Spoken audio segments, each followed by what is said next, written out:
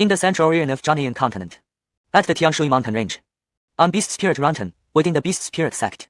Before retiring, magnificent building, the annual contracting ceremony was in full swing. A white-bearded elder wagoner of CLH raised to the top a cringe back, floating gracefully. Mankind is weak, and all things are in decline. Fortunately, we have been blessed by the gods who bestowed upon us the method of contracting, harnessing the power of beasts to strengthen their race. The elder spoke clearly, his voice resounding without any amplification, reaching the ears of every disciple below. This was the 50th time Rico had heard the Guido's eloquent opening speech. The contracting ceremony occurred once a year, open to all miscellaneous disciples of the Beast Spirit Sect. If one successfully contracted a spirit beast during this event, they could become a contract apprentice and gain eligibility to join the Outer Sect as an Outer Sect disciple. As the Guido droned on, Rico found himself lost in memories. At the tender age of 3, a group of elegantly dressed beastmasters slaughtered everyone in his family. Before his eyes, his father's head was chopped off, hot blood splattering across his young face. His father's severed head rolled to Rico's feet, its eyes swearing at him with resentment. To save him, his mother was devoured by an enemy's beast, yet even in her dying moments, she struggled fiercely to hold on to the beast, giving Rico precious seconds to escape. That massacre left only a severely injured and unconscious Rico alive. He was later found by the Yuan family, stern and brought to the Yuan zone, becoming a servant to the Yuan family for Valma. 5 years ago, when the Yuan family's firm came to study at the Beast Spirit Sect, Rico saw an opportunity and volunteered to come here as a servant. Officially, it was to assist the firm, but in truth, Rico learned to seize this chance to learn at the Beast Spirit Sect. In this world, only by becoming a Beastmaster would he have the chance to avenge his parents.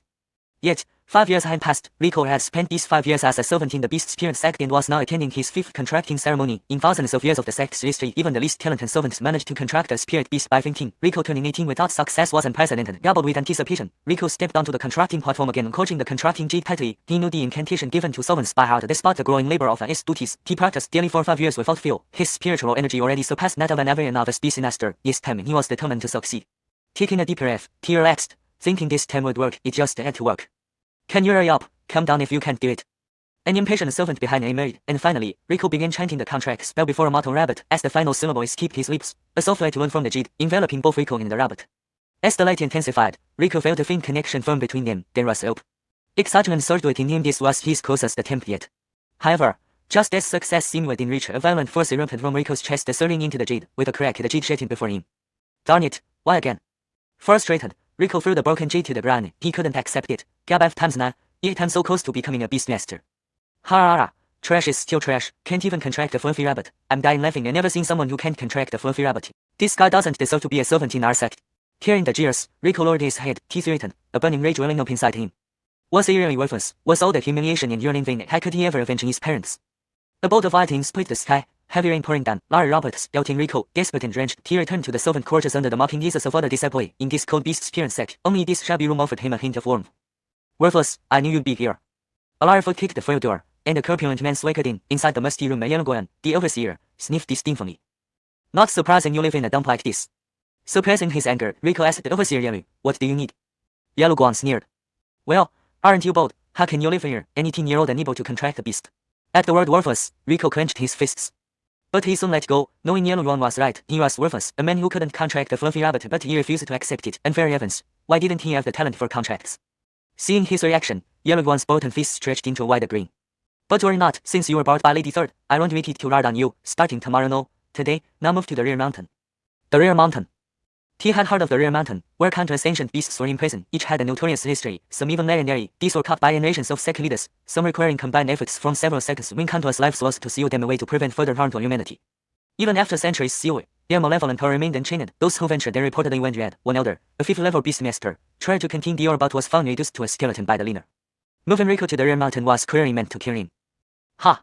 Never thought a loyal servant would have people wanting him yet. Gaban, I'll go. Rico no leaving the sect would mean no more chances for revenge. Nearing his eyesight Xuanhuan, he vowed silently, if I survive, I will make you pay. Satisfied, Xuanhuan left, pleased at disposing of this trouble without lifting a finger. Afterward, Rico packed and prepared to move to the rear mountain. Before leaving, he cleaned the room and fixed the door, then departed. Upon reaching the rear mountain, a chill ran down his spine. This place was dreary. The last rear mountain showed no signs of life, only desolate, dead vegetation as if hit by a catastrophe. Through the curtain of rain, a clear and mournful voice echoed from unknown places. Swallowing hard, Rico mustered his courage and ventured deeper. Soon, he spotted a decrepit hut. Its state was uncertain, but it appeared yet structurally intact. Rico pulled open the door and was astonished to find that everything inside the hut was drastically different from the outside. The interior was remarkably clean and tidy, with neatly arranged furniture and a spotless floor, as if someone had just cleaned it. Is anyone here? Rico stood outside the door and called out. After a long hour, no one responded. It was getting dark, and after hesitating for a moment, Rico stepped into the hut. Once inside, Rico realized that not only was it tidy, but it could even be described as luxurious. Everywhere he looked, there were shimmering pearls, fine silks, and rich brocades, as if he had walked into the chamber of a wealthy viola. Moreover, on the table were various delectable dishes that made in smoked water, savory roasted chicken, and pork paratas, and all kinds of colorful and fried fruits. Starving, Rico stared at the food, his mouth watering. He hesitated for a long time, but his reason ultimately overcame his anger. This place was too eerie, so he took it half a plain steamy bun from his bag and started munching on it. After finishing the bun, a wave of drowsiness washed over him, not daring to lie down on the rain bed wrapped in silk. Rico found the corner where he could dwindle for the night. In a daze, he saw a woman clad in red gauze, her figure graceful and enticing, beckoning to him. The woman knelt half sitting on the bed, her jade-like body partially revealed through the white gauze, her delicate hand gently barred aside the fabric, exposing her smooth, round shoulders. Her beauty, veiled yet tantalizing, stunned Rico's eye like a lute player who hides behind an instrument, revealing only hints of her elegance. The woman beckoned him with a finger, and before he knew it, his legs moved involuntarily toward her. As he approached, he saw that the woman was breathtakingly beautiful, as if she had stolen the beauty of the heavens. No fire in the world could match her allure, no bird her grace. Especially a charm so potent that it seemed to capture one's soul, making them willing to die for her. She reached out and tenderly caressed his face, her plush red lips parted slightly, silent yet whispering the sweetest words. Her lips gently touched his forehead, his nose, and finally his own lips. Rico felt a whirlwind of sensations, as if his very spirit was floating away. Suddenly, a familiar surge of violent force erupted from his chest.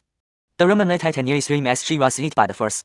It felt like a bucket of cold water had been poured over him, instantly snapping him back to reality. Where were the silks, the treasures, the delicious food? All that remained was a dilapidated, dusty hut.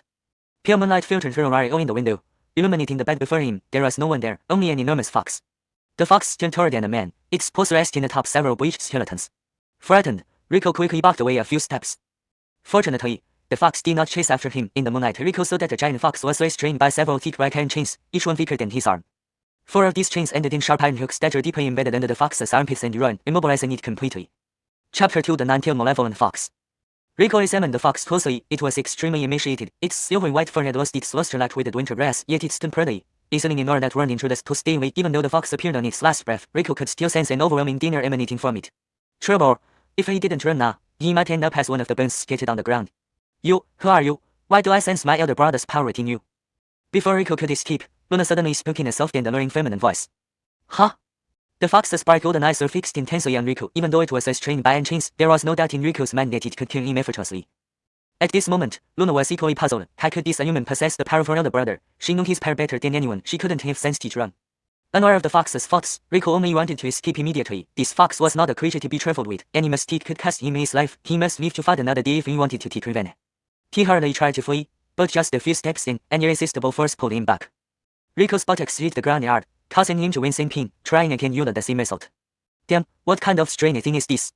Rubbing his bruised bottom, Rico grimaced. The large fox let out a mocking laugh at his comical efforts. Hey, fool rover, don't waste your strength. This series was set up by God and the experts of the other 4 major forces to imprison me. Once you enter, you can leave, not even I can break free. Seeing the airy white bones scattered around the fox's feet, sorrow welled up in Rico. If what she said was true, he would likely join those so soon. God, could it be God, the saint messenger? He lived 1,000 years ago. Who exactly are you, or should I say, what are you? How come modern youngsters don't recognize me anymore? Time truly years old, the large fox sighed deeply. Back then, me and my 6 siblings acted against fate to reverse our entire beast race's fortunes, challenging humanity with our combined powers. It was a magnificent endeavor. Her head lifted high, her eyes gazed into the distance as if reminiscing about glorious times. After a while, she lowered her head and sighed again. But alas, the heavens favored humanity, declaring them rulers of this world. No matter how powerful we were, we couldn't match the destined champions of the human race. In the final battle, the earth tore apart, mountains crumbled, the rivers changed course, and waves rose to the sky. The 7 major powers reduced us to 5, and even those 5 barely survived, never regaining their former glory. Our race finally got a chance to catch its breath. Some humans gave us a nickname, the sinful beasts. But in that battle, my elder brother and third sister perished on the spot. The rest of my siblings suffered near fatal wounds and vanished. I was ambushed by Kurt and others, sealing me here. Pausing for a moment, the fox's golden eyes turned to Rico and asked, Boy, do you think what we did was right or wrong? Rico thought for a moment before answering. In this world, there's no absolute right or wrong, just the survival. It's all a matter of perspective. From the beast's viewpoint, you were justified. But from humanity's, you were weakened. Everything depends on definitions. People eat pigs and sheep without guilt, but in their eyes, aren't people evil? Justice and evil are merely excuses for actions. Hearing this, the fox was silent for a while before bursting into laughter.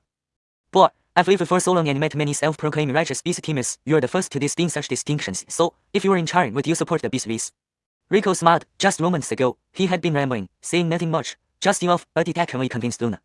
He stood calmly, his old impaired belly riding his dignified pride as he looked out the window. The world knows no right or wrong. Just a survival such concept is only kind of minor. My actions will follow my heart. I repeat release, and everything has a cause and effect. If someone wrongs me, I'll wrong them too. If they want to kill me, I'll kill them. The fox was momentarily stunned by Rico's bold words. This small, non-timid rover had such resolve. The world knows no right or wrong, just a survival. The fox murmured these words, repeating them twice. For years, she had agonized over whether her past actions were right or wrong. Their resistance against human oppression caused mass suffering on both sides, tormenting her soul. Today, talking with Rico cleared her mind, banishing the inner demon that had haunted her. For the first time since being sealed, she felt a rare sense of peace. Boar, thank you for clearing my heart. As gratitude, I shall eat you. The fox opened her mouth, emitting a terrifying suction forcing to pour Rico into her belly. Damn, how can you repay kindness with treachery? The world knows no right or wrong, just as evil I act according to my heart's desire. Rico hadn't expected the fox to apply his own word right away. Though I don't know why you possess my elder brother's power, eating you will absorb it, allowing me to break this seal. As Rico was about to be sucked into the fox's belly, he grabbed a nearby and chained out that to his surprise, this thing was furred from an abyssal steel club, designed to continuously lure the fox's malevolent energy into the earth, preventing her escape. This chain bound to the seal ray was so powerful that even a legendary ancient beast like her couldn't resist. If Rico touched it, he would likely turn into a desiccated corpse in an instant. Unexpectedly, instead of turning into a dried-up corpse, the fox's spirit energy began flowing into Rico's body. Boar, what did you do? Let go. We'll both die if this continues. If I let go, I die. If I hold on, at least you'll join me in death. Rico knew if he released the chain, the fox would devour him. Boar, let go. I'll agree to be your team beast. The fox's voice sent shivers down Rico's spine, nearly causing him to drop the chain. Fortunately, Rico snapped back to reality and quickly wrapped the chain around his waist. As the spirit energy flowed faster, the already emaciating fox visibly withered further. In a short while, it collapsed onto the bed, unable even to produce a sound. The fox closed her eyes weakly, feeling her spirit energy and life force slip away, waiting for death in despair and defiance. Chapter 3 in the Covenant Beast. However, what the two did not expect was that after circling within Rico's body, the spirit power of Luna Echo returned to the fox's body, carrying with it the furious and violent force inside Rico. Rocking his being depleted of strength, Rico fell weakly to his knees. He looked despairingly as the mysterious force inside him flowed along the iron chain back into Luna's body. Ha ha ha, it's brother's power. Boy, it seems brother favors me more. Ouch, what? Before it finished speaking, the violent force began moving uncontrollably within Luna's body, causing it to groan in pain. The violent force traveled along Luna's meridians, widening them forcefully as it went. Wherever it passed, Luna's meridians burst open. How could this happen? I can't control brother's power. The painful entire meridians and the comfort from the energy filling up its brain simultaneously assaulted its mind, almost rendering it unconscious. That surging energy didn't stop within its meridians, it continued on, filling its exhausted Beast Spirit Net. The Beast Spirit Net is the source of all Beastmaster energy. Originally, Luna's Beast Spirit Net had already dried up and died, almost losing its ability to produce spirit power, but this unknown force not only reactivated Luna's Beast Spirit Net but also expanded the once life-sized spirit space into a vast ocean. Unreduced, the force then soared towards Luna's emaciating body. Yoke balloon, Luna's body visibly inflated rapidly, its skin stretching to the brink of bursting with even the slightest touch. Boba, I don't want this power anymore, give it back. The large fox's features were squished together as it struggled to speak. Hey, too late to regret now. Weakly, Rico managed to untangle the iron chain around him. You stole this from me, and now you want to give it back, not so easy. Boy, you're jamming both of us, my power will explode soon, not just you but the entire Beast Spirit Sect will be blown to bits. Rico's eyebrows twitched, but he wasn't scared by Luna's words. Instead, he crossed his arms and looked down at Luna.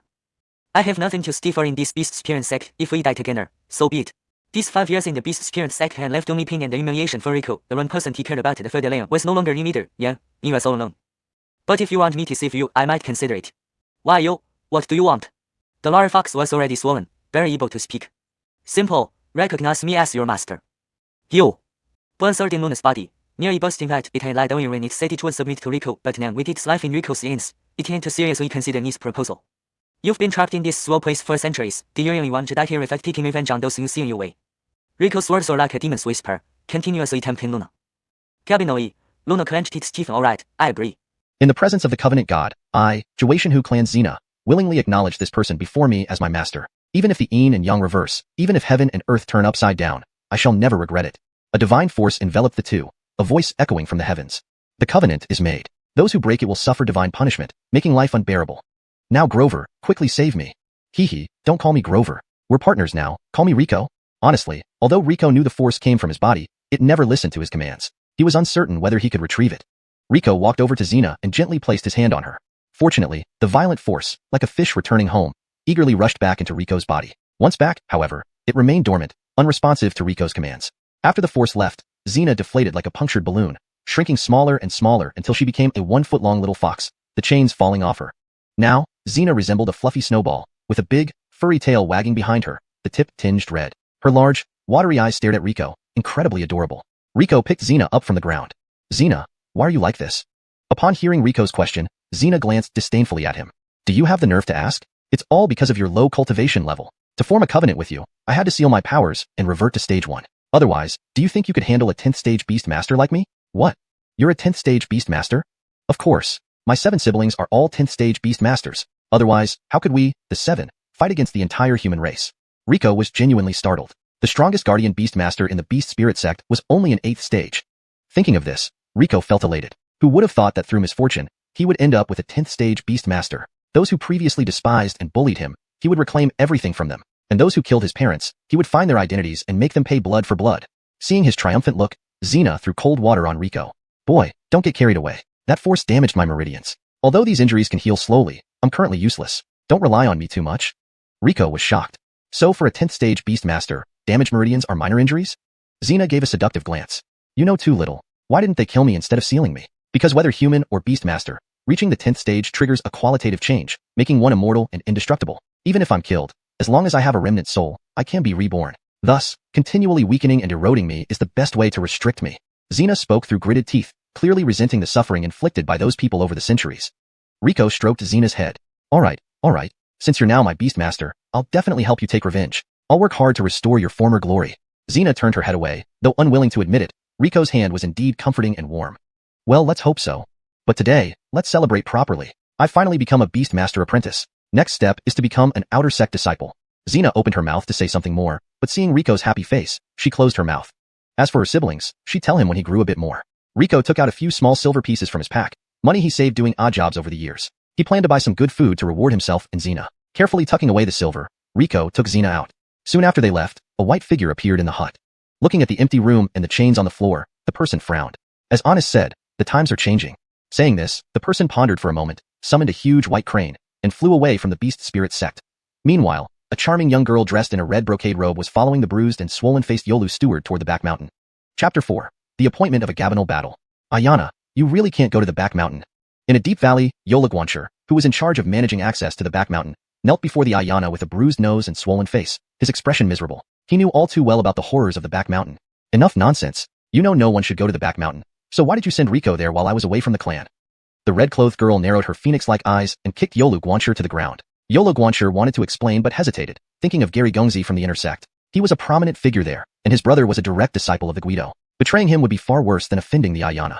Today, you must go whether you want to or not. If Riko is fine, I might let you off easy. If anything happens to him, I'll carve your fat body into pieces and feed you to dogs. Hearing this, Yolu shivered, his fatty body quivering. How did she find out about what he did to Riko? Although Riko was just a servant disciple, he had been brought by the Ayana, who was notorious for protecting her people. How unlucky could he be, caught between two powerful figures, making it impossible for him to choose sides. Just as they arrived at the edge of the back mountain, a tall, handsome Blaine waited ahead. Dressed in white, holding a fan, with a red-beaked white bird perched on his shoulder, he greeted them warmly. Isn't this Michaela? What a coincidence to meet you here. He smiled handsomely, a smile that had charmed many female disciples in the Beast Spirit Sect, but the Ayana wasn't impressed. She placed a hand on her hip and pointed at him, saying angrily, Alastair, don't call me Michaela like we're close. Don't think too highly of yourself. Seeing the Ayana upset, Alastair quickly bowed and apologized. My apologies, Ayana. This subordinate overstepped. Though he said this, his eyes flashed with malice, secretly thinking, you little witch, wait until I have you under my control, then I'll really make you pay. Nonetheless, he remained courteous. Ayana, beyond here is the back mountain, a forbidden and dangerous area. Please allow me to accompany you. Iris snorted coldly. Humph, Alastair, don't think I don't know this was your doing. If anything happens to Riko, I'll roast you like barbecued meat. A flash of displeasure crossed Alastair's face, but he maintained a patient demeanor, speaking softly. Ayana, isn't Riko just a servant disciple who can't even contract with a fluffy rabbit? My elder brother is a direct disciple of the Guido. Just say the word, and I'll deliver more servants to your mansion, 10, even 100 if you wish. Iris glared at him, a streak of red fire brushing past Alastair's face. He quickly turned his head to avoid it, but still felt the burning sensation. A pungent smell of burnt hair filled the air. His sideburns were singed off. If I hear another word against my people, it won't be just your hair next time. Iris warned sternly and turned away, walking towards the back mountain without looking back. After a few years, how was he doing now? Despite his fear of Iris's spiritual flames, Alastair stubbornly followed her like a piece of dogwood ointment. His eyes gleamed maliciously as he thought. Just because you look good, you dare look down on me, Alastair? If your master wasn't the second Emil, I'd deal with you right here and now. Having been pampered since childhood, and with his brother backing him up in the Beast Spirit Sect, Iris was the first woman he couldn't win over. Just as they took a few steps, they ran into Riko coming out of the back mountain. Seeing Riko unharmed, Iris felt relieved, a faint smile gracing her lips, her steps unconsciously quickening. Alastair noticed everything. Clenching his teeth, he stared fiercely at Riko approaching them. This useless servant didn't die in the back mountain. I will kill him sooner or later. Third Everly, why are you here? Riko looked at the girl in front of him, surprised. He hadn't told Iris he had moved to the back mountain. Seeing the swollen face of the manager beside her, he knew she had been helping him again. A warm current surged through Rico's heart. This girl was one of the few who genuinely cared for him. There's nothing much. I heard you changed residence, so I dropped by to check on you. Although deeply concerned, Iris wouldn't openly admit it. Only one path led to the back mountain, which made it obvious it wasn't coincidental. Rico knew her personality all too well, sharp-tongued yet kind-hearted. Seeing Rico in tattered clothes, Iris frowned, realizing he must have faced bullying while she was away. But Rico seemed unperturbed, smiling and saying, "Thank you, Third Everly. I was just heading to the town to buy some things. Would you like to come along?" Iris was about to agree when an unpleasant voice interrupted her. Where did this stray dog come from? Useless and disrespectful. Who asked a servant to invite his master to shop? I'll teach you some manners today. Enraged by their friendly interaction, Alastair lashed out suddenly, striking Rico across the face with his fan. The thin and frail Rico was knocked to the ground, hitting his head hard and bleeding profusely from his forehead, his cheek visibly swollen. Seeing Rico's battered state, Alastair laughed triumphantly. "Alastair, how dare you touch my people?" Iris's eyes blazed furiously, her fists clenched tightly. Gabbery crimson flames burned around her, forming the shape of a phoenix above her head. This is the Crimson Flame Phoenix. The legend is true. The Ayana has a divine beast protecting her. Yola Guancher fell to the ground in shock, his mouth agape. Alastair broke into a cold sweat, having heard tales of Iris's Crimson Flame Phoenix. It was said that early in his conquests, Iris's father, General Yoel Suong of the Northern Garrison, saved a fledgling phoenix, which offered its blood essence to protect him. With the aid of the Crimson Flame Phoenix, Yoel Suong became unbeatable, successfully defending the northern frontier despite 3 nations attacking simultaneously. Not only that, but he led a counterattack with only 1,000 troops, driving back millions of enemy forces. Thus, the title, General of the Northern Garrison, spread across the Dongyun Continent. It was surprising that the general gave this divine beast to Iris, showing his immense affection for his third daughter. Phoenix blood essence? Interesting. I wonder whose offspring owes this girl a favor. Christy murmured in Rico's arms. Michaela, don't get angry. I was just disciplining your unruly servant. There's no need to be so upset, right? Alastair forced a smile, trying to defuse the situation. However, this only angered Iris further, and she was about to strike. Third Everly, please calm down. Rico got up, grabbing Iris's wrist. Don't sully your hands with such filth. Alastair glared at Rico and shouted. What do you mean by that? Rico stared coldly at Alastair, his eyes revealing no emotion. Though dressed in tattered clothes, the proud aura around him was undeniably genuine. Seeing how Yoel Guancher glanced at Alastair, Rico knew immediately that it was Alastair who had orchestrated the attack on him through Yoel Guancher. Whether for himself or for Iris, he could not let Alastair off the hook. He spoke slowly and clearly. Alastair, I challenge you to a battle to the death. Alastair froze for a moment before bursting into laughter. Haha, a battle to the death? With me? Just you? A worthless nobody who can't even contract with a fluffy rabbit? Do you even qualify? Iris also tugged at Rico's sleeve discreetly, frowning as she whispered to him. What are you doing? Alastair might have relied on his elder brother to enter the inner sect, but he is indeed a legitimate second-rank beast honest. Don't be reckless. Rico turned back and gave Iris a reassuring smile. Don't worry, I have a plan. Alastair, are you afraid of a waste like me? Rico narrowed his eyes, speaking disdainfully to Alastair. Upon hearing this, Alastair knew it was a provocation, but how could he, a prominent inner sect disciple, tolerate being looked down upon by a servant? So, gritting his teeth, he growled. Since you're asking for death, don't blame me for being rude. I accept your challenge. A sly smile appeared on the corner of Rico's lips. Excellent. Please, Third Everly and Manager Yoel, be our witnesses. 3 days from now, I, Rico, will be waiting for you on the arena for a battle to the death. Chapter 5. Laverneving the Mountain. Alastair angrily left with the steward Yolu. Iris, extending her delicate fingers, pinched Rico's ear fiercely. Ouch, Everly Third, gently, gently, my ear, it's going to fall off. What nonsense are you making up? A life or death duel? You aren't even a beginner apprentice yet, and you're going for a level 2 Beastmaster in a life or death duel. Do you have a death wish? Iris, enraged by Rico's rashness, had her face flushed red.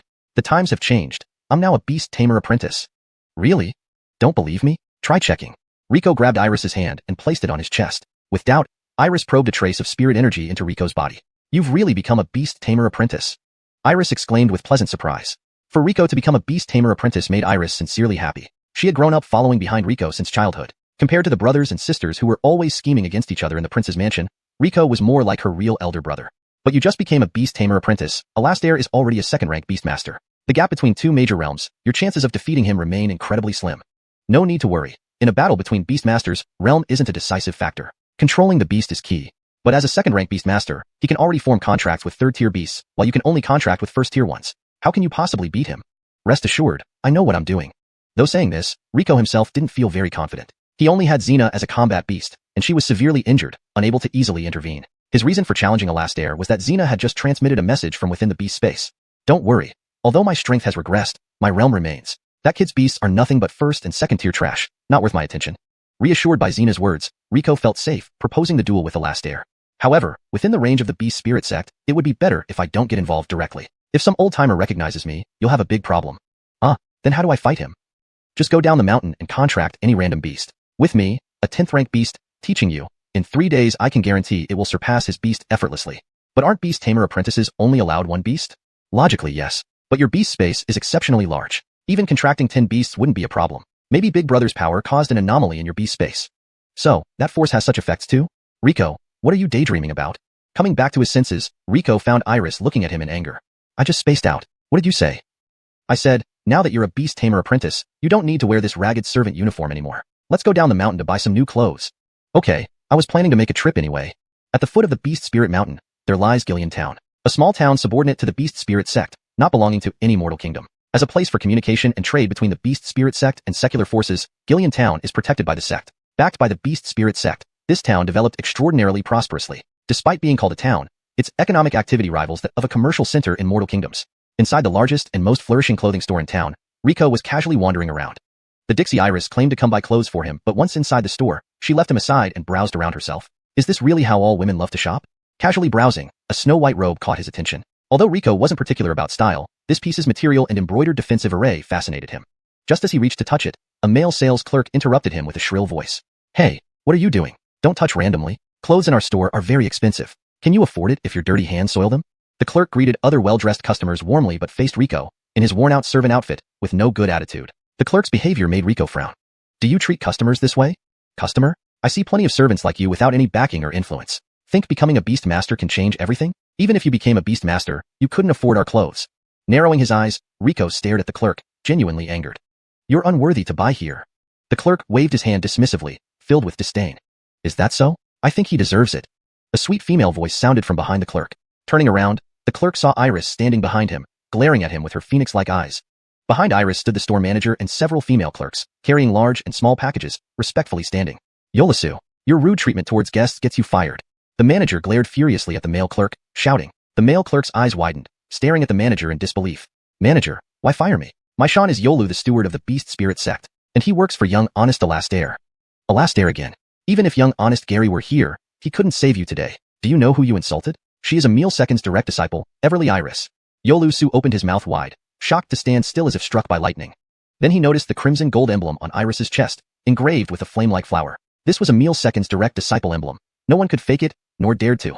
Yolu regretted it bitterly. How could he imagine the prestigious direct disciple of Emil II would speak up for this small servant? He regretted judging people by their appearance. However, it was too late now. He had crossed someone he shouldn't have. This incident would soon spread throughout Dongyun Town, leaving him with nowhere to hide. Bring him outside. The manager signaled, and 2 muscular guards lifted Yolu from the ground and threw him out. Apologies indeed, Everly Yoel. Blame me for poor management leading to our staff offending both of you. All items you choose today will be yours free of charge as compensation. You don't need to apologize to me. He offended another person. Understanding Iris's meaning, the manager walked to Rico, deeply bowing. My apologies for your bad experience, sir. Please accept this robe if you don't mind. The manager packed the white robe Rico liked and handed it over.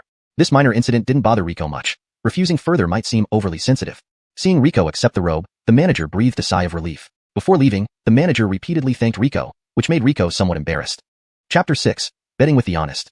As the saying goes, one's appearance is made by attire. In his white robe, Rico exuded a charming and youthful vibe. Many beauties on the street couldn't help but give him second glances. Alia, I'm going to buy an imperial beast. Would you like to come along? Sure, it's been a long time since we last gambled on eggs. It's just the right time to try my luck. Iris had studied at Xuanhuan sect for several years under the third Emil. Her favorite pastime there was gambling on eggs.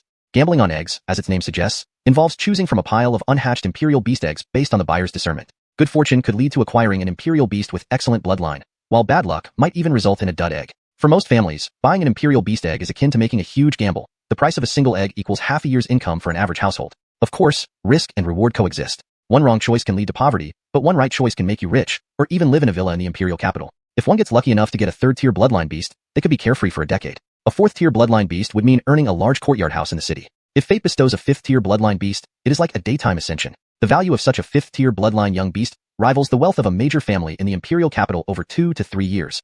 As for above fifth tier, the probability is so low it can be disregarded.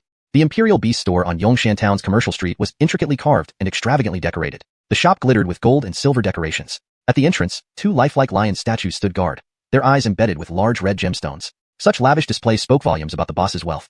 Welcome. Are you here to buy a beast, or to gamble on eggs? Rico and Iris had just reached the shop when the clerk inside greeted them enthusiastically. We'll browse on our own first. Of course. Just call me if you need anything. The ground floor mainly sold imperial beasts, while the second floor was designated for egg gambling. Rico took a look around the first floor. Most of the beasts were showpieces with little practical use. Though there were a few good ones, they were already fully grown and lacked potential for growth. It seems we have to go gamble on eggs. A clerk guided them to 2 long rows of shelves filled with variously sized and colored imperial beast eggs. Rico gave them a quick glance. There were easily 200 to 300 different types. Even an experienced beast tamer would find it hard to differentiate each type accurately, let alone determine the bloodline before hatching. It was purely a matter of luck for most people. Rico gently touched one of the eggs, which felt smooth and hard like polished jade. He looked at a few more eggs, finding little difference other than color and size. Just as he decided to pick one randomly, Christie's sweet voice echoed in his mind. Boy, do you see that blue egg on the second shelf to your right? Rico lifted his head to see the egg she mentioned. A palm-sized, dull gray-blue egg that appeared unremarkable. Get it? This little one is at least a 5th-tier bloodline. Rico felt a flutter of excitement. Gabith-tier bloodline. This was a priceless treasure. With a 5th-tier bloodline beast, even a mediocre beast tamer could train it to become powerful. Without hesitation, Rico picked up the egg. If I were you, Blaine, I wouldn't choose this one. An elderly, bent-over man with white hair and beard appeared beside him unexpectedly. Look, it's Honest Lewis. It really is Honest Lewis. He's a famous egg appraiser on the continent, known for his accuracy. Heaven, can Honest Lewis pick an egg for me? I'll offer a second-rank Beast Spirit Annette. Beast Spirit Annettes are rare and help an imperial beast grow. Among 1,000 second-rank beasts, only one might produce a second-rank Beast Spirit Annette. However, nearby people sneered. Don't embarrass yourself. A single glance from Honest Lewis would cost you all your fortune. A measly second-rank Beast Spirit Annette means nothing. Honest Lewis stroked his beard, enjoying the admiration of the crowd. This is a blue-eye sparrow egg. Blue-eye sparrows are at most second-tier level 6 beasts. Furthermore, this egg lacks luster and appears dull, likely a dud. Young man, don't waste money on this egg. With confidence, Lewis advised Rico. Thank you for your advice, Honest, but this egg and I share a special bond, and I will not abandon it. Rico remained composed, unwavering by Lewis's status. He trusted Christie's judgment. Lewis shook his head at Rico's reply. Young man, do you understand how crucial an imperial beast is for a beast tamer's cultivation? A good imperial beast enhances mutual growth, while a poor one hinders progress. As a beginner, you should cherish cultivation resources. Choosing this blue-eye sparrow may ruin your future. This Grover is so disrespectful. A mere apprentice ignores Honest Lewis's good advice. Not listening to the master leads to immediate losses. Thank you, Honest, for your teachings, but this egg isn't a blue-eye sparrow, nor will it ruin my future. Rico's words startled everyone present. What a presumptuous youth, daring to question Honest's judgment. Who does he think he is? A Blaine shouldn't be so arrogant. Lewis frowned deeply. Boy, I've appraised more eggs than the rice you've eaten in your lifetime. Are you saying I made a mistake? I didn't say that, but the fact remains. Rico remained calm despite the crowd's skepticism. His attitude infuriated Lewis, whose whiskers trembled with anger. He roared loudly. Boy, dare you bet with me? I stake my life's reputation on this egg. Rico curled his lips slightly. Honest Lewis, this might not be a wise decision. Given your years of expertise, any mistake could harm your reputation. Lewis gritted his teeth. Boy, do you dare or not? I have no fear. However, without stakes, it's meaningless. How about this? Choose the best egg from the shop, and we guess each other's selections. The winner keeps both beasts, and the loser pays for the eggs. What do you say? Humph, I have no problem with that, but you'll regret it. Rico couldn't help smiling. This old guy finally bit. So be it. Lewis stormed toward the shelves, determined to teach this disrespectful Grover a lesson. Reaching the shelves, he took out a pearl and monocle, examining every egg meticulously as if participating in a contest again. After a long wait during which Rico yawned in boredom, Lewis returned, his eyes red from intense scrutiny. He held a large orange-red egg. Boy, as an elder, today you will learn there's always someone better, beyond what you know.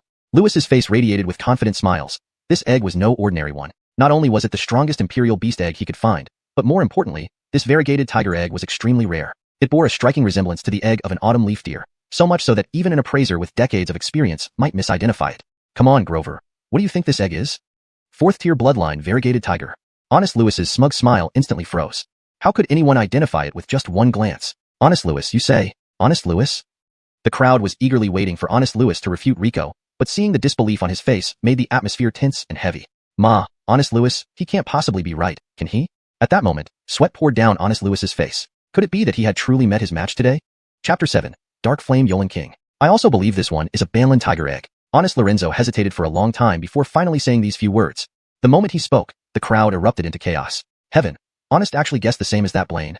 That guy must have been guessing. I don't believe he could tell the type of beast just by a glance. Cheating. He must have cheated.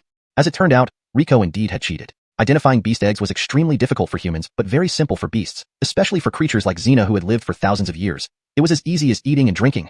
Honest Lorenzo, I've guessed yours. Should I let you take another look at mine? Rico held up the gray-blue beast egg and offered it to Honest Lorenzo. Well, let me examine it again carefully. Initially confident in his judgment, Honest Lorenzo now doubted himself after seeing Rico identify the Banlan Tiger egg from afar. Taking the egg, Honest Lorenzo took out his monocle and pearl, shining the light over it and scrutinizing it meticulously. Though somewhat dim, it clearly resembled an ice blue sparrow's egg no matter how he looked at it. After repeated confirmation, Honest Lorenzo regained his confidence. This is definitely an ice blue sparrow's egg, and a low-quality one too, definitely first-grade bloodline garbage.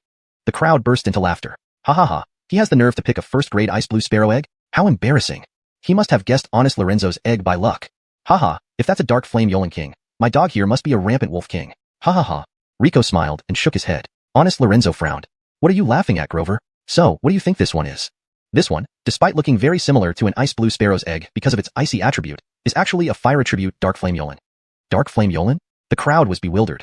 None of them had heard of such a beast. But just because they hadn't heard of it didn't mean Honest Lorenzo hadn't. At the mention of dark flame Yolan, Honest Lorenzo's expression changed. Holding the egg, Rico explained calmly. Dark flame Yolans come from the wilderness grasslands in the western continent. They are rare, with adult dark flame Yolans being at least mid-5th grade beasts. The dark flame Yolan king can even reach high 6th grade. One characteristic of dark flame Yolans is that their eggs are very similar to ice blue sparrows, but slightly darker in color. Honest Lorenzo took over, his face darkening. He knew about dark flame Yolans but had never seen one in real life. Boy, do you really think this egg is something as rare as a dark flame Yolan? It's not just a dark flame Yolan's egg. It's a 6th grade bloodline dark flame Yolan king's egg. Rico's calm tone caused a stir in the shop. Dark flame Yolan king? 6th grade bloodline? Is he dreaming? Boy, be practical and don't fantasize about things impossible. Haha, if that's a dark flame Yolan king, my dog here must be a rampant wolf king. Ha ha ha. Ignoring the mockery, Rico turned and handed both beast eggs to the store attendant. Please hatch these 2 beast eggs. Sure. The attendant placed the eggs on a large magical array behind the counter, which contained numerous beast spirit nets. In the wild, beast eggs would hatch through absorbing their parents' spirit energy, and this array could achieve the same effect. Gabberst, the orange-red egg chosen by Honest Lorenzo, was placed in the center of the array. The beast spirit nets lit up one by one, and within moments, half of them glowed intensely, enveloping the egg in dense spirit energy. Look, the shell is cracking. Green light. 4th grade bloodline. Indeed, it's a 4th grade bloodline Banlan tiger. A green light flashed, and a small, clumsy tiger cub squatted in the center of the array. Both had guessed correctly. It was a Banlan tiger cub. Now, hurry up and let us see your dark flame Yolan king. The spectators urged the attendant. The outcome of their contest depended on Rico's chosen egg. The attendant leisurely placed the gray-blue egg into the array. Unlike before, all the beast spirit nets lit up completely and even trembled, creating a storm of spirit energy several times denser than before. What's happening? I've never seen this before. Honest Lorenzo watched the faintly glowing egg in the array with a heavy heart. After a long pause, he sighed. Perhaps he really was getting old? The gray-blue egg absorbed the surrounding spirit energy voraciously like a bottomless pit. Gabbinally, a tiny crack appeared on its surface. Here it comes. Suddenly, the beast spirit nets began to explode one by one, turning into powder. The spirit energy vortex gradually calmed down, and the gray-blue egg stopped hatching. The attendant, having never encountered this situation, was momentarily at a loss. The spirit energy is insufficient. Quickly replace these pearls, or the dark flame Yolan king will die.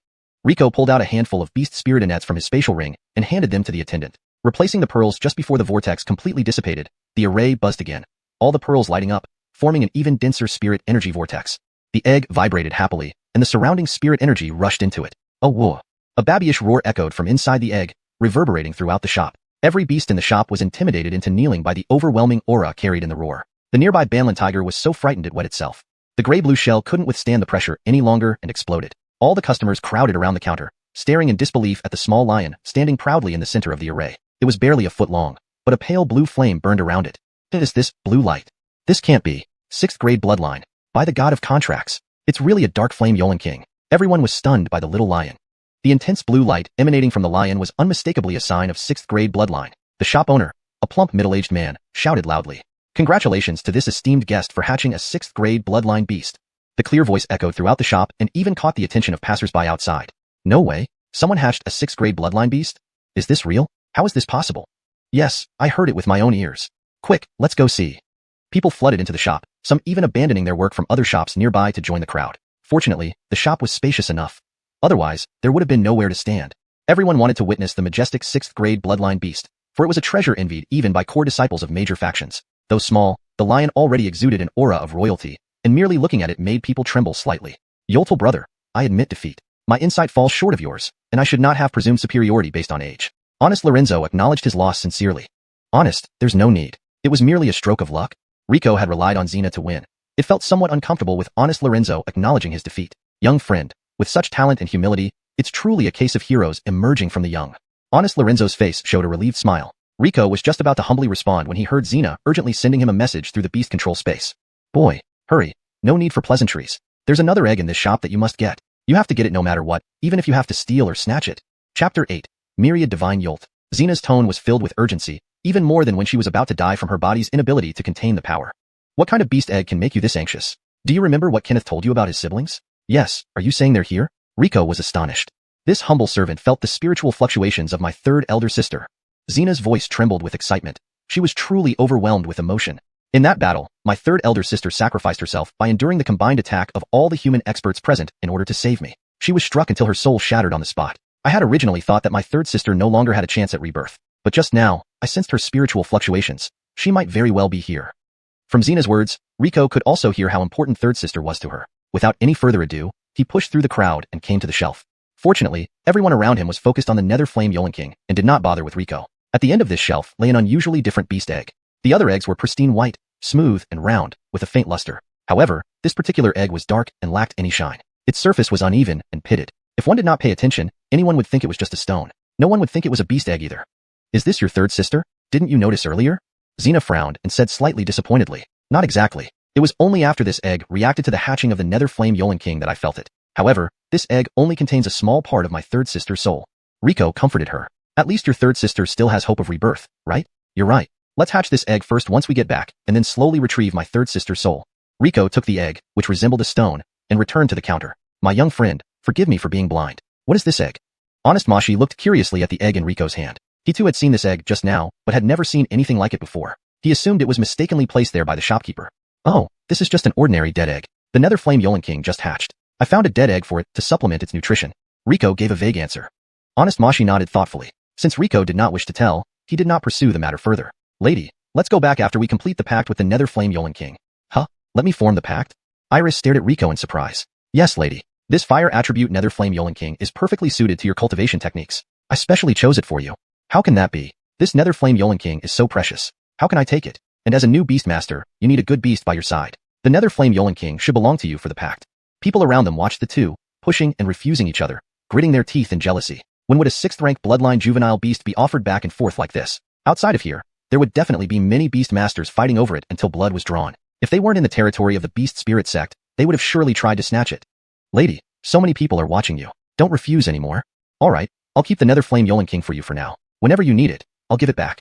Iris felt warmth flood her heart. Someone who genuinely thought for her like Rico could probably only be found in her teacher or him. She slashed her finger, dripping a drop of blood onto the little lion's forehead. Iris chanted a spell, knowing that experienced Beastmasters generally didn't use Contract Jade, but instead directly formed a pact with their beast. This allowed for a better connection and wouldn't risk the Contract Jade being stolen. Soon, a warm divine light descended from the sky, establishing a subtle connection between them. Amidst envious glances, they returned to the sect. Upon returning, Rico made up an excuse and hurried back to the rear mountain. That's enough, don't nag me anymore. I've already come back as quickly as possible. Rico could no longer tolerate Xena's relentless urging in his mind.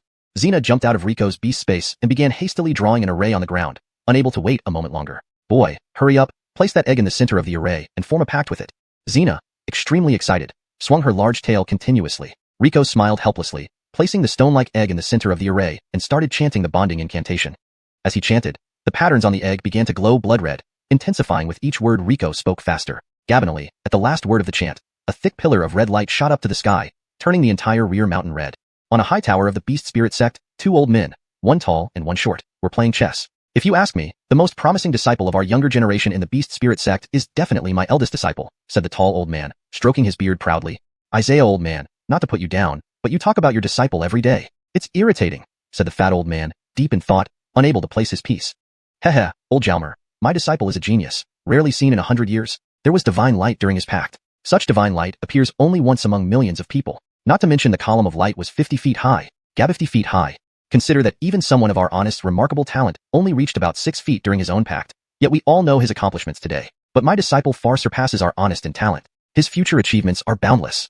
Speaking of this disciple, Isaiah old man couldn't stop, his face smiling like a chrysanthemum. When he received this disciple, Isaiah old man would brag to everyone, hoping no one would overlook him. Yeah, whatever you say, said old Jalmer, feeling irritated. Among the 5 of them, everyone except him had a great disciple. Especially Isaiah Old Man and Emil Darby, who were out on missions. One's disciple had a 50-foot divine light, while another had protection from the divine phoenix. This left old Jalmer incredibly envious, but he was stubborn and refused to accept disciples whose talents did not match these two.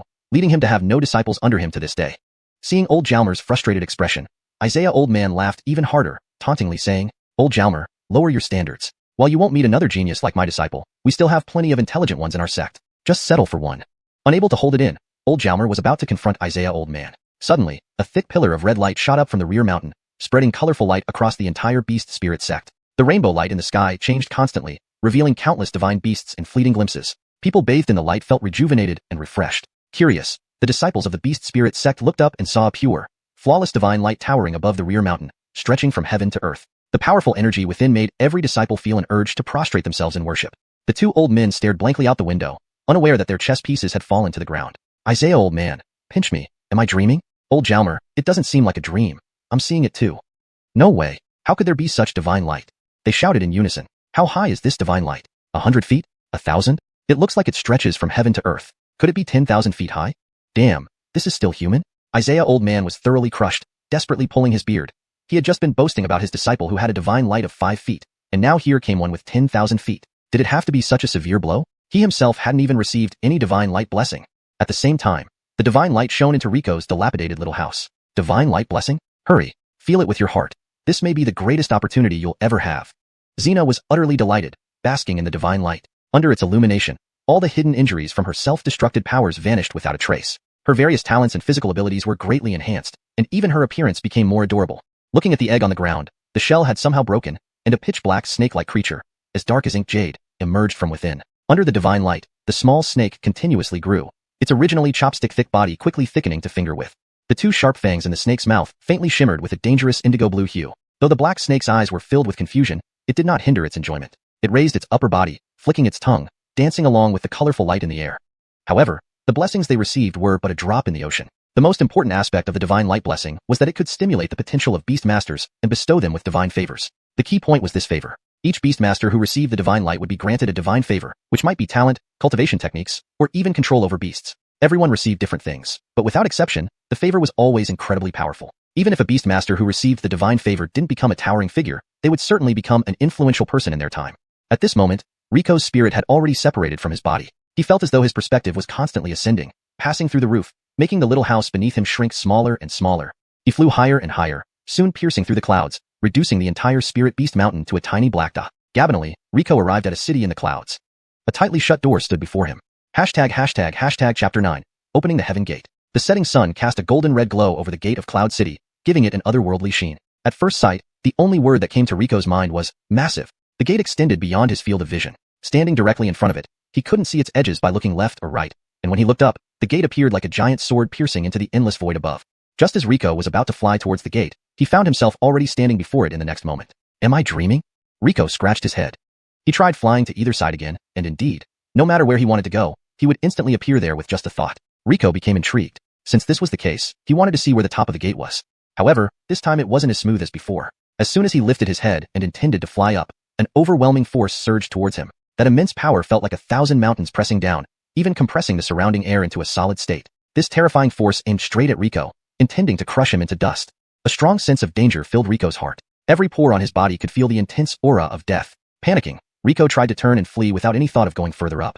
As soon as his intention to ascend disappeared, so did that horrifying force, as if everything that had happened was just an illusion. So, it's preventing me from climbing over it? Still catching his breath from the shock, Rico recalled the near-death experience vividly. Cold sweat soaked through his robe. After a long while, having calmed down, Rico returned to the center of the gate.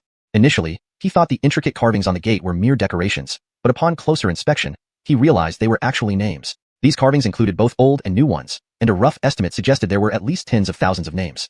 What do these names mean? Just like graffiti? Confused, Rico reached out and touched one of the names on the gate. The moment his hand made contact, a realization dawned on him. So, pushing open this gate grants blessings? Rico nodded. It seemed these names belonged to those who had received blessings. Since the beginning of the world, tens of millions of years had passed, yet only these few people could leave their names on this gate. Apparently, only individuals of extraordinary talent, occurring once every few centuries, could open this gate. Over the millennia, there have been more than 1 million exceptional geniuses, yet only 10,000 managed to leave their names on this heaven gate. I wonder if Rico can be among them? With burning determination, Rico stared at the gate in front of him. Who wouldn't want to be a genius born once in a millennium? He made a silent vow to himself. He must push open this heaven gate to show those who underestimated him. Rolling up his sleeves and planting his feet firmly on the ground, Rico placed his hands on the gate, took a deep breath, and pushed with all his might. But to his surprise, as soon as he exerted force, The gate dissolved into thin air. Caught off guard by his own momentum, Rico stumbled and fell flat on his face. What is happening? Struggling back to his feet, Rico wondered why the solid gate suddenly vanished. Was it opened? He checked his body. Nothing seemed different, and he hadn't received any blessing. Was my method wrong? The gate reappeared in its original spot. Refusing to give up, Rico determined to open this stubborn gate today. He placed his hands on the gate again and pushed forcefully. Sure enough, the gate disappeared once more. How do you even open this thing? The gate reappeared not far from him, emitting a divine light that tantalizingly drew him closer yet never letting him reach it. Sighing, Rico acknowledged the trial's difficulty. Not only did it test talent, but also insight and wisdom. If one couldn't figure out how to pass the trial, they weren't deserving of being called a genius. Meanwhile, deep within Spirit Beast Mountain, two elderly men, one fat and one skinny, were fighting fiercely. Jiaomer Lao too. How dare you compete with your senior brother for disciples? That's outrageous. You're spouting nonsense. They haven't even agreed to become disciples, yet you're already calling them yours. Besides, don't you already have a disciple? I don't have any yet. You think you can teach a 1,000-year genius properly without a disciple? You should let me, the senior brother, take care of it. Pa, Yolka, you've ever produced any geniuses. Plus, you definitely get distracted with 2 disciples. Let me teach him, and I'll dedicate all my efforts to him. The 2 elders grabbed each other's hair and beard, refusing to let go, while surrounding disciples stifled their laughter. A middle-aged man in a green Taoist robe, with sharp features, landed beside them on a white giant eagle. Aiden brother 1 and 3, stop this nonsense. You're making a spectacle of yourselves. Seeing the 2 elder brothers squabbling like children, the middle-aged man sighed helplessly. Ed brother Blue, you came just in time. Help me reason with this deadbeat fatty, trying to recruit that brilliant prodigy. What a waste of talent. Bullshit. Isaiah Lau too. What makes you better than me? Remember all those times I helped you memorize books? Why don't we settle this on the platform? Gabine, bring it on. Come on. Come on. The Blue, watching the escalation, finally lost his patience. Enough. Between the 2 of you, you're almost 1,000 years old. Can you act mature? He scolded them sternly. Do you have any dignity as experts? As our sect's elders and high-ranking Sky Yolst experts, fighting over a disciple makes us look ridiculous. The 2 elders reluctantly stopped, but they continued sneaking jabs at each other. Why do I have to deal with you 2 troublemakers? The Blue looked up at the sky, recalling how proud he had been when Honest entrusted him with the sect. After all these years, he realized it was because his fellow disciples were too unreliable. Well, enough of this. We need to focus on what to do with him. The Blue frowned, feeling both anticipation and worry. Ed brother Blue, what's there to think about? I guarantee to train him well and make him the top talent in our entire Dongyun Continent. The tall Emil promised, patting his bony chest. Though the chubby Emil didn't speak, his eyes conveyed the same intent. Yes, the issue lies outside the sect, said the Blue. Do you fear the other major sects will come to snatch him? Asked Emil 3, blinking his small eyes. Exactly. Today's celestial light was visible to half of Yin Kingdom. The major sects will surely send people to snatch him. We should quickly notify our border guards and order them to seal the borders, allowing only entrance, not exit. The Blue nodded. That's the only option. Dong. Before he finished speaking, a resounding bell echoed across the heavens, dispersing all clouds in an instant. Countless flowers of divine light descended from the sky, and amidst the floral splendor, a magnificent shining gate appeared in the divine light in an instant. Everyone in the entire Dongyun Continent saw that brilliantly shining gate. All the people of Dongyun Continent felt an irresistible urge to pay homage to that gate. This is the Heaven Gate. Chapter 10. Reactions from all sides. My goodness, is this the legendary Heavenly Gate? But isn't it only during the trial of a world-class genius contracting a spirit beast that the Heavenly Gate appears? What else could it be? It must be. Legend has it that it takes thousands of years for one person to pass through the Heavenly Gate trial. But once they do, all beasts will bow and they will dominate the world. I heard there are 9 stages in this Heavenly Gate trial. I wonder how many stages today's individual can pass. How many stages? Passing even one stage would make them an unparalleled genius. Listening to the endless discussions of the disciples around them, the 3 patriarchs exchanged glances, their faces filled with wry smiles. A genius capable of opening the Heavenly Gate, as long as they don't perish on their path to growth, can become a force to be reckoned with. Now that such a figure has appeared in Beast Spirit Sect, the other major powers definitely won't let him grow within our sect unchecked. Enough, we can't hide it anymore. Prepare for battle. Though many saw the divine light pillar earlier, at least it was limited to within Yin country's borders. However, the appearance of the Heavenly Gate trial was visible across the entire Dongyun Continent. How could we possibly hide it when everyone saw it right before their eyes? In the deepest extremity of the northern region of the Dongyun Continent lies a city built entirely of ice. From the throne in the center of the city, Emily opened her eyes, her silvery white pupils gazing toward the Heavenly Gate at the heart of the continent. Her pale lips parted slightly, her voice colder than the deepest glacier. Heavenly Gate opens? I wonder which child has such potential. Servants, all elders heed my command. Prepare to depart for Beast Spirit Sect. In the western desert of Dongyun Continent, a completely black lizard emerged from the lava of a volcano, gazing at the gate while speaking human language. The deep resonance of its voice caused the surrounding lava to scatter. 100 years have passed. Gabinally, someone has qualified to open the Heavenly Gate. I wonder how many doors they can push open this time. Yoltal brats, muster the troops. Prepare to go with me and bring back that individual. In the southern rainforest of the Dongyun Continent, a man and a woman were playing chess. Suddenly, they both stood up simultaneously, gazing skyward.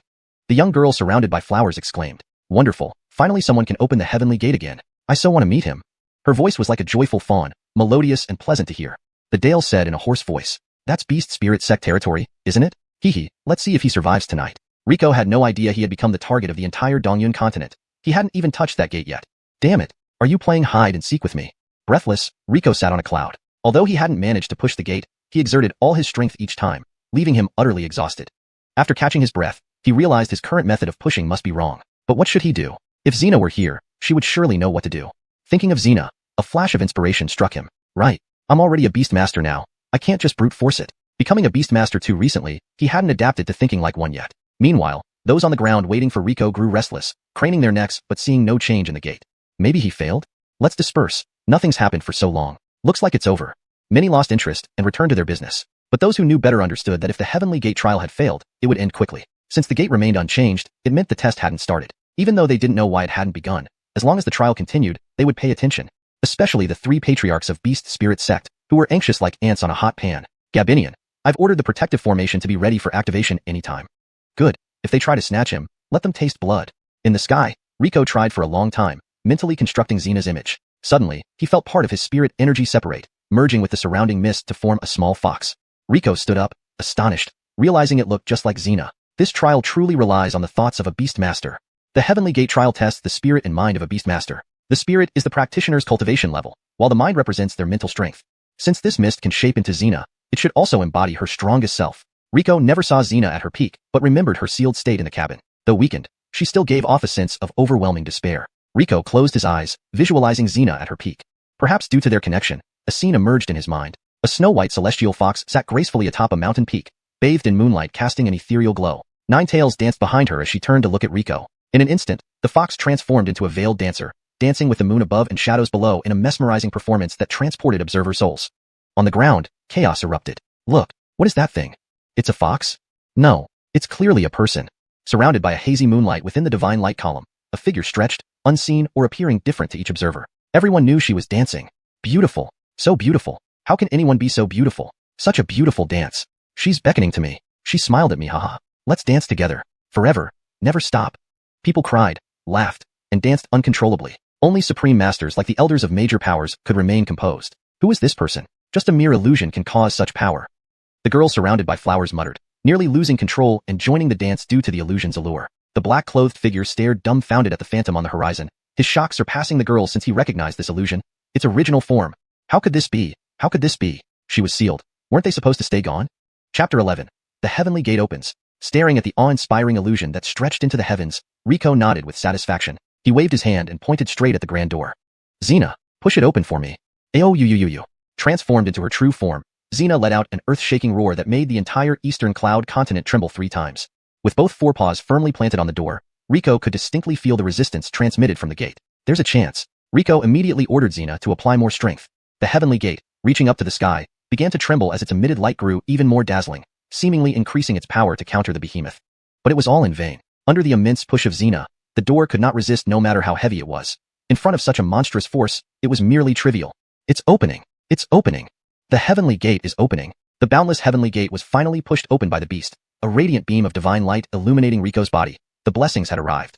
Rico felt the information contained within the light. Taming Gabi and reversing heaven art. A technique dedicated to taming ferocious beasts, harnessing their malevolent energy to fortify oneself. The fiercer the beast, the stronger the person becomes. What is there to fear about ferocious beasts? Humans can be even more terrifying than beasts. This technique was tailor-made for Rico. Rico exclaimed joyfully. Perfect. I was worried about lacking cultivation techniques, and now one has come just like that. The light imprinted the technique directly into Rico's mind, ready for him to practice and master upon his return. It's been 100 years. Gabinally, someone has opened the Heavenly Gate again. Truly a world-class genius. People on the ground were excited. This individual had actually pushed open the Heavenly Gate.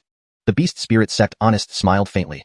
Indeed, such talent was worth sparking wars with the major forces. Currently, among the leaders of the major forces, only the Beast Spirit Sect Honest had never opened the Heavenly Gate. This was because the previous Sect Honest possessed extraordinary talent, arousing jealousy and meeting an early end due to an ambush. The current Sect Honest had reluctantly succeeded to the position, unable to match his predecessor's power. His senior brothers and sisters, though strong, paid little attention to sect affairs, causing the Beast Spirit Sect to fall behind other powerful sects in recent years.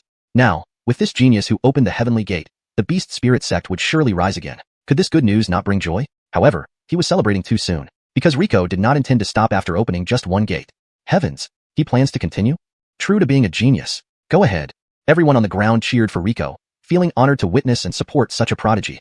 After pushing open the first heavenly gate, the second one appeared, which was smaller but exuded a greater presence. If the first heavenly gate could withstand the weight of 1,000 mountains, then the second could withstand 10,000.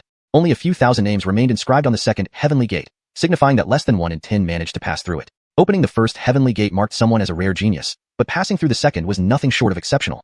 However, Rico was not intimidated. If he passed the first so easily, how could the second pose a challenge? It certainly wouldn't. With both palms pressing against the door, feeling a force tenfold stronger than the previous gate, Xena roared once more, exerting every ounce of strength with her legs and paws.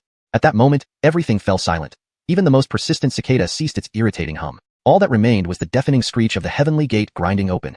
People held their breath, clenching their fists, waiting for the decisive moment. Pa! The sound was as delicate as bursting a bubble yet echoed crystal clear in everyone's ears across the entire Eastern Cloud Continent. The second heavenly gate opened. Moments later, people raised their hands high and erupted in cheers that shook the heavens. For a millennium, no one on the Eastern Cloud Continent had opened 2 heavenly gates for 1,000 years. The last to do so was the previous Beast Spirit Blue, Augustine. The Beast Spirit Sect truly produced outstanding talents, with Augustine in the past and this mysterious genius now. Though the Beast Spirit Sect had declined slightly recently, with this genius, it would reign supreme in centuries to come. Unaware of the high regard people held for him, Rico felt an overwhelming pressure bear down on him. He couldn't even stand, let alone continue pushing. Behind him, Xena's illusion also felt this pressure, nearly collapsing under its intensity. What happened? Why has the genius stopped? Maybe he's done. Opening 2 gates is already unparalleled genius. That's true, but it's a pity we won't see him challenge the 3rd gate. Yes, a bit regrettable, but pushing 2 gates is enough to be recorded in history. Though somewhat disappointed, people reluctantly looked at the heavenly gates in the sky and began to leave. Beside the heavenly gates, Rico struggled to rise, trembling under the tremendous pressure that seemed ready to crush him flat. Maybe it's time to give up. Opening 2 gates makes me 1 in 10,000. Under extreme pressure, thoughts of giving up flooded Rico's mind. As soon as this thought arose, the Xena illusion behind him rapidly disintegrated, vanishing in an instant. Do you accept this? A mighty voice echoed in Rico's mind. I've tried my best. I can't go further. Do you accept this? Ignoring Rico, the voice repeated its question. Becoming 1 in 10,000 was something I never dared to dream of. Do you accept this? Did he accept this fate? Irritated by the repetitive questions, Rico clenched his fists tightly, almost breaking his teeth in frustration. He roared. How could I possibly accept it? After enduring humiliation and hardships for years, isn't this moment what I lived for? I want power. I must find the ones who ruined my life and tear them apart. I want to be the strongest in this world and destroy anything that stands in my way. A torrent of fury overwhelmed him, consuming all hope, regrets, and desires, leaving only rage. Pure, destructive rage filled his mind. Not for regret, not for vengeance, just pure, destructive rage. Very well, very well. I'll lend you my power, all of it. Now, say, destroy everything. An apocalyptic force erupted from Rico's chest, darkening the skies. Dense, black clouds surged towards him, accompanied by thunder and lightning, encircling him. The earth cracked and trembled.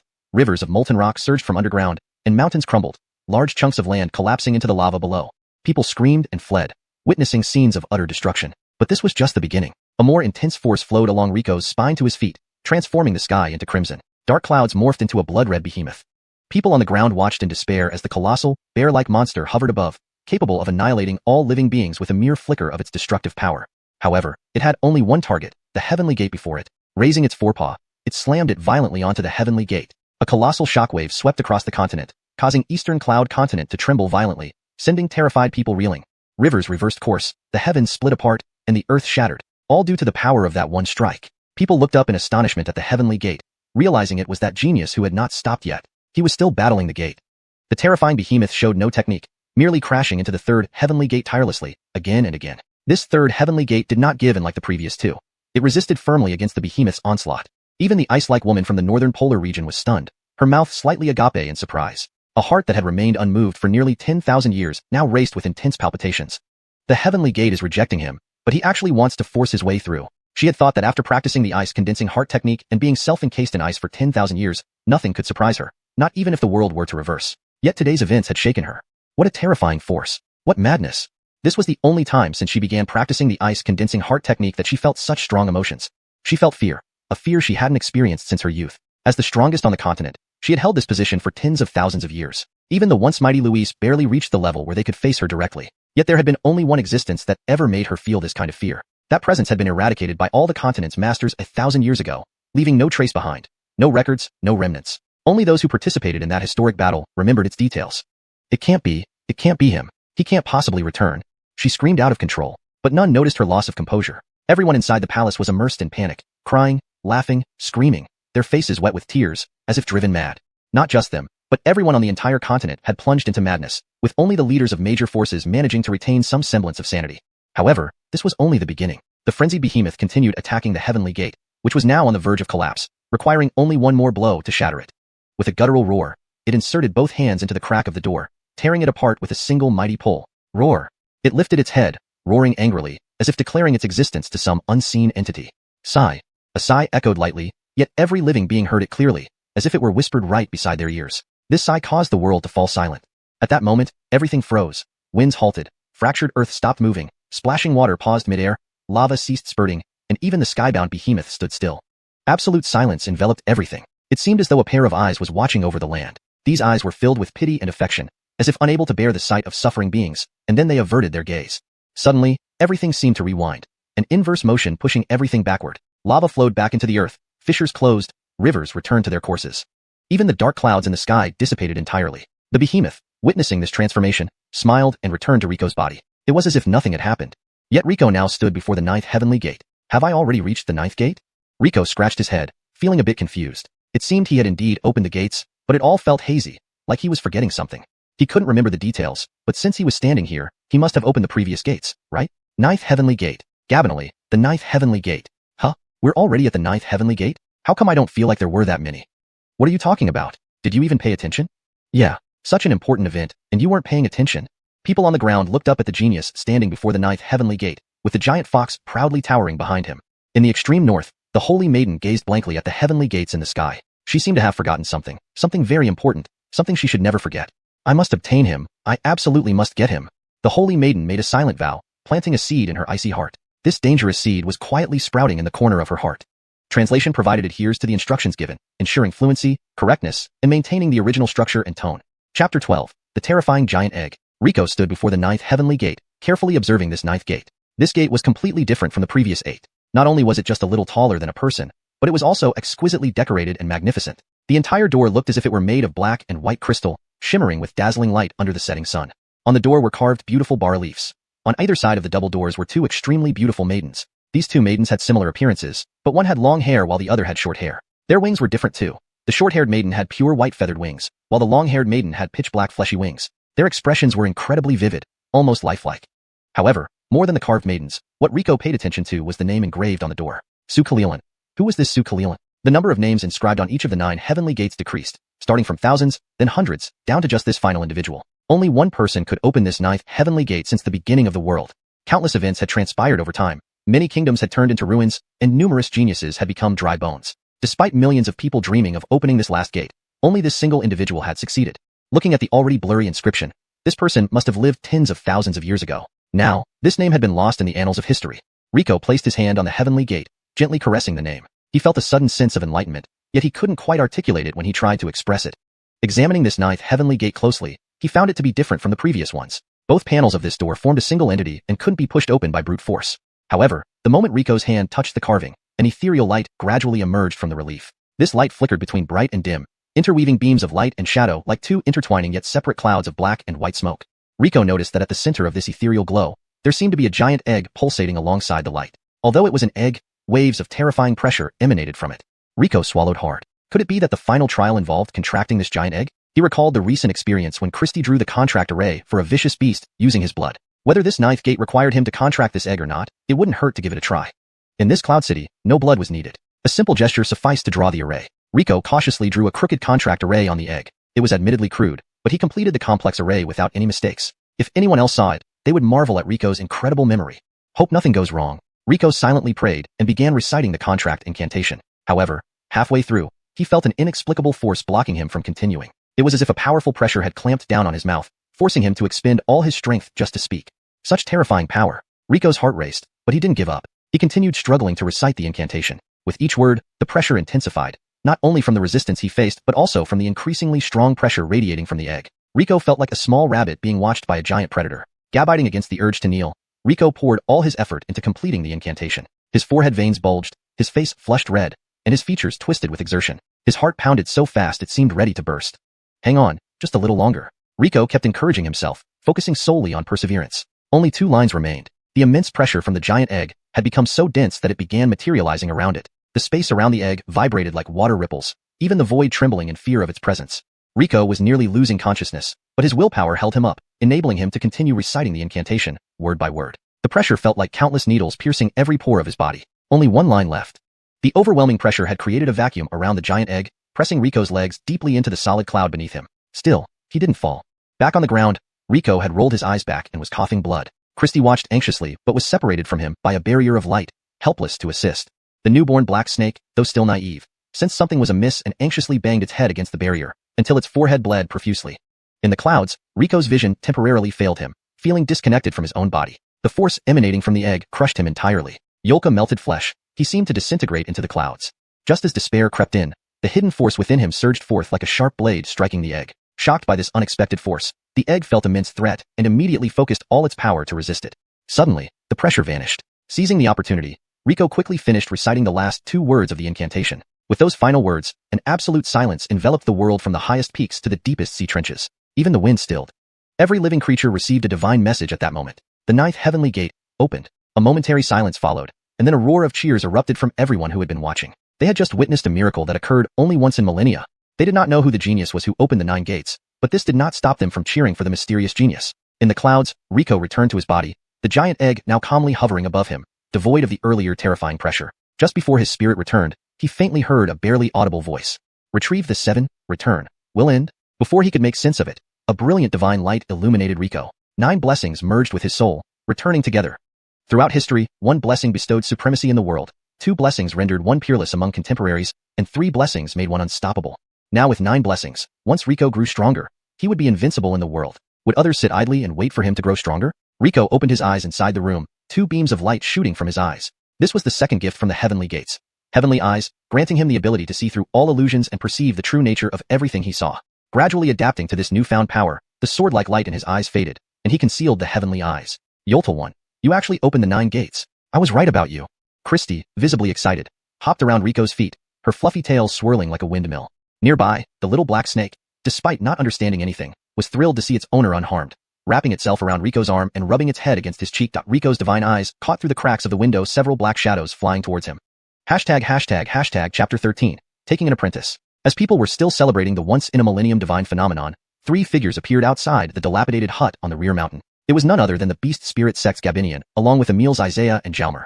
The 3 stood cautiously outside the hut, hesitating whether to enter or not. They exchanged glances. Emil Isaiah whispered to the Gabinian, "Gabinian, is that mysterious genius really inside?" The Gabinian glanced around and nodded. He had set up a grand formation surrounding this rear mountain, so much so that even a fly couldn't escape his notice. Apart from the 3 of them, no one else had entered or exited this area. Emil Jalmer softly remarked, "Should we just walk in like this? We might disturb their enlightenment." Right after the Heavenly Gate trial was the best time for comprehension and self-cultivation, and Emil Jalmer didn't want to hinder the progress of this low-profile genius of their sect. The Gabinian clearly understood this point as well, thus he said in a low voice, "Then let's wait outside." So, 3 of the most powerful and influential figures of the continent stood silently waiting outside the door. A scene that would leave anyone who saw it astonished. After a long while, there was still no movement from inside the hut, but the trio wasn't in a hurry either. They began chatting quietly among themselves. The stout Emil Jalmer spoke up first. "I wonder which of us this mysterious genius will choose as a master? I hope he'll pick me, Jalmer Xuanhuan. Even though I may not look impressive, I'm ranked 42nd on the heavenly Yolst. Hildreg, my disciple, wouldn't be too shabby for him." Hearing this, Emil Isaiah scoffed with disdain. "Expecting someone to pick you when you're only 42nd? I'm ranked 39th, 3 places higher. If he chooses me as his master, I'll directly accept him as a true disciple. I will impart all my knowledge of beast taming and formations to him, ensuring he becomes the greatest formation master in history." Emil Jalmer naturally wasn't convinced. "Old Isaiah, don't embarrass yourself. Those formations are just external tools. If he chose me, I'd pass on my millennia-old alchemy experience to him. In cultivation, how can one do without alchemy? The treasures and talents must be refined into pills and ingested to truly belong to you.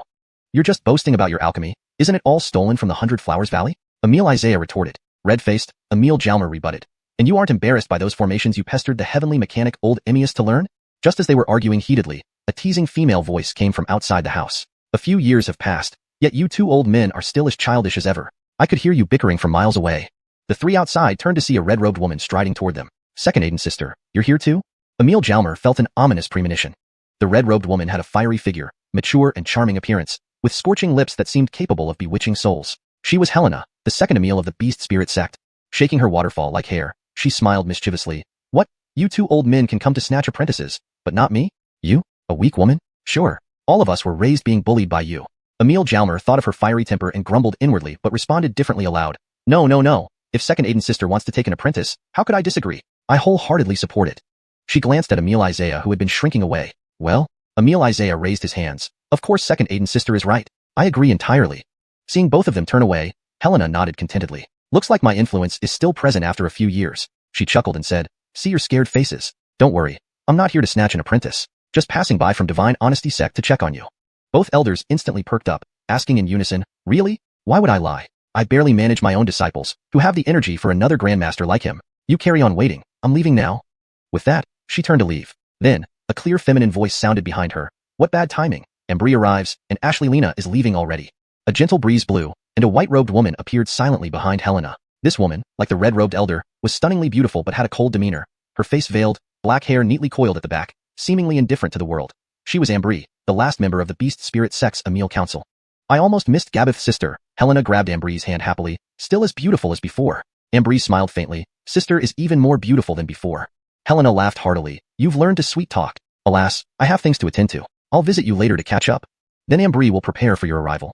After exchanging pleasantries, Helena summoned a crimson firewind and left the rear mountain. Ambry, you're also here to take an apprentice? Emil Jalmer asked anxiously. Just as Helena left, Ambry arrived. Helena, being one of the top 20 on the heavenly Yolst, was not only more powerful but fabulously wealthy, with countless treasures and elixirs. Luckily, she had no intention of taking an apprentice. But then Ambry arrived. She was just over 1,000 years old yet was the third-ranked master in the world and a prodigy who opened the Tao Heavenly Gate, called the most promising to reach that level in a millennium. What could he offer against her? But Ambry shook her head calmly. Third Aiden brother, please don't rush. Everything depends on fate. He might not even choose me. Emil Jalmer's heart sank. It looked like his hopes were dashed. Suddenly, the door creaked open, revealing Rico in a white robe, looking surprised at the group of elders. Rico greets the elders. Please come in. Why have the elders visited my humble abode?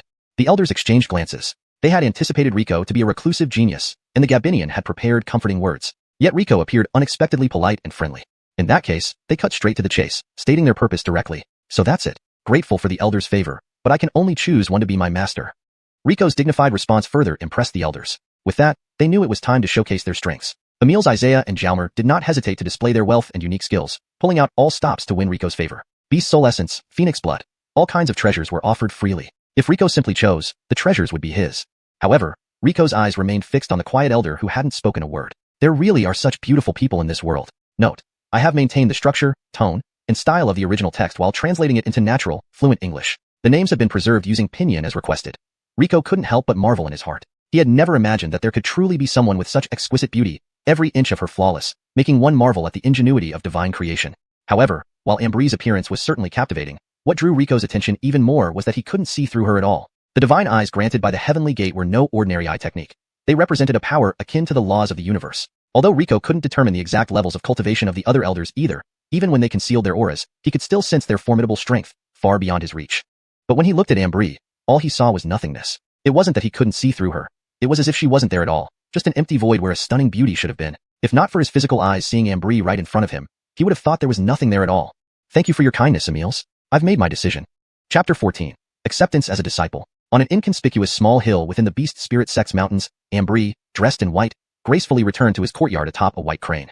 The furnishings inside Ambry's room were extremely simple. A bed, a table, and a bookshelf made up the entirety of its contents. Outside the room, an endless bamboo grove surrounded the small courtyard. Within the grove lay a clear pond where two tiny golden carp swam playfully around a white lotus.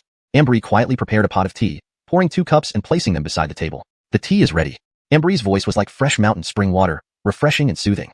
Rico remained silent and sat down opposite the table obediently. He reached out to pick up the teacup and sipped lightly. The tea's aroma filled Rico's mouth and nose, gentle yet lingering. Truly excellent tea. Though Rico didn't often indulge in tea, having lived in the Maximus's mansion for so many years, he could easily distinguish good tea from bad. This tea was even more fragrant and mellow than the finest leaves served in the mansion. It's just rough tea. There was no fluctuation on Ambry's delicate face. Yolving in the Beast Spirit Sect for so many years, Rico had seen the blue and Emil Isaiah Jalmer several times. However, this was the first time he met the elder before him now. Emil, Gabith Emil, call me honest. Before Rico finished his sentence, Ambry interrupted him. Rico opened his mouth but closed it again. To be honest, he was a bit nervous. It was the first time in his life that he was going to have a master. Just a few days ago, he was merely a servant without cultivation qualifications, and now he had become a personal disciple of an elder. The stark contrast left him somewhat flustered. You don't need to be nervous. We are already master and disciple. From now on, your matters are mine. If you encounter difficulties, you can always come to me. Surprised, Rico hadn't expected the seemingly indifferent Ambry to care so much about him. It seemed he hadn't chosen the wrong master. Before he could speak, Ambry continued, I will keep your secret as well. What secret? Rico was bewildered. What did this newly met master know about his secrets? Ambry took a sip of tea and said casually, naturally, about how you released that ancient beast from the back mountain. Rico was shocked. How did she know he released Christie? You don't need to be surprised. A beast of such power would never be left unguarded by the sect. We received word as soon as you lifted the seal. The higher-ups of the Beast Spirit Sect are all aware of this incident. Now, Rico couldn't sit still. Releasing a sealed beast from the sect. Anyone would know the sect wouldn't let this go unpunished. Don't worry, I've taken care of the matter for you. Why? Rico was surprised. Even as an elder, releasing such a powerful beast couldn't be easily smoothed over, right? Because this was done at the instruction of my teacher, who is also your grandmaster. Grandmaster? Immortal Xianxia? But didn't he pass away? The immortal Xianxia died centuries ago. Could it be that he didn't die and has been secretly controlling the Beast Spirit Sect all along? This was predicted by my teacher before he passed away. I deliberately opened the seal outside the wooden house. Otherwise, do you think the sect would allow disciples to approach the forbidden ground where a powerful beast is sealed? Ambry looked up at Rico. Predicted hundreds of years ago that someone would release the seal? Unbelievable indeed. So you don't need to worry about the sect holding you responsible. Stay here with peace of mind, and I will guide you in your cultivation. Do you have any other questions? Not really. But, honest, there is one request. If it's not too difficult, I'll agree. I used to know Iris, Emil Adira's disciple. I don't want her family to know I've become your disciple. So, can you please try to keep my identity confidential?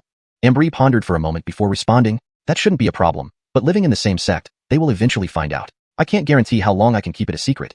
It's fine, honest. Just try not to tell them if possible. Rico thought of those unpleasant figures from the Yoel family. He clenched his fists. Before they discovered him, he must become strong quickly.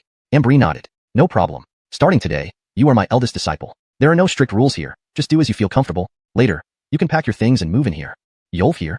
Rico looked around. The cottage wasn't too small and could accommodate 2 people, but there was only one bed. You'll sleep in the backyard room. Oh. Rico shivered and hurriedly pushed the door open. As soon as he opened the door, a wave of heat hit him. Ambry's eyes turned sharp, and she waved her hand. A snow-white spirit bird appeared before them, spreading its wings protectively around both of them. The heat was intense enough to melt metal, yet when it blew against the bird's white wings, it felt like a gentle breeze. Outside, the entire hill was engulfed in red mist, like a layer of red clouds. The bamboo forest burned black, the pond dried up, its bottom cracked, and the lotus and carp inside were all dried up and dead. Ambry, you truly live up to your ranking as 3rd on the heavenly Yolst. Quick reactions. A man in a dashing red robe strode into the courtyard. Behind him, a lion enveloped in flames stood proudly. Aiden Duanmu, you're flattering me, but why did you intrude on my Darnong Clean Peak and hurt someone? Can you explain that? Hurt someone? Who could I hurt here? The man laughed heartily, his deep voice shaking the birds and beasts in the hills. Although Ambry disliked his rudeness, considering that Cody was an old friend of her former teacher, she didn't press further. She then asked coldly, Aiden Duanmu, may I ask what brings you here? With a wave of her hand, the red aura surrounding Cody dissipated instantly, and the bamboo forest and pond returned to their original state. It was all just an illusion created by Cody's imposing aura. I haven't visited your Beast Spirit Sect in a long time. Passing by today, I thought I'd pay a visit. Aiden Duanmu, surely it's not just for a visit. Cody scratched his head and admitted hesitantly, indeed, you're sharp. Next year, my little daughter will get married, but we haven't found a suitable husband yet. It's quite troubling. I've sent out invitations already. If the wedding falls through, it would be embarrassing. That's why I'm here to see if your sect can help choose a match for her. Hearing this, Rico couldn't help but comment. What a strange old man, sending out invitations before finding a match for his daughter. Cody turned to Rico, his eyes lighting up. A handsome Blaine. Your looks might suit my daughter, but sadly, you're too weak. You're like a sprout, not fit for anything. Hearing Cody's words, Rico retorted defiantly. Thank you for sparing me, Aiden. I wouldn't want such a violent father-in-law either. Rico wasn't afraid of offending Cody. With his master as a powerful backing, he had nothing to fear. You little brat. Chapter 15, White Flower. Cody raised an eyebrow and burst into laughter. You, Blaine, have quite the personality. I like that. It's rare to see someone speak to me so boldly. What's your name, kid?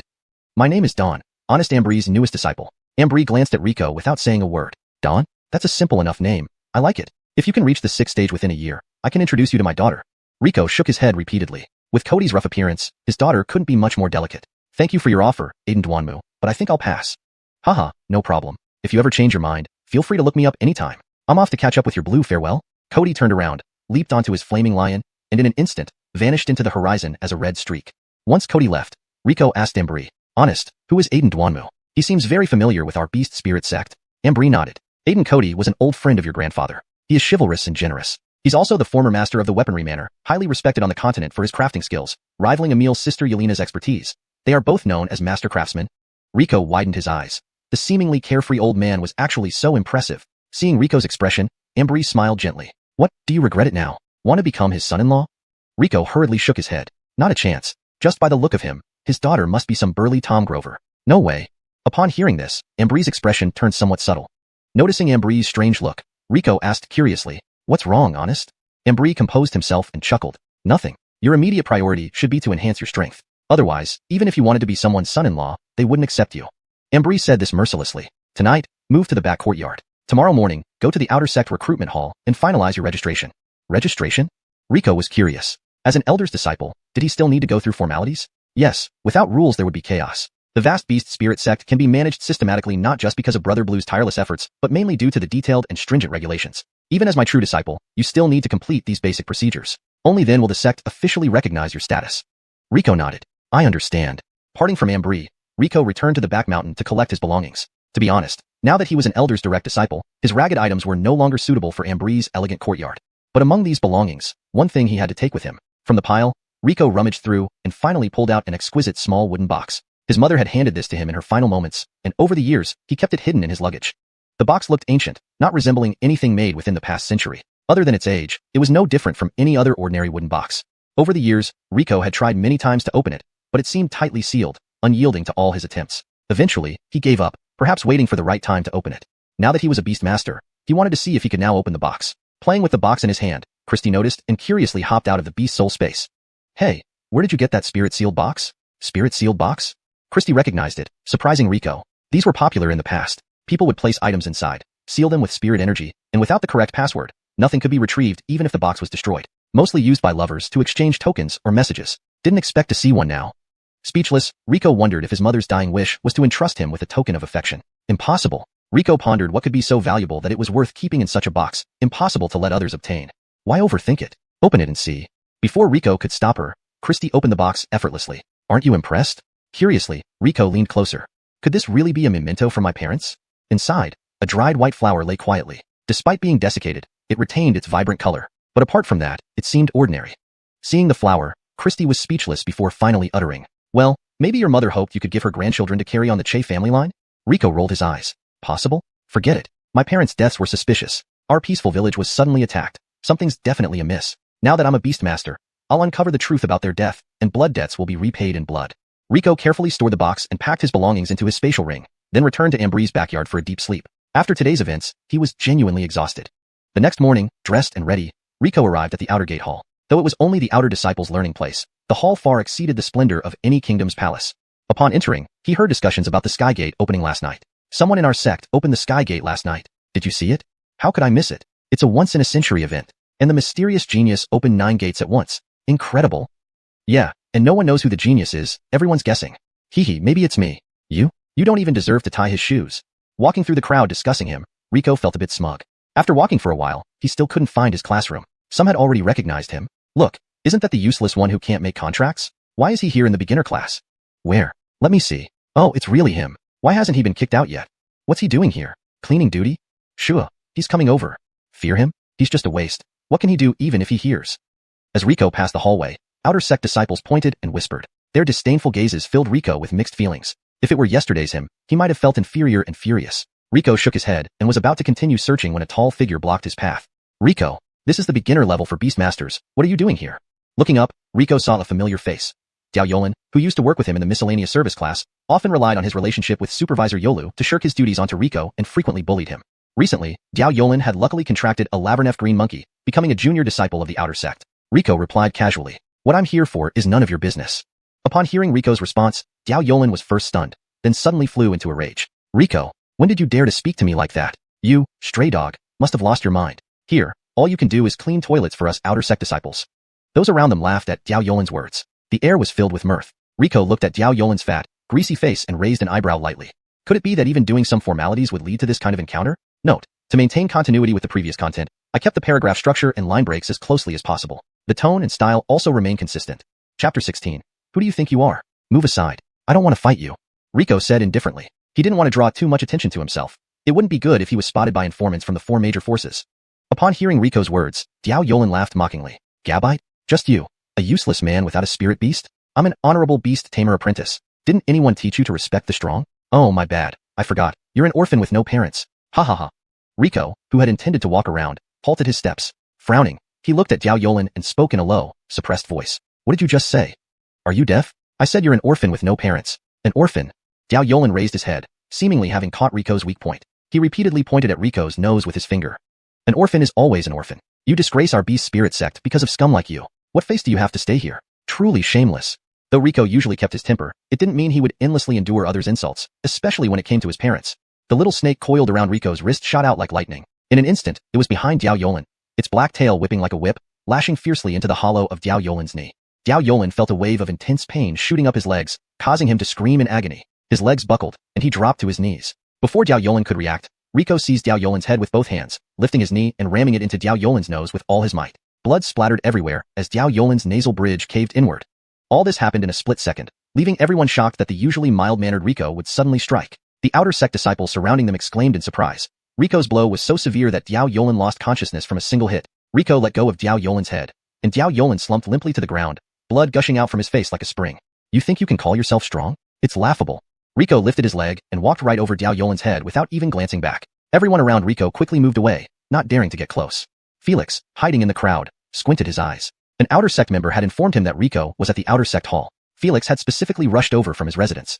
That Diao Yolan had been sent by him to deliberately provoke Riko, just to gauge his strength. Originally, Riko was merely a servant who couldn't even summon a spirit beast, yet he dared challenge Felix to a life-and-death duel. There must be something suspicious about him. Today's test confirmed his suspicions. Riko knocked Diao Yolan down in one blow. Even though Diao Yolan was only a beginner beast tamer apprentice, he was far beyond what any servant could compare to. Moreover, that shadow that flew out from Riko, though he hadn't seen clearly, it was definitely a spirit beast. No wonder he dared challenge me to a life-or-death duel. Turns out he contracted a spirit beast. But do you think just any spirit beast will make you equal to me? Just wait. Tomorrow you'll see the difference between an inner sect disciple and a newcomer like you. With that, Felix discreetly disappeared into the crowd. Soon, white-clad disciplinary hall members with red insignias on their shoulders arrived at the scene. The leading disciple glanced at Diao Yolan lying on the ground and frowned. Who did this? So brutal? A witness standing nearby spoke up. Aiden brother, it was Riko? Riko? Sounds unfamiliar. Which class is he from? As a disciplinary hall member, while he couldn't know all the names of outer sect disciples, he knew well those who often got into trouble. He's not an outer sect disciple, he's a servant, replied the student. A servant? The senior brother was astonished. A mere servant felled a beast tamer apprentice, which was as unbelievable as a mouse killing a cat. Yes, Riko is quite famous in the outer sect for being one of the few who hadn't contracted a spirit beast by 18 and was considered worthless. The surrounding students nodded in agreement. Most of them were from the servant classes and had heard of Riko. The lead disciple's brows furrowed deeper. An infamous nobody had injured an outer sect disciple? Which way did he go? Over there. He hasn't gone far. The lead disciple waved a hand. Come on, let's follow him. He wanted to see what kind of person this supposed nobody really was. A group of disciplinary hall members marched neatly after their leader in the direction Riko had left. They soon spotted Riko, who was still looking around for his classroom. Please hold on a moment, Ed brother. The disciplinary hall lead blocked Riko's path, and the other disciples surrounded him professionally. Do you have anything to say, Aiden brother? Are you Riko? That's right, it's me. We are from the disciplinary hall. You attacked someone in the hall just now. Please come with us. The lead disciple sized up Riko curiously. He looked quite handsome and refined, not the type who seemed prone to violence. He expected some explanation but was surprised when Riko simply nodded. Okay. Riko's compliance caught him off guard. Don't you want to explain? Why did you attack him? He deserved it. The lead disciple's brow creased again. This supposedly polite individual was incredibly arrogant. His initial impression of Riko plummeted, and his tone grew cold. Since you admit your fault, please come with us. Take him away. A group of disciples escorted Riko to the disciplinary hall. Word spread quickly that Riko had been taken away by the disciplinary hall. As expected, Iris soon received the news. What? Riko was taken by the disciplinary hall? At Redza Peak, in a splendid smeltery, Iris was learning alchemy techniques from Emil Helena. Upon hearing the message from her maid, she could no longer sit still. Note, Redzera Peak seems to be a mix of English and Chinese. If Redzera Peak is meant to be fully translated, it should be Redzera translated to Red Peak. However, if it's a name or title that should remain partially in Chinese characters, please confirm the preference. For this edit, I've kept it as Redzera Peak to maintain consistency with the provided text while ensuring the rest reads fluently in English. What happened? Tell me everything. Brother Che went to the outer sect hall today. Outer sect member Diao Yolan insulted Brother Che, and they fought. Because of this, Brother Che was taken by the disciplinary hall. Is Riko hurt? Brother Che is fine, but Diao Yolan was seriously injured by Brother Che. Hearing this, Iris breathed a sigh of relief. At least he's okay. Then, Emil Helena, who was playing with a gemstone, asked the maid. Girl, isn't that Riko your young Mrs. Sweetheart? The maid froze at Emil Helena's question. She glanced at the blushing third Everly and felt like laughing but dared not speak. Iris blushed and pouted. Honest, what are you saying? Riko is just a servant in our household. Chapter 17 The Ordination Hall. Yelena watched Iris with an amused expression. Hildreding a few hundred years old, she naturally understood the young girl's thoughts. I was thinking of writing a letter to let him out if Riko were your sweetheart. But since he's just a servant, forget it. Iris's face turned bright red. She stomped her foot and said in a teasing manner. Honest, you're making fun of Jamie again. I won't pay attention to you. You little brat. You would even abandon your master for your lover. Ah, when girls grow up, they can't be kept anymore. Yelena pretended to sigh. She summoned a small red bird, scribbled a few words on a note, and tied it to the bird's leg. The bird flew swiftly toward the ordination hall like a meteor. All right, your beloved will be back soon. Just wait patiently. Hee. Honest is the best. Iris smiled brightly and held onto Yelena's arm. Yelena gently tapped Iris's nose with her slender fingers. You.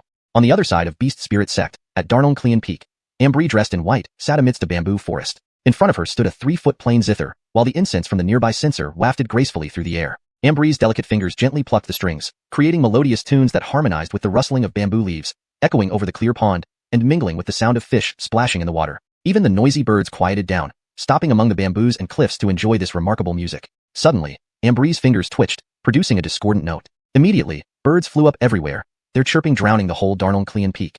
Ambry remained unperturbed but sighed softly. Oh, this disciple started causing trouble on her first day in the outer sect. Ambry beckoned a bamboo leaf with a flick of her finger, writing a short message on it before summoning the snow-white bird from yesterday. The bird carried the leaf in its mouth and flew off towards the ordination hall. Inside a dark room in the ordination hall, Rico was tightly bound to an iron frame. Across from him, an elderly man with deep wrinkles looked sternly at him. This old man was Louis, the deputy head of the ordination hall. Are you Rico? Though tied up, Rico didn't panic and curiously surveyed his surroundings. Yes. Do you know why you're tied up here? Because I beat Dialian? Hearing Rico's answer, Louis smirked coldly. For merely a servant, we wouldn't need such measures. Rico raised an eyebrow. Emile Darnold, we haven't had any grudges between us, right? Himph, you, a mere ant-like person, want to have a grudge with me? Do you even deserve it? If not for Lord Gary coming to see me, how could I personally interrogate you? Lord Gary? Alastair? So you're not completely stupid. As Louis spoke, he put on a pair of gloves. Lord Gary told me that a few days ago, you were just a lowly servant. What luck did you encounter to become a beast tamer apprentice? Especially at this critical juncture. If not for the mysterious genius contracting yesterday, it couldn't possibly be you. Otherwise, I wouldn't have agreed with Lord Gary. Rico was speechless. This guy nearly guessed his identity. Luckily, Christie had initiated the contract herself earlier, avoiding triggering the Heavenly Gate trial, accidentally helping him conceal his identity. So what did you agree to with Alastair? What did I agree to? You'll find out soon enough. Louis pressed his gloved hand against Rico's chest. Suddenly, Rico felt an ominous premonition. What are you going to do? Louis's face twisted into a bloodthirsty smile. Hee, someone like you should just remain a cripple for life. Becoming a beast tamer will only harm you.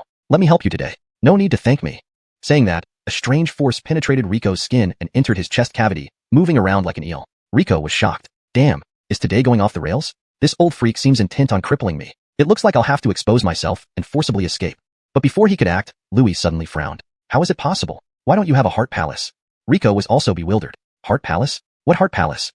Louis ignored Rico, muttering to himself. How can someone without a heart palace become a beast-taming apprentice? Did Lord Gary make a mistake? Is he not a beast-taming apprentice after all? Refusing to believe it, Louis intensified his search within Rico's chest cavity. After much time passed and multiple searches, he still couldn't find the heart palace. He probed all over Rico's body. It was more insulting than harmful. Rico couldn't take it anymore and shouted, Hey, Bond, aren't you done yet? Do you have some weird fetish or something? Louis glared viciously at Rico. It seems Lord Gary made a mistake. You're not a beast-taming apprentice at all. You don't even have a heart palace. You'll only ever be a commoner. Rico was puzzled. He had already contracted 2 ferocious beasts, so why did this old man say he didn't have a heart palace? Gabine, since you don't have a heart palace, I'll break your limbs to give a satisfactory response. Louis picked up an iron bar from the corner, preparing to act. Wait, Deputy Head Darnold, as a deputy head of the ordination hall, you don't need to be Alastair's lapdog, right? Hearing Rico's words, Louis hesitated, then laughed loudly. No wonder you offended Lord Gary. It seems you're just an ignorant fool. His elder brother is the personal disciple of the Grand Elder, extremely gifted, destined to inherit the Grand Elder's legacy. Befriending him is far better than being a mere deputy head in this small ordination hall. Oh, I see. Rico feigned enlightenment. Now you understand. Don't offend Lord Gary anymore. He's of noble status, beyond your reach. Oh no, you won't even have limbs in a moment. How can you offend him? Ha ha ha. Louis laughed arrogantly. Looking at Louis's arrogant demeanor, Rico showed no sign of tension. Instead, he wore a peculiar half-smile. Deputy Head Darnold, aren't you afraid someone might notice if you act here in the ordination hall? Notice? Ha, in the ordination hall, besides the head, I'm the highest authority. Only the head and I can enter this prison. Breaking your limbs and throwing you out, who would know it was me? Really? So you remember the head? A deep male voice sounded behind Louis. Hearing this voice, Louis's back instantly soaked with cold sweat. Shaking, he slowly turned around. One glance sent shivers down his spine. Head. The imposing figure of the head of the ordination hall loomed over him, sending shockwaves through the room. Chapter 18. Director Yin. Rico had just been brought to the disciplinary hall not long ago. A burly middle-aged man with one eye sat at a table, reviewing recent records while sipping tea. He was none other than the director of the disciplinary hall, Vincent. A Blaine with glasses and an air of sophistication entered. The blame bowed slightly to Vincent. Director Yin, it's been a while. Ah, it's Instructor Yolu. Please, have a seat. Vincent set down the file he was holding. Instructor Yolu, aren't you teaching at the outer gate? How did you find time to come to this unwelcoming place? Jermaine adjusted his glasses, slightly anxious. Director Yin, truthfully, I came for a disciple of mine today. Last night, Jermaine received a secret message from Emil Gabive, requesting him to take care of someone named Rico who would be sent to assist him. The excitement kept him awake all night. An elder's message. The Emils of the Beast Spirit Sect were legendary figures with boundless power. For such a person, especially the most mysterious Gabive Emil, to send him a personal message stirred immense excitement in Jermaine, who had grown up listening to tales about them. Initially, he eagerly awaited Rico's arrival in class. However, instead of Rico, he heard that Rico had been taken by the disciplinary hall. Terrified, Jermaine rushed out of the outer gate immediately. If the Gabive Emil blamed him for failing to protect Rico, it would be disastrous. So, he quickly rode his plum blossom spirit deer to the disciplinary hall. Seeing Jermaine's anxiousness, Vincent felt somewhat disdainful. Has my disciplinary hall lost its authority now? Even a lowly instructor dares to interfere? He said sternly, Instructor Yolu, as an educator responsible for our disciples, you must know that disciplinary hall enforces laws impartially. How can you seek special treatment? Jermaine humbly replied, I understand, Director Yin, but this disciple is rather special. I have no choice but to ask for your leniency. Oh, in what way is he special? I can't disclose this information. Jermaine felt helpless. Ambry specifically instructed him not to reveal Rico's identity. He dared not share this with Vincent. Vincent frowned, growing more displeased. You dare lecture me here after trying to meddle in our affairs? Vincent slammed his teacup on the table. If you cannot disclose, please leave. Jermaine was both wronged and anxious. Director Yin, please believe me, it's not that I don't want to tell, but I truly can't say. Enough talk. Laverneve. Issuing an expulsion order, Vincent turned away. Feeling lost, Jermaine couldn't leave. Rico was still here, and if he left, Emil Gabive would surely punish him. Suddenly, a snow-white spirit bird flew in through the window and landed on Vincent's desk. Strange, Vincent thought. Why does this bird seem so familiar? Yet he couldn't recall where he'd seen it before. The bird placed a bamboo leaf in front of Vincent, tapping the words with its beak, urging him to read it quickly. Vincent picked up the leaf, seeing elegant handwriting. Director Yin, my disciple Rico inadvertently violated the rules and should face punishment. As his teacher, I failed in guiding him. Please consider leniency since it's his first offense. Ambry. Upon reading the final 3 characters, a cold sweat trickled down Vincent's forehead. Ambry, how could he not know her? She was the top master, the powerful and enigmatic Gabive Emil. Usually, even catching a glimpse of Emil Gabive's back was considered an honor. Now, she had personally written to him. Yet, the content made him nervous. Worse was yet to come. A small fiery red bird shot into the room, dropping a note on Vincent's face and then flying back out. Vincent picked up the note, which only contained one sentence. Release Rico, or else you will bear the consequences. Followed by a crimson lotus flower. While Ambry's note seemed like a request, this one from Yelena was a clear threat. Reading Yelena's note, Vincent slumped in his chair. What kind of character was Rico to have both the strongest elders of the sect vouch for him? Could Rico be the one from last night? Thinking of this possibility terrified Vincent, drenching him in cold sweat. Hildregn, a veteran of the Beast Spirit Sect, he understood the implications. When they had a prodigy, the entire sect usually publicized it. But now, they were unusually silent, clearly trying to keep Rico's identity a secret until he grew stronger. To Vincent's surprise, he guessed correctly. Knowing the sect's best interests, he vowed to keep this secret buried deep. Shaken by his realization, Vincent turned to see Jermaine equally astonished. They couldn't believe Rico was not only Emil Gabive's disciple, but also under Emil II's protection. Seems like he got more than he bargained for. Regaining his composure, Vincent called out, Yoel Bing. A disciple entered, the very one who captured Rico. Reporting for duty, Director. Where is Rico now? He was handed over to Vice Director Louis, who was taking him towards the dungeon. What did Rico do? Disciple reports, Rico injured a fellow disciple severely outside the outer gate. Vincent frowned. Just kids fighting. Why take him to the dungeon? Vincent sensed something amiss and hurriedly took Jermaine to the dungeon. As they entered, they saw Louis wielding an iron bar, intending harm on Rico. Director, it's a misunderstanding. Louis dropped his weapon, trembling. Misunderstanding? I saw you attempt to harm young honest Che with my own eyes. Vincent roared, a golden tiger's shadow emerging behind him. It pinned Louis to the ground, its force crushing the stones beneath his knees. Chapter 19. Initiation Exam. Louis, do you know your sins? Vincent, enveloped in radiant golden light like a divine being descended from heaven, stared intently at the immobilized Louis with his one remaining eye. Holly, this is a grave injustice. Rico refused to confess, and I was merely trying to scare him a little. Louis trembled in fear. He couldn't understand why Vincent would go so far for a mere lowly servant. Hold your tongue. Do you really think I will believe your lies? With a mighty swipe of the tiger's claws, Louis was immediately struck and spat out blood. Vincent, for a lowly servant, you dare to use such heavy-handed tactics against me. Louis glared fiercely at Vincent. Do you know who I'm working for? You won't let Lord Gary off easily. Hearing this, Vincent laughed. Louis, have you lost your mind from hanging around with the spoiled inner disciples too long? Do you really think those arrogant brats can touch me? And how could they possibly compare to Rico? He added silently in his heart. Deputy Holly Louis, caught abusing private punishments by Holly Vincent. Louis is hereby temporarily imprisoned in the dungeon, pending the decision of the elders. Vincent's words coalesced into a glowing golden tiger, flying toward the main peak where the sect leader resided. Vincent had deliberately mentioned the matter being handed over to the elders, confident that the sect leader would understand his intention. As for Louis, Vincent personally sealed his heart palace and sent him deeper into the dungeon. Still being escorted away, Louis thought to himself, hand me over to the elders? Humph, the great Emile will surely save me. Vincent, wait until I get out and you'll regret this. Having escorted Louis away, Vincent left only Rico and Germain in the prison cell. Rico looked at the refined, pale-faced man in front of him. He must be Teacher Yolu, whom his beautiful mentor had told him about. Teacher Yolu, could you please untie me first? Hildring tied up for so long is quite uncomfortable. Oh. Only then did Germain come to his senses, fumbling awkwardly as he freed Rico from his restraints. Rico stretched his limbs. Hildring bound all morning was certainly not pleasant. Facing Rico made him feel somewhat uneasy. Though he was now an outer disciple instructor, Rico was indeed the apprentice of his idol, the Gabith Emile. In terms of status, Rico, as a direct disciple of an elder, ranked much higher than he, a newly appointed instructor. Noticing his nervousness, Rico spoke up. Teacher Yolu, I am just an ordinary person. Only a few days ago, I was still a lowly servant. You needn't be so formal. Germain saw the sincerity on Rico's face, which increased his good impression of him. Alright then, let's say goodbye to Holly Vincent and return. We were originally scheduled for a potential test this morning, but it was delayed due to unexpected events. However, as an elder's disciple, I believe Emile wouldn't make a mistake in choosing you.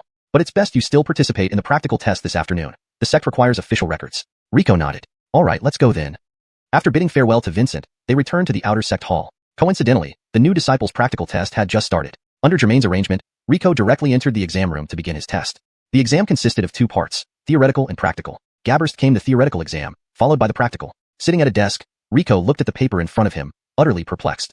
He recognized each word separately, but together they made no sense to him. Seeing everyone around him writing furiously, Rico scratched his head and reluctantly began to answer the questions as best as he could. Soon, the bell rang, signaling the end of the written exam. Satisfied, Rico put down his pen and headed towards the practical testing area. In the sparring arena, an instructor was announcing the competition rules. This test involves one-on-one combat. Each match lasts the duration of an incense stick burning. No drugs are allowed, and no lethal harm can be inflicted. Judges will score you based on multiple aspects, and victory is only a small part of the criteria. Please follow the rules and try to avoid injuries. Looking around, most of the participants were young teens around 11 or 12 years old, with a few appearing to be only 7 or 8. Indeed, someone like him who contracted a beast spirit at 18 was practically unheard of. Next pair, Rico versus Maria. While observing his peers, Rico didn't expect it to be his turn so soon. He stepped onto the sparring platform. The other disciples watched Rico and started whispering among themselves. Why is this guy so old and just joining now? He must be very dumb. Not only dumb, but also in Sean. Stupid Sean.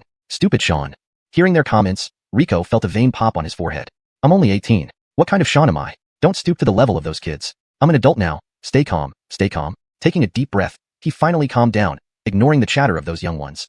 On the other side of the sparring platform, a delicate Dixie climbed up cautiously. She looked to be around 8 or 9 years old, with a round face and an adorable demeanor. However, her eyes were wrapped in white silk, indicating she was blind. Her clothes were slightly tattered, patched here and there, hinting at her difficult background. The Dixie, panting, bowed to the instructor and then again towards Rico. What a polite Dixie, Rico thought, lamenting the unfair fate that had taken the sight of such a lovely child. Begin. At the instructor's command, the match started. Maria bowed first, then recited an incantation. After a while, a beam of light flashed, revealing a magic circle in front of her with a cute kitten at its center. Maria introduced herself in a clear, childish voice. Maria, rank 1 tier 2 one-horned spirit cat. The one-horned spirit cat is a common beast spirit, primarily used for ornamental purposes due to its adorable appearance. Following suit, Rico introduced himself. Rico, rank 1 tier 1 shadow snake. Then, he mumbled the summoning spell, a black light flashed, and a pitch-black snake appeared before him. Actually, the snake wasn't a shadow snake at all. It was a mighty 9 abyss swallowing python. But the 9 abyss swallowing python was a destructive, ferocious beast, and if discovered, it would cause trouble. Fortunately, when young, the 9 abyss swallowing python looked exactly like a shadow snake, leaving no room for suspicion. ###Chapter 20, Slave. At the judge's command, Maria's unicorn spirit cat sprang into action. Ignoring Rico's swallowing sky python, it relied on its agile physique to charge straight at Rico. Unexpectedly, Maria, who appeared frail and delicate, had such an aggressive fighting style. Although this horn cat was only a level 1, rank 2 creature, it posed a significant threat to regular beast taming apprentices who lacked cultivation. However, for Rico, this horned cat presented no threat at all. To Rico's heavenly eye, the cat's agile movements were like those of a slow-moving old man, unhurried and predictable. With a swift sidestep, Rico narrowly avoided the sharp horn of the horned cat. Undeterred by its failed strike, under Maria's direction, the cat attacked again. Chihii, bind his legs, Rico ordered. Obeying the command, the swallowing sky python struck out with its tail, aiming to entangle the horned cat's hind legs. Unfortunately, the cat reacted swiftly, jumping 3 feet high to dodge the python's tail just as it made contact with its leg.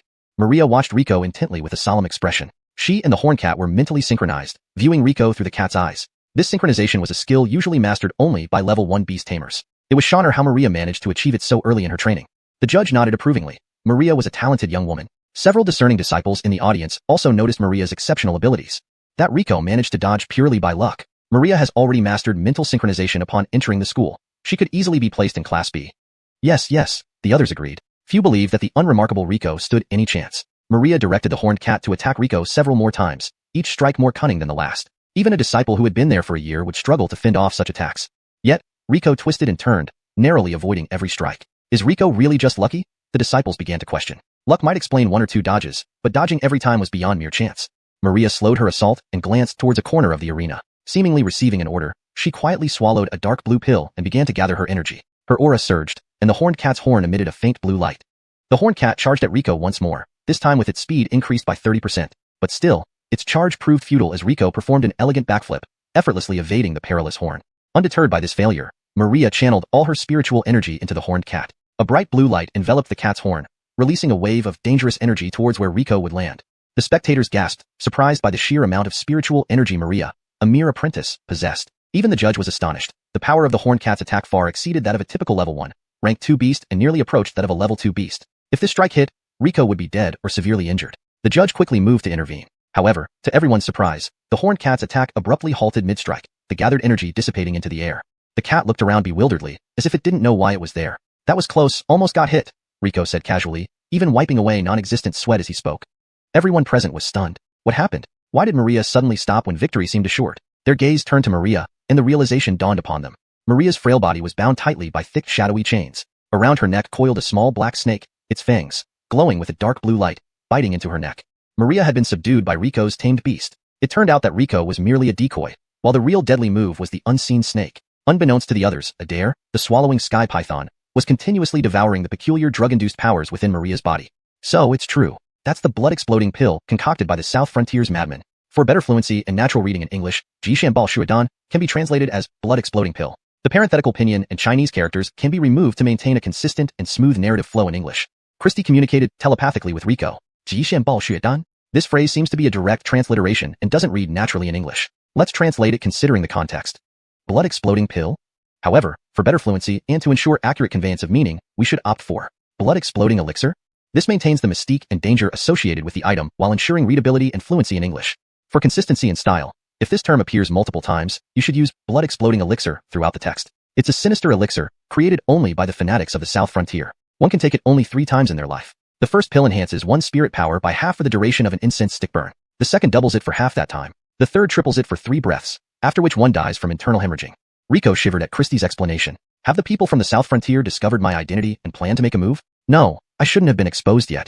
Suddenly, Riko recalled Maria's glance toward the audience moments ago. He subtly scanned the crowd and spotted a familiar figure standing inconspicuously. It's Alastair. I wonder what relation Maria has with Alastair. Look at her neck, Christie suggested. Riko observed the snow-white neck of Maria, noting faint scars, most prominently a crimson bloodline mark, surrounded by intricate divine patterns. Incredible. It's a slave contract, Riko exclaimed. In this world, not only could humans form contracts with beasts, but they could also do so with other humans. There were generally 2 types. Equal contracts for important agreements, where both parties face divine punishment if breached, and completely unequal slave contracts. A slave contract designated one party as master and the other as slave. The slave must obey the master's orders unconditionally, and the master held absolute control over the slave's life and death. Without the master's permission, a slave couldn't even end their own life. Slaves were entirely owned by their masters. Typically, these contracts were signed by prisoners of war, individuals who owed massive debts, or those born into slavery from slave parents. Most crucially, such slave contracts were lifelong. Even if the master relinquished the contract, the slave remained enslaved, awaiting the next owner. Unknown how Maria became Alastair's slave, her faint scars and emaciated body clearly indicated that Alastair never treated her as a human being. Riko felt a pang of sympathy and withdrew a dare from Maria's neck. The relieved judge promptly announced, Riko winner. Chapter 21. Cultivation. The preliminary competition has concluded. Please check the main board for your scores and class placements. The instructor responsible for overseeing the preliminaries announced loudly. On the platform, Maria's unfocused eyes looked through her blindfold and gave Riko a blank look, before she turned and left without looking back. Riko watched Maria's slender figure disappear, lost in thought. At the main board. Are you kidding me? How can I only have 50 points? Riko stared disbelievingly at the board, where bold red characters clearly stated, Riko, gab 50 points, fail. Teacher Yolu, is there some mistake? Riko asked Germain beside him with confusion. Well, Riko, your combat performance was good, earning 80 points, but your theoretical knowledge section scored only 20. Germain replied helplessly. Riko was speechless. His master had sent him to handle the formalities without mentioning an exam. Now, failing this test wouldn't prevent him from completing the procedures, would it? Jermaine had watched Rico's match. He knew that Rico's talent was definitely no ordinary feat. Everyone was paying attention to Maria's integration of mind and spirit, but no one noticed Rico's exceptional control over his beast and combat strategy, which surpassed Maria by far. It wouldn't be long before the Beast Spirit Sect gained another prodigy. Teacher Yolu? Teacher Yolu. Rico waved his hand in front of Jermaine, who was lost in thought. What is it? Teacher Yolu, will failing this exam affect my paperwork process? No, don't worry about that. This score is only for class placement. Since you don't need to study in the outer sect, this score won't matter. However, we do need a score to issue your identity plaque. With the results now out, let's proceed with the formalities. Hearing Jermaine's words, Rico finally breathed a sigh of relief. Inside Alastair's villa, surrounded by several beautiful female servants massaging him, Alastair cast a cold glance at Maria kneeling before him. You said Rico's beast behaved oddly? Maria knelt, her forehead pressed against the ground, not daring to look up. Yes, its beast absorbed all the energy from the pill you gave me. Alastair smirked coldly. So that guy isn't simple after all. Alastair was cautious by nature and wouldn't underestimate someone like Rico, even if he was just a new beast tamer. Today, he had specially sent his blind slave Maria to gauge Rico's strength. Ideally, she would have inflicted severe injuries on him, but unexpectedly, his talented slave was defeated quickly by Rico. Slap. Alastair produced a whip, which lashed violently across Maria's face as he flicked his wrist. Maria fell flat on the ground with a red welt appearing on her pale face, swelling visibly. What a useless thing. Wasting one of my pills. That pill costs more than your life. Asterisk slap. Slap. Asterisk. Before she could react, 2 more lashes followed. Maria could only huddle on the ground, protecting her head. Seeing Maria's state, Alastair grew increasingly cruel, continuously whipping her. The thick whip rained down mercilessly on Maria's frail body. As he whipped her, he also hurled insults. You parasitic mongrel of the Gary family. You shouldn't exist. You should have died with your slave mother. Soon, Maria was covered in bruises and wounds. Still unsatisfied, Alastair grabbed her hair and smashed her head into the wooden table repeatedly until it cracked in half and she lost consciousness. Looking at Maria's bloody body on the floor, Alastair felt an odd satisfaction. This child born to his father and a slave had always been a stain on the Gary family name. If not for his father's affectionate ties, Maria would never have lived this long. However, such a person's death meant nothing. Even if he killed her, his father wouldn't blame him. He gestured, and a servant dragged Maria by the feet into the stables behind the house and threw her aside carelessly, leaving without checking if she was alive or dead. After a while, Maria let out a series of violent coughs. She regained consciousness but was almost overwhelmed by the excruciating pain all over her body. Clenching her teeth, she persevered, knowing that fainting might mean never waking up again. Struggling, she crawled to the horse trough, leaving a trail of blood behind. From under the trough, she pulled out a small porcelain bottle containing the last pill. The cheap medicine nearly made her gag as she swallowed it, but it did stabilize her condition. After a while, she fished out a half-moldy cake from her pocket, still smeared with her blood. She ate it hastily and leaned against the stable wall, dozing off. In her dreams, she saw her mother. They lived together in the countryside, farming, raising chickens, and flying freely in the sky. At the clear Destiny Peak. After dinner, Rico prepared to meditate in the secret chamber. Suddenly, he recalled what the Darnell from the discipline hall mentioned about him not having a heart palace. Why didn't he have one? He asked Christy about it. Oh, it's because you're gifted with a natural beast space, so it's normal they couldn't find your heart palace. But what's the relationship between the heart palace and the beast space? Christy frequently disappeared into the so-called beast space. Beast tamers possess a space to store their beasts. Generally, a tiny spatial pocket called the heart palace is created near the chest, where beasts can rest in spirit form. When needed, the tamer can summon them from the heart palace. The beast space is an evolved version of the heart palace. Once you reach the 7th stage and become a high-ranking beast tamer, you must shatter the heart palace and reshape it with celestial chi. It's an extremely dangerous process, but if successful, the heart palace will transform into a vast beast space where your beasts can freely enter and exit. Training is needed. Rico nodded in understanding. So that's how it works. Having a natural beast space is extremely rare. In all my years, I've seen fewer than 10 cases. Your luck is indeed exceptional. Hearing Christy's words, Rico felt incredibly excited. Didn't this give him a significant advantage? After calming down, he entered the secret chamber and began meditation. Christy and Chihei joined him in focused concentration. At this moment, their spirits were linked, practicing the cultivation technique bestowed upon Rico during the Heavenly Gate trial. The greatest advantage of this technique was that it allowed simultaneous cultivation for humans and beasts, complementing each other. The more ferocious beasts he contracted, the faster his cultivation would progress. The sinister chi within Rico's body flowed, according to the technique's path. After each cycle, the chi expelled from his body was absorbed by Christy, then transferred to Chihei, and finally returned to Rico. Each cycle deepened their bond and strengthened the sinister chi slightly. After several cycles, Rico clearly felt that his sinister chi far exceeded that of other beast tamers. Even he felt that the average first-stage beast tamer's spiritual energy was not as abundant as the malevolent chi within him now. At this rate, by the end of tonight, he would easily reach the level of a second-stage beast tamer. Beside him, Christy and Chihei were also making rapid progress. Christy was originally a 9th-stage fierce beast, and had only diminished her cultivation to form a pact with Rico. Now, as she practiced again, it was natural for her to advance. In this short time, she had already reached the 8th level of the first stage. Although Xianxia was not as advanced as Christie, its talent was still exceptional, and in its first practice session, it had already reached the 6th level of the first stage. Rico was thrilled by this and focused even more deeply on continuing his cultivation technique. As Rico was immersed in his practice, the mysterious force within him quietly joined the circulation loop.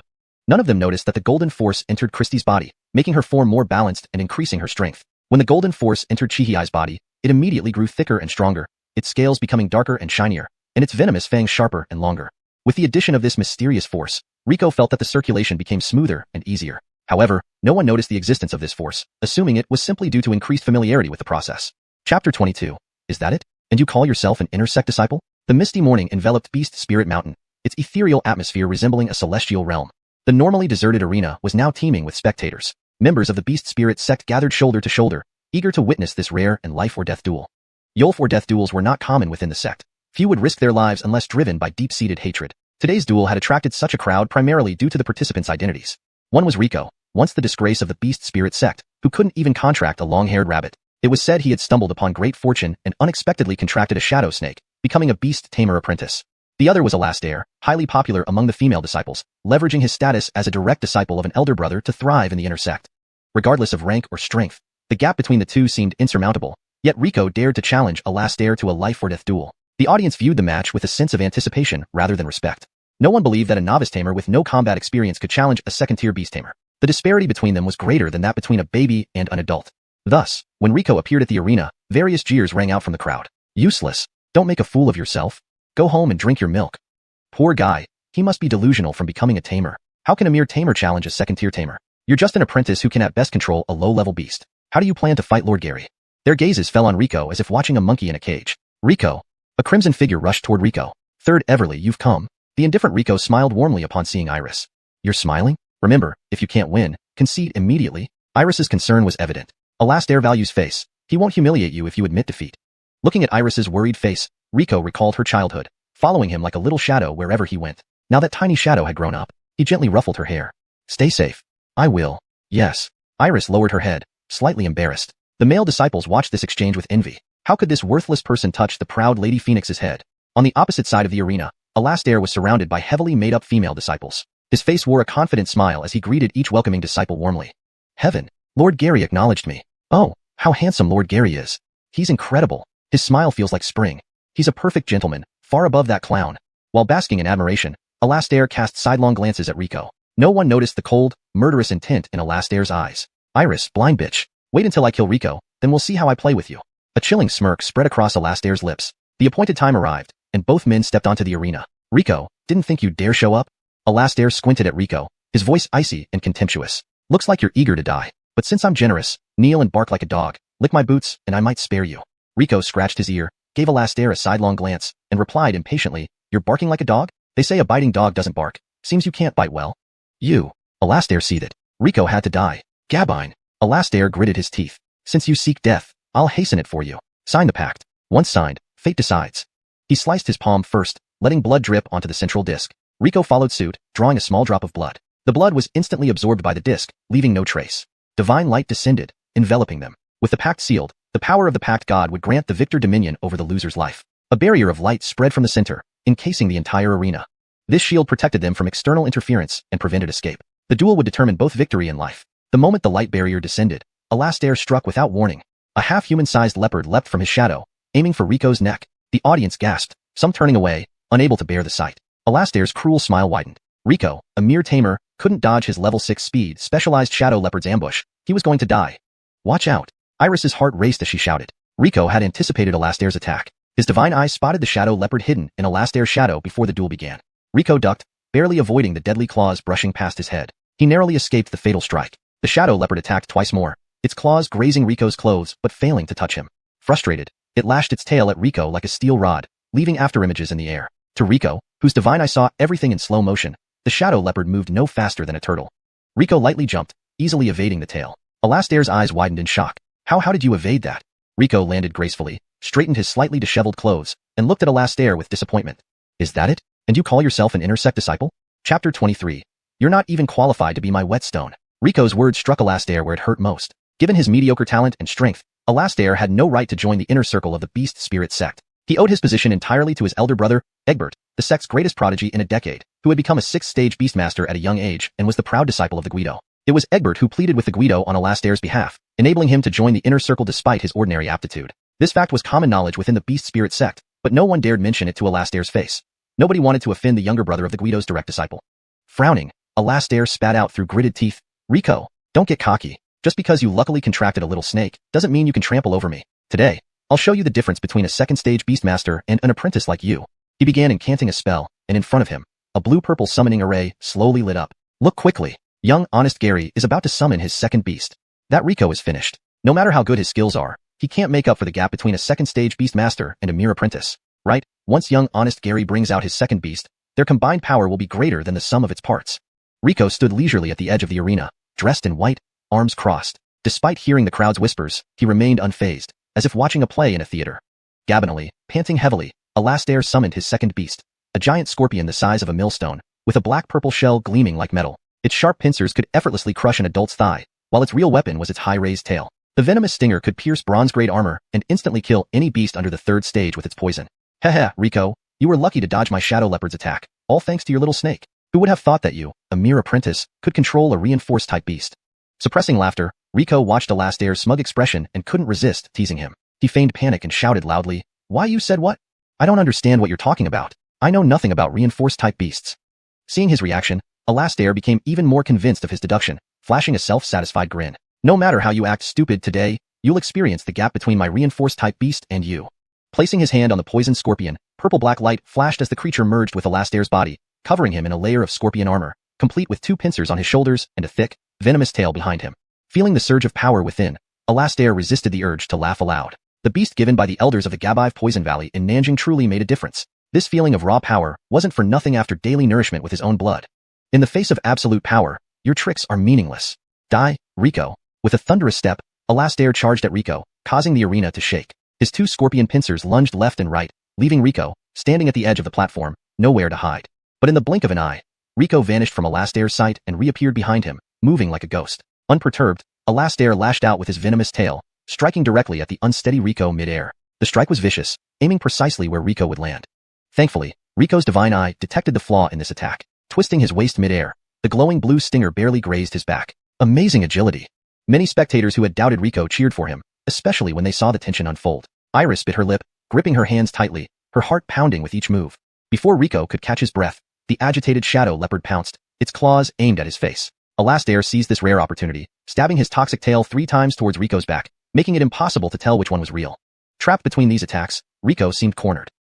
Guess it's time to bring out my true skills, Rico sighed. Then, using his small black snake, he lashed out with its tail, entangling the leopard's claws. With a pull, the shadow leopard collided with Alastair's attacking tail. Rico used the momentum to leap away. The impaled leopard writhed in agony on the ground, its eyes bulging, mouth wide open, and claws flailing wildly before dying. Watching his shadow leopard die, Alastair raged, "Rico, don't think killing my worthless beast makes you a winner." Calmly facing the enraged Alastair, Rico responded evenly, "Alastair, looks like you've shown all you've got, not even qualified to be my whetstone."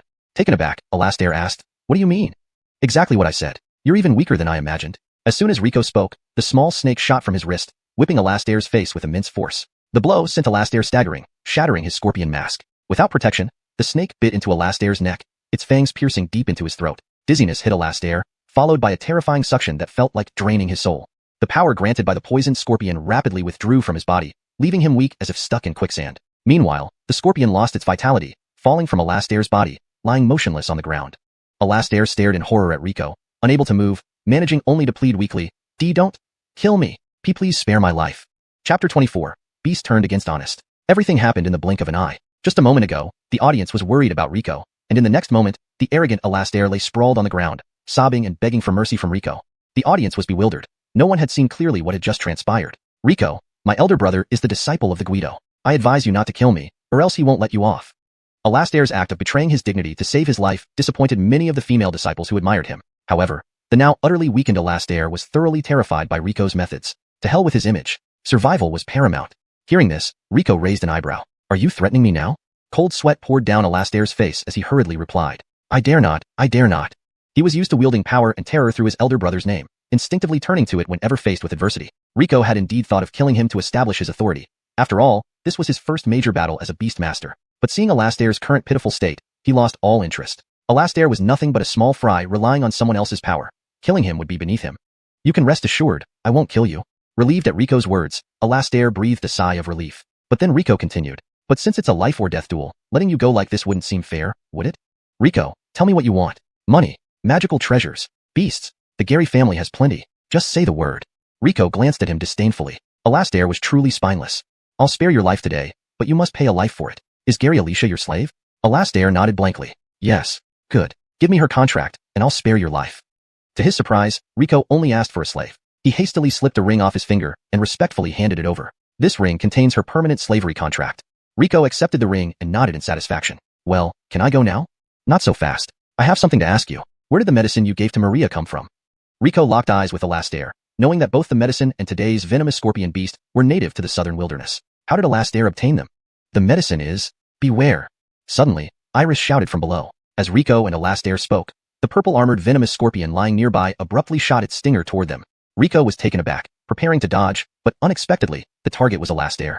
A shocking twist caught everyone off guard. Rico reacted the fastest, trying to pull Alastair away, but the scorpion was too close. Its poisonous stinger instantly pierced Alastair's heart, injecting a lethal dose of venom into his body.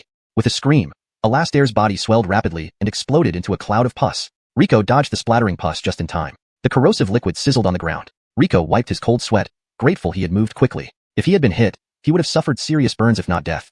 Rico looked at the purple-armored venomous scorpion with gravity. A beast turning against its master was almost unheard of. With a binding contract, a beast could not attack its owner unless it was under someone else's control. After delivering its fatal strike, the scorpion also perished. Why did it kill Alastair? Could Alastair have known some secret that needed silencing? Rico furrowed his brows, sensing a conspiracy brewing. Honest Gary is dead? Killed by his own beast? Was this Rico's doing? Could he manipulate beasts like that? I don't think so. He promised to spare Alastair's life. Why would he backtrack in front of everyone? The audience buzzed with speculation. They came to see Alastair's grand display of power, only to witness him lose to Rico and be killed by his own beast. What a day it turned out to be. A story worth retelling for months. With Alastair dead, the arena's protective shield retracted. Iris rushed up to the platform, pulling Rico, who was still deep in thought, and left the arena. What are you daydreaming about? Do you want Gary family members to find you here? Iris pulled Rico's hand, walking toward Adira Peak while complaining. I'm wondering how the Gary family connects with the southern wilderness, how Alastair got involved with them, and why they would silence him. Why are you thinking about this? Before Rico could answer, a strikingly handsome youth with white hair, whose gender was hard to discern, appeared before them. His presence made the air around him freeze into tiny ice crystals, and a biting cold radiated from his body. Sawyer, you're fast, move out of the way. Iris stepped forward, shielding Rico behind her. She released the Fengnua divine fire to counteract Sawyer's cold aura, though her flames were clearly weaker. Did you kill Alastair? Sawyer's voice was as cold as the abyssal ice, focused solely on Rico while ignoring Iris. He stood like a millennium-old iceberg, blocking their path, making resistance nearly impossible. Iris struggled against Sawyer's icy pressure and aura, feeling like a blade of grass facing a towering tree despite being peers as direct disciples. Rico noticed Iris's strain, gently pulling her hand to reassure her. He walked up to Sawyer, the bone-chilling cold slashing his face, frost forming on his eyelashes, yet remaining calm and unfazed by the overwhelming aura. If I say no, will you believe me? Do you think I would? His tone grew colder, his breath frosting up the air. Though emotionless, it was evident he cared deeply about his brother's death. Sawyer, Alastair died on the dueling platform. Fate decided it. Besides, he was killed by his own beast, not related to Rico. Iris frowned, defending Rico. Be quiet. Sawyer showed no change in expression as a wave of cold assaulted Iris. She didn't dare hesitate, summoning Fengnua divine fire in front of her. But unexpectedly, the cold trapped both her and her flames in ice. Inside the pure ice crystal, the vibrant girl remained frozen in place, her flames now strange symbols. What are you doing? This isn't her fault. Rico touched Iris, immediately feeling half his body numb from the intense cold. One casual attack was already terrifying. Rico realized the profound gap between him and Gary Tice. It was a difference in level, a fundamental disparity. Despite the 9 Heavenly Gates gifts, he couldn't compete with Sawyer. Taking a step closer, the frost under Sawyer's feet spread to Rico's toes. At any moment, he could end Rico's life. Now tell me, how did Alastair die? Chapter 25.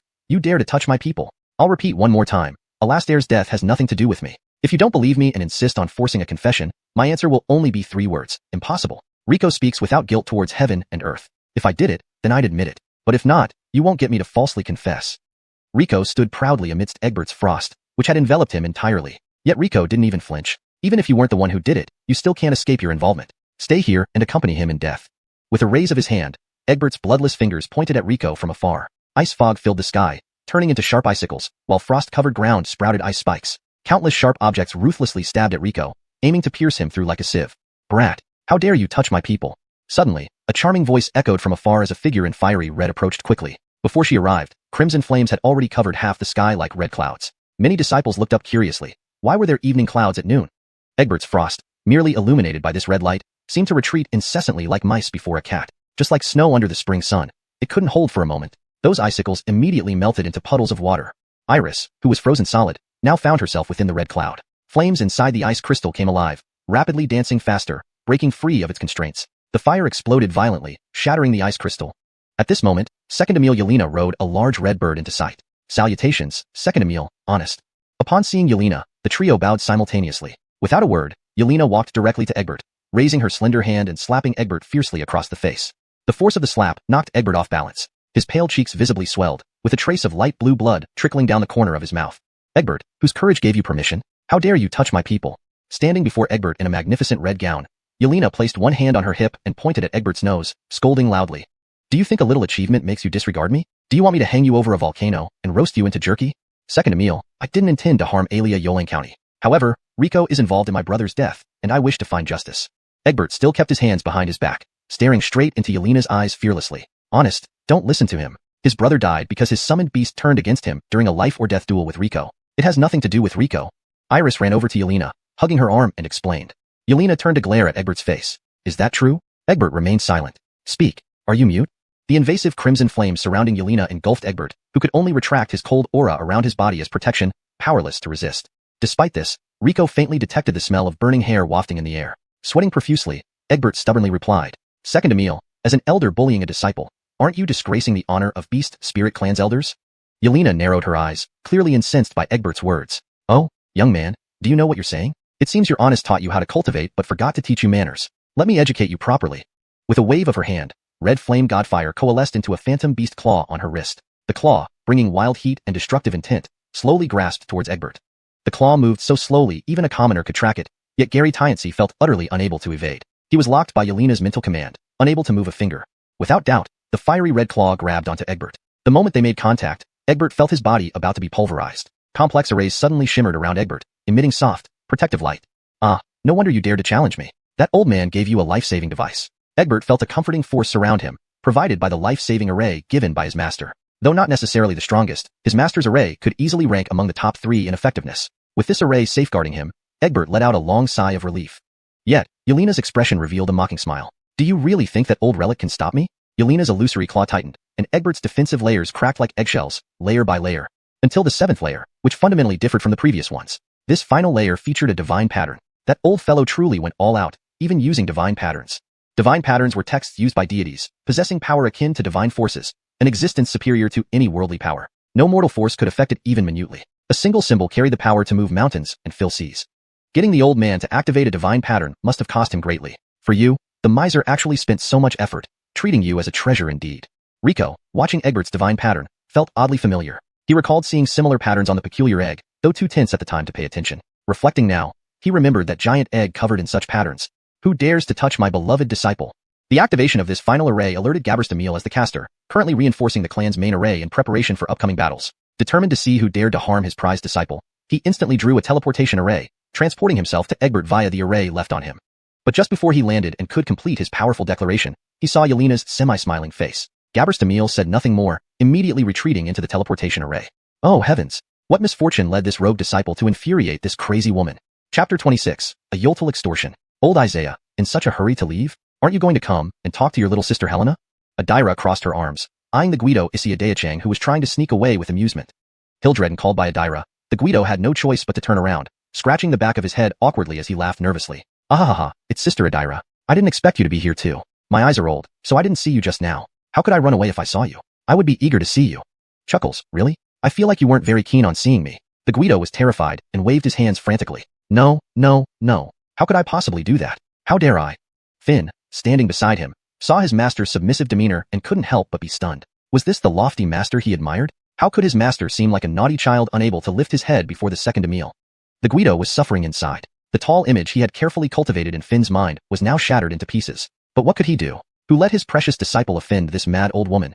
Adira, this madwoman, was not only powerful but also accumulated immense wealth for the Beast Spirit Sect through her craftsmanship. She was a super rich person, rich enough to rival several countries.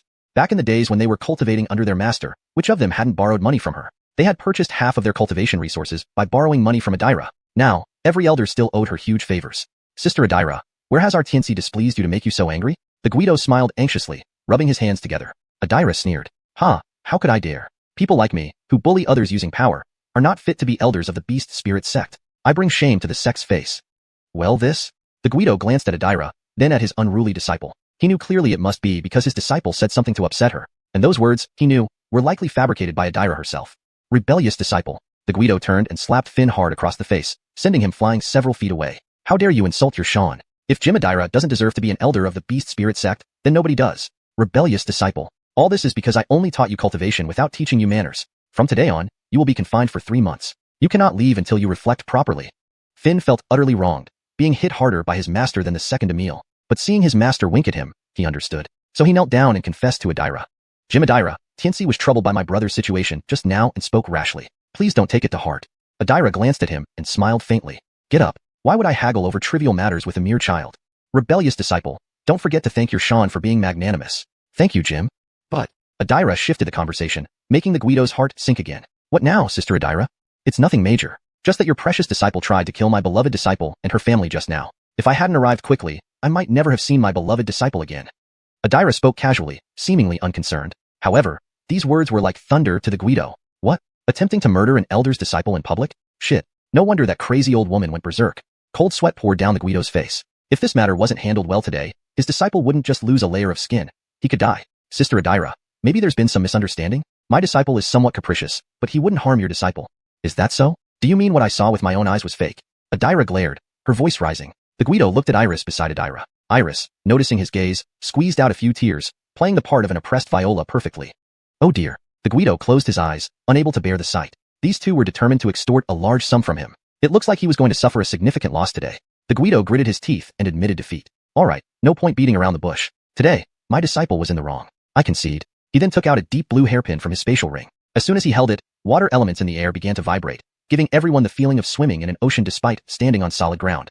The Guido gripped the hairpin tightly and reluctantly handed it over to Adira. Halfway through extending his hand, he hesitated and pulled back the hairpin. Maybe we should swap for another. But Adira was quick and snatched the hairpin before he could change his mind. With her expertise, she knew exactly how valuable this hairpin was. Come on, hand it over. Adira inspected the hairpin closely. Though not exquisitely crafted, it emitted a soothing azure glow that rippled like gentle waves, calming the mind and accelerating one's spiritual energy flow. Sister Adira, this hairpin belongs to water attributes and may not suit you or your disciple. Let's swap for another one. The Guido attempted to retrieve the hairpin as he spoke. How could Adira let him get away with it? She promptly pinned the hairpin into Iris's bun. The gift to a child can't be taken back. Coincidentally, Jamie's cultivation progressed rapidly lately, causing excessive fiery energy. This water attribute treasure will help balance her body. Your item will do nicely, so we'll accept it. Wearing the hairpin, Iris felt a gentle flow of water energy within her body, harmonizing perfectly with her fiery energy and repairing internal damages caused by rapid cultivation. Iris adored the hairpin and expressed her gratitude. Thank you, Jim. I love this hairpin. Initially, the Guido felt the sting of losing the treasure he had just obtained. However, seeing Iris's joy eased his heart. Though she wasn't his disciple, they treated each other as family. Making his junior happy was worth it. Smiling kindly, he replied, I'm glad you like it. May I ask, Jim, what grade is this hairpin? Iris was curious. Although it wasn't an offensive artifact, its ability to continuously heal and nourish the spirit indicated a high grade. This is not a man-made object but a naturally formed primordial treasure. Primordial treasure. Iris was astonished. Yes, such a natural formation makes it a primordial treasure. But don't be too surprised. While rare, primordial treasures aren't necessarily stronger than man-made ones. Some, however, possess unique properties unachievable by humans. For instance, this hairpin heals automatically by absorbing natural energy without user input. If compared to man-made artifacts, it's equivalent to a middle-grade Earth-rank treasure. Chapter 27. The Guido's Notes. Honest Jim, this is too precious. I can't accept the Sydney. Let me trade it back to you. Iris was startled by the Guido's words. She originally thought the treasure was at most an upper-grade human-class item, but she didn't expect this tiny hairpin to be more valuable than a typical middle-grade Earth-class item. Though her family, the Yoel clan, belonged to the secular aristocracy, they were still a ducal clan with prestigious status. Yet, in the entire Yoel clan, only her father, Duke Shinbei, Yoel Shuang had an Earth-class battle armor bestowed by the former king, and that armor was merely a lower-grade Earth-class treasure. Her father never wore that set of armor and kept it stored in a jade treasure box in the family's treasure vault with great care. Jamie, accept what Guido gives you without worry. This old fellow owes my wife, so even if he gave 1,000 or 10,000 such hairpins, it wouldn't be enough. Ihaha, yes, the Guido replied awkwardly with a forced smile. Sister Adira, if there's nothing else, I'll leave now. I will definitely educate that rascal when I get back. As the Guido turned to leave, he was immediately stopped by Adira. Hold on. What now, Sister Adira? Hildring held back by Adira. The Guido couldn't help but shudder in fear. Adira lifted her delicate finger, pointing towards Rico. As for my disciples' matter, it can be dropped, but this little guy still hasn't been compensated. Not again. Really? Tears almost sprang from the Guido's eyes. Today seemed like a day destined to drain him dry. Boy, you look familiar. What's your name? Reporting to Guido, this humble one is named Rico. I used to work as a laborer in the sect and am now an outer sect disciple. Rico bowed respectfully. He mentioned only being an outer sect disciple, not revealing his identity beyond his own beast companion, which only the Gabith the Meal Jaleen knew about. He had no intention of exposing himself yet. Oh, no wonder you look familiar. Speak up, what do you want? The Guido heaved a sigh of relief. An outer sect disciple who used to be a laborer would likely have limited knowledge. At most, he might ask for cultivation materials, beast companions, techniques, or perhaps some useless mundane wealth. Guido, I noticed Brother Wally's divine inscription looks quite remarkable. Impossible. Before Rico could finish, the Guido jumped up. Do you know how valuable this divine inscription is? Even all the treasures you've seen in your life don't compare to a fraction of this divine inscription. Moreover, divine inscriptions cannot change hands, so giving it to you would be useless. Let go of that idea. Guido misunderstood. I don't desire Brother Gary's divine inscription. I'm just curious about the methods of invoking them and hope to learn from you. If it's inconvenient, we can forget about it. I'll pretend today's events never happened. Ahem. It's good for us in the Beast Spirit Sect to be eager to learn. If all our disciples were as studious as you, how could the Beast Spirit Sect fail to thrive? Haha. The Guido chuckled awkwardly, then fished through his spatial ring before finally pulling out a notebook. This is a record of insights I made while studying divine inscriptions, including meanings, uses, and invocation methods for over a dozen inscriptions. Though it holds little value to me now, it should be useful to you. Remember not to pass it on casually, especially not to outsiders. Rico solemnly accepted the notebook. Despite the Guido's casual tone, Rico understood its worth. These were notes written by someone with centuries of expertise in the field, detailed records not found elsewhere. This notebook could be considered an encyclopedia of known divine inscriptions on the continent. Thank you, Guido, for this precious gift. Yes, if you like it, then it can serve its true purpose in your hands. The Guido nodded at Rico, then turned to Adira, rubbing his hands together awkwardly. Ed's sister Adira, you know I'm working on a new protective formation for the sect. With this new formation, we'll stand firmer against the other four major forces. Adira gave him a sidelong glance. And then? You know research into new formations costs a lot. So, could you lend me some spirit crystals? How much? Not much, just 1,000,000 high-grade spirit crystals. Adira remained silent for a moment, then exploded in fury at the Guido. Get lost. 1,000,000 high-grade spirit crystals. Do you think my money grows on trees? You shameless old swindler. Asking for money again. We earn only 200,000 to 300,000 high-grade spirit crystals a year for the entire sect, and you dare to ask for 1,000,000? Get yourself a job. You're good at spending but bad at earning. Don't run away, you scoundrel. Rico watched the furious Adira tremble in fear, understanding why the Guido was terrified of her. Her anger was truly frightening. After the Guido flew away with Wally, Adira finally calmed down. Rico, it's been years since we last met. You've grown taller and more mature. And you actually contracted a beast companion. Adira looked at Rico with satisfaction, almost scrutinizing him like a future son-in-law. However, when mentioning his beast companion, there was a hint of surprise in her voice. Rico didn't understand. Did this imply there was some hidden reason why he shouldn't have been able to contract a beast companion before? But he didn't press further. If Emil Adira wanted him to know, she would tell him. If not, asking would be pointless. Thank you, Emil Adira, for thinking of me. It's been years, but you seem even prettier. Adira laughed gently. You flatterer. Who knows how many girls you've charmed with your sweet talk? Emil Adira jests. Which girl would want someone as useless as me? Rico shook his head, unaware of Iris's slightly flushed cheeks. Adira naturally knew her disciple's thoughts and spoke up. Rico, recently our sect may need to close the mountain for a while. Go with Jamie to gather supplies later. Close the mountain? Why, honest? Iris asked in confusion. Sigh. It's all because of that mysterious genius. Such a big commotion has alerted the entire continent that our sect produced an unrivaled genius after 1,000 years. Other sects, especially the four major forces, are restless. They'll soon use congratulatory visits as an excuse to come here and snatch him away. The Chief Emil is already overwhelmed with all those invitations. Sigh. If I ever find out who that person is, I'll bash their skull in. Seeing Adira gritting her teeth, Rico couldn't help but shiver. Even after Adira explained, Iris was still confused. But, honest, if the four major forces come to snatch someone, we don't need to close the mountain, right? Well, you were young before, and we didn't want you to feel pressured, so we never told you. In truth, the five major forces have been barely holding together for a long time. The other four forces have been dissatisfied with our Beast Spirit Sect for quite some time. Why? Because among the five major forces, our Beast Spirit Sect is the youngest, with the least foundation and weakest strength. Yet, we occupy a prime geographical location. Central lands are fertile, resource-rich, and a vital transportation hub. Geographically speaking, we have a significant advantage over the other four major sections. Chapter 28. Storms Gather. Back when my master, your great master, the venerable Holy Ishan Maurice was still alive, the four major powers didn't dare harbor any designs against our Beast Spirit Sect. After Honest left us, these powers began to make their moves, intending to carve up our sect. Helena sighed, her elegant brows unconsciously knitting together. Honest, was Great Honest very powerful? Iris asked curiously, hugging Helena's arm. When she joined the Beast Spirit Sect, Great Honest had already been gone for many years, and her Honest rarely spoke about him. Rico, standing nearby, also listened intently. Great Honest, Helena replied with a nostalgic look. Was very powerful, of course he was. Even stronger than Gabith Jim? Helena smiled faintly. Stronger than that Dixie Jaylene. Speaking of the venerable holy Ishan Maurice, admiration appeared on Helena's face, which was rare. When Honest was your age, he was already a renowned Beastmaster on the continent. He was a prodigy in beast control, passing the heavenly gate trials before he was 10, opening all 4 gates. Throughout his life, he always surpassed his peers. Since becoming a certified Beastmaster, he was unbeatable among those of the same rank. From childhood to adulthood, he never suffered defeat. His dominance suppressed the geniuses of that era, daring none to challenge his supremacy. Later, he alone forced the balance of power from 4 major forces to 5. Wow, Great Honest was really so impressive. Certainly. Unfortunately, during the battle where the 5 major powers united against the 7 Sin Beasts, the damned 4 forces feared Honest's strength and launched a surprise attack. Although they successfully eliminated 3 Sin Beasts and sealed one, resolving the threat, Honest was gravely wounded. A few years later, he passed away. Even after so many years, recalling the 4 forces' ambush on the venerable holy Ishan, Helena clenched her teeth angrily. Honest, isn't Divine Spirit Sect allied with ours? Why did they join the other 3 forces in attacking Great Honest? The internal factions within the Divine Spirit Sect are complex. Back then, the Divine Spirit Sect's priestess was in a deathly seclusion, and the group opposing the Sin Beasts included those who disliked your Great Honest the most. By the time the priestess emerged, it was too late.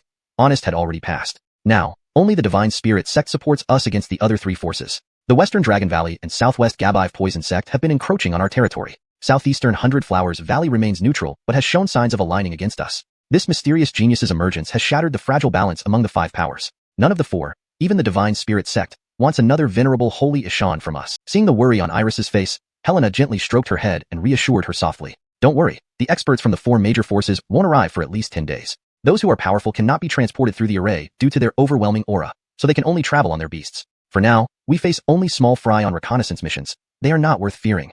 Even if they come, you needn't fear. If the sky falls, there will be adults to hold it up. Besides, the Beast Spirit Sect is not to be trifled with. Although Honest is no longer with us, we will make anyone who dares to cause trouble regret it.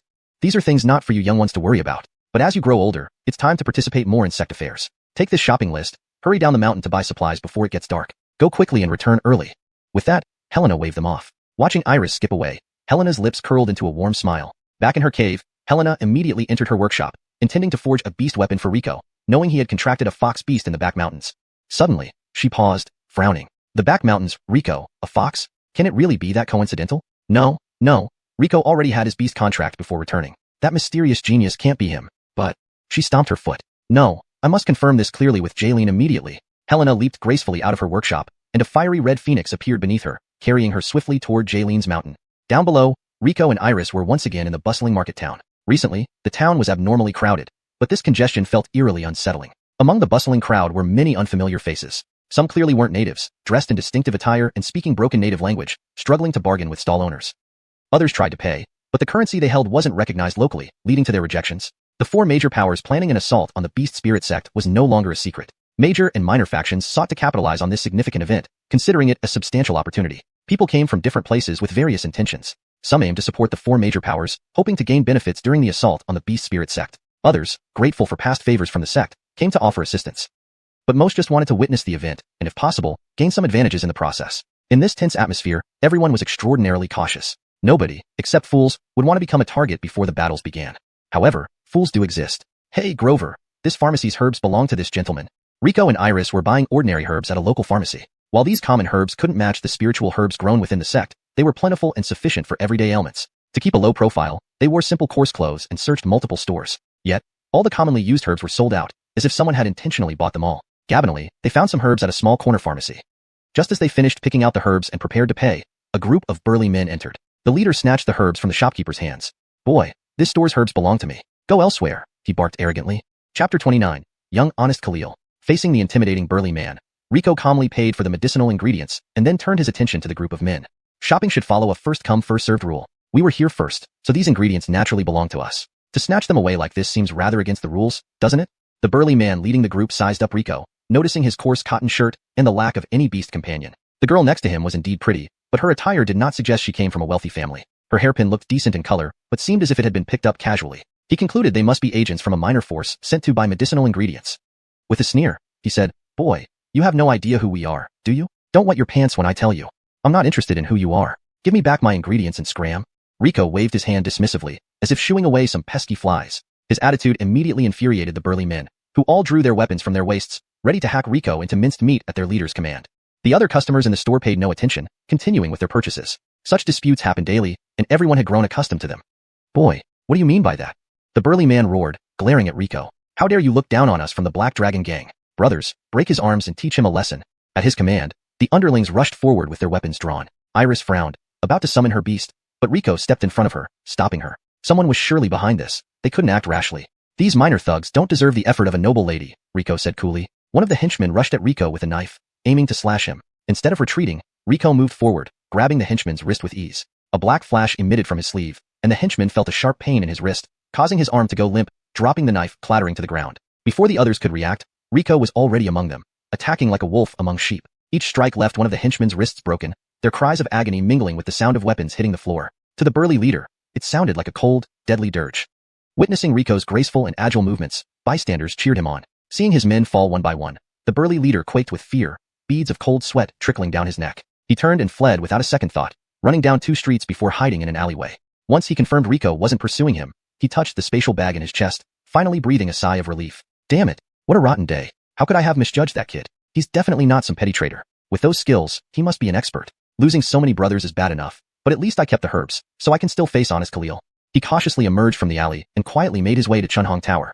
Xuanhuan Tower was the town's largest pleasure establishment, lavishly decorated, rivaling even high-class brothels in major cities. Rumor had it that it was backed by a powerful sect. Upon entering Xuanhuan Tower, a heavily made-up madam greeted him. My, isn't this brother man? It's been a while. Kayla was just mentioning how much she missed you. Leave me alone, woman. I didn't come here for fun today. Usually, such flattery would have pleased him, but today he was in no mood. Disgusted by the madam's wrinkled face, he threw her a silver coin impatiently. Take me to young honest Khalil. It's urgent. The madam pocketed the coin, her wrinkles spreading into a smile. Brother man sure is generous today.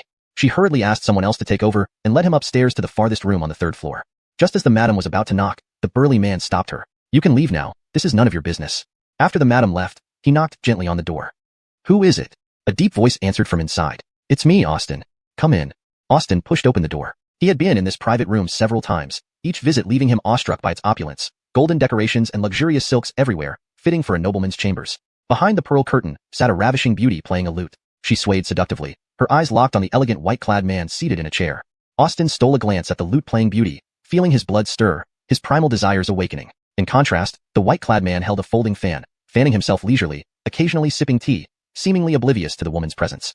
Small-built and fair-skinned, with silky black hair cascading down to his waist, the man commanded a certain elegance. You may leave. I need to discuss something, he told the beauty. The beauty stopped playing, bowed to the man, and left the room gracefully. Did you complete the task I assigned you? Putting down his teacup, the man asked in a low voice. Austin quickly focused on the man and bowed. Young, honest Khalil, I gathered all the herbs you wanted, but there's more.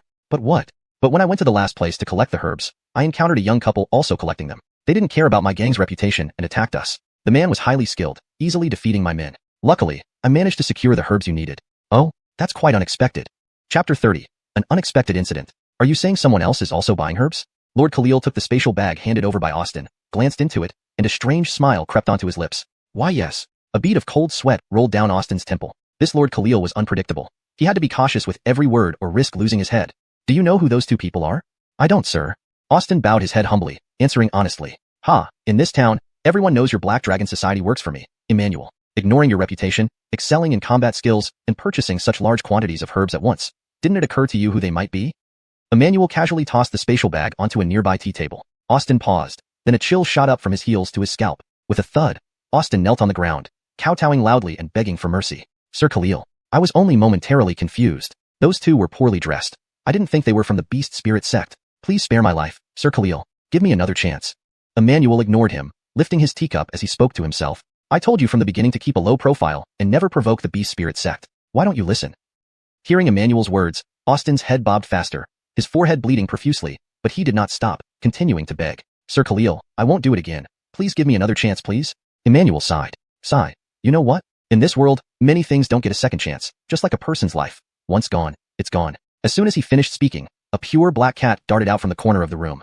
Austin felt a blur before his eyes, a warmth at his throat, and a gush of blood spurted from his neck. He reached out to cover his neck, trying to stem the flow of blood, but it was futile. Soon, his vision darkened, and he collapsed on the floor. Emmanuel remained seated, sipping his tea calmly, never glancing at Austin again, as if the one killed by his pet was merely a mouse. Have you been standing there long enough to feel tired? Come sit. Emmanuel remained still, his black cat warily eyeing a shadowy figure in the corner of the room. You're quite harsh on your subordinates, Lord Khalil, said Rico, who initially followed the herb snatchers just to see who was causing trouble but ended up witnessing Emmanuel's act. This Lord Khalil and his black cat were not simple, and Rico knew he wasn't their match. Just as Rico planned to escape, Emmanuel called him out. What? You want to leave without even greeting me? Rico, recognizing the lethal intent in Emmanuel's tone, approached and sat opposite him. Under the circumstances, he couldn't help but submit. Emmanuel poured a cup of tea for Rico, who dared not drink it. Seeing this, Emmanuel drank his own tea instead.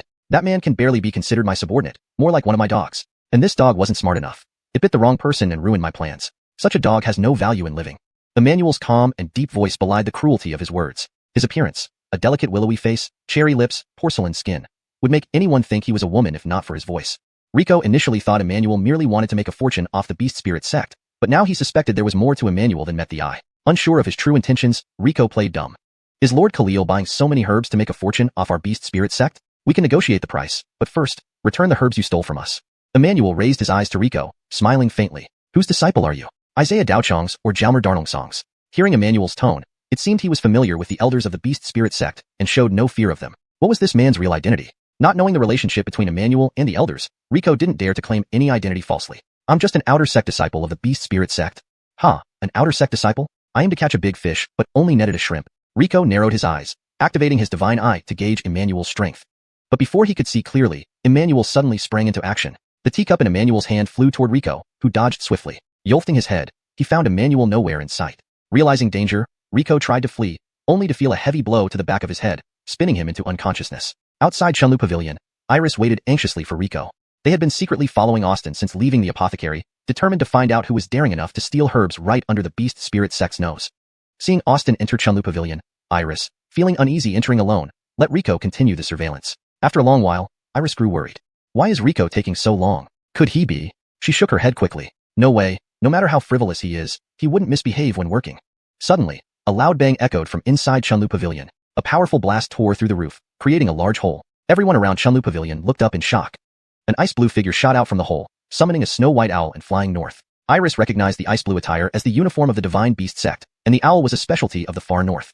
Most importantly, the person held Rico tightly in his arms. Halt!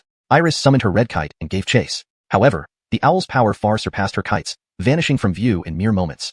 Darn it! Despite her frustration, Iris knew she couldn't catch up. Her only option was to return to the sect and seek help. ####Chapter 31. The Mist Forest. At Dongyun Peak, Ambry, dressed in her white robe, fluttered like a dancing butterfly amidst the swirling petals. Yolt as a swallow, every step of hers seemed to create a blooming lotus, an incomparable beauty that even the birds in the mountains spontaneously circled above her head, joining her dance. After some time, Ambry sensed something and stopped dancing. The birds scattered instantly, leaving a carpet of colorful feathers on the ground. She looked up toward the sky, where Yelena was riding her phoenix bird rapidly approaching Dongyun Peak. In an instant, the fiery red phoenix gently landed beside Ambry, its magnificent wings still fanning gracefully. This place is as quiet as ever. Yelena's voice reached Ambry before she had even landed. Why would second Aiden's sister have the leisure to visit me today? Ambry knew Yelena well. She seldom visited this quiet place. If she came, it must be for a reason other than catching up. Ambry, tell me, does your disciple go by the name Rico? Yelena didn't beat around the bush, but asked directly. I'm sorry, Aiden's sister. I promised him I wouldn't reveal his identity. But I'm your senior sister who has watched you grow up. Can't you trust me? A hint of urgency crept into Yelena's tone, but Ambry shook her head. It's not that I don't trust you, Aiden's sister. A promise is heavier than a mountain. Since I promised to keep his secret, I cannot disclose his identity. Please understand. You're so stubborn. What if I told you that Rico has already left the Beast Spirit Sect? Ambry raised an eyebrow. I sent 2 apprentices down the mountain to purchase medicinal herbs just now. One was my disciple Yoel Xing Chloe, and the other was Rico. Ambry sighed lightly after a long silence. Well, it's fate. I hope nothing happens. Seeing Ambry's acknowledgement, Yelena said, I didn't expect that Grover to be the genius all 4 major forces are searching for. If I had known, I wouldn't have sent him down. Now various factions below are mixed, and if anything happens to him, Yelena couldn't help but worry. Aiden's sister, it's not your fault since you didn't know his identity. The priority now is to bring him back immediately. Yes. Just as they were about to move, they saw Yoel Xing Chloe riding a red kite flying from a distance. Xing Chloe, you're back? Honest. Quickly save Rico. He was captured by people from the Divine Control Sect. Hearing Yoel Xing Chloe's words, both Yelena and Ambry felt their hearts sink. Could it really be this coincidental? Let's go. We'll talk while we move. The 3 rode on the Phoenix and flew swiftly northward. On the way, Yoel Xing Chloe recounted everything that had happened in detail to the 2 elders. Enraged upon hearing this, Yelena shouted loudly, Arrogant little one. You didn't report to the sect when encountering such a situation, but took it upon yourself to capture people. Do you know who they were? How many were there? What cultivation levels do they have? Did you think being a 3rd stage beast master made you invincible? And you sent Rico, just a beast apprentice, alone to deal with them. Yoel Xing Chloe, scolded by Yelena, knew she was wrong. She felt both anxious and remorseful, tears streaming down her face uncontrollably. Sorry, honest, it's all my fault. I shouldn't have let Rico handle it. Though Ambry was also worried, she could sense through her mark on Rico that he was currently unharmed. Calm down, both of you. I can sense that Rico is safe for now. Don't blame Xing Chloe, Aiden's sister. She acted out of concern for the sect. Remember when you, as a young girl, sneaked into the death forest with several seniors? Compared to you, Xing Chloe isn't nearly as mischievous. That's different. Yelena turned away, coughing slightly. With Ambry's interruption, the tension eased a bit as they continued pursuing in the direction the blue-robed woman had gone. At the southern end of Tianshui mountain range, this area had gentle terrain, shrouded by a faint mist permeating the vast forest. The mist was peculiarly thin yet obscured distant views. It lingered year-round, and even locals surrounding the forest dared not venture deep into it. Legend had it that within the forest dwelled an ancient divine beast that preferred solitude. The mist was said to be exhaled by the beast to prevent humans from intruding and disturbing its rest. Locals called it the Mist Forest, or the Divine Beast Forest. Deep within the Mist Forest, at a tranquil pool surrounded by dense trees, a woman in an ice-blue robe stood facing off against three men. Theo, what do you mean? The ice-blue woman was flushed, breathing heavily, her lips turning blue, and a long wound on her abdomen continuously bled. What do you mean? Have the nerve to ask me what I mean? The man opposite was bare-chested, covered in purple-black scales, with horns on his head, resembling a half-man, half-lizard creature. His two companions were similarly transformed. Rona, you assured us that we could capture the disciple of a senior elder from the Beast Spirit Sect, which led our Dragon Valley to collaborate with your Hundred Flowers Valley. But in the end, you only brought back a useless piece of trash. Do you think the Beast Spirit Sect would risk conflict with the Divine Control Sect over an outer sect disciple? Rona was frustrated. Her foolproof plan had been ruined because Emmanuel disobeyed orders, infuriating Rico and the two reckless disciples. Fearing exposure, she had no choice but to kidnap Rico. I admit responsibility, but aren't you afraid of retribution from our Hundred Flowers Valley? Rona's voice was harsh yet weak. This mist forest is rarely traveled. No one will know you've died here. Today, I can finally avenge my brother. Theo's claws dripped with Rona's blood. Beneath him lay the lifeless bodies of several of her beasts. Now, only her 9 lives black cat remained, barely able to fight. 2 against 3, the odds were hopeless. Meanwhile, Rico had regained consciousness, bound tightly to a tree behind Rona. He recognized Rona as the kidnapper Emmanuel, confirming her as a woman. From overhearing their conversation, he understood why he had been kidnapped. However, with all his spiritual energy sealed, he couldn't contact his beasts, let alone summon them. On Rona's side, the situation was more dire. The 3 from Dragon Valley weren't just stronger, but had also shamelessly ambushed her. Her carefully cultivated beasts were all killed by surprise attacks, leaving only her birthbound beast, the 9 lives black cat. She had one option left. I'll die fighting. Rona swung her hand, releasing a barrage of flower petals that flew towards the trio's eyes like daggers. While they shielded their eyes, she seized the chance to escape deeper into the mist forest. Don't let her get away. Pursue. The trio chased after Rona. What about me? No one cares. Rico was left alone at the scene. ####Chapter 32. Joining the squad. Damn it, what kind of rope is this? Why is it so tight? Rico lay on the ground, writhing constantly in an attempt to break free from the ropes around his body. Despite his efforts, the rope showed no signs of loosening. Rico crawled toward the pond and picked up a somewhat sharp stone, trying to cut the ropes binding him. However, he soon realized that the rope was unusual. It appeared soft but was as tough as metal, impossible to cut through. At that moment, he heard rustling sounds nearby. Rico's heart pounded. What if those 3 men were coming back? If they found him, he would surely be killed. Desperately, Rico moved toward the bushes, but the tight ropes made him crawl like a worm. Juanita, look, there's a huge insect over there. Where? Holy crap, it's really big. Let me shoot it dead.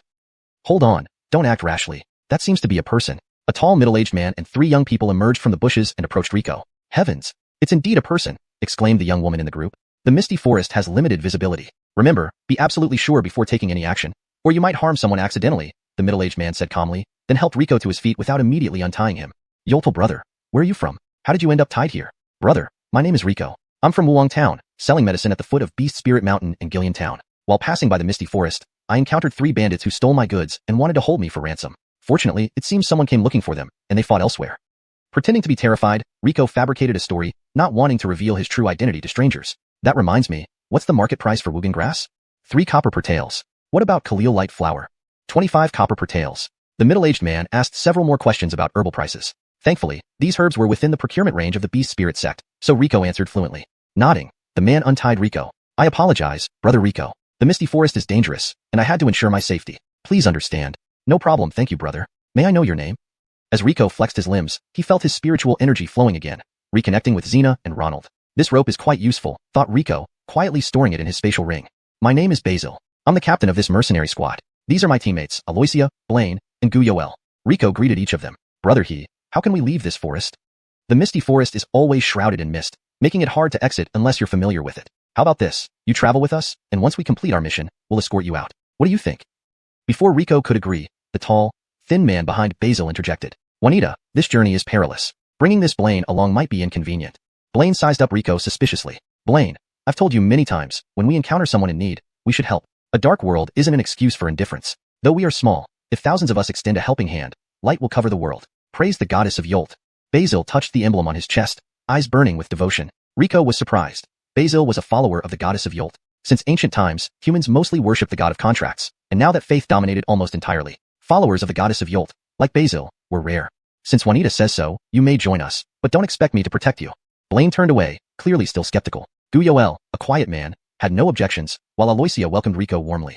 Hee little brother, don't worry, big sister will protect you. Aloysia patted her ample chest, causing ripples. Rico looked away and said to Basil, Brother let's move. I fear those bandits might return. They're vicious and dangerous. He's right, let's hurry.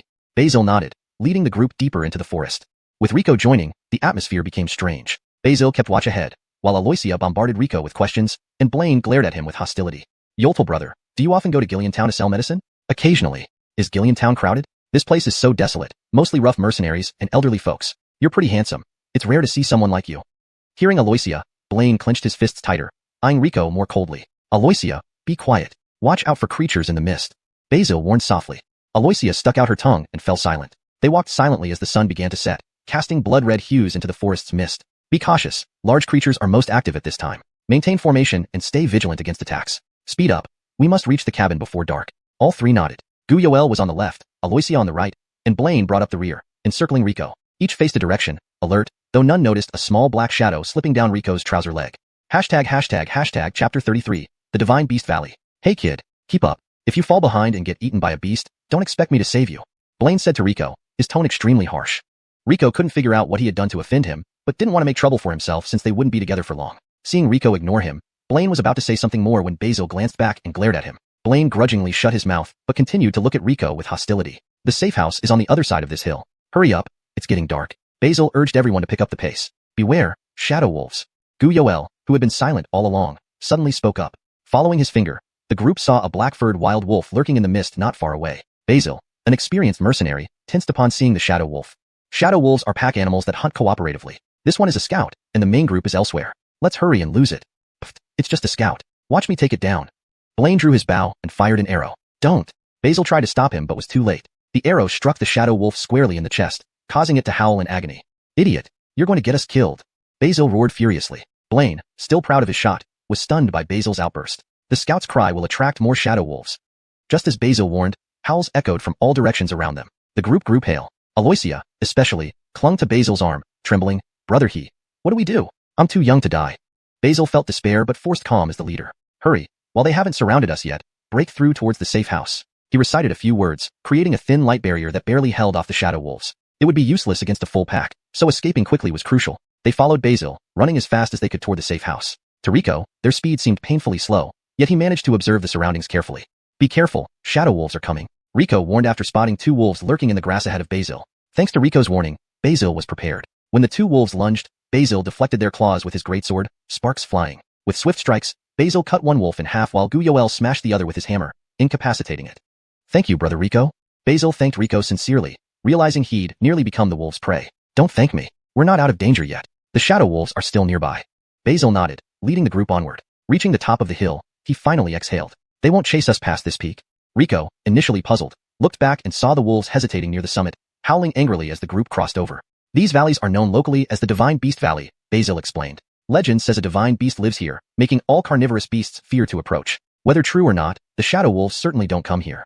Nodding, Rico had seen this himself. Freed from immediate danger, the exhausted group sat and rested. After regaining some strength, they resumed their journey, reaching the safe house just before dusk. The safe house was merely a cave sealed with a massive rock, leaving only a small ventilation gap. Basil checked it, then ordered everyone to move the stone aside. Together, they settled into the cave and began preparing a meal. Blaine even hunted a few rabbits to supplement their diet. As night fell, the mist thickened, moonlight filtering through, casting eerie shadows of distant trees like watching giants. Sitting at the entrance, Rico worried about whether Sydney had uncovered Xuanhuan Valley's scheme, especially fearing similar actions against Xianxia Sect. If a rift developed between the Xianxia Sect and Vessel Spirit Sect, this disaster would indeed be perilous for the Vessel Spirit Sect. Dinner's ready, let's eat. Aloysia called everyone. Each person received a bowl of vegetable and barley soup plus half a roasted rabbit. Though modest, it was comforting in this wilderness. Before eating, Basil retrieved his totem and offered a prayer, which everyone respectfully waited for. Blaine handed the fatter hind leg of his rabbit to Aloysia. You did a good job cooking. Eat more. Thank you, Brother Feng. You're so kind. Blaine rubbed his head and chuckled awkwardly. Rico lifted his bowl, surprised at how fragrant the soup was. Just as he was about to drink, he paused, putting the bowl down. Aloysia noticed and asked, Is there something wrong, little brother? Does the soup taste bad? Guyoel and Blaine also looked over. Why? Dislike our cooking? Blaine asked irritably. No, my stomach just doesn't feel well. I'll go take care of it. Basil warned, Don't go too far. Many dangerous beasts roam at night. Got it. Thanks for the reminder. Rico went outside, squatting in the bushes. Are you sure there's something wrong with Aloysia? Absolutely. My nose is very sensitive. She laced the soup with a sedative. Not just your bowl, the whole pot. But she drank it too? Duh. She must have an antidote. Rico sighed inwardly. You make sense. Let's play along and see what she wants. I think that's fine. That woman's cultivation is low and poses no real threat to you. However, Guyoel concealed his strength. He might be stronger than Basil, around mid-second rank. Noted. Rico returned to the cave, pretending to finish his soup, secretly pouring it into his spatial ring. Aloysia watched closely. Seeing Rico finish, she smiled slightly, unnoticed by others. Chapter 34, Dense Fog. There are no wild beasts in this divine beast valley, so none of us need to keep watch tonight. Let's all get some rest. Basil yawned widely. He was exceptionally drowsy today, probably because being chased by the wolf pack had consumed too much of his energy. After setting up a simple warning array, he found a corner and fell into a deep sleep. The few remaining people in the shelter also couldn't hold back their yawns and soon drifted off. Midnight came, and within the shelter, Basil and Blaine's snores resonated together. Under the cover of these snores, a strange sound gradually emerged, persisted for a while, then finally stopped. You were really loud just now. Aren't you afraid they might wake up? Himph, what's there to be afraid of? Those idiots took my medicine. They'll sleep until the sun is shining on their butts. Still, it's better to be cautious. I suspect that medicine seller might be from our line of work. You think he's after the dragon mist herb too? Then why wait? Let's take care of him now. No, not yet. If Basil notices someone missing, he will definitely become suspicious. If we're caught, all our efforts these days would have been wasted. Hee hee, you're wicked. All right, let's do as you say. Even if you're bad, you're nothing compared to me. That Blaine has been wrapped around my finger. That's because he's foolish. All I did was act innocent and coquettish, and that kid was running around for me like a puppy. Ow, not again. Unbeknownst to the two immersed in pleasure, Rico had been feigning sleep and heard every word of their conversation. Himph, I knew these two were no good. If they dare to harm me, I'll make them regret it, Rico muttered with narrowed eyes. Indeed, nobody in this mist forest could be underestimated. So, Christy, what exactly is this dragon mist herb? These two mentioned their objective, dragon mist herb, which sounded valuable by name alone. Oh, it's just a somewhat rare herb, not anything special, Christy replied disinterestedly, causing Rico to feel a bit disappointed. However, her next sentence almost made him exclaim out loud. It can elevate an ordinary first or second stage beast mount by one stage, with a tiny chance of awakening additional attributes. It's not very useful. Not very useful? Directly upgrading one stage. Michaela spent 3 whole years getting her mount to the 4th stage, and there's also a chance for extra attributes. This sounds like a divine herb. Christy rolled her eyes at him. Boy, don't embarrass yourself by claiming you know me. You're astonished by such a low-grade herb? Back then, I wouldn't even use this kind of herb for my bedding. Rico's mouth twitched slightly as he thought to himself. You used to have a 10th stage mount, of course, you wouldn't find this valuable. But I'm starting from scratch. This is definitely precious to me. Christy continued, this dragon mist herb isn't particularly rare, but it has a crucial characteristic. It only grows beside the remains of high-level water attribute mounts. Oh, so, you're saying there might be a high-level mount's corpse in the cave they mentioned? Very likely. If we're lucky, its Beast Spirit Sect might still be intact.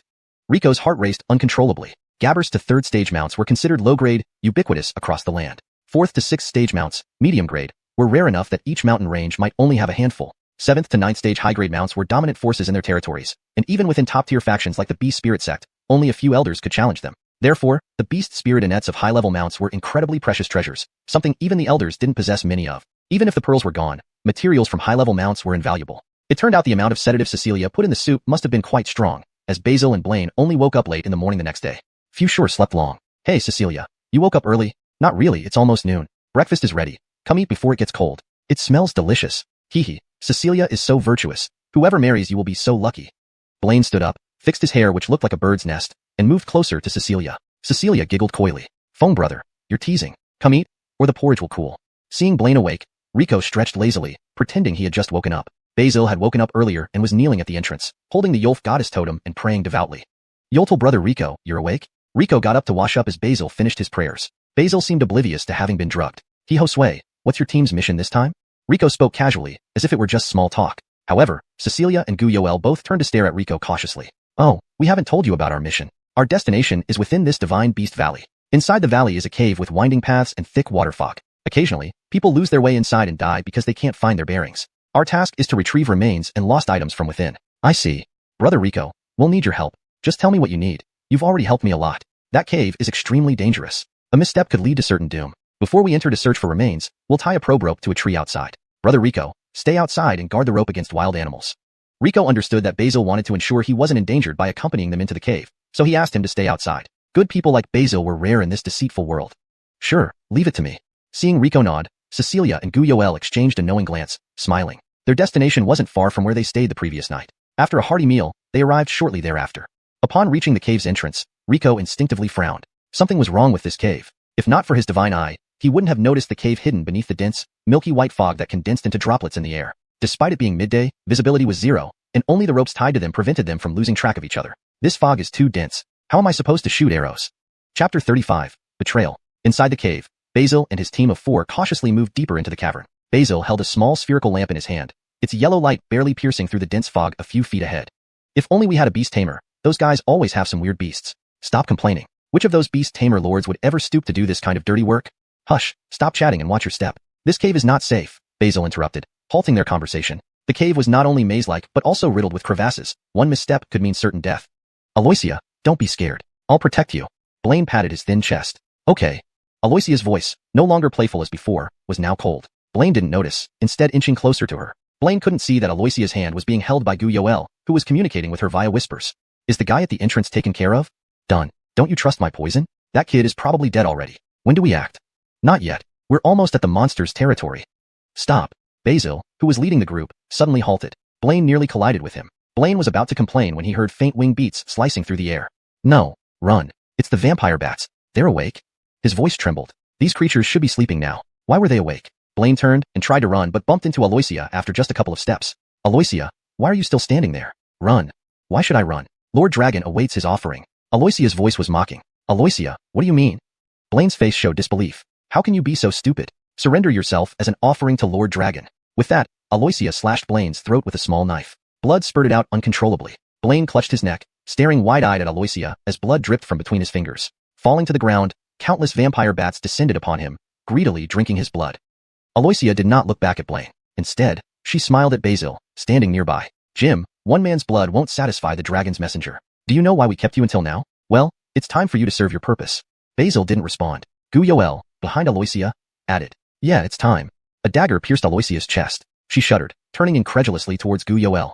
Aloysia had never seen this man smile so brightly. Guyoel grabbed her hair and kissed her lips, which were growing cold. Foolish woman.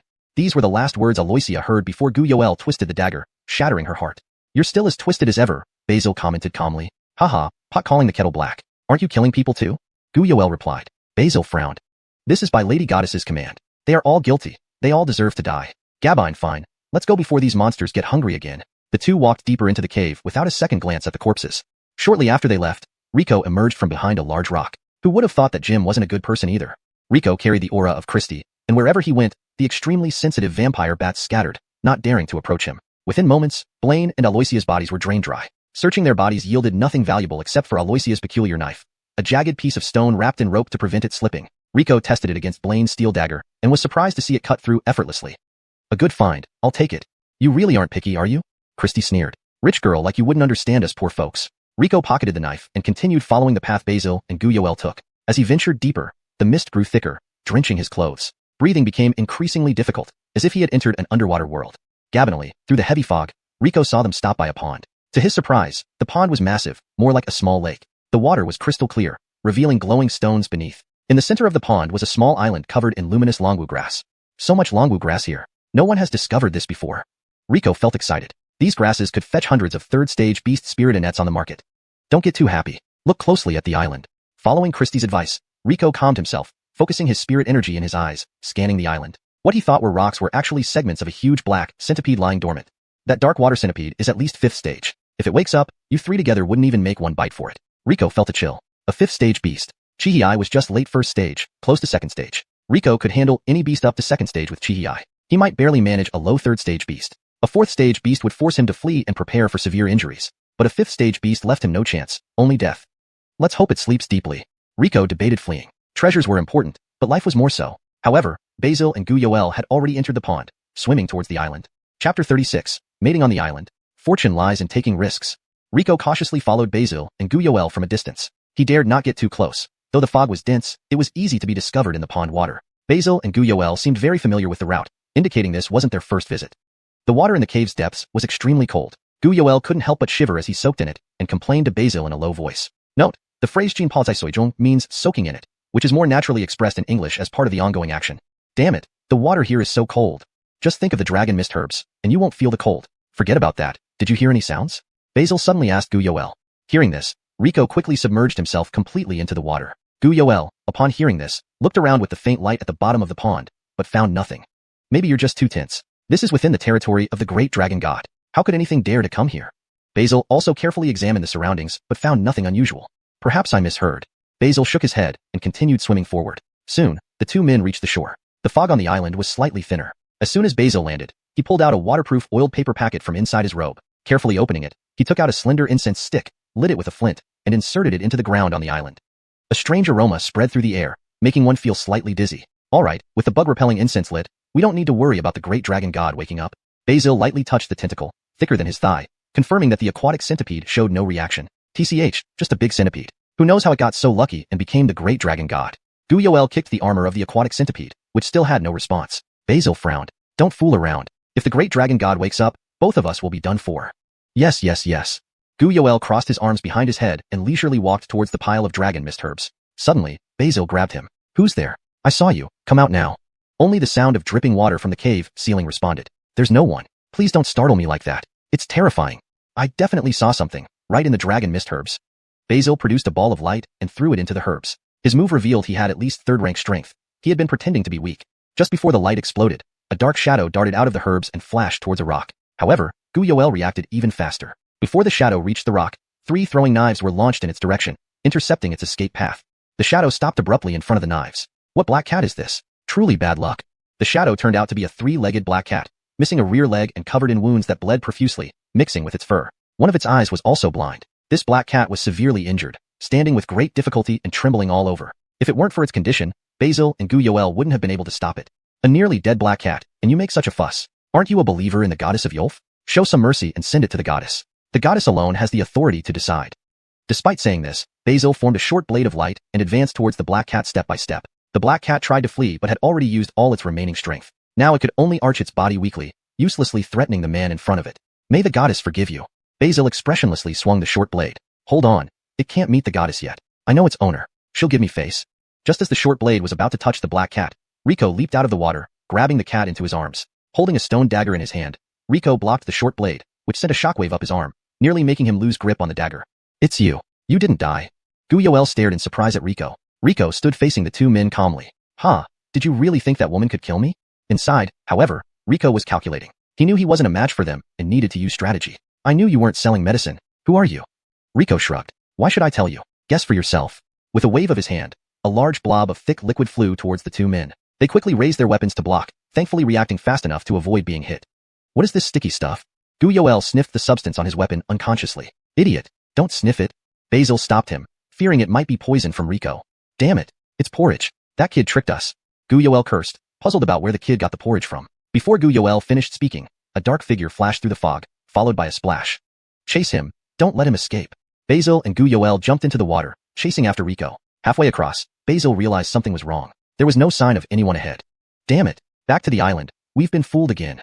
Realizing the dark figure wasn't Rico, Basil cursed inwardly. When they struggled back to the island, Rico was nowhere to be found. Not only that, all the dragon mist herbs had been swept away, leaving not a single strand. Rico, you little brat. Just wait till I catch you. I'll kill you. Gu Yoel snarled, veins bulging on his forehead. They had waited 3 whole years for these herbs.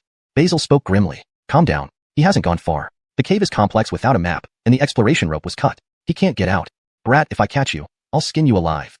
Let's go. We'll block him at the cave entrance. There's only one exit. He'll come out eventually.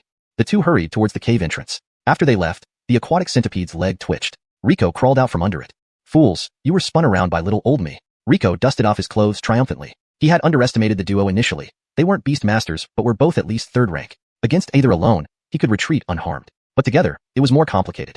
If they wait at the cave entrance, perfect. Once I find the high-rank beast remains and add the dragon mist herbs, breaking 2nd rank is assured. Then, with Yolful Black, taking them down will be child's play. ####Chapter 37. So close yet so far. Let's put their issues aside for now. Yolful guy, your master should be nearby as well. Given the limited resources, Rico applied some herbal medicine to the black cat's wounds and bandaged them up. At least this would prevent its injuries from worsening. The black cat, wrapped like a mummy, stared at Rico with its gem-like eyes. You don't have to be so wary of me. After all, I did save you. And it's not our first meeting either. Stranger turns familiar after a couple of meetings, right? Considering the dragon mist herbs, I'll overlook your master kidnapping me. But those two bad guys can't take me out of the forest now, and I don't know the way. I need your master to guide me. Don't worry. I won't take advantage of the situation. I promise I won't harm her. The black cat remained unmoved. I've said so much. At least give me some response, won't you? Boy, are you stupid? It's been bound like a ball. How can it speak? Oops, my bad. Rico scratched his head awkwardly. As soon as the bandages on the black cat's mouth were removed, it started angrily meowing. Meow meow meow meow. It kept meowing for 5 minutes before stopping. What is it saying? It doesn't sound like anything good. It indeed isn't. Ignoring the insults, it said, I won't tell you where Mayu is, give it up. That was all it said in such a long time? Pretty much. Rico was speechless. I think since you came out despite being injured, it means your master is hurt even worse, maybe unconscious and unable to walk, right? The black cat's ears twitched, but it stubbornly turned its head away. Rico knew he guessed right. He continued, with her seriously injured and unconscious, you should know that only I can save her now. If we delay any longer, your master might die. The black cat turned its head back, clearly angry, staring fiercely at Rico with bared fangs and growling fiercely. Just stating the facts. Growling won't help. Rico shrugged. You have two choices now. Either lead me to your master, or keep scolding me while your master dies somewhere else. Think carefully about what to do. The black cat fell silent, acknowledging that Rico had a point. It weighed its options, and then lowered its head. Rico loosened the bandages around the black cat, which limped forward to lead the way. Rico knew the woman was nearby, but he didn't expect her to be so close. The black cat led him to a large centipede and scratched its shell with a claw, indicating that its master was hidden beneath the centipede. Rona had been ambushed by the 3 people from Long Valley. While fighting and fleeing, she stumbled into this cave due to the forest's fog. She and the black cat eventually reached the edge of this pond, only to encounter a 5th-stage aquatic centipede. The smell of blood and the aura of a strong person woke up the sleeping aquatic centipede. Normally, Rona wouldn't fear a 5th-stage centipede, but she was severely wounded, her beasts mostly dead, leaving only the black cat. Trying to flee, the aquatic centipede wouldn't let her go and charged straight at her. Forced into battle, Rona fought fiercely against the centipede. Ultimately, she won at the cost of the black cat's hind leg. The aquatic centipede was severely injured, nearly dying, while Rona was also poisoned by its venom. Already heavily wounded and now poisoned, Rona finally succumbed and fell unconscious. When Rico lifted the centipede's shell, he couldn't help but gasp. She's still alive, really? Rona looked pitiful beyond description. Her ice blue dress was torn into shreds, barely hanging on her body. Her battered form was completely exposed, covered in bite marks, tear wounds, and piercing injuries. Her limbs were twisted at odd angles, clearly broken. Most horrifying was the deep wound on her chest, revealing her barely beating heart. A black fluid was obstructing her recovery, inching closer to her heart. Seeing Rona in this state, the black cat frantically scratched the ground with its paws, its half-broken tail swaying nervously. How can she still be alive like this? Is she human? Rico asked Xena through telepathy. Powerful Beastmasters have extremely resilient life forces. Broken arms and legs are just surface injuries. However, even high-ranked Beastmasters can't survive such severe injuries for long, Xena sighed. And look at her chest. The aquatic centipede's poison is eroding her body. Once it reaches her heart, it will spread through her bloodstream in moments. Then, not even a god could save her. So there's still hope to save her? This girl may not be as strong as your beautiful master, but she's at least a 6th-stage Beastmaster. Removing the centipede's poison will give her time to recover. Rico stared in amazement at Rona. A 6th-stage Beastmaster. No wonder he had no chance against her. Moreover, his adoptive master was even stronger. Could she be a 7th-stage Beastmaster? What's so surprising? You've met a 10th-stage beast like me. Is a mere 6th-stage Beastmaster enough to shock you? Boy, listen carefully. This woman has at most an incense stick's worth of time left. Hearing this, Rico frowned. He hadn't realized her injuries were this serious. His herbal medicines would barely make a difference, but removing the black toxic liquid would save her life. Xena, this aquatic centipede is a 5th-stage beast, and Ronald is still 1st stage. Will eating this poison hurt him? Xena chuckled slightly, with a hint of disdain. Ronald inherited the voracious appetite of my 3rd elder sister. This small amount of poison is nothing. Even if he devoured the aquatic centipede, it wouldn't stand a chance. Rico sucked in a breath sharply. He hadn't expected Ronald to be so powerful, able to devour a 5th-stage beast at 1st stage. If 1st stage is this formidable, how terrifying must Xena's 3rd elder sister have been?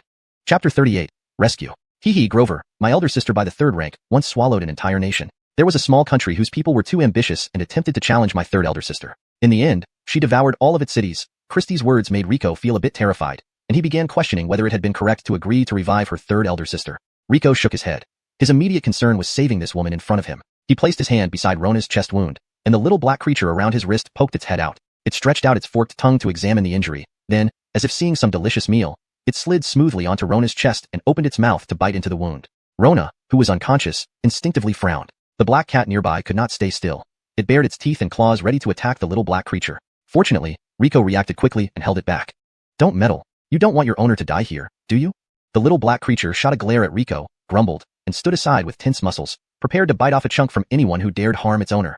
With no disturbance from the black cat, the little black creature started using all its strength to devour the poison in Rona's wound. Despite its formidable devouring power, being only stage 1, it couldn't release its power outside its body. It had to use its own strength to gradually cleanse the dark toxic fluid out of the wound. However, its power was too weak. The toxins remained stubbornly inside Rona's body, continuing their slow march towards her heart, almost reaching it. Rico felt extremely anxious now. This woman must not die. He already had a plan to deal with the 3 factions besieging the Beast Spirit Sect. If this woman died, his strategy would falter, leading to a disastrous outcome for the sect. Yoltal Black, I'll help you. Rico sent his spirit energy into Yoltal Black's body. With Rico's spirit energy, the suction force increased dramatically, and the dark toxic fluid showed signs of coming out. But it didn't last long. Having just become a beast tamer, Rico's spirit energy was minimal and soon exhausted. Yoltal Black, who had been exerting itself to the utmost, also became exhausted, allowing the toxins to resume their approach towards Rona's heart. Meow. At a critical moment, the black cat leapt onto Rico's arm, transferring a wild spirit energy through Rico's arm into Yoltal Black's body. Receiving the black cat's spirit energy, Yoltal Black gave a fierce growl, suddenly using all its strength to ingest the toxic fluid completely. As the poison was removed, Rona's nearly stopped heart abruptly contracted. The sound echoed like a war drum, resonating in the cave, refusing to fade away. That heartbeat reverberated in Rico's ears, nearly causing ringing sounds. Was this the power of a 6th rank expert? Just a heartbeat had such might. With that single heartbeat, Rona's spirit energy began flowing, healing her wounds slowly. Now Rona was no longer in mortal danger, but due to severe injuries, she remained unconscious. Seeing her condition improve, the exhausted Rico finally collapsed on the ground, drenched in sweat. The black cat, originally heavily wounded, fell asleep immediately. Yoltal Black, having just ingested the poison from a Gabith rank dark water centipede, felt invigorated, its scales becoming even darker and glossier. It kept flicking its forked tongue, searching for more delicacies around. This severely injured Gabith rank dark water centipede is dying. Can I take this chance to form a pact with it? Rico looked at the motionless dark water centipede on the ground, considering his options. Boy, I advise you not to have illusions. Though this dark water centipede is dying, it's still a Gabith rank beast. Your current physique can't withstand it. Forming a pact forcefully will turn you into a vegetable or even cause death. Rico was somewhat disappointed. If he could form a pact with this dark water centipede, those 2 outside wouldn't be much of a threat. Don't be too disappointed. With Yoltal Black, let it devour this dark water centipede. It will significantly enhance its strength. Combined with your mysterious technique, those 2 won't be a problem. It wasn't fear that troubled Rico about those 2 men, just regret over the Gabith rank beast he couldn't claim. Such a rich resource right in front of him, yet untouchable. Suddenly, Yoltal Black, which had been exploring, seemed to have found something. What is this? Returning, Yoltal Black held a large light blue crystal ball in its mouth. The faint ripples of light from the crystal ball spread out gently, enveloping Rico in a dense aura of water spirit energy, making him feel like a fish swimming in the ocean. A 8th rank sea dragon Beast Spirit Sect. You are indeed fortunate, Christie remarked. These sea dragons live in the South Sea. An 8th rank sea dragon is undoubtedly a ruler of its domain. For it to die in such an insignificant inland place is astonishing. 8th rank Spirit Sect. Rico's heart skipped a beat with excitement. This was an invaluable treasure that could rival any secular kingdom. Its appearance would certainly stir up chaos. Rico held the Spirit Sect, his hands slightly trembling. If others discovered it, it would bring fatal trouble. After some thought, he handed the Spirit Sect to Yoltal Black. Yoltal Black, you should ingest it and absorb it slowly. Given the world's vastness, there are likely methods to peer into someone else's spatial ring. If seen, I can't protect this treasure with my current strength. Your stomach is even imperceptible to my master. Giving it to you is the wisest choice. In the beast space, Christie nodded secretly. This Grover had good character, not letting such a significant treasure overwhelm him. Getting the Spirit Sect, Yoltal Black gleefully wrapped itself around it, licking it with its little tongue, playing for a while before swallowing the entire Annette in one go. Then it belched cutely. Pity that the sea dragon's other parts were eaten by the dark water centipede, leaving no other valuable treasures behind. Rico tapped the dark water centipede's shell.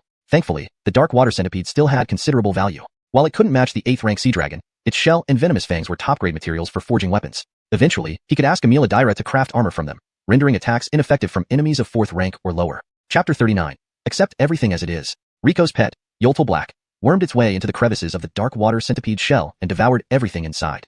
Who would have thought this dark water centipede wouldn't even form a beast spirit pearl after eating an 8th stage sea dragon beast? Its potential is really that bad? As Rico gathered the mounds of exoskeletons, he said disdainfully, but it's not entirely its fault. Insects are inherently less intelligent and rely on their strong reproductive capabilities and tough physiques. It's much harder for them to form beast spirit pearls compared to other races. So, I was wrong about it. Rico nodded, finishing up with the giant creature. Then he saw Rona lying unconscious before him, hesitating on what to do next. Will she ignore my act of saving her life and kill me once she wakes up? A sudden thought struck Rico. That's right, I still have this. He pulled out a rope from his spatial ring, the same one Rona had used to bind him earlier. The rope was not only exceptionally durable, but also had the ability to seal off internal spirit energy, preventing the person from controlling their own power. Looking at the unconscious Rona, Rico swallowed hard. This woman was surprisingly beautiful. More importantly, her clothes were torn from battle, leaving her almost exposed in a half-covered allure.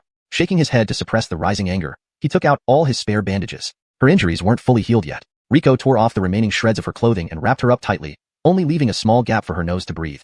Rona was now completely bound like a big dumpling. Unavoidable physical contact during the process caused some inappropriate thoughts to arise in Riko's mind again. Focus, kid.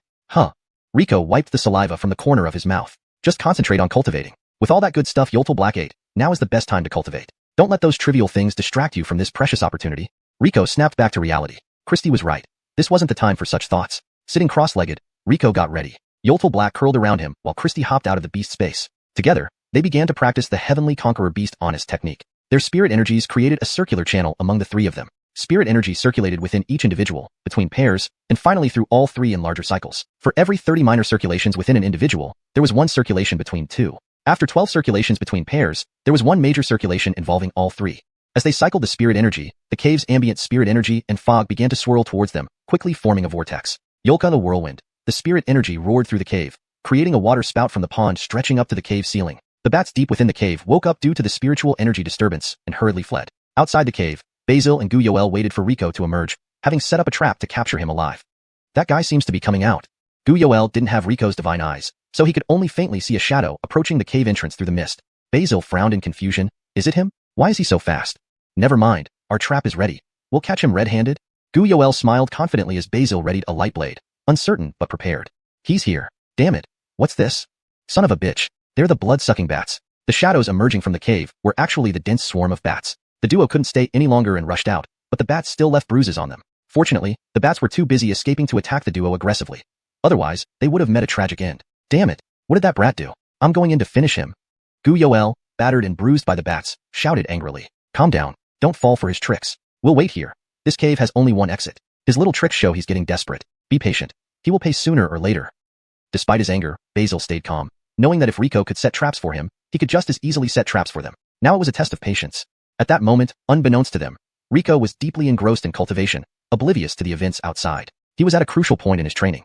The rank of a Beastmaster determined the level and number of beasts they could contract. A Gabber stage Beastmaster could only contract a Gabber stage beast, and only one unless extraordinarily gifted. The main factors affecting this were the strength of the Master's divine soul and the limitations of the inner beast space.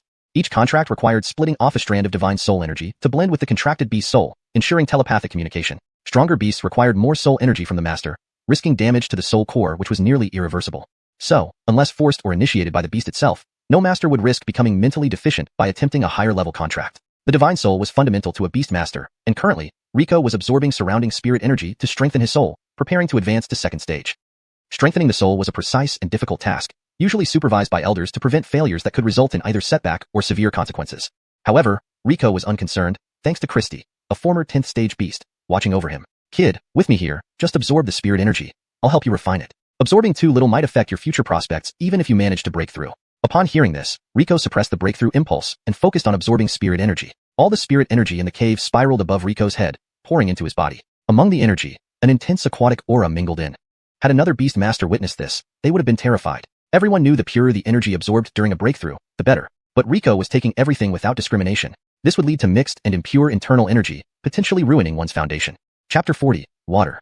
Xena naturally knew all of this, but she had always dismissed the cultivation methods that those beast tamers spoke of. They sought purity in their spirit energy merely because they lacked the ability to separate impurities from it, resulting in mottled spirit energy. With her capabilities, separating these elements was an effortless task. No wonder the sea dragon beast came here. This place is actually a blessed land of water affinity. The density of water elements here is no less than at the eye of the ocean. Even Xena, who was well-versed and widely experienced, couldn't help but feel astonished in her heart. She originally thought the mist here was due to the decomposition of the sea dragon beast's remains, but now she realized her previous assumption was completely wrong. This place wasn't just the eye of spirit energy within 100 miles. It was also a rare core of water elements for the entire continent. The water elements here alone rivaled and even surpassed the combined water elements of the entire continent. It seemed the sea dragon beast had fortuitously discovered this sacred land and came here to recuperate. Then something unexpected happened, leading to its death. Its corpse was scavenged by the abyssal water centipede. Given the immense power contained in the sea dragon beast's spirit pearl, the abyssal water centipede dared not devour it entirely but absorbed the tiny threads of energy that leaked out slowly. Despite this, the abyssal water centipede still grew to the 5th stage. Such powerful water elemental energy, if used to strengthen Riko's divine soul, would make his divine soul incredibly formidable beyond imagination. When that happens, Riko's achievements will be boundless. 9 Heaven's Gate, strengthening the divine soul with the heart of water elements. Could I be witnessing the emergence of a legendary era? Xena hadn't been this excited about someone's growth in a long time. She decided to wholeheartedly assist this Blaine before her. Initially, she only used Riko to escape her predicament, but now she genuinely wanted to become Riko's ally. She wished to know how high this youth could grow, and whether he could reach that existence. Boy, calm your mind. This servant will give you all the help she can. Riko didn't understand why Xena suddenly became so enthusiastic, but he followed her instructions and fully calmed his mind. Although his eyes were closed, he could see a vortex sweeping through the entire mist forest above his head, entering his body through the xuanhuan point on his scalp. Once inside, Xena's formidable divine soul force forcibly split the blue and white vortex into two non-intersecting streams. The pure white spirit energy flowed through his meridians into Riko's spiritual spring, while the blue water elements directly entered Riko's brain, cleansing his divine soul. Riko felt as if he were sinking into an infinite deep-sea world, surrounded by water elements. It was as if only water existed here. An endless sea of tranquility where he just wanted to keep descending, plunging deeper and deeper. Hold steady, Grover. Don't let the power of water elements sweep you away. Xena's voice rang like thunder in Riko's ears. In that moment, he nearly succumbed to the lure of the depths, but Xena's voice brought him back. Thank you. Save your gratitude for later. Focus your mind. The real challenge is about to come. Riko's rate of absorbing spirit energy increased rapidly, turning this cave into the eye of a storm. The dense mist and spirit energy from the entire mist forest began converging towards the cave. On the other side of the mist forest, Theo and his companions, who were searching for Rona, also noticed the abnormality in the air. Who is breaking through here? Such terrifying phenomena are almost comparable to when the Honest broke through to the 8th stage of beast taming. Fear laced Theo's hoarse voice. Perhaps it's a reclusive master who doesn't want to be disturbed, hiding in this deep mountain forest to break through. Theo nodded. That makes sense. Let's stay far from there. We don't want to disturb the master's breakthrough. If we anger the master, we'll end up dead. All three agreed and hurriedly moved away from the cave. Back in the cave, mistakenly identified as a reclusive master, Riko maintained full concentration. Just as he was ready, he felt the previously calm water elements disturbed by what seemed like a small stone tossed into the sea, causing ripples that gradually approached him and transformed into towering waves. These waves battered Riko's divine soul, making him feel like a rootless piece of seaweed, utterly powerless against the vastness of the ocean. He tried to cry out for help, but his mouth opened without producing a sound. He felt himself become a piece of seaweed, drifting aimlessly. Gradually, he lost the ability to think, floating on the surface of the sea, bobbing up and down with the waves. He was no longer a piece of seaweed, but a single drop of water, indistinguishable in the vast ocean. He submerged into the deep sea and then rose to the surface again, turning into water vapor under the sun's warmth and flying into the sky. There, he became a light cloud, listening to the wind, basking in sunlight, drifting in the sky. After what seemed like an eternity, Riko felt cold. No longer a cloud, he turned into a snowflake falling onto the ice-covered sea surface. Inside the cave, seated cross-legged, Riko found himself encased in a block of ice, emanating chilling cold that made Rona, unconscious nearby, wrinkle her brow even in her sleep. Suddenly, Riko opened his eyes. Soul has no fixed form, water has no constant shape. I've understood. In the real world, it was just a few brief moments, but in the divine soul realm, years had passed. Gabinally, Riko grasped the true essence of water. He was no longer just a drop of water. He was the entire ocean. With one thought, the entire ocean turned into an ice river. With another thought, countless icebergs became misty clouds. Beside him, Xena smiled and nodded approvingly. This Grover had decent enlightenment. But before she could say anything, Riko closed his eyes again. Is this Grover going to continue meditating? Xena was surprised. When she had cultivated her divine soul with water elements, she only reached the same level of understanding as Riko now. Could there be more to the essence of water elements? What shocked Xena even more was that Riko, who was sitting before her, inexplicably disappeared. Not just his image but his very presence vanished. In the blink of an eye, Riko reappeared in front of Xena. Riko opened his eyes to see Xena staring at him in astonishment. What's wrong? Is there something on my face? Boy, what did you do? Why did you suddenly disappear? Oh, nothing much. I just became part of the surrounding mist. Xena's eyes widened in shock. You turned into mist? How is that possible? Except for elementals, how could any living being transform into water mist? Is that hard? Riko scratched his head. Not just hard. Impossible. Do you know what this means? You've become a pure elemental being. Elemental being? What's that? Elemental beings are special life forms unique to elementals. If you become an elemental being of a certain attribute, your affinity for that attribute becomes infinitely great. This is the ultimate form all beast tamers, or rather, all cultivators, aspire to. Then what are elementals? Elementals are magical creatures born and nurtured by nature. Unlike ordinary beings, they are more like conscious elements themselves. They are immortal, existing alongside the elements. They are the children of this world, rarely seen in this realm, and no one has ever successfully contracted one. This servant saw one accidentally during childhood. Do elementals look like this? Chapter 41. Confrontation. A very delicate little fox sat in the palm of Riko's hand. It looked exactly like Xena, but it was composed entirely of extremely pure water. Water elemental. Xena was so excited that her voice cracked. Her jaw dropped to the ground in astonishment. The water elemental was startled by Xena's outburst and trembled, transforming into a large, translucent water orb. Don't scare it. This child was born not long ago from the heart of water, and has barely seen any other intelligent creatures. The water elemental curled up in Riko's palm, its round body extending two tiny hands to tightly hug Riko's thumb, clearly still shaken by Xena's sudden shout. Sorry, little one. I didn't mean to scare you just now. Xena's face was full of regret as she looked at the small creature. Hesitating for a moment, she lifted her small paw and gently touched the little guy's body. The little one shivered, Then, sensing Xena's kindness, it let down its guard and jumped onto Xena's head to play with her. Kid, you really got lucky this time. For you to have won the favor of a water elemental is incredible. With this little guy's help, mastering any water-based technique will be a piece of cake. Oh, that's great. Rico responded verbally, but his expression remained unchanged. You're reacting so indifferently to such good news? Oh, right, you're already a water elemental yourself? Xena suddenly remembered that the fortunate fellow before her no longer needed the water elemental's help since he could seamlessly integrate with water elements in the environment due to his unique constitution. Thinking of this, even she couldn't help feeling a bit envious, and her tone became slightly sour. Rico saw the human-like charm on Xena's face, which reminded him of Iris when she was young. He subconsciously smiled and stretched out his big hand to rub Xena's fluffy little head. Don't worry. With the little one's help, you'll eventually become an elemental being too. Really? Xena lifted her head, her big round eyes staring at Rico's face. But seeing his half-smiling expression, she quickly came back to her senses. What was she thinking just now? Why did she have such childish thoughts? Was it because of her reverted younger form? Hey, take your hand off me, you rascal. Xena shook her head, her snow-white fur barely concealing the slight blush on her face. Kid, you must already be a second-class Beastmaster, right?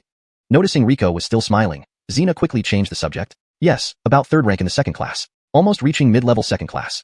Just after his enlightenment, Rico felt a significant boost in his spirit energy. He was confident he could handle second-class beasts. Moreover, his spiritual spring inside his body had doubled in size, allowing a surge of spirit energy to flow through him, making him faster and stronger than before. Most strikingly, his beast honesty space had grown dramatically. While others could only accommodate one baby beast at best at Gabber's class, Rico could house over a dozen beasts. Now as a second-class Beastmaster, his space could hold up to 100 large beasts. Rico wondered what use there was for such a vast beast honesty space.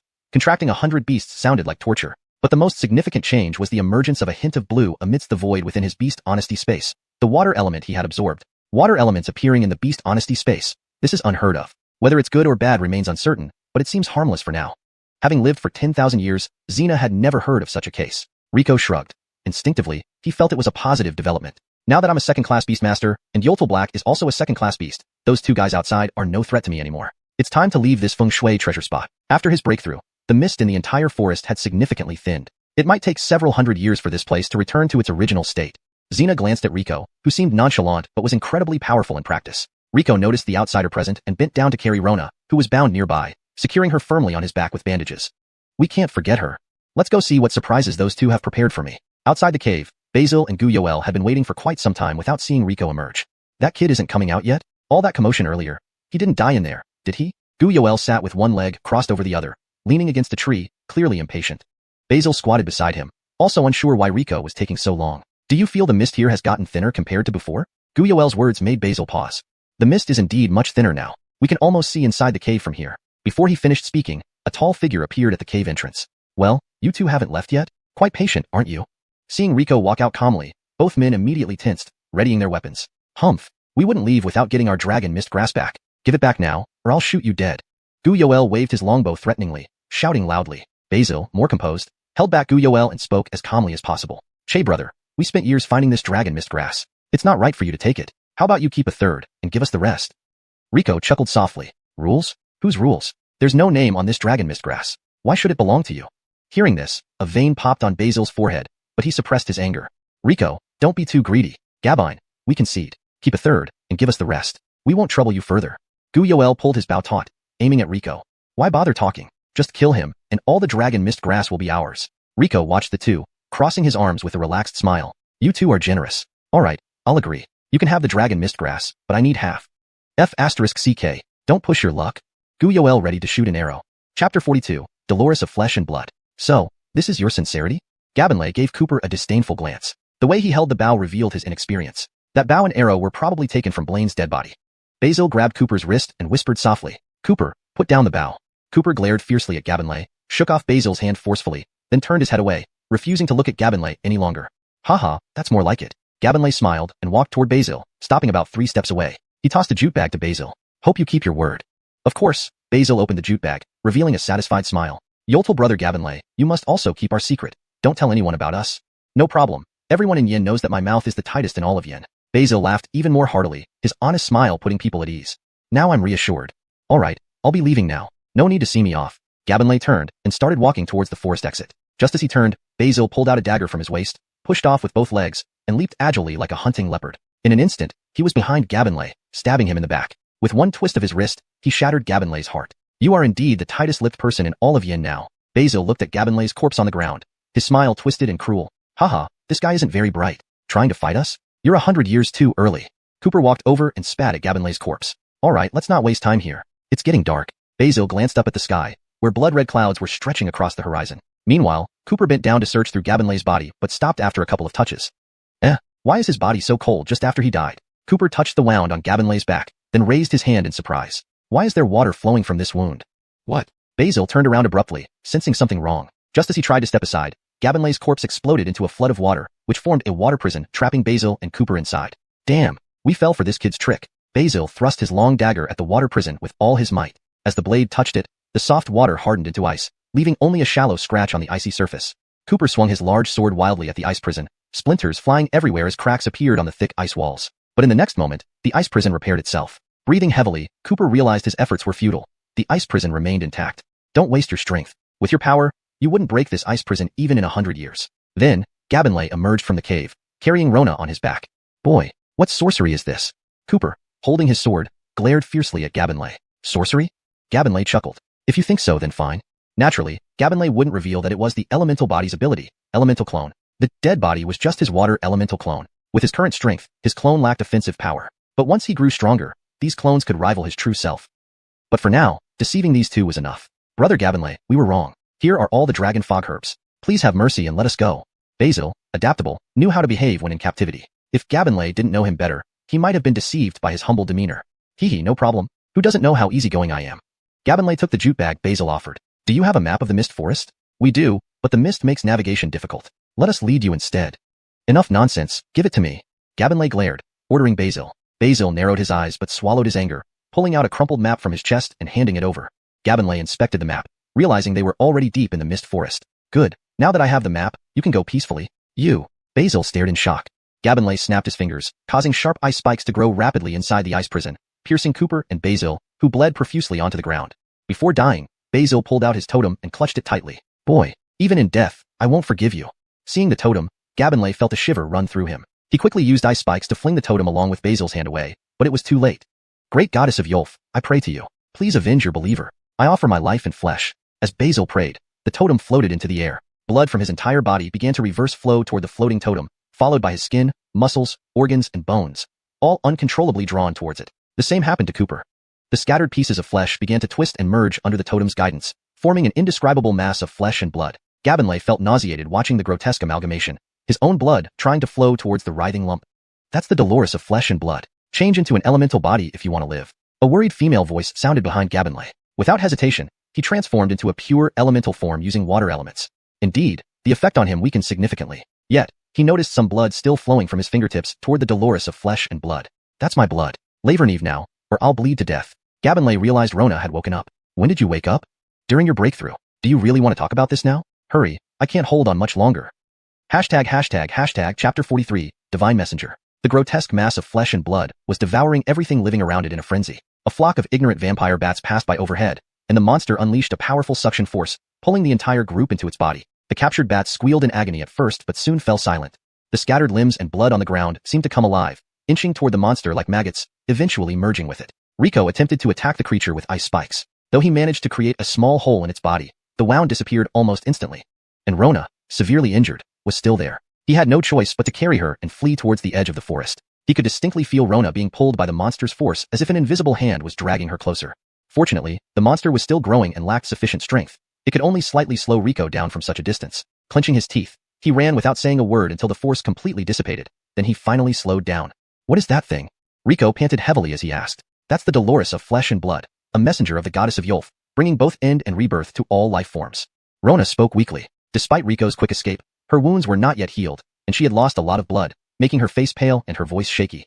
It's still an infant now, continuously devouring life to grow until it becomes a true divine messenger. You mean that monstrous thing is a divine messenger? It looks more like a freak. Rico couldn't help but question. The creature looked like a large lump of minced meat studded with various animal limbs and organs. But indeed, it is a divine messenger and part of the flesh of the goddess of Yolf. Rona paused for a moment. The merciful goddess bestows flesh upon humanity. Offering our flesh to her, she will grant us eternal rebirth. This quote from the doctrine of the goddess of Yolf speaks directly about these Dolores of flesh and blood. Does that mean the goddess of Yolf herself is such a monster? Rico widened his eyes in surprise. I cannot say for sure. As a mortal, I have no right to speculate on the appearance of the goddess. Let's go. We need to leave before it devours everything here, Rona urged. What happens if it consumes everything here? Rona pondered for a moment. According to records, once a Dolores of flesh and blood devoured all life in a town, deprived of sustenance, it started consuming its own flesh, eventually crystallizing into a very pure chunk of flesh energy. However, the energy within the crystal was too volatile, leading to its self-destruction. The explosion obliterated 11 neighboring towns. Rico felt a chill. 11 towns meant countless innocent lives lost, and many people left homeless and grieving. He thought of his parents. No, he couldn't let this tragedy happen again. Can we kill this thing? It's possible, but you must completely annihilate it, leaving nothing behind. Wait, are you planning to go after it? Rico nodded. The monster appeared because of my mistake. I can't let the surrounding villagers suffer for my error. Rona glanced at him disdainfully. Imph, don't overestimate yourself. That creature is far beyond your capability. Not even a 5th-tier Beastmaster would dare claim they can surely kill it. Rico smiled. I have advantages others don't. Stay here. I'll be back after I deal with it. Rico set Rona down and sprinted back towards the cave entrance. Rona was stunned. You just up and left me here tied up. What if you die? Who will free me? Wait, come back. If you want to die, fine. But at least untie me first. Come back. Rico didn't hear Rona's cries. Without her holding him back, he quickly reached the cave entrance, where the scene made him jump. In the time it took for him to run back and forth, the creature had grown from human size to nearly 2 zhang tall. Its bloated, twisted form was adorned with various animal limbs, and all surrounding vegetation had died, covered in dead leaves and broken branches. This is indeed troublesome. Rico wiped sweat from his forehead. Although he had boasted earlier, facing this monstrosity of the goddess of Yolf's flesh put immense pressure on him. He tried launching 2 ice spikes. They barely left superficial marks on the creature's surface, which used to have holes easily punctured through. Even more problematic was that he didn't dare let Chaz risk confronting this devouring beast, so she stayed in the beast space along with Shayla. The only help he had was the tiny water spirit he had just bonded with. As soon as Rico summoned it, the little one screamed, showing unmistakable disgust and transforming into a spiky sea urchin filled with hostility. Why is the little guy reacting so strongly? This little one is a spirit of nature and has an inherent aversion to anything that violates natural laws, explained Shayla. Though unable to fight, she offered valuable advice. Boy, you're facing a servant of the gods. While it's the weakest type, you must give it your full effort. To defeat it, you must utterly destroy it. Even a fragment left behind can lead to its regeneration. Rico nodded, having formed a plan. The creature continued to grow larger, no longer content with passive suction. Its gelatinous body sprouted octopus-like tentacles that swept up fleeing animals and fed them into its maw. Enough eating, you monster. Rico fully elementalized, his body becoming transparent like pure mountain spring water. Gripping an ice-forged broadsword, he rushed at the Dolores of flesh and blood, swinging with all his might to sever one of its tentacles. Before the severed tentacle hit the ground, the water spirit froze it with pure water elements. The monster writhed and let out a strange, gurgling roar, sounding like it came from deep within a bog, thick and sticky. Pain seemed to enrage it, causing it to lash out with its tentacles. Despite appearing clumsy, its tentacles moved incredibly fast and were extremely powerful. Before Rico could react, he was struck and sent flying backward. ####Chapter 44. Elemental body shows its might. Rico's entire body had transformed into an elemental form, rendering ordinary whips ineffective against him. However, this monster's tentacles contained a strange power, filled with the negative energy generated by various creatures at the moment of death. Fear and anger intertwined and fused together. This peculiar force almost caused Rico's spiritual energy to lose control. This thing is too bizarre. Is it really a divine messenger? Or are those deities also such strange beings? Rico struggled to calm the turbulent spiritual energy within him as he waited for Christie's reply. Surprisingly, the usually talkative Christie remained silent. Christie, what's going on? Did I hit the nail on the head? Boy, there are some things you're not ready to know yet. Knowing too much won't do you any good. Christie's words made Rico's heart sink. Though he didn't know much about the temples, he had visited them a few times with others. The statues of deities in the temples always depicted them as normal humans or occasionally animals, but they were always depicted in a grand and noble manner. If deities truly looked like these bizarre creatures, did the continent's many believers even know what they were worshipping? Don't overthink it. Focus on the enemy in front of you. Christie's voice brought Rico back to his senses. The monster extended its tentacles towards him again, but this time Rico was prepared. The monster swung at empty air. The creature, having missed its target, waved several more tentacles filled with a foul stench towards Rico. Focusing his spiritual energy in his eyes, Rico's divine eyes emitted a faint glow. Despite the speed of the tentacles in his eyes, they moved as slowly as old men on their deathbeds. Rico easily dodged all of them. What's wrong, monster? Is this all you've got? Rico appeared relaxed, beckoning to the Dolores of flesh and blood with his fingers. He didn't know if the creature understood him, but he needed to attract its full attention. Meanwhile, the water elemental spirit, hidden nearby in elemental form, was manipulating the elements in the environment, preparing a massive surprise for the creature. Each time the monster lashed out at Rico, he narrowly escaped. The tentacles frequently passed just inches from him, but could never strike him. It seemed the monster sensed that Rico was toying with it. It let out an enraged, muffled roar, growing more tentacles from its body. These blood-red tentacles twisted and squirmed maliciously, each one greedily fighting for the monster's flesh and energy. Although the creature had no facial features, Rico could tell it was in pain. This creature is too distorted. Its organs are like parasites feeding off its own body, thought Rico, feeling queasy at the sight. Seizing the opportunity, Rico threw 2 ice spears at the monster, but before they could make contact, the writhing tentacles shattered them. The disparity in strength is too great. Beware, it's coming, Christie warned from the beast control space. The tentacles ceased their infighting and aimed directly at Rico. Suddenly, the air filled with the sound of rushing tentacles, like thousands of arrows raining down on him. The strong smell of blood almost suffocated Rico. These tentacles were significantly stronger than before, not only more numerous but also nearly twice as fast. Rico hadn't expected the monster to grow so quickly. He dodged frantically, but the tentacles followed him relentlessly, like an unshakable curse. Even worse, these tentacles seemed to have gained intelligence, surrounding and blocking his escape routes. Despite his slippery movements, Rico was eventually cornered by the sheer number of tentacles. With nowhere left to retreat, Rico had no choice but to endure a direct hit.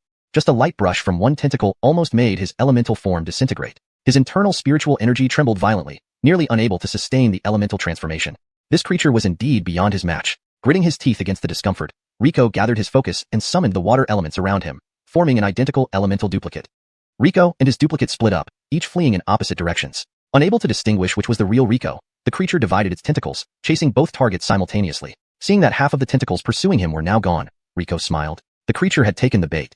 In the dense forest, Rico and his elemental duplicate began running in opposite circles around the monster. With fewer tentacles, Rico felt much less pressure. He continued to lead the tentacles on, always just barely staying ahead. Moreover, he gradually closed in on the creature's main body.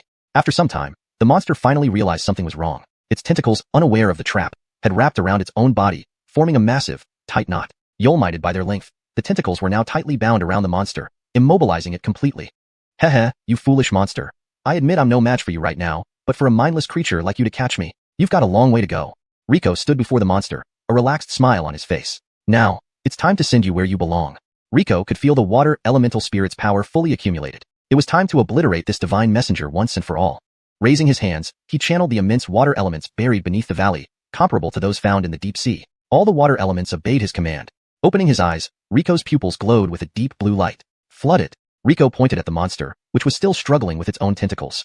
In the next second, the ground cracked open, and torrents of water gushed out, forming giant fountains. The entire fog forest mist vanished instantly, as all water elements converged before Rico. Even the clouds in the sky disappeared, and the bright sunlight returned after years of absence. Small animals in the forest scattered, startled by the sudden daylight.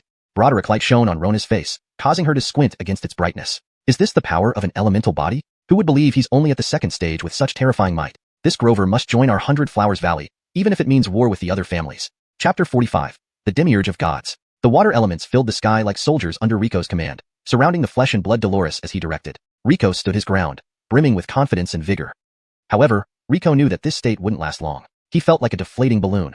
The spiritual energy within him was gushing out uncontrollably. He needed to end this quickly. An ocean of water elements instantly engulfed the flesh and blood Dolores. The pure water elements isolated it from its surroundings, severing its connection with the external environment. The flesh and blood Dolores couldn't maintain its terrifying rate of energy consumption and began to twist in agony. Its tentacles started to wither visibly.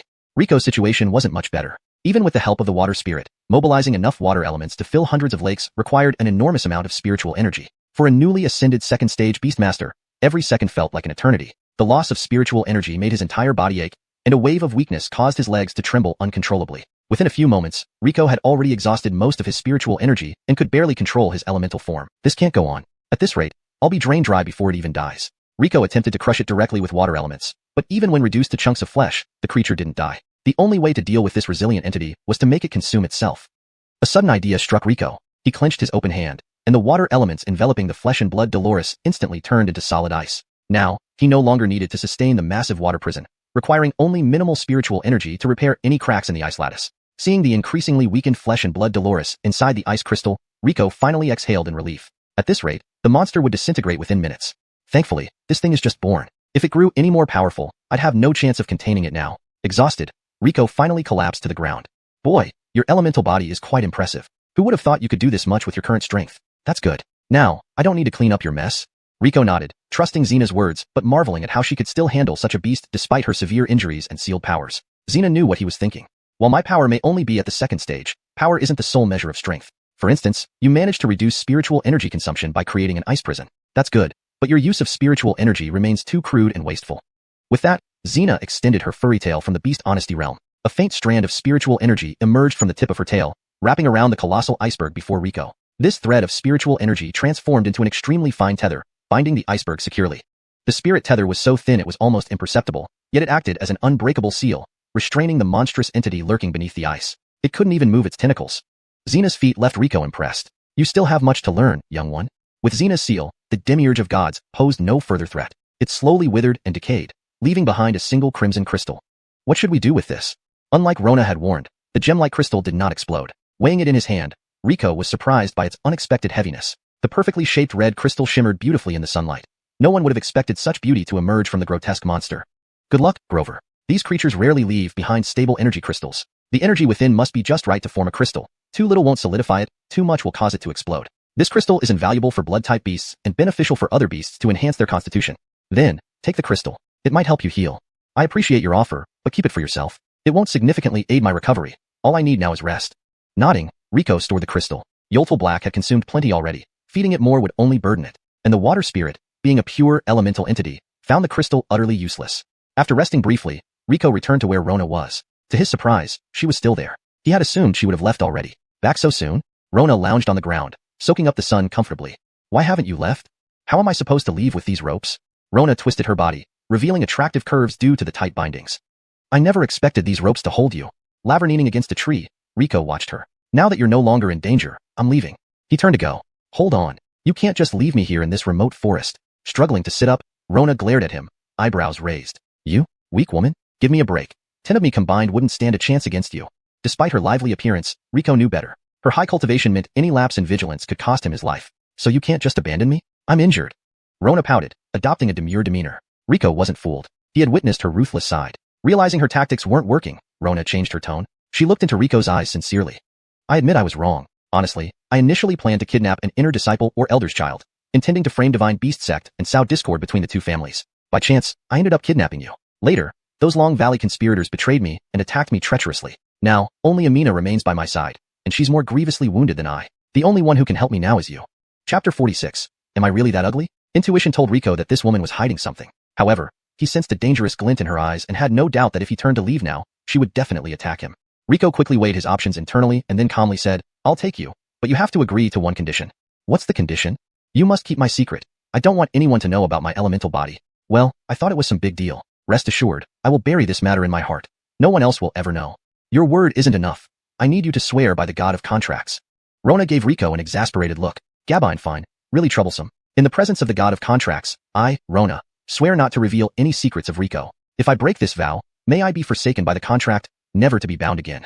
An ethereal force enveloped Rona as the oath took effect. For a beast tamer, this kind of vow was akin to swearing on one's life. How about it? Are you satisfied now? Rico nodded. All right, let's go. Rico pulled Rona off the ground and roughly hoisted her onto his back. Rona frowned slightly and complained coyly, Ouch, do you know how to treat a lady? I'm an injured person. If you don't like it, get down and walk yourself. Ignoring her protests, Rico continued walking toward the edge of the forest. Heh, why would I walk when someone's carrying me? Hildring able to carry me is your honor. In 100 Flowers Valley, so many people wish they could carry me. With that, Rona adjusted her position for comfort, resting her chin on Rico's shoulder, her breath gently touching his cheek. Rico walked in silence while the bored Rona began humming a tune. The melody was beautiful and resonant. Rona's voice sounded like a skylark song, clear and graceful. What are you humming? It sounds familiar. Pleasant, right? Our valley lord taught us this song. Every sister in our valley knows it. Rico felt oddly familiar with the song, though he couldn't pinpoint where he had heard it before. Have you met our sisters? Those who can sing this song are almost certainly from our valley. Rico shook his head. He didn't remember meeting anyone else from 100 Flowers Valley. Accompanied by Rona's singing, and without the fog to hinder them, they reached the edge of the forest quickly. They were lucky, as they hadn't encountered anyone from Dragon Valley, much to Rico's relief. Had they met those people, Rico's secret might have been exposed. Hey, I'm hungry. Go to the town and buy me something to eat. Rona began squirming on his back restlessly. Her spoiled behavior puzzled Rico. Cold-hearted, gentle and steady, petulant and whimsical. What was her true nature? Or were all these personas just part of her act? What are you daydreaming about? Hurry up and get me some good food. I want delicious buns. Seeing no response from Rico, Rona started acting up. As she wriggled, the ropes around her came loose, causing her to fall to the ground. Rico turned around and stared wide-eyed. Rona had transformed into the appearance of a 6 or 7-year-old girl. What are you looking at? Pick me up already. Rona stretched out her small hands, looking like a porcelain doll, incredibly adorable. Why did you change into this form? Rico picked her up and placed her back on his back. Rona wrapped her arms around his neck and cooed, Humph, ignorant. This is a secret technique from our 100 Flowers Valley that helps us recover faster. The cost is a regression in age. The worse the injuries, the more severe the regression. My injuries this time were almost fatal, so I've regressed into this childlike form. So, will you stay like this forever? No way. Once my strength fully recovers, I'll return to normal. This form will help me avoid suspicion. Rico marveled at the strange techniques of this world. Suddenly, he noticed 3 burly men blocking the path at the end of the road. They were clearly Theo and his 2 companions from Dragon Valley. Who are you? Why are you blocking our way? Someone voiced their dissatisfaction. We're from Dragon Valley. A man and a woman stole our treasure, and we need to search everyone. Got a problem with that? Theo, sporting a beard, glared at the questioner, nearly scaring him off his feet. The others, initially disgruntled, fell silent upon hearing they were from Dragon Valley. They're ahead of us. Let's go. We can't be discovered. Rona exclaimed in surprise. It's too late. They've already seen us. Turning back now would be too obvious. Then what do we do? Rona was panicking, her mind affected by the secret technique, making her feel more like a child. Don't worry, they won't recognize you in this form. But what about you? They've seen you. Rico smiled faintly. Don't worry, I have a plan. Rico activated his water elemental form, his body becoming fluid and flexible. He altered his features to resemble those of a 14 or 15-year-old Grover. Just as he turned his head, Rona burst into laughter. Haha, what's wrong with your face? How ugly. Haha, you're so ugly. Rico furrowed his brow. There was no mirror, and he had only casually adjusted his appearance. Was it really that bad? Rona's laughter caught the attention of Theo and his companions, who approached them. What's so funny? Boy, lift your head and let me see your face. Rico complied and lifted his head. Damn, what is that thing? How ugly. Theo recoiled 3 steps, startled by Rico's appearance, and his 2 henchmen shuddered in fright. What's the matter, brothers? Is there something you need with my sibling and me? Seeing Theo's reaction, Rico smiled mischievously and moved closer. Stop. Don't come near me. Stay away. Don't come closer. Theo shouted hysterically. Get lost. Get out of here. I'm not looking for you. Get lost. Chapter 47. Parasitic Tree Seed. Alright, stop laughing, or I won't take you with me. Rico walked down the street of the small town with a sullen face, while Rona, who looked only about 5 or 6 years old, trailed behind him, laughing until tears streamed down her face. Passers-by turned around in confusion, not knowing why this Dixie was laughing so hard. Seeing that Rico was genuinely angry, Rona tried to suppress her laughter, her small face turning red from holding it in. I've stopped laughing, but just now, ha ha ha ha. Rico gave her a sidelong glance and quickened his pace, ignoring her. Okay, don't be mad. I can't keep up with you. Rona's short legs took several quick steps to finally catch up to Rico. She lifted her head, looking at him tearfully. It seemed as though Rico's face had returned to normal, otherwise this woman would laugh uncontrollably again.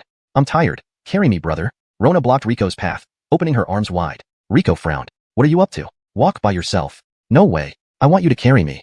Rona blinked her large eyes, her gaze misty and shimmering with teardrops on the verge of falling. Seeing people around watching, Rico sighed helplessly and picked her up.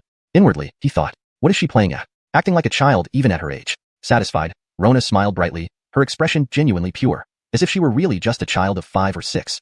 Someone is following us. Don't look back, keep walking. Rona whispered into Rico's ear as she lay against his shoulder. Her voice was cold and devoid of emotion. From Long Valley? Don't know. Be careful. Rico activated his divine eye and confirmed through reflections on passers-by's accessories that they were indeed being followed. We should go directly to the rental station for flying mounts and leave this place immediately. Rico nodded, acknowledging inwardly that her earlier behavior had all been an act. Observing their followers, Rico pretended to be exhausted and squatted beside the road. Taking advantage of the crowd blocking his view, he darted into a narrow alley, vanishing within moments. By the time the followers noticed Rico was gone, he had already reached another street away. Is there no one waiting to assist you here? Rico carried Rona as they ran through the alleys. No, this mission is secret, and I am alone. If not for those idiots from Long Valley, this task wouldn't have been so complicated. So are you coming with me to the Beast Spirit Sect later? Rona sneered. Why would I go to the Beast Spirit Sect? To deliver myself into their hands? But where can you go in your current state? Just as Rona was about to retort, she realized she wouldn't get far in this guise even if she went to the rental station. She bit her lower lip, contemplating a crucial decision. Suddenly, Rona blocked Rico's vision. What are you doing? Interrupted mid-stride, Rico had to stop abruptly. Without warning, Rona pressed her lips to Rico's, pushing something slippery and warm from her mouth into his. Rico's eyes widened in shock. What was this woman doing? The object slipped down his throat and into his stomach in an instant. Rico quickly pulled away from Rona, staring at her in disbelief. What did you do? Rona wiped the saliva from her lips and smirked coldly at him. I planted a parasitic tree seed inside you. Whether you live or die depends entirely on my will. What? Shocked, Rico hurriedly focused his spiritual energy to investigate. Indeed, there was a tender green seed floating silently inside his body. Feeling Rico's probing spiritual energy, the seed reacted unfavorably, emitting a green wave that repelled all surrounding spiritual energy. Rico felt a violent disturbance within, nearly spitting blood. Gabine, now I can go to the Beast Spirit Sect with you. Just don't have any funny ideas. Your life is now in my hands. You. Rico seethed inwardly, never expecting this woman to be so ruthless. Ha ha ha, a parasitic tree seed? Interesting, very interesting. A silver bell-like giggle sounded in Rico's mind. Why are you laughing? Now both our lives are in her hands. Seeing Rico upset, Xena slowly responded. Don't worry, this woman absolutely dares not detonate the seed. Really? Rico doubted it. This woman was ruthless. Do you doubt me? Xena's voice rose slightly. I didn't expect her to resort to such tactics. Do not tell anyone at the Beast Spirit Sect, especially not that Dixie with the Phoenix Guardian. Why? Why ask? Alright, I need to rest. Xena abruptly severed the mental connection, leaving Rico with unanswered questions. Though still puzzled, Rico knew Xena wouldn't harm him. But he feigned anger outwardly. I never thought you'd repay kindness with enmity. I saved you out of good heart, and you try to kill me. Emph. Don't think I don't know you didn't save me out of kindness. Who knows what you're planning? This is for my own safety. Rona was right. Rico had ulterior motives. Don't worry. As long as you behave, I'll remove the seed once I recover. We're partners now, aren't we? With that, Rona revealed a seductive yet dangerous smile, which looked strangely eerie on her current face. Afterward, the atmosphere between them grew strange. In silence, they arrived at the rental station for flying mounts. You've come just in time. For some reason, the misty forest's fog has dissipated today, and renting birds has been unusually popular. There's only one left. The innkeeper was right. Only one bird remained, standing alone at the entrance, eating. We'll rent this one, going to the Beast Spirit Sect. All right, 30 taels, no bargaining. Normally, this trip would cost no more than 15 taels, but they couldn't risk Long Valley finding them anytime soon, so they agreed without haggling. Just as Rico was about to hand over the silver, a large hand knocked the money to the ground. I'll rent this bird. Chapter 48. Power is Reason. Rico turned his head to see a tall man dressed in expensive attire looking at him with disdain. Beside the man was a heavily made-up woman clinging to his arm, and behind them stood a large gray wolf. Boy, this bird I've rented. You should just go wait somewhere else. What do you mean? There should be some sense of order. First come, first served, right? Rico frowned, looking at the man with displeasure. Yes, sir, this blame came first. Please wait for a moment. The birds will return soon. The inngrover was clearly supporting Rico, as the man seemed to lack any moral ground. Before the man could respond, the heavily made-up woman tugged on his arm and pouted, No, Burl, I don't want to wait. I want to ride one now. With a beauty by his side, Burl couldn't afford to lose face. He glared at the inngrover loudly. Are you new here? Do you know who I am? I'm a beast tamer. You have the audacity to make me wait behind two little beggars? Do you even want to keep your job? As soon as he spoke, the bystanders watching from a distance sucked in their breath sharply. Heaven, look at that iron emblem on his collar. It's really a Gabbers-class beast tamer. Why would a beast tamer lord come to such an out-of-the-way place? This Blaine is in trouble. Hearing the man was a beast tamer, the inngrover shuddered in fear, cold sweat trickling down his temples. He swallowed hard and stammered. I didn't realize it was you, honest beast tamer. My apologies for any rudeness. I deserve punishment, indeed I do. As he spoke, the inngrover raised his hand and slapped himself forcefully across the face. A single strike left his face visibly swollen. Burl watched without stopping him and instead looked on with relish alongside the woman. She giggled and urged, Harder, harder still. It's not loud enough. Daring not to raise his head, the inngrover gritted his teeth and shut his eyes, slapping himself harder. As the inngrover swung his arm back for another forceful slap, Rico grabbed his hand mid-swing. It's just a flying bird. If you must have it, take it. Why torment the inngrover? Rico disliked trouble and always preferred peace when possible, but seeing the inngrover mistreated after standing up for him was something he couldn't ignore. Who said I was tormenting him? Clearly, he chose to hit himself. Didn't he? Burl stared at the inngrover, his voice laced with unhidden threats. Sir, thank you for speaking up. Today, it was my fault for provoking Honest Tang. It's my mistake. I requested to punish myself, the inngrover said, subtly pulling his hand away from Rico, avoiding eye contact. See? He admitted it himself. So why are you meddling? Oh, do you think you're some hero? You might want to look in a mirror first. Burl spat a thick wad of phlegm next to Rico's feet, intending it for his face but missing by a bit. Is this how all beast tamers behave? So unreasonable? Rico's gaze turned cold as he stared at Burl. Seeing Rico's ragged clothes, Burl chuckled. You probably don't even know what a beast tamer is, do you? Even the town mayor would show me respect here. In this world, power is reason. With that, Burl swung his hand towards Rico's face, but the blow missed, causing him to stagger backward. Haha, is that so? Power is reason. Rico's voice echoed ominously from behind Burl. He had somehow already mounted the gray wolf. Rico stroked the wolf's head like petting a dog. The wolf trembled uncontrollably, its tail tucked between its legs. When did you get there? Get off. You can't just ride Burl's beast. Unaware of the wolf's unusual behavior, the woman continued shouting. Rico dismounted and gently patted the wolf's head before walking over to the flying bird and touching its feathers. Since you're so eager to ride it, you can have it. The crowd around him thought Rico feared Burl, the prestigious Gabbers-class beast tamer. Foolery. Yoeli, let's go. Ignore this beggar. Uncertain of Rico's origins, Burl felt wary of Rico's elusive movements and didn't wish to engage further. He grabbed Yoeli's hand and hopped onto the flying bird. She wanted to say more but was dragged along. Rise. Burl pulled the reins, trying to command the bird to fly, but it remained motionless, continuing to lower its head to eat the raw meat from the bowl. Rise. Rise. Burl tugged repeatedly at the reins, shouting orders to no avail. The great beast tamer can't even control a flying bird? Indeed, these birds are notoriously obedient. Listening to the murmurs, Burl's face flushed red with embarrassment. He yanked the reins with all his strength. God damn it, you dead bird, defy me. In a fit of rage, Burl kicked the bird's wing. This enraged the bird, which suddenly reared up and flung Burl and Yoeli to the ground, rolling them far away. The crowd burst into laughter. Now thoroughly disheveled, both were covered in mud. Yoeli's heavy makeup smeared, her perfectly styled hair disheveled with weeds sticking out. You damn bird, how dare you throw me? Yoeli wiped mud from her face, ran to the bird, and kicked it in the leg. No. The inngrover tried to stop her but was too late. The bird flapped its wings, knocking Yoeli to the ground again. With a terrified scream, Yoeli saw a large mouth looming larger in her vision. The bird seized her head in its beak and, with a swift upward toss, swallowed her whole. The crowd gasped in horror. The usually docile bird had just eaten a person. Everyone had long forgotten that these gentle creatures were still beasts under control, and those without cultivation were nothing but prey to them. Yoeli. No. Grey Wolf. Kill that damned bird. Kill it.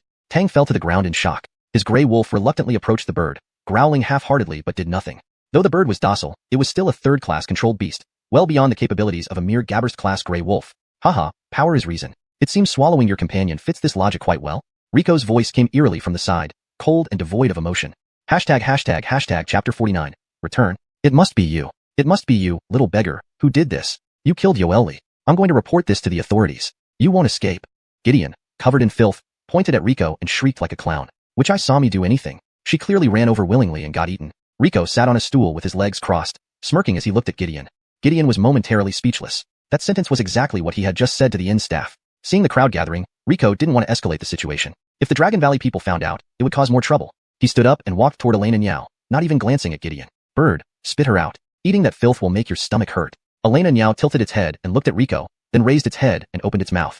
A woman covered in foul-smelling slime was spat out. Elena Niao really spat her out. Heavens! This Blaine can actually talk to Elena Niao. Is this Blaine also a beast tamer? Rico ignored the murmurs around him. In the distance, several figures were quickly approaching. He scooped up Rona, who was in the form of a young girl, leaped onto Elena Niao's back, pulled the reins lightly, and Elena Niao soared into the sky, disappearing instantly.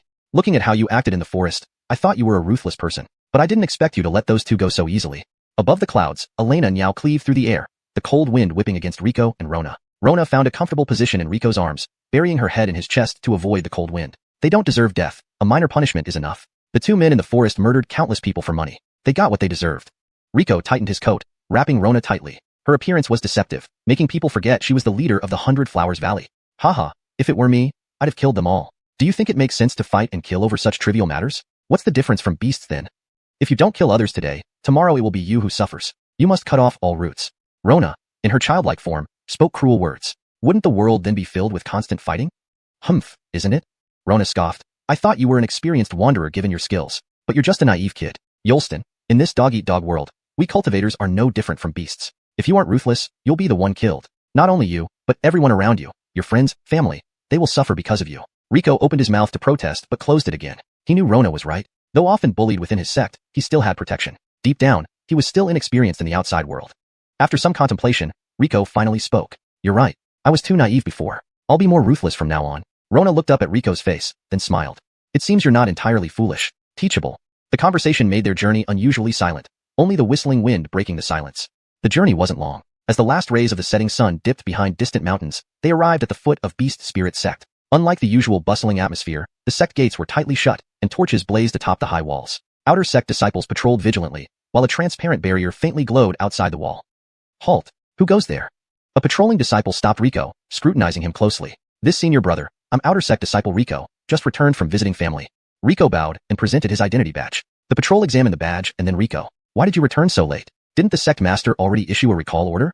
On our way back, we encountered bandits. We barely managed to escape.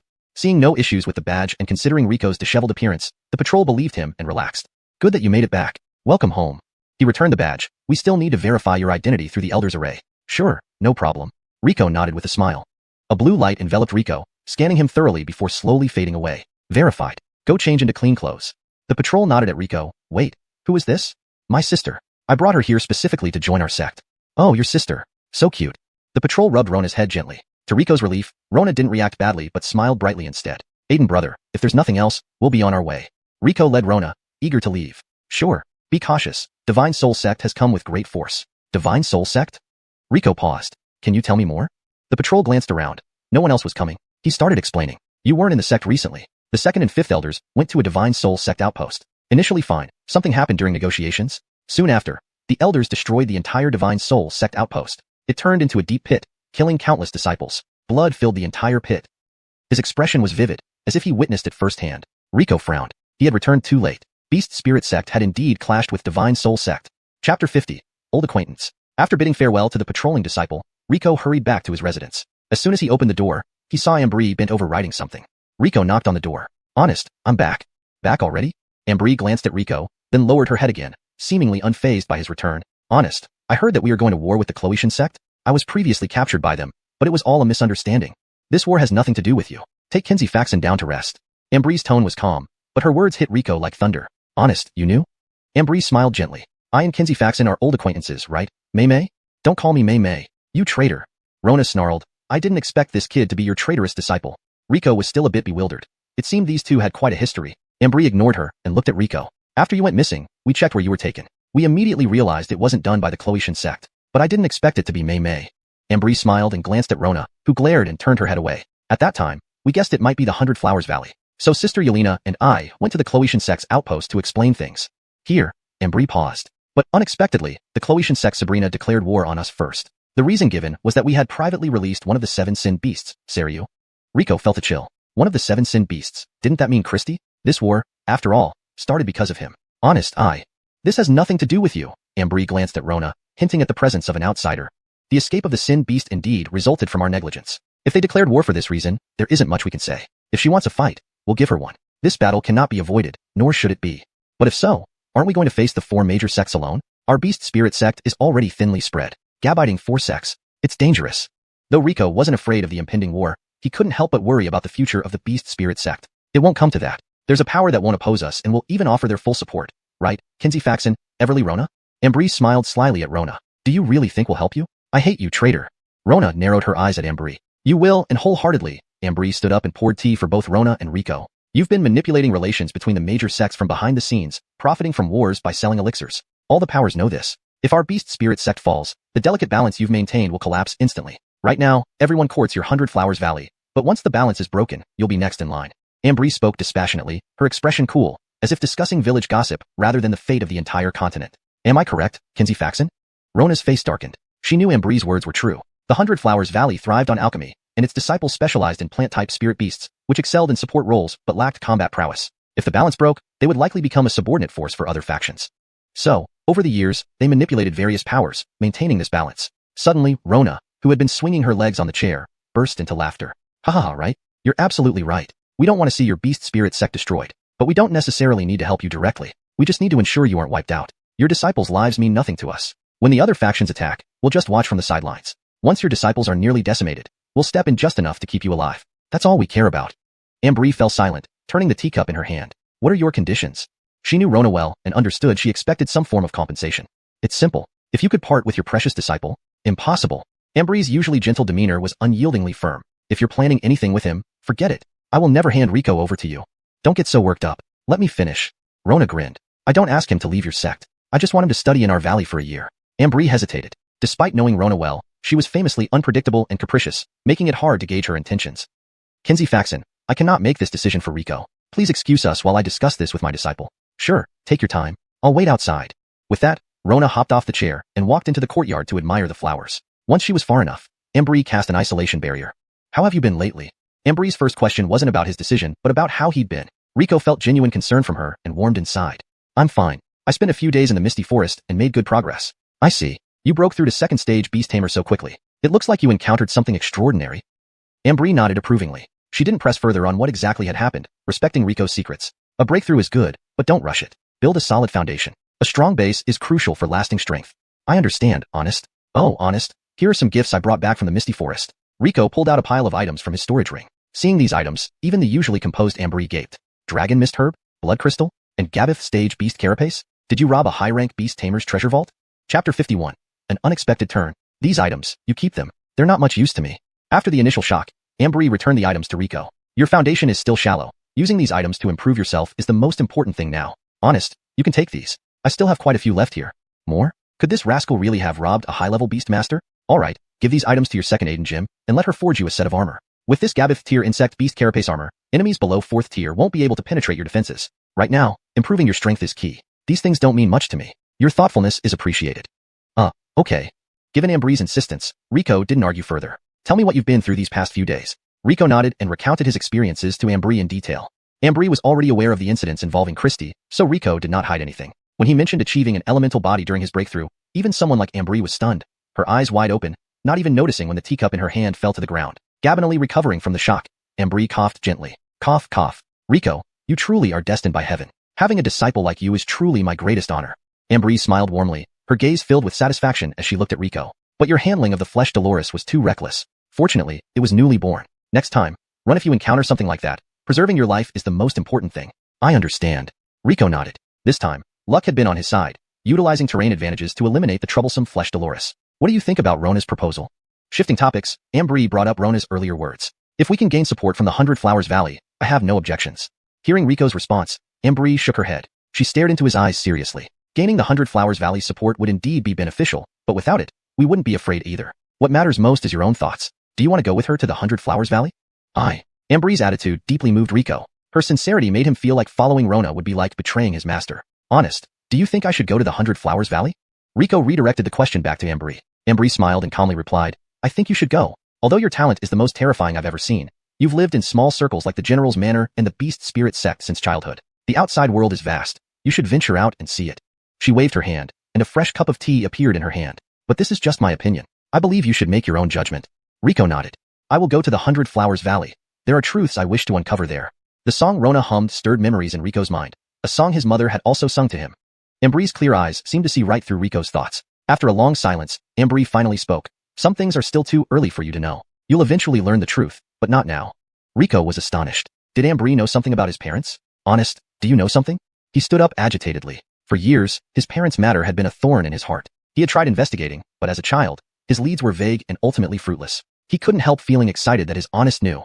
Seeing his agitation, Ambry shook her head. I only learned about your parents after taking you as a disciple. I did investigate, but the leads soon vanished. Someone deliberately covered everything up, leaving me with nothing useful. However, anyone capable of erasing all traces so thoroughly possesses power far beyond your current reach. Ambry lied. This was the first time in decades. Her lie was to protect her young disciple. Rico was silent. Though agitated, his rational mind told him his Honest was right. He was still too weak, but he wouldn't give up. He would uncover the truth about his parents. Do you two finish yet? I waited until flowers wilted. Rona strutted in, breaking the silence. She carried a lotus in one hand and a juicy roasted chicken in the other, munching as she walked. Looking at Rona's possessions, Ambry frowned slightly. Those were my flowers and spirit birds. So what? Are you that stingy? Ignoring Ambry's displeasure, Rona sauntered over, picked up Ambry's half-finished tea with her greasy hands, and gulped it down. Ah, glenicious. More. Ambry sighed, shaking her head helplessly. She waved her hand, and the teapot poured another full cup for Rona. Why pour so full? Trying to rush me out? Rona kicked her leg, sitting on Rico's lap. She tore off a dripping thigh from the chicken and offered it to Rico. Wanna eat? Confused by her motives, Rico shook his head helplessly. Sometimes she acted like an innocent child, other times a ruthless executioner. Her unpredictable nature made Rico wary. Tisish, don't care then. She bit into the succulent thigh, tearing off a chunk dripping with juice, stuffing her mouth like a greedy squirrel. So, how about it? With a full mouth, Rona burped contentedly and asked, I can go with you to the 100 Flowers Valley. Pleased with Rico's answer, Rona nodded, but then he continued, but give me 1 year. I'll join you there after a year. 1 year? Who do you think you are, making this old lady wait a year? Rona leapt off Rico's lap, yelling at him. Boy, don't get cocky. Do you think you have the leverage to bargain with me? Angry, Rona's face flushed red, her round eyes bloodshot, her mouth gaping as if ready to devour Rico. Moreover, her spiritual energy gathered in her hands, wild chi filling her body, causing her small frame to swell. Her fists uncontrollably swung towards Rico. Startled, Rico had no idea what came over Rona. She was too fast for him to dodge. If hit, he could end up crippled or worse. In a flash, Ambry intervened. A gentle aura enveloped Rona, white mist entering her body through acupoints. Rona, initially furious and flushed, gradually calmed down under Ambry's influence. The redness faded from her skin, returning to its usual pallor. Rico looked bewildered at the scene before him. What had just happened? Hashtag chapter 52, the resource battle. Sorry, I lost control just now. Under Ambry's suppression of spiritual energy, Rona returned to normal. Although she still looked like a child, her tone indicated that she was calmer than ever before, perhaps even more so than any time Rico had seen her. She raised her head, and her eyes held a gentleness and serenity that Rico had never seen. Ambry sighed softly beside her. Your condition has worsened. Rona's young face showed a faint, bitter smile. There's no cure. It gets worse every day. I often can't tell who I am, where I am, or what I need to do. Don't use secret techniques anymore. They will only make your condition worse. Pain was etched on Ambry's face. Rona shook her head with a wry smile. You know, once you start using the secret technique, it can't be stopped. Any injury activates it, and even if I try to suppress it, a moment of slackness can cause it to activate uncontrollably. It's all my fault for not stopping you back then. A tear, filled with regret, trickled down Ambry's cheek, landing silently on the ground. This isn't your fault. Back then, I wouldn't listen and insisted on practicing the secret technique. Don't cry, Auntie, everything is my own doing. Rona reached out and gently wiped away Ambry's tears. Rico stared in shock. Had he just heard some major gossip? His master was this crazy woman's aunt? Noticing his surprise, Rona turned to him with a smile that bore a resemblance to Ambry's. Surprised? One of the 4 Yoltalkinsies of the 100 Flowers Valley, Rona, is actually related to the Gabithamiel of the Beast Spirit Sect. Rico nodded honestly. Yes, it's quite unexpected. My time is limited. Let me cut to the chase. When I was little, an accident caused my soul to split into several different entities within me, each with a distinct personality. To keep them under control, my main consciousness usually remains dormant. But don't worry, as your aunt's disciple, I'll make sure they won't harm you. Rona spoke sincerely, and Ambry nodded in agreement. Oh, by the way, that Dixie kind of likes you. Rona winked playfully. Despite resembling Ambry, she had an added touch of youthful charm. Rico coughed, unsure how to respond. Well, the Dixie is waking up. If she asks anything of you, don't be afraid. She won't hurt you. Rona gave Ambry a final hug, then closed her eyes and lost consciousness in Ambry's arms. Traitor, let me go. What are you doing to me? Suddenly opening her eyes, Rona struggled against Ambry, seemingly unaware of what had just transpired. She wriggled free and dove into Rico's arms while mumbling something. Giving you a year is impossible. 3 months at most. Once this farce ends, you have 3 months, and then you must return to the 100 Flowers Valley with me. Gabine, I agree. But your 100 Flowers Valley must fully support us. Rona sneered. Haha, Grover, do you think I'm someone who breaks promises? Trust me, I always keep my word. She pulled out a wooden token from her spatial ring, engraved with a large, spring character. Kenzie, we've reached an agreement with the Beast Spirit Sect and are ready to mobilize. With Rona's input of spiritual energy, a graceful, deer-like girl appeared on the token. Good, thank you, Yolanlin. I've already spoken with the Beast Spirit Sect's patriarch. Our people will deliver the elixirs tonight. Understood. I'll meet them here. Once the deer-like girl vanished, Rico finally realized. So, you had already decided to support the Beast Spirit Sect? Of course. Such important matters can't be decided last minute. Rona glanced at Rico with a half-smile. Ambry wore an unsurprised expression, clearly knowing this beforehand. Well, looks like I'm the only fool here. Rico lowered his head, looking somewhat dejected. You're just inexperienced with such matters between sections. You're still young and have plenty of time to learn. Ambry smiled gently. I wanted you to rest a few days, but there's a task only you can complete. What task? Rico perked up. I need you to represent our Beast Spirit Sect in the upcoming tournament. Tournament? Isn't war already declared? Why a tournament? Ambry shook her head. Our conflict isn't the kind of war you think. The Divine Control Sect is our ally. Why would they engage us in actual combat? This time, they proposed a resource battle under the pretext of our releasing the criminal beasts. Their aims are twofold. First, to seize control over the Alliance, and second, to determine the resource allocation for the next 50 years. Rico scratched his head. Weren't you and Honest Jim supposed to have bombed their outpost and killed many disciples? Ambry chuckled at Rico's statement. Who told you that? We did go to the Divine Control Sect's outpost to clarify the misunderstanding. However, they informed us about the tournament unexpectedly. My second Aiden brother even reprimanded their elders right there. Imagine, it turned into rumors that we killed their disciples. Ambry's smile was like a night-blooming jasmine, momentarily stunning Rico. Pleasing sight. Rona, noticing Rico's flustered state, huffed in displeasure. Indeed. Rico responded instinctively. Pleasing you, big fool. Rona jumped out of Rico's arms and stomped hard on his foot, causing him to yelp like a pig. Ow, what are you doing? Yoltal Lecher. Deserves punishment. The Dixie stuck her tongue out at Rico and ran off without looking back. Rico could only glare at her in pain. Honest, what does this resource battle mean? How is it related to the tournament? You've never participated, let me explain. Waving her hand, a map floated from Ambry's desk to the coffee table beside Rico. On the map, a river cut through the mountains and nearby, a red circle marked an open area. Can you see anything? Ambry's finger pointed lightly on the map. Following her gesture, Rico saw nothing unusual, just mountains and water. Suddenly, his eyes narrowed as if he'd discovered something. Honest, this is Dragon's Eye? Chapter 53, Maria. On the map, layers of mountain ranges undulated up and down like a dormant giant dragon. The open space marked with a red pin was precisely the vital point, the Dragon Eye, of this dragon-shaped landform. Ambry nodded in satisfaction at Rico's reaction. It seemed that her disciple hadn't been idling away his time when not busy with practice. She extended her jade-like hand to rotate the map. Now, what do you see? Rico blinked and examined the map again. Is this? In an instant, Rico's eyes widened. Alongside the dormant giant dragon, a small dragon with fangs bared and claws extended raised its head as if ready to take flight. The adjacent giant dragon pressed one of its claws onto the small dragon, attempting to suppress it. However, the momentum of the small dragon was already formed, rendering the giant dragon's suppression futile. This small dragon was destined to soar into the sky. Dragon veins are rare, but dual dragons vying for supremacy in one dragon vein are even rarer.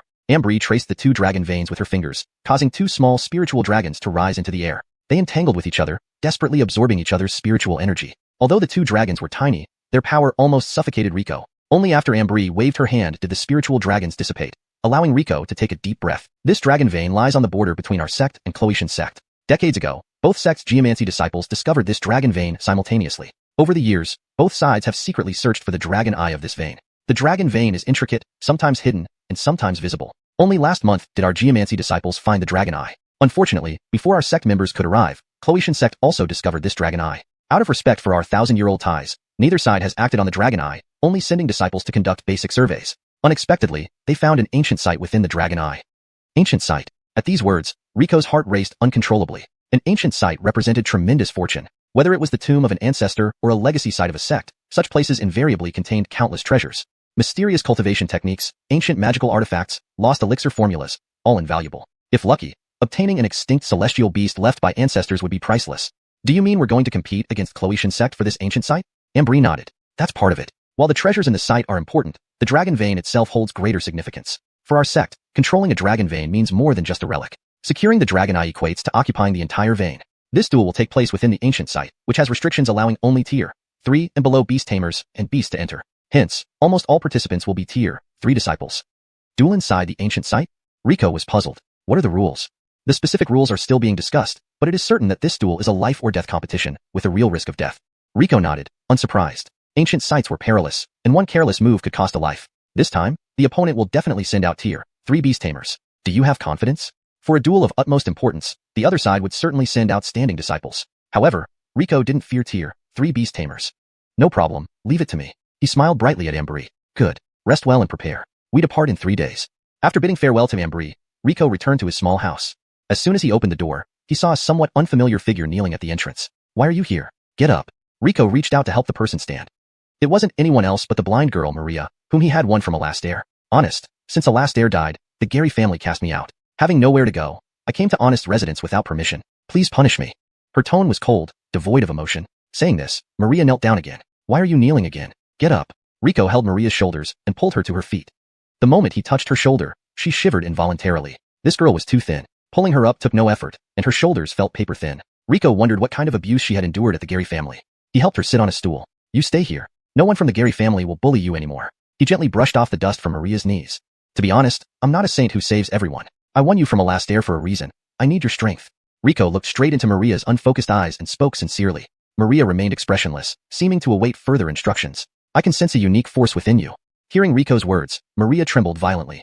During the entrance duel, Rico had sensed that this girl possessed a familiar force similar to the spirit energy accumulated from practicing Beast Tamer's heaven-defying technique. Her force was more chaotic and violent.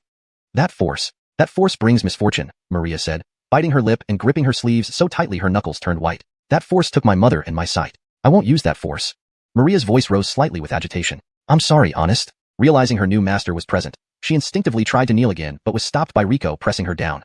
Sit properly. In my place, there are no slaves or masters, only equals. You are a living, thinking person. Though I cannot currently remove your slave contract, trust me, I will make you a free and independent person one day. I promise. Rico held her scarred hands, speaking earnestly. Honest. Call me anything, even my name. Don't call me Honest. I don't view you as property. You are a person, just like me. Rico's words left Maria at a loss. Since her mother's death, no one had treated her like a human. To them, she was an object, a faulty tool, a punching bag for venting anger, an easily forgotten item. Unconsciously, something wet trickled down her cheek. Were those tears? Since her mother's death, she hadn't shed a single tear, not even when beaten half to death by the Gary family. Originally, her heart had died, accepting whatever treatment her body endured without resistance, living like a soulless corpse. But today, a powerful light tore through the darkness in her heart, burning so intensely and dazzlingly bright. Chapter 54, Breakthrough. Why are you crying? Did I say something wrong? If I hurt you, I apologize. Rico reached out and gently wiped the tears from Maria's face. Seeing her strange expression, he suddenly realized this was only their second meeting, and it might be inappropriate to touch a girl's face so casually. Just as he was about to retract his hand, Maria grabbed it. Maria placed his hand on her emaciated cheek, gently caressing it against his larger palm. Please don't let go, okay? She spoke in a cold, stiff voice. I beg you. Maria clutched Rico's hand, greedily soaking in his warmth. This was the first time she wasn't afraid of another person's touch. She felt long-missed warmth from this hand. Rico frowned.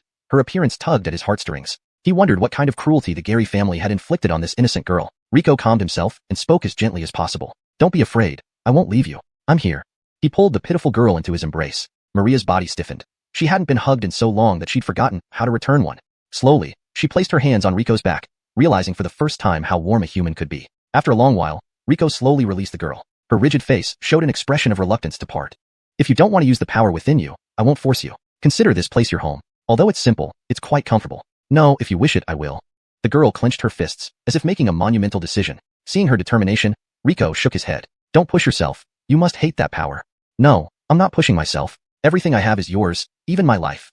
The girl was agitated. In her life filled with darkness, this person had brought her warmth and light. Yolka, a moth drawn to flame, she rushed toward this light without a second thought, not caring if it would lead her to her demise. TSK. Who knew you had such a way with these love-starved kids? Christie's voice echoed in Rico's mind. I genuinely want to help her. She reminds me of my childhood. When Rico was young, both his parents passed away, and he was taken in by the Yoel family as a servant. Back then, he was just as helpless, but luckier than Maria. The Yoel family had strict rules, and no one bullied him. Plus, there was Iris, always following him like a shadow. Though Rico's childhood wasn't happy, it wasn't miserable either. Rico stroked Maria's head. Relax, I won't take your life. Trust me. You won't fear the power within you anymore. It will become your sharp sword. Yes, I believe you. The emptiness and confusion in Maria's eyes disappeared. She had found her guiding light. Rico led her to his private training chamber, where they sat facing each other cross-legged. I'll teach you a set of chants now. Memorize them well. Okay. Rico recited the incantations of the Cloexiong Nitian decree for Maria. To his surprise, she memorized them perfectly after just one recitation. Her memory amazed him. Memorize this chant. Next, we will cultivate together. Open your mind, and let my spiritual energy guide yours along the same path. Understood. This step was the hardest. With joint cultivation, Rico was the guide, and any doubt or distrust from Maria would prevent their energies from synchronizing. Usually, only twins who grew up together could achieve this, as even partners willing to die for each other might have reservations. Rico didn't expect immediate success. This was only their second meeting. They interlocked fingers and began their practice. Two spirals of spiritual energy formed within their bodies. Rico guided a strand of his spiritual energy into Maria's body. Surprisingly, his energy met no resistance and blended seamlessly with hers, as if they were one. Rico explored Maria's body through this connection. What he saw shocked him. Layers of overlapping scars, tangled meridians, some cut entirely in half, and new paths crudely carved by her spiritual energy. Such conditions were unheard of. Rico couldn't imagine what this girl had endured. These injuries would have killed anyone else 10 times over. Yet, she not only survived but became a Beastmaster. Now wasn't the time for pity. Rico used his spiritual energy to pull all of Maria's energy into his own body. Losing her energy made her feel extremely uncomfortable. Cutting off the connection now would render her powerless, yet she trusted Rico completely. With her energy no longer interfering, Rico touched the raw power within her. Contacting it, he finally understood its full magnitude. It was far stronger and more violent than he had imagined. Feeling this power, Rico found it even more terrifying than the presence of his master Jaylene. His spiritual energy surrounded Maria's inner power. Together, they focused on running the technique. As Maria gradually eased the suppression, the wild and chaotic power began to reveal itself. This chaotic force violently clashed with Rico's spiritual energy, nearly causing him to lose control. Rico endured the assault as indescribable roars filled his mind. His spiritual energy, like a toothless cub, faced this monstrous dragon with unwavering courage. Time ticked by as Rico's spiritual energy continued to flow into Maria's body. Fortunately, this power shared a common origin with Rico's technique. Gabinally, under their combined guidance, the power calmed and flowed smoothly alongside their energies, like a tame flock of sheep. Ah! A moan, half pain, half relief, escaped Maria's lips. As the power settled, her aura began to rise. Mid-rank stage 1, late rank stage 1, early rank stage 2. Her momentum didn't stop there, continuing to surge. It finally slowed at late rank stage 3. Stop breaking through stage 3. Breaking through too quickly can destabilize your foundation. Hearing Rico's words, Maria forcibly suppressed her desire to advance further, stabilizing at late rank stage 3. If she could fully harness this power, she could easily surpass the current Jaylene. Suddenly, in the quiet night, a beam of divine light descended without warning, waking many Beast Spirit Clan disciples from their sleep. The elder drinking buddies, one senior elder and 3 elders, dropped their wine pots simultaneously. Another descent of divine light? Chapter 55, Legacy of the God of Death. Is it Ambree's disciple who set this up again? Everyone in the Beast Spirit Sect who was awake looked towards the peak of Dongyun Peak. A 1,000-foot-long beam of divine light stretched straight into the sky. The Emil grandfather frowned as he gazed at that beam of light. Can one person receive divine light blessings twice? I've never heard of such a thing before. Emil III also had a blank expression. He liked to read ancient texts and could be said to have read widely, but he had never heard of anyone receiving 2 divine light blessings. Could it be that Gabith young mistress secretly took on another disciple? It's possible.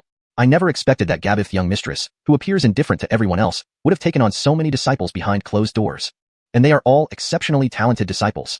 Emil III shook his head bitterly. Even Ambree, who entered the sect the latest, now has 2 exceptionally talented disciples. Yet I am hundreds of years older and still don't have a single disciple. After saying this, he raised his wine flask and took a large swig, feeling the bitterness enter his throat and pierce his heart. He had truly been surpassed by his youngest Gabith young mistress in every aspect. There's nothing we can do. Who knew Gabith young mistress would be so exceptionally gifted? She is still young and has already surpassed us. She continues to grow and will eventually become a force sweeping through an era. In a few decades, when her lineage emerges from the mountains, who would be their match? Let's not talk about it, let's drink. Cheers. On Dongyun Peak, Rona, who had been sleeping sprawled out, suddenly opened her eyes. Divine light blessing? Which little kid is so lucky? She stared at the beam of divine light nearby with surprise. The Beast Spirit Sect is brimming with talent. If nothing unexpected happens, it will surely regain the glory of the free age in 100 years. This won't do. I need to tell Blue immediately and ensure we maintain good relations with the Beast Spirit Sect. Rona took out a token and whispered some secret words. After sending the message, she got out of bed and headed towards the divine light. Although I don't know who you are, I'll borrow a bit of your fortune to repair my damage. I'm sure you wouldn't mind, right? She sat cross-legged near the divine light, closed her eyes, and began meditating silently. The minute amount of starlight scattered by the beam slowly seeped into Rona's body, flowing through her entire body as she meditated. Rona's body visibly matured, turning into the appearance of a 16 or 17-year-old in just a short while. Alright, I can't absorb any more. It would be too much for me to handle if I did. She stood up, returned to her guest room, and continued sleeping deeply. In the secret chamber, Giovanni Mai's entire body was enveloped in the divine light. The holy light nurtured her scarred and injured body, gradually healing the scars and hidden injuries on her body. In no time, her body was restored to its original state. Not only that, but the impurities clogging her system were also cleared out, making her pure like a newborn baby. Jade glass sacred body, Christy remarked unexpectedly. Jade glass sacred body? Rico had never heard of this kind of physique before. When I helped her channel the energy earlier, I suspected something. How could an ordinary person self-create meridians? Now I know. This child is an extremely rare innate sacred body. What are the characteristics of this jade glass sacred body? The jade glass sacred body is indistinguishable from ordinary people before activation. However, those who possess it won't die as long as they have even a breath left, no matter how severely they are injured. That's amazing. Amazing? That's just the surface of what a jade glass sacred body can do. What? Rico widened his eyes. Such an outrageous ability is just the surface? After activation, a jade glass sacred body is unaffected by water and fire and immune to all poisons, making it a highly resilient constitution. Unless utterly crushed, it is virtually an existence that cannot die. But its most terrifying feature is its malleability. Malleability? A jade glass sacred body isn't the most suitable for contracting, but it is undoubtedly one of the best physiques for cultivation. People with this physique have photographic memories and cultivate all martial arts far faster than others. They can even modify their meridians to match the technique, maximizing its power. Isn't this too powerful? Hearing Christy's words, Rico was stunned speechless. He had found a great treasure. Christy glanced sideways at him. Still inferior to your elemental body though. Rico scratched his head. Hee. Is the elemental body that strong? One of the 3 strongest physiques is certainly not comparable to secondary physiques. Cultivate your elemental body well. What you have experienced is only the tip of the iceberg. Now, stop chatting, new gifts are coming. Let's see what they are. In the divine light, a gray-black beast egg descended slowly from the sky and landed in Giovanni Mai's hands. The divine light gradually weakened, with the last bit merging into the beast egg, concluding Giovanni Mai's divine light blessing. The gray-black beast egg wobbled a few times, and a chubby bat crawled out. It lifted its head, sniffed around, and began to eat the shattered eggshell next to it. Rico watched the bat in front of him curiously. Echo bat? A divine light blessing gives an echo bat that's everywhere?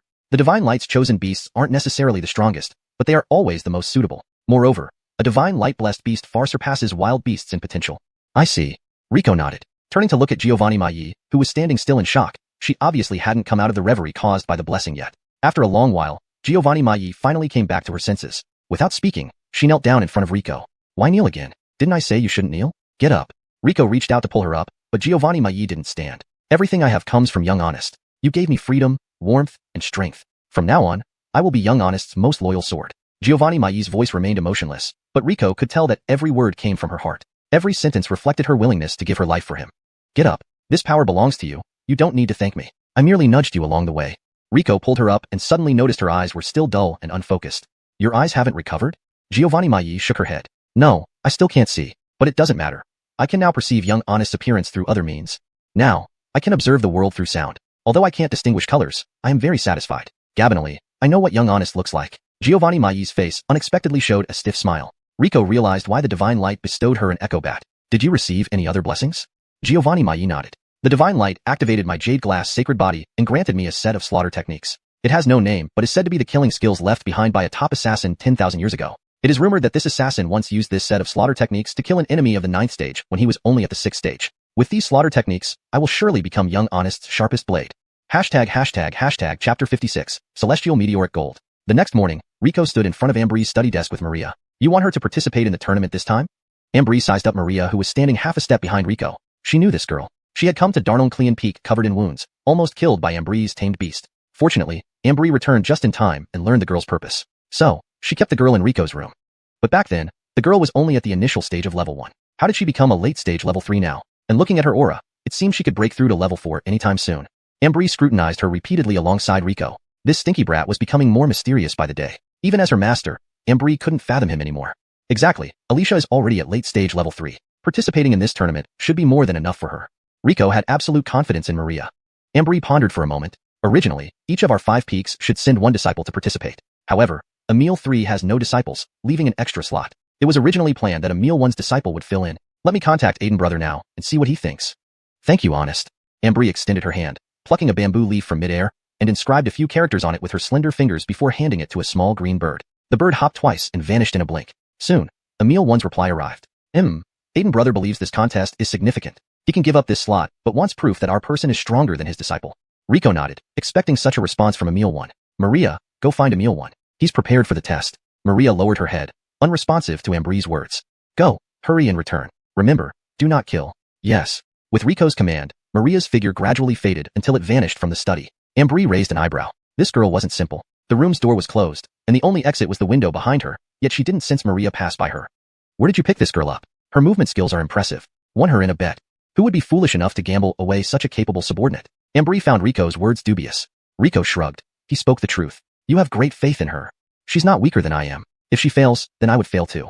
Ambry smiled, realizing the Divine Order sect might be in trouble this time. You haven't visited Third Gym since your return, right? Not yet.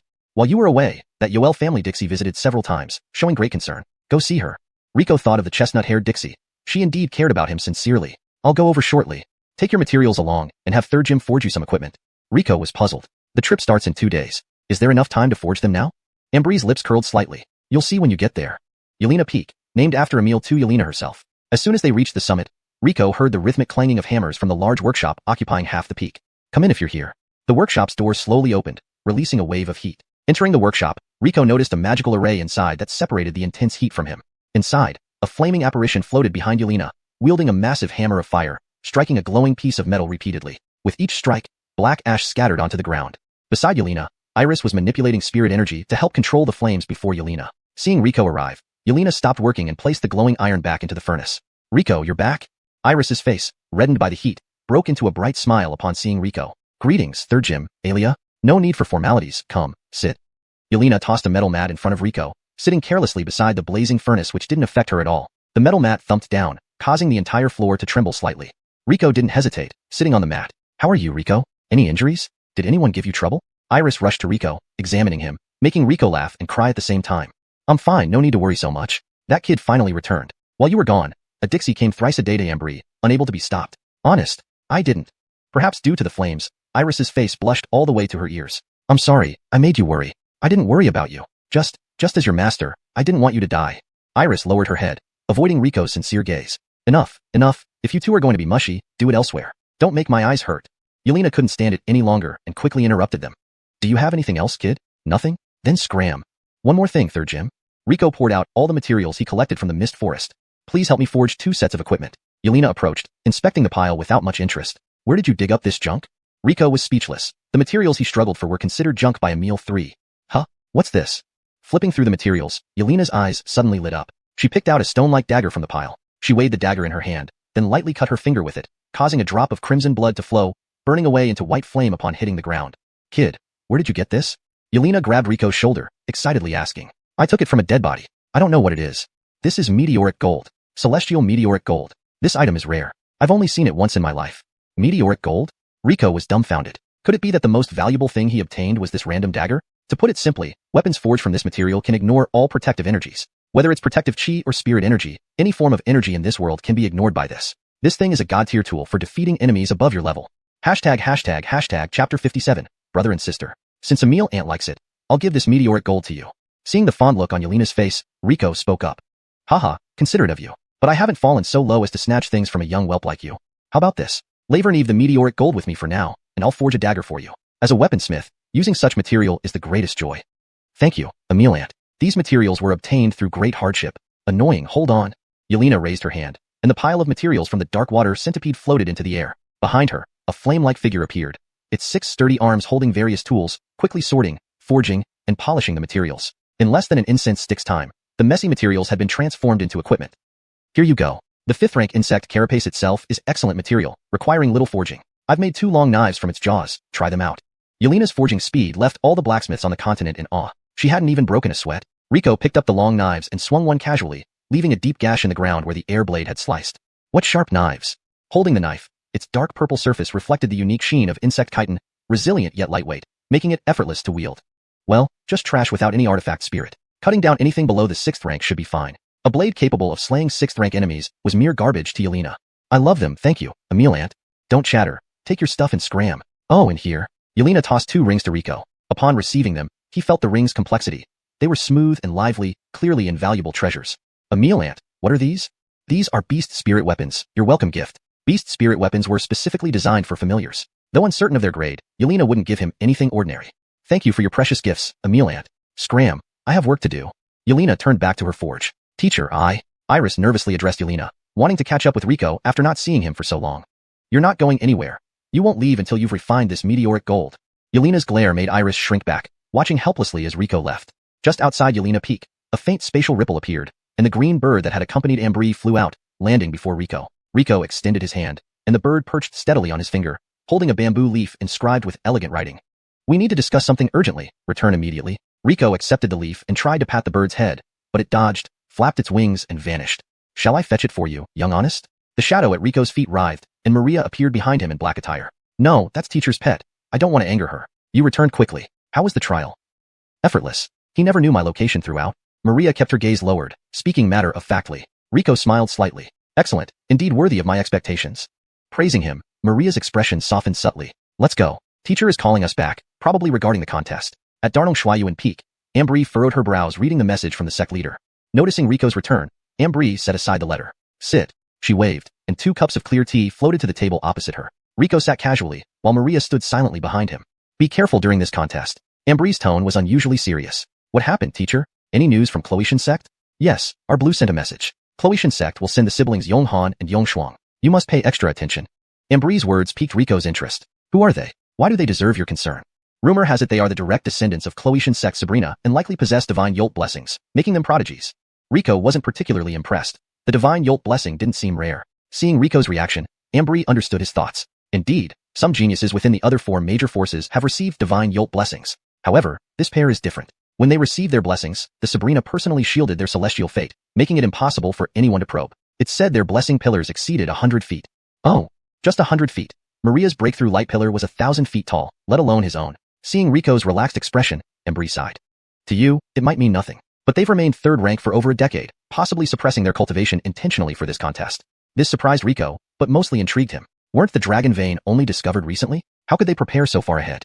I hope not, but we aren't guessing baselessly. Xuanhuan Sect has an elder who lived for tens of thousands of years, the only one from the same era as the Sabrina. This elder has a unique ability. She receives divine inspiration. Though vague and unpredictable, it helped Xuanhuan Sect navigate many crises. We suspect they received some prophecy, which explains why the siblings haven't advanced. If true, these siblings were formidable. However, another point captured Rico's attention. The Sabrina of Xuanhuan Sect is tens of thousands of years old? Isn't she just a super old grandma? Rico's comment made Ambry pause, blinking before suddenly laughing softly. Her laughter was as beautiful as blooming lilies. Don't tell me you have any ulterior motives toward the Sabrina of Xuanhuan Sect. Be careful, or that little Yoel girl might get jealous. Ambry teased him, surprisingly playfully. Rico pursed his lips. No ulterior motives, but I've heard stories since childhood about the Sabrina being the continent's top expert. I'd like to meet her. After laughing a bit, Ambry grew serious again. I once met her. She gives off an icy, heartless aura. Don't forget your current identity. If you meet her, she might kill you outright. I can't guarantee rescuing you from her. Translation ends. Chapter 58, Departure. 2 days passed quickly, and it was time to depart for the contest. During these 2 days, Rico attempted to infuse spirits into his 2 insect jaw long knives, but failed after several attempts. He wanted to consult Aiden Adira, but the door of Adira's workshop was locked, with faint sounds of blacksmithing echoing from within. Early in the morning, a massive flying boat was parked in the center of the square in front of the Grand Hall, surrounded by numerous Beast Spirit Sect disciples who had come to see them off. Rico arrived at the square early, dressed in a casual white outfit, drawing frequent glances from several female disciples in the crowd. Facing him stood Iris in a red outfit, who had come to see him off. She originally wanted to participate as well, but since she was already a 4th stage beast honest, she wasn't eligible for this competition. At that moment, she was looking at Maria, who wore black and stood behind Rico, with obvious hostility. Who is this woman? When did you get involved with her? Rico scratched his head. This is Maria. We're just regular friends. Friends? Iris cast suspicious looks between them. Really, if you don't believe me, ask her. Honest is right. We are only friends, Maria said expressionlessly, nodding. Honest? Would a regular friend call you honest? Great, now you're honest after just a few days. Iris reached out to pinch Rico's ear. Suddenly, Maria vanished. Rico tensed up, grabbed Iris's hand, pulling her into his arms, and caught a dagger Maria thrust from behind Iris. Unaware, Iris had narrowly escaped death. You, what are you doing? Iris's face turned red like a ripe apple, so fresh one might want to take a bite. You've grown taller since childhood, Rico chuckled, patting Iris's head. Iris looked up, mouth agape, revealing her sharp canine teeth. Don't treat me like a child anymore. I've grown up. Yes, Sylvana. The commotion drew attention from the surrounding disciples. Rico hurriedly found an excuse to send Iris away. Don't be so impulsive next time. Yes, I overreacted. It won't happen again. Maria lowered her head, her expression somewhat gloomy. It's all right. I'm not angry. Just be careful next time. At that moment, a familiar figure approached from the crowd. Brother, even the Phoenix Alia is under your spell. The newcomer walked up boldly to Rico, slapping him on the shoulder. He stood close to Maria, but fortunately, she didn't react excessively this time. Rico turned, recalling that this youth was the disciple who checked his identity on the wall that day. Aiden brother, you're joking? I've taken care of her since childhood. She's like my little sister. Casper gave Rico a peculiar look. Brother, you sure have a lot of sisters. Rico remembered that he had also referred to Rona as his sister that day. He scratched his head, feeling slightly embarrassed. Haha, there are quite a few family members.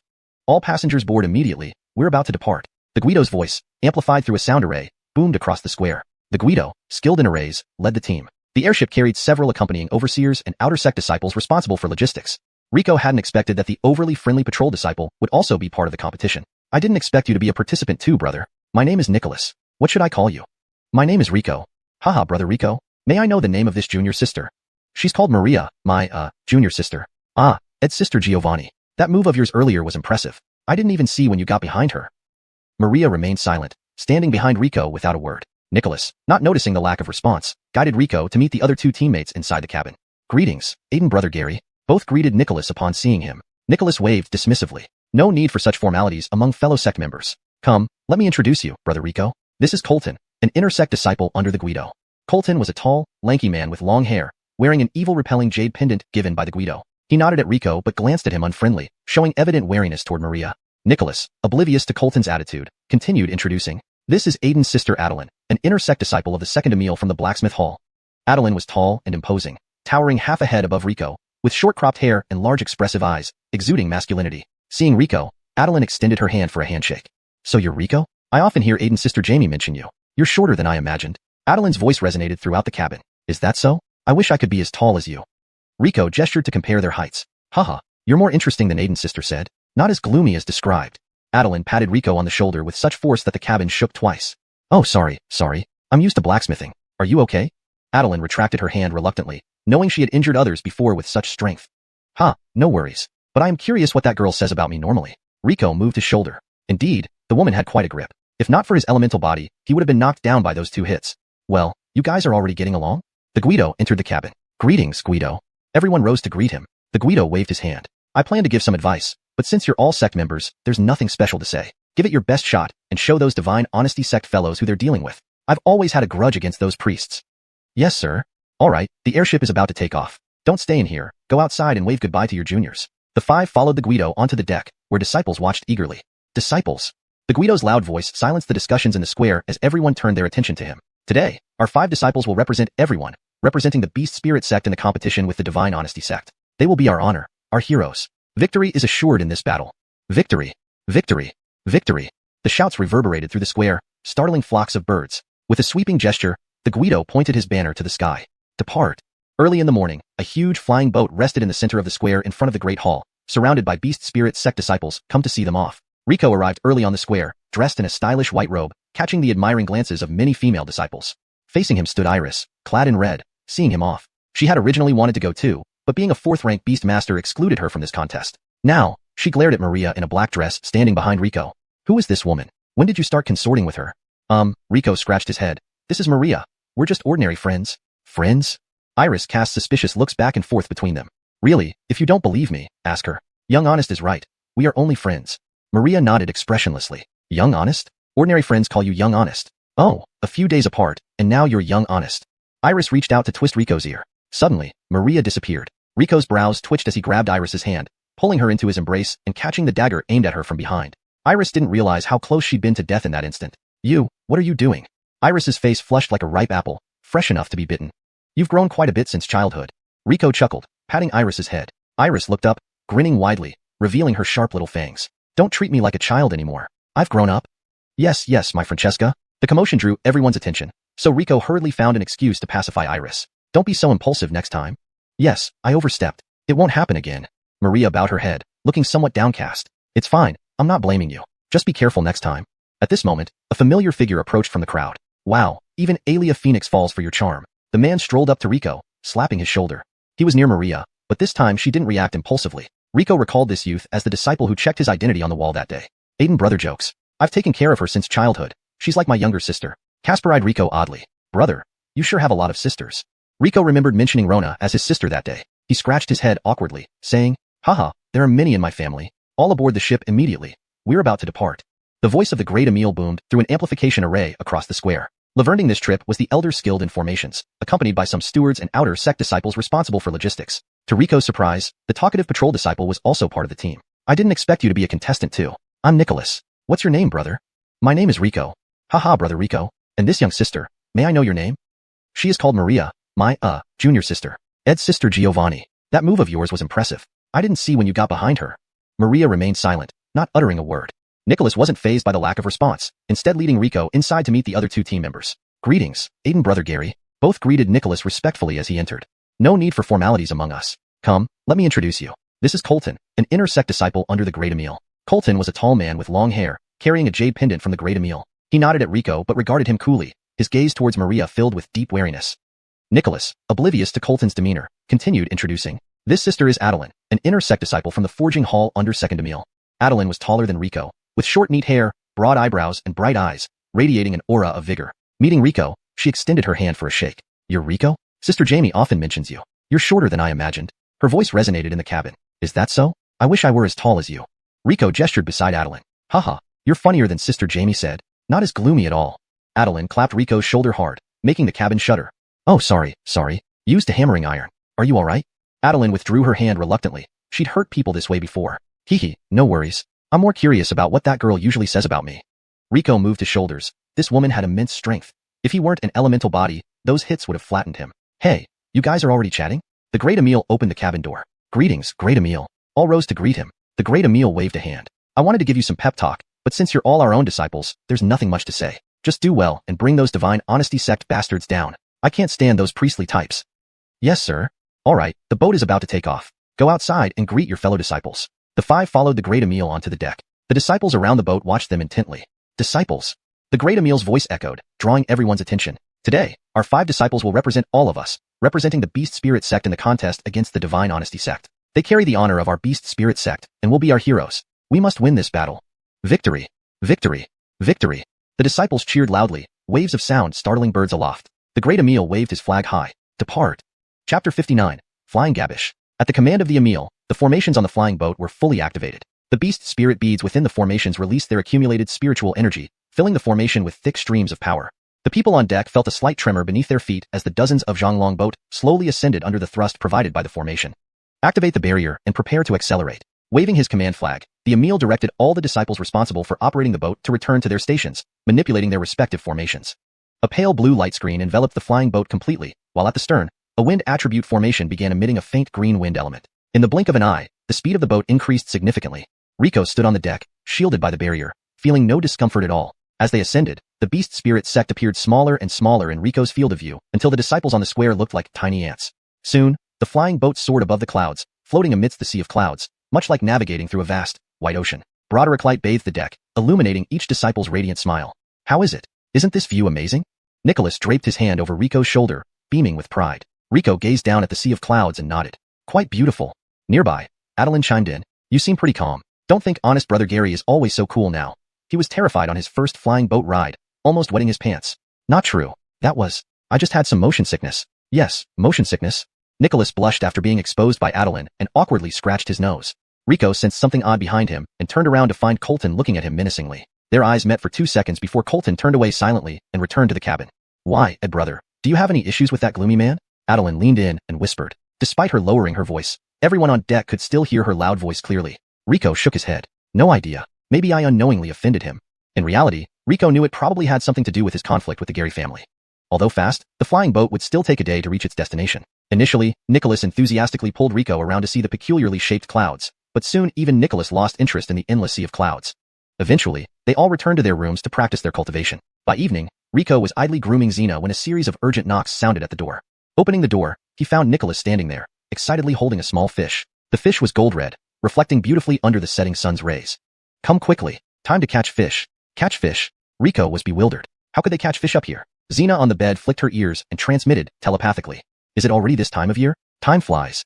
Before Rico could ask more, Nicholas had dragged him onto the deck. This is the annual Cloud Sea fish migration. I didn't expect us to catch it this year. What's the Cloud Sea fish migration?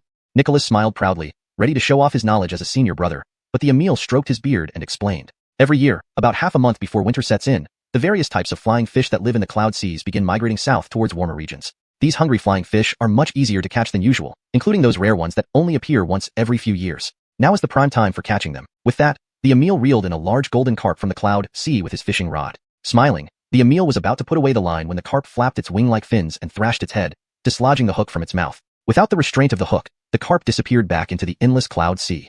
The Emil smile immediately froze, while Nicholas suppressed laughter nearby. Taking away the opportunity for the Emil to show off, karma had struck. The Emil's lips twitched, and he glanced at Nicholas out of the corner of his eye. A storm is coming. Nicholas, go check the ship structure. Nicholas was dumbfounded. He looked at the seemingly calm cloud sea far ahead and opened his mouth wide. But, what do you mean, but? Go as I said and make sure to check thoroughly. The Emil walked away, giving Nicholas no chance to protest. With a bitter expression, Nicholas handed his fishing rod to Rico. Brother Rico, these flying fish are treasures, not just for eating but also for medicine. Try to catch some for me, okay? He patted Rico's shoulder, looking somewhat dejected, then left. Rico found a quiet spot and prepared to try catching flying fish. Lavernining out over the deck, he infused spiritual energy into his divine eye and indeed saw dense black shadows moving within the cloud sea.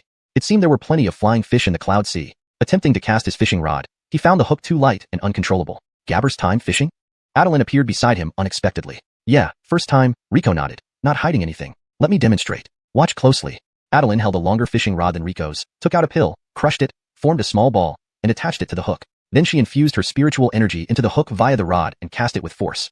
The energy-infused hook shot into the cloud sea like an arrow. After a few moments, Adeline opened her eyes, yanked on the rod, and caught a 6-inch-long golden fish. How about that? Did you get it? Got it. Rico nodded. Looking at Rico, Adeline chuckled. She didn't quite believe he could master it that quickly but understood Grovers often cared about saving face. She didn't press further, only passing the remaining pills to him. Try it. Sure. Rico accepted the pill, molded it into a ball, and attached it to the hook as Adeline had done. Watching Rico's actions, Adeline smirked. It wasn't just making fish bait from the pill. She had infused spiritual energy into it to attract the flying fish's attention. She hadn't mentioned this earlier to see what made this Rico, whose sister Jamie talked about endlessly, special. Rico mimicked Adeline, infusing his spiritual energy along the thin fishing line into the hook. Adeline's eyes lit up. Infusing spiritual energy seemed simple but was actually very challenging. Too much energy would snap the thin line. Too little wouldn't reach the hook. Seeing how Rico cast the hook into the cloud sea with identical force and angle as she had, Adeline couldn't help but wonder if Rico was really a novice at catching flying fish. Chapter 60, The White Fox. Rico held his fishing rod for a long time, but there was no response. Beside him, Adeline said to comfort him, there's no need to rush. Catching flying fish isn't that easy, and it's normal not to catch anything on your first try. Rico nodded. Indeed, those fish are too small. They're not even worth eating. Huh. Adeline didn't understand what Rico meant at first. This one is big enough, and it should be enough to eat. Suddenly, Rico spoke. Before Adeline could react, Rico yanked up the fishing rod, pulling out a large flying fish from the cloud sea, its black body shimmering with a greenish hue. Not bad, it's quite plump. Adeline stared speechlessly at the huge, 3-foot-long flying fish in Rico's hand, astonished and unable to find words. There really were people who could catch such a big fish on their first try. After all, she accompanied Emil 3 to fish in the cloud sea every year. She had fished for flying fish for at least 5 years and had never caught a fish this big, not even half as big as this one. Suddenly, Adeline noticed that the hook wasn't in the flying fish's mouth, but was hooked into its gills. How did you do that? Adeline asked, pointing at the flying fish in surprise. I just followed what you taught me, attaching the bait and casting the hook. No. I mean, how did you hook it in its gills? Is that difficult? Rico tilted his head.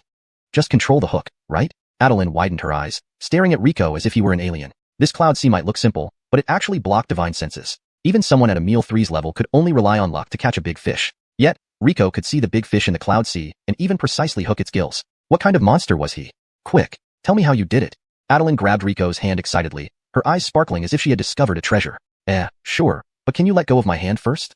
With her natural strength, anyone else would have had their meridians crushed by her grip. Sorry. Adeline quickly released Rico's hand. I just did what you taught me earlier. First infuse spiritual energy into the pill. Adeline nodded, indeed noticing his small action. Then I cast the hook into the water. Adeline nodded again. Nothing wrong here. And then I exploded the spiritual energy inside the pill. Wait, why did you explode the pill? To attract more small fish, obviously, Rico explained matter-of-factly. The smell of the pill can only spread so far. Distant fish wouldn't detect it. Adeline finally understood. So that makes it easier to catch fish, right? Rico shook his head. Not quite. You still need to wait after that. Wait. Yes, when the small fish gather, it will attract larger ones. Rico flicked his fishing rod again, pulling up another 3-foot-long big fish, once again hooking it through the gills. All you need to do is control the hook to hook it. Simple, right? Adeline was completely floored. How could anyone achieve this? Suddenly, in her state of shock, Adeline felt something tugging at her sleeve. Looking down, she saw an extremely cute white fox. So adorable. Do you want to eat some fish? Adeline handed the small 1/2-foot-long fish to the little fox. The fox shook its head and pointed at the fishing rod in Adeline's hand. What? You want the fishing rod? The fox nodded. Adeline hesitantly handed the rod over. What could a fox possibly do with a fishing rod? Did this fox also fish for flying fish? She laughed, thinking she was being fanciful. A fox catching flying fish? Impossible. Yet, what happened next left her speechless. The little fox held the rod, dropped the hook into the cloud sea without any bait, and within moments, it reeled in a 2-foot-long big fish effortlessly, with the hook firmly lodged in the eye socket of the fish. Not only that, but the fish's eyeball showed no damage at all. Adeline's worldview crumbled. She sat down on the ground, stunned, muttering to herself, I'm not even as good as a fox. A fox can fish better than me? This can't be real. This can't be real. Adeline, what's wrong with you? Rico shook Adeline's shoulders for a while before she finally came to. Where's the fox? Where did the fox go? Fox? What fox? I didn't see any fox. Are you dreaming? Rico looked at her bewilderedly. Huh. Adeline looked around but saw no fox. Was it all just an illusion? Maybe you're tired? Go get some rest. Yeah, maybe. I'll go back to rest. Keep fishing, Adeline mumbled as she headed back to the cabin, thinking she must be very tired. A fox catching flying fish? Impossible. She chuckled to herself, shaking her head, and decided to sleep well. As she passed Rico's room, she heard some rustling sounds coming from inside. Rico was supposed to be on the deck. Who was in his room? Not only sounds but also a pleasant aroma filled the air. The scent was familiar, yet she couldn't place it. After hesitating for a moment, curiosity got the better of her, and Adeline pushed open the door to Rico's room. The dim room was empty. In the center, there was a large iron pot suspended over a fire. Adeline swallowed hard. She clearly heard noises earlier, but there was no one here. Looking at the pot, she had a foreboding feeling. Taking a deep breath, she prepared herself mentally and lifted the lid off the pot. Inside, a 2-foot-long fish lay motionless, its unblinking eyes reflecting a strange light. Suddenly, a serene female voice appeared behind her. It's not done stewing yet. Why the rush? Adeline turned around to see a white fox standing behind her, holding the exact fishing rod she gave away. Hey kid, come back to your room. What? That tall girl with short hair fainted. What happened? How should I know? Chapter 61. 3 Dragons Burying the Corpse. The night passed quickly. Although the flying fish they caught last night were all large, none of them were particularly rare species. However, there was still about 10 days left for the Clone High Gabish Festival. They would have another chance once they returned. This morning, Adeline had been acting nervously ever since she woke up. She kept asking everyone if they saw a white fox last night, creating an eerie atmosphere on the ship. Thankfully, no one had seen the white fox Adeline mentioned, so everyone just thought she was confused from oversleeping. Adeline had also told Rico about it, but he insisted he had never seen any white fox. The matter had to be dropped eventually. Nevertheless, Adeline changed from her usual carefree self and became somewhat neurotic, which took some getting used to for Rico. Near the ruins, both factions had already set up temporary camps early. The two camps faced each other from opposite sides of the ruins. The Hildredling sect's flying boat was parked not far from their camp, surrounded by mountains with dense vegetation. It was a picturesque scene. However, around the ruins, the land was covered in yellow sand, completely barren as if someone had deliberately made it this way. Guido, this place is supposed to be a dragon eye, where chi should be abundant and vegetation lush. Why is it so desolate here? Nicholas asked a question that everyone wanted answered. Guido stroked his goatee and slowly replied, generally speaking, the dragon eye in a dragon vein is rich in spirit energy. This is true. But this particular dragon vein is a 2 dragons contending vein, making the dragon eye a focal point of contention. Naturally, it leads to the depletion of spirit energy and the dissipation of life force. I see. Thank you for your explanation, Guido. Everyone looked enlightened. Guido smiled and nodded. It's good to be eager to learn. The more eager you are, the more our Beast Spirit Sect will flourish. Heh, 2 dragons contending? This is clearly 3 dragons burying the corpse. Christie's voice echoed in Rico's mind. 3 dragons burying the corpse?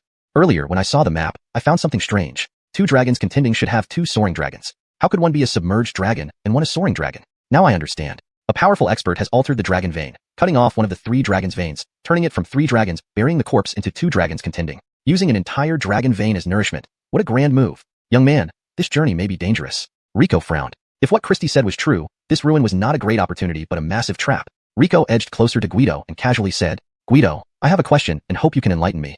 Guido glanced at Rico and smiled. Feel free to ask. I once read about 2 dragons contending dragon veins. Such veins involve 2 powerful dragons competing for fortune. Both should be ascending. Why is one descending and one ascending here? Guido, who was initially confident about answering Rico's questions, now frowned too. Yes, such a vein should have one overpowering the other until they merge. Why do they appear in a conflicting stance? Colton overheard and stepped forward, bowing before Guido. Honest, I have my own thoughts on this. May I share them? Oh, what do you think? Go ahead. Colton stood straight, walked to Rico, and glanced at him subtly. Some people only picked up a few sentences from an ancient book. Now they're half understood and don't quite know why, which isn't surprising, given their status as servants. Though Colton didn't name names, his intentions were obvious. Rico ignored Colton's provocation. However, Guido frowned disapprovingly. He himself was puzzled by the dragon vein. Wasn't this kid also implying something about him? Say what you need to say, and don't waste everyone's time. Seeing Guido's displeasure, Colton quickly bowed. Yes, in my view, despite the strong and weak dragon veins here, the stronger is descending while the weaker is ascending, making them evenly matched. Not bad. Your explanation is plausible. Guido nodded approvingly. His disciple indeed did well, though the explanation was a bit far-fetched, it was convincing. All thanks to honest guidance. Colton raised his head, glancing at Rico with disdain after receiving Guido's nod. However, Rico was doodling on the ground with a stick, not even sparing him a glance, making Colton feel like hitting a soft cushion. Hey, brother Rico, this drawing looks like the map of the area. Bored, Nicholas leaned in to look at what Rico was drawing. Your map seems inaccurate. How does an extra mountain appear here when it's actually a valley? Huh. Guido moved closer, pushing Nicholas aside to scrutinize the hastily drawn map seriously. Just as he was about to examine it carefully, Rico erased the entire map. Rico, what was this? Guido, it's just something I drew out of boredom. Please don't worry about it. But the more Rico dismissed it, the more concerned Guido became. He began analyzing the map Rico had drawn. The more he analyzed, the more shocked he got. This wasn't a 2 dragons contending vein, but a 3 dragons burying the corpse vein. A cold sweat dripped down his forehead to the ground. Noticing Guido's unusual behavior, Colton approached and respectfully asked, "Honest, Rico is just spouting nonsense. Please ignore him. Hold your tongue. Do you dare insult Rico?" Before Colton could finish, Guido slapped him across the face without looking back, his expression stern as he turned to Rico with newfound respect. "Just now, I was blind. Thanks to your hint, we avoided a disaster." Others in the group were stunned, wondering why Guido showed such deference to a mere disciple and even struck his own disciple, whom he usually doted on. Especially Colton, holding his reddened cheek, staring at Rico as if seeing a ghost. "Guido, you flatter me. It was just random doodles. All members, prepare to return." "What?" Everyone exchanged puzzled glances. What did Guido mean? Why return now when the competition hasn't started yet? "Wait." Rico interjected. "We can't leave now." Guido, thoroughly convinced by Rico's previous actions, though puzzled by this statement, asked patiently, "Knowing it's a trap, why shouldn't we leave?" "Guido, what do you think will happen if we leave now?" Rico countered. "Well, if we leave, the Divine Control Sect will surely open the ruins. When that happens..." Rico paused, and Guido continued. "The unprepared Divine Control Sect will suffer significant damage, and they'll believe we, the Beast Spirit Sect, intentionally betrayed them." Chapter 62. Pull it out. Cold sweat had drenched the Guido's clothes as he spoke. If it weren't for Rico, the outcome today would have been unimaginable. "No way, I must inform the Xianxia sect of this matter. Regardless of whether they believe it or not, both sects' leadership must be made aware. As for the contest, let the higher-ups discuss it." The Guido waved his hand, summoning a large white-feathered bird. With a swift move, he climbed onto its back. "I will go notify the Xianxia sect first. For now, you all follow Rico's instructions." With that said, the bird flapped its wings and vanished in an instant. What's going on? Only Rico knew what was happening among the group. Everyone else wore bewildered expressions. "Don't worry, the Guido will handle everything. Let's head to the campsite." Although no one knew what had transpired, they were reassured with the Guido present. After all, he was a formidable heaven-rank expert who could resolve anything. Everyone walked toward the camp chatting and laughing, except for Colton. He stood at the back of the group, glaring hatefully at Rico. Clenching his teeth, he muttered to himself, "Why should he be trusted by Honest? I am clearly the disciple of Honest." Not only had his senior brother been confined due to him, but now even the lead role was given to Rico. Fueled by new grievances and old resentments, Colton wished nothing more than for Rico to vanish right there and then. Unnoticed by anyone, a dark, grayish aura emerged from underground. Attracted by Colton's envy towards Rico, it silently latched onto him. Colton felt an inexplicable chill but turned around to find nothing. Only the jade pendant around his neck trembled slightly. When he glanced back at Rico, his expression grew even colder, almost resembling a snake eyeing its prey. "Hey, Rico." At the campsite, Adeline and Nicholas approached Rico's tent. Adeline stopped Rico, who was packing his belongings, her tone hesitant and uncertain. "What's wrong? I overheard some of what you said to the Guido earlier. Is there something wrong with this contest?" Rico paused for a moment, then nodded. "As participants, it was crucial they understood and prepared for this. So that's why I felt something watching us since we got off the boat. Do you think it's that ghostly fox following us?" Adeline's voice quivered, still shaken by the events on the ship. "How can someone so tall be such a scaredy cat? Am I really that frightening?" The culprit was lazily lounging in Rico's beast-taming space, picking her teeth with a fish bone. Rico discreetly rolled his eyes and ignored Xena. "Don't worry, there's no ghostly fox. There might just be dangers within that relic site." "So that's it?" Seeing Adeline still somewhat distracted, Rico raised his hand and gave her shoulder a firm pat, startling her into shivering. "What are you afraid of? Look at you now, you don't seem like yourself at all." "Ouch, you're not very big but you sure are strong." Despite the pain, Adeline's spirit seemed lifted, no longer appearing as lost as before. "I'm not afraid." Adeline snapped her eyes open. "I just don't do well with ghosts and monsters." Rico smiled and looked at Nicholas. "What brings you here, Aiden brother Gary?" "Brother Rico, did you feel that gong?" Before he could finish, a cold voice sounded at the entrance. Everyone's here. What are you talking about? Why didn't you invite me?" Colton walked into the tent, making it feel suddenly crowded with 5 people inside. "You arrived just in time. We were about to call you. We're discussing our strategy against the Xianxia sect." Nicholas quickly adjusted his tone upon seeing Colton. "Really? How coincidental of me." Colton spoke with sarcasm. "It's too small in here. Let's discuss outside. The Guido should be back soon," Nicholas hurriedly suggested, giving Rico a meaningful glance as he left. Outside the tent, the Guido's white bird landed in the campsite. "You're all here. Perfect. I have something important to tell you." The Guido's gaze swept over their faces, finally resting on Rico. "Thanks to Rico's warning, we avoided a major disaster. Just now, I explored this relic site with an elder from the Xianxia sect. This is indeed where an ancient powerhouse cultivated his corpse. Entering hastily would come at a terrible cost." The Guido's words visibly startled everyone except Rico, who subtly observed Colton's reaction. He too seemed genuinely surprised, showing no signs of abnormality. "So what now, Guido? Does this mean we cancel the contest?" Nicholas asked. "Of course not," the Guido chuckled coldly. "Regardless of what ancient power lies within, this place is under our jurisdiction now. Why would we give up such a dragon vein? Since he has occupied it to resurrect his corpse, we'll drag the body out. Everyone was momentarily stunned by the Guido's declaration. Mysticism defies nature, and strength trumps all. If he wants to use this dragon eye to resurrect, let's see if he can defend this sacred land. Moved by the Guido's assertive speech, everyone felt a surge of excitement. Honest is right. Such prime feng shui has always gone to the most capable, regardless of who came first. Agreed.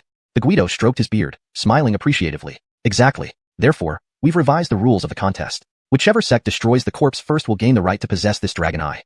They all drew in a sharp breath. Guido, this powerful figure who can alter dragon veins, how can we possibly destroy his corpse? Nicholas questioned in surprise. Don't worry about that, the Guido replied calmly. We've investigated thoroughly with the Xuanhuan sect elder. This site's prohibitions are incredibly strong. Even we'd need years to break them. A prohibition this powerful applies equally to everyone, whether intruders like us or the original occupant. In other words, as long as you're within the prohibitions, even the owner won't exceed third stage. You have the capability to destroy his corpse. Everyone finally understood. Chapter 63, The Gabberst Match. Let's go and meet the people from Xuanhuan sect first. The Emil led the 5 of them to the entrance of the ruins where the group from Xuanhuan sect had been waiting for a long time. The moment they met, Rico knew these people were not simple. They all wore matching uniforms, stood straight as pine trees, and stared straight ahead without any wandering eyes. Though they only numbered 6 including their leading elder, they gave off an aura of facing an army of thousands. The killing intent radiating from each of them was enough to convince anyone that they had come out of a sea of corpses. Despite being beast summoners from Xuanhuan sect, they exuded the discipline of a well-trained army. Though they were enemies now, Rico couldn't help but feel admiration for them at first sight. To be able to train such disciplined people, what kind of place must the northern Xuanhuan sect be? Rico was extremely curious. Hello Emil Yoel, it's nice to see you again. The great Emil smiled and nodded at the opposing elder. Hello, Emil Isaiah. The other elder put his right hand over his chest and bowed slightly. His 5 subordinates also saluted with precision. Crisp and unified, everyone's bows were at the exact same angle, like a set of identical robots. These are disciples from our sect, Colton, Nicholas, Adeline, Rico, and Maria, the great Emil introduced. I'm pleased to meet you all. These are my disciples, Sanjiu E, Sanjiuer, Sanjiu-san, Sanjiu Si, Sanjiu Wu. I'm sorry, our disciples can only use codenames while on duty, the tall Emil Yoel said with a deep voice. Emil Yoel's words left Rico and company very surprised at how strict their rules were. Even without knowing names, Rico noted that Sanjiu E and Sanjiu looked very much alike, and were probably the brother and sister duo that Jaylene mentioned before. He quietly remembered their appearances, paying special attention to the two. Haha, Emil Yoel, you're still so serious. Let's have a drink later, joked the great Emil. We'll see after this mission ends. Unexpectedly, the elder accepted the invitation straightforwardly, showing they weren't completely emotionless or merciless machines as initially perceived. The old rule? No problem. After exchanging a few cryptic sentences, they continued. Adeline, why don't you go first? It turned out there were 2 entrances to this ruin, one in the south which was broad and farther from the estimated corpse location, and another narrow one in the north closer to it. Both teams would send 3 people for the arena matches. The team that remained last could choose their preferred path. Sure. Adeline stretched herself and faced her opponent from Xuanhuan sect without any sign of contempt. This match was not just about choosing entrances, but also understanding the opponent's strength. Sanjiu Wu, let's go. Yes, sir. Sanjiu Wu, standing at the back of the line, stepped forward confidently. She was a small girl who carried a giant sword taller than herself on her back. Adeline and Sanjiu Wu entered the arena and bowed to each other formally. Begin. As soon as the elder gave the order, Adeline started summoning her beast. However, she didn't even finish the incantation when Sanjiu Wu rushed toward her, punching Adeline directly without unsheathing her sword. Adeline was startled. She did not expect the petite girl to attack so aggressively. Her summoning was disrupted, and she hastily raised both arms to defend. A powerful punch struck Adeline's arm guards, causing a thunderous sound and scattering dust beneath their feet. The towering Adeline was forced backward 5 steps by that blow. She never imagined the tiny girl would have such strength. Without giving Adeline time to breathe, Sanjiu Wu attacked once more. But Adeline wasn't one to be easily intimidated. She pounded the ground with her fists, creating a cloud of dust and shrapnel flying in all directions. Caught off guard, Sanjiu Wu raised her hands to block. At that moment, Adeline summoned her beast, a tier 3 level 8 blazing Yolan, under the cover of dust. The blazing Yolan charged towards Sanjiu Wu within moments, lifting its flaming claws to strike the smaller girl. As a lion-type beast, the blazing Yolan possessed incredible power. This hit could decapitate a mid-tier 4 creature, let alone a human summoner. Such a strike could tear the girl into pieces. Instead of retreating, Sanjiu Wu closed in on the blazing Yolan, evading its claws. She used her giant sword to parry the lion's paw and then swiftly circled around it, charging directly at Adeline. Adeline was ready, swinging her fist with all her might towards Sanjiu Wu's face. Sanjiu Wu showed no fear, meeting Adeline head-on. An ear-splitting shockwave emerged from their clash, showing they were evenly matched. What? That Dixie is holding her own against Adeline, Nicholas exclaimed in surprise. After all, Adeline was known for her innate strength. Adeline, retreat. The great Emil suddenly ordered. I can still fight. Adeline waved her numbed hand, eyeing Sanjiu Wu intently. She hadn't met an equally tough opponent in a long time. This is only a trial. Save some energy for inside. The great Emil, having lived for several centuries, knew that Adeline had already lost. Although she fought with at least 70% of her ability, her opponent didn't even draw her weapon, highlighting a clear gap in skill. There was no point in further exertion. Understood. Adeline reluctantly exchanged nods with Sanji Wu before walking away. Nicholas, next up is you. Hildregen, the highest-ranking disciple among them, Nicholas had mastered Tier 3 for a year to solidify his foundation. For a low-tier summoner, having a robust base at Tier 3 greatly facilitated future progression. Begin. Having learned from Adeline's mistake, Nicholas quickly moved and summoned his Tier 3 Level 8 Northern Wind Eagle, utilizing its speed to relentlessly harass Sanji Wu. Meanwhile, he summoned his second beast, a Tier 3 Level 9 Wind Demon Wolf. Seeing Sanji Wu struggle against the Northern Wind Eagle, Nicholas smirked. The weakness of aerial combat was clear. With two beasts aiding him, victory seemed secure. However, his amusement was short-lived. In a flash, Sanji Wu planted her giant sword into the ground, freeing her from the restraint. Yolka an arrow, she broke free from her assailants and dashed to Nicholas in the blink of an eye.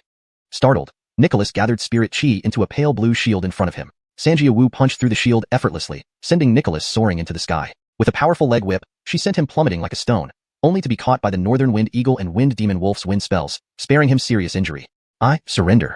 Note: asterisk names have been romanized following Pinyin rules. The paragraph structure and overall flow remain true to the original text, maintaining its tone and style while ensuring grammatical correctness and natural readability in English. ####Chapter 64. The contest ends. Nicholas coughed up a mouthful of blood and unwillingly conceded defeat. He had lost, utterly and completely. Who's next? Standing in the center of the arena, Taylor looked emotionlessly at the group from Beast Spirit Sect. That arrogant Dixie. Let me take her on. Colton stood forward with a grim expression. But before he could step into the arena, Rico extended a hand to stop him. Colton glared at Rico, frowning angrily. What do you mean by this? You won't win against her, Rico said calmly, as if stating an obvious fact. You. Colton stared angrily at Rico. Gabine, let's see how good you really are. Rico shook his head. Alicia, you go. Rico's words stunned Colton for a moment before he sneered. I thought you had guts, but it turns out you're just a coward who hides behind a woman. No sooner had the words left his mouth than a blade tip, glowing with a dark azure light, appeared right before his throat, seemingly out of nowhere. Just a fraction further, and he would have been dead on the spot. Insult honest again and you die. Maria's voice, cold and devoid of emotion, rang in Colton's ears. Her voice was like a bitter winter wind, making cold sweat pour down his back. Don't make a scene, Alicia. We don't want to embarrass ourselves in front of the Divine Spirit Sect. Rico spoke up, reminding everyone that there were still outsiders present. Maria put away the dagger coated with deadly poison she held in her hand. Adeline watched this inconspicuous girl curiously. On the flying boat, she hadn't even noticed the girl's presence. What she didn't know was that Maria practiced the art of assassination, which allowed her to blend into her surroundings and remain unnoticed. A hidden blade was always the most terrifying. But why did Rico bring this hidden blade into the open now? Can't you see?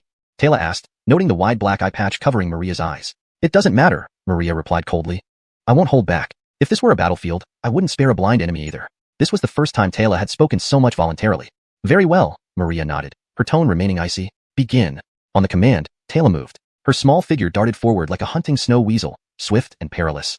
However, when she reached where Maria stood, she found only a lingering afterimage of condensed spirit energy. Her finely honed instincts from countless dangerous missions screamed danger. Rolling to the side, Taylor heard a whistling sound. 3 dark purple needles pierced the ground where she had been standing moments ago. Cold sweat drenched her back. Had it not been for her keen instincts, she would already be dead from those poison needles. But before she could revel in her narrow escape, she felt a dagger pressed against her neck. Any movement would surely result in decapitation. You lose, Maria's cold voice sounded from behind her. Taylor's eyes widened in disbelief. When had she gotten behind her? Was it a feint? Had the poisonous needles been a distraction while the true attack came from her? She had even predicted Taylor's evasion. Taylor was drenched in cold sweat, her battle-hardened will wavering slightly. What a formidable opponent. She must never become her enemy. I concede.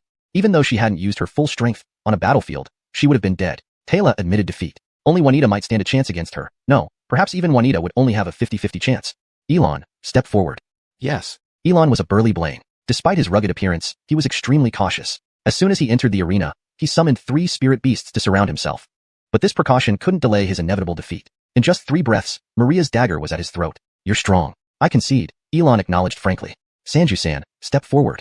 Yes. Sanju-san was a tall, beautiful woman with flowing long hair and glasses, exuding a composed demeanor. After entering the arena, she didn't attack immediately or summon a defensive beast. Instead, she removed her glasses and stared intently at Maria. Rico noticed fine red lines appearing at the corners of Sanju-san's eyes, a sign that she had activated some form of spiritual vision. Suddenly, Sanju-san moved, hurling a set of needles toward an empty space. From that empty space, another set of needles flew out, colliding with hers and falling to the ground with a clatter. Maria's figure gradually materialized from the air, having been detected by Sanju-san's spiritual vision. But Maria showed no panic. Gripping her dagger, she charged straight at Sanju-san. Her speed was extraordinary, far surpassing Sanju-san's. To block her path, Sanju-san hurled more needles. To her surprise, Maria didn't dodge. She charged forward without hesitation. As the needles approached, Maria's dagger deflected them with precision. Yolka petals blossoming in rapid succession, the needle shower couldn't touch her. Seeing Maria approaching, Xianxia hastily pulled out several pills from her sleeve and smashed them on the ground, releasing a sickeningly sweet smoke. This was Xianxia's special hallucinogenic mist, designed as a last resort. Even an elephant would fall unconscious upon inhaling just a trace of it. Slightly relieved, Xianxia retreated quickly under the cover of the smoke, hoping to create distance between herself and Maria. She wasn't sure how long the mist would affect her terrifying opponent, but as she took a step back, something cold pressed against her waist. Maria had appeared behind her, immune to the potent hallucinogen. Xianxia wisely raised her hands. I concede. Knowing she was no match for Maria, Xianxia surrendered without hesitation. Maria sheathed her dagger and returned silently to Rico's side.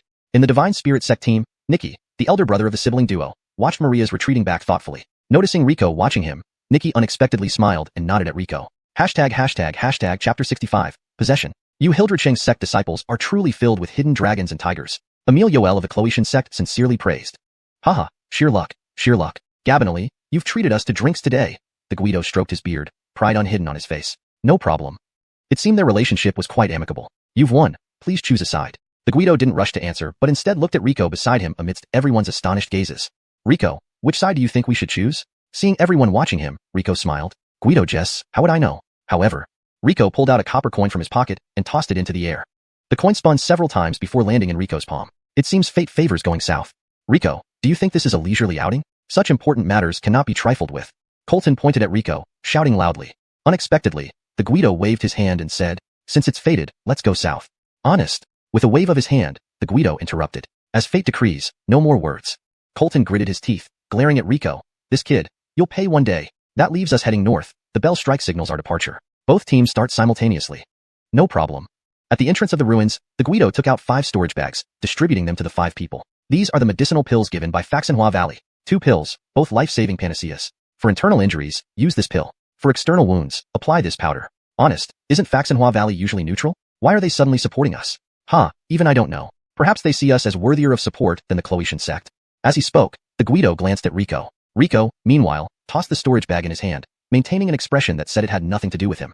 Dong! The bell rang, and the 5 members of the Hildrecheng sect rushed into the ruins. In contrast, the Cloetian sect team formed up orderly, advancing methodically. Ever since entering the ruins, the 5 members of the Hildrecheng sect had fallen into an eerie silence. The descending corridor, slippery with moss-covered ground, echoed only with the occasional sizzling sound of cold water droplets hitting their torches. Along the sides of the path were scattered bones, their poses indicating immense pain before death. A skull rolled to Adeline's feet. Glancing at it, he kicked it aside without much thought. The 5 moved silently, possibly still demoralized from their recent defeat against the Cloetian sect. In this oppressive atmosphere, they finally reached a fork in the road. Both paths ahead looked identical, bearing no markers. What now? Should we split up or stay together? Adeline asked. Of course, we should split up.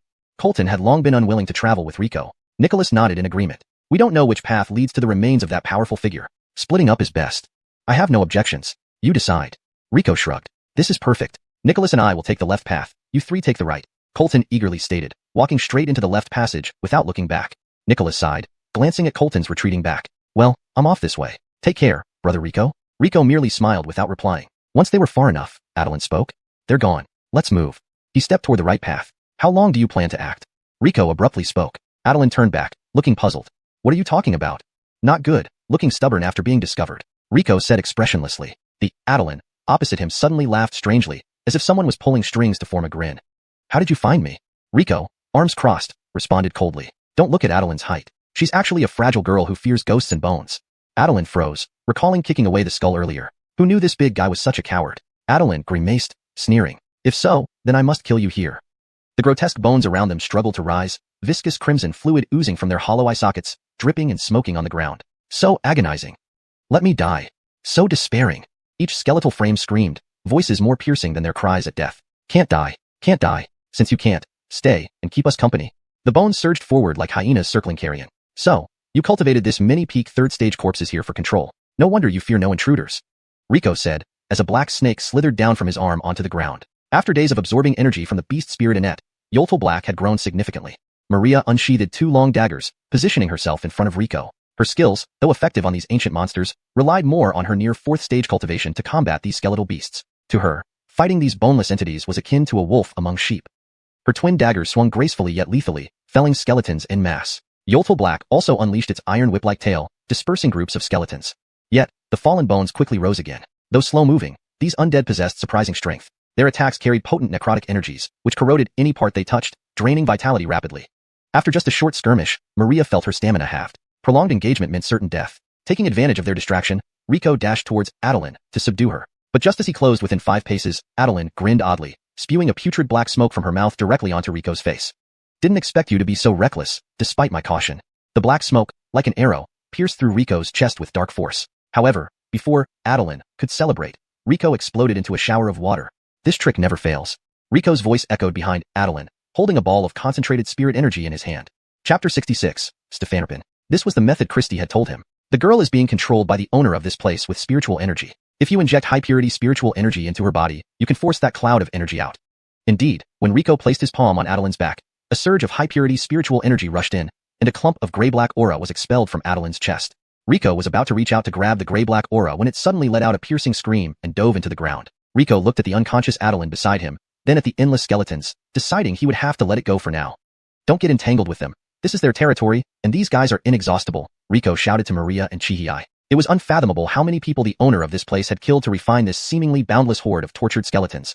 Maria drew the long knife given by Rico and swung it horizontally, cutting through large numbers of skeletons at the waist. Before the remaining skeletons could charge forward again, she dashed with Chihei to join Rico.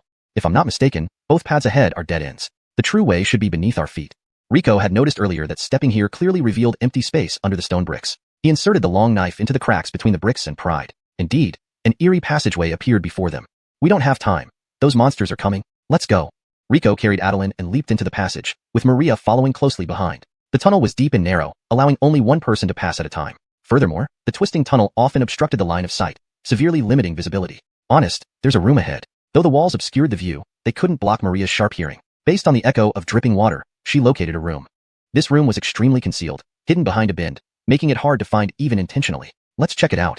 Rico entered the small room first, filled with all kinds of exquisite bottles and decorative items. After thoroughly inspecting the room, Rico realized that despite its lavish appearance, most items were for women. He found some hardened and discolored cosmetics in a small box. Could the owner of this relic be female? Puzzled, he examined further but found little valuable clues. Only one thing was certain.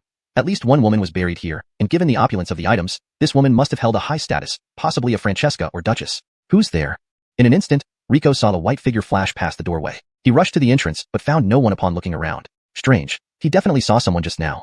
Alicia, did you hear any footsteps just now? Maria shook her head. Sorry, honest, I didn't hear anything. Rico was puzzled. Could he have seen a ghost? Ugh, my head hurts. Where am I? Adeline, who was slung over Rico's back, finally woke up groggily. Why are you carrying me, Rico? Put me down. Sure. With a gentle release, Adeline landed on her bottom with a yelp. You didn't need to let go so quickly. Adeline dusted herself off and rubbed her sore buttocks. Where are we? This is underground in the relic. You were possessed by an entity here just now. Possessed. At the word possessed, Adeline jumped up abruptly. You're scaring me. Rico glanced at Adeline, huddled against the wall like a frightened mouse, and couldn't help but chuckle softly. Don't worry, I've already driven it away. Really?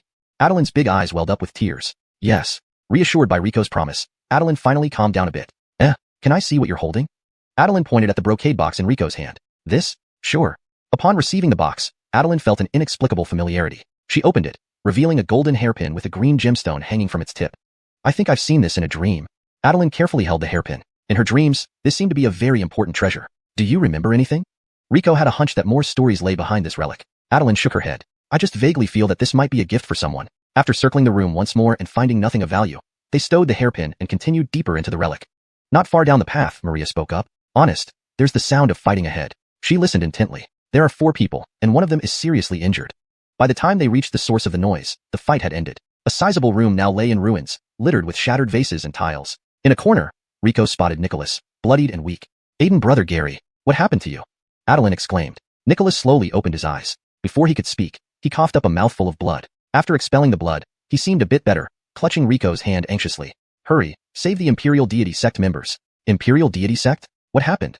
It was Colton. We found a mirror artifact here, and then Colton suddenly went mad, attacking me. Later, the Imperial Deity Sect members arrived, but couldn't stand up to Colton. They were chased out. He pointed toward the corridor leading in the direction they left. Aiden, brother Gary, stop talking. Take this medicinal pill. Adeline pulled a pill from her storage bag and handed it to Nicholas, but he shook his head. I'm fine. I've already taken one. Just go save the Imperial Deity Sect members. Understood. Adeline, stay here and take care of Aiden, brother Gary. Alicia and I will go. All right, be careful. Rico leaped into a pale blue blur, heading toward the indicated passage. After running for a while, they discovered something unusual at the end of the tunnel. From a crack in the wall, numerous suffering skeletons writhed, trying to squeeze through as if drawn by something inside. Bursts of spiritual energy periodically erupted from within, blasting the skeletons back out, but new ones quickly filled the gaps. Judging by the bursts of spiritual energy, the people inside wouldn't hold out much longer. Chapter 67. Deceived. The situation was urgent, so Riko summoned the adorable water spirit. As soon as the water spirit appeared, the water elements around them became immediately active. Riko clasped his hands together, feeling the surrounding water elements. A shimmering blue gradually filled his eyes. Coalesce. Riko pointed his hand, and the water elements seemed to receive a command, clinging to those twisted skeletons. Freeze. As soon as he spoke, the water elements on the skeletons turned into solid ice, immobilizing them completely under its confines. Riko took the opportunity to step on the frozen skeletons and squeezed into the crack in the wall. As soon as he entered, he felt a cold spiritual force aimed at him. Wait, I'm here to rescue you. Riko hurriedly exclaimed. The people inside the gap saw that it was Riko and lowered their hands. Only then did Riko notice that it was indeed the big sword-wielding Taylor within the gap. Lying next to her was Nicholas's frenzied comrade, Colton. Suddenly, a chill ran down Riko's spine. He had been deceived. Without much thought, Riko extended his hand, turning the water elements into ropes that bound the few individuals. He swiftly brought them back to the previous room, but it was already too late. Nicholas and Adeline were nowhere to be found. Furious, Riko punched the wall. He shouldn't have left Adeline alone. It was all his fault for being too eager to save others. If only he had taken one more look at Nicholas, perhaps he would have noticed something amiss. Anxiety and regret filled Riko's heart. Riko, right? Please don't panic. Panicking won't help. Can you put me down first? Taylor, who had been dragged along, finally managed to speak. Her clothes were disheveled, her hair scattered, and she looked utterly disheveled. Sorry. Taylor was right. Now is not the time to panic. The calmer he stayed, the better. Taking a deep breath, Riko tried to steady himself. There were no signs of Adeline's body in this place, which likely meant Adeline was still alive. But why did Nicholas kidnap Adeline? Thank you for saving me. Next time, please be gentler with such a pretty girl like me, said Taylor as she tidied up her clothes and used a small comb to brush her hair. Riko watched her oddly, realizing that these people from Xuanhuan sect were far from the rigid stereotypes they appeared to be. Your friend isn't in immediate danger. Taylor, having composed herself, said calmly. Huh? How do you know that? Taylor waved a piece of white jade talisman. Our team leader has located your friend, and they're currently fighting that monster. Where are they now? Riko asked anxiously. Taylor shook her head. I don't know. This talisman is just for communication. We got separated soon after entering. The northern route had too many traps. Did you choose the southern path because you knew about this? Taylor eyed Riko suspiciously. Riko shrugged. As you saw, we decided by flipping a coin. It was fate. Knowing Adeline was with the siblings eased Riko's worries somewhat. Suddenly, he remembered something. Weren't there 4 people fighting earlier? Apart from you, Nicholas, and Colton. Who was the 4th? Yeah, I also don't know who that was. It was a white shadow? Taylor tilted her head, unsure how to describe it. Her words reminded Riko of the fleeting shadow he'd seen earlier. It seemed that the white shadow and the one attached to Nicholas were not part of the same group. And was the shadow attached to Nicholas the same one that had once been on Adeline? Recalling Nicholas's actions, nothing seemed particularly abnormal. Suddenly, Riko's gaze fell on the unconscious Colton, noticing the exorcism pendant on his body. Riko suddenly recalled Nicholas's attempts to speak to him in his tent. Although he hadn't said anything, Nicholas must have wanted to point out that Colton was acting strange. But Colton had the exorcism pendant given by the Emil, meaning the entity had actually possessed Nicholas back then. Yet Nicholas didn't stop them from entering the ruins, and even encouraged them. Why? While Riko was still pondering, Taylor spoke. It seems our captain is in trouble. Should we go find them? Of course, but how are you holding up with your injuries? Taylor smiled nonchalantly. These minor wounds? No problem. What about your friend here? She pointed at the still unconscious Colton. Small issue. Riko's little black creature slid down and opened its mouth to swallow Colton whole. My pet has an internal pocket dimension. Want to come with us? Taylor gulped and shook her head vigorously. I'll pass. Don't worry, I won't slow you down. Riko shrugged without insistence. But you don't know where they are. This place is vast. How do we find them? The exterior of the ruins looked small, but underground, it was expansive with complex pathways, easily leading one astray. Taylor grinned confidently. Don't underestimate me. During my conversation with the captain, I heard the sound of flowing water. They must be near the underground river. We just need to find it. Giovanni Mayer bent down, placing her ear to the ground, listening carefully. It's below us. The underground river is beneath us, but quite far. All right, we need to find a way down. Riko stopped Taylor from trying to break through violently. In this underground structure, brute force wouldn't solve everything and might bury them alive, making it unwise. So how do we get down? Do not worry. Let's ask the locals. Riko leaped onto the cave ceiling and came back holding a small black creature. This is a bat? Taylor, looking at the struggling bat in Riko's hand, questioned. Riko nodded. With this guide, we'll be fine. How can you make it lead you? It doesn't understand you. Taylor poked the bat's tiny head. I can't, but someone can. A stunningly beautiful white fox appeared beside Riko, leaving Taylor momentarily speechless by its ethereal beauty. Such a breathtaking creature seemed out of place in this dark, ancient ruin. Christy gracefully walked over to Riko's hand. Her enchanting eyes glowed faintly pink. The moment the bat met Christy's gaze, it was ensnared, willing to offer her everything, including its life. Good, now it can lead us. Translation complete according to your instructions. ####Chapter 68. The Battlefield of White Bones. Wait. What was that just now? Ainsley grabbed Riko's arm in astonishment and exclaimed. Before she could get a good look, Xena had already swung her fluffy tail back into Riko's beast space. To bother her over such a trivial matter. It was really too much. Just my beast spirit, let's go. We need to find them. What do you mean, just your beast spirit? That was absolutely beautiful. Please, just let me see it again. Just one more glance. Ainsley always considered herself a beauty. Indeed, she was very attractive with her delicate features and well-proportioned figure. She could be counted as a rare beauty, and she knew it, taking great pride in her looks. It was almost like a woman's universal ailment. She often compared herself secretly to other women. Lenora usually had a stern expression, though she was somewhat popular within the Divine Beast clan. Jian was also beautiful, kind-hearted, but she only matched Ainsley at best. The woman behind Rico, despite her half-covered face by an eye patch, Ainsley could imagine the refinement of her features. However, she was too skinny, blind. Thus, Ainsley still felt victorious. But just now, she felt her prided beauty was completely overshadowed by a fox. And not just a fox, a thorough, complete defeat. Just one glance, and she was captivated by its beauty. That fatal allure transcended species, leaving her unable to even consider comparing herself. She felt like she was falling in love with a fox. There's nothing special to see, just a little fox. What do you mean, just a little fox? Lenora and Xena spoke in unison. They began chattering incessantly in Rico's ears, creating a cacophonic duet that annoyed him to no end. He reached into his beast space and stroked Xena vigorously, soothing her into silence. Then he plucked some fur from Xena and handed it to Lenora. Play with this, will you please stop talking? Do you think I'm some kind of person? But these furs are truly gorgeous. Lenora lovingly molded the large clump of snow-white fox fur into various shapes she liked. Gabinally, Rico's ears were at peace. They followed the small bat through twists and turns. Just as Rico began to suspect they were going in circles, a trickling sound of water appeared ahead. The underground river had arrived. This wasn't the end of the passage yet. It twisted downward beyond the river, and Rico estimated they were only halfway there. The entrance to the tunnel was on the side of the rock wall, facing the underground river. Water occasionally surged into the passage. The river was wide and swift, sweeping away any stone that fell into it without a trace. How are we supposed to cross this? I don't have flying or aquatic beast spirits. Looking at the rapid current, Ainsley was troubled. But for Rico, who was a water elemental body, it posed no problem. Under Ainsley's astonished gaze, he carried both her and Maria across the river as if walking on solid ground. How did you do that? I'm becoming more and more curious about you. Ainsley's gaze grew increasingly fervent as she looked at Rico. Just a little trick. Let's hurry. We've wasted too much time along the way. On the other side, Rico indeed found signs of a struggle on the ground. The three of them followed the traces of the battle. Suddenly, Rico noticed something flashing faintly, reflecting the light of his torch. He bent down to pick it up and saw it was a green gemstone. He had seen this before, on Adeline's golden hairpin. Rico silently put it away, sensing intuitively that it would come in handy eventually. Try contacting your captain to see if they're still here. Unexpectedly, Ainsley shook her head. No, I can't reach them. Something seems to be interfering with communication there. This was not good news. Either they had left or something was interfering with their communication here. We need to speed up. They quickened their pace. Soon, Maria called out. Honest, there's something ahead, many things. Upon hearing this, Rico immediately thought of those endlessly spawning twisted skeletons. Although individually weak, they couldn't be killed and their numbers seemed endless. Cautiously advancing, Rico soon witnessed an awe-inspiring scene. In a battlefield covered in grayish-white bones, thousands of skeletons were divided into two sides. From afar, they resembled two dark seas, rolling forward and colliding fiercely, sending waves splashing wildly.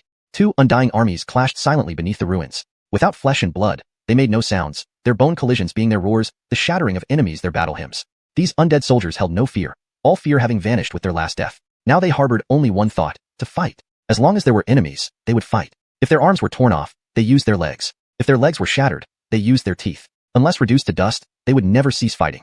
The grayish-white ground was not soil but a layer of crushed bones, covering the entire surface, turning it ghostly pale. Even from a distance, Rico was stunned speechless by the sight. This surpassed any human warfare in intensity and ferocity, despite the absence of flesh and blood. Behind the two armies stood two tall platforms made of white bones. Two commanders stood atop them. Nicholas spoke, his deep male voice echoing across the battlefield. You're still guarding her. After 10,000 years, you still aim to resurrect her? The tone in Nicholas's voice was laced with contempt and mockery. I will resurrect Aelia. Dylan, you despicable coward, don't dare interfere with the resurrection ceremony. Adeline's voice was filled with resolve and fury. Do you still harbor delusions? Your ceremony cannot succeed. Otherwise, your Francesca would have been resurrected long ago. It's impossible. Impossible. My Francesca will be resurrected. She will be resurrected. Dylan's words clearly upset Adeline, who hugged his head, muttering to himself incessantly. Don't linger over that useless corpse. Come, merge with me. With our union, we will be invincible. Dylan watched Adeline with a twisted smile, filled with greed and desire. Rico stood at a distance, gazing at the battlefield. He didn't see anyone from the Divine Beast clan. Had everyone perished? Just as he debated whether to intervene, a faint whisper sounded in his ear. Please help Gabier. ####, Chapter 69, The Past. Rico turned around and saw a white figure clinging to Courtney's shoulder, trying to talk to him. However, Courtney seemed completely unaware of its presence. Huh? Are you crazy? I'm Courtney. Courtney looked at Rico oddly, as if he were watching an idiot. Please, save Elena. Courtney couldn't hear the white figure's voice, but Rico could. The soft female voice was filled with urgency. Is Elena the one possessing my friend? Rico pointed at Adeline, who stood on the platform, lost in madness. Yes, please save her. What? Who are you talking to? Don't scare me like this. Courtney turned around, finding no one where Rico was looking. A chill ran down her spine, making the hairs on her arms stand up. That body belongs to my friend. Even if you didn't ask, I would still try to save her. But first, tell me who you are. Rico stared intently at the white figure. It hesitated for a moment before splitting off a small bubble that floated towards Rico. Sensing no ill intent from the white figure, Rico allowed the bubble to reach his head. Pop! The bubble burst, and Rico felt as though the world around him was spinning. When everything stopped moving, he found himself standing in the sky, overlooking the land below. This seemed to be the white figure's memory. Over 10,000 years ago, beneath Rico's feet lay a small country named Xianxia, Purple Moon. Xianxia was tiny, so much so that it was easy to overlook on a map. Despite its size, Xianxia was peaceful and tranquil, with enough resources to sustain itself. The royal family loved their people like children, creating a utopia where everyone lived happily. The king had a beloved queen, and they had a charming Francesca. The three of them enjoyed a warm family life. From a young age, the Francesca was gentle and kind-hearted. She often used her healing abilities to treat the people, showing her love for every citizen of Xianxia. In return, the citizens adored the royal family, especially the adorable Francesca. As the Francesca grew into marriageable age, princes from neighboring kingdoms expressed their admiration for the beautiful Francesca daily. They besieged the palace gates night and day, scaring the Francesca so much that she avoided stepping outside. Luckily, the Francesca had a captain of the royal guards, a mysterious girl named Elena, who chased all those annoying princes away with ease. Elena had protected the Francesca since childhood. Her father mentioned that Elena had guarded their family for generations without aging. According to the king, Elena was an immortal who stayed to repay their ancestors' kindness. Elena watched over the Francesca as she grew up, forming a bond far deeper than ordinary siblings. She often took the Francesca to places forbidden by her father, sometimes to other kingdoms, sometimes to breathtakingly dangerous landscapes. With Elena's protection, the Francesca never encountered any danger. If only the story had remained this peaceful. But in this world, human greed always finds a way to thrive. Greed breeds sin and ignites wars. Xianxia's strategic location made it a crucial passageway between several surrounding countries. As tensions between these countries rose, each wanted control over Xianxia, seeing it as a prize worth fighting for. Thus, war began. Neighboring countries declared war on Xianxia simultaneously, engulfing the land in flames. The once peaceful kingdom turned into a hellish battlefield, stained red with blood. People cried out in pain, and life became unbearable. The king's hair turned white overnight, overwhelmed by worry. Watching the suffering of her father and the people, the Francesca could do nothing but cry. Elena, heartbroken by the sight of the emaciated Francesca, sighed deeply. Against her vow, she took action, solely to spare the Francesca's sorrow. With Elena's help, Xianxia regained its strength and drove back the enemy within 3 months. Joyous celebrations echoed throughout the kingdom. At the victory banquet, the king publicly honored Elena as Xianxia's guardian deity. But Elena declined, stating that she had broken her vow and could no longer stay. No one could persuade Elena to change her mind. Yet, at the kingdom's gate, the Francesca's tears caused Elena to hesitate. She held onto a sliver of hope that maybe, just maybe, her enemies hadn't discovered her yet. Elena stayed. Looking at the Francesca's radiant smile, Elena felt incomparable joy. However, war, like a malevolent seed, bore more bitter fruit. The neighboring countries intensified their efforts against Xianxia following their defeat. Wars became more frequent, and Elena's time with the Francesca grew scarce. Although her powers could repel invaders, her increasing visibility finally caught her enemies' attention. Returning to the palace with a beautiful gold hairpin, Elena was met with devastation. Once magnificent, the palace was now ruins, and its occupants lay in pools of blood. Her beloved Francesca was captured by the enemy, who, in front of Elena, cruelly ripped out her heart and crushed it. Watching the Francesca's lifeless eyes, Elena's world crumbled. Fueled by madness, Elena burned her own life force, attacking her enemy recklessly. Caught off guard by Elena's self-immolation, the enemy was swiftly defeated and severely injured. With no choice, he fled by burning his essence. Elena, nearing death herself, lacked the strength to pursue further. Holding the lifeless Francesca, she poured what remained of her life force into the Francesca's body. It was futile. She was left holding a cold, dead body. For the first time in centuries, Elena wept bitterly. If she had been more ruthless and left the kingdom, the Francesca might have survived. If she had focused solely on protecting the Francesca, perhaps none of this would have happened. Elena blamed herself entirely for the Francesca's death. Heartbroken, Elena carried the Francesca's corpse away from Xianxia. Without its royal family and guardian deity, Xianxia fell shortly after and vanished from maps. Over the millennia, the land changed hands many times, transforming from a paradise into the remnants of countless wars.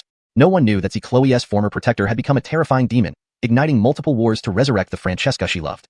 Chapter 70, Confrontation. The memory imparted by Fax and Ing abruptly ended here, but Rico could already guess what happened next. Elena used dark magic to revive her, absorbing the malevolent energy from the battlefield and refining corpses into skulls of anguish. Elena also found this feng shui treasure spot and built a relic for her resurrection. Elena's deep affection for her moved Rico, but he still had some questions.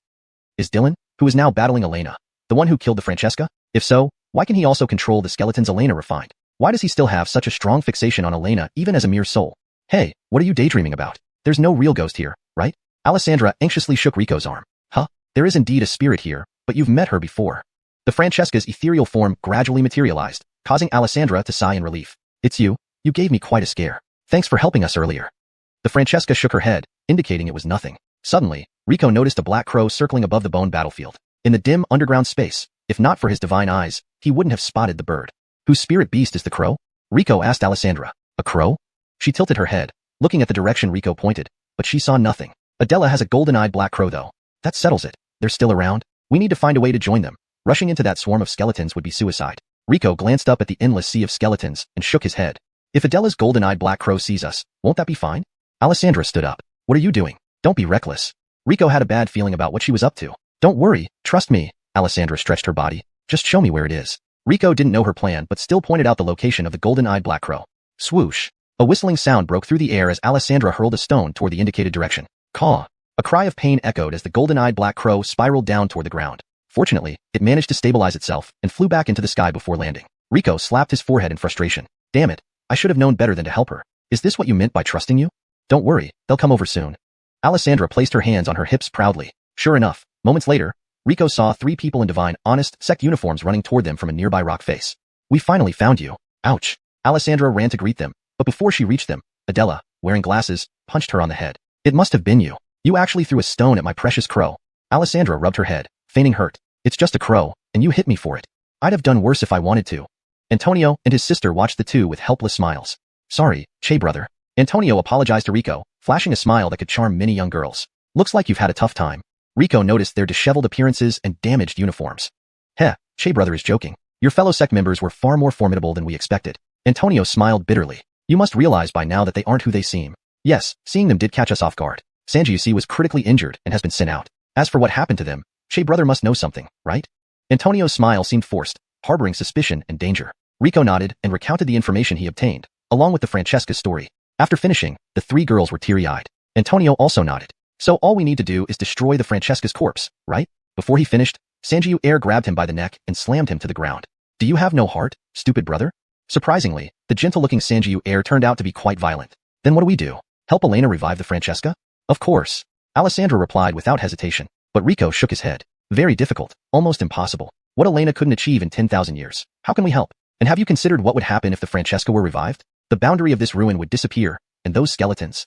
He gestured to the gray masses swarming on the battlefield. If they escape, what will happen to the surrounding nations and civilians? And if Elena's secret technique drained the dragon veins to revive the Francesca, do you think your sect or ours would let them go? Mentioning the sect silenced everyone. Yes, this wasn't just Elena and the Francesca's affair. It involved 2 major sections. They might pity Elena and the Francesca, but the sects wouldn't. They would relentlessly pursue and kill both. Is there really no other way?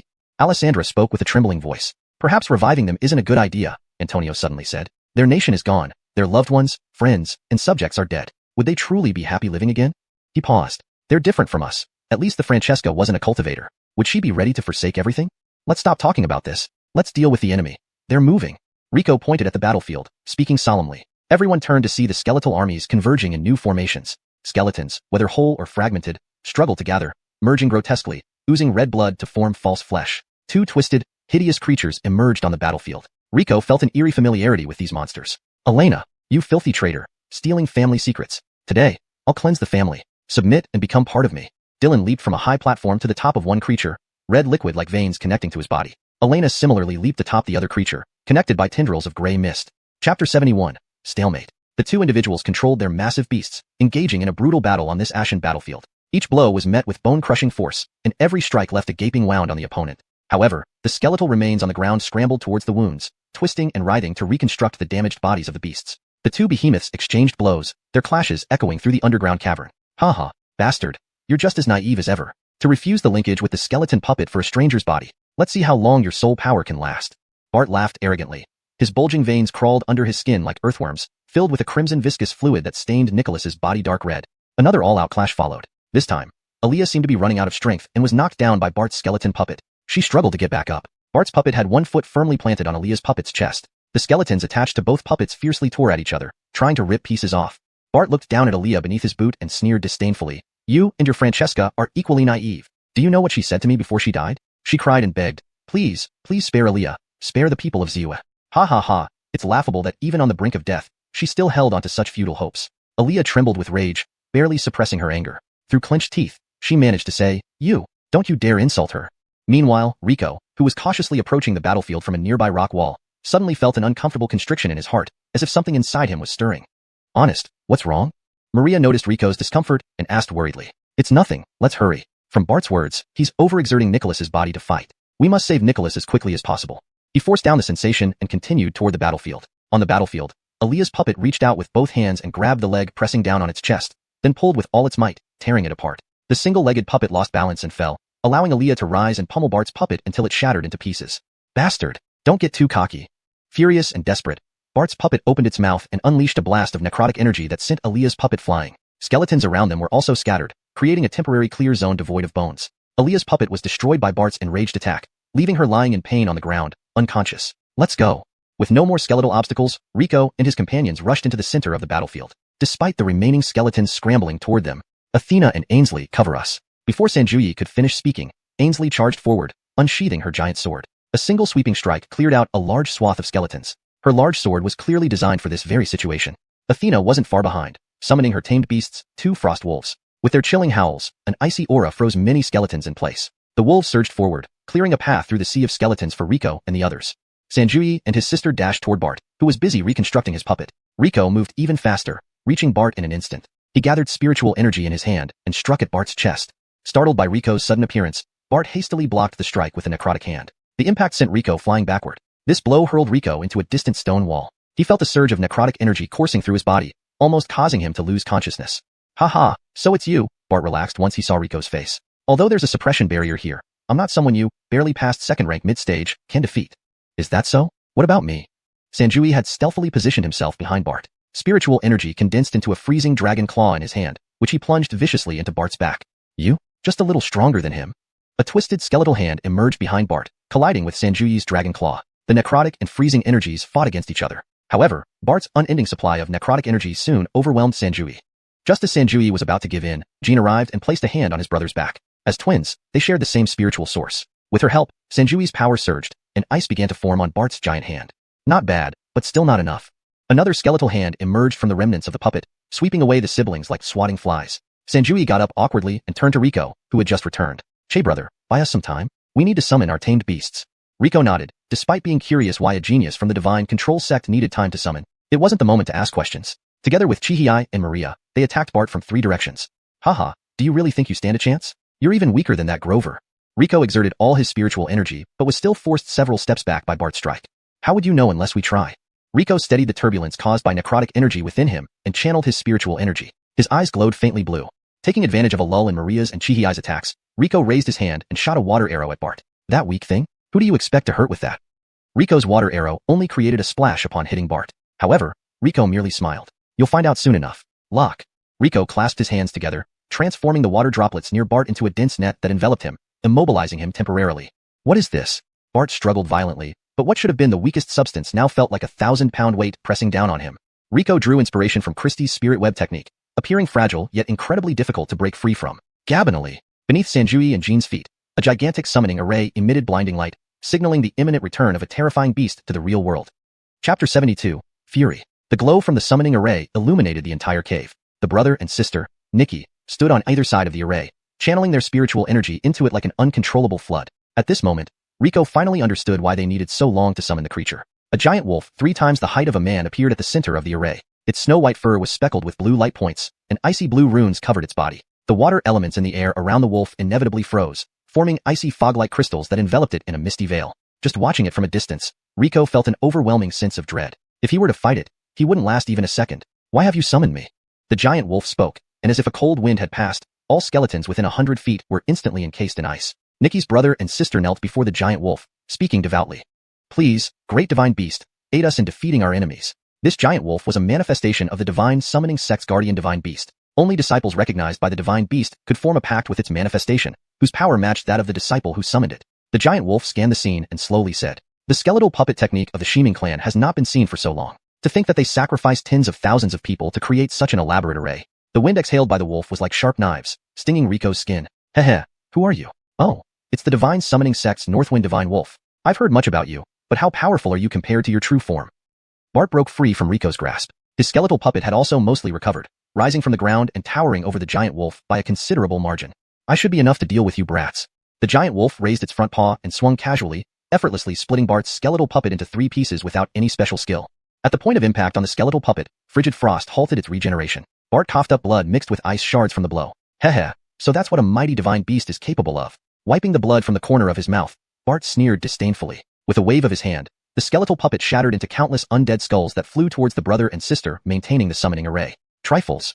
The giant wolf snorted contemptuously, and with another casual swipe, all the incoming skulls were shattered into fragments. Heh, is that all? Divine beast, take a look at your feet. What? Underneath the giant wolf's feet, the icy blue summoning array was largely obscured by thick, crimson viscous liquid. This red fluid carried an intense will of suffering, rapidly dismantling the summoning array constructed by the siblings. How long can you hold on? After speaking, Bart abandoned the skeletal puppet and fled without looking back. Despicable scoundrel, you dare provoke me. Frustrated by Bart's trick, the giant wolf let out a breath of snow-laden cold wind in the direction Bart was fleeing. Wherever the cold wind passed, everything was frozen solid. Bart smiled, as if prepared for this. Clapping his hands, countless skeletons instantly coalesced into a massive wall of bones between him and the cold wind. Though fragile, more bone walls kept emerging, gradually weakening the force of the wind. By the time the wind reached Bart, it was nothing more than a harmless breeze. After blowing the wind, the siblings could no longer maintain the summoning array. It collapsed, and the giant wolf's figure gradually faded away. Damn, if only my true form were here. Before disappearing, the giant wolf cast an unwilling glance at Bart, surprised that it had been foiled by such a minor trick. Well, that fool hasn't changed a bit, Christy remarked mercilessly. Heh, without the divine beast's help, you can't stop me. Bart casually brushed off bone dust from his clothes. Rosanna, I didn't see her. Rosanna mysteriously reappeared behind Bart, holding a ball of gray death aura in her hand like a ghost. What? When did you? Startled, Bart turned his head, trying to dodge. But Rosanna was too close. The gray death aura struck him squarely in the chest. Aya! A wretched scream echoed as a cloud of gray mist was forcefully pulled out from Nicholas's body by Rosanna. However, just as everyone thought Bart would be dragged out by Rosanna, the aura around her suddenly paused, and a large amount of gray mist surged from Adeline's mouth and nose. Haha, a mongrel remains a mongrel, rejected by a possessed host.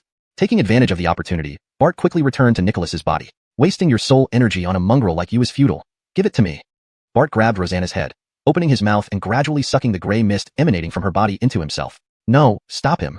Bart's aura visibly grew stronger. The relic's barrier emerged, suppressing his power, yet his strength continued to increase.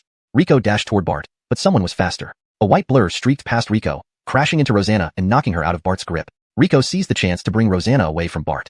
You despicable worm. You dare ruin my plans again. I killed you once 10,000 years ago, and now I'll do it a second time.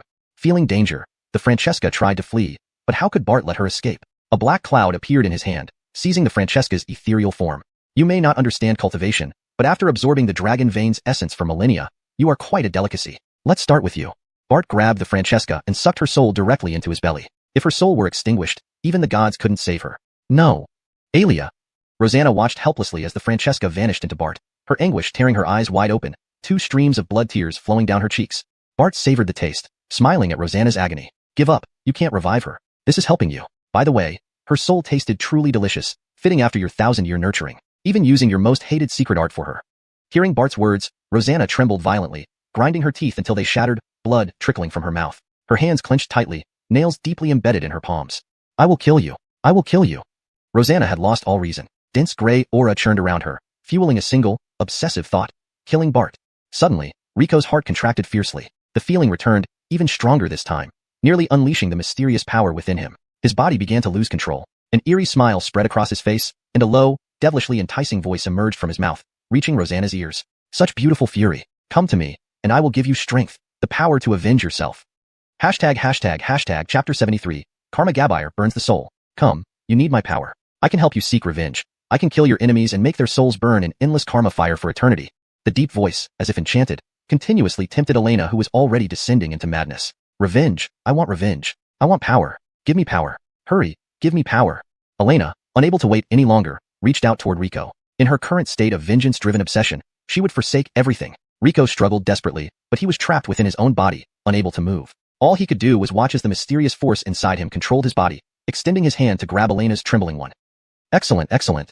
Rico laughed maniacally. Good girl, don't worry, my power is beyond your imagination. Rico felt a small portion of the mysterious power within him flowing through his hand into Elena's body. A powerful, raging aura rose into the sky, and its mere presence reduced half the battlefield skeletons to dust. Everyone on the battlefield was flung hundreds of feet away by this surge of power, except for Elena and Bart. Elena had undoubtedly surpassed the 4th rank, possibly even reaching the Gabith or 6th rank. The ruins barrier was working to suppress Elena's aura, but it was futile. Elena's overwhelming aura pierced through the barrier and shot up into the sky. Outside the ruins, people watched in shock as the sky turned a blood-red color. No one knew what was happening inside. How can there be such astonishing power? Two elders, who were drinking, set down their wine pots and looked gravely towards the ruins. They too did not know what was happening. The burst of power from within made them uneasy. There's no way this relic can possess such formidable strength.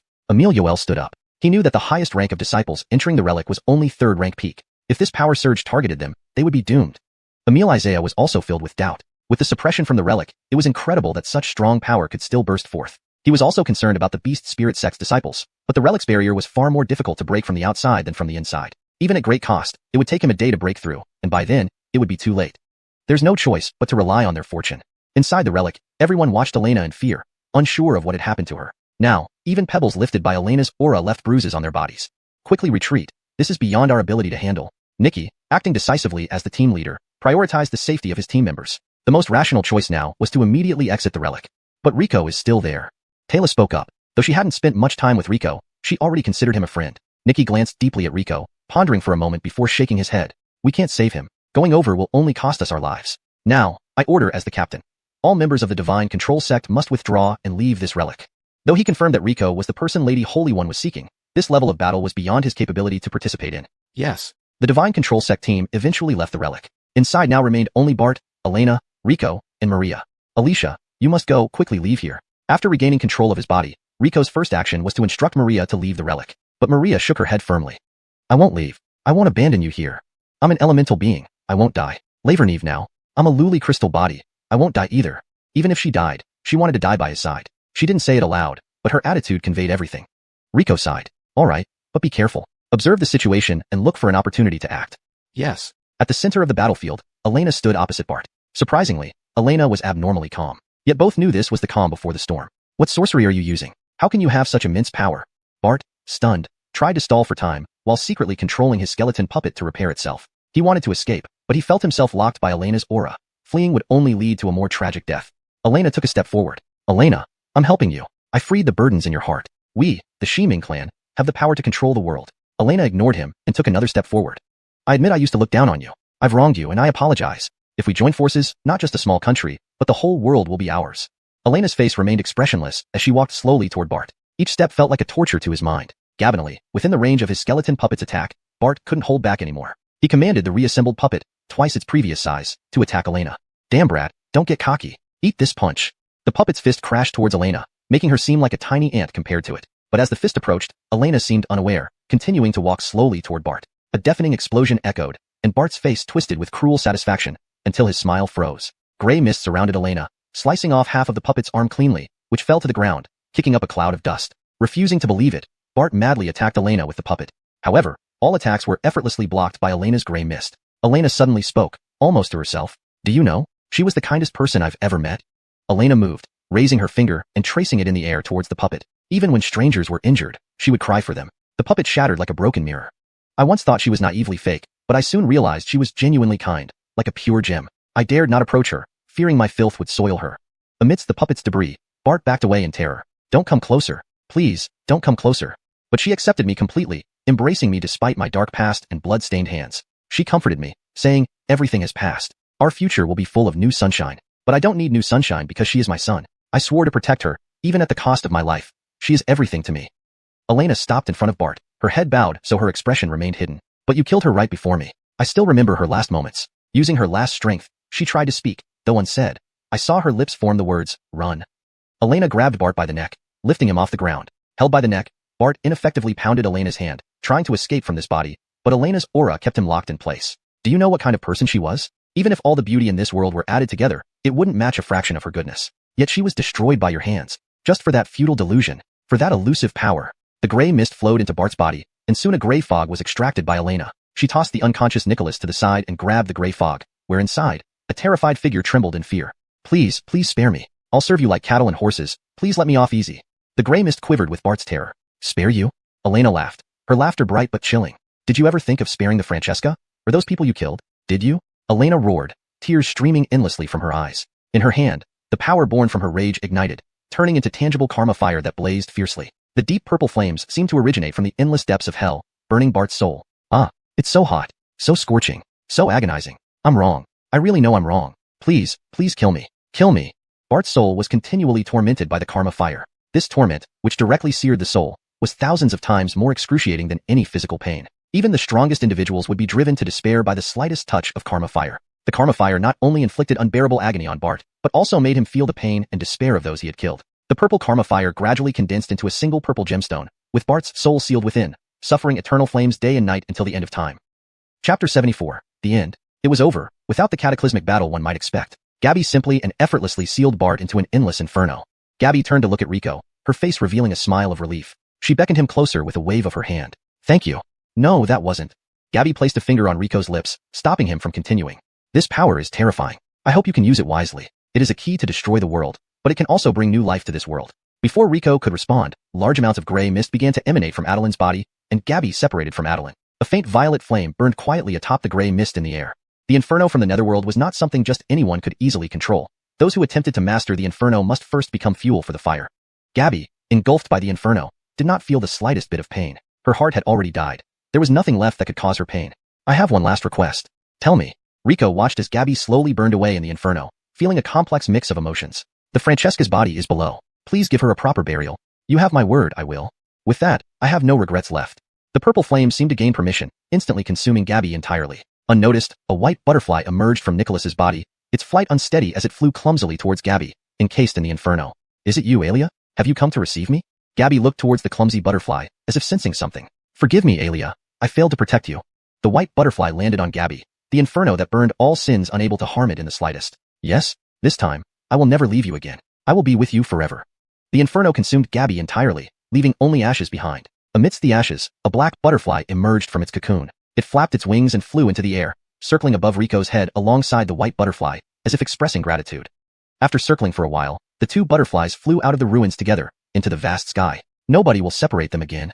Tiny scales floated down, and within them, Rico saw Gabby's memories. He witnessed how a genius born into a humble branch of her family overshadowed everyone, dedicating herself to the family, doing the dirtiest and most exhausting work, only to be exiled due to jealousy. He saw the homeless Gabby join a mysterious organization, living amidst fire and slaughter. He saw Gabby successfully taking revenge with the organization's help, wiping out the clan members who betrayed her. He also saw the repentant Gabby fleeing the organization to be by her beloved Francesca. What struck him most was the emblem of that organization. It was familiar. He finally remembered. He had seen that emblem on the night his parents were killed, worn by the people who killed them. Rico watched as the two butterflies flew out of the ruins. He wanted to ask Gabby about the organization, but it was too late. Gabby was gone and could no longer answer. The power that once belonged to Gabby returned to him, noticeably stronger. Rico was unsure if this was a good thing. While the power was inside him, it was not under his control. However, it currently showed no ill effects. Let's go. We still have a promise to keep. They continued downward, unobstructed by skeletons, quickly reaching the place where the Francesca's body was laid to rest. This was an exceptionally beautiful cave, with translucent crystals growing on the walls, emitting soft light that illuminated every corner. At the center of the cave, within a transparent crystal coffin, lay the Francesca's body. Millennia had passed, yet the Francesca's body showed no signs of decay. Her eyes were closed serenely, and she wore a gentle, peaceful smile, as if she were enjoying a short nap. Who would have thought that the person in the coffin had been dead for 10,000 years? I'm sorry. Knowing the Francesca's spirit was no longer present, Rico still felt compelled to apologize. Placing his hand on the crystal coffin, he activated his storage ring, and the entire coffin, including the Francesca, vanished into it. Huh? What's this? Moving the crystal coffin revealed a hollow space. Inside, a cute, small creature lay curled up, fast asleep. The loud noise made by moving the coffin did not disturb it. This small creature had fluffy fur, resembling both a cat and a dog, with tiny wings on its back. Suddenly, Christy shouted from Rico's beast control space. Seeking spirit golden-eyed beast. Don't move. Don't wake it. Rico did not know what it was, but whatever it was, it clearly surprised Christy, much like when she saw the water elemental. Christy leaped out of the beast control space and carefully set up an array. Rico wanted to ask what the seeking spirit golden-eyed beast was, but seeing Christy's anxiousness, he remained silent. Suddenly, the small creature's ears twitched, and it seemed ready to wake up. Just a little more. Don't let it escape. Christy urged anxiously. Rico quickly reacted, binding the creature tightly with water chains. Rico had just breathed a sigh of relief when Christy shouted, "Not enough." Indeed, the creature woke up and shook off the water chains instantly. Its big, watery eyes looked fearfully at Rico before flapping its tiny wings and turning to flee. Fortunately, Rico reacted quickly, ensnaring it with more water chains. Though the creature could break free, Rico slowed it down enough for Christy to complete the array, infusing it with all her spiritual power. The small creature shuddered violently, breaking free from the water chains and flying out of the cave. However, it soon felt its body becoming heavier and lost the strength to fly. Huff, Christy sighed in relief. This seeking spirit golden-eyed beast is known as one of the hardest creatures to capture. They possess the ability to break through barriers and can go anywhere, land, sea, or air. Capturing an adult-seeking spirit golden-eyed beast is nearly impossible. But you managed to catch it, Rico noted. Christy smiled proudly. Of course. All these years weren't for nothing. This array I created specifically for them doesn't restrict their movement but increases their weight. It works very well against young ones, but not so much against adults. Rico observed the struggling, adorable creature in the array, feeling puzzled. He asked Christy, what's so special about this creature that you'd go to such lengths to capture it? Boy, you really are inexperienced. The seeking spirit golden-eyed beast is a top-tier creature that everyone desires. While they aren't great fighters, they excel at almost everything else. They can fly, swim, and burrow through earth, breaking arrays, finding treasures, and identifying valuable veins. Every cultivator dreams of obtaining one, as it makes cultivation significantly more efficient with its help. Chapter 75. Searching for the spirit golden-eyed beast. After hearing Xena's words, Rico was so astonished that his eyes widened as he looked at the little beast lying in the array with its tongue out and panting. Is this guy really as incredible as you say? Rico reached out to stroke the soft, smooth fur on the beast's back, which was shiny and well-fed, clearly indicating it had never lacked food. Why would I lie to you? Hurry up, Grover, contract it quickly. Even if Xena hadn't urged him, Rico wouldn't let this little creature go. He bit his finger, drew a contract array around the beast using his own blood, placed both hands together, and silently recited the contract incantation. A flash of light, and the contract array shattered instantly. Rico stared wide-eyed. Had he failed the contract? The little beast tilted its head to look at Rico, seemingly disdainful. This was the first time Rico had failed a contract, and now he was being mocked by a small animal. Refusing to believe it, he began reciting the contract incantation again. Xena interrupted him. Hold on. This little thing thinks you're stingy. You need to offer it some sweet benefits to make the contract. Rico was taken aback. You need to give them incentives for contracting beasts? Duh. Why would anyone follow you without any benefit?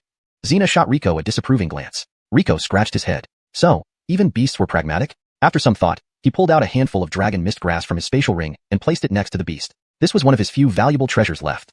But the little beast only sniffed it indifferently and turned away, not giving it a second glance. It didn't like it? Well, in the dragon vein, even a random crystal was more valuable than dragon mist grass. Rico then took out the blood flesh crystal formed by the Dolores of flesh and blood, which seemed to interest the beast somewhat. But after some consideration, it still refused it. This puzzled Rico. He wasn't a noble heir. He was a poor nobody who started from scratch. He really didn't have much else to offer. He simply placed his spatial ring next to the beast. Look through it. Is there anything you like? The beast tilted its head at the spatial ring before instinctively connecting its spiritual power to it, rummaging through the contents.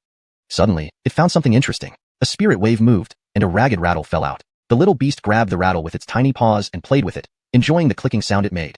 This rattle was one Rico had bought for Iris when she was young. When it broke later, Iris cried for days until Rico repaired it but forgot to return it to her. Recently, while cleaning up clutter, he threw it into his spatial ring without much thought. I didn't expect the little guy to like this. Yes, spirit-seeking beasts aren't short of those so-called heavenly treasures because they dare not approach humans. Human rare treasures are more endearing to them, explained Xena. Rico couldn't help but reflect. The treasures people fought over meant nothing to these creatures, while everyday items often ignored by humans were what they cherished most. Wasn't it the same for humans too? Often, what we overlook is the most precious treasure in life. Alright, no more sentimentality. Contract her while she's happy, Xena urged. Rico nodded and recited the contract incantation again. Yolt flashed, and the beast was successfully contracted. With the ruins expedition now concluded, Rico left with Adeline, Nicholas, and Colton who were all unconscious. Of course, he didn't forget to take all the remaining treasures within the ruins. Rather than leaving them for others, he might as well take them for himself. Although most treasures were used to revive the Francesca, the leftovers still significantly padded Rico's wallet. They're back. Good, good, good. Seeing Rico emerge from the ruins, the Emil rushed forward. Seeing the group only unconscious but not fatally injured, he breathed a sigh of relief. If they had all perished, he wouldn't know how to explain it to the sect. All settled. Great, great, great. The Emil said repeatedly, unable to contain his joy. He hurriedly sent Nicholas and the others to rest, and then brought Rico to the Divine Control Sect's campsite. 391 and 4 others were resting there, all bandaged up. Particularly, 395 was almost entirely wrapped like a mummy, while 393, their medic, tended to her injuries. Seeing Rico, they struggled to sit up and greeted him. Emil Yoel, looks like we had a great victory this time, the Emil boasted, slapping Rico on the shoulder. Yes, I admit defeat wholeheartedly, Emil Yoel said sincerely. Well, should we discuss the distribution of the dragon vein now? Emil Yoel chuckled. You're in too much of a hurry. Let our elders and your sects handle it. Look, why don't we? Emil Yoel made a drinking motion with his hand near his mouth. You brat, the Emil laughed, scolding him. Let's go. I'll show you my skills. They left, leaving Rico alone in the camp. Old Yoel is such a drinker. 395 complained from her bed. Do you talk about your father like that? Let him drink. It won't hurt, 393 chided. Yes, you're right, since you're my sister, 395 replied, surprisingly admitting her seniority to 393, whose personality contrasted sharply with her brother's. At this moment, 391, who was peeling fruit for her sister, lifted her head. Ah, Brother Che, sorry for making you wait. It's our sect's rules. Please forgive us. Rico waved it off. Understood. Now that the mission is over, allow me to introduce ourselves. I'm Xuanhuan, codename 391. This is my sister Xuanxuan, codename 392. That snoring one is Broderick Ming, codename 394. Those two sisters are Yoel Darnelson and Yoel Darnelrong, Emile Yoel's daughters. Remember my name well, handsome? Not everyone gets to know it. Lying around talking nonsense, eat? Yoel Darnelson stuffed half an orange into her sister's mouth. Rico watched them playfully bicker, enjoying the post-mission relaxation. But before he could stretch, the Emile burst in. No time to rest, the Longu people are attacking. Chapter 76, The Gabish King. On the return flight boat, the Guido lounged in a deck chair under the shade of a parasol. He sipped wine from a glass with one hand and cast a fishing line leisurely into the cloud sea to catch flying fish. Nicholas, standing nearby, could no longer bear it and asked anxiously, Guido, weren't we told that the Dragon Valley people have already attacked? Why are you still so relaxed? The Guido lifted an eyelid and glanced at him nonchalantly, saying, if I'm not worried, why should you be? You're even more impatient than your master. I was just startled by your master earlier, but now that I think about it, what's there to fear about Dragon Valley's arrival? Those brainless reptiles provoke the honest of Spring Wind Valley and Hundred Flowers Valley. Now, the people of Hundred Flowers Valley are also finding ways to make their lives difficult. We outnumber them. They're exhausted from a long journey. What can they do to us? The Guido's few sentences left Nicholas speechless. You, as the future successor of your master, how can he trust you with important tasks if you continue to be so impatient? The Guido, taking on the demeanor of a senior, began to lecture Nicholas, completely forgetting how panicked he had been when he hastily pulled them aboard the boat. All right, don't overthink it. Our most important task right now is to reel in this Cloud Sea's Gabish King. Before we left, old Jalmer kept boasting that he caught a small Gabish King 50 years ago. Although it was only a low-grade one, its taste was unforgettable, and that Gabish King could accelerate the circulation of spiritual energy within the body, greatly benefiting cultivation. After hearing this, Nicholas looked at the Guido with a strange expression. How easy would it be to catch such a Gabish King? In this vast Cloud Sea, there wouldn't be more than 10 Gabish Kings. The incident where the third Emile caught a Gabish King was once headline news in Tianji Pavilion. No one on the continent has managed to catch one since then. Moreover, the third Emile's fishing skills were among the best in the entire continent. Who could compare to them? Come on quickly, fish with me. Hey, why are you walking away? Come and fish together. What about Adeline? Isn't she the one who loves fishing the most? Where is she? Unbeknownst to the Guido, ever since that ghost encounter, Adeline would feel dizzy and nauseous at the mere mention of fishing. Really, these brats. Once I catch the Gabish King, none of you will get a bite. The Guido shouted angrily. Turning around, he saw Rico playing with a spirit beast whose wings had vanished, making it look like an ordinary puppy thanks to Rico's disguise. Rico, come here. The Guido beckoned Rico. Is there something you need? I knew it. You're the reliable one. Here, take the fishing rod and join me for a while. Rico thought for a moment. The newcomer seemed genuinely interested in the flying fish, so he took the rod from the Guido. To his surprise, the rod felt unusually heavy, smooth, sturdy yet flexible. It conducted spiritual energy smoothly and even amplified it slightly. It was clearly no ordinary tool. The Guido nodded approvingly at Rico's reaction. Not bad. You can tell quality when you see it. This rod isn't simple. I borrowed it from old Jalmer. It's the same rod he used to catch the Gabish King back then. No wonder this rod felt so extraordinary. Rico waved it, imagining it wasn't a fishing rod but a divine weapon. After baiting the hook with the special bait provided by the Guido, Rico cast it into the Cloud Sea. Immediately, the fish inside the Cloud Sea went berserk, scrambling for the bait. With a simple pull, Rico effortlessly reeled in a fat, large fish. Truly a fine rod. Rico placed the fish beside the spirit beast, which sniffed it and turned away, clearly uninterested in such common fare. Rico shook his head helplessly. So much for thinking he had found a treasure, only to find a picky eater. He cast the line again, this time wrapping the bait in spiritual energy to prevent greedy lower-level flying fish from stealing it. Controlling the hook carefully through the Cloud Sea, Rico searched for rare, higher-level flying fish. Suddenly, a streak of golden light caught his attention. It moved so fast that it disappeared among the fish before he could blink. Rico almost thought he had hallucinated. Could that be the Gabish King? Seeing Rico remain motionless for a long time, the Guido assumed he couldn't catch anything and consoled him. Don't worry, kid. You're young. Fishing requires patience. Be calm like me, and you'll catch the big ones. The Guido raised his wine glass, gulping down the contents, then pulled hard on his fishing rod. Damn. So close. Damn it. He threw the rod to the ground in frustration. Rico gave him a disdainful look. This was the calmness he spoke of? Gabishing relies entirely on luck. No one can rely on skill to catch rare flying fish. Kililtering, the Guido lay back in his chair. After all this time, he had only caught one flying fish. His impulsive nature clearly made him unsuitable for patient activities like fishing. Suddenly, Rico spotted a flash of gold. The golden flying fish reappeared. Rico immediately controlled the hook, cautiously following behind it. He minimized his spiritual energy fluctuations, afraid to disturb the golden flying fish. The golden fish was calmly swimming amidst the school, eating the food Rico had scattered. Everywhere it went, other flying fish parted to make way for it, not daring to interfere. Rico hid his hook within the cluster of food, inching closer to the golden flying fish. Unaware, the golden fish swallowed the hook. It's hooked. Rico reeled in the line, surprised by the strength of the golden fish. He nearly lost balance and was dragged into the Cloud Sea. Steadying himself, he stood firm, pitting his strength against the fish. His feet pressed against the edge of the boat, pulling with all his might. It was now a contest of strength and endurance. They remained deadlocked for a long time until Rico sensed the fish weakening. Seizing the opportunity, he rapidly reeled in the line. The golden fish slowly approached the boat, victory within reach. However, unbeknownst to Rico, a massive shadow beneath the boat was moving closer. As Rico continued reeling in the line, The golden fish's head finally emerged from the clouds, its scales gleaming brilliantly in the sunlight. Suddenly, a huge mouth burst out of the clouds, swallowing both the golden fish and Rico in one gulp. Chapter 77. Heart-stirring. At the very moment the large fish opened its mouth, Rico noticed something inside its belly was shimmering. He stretched out his hand and released a water chain that coiled around the object and brought it into his grasp. Where did this strange fish come from? To eat in front of me is to disregard my authority. The Emil seated on the recliner suddenly stood up, casting a magic seal with both hands, chaining Rico, who was about to fall into the fish's mouth, with runes. With a gentle pull, the elder retrieved Rico as the fish closed its mouth, swallowing the golden flying fish Rico had been holding. This is a massive one. You've got guts, kid.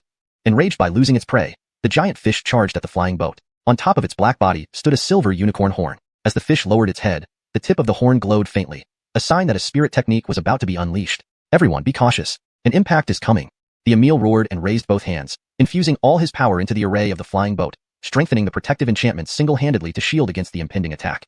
The fish, nearly the same size as the boat, collided with the outer defensive barrier, making the whole craft shudder. Its sharp horn sliced across the light screen, producing an ear-splitting screech. After this impact, realizing it couldn't damage the unyieldingly hard target, the fish ceased trying, turned around, and aimed to escape. Wanna run? Not so easy here. Ha! Who would have thought such a high-level flying fish existed within these cloud seas? Once I catch it, I'll boast to old Jalmer about this. Off I go. Having said that, the Emil leaped off the flying boat. A divine light flashed beneath him as he mounted a majestic white divine eagle with wide wings. They plunged into the boundless cloud sea. Disciples aboard the boat peered overboard. However, separated by dense clouds, they could only vaguely see a silhouette battling the unicornian fish amidst white fog, punctuated by occasional flashes of lightning and divine light, along with earth-shattering crashes, signaling an epic battle far beyond their current level. How's the Emil? Adeline anxiously asked Rico. She knew his eyes were special, capable of seeing through the cloud sea. Rico withdrew his gaze and reassured her, "Don't worry, the Emil will be fine." Colton interjected unexpectedly, my master's skills are top-notch. Very few beings on this continent can injure him." Rico glanced at him. This fellow seemed quite energetic. Earlier in the ruins, he'd only suffered a head injury, leaving him unconscious but otherwise unharmed. "What's your look for? Don't think just because you helped me once in the ruins, I'd let you off easily. Just wait until I tell you. Mess with the senior disciple of Enlightenment Peak, and you won't taste sweetness later." Colton glowered at Rico before turning and leaving without waiting for a reply. Definitely due to the Gary brothers incident, Rico thought. If it were the old Rico, he might have been wary of the Gary family. But now, after recent experiences, he felt less vulnerable and more resilient. "Sawyer, just you wait. I will surpass you sooner or later." Before Rico could respond, Adeline looked at Colton's back with disdain. "How can someone be like this? You saved him, yet he not only didn't thank you, he even insulted you. How come I never noticed how detestable this person is?"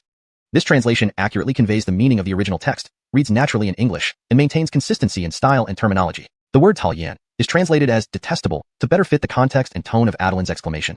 Rico felt warmth looking at Adeline's indignant face, replying, "It's okay. I don't mind." As he spoke, his peripheral vision caught a dark shadow rapidly approaching through the cloud sea, while Adeline leaned casually on the railing, oblivious. Quickly, Rico pulled her back. "Watch out." A dark figure smashed violently against the flying boat, causing it to sway fiercely. Rico and Adeline lost balance and fell onto the deck. Rico found himself landing on something soft and fragrant, surprisingly comfortable instead of painful. "Are you okay?"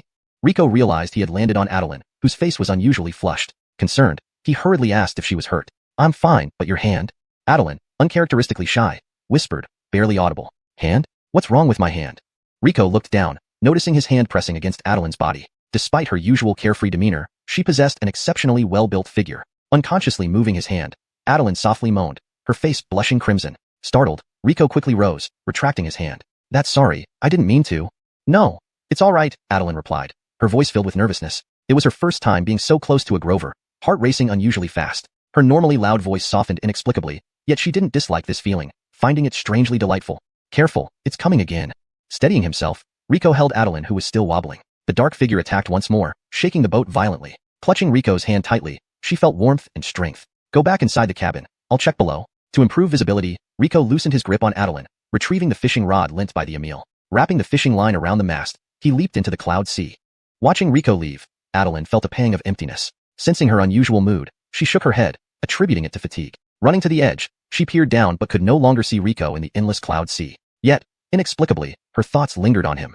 Confused, she decided to let it be, accepting things naturally. Holding the fishing rod, Rico dived into the cloud sea, where thick fog severely limited visibility. However, nothing could obstruct his divine eyes. Surveying with piercing gazes, he spotted the Emil still engaged with the unicornian fish, but the shadow that had struck them earlier wasn't the same fish. So what was it? Continuing his scrutiny, Rico indeed saw a smaller shadow beneath the boat, speeding towards him. Chapter 78. The Big Gabish Bites. The dark shadow turned out to be another black strange fish, much smaller than the previous one. A silver horn was just starting to protrude from its forehead. So it's a child soldier. After the father leaves, the child comes. This little black fish was no slower than the big black fish. In the blink of an eye, it had already rushed in front of Rico. Don't underestimate its newly emerged horn.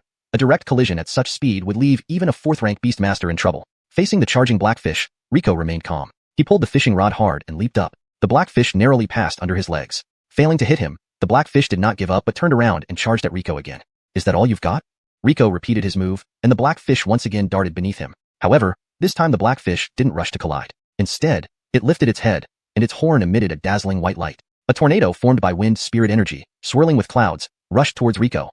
Rico resisted using his own spirit energy while summoning the newly captured spirit-seeking beast. The spirit-seeking beast saw the black fish in front of Rico as soon as it appeared, and saliva dripped uncontrollably from its mouth. You want to eat it? The spirit-seeking beast nodded. If you want to eat, work hard now, and I'll let you feast later. Rico put away the fishing rod, causing him to fall rapidly without the support of the line. The spirit-seeking beast spread its wings, grabbed Rico's arms, and soared back into the sky, catching the black fish off guard. As the black fish turned around, Rico flicked the fishing rod, and the adamantine hook accurately shot into the slightly open mouth of the black fish. Now let's see how arrogant you can be. Rico held onto the fishing rod, being dragged through the cloud sea by the black fish. But this wasn't an ordinary fish. It still struggled despite the hook. However, it quickly became exhausted from dragging Rico. Tired? Then it's my turn. Rico let out the fishing line, while the spirit-seeking beast flew upwards with him. Reaching the side of the flying boat, Rico flipped over and landed on the deck. His actions naturally drew attention. Under everyone's watchful eyes, Rico silently summoned his inner spirit energy. It surged within him, giving rise to a powerful force. Up with it. Gripping the fishing rod tightly, Rico planted a foot on the boat's edge, his muscles straining to their limit. The enormous black fish, nearly half the size of the ship, was dragged out of the cloud sea. Heavens! Look what Brother Che caught. My goodness, it's so huge.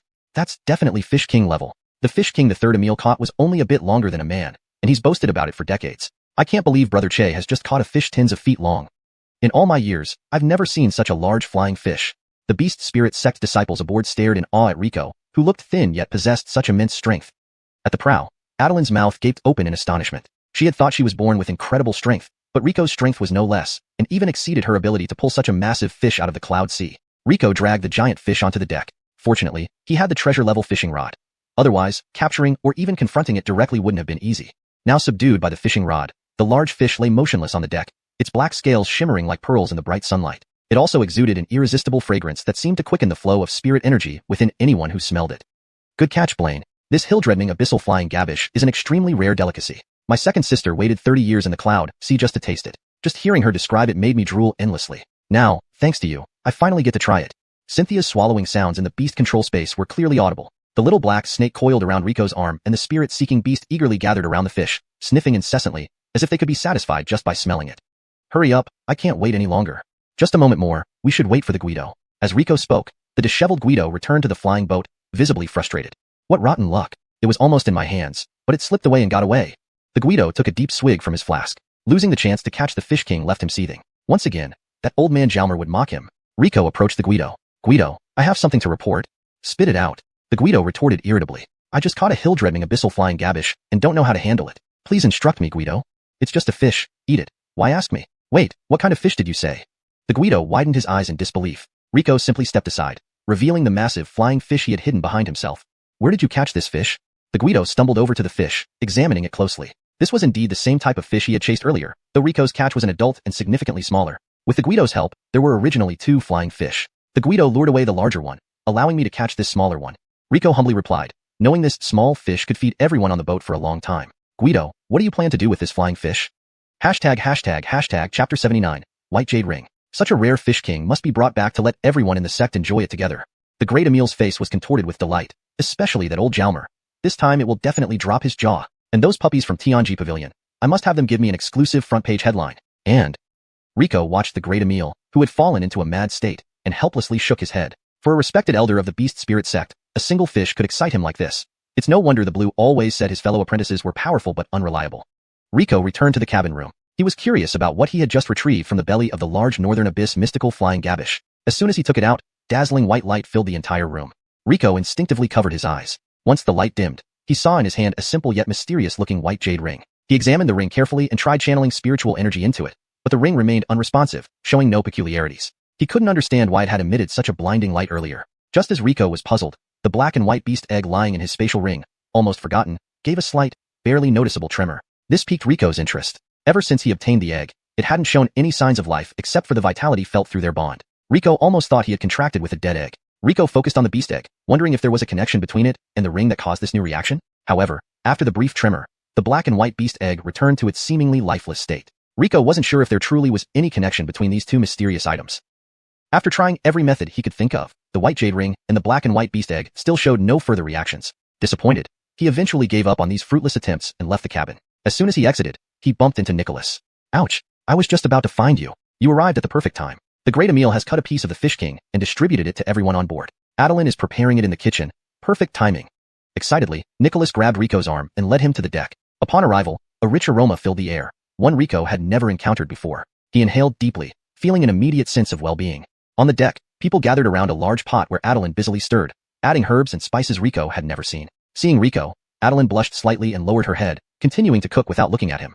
Nicholas couldn't resist reaching for a piece of fish meat, but Adeline slapped his hand away. Ed's sister, the fish looks nearly cooked. Let me taste a piece to check. Nicholas rubbed his sore hand while still eyeing the pot. Don't be silly, it'll be done soon. Adeline covered the pot again. Everyone strained their necks, greedily inhaling the delicious scent, drooling uncontrollably. Adeline closed her eyes, using her spiritual energy to control the fire under the pot, which heated the fish evenly. A few moments later, she opened her eyes abruptly. Up. The lid flew skyward, releasing an even more intense aroma that made everyone's mouths water. The fish meat rose in the air like a dragon, circling Adeline before landing neatly in prepared dishes. How fragrant! Nicholas exclaimed. Other disciples echoed him. We've never smelled anything so delicious. That's right, that's right. Adeline wiped sweat from her brow and smiled. It's thanks to Rico that we can enjoy the Fish King. Otherwise, we might never taste it in our lives. Indeed, indeed. Everyone thanked Rico unanimously. Seeing everyone eager and flushed with anticipation, Adeline quickly intervened. The great Emil hasn't arrived yet. Go call him.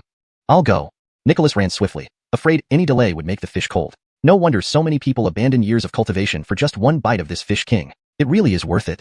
The great Emil approached, taking a deep breath, immediately praising Adeline's cooking. Adeline blushed and shyly urged, Great Emil, please try it. Everyone is waiting. Yes, yes, everyone eagerly agreed. Haha, all right.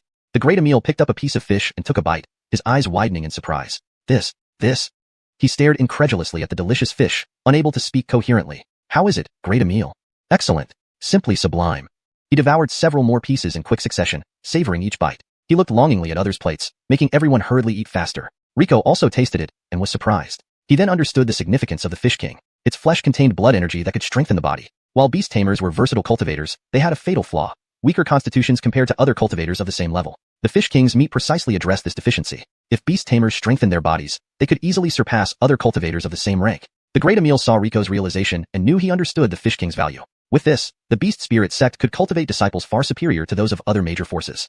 Rico, you've done another great service. I don't know how to reward you adequately. The great Emil stroked his beard with a smile. It's my duty. You needn't be modest. Reward is due for service. Last time you asked for materials to summon divine symbols. How's your progress? I happen to have some materials here, enough for a few summonings. Consider them your reward. Chapter 80, Triumph. Rico was greatly surprised that the Emil Gabinian would reward him with these items. After all, among the disciples of the Beast Spirit Sect now, only Sawyer, the Emil Gabinian's personal disciple, possessed a divine script. Rico felt quite honored and naturally did not refuse such treasures. Thank you, Guido, for your generous gift. Rico took the space ring handed over by the Emil Gabinian. He scanned it with his divine sense and was amazed at how many materials were inside. There were enough materials for 3 divine scripts.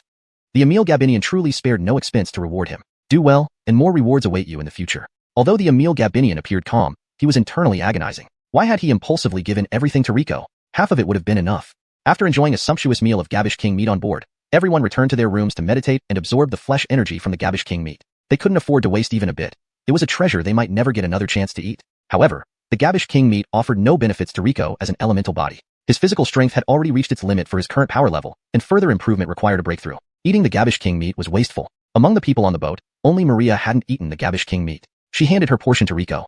Honest, this portion is for you. Rico was taken aback, touched by Maria's thoughtfulness. Alicia, keep this meat for yourself. This bowl is yours too. My constitution doesn't benefit much from it. Your constitution is best suited for this Gabish King meat. Rico passed the fish meat back to Alicia, but she shook her head. The Gabish King meat is a rare delicacy. It's more important for Honest to enjoy it than for me to improve my constitution. You're so thin, you should eat more. Take care of yourself. You're no longer a slave here. We're family, do you understand? Rico forcefully gave the Gabish King meat to Maria. Honest. Maria's voice quivered with emotion. Rico gently patted her hair. If you like it, I can catch more for you in the future. Maria nodded happily, taking a small bite of the Gabish King meat Rico gave her. Anything from her master was better than any other delicacy in the world. She didn't want to finish it all at once. She sealed the remainder in her storage ring and decided to savor a little each day, enjoying the taste of Honest's gift daily. Everyone immersed themselves in cultivation as time flew by. The flying boat had already returned to the Beast Spirit Sect. The Emil Gabinian eagerly carried the Gabish King to bask in the admiration of others. Rico wasn't interested in attention and quietly returned to Dongyun Peak with Maria. As soon as they entered the courtyard, he saw Jaylene dancing gracefully. Her movements were like those of a crane in the wind, serene and elegant. Beside her, a beautiful young girl played the qin, her slender fingers brushing the strings, creating music as pure as flowing water. Their intertwined figures formed a breathtaking scene. Rico hesitated to disturb the harmony. Suddenly, the girl's eyebrows furrowed, and a thread of black mist swirled around her forehead. Her fingers trembled involuntarily, producing a discordant note, breaking the perfect moment. Still no progress? The girl murmured to herself. Don't lose heart. You've improved significantly compared to before. Jaylene descended gracefully from the air, her sleeve sweeping away a dead leaf from the qin. Now that you're back, come inside instead of standing at the door. Jaylene had noticed Rico's return long ago, but chose not to disrupt the girl's state of mind. She was satisfied that her disciple hadn't interrupted rashly. Who is this? Rico asked curiously about the beautiful girl. Is it possible you don't recognize me after a few days? The girl raised her delicate brows, smiling slightly at Rico. You're Honest Faxon. Rico looked at Rona in surprise. In just a few days, she had recovered remarkably. Now, she appeared to be about 17 or 18 years old, no longer behaving erratically. Don't call me Honest Faxon. Call me sister. Rona seemed particularly cheerful today, perhaps due to her successful performance or Rico's return. Honest Faxon, please don't tease me. Rico still felt wary of Rona despite her kinship with his beautiful teacher, especially since he remembered the seed she planted in his stomach. Today, you have a very pleasant scent. Rona suddenly leaned closer, sniffing Rico. Ah, almost forgot. These are gifts for Honest and Honest Faxon. Rico pulled out a large piece of fatty Gabish King from his storage ring. Before disembarking, the Emil Gabinian had given this to him. Initially, the Emil Gabinian intended to give half the Gabish King to Rico, but Rico refused as it would have been a waste, preferring to share it with the sect's disciples. He kept only a small portion for his beasts and Maria, which weighed about 200 to 300 pounds. The piece he now offered was just a fraction of that. This is flyfish king meat? Jaylene looked at the fatty fish slice in Rico's hand, the enticing aroma making even her, who usually remained detached, eager to try it. Rico nodded. By luck, I caught a flyfish king and brought it specifically to offer to Honest. Catching a Gabish king by luck? Although Jaylene hadn't fished for flyfish, she wouldn't believe Rico's tale. Even her third senior brother struggled to catch a smaller Gabish king. Judging by the size of the fish from this meat, Rico's catch must have been substantial. Her disciple continues to surprise her, Jaylene thought inwardly. The fish meat smells amazing, but something's off. Your scent isn't from the fish meat, but a strange fragrance. Rona sniffed the fish meat and then Rico, finding the scents completely different. The smell on Rico was more like the fragrance of roses. Rico also sniffed himself, but detected nothing unusual. I can smell it too, faint yet delightful. Jaylene agreed, noting the scent was similar to sandalwood, a refined and elegant fragrance. Alicia, can you smell it? Yes, it's very fragrant, extremely pleasant. Maria had long noticed the refreshing scent from her master, reminiscent of her favorite lilac flowers. Just smelling it made her feel comfortable, unconsciously drawing her closer. Chapter 81. Innate Abilities. Rico was bewildered by the three people's conversation. He couldn't smell anything they mentioned. Could it be due to eating the Gabish King's meat? Stop guessing. It's because of me. Christy suddenly spoke in Rico's mind. While you were cultivating, I had a vague feeling that your cultivation method isn't simple. It allows you to share innate abilities with your beast familiars. As your strength grows, my innate abilities are gradually recovering.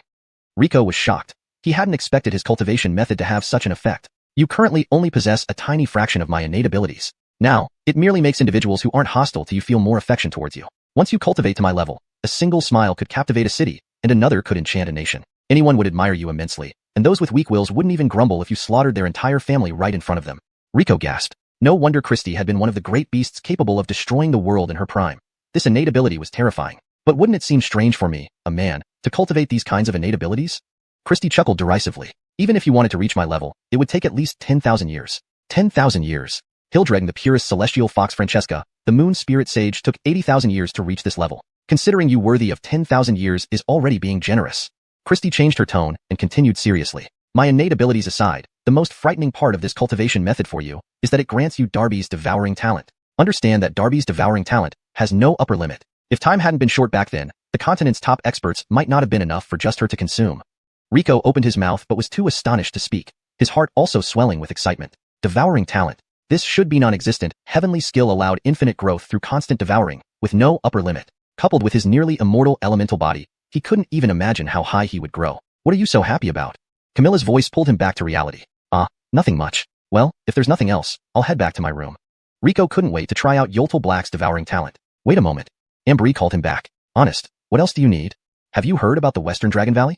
Rico nodded. Yes, Guido returned early specifically because of this matter. Good to know. This time, Dragon Valley intends to confront us seriously. We've always had conflicts, and now they're advancing eastward with a large army. Reports from the front lines indicate that Dragon Valley has mobilized at least a third of its forces. Our border defense units can't resist such numbers. Thus, the sect Honest and our elders have decided that Second Emil will lead reinforcements to the front line. Honest, do you want me to go as well? To his surprise, Ambry shook her head firmly. No, I'm telling you that you absolutely cannot go. Rico was stunned. Why? Ambry looked into Rico's eyes, hers filled with determination. Because Dragon Valley is targeting you this time. If anything happens to you. She didn't continue, but Rico understood. His safety wasn't just his concern but also the future of the sect. Honest, I understand your concerns, but I must go. Why? You can safely cultivate within the sect. Whatever resources you need, I can provide for you. Why risk yourself in a life or death battle? Ambry's delicate hands clenched, her eyes brimming with genuine care and an unexpected hint of panic. Rico couldn't understand why his usually aloof Honest acted this way, or why there was a trace of panic in her gaze. Honest, you once told me that cultivation isn't always smooth. Yulf and death crises are common. Why don't you want me on the front line now? How can we, cultivators, break through without experiencing danger? If I stay here, how am I any different from a flower in a hothouse? How can I become someone who can protect the sect? Rico realized how strong cultivators trained under death threats were. Both being late-stage third-rank beast tamers, the disciples of the Divine Beast Sect could fight 3 consecutively without unsheathing their weapons, demonstrating an obvious gap. He knew what he lacked most was combat experience. Starting late, he needed to work harder to catch up. Moved by Rico's words and resolute gaze, Ambry hesitated, but eventually shook her head. You don't understand. The Beast Spirit Sect can't afford to lose another genius. I'd rather you be a flower under my protection than see you perish. Why are you sure I'll die? Although I'm only second rank, if I choose to run, even several fourth-rank cultivators can't stop me. Rico smiled calmly. Seeing Rico's smile reminded Ambry of a familiar face. It resembled his mentor, who comforted her with the same smile. After that battle, her mentor was brought back half dead, regressing in cultivation, never advancing again. Optimistic as she was, she died in despair, profoundly impacting Ambry, making her unwilling to accept disciples until meeting Rico, whose talents surpassed her mentor's. She couldn't bear seeing another potential breakthrough genius lost to human folly. After a long silence, Ambry finally said, You can go, but take this. Ambry removed a jade pendant from her swan-like neck and placed it around Rico's. This is? Rico touched the cool, smooth jade at his chest, feeling the terrifying power within. Chapter 82 Hidden Powers. This jade pendant was left to me by my Honest, who is also your great teacher. It contains the power of space-time. If you find yourself in mortal danger, crush the pendant, and it will disregard all obstacles and send you back to the Beast Spirit Sect. Space-time power. Ambry's offhand 4 words almost dropped Rico's jaw. The power of space-time could only be mastered by deities. One couldn't help but wonder what sort of fortuitous circumstances led to Claude getting this treasure. This was something so precious that even the leaders of major factions would cast aside their dignity to snatch it. To them, this life-saving trinket wasn't worth their personal involvement. The real value lay in its contained space-time power. Understanding this, one grasped a deeper connection with the universe. Only those who understood the fundamental principles of this world could transcend its constraints and reach higher realms. Countless had spent tens of thousands of years trying to understand this, ultimately watching helplessly as their lifespan expired without taking that step. The power of space-time offered an extremely rare shortcut. As a fundamental element of existence, comprehending the power of space-time allowed one to bypass all rules, achieving instant enlightenment. However, acquiring the power of space-time wasn't easy. Allegedly, on this continent, only the Pavilion Honest of Tianji Pavilion possessed a treasure with the power of space-time. A wooden ruler left behind by the god of contracts before departing this realm. This ruler contained a thread of space-time power, capable of measuring the cosmos itself. Rico hadn't expected Ambry to have such a treasure and even lend it to him, risking losing the power of space-time just to give him a chance at survival. Thinking about this, how could Rico not feel deeply moved? He never imagined that the master he had randomly chosen would treat him like this. Hastily, he returned the jade pendant to Ambry. This jade pendant is too precious. It's best kept with you, Honest. If you worry about my safety, giving me some life-saving talismans would suffice. Why use such a precious space-time treasure? Unacceptable. All levels of teleportation talismans can be counteracted. Only this jade pendant can ensure your absolute safety. Besides, your life is far more important than this pendant. Ambry's sincerity touched Rico deeply. He didn't know how to respond. Honest. If you truly care, then pay attention and avoid unnecessary risks so I won't worry. Ambry smiled lightly, seeming as indifferent as ever, as if the person who had been reluctant to let Rico leave was not her. Don't worry, Honest. I'll take utmost care. Alright, since you've just returned, go rest in your room. Bidding farewell to Ambry, Rico returned to his room. Unexpectedly, Rona followed him inside. Is there anything, Palace Lord Faxon? Why? Can't I come visit without reason? Rona stood with hands behind her back, looking up at Rico. Her big eyes blinked like ripples over autumn water, lively and full of vitality. If Rico hadn't known her true identity, he'd definitely mistake her for a delicate young maiden. Seeing no reaction from Rico, Rona felt bored. She pouted and said coyly, So boring. Forget it. Were there something else you wanted to say earlier? Slightly surprised, Rico hadn't expected her to be so perceptive. Yes, I intended to ask Honest something, but seeing how worried she was, I didn't. Realizing she had guessed right, Rona smiled proudly. What can't you ask your Honest? Come ask me instead. After all, I'm the leader of the 4 young lords of Hundred Flowers Valley. Faxon Palace Lord, do you know the Shiming family? Yes, what about them? Did you encounter them? Rico nodded. I met 2 of them, but they're dead.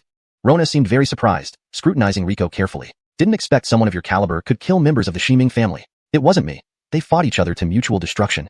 Oh, I thought you did it. She sounded slightly disappointed. They deserved it. Those despicable beings who toy with ancestral remains deserve death.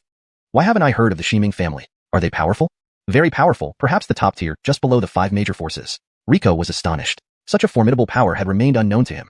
You needn't be too shocked. It's normal you don't know. A millennium ago, most of the forces on Dongyun Continent were decimated. So most chose to remain hidden. They could be sects, clans, organizations, or alliances, hiding away to recuperate and restore strength. Over 1,000 years have passed. Most have forgotten about them, but you mustn't underestimate them. Many are nearly as strong as the 5 major forces. Yoka lurking tigers, though hidden, provoking them would bring dire consequences.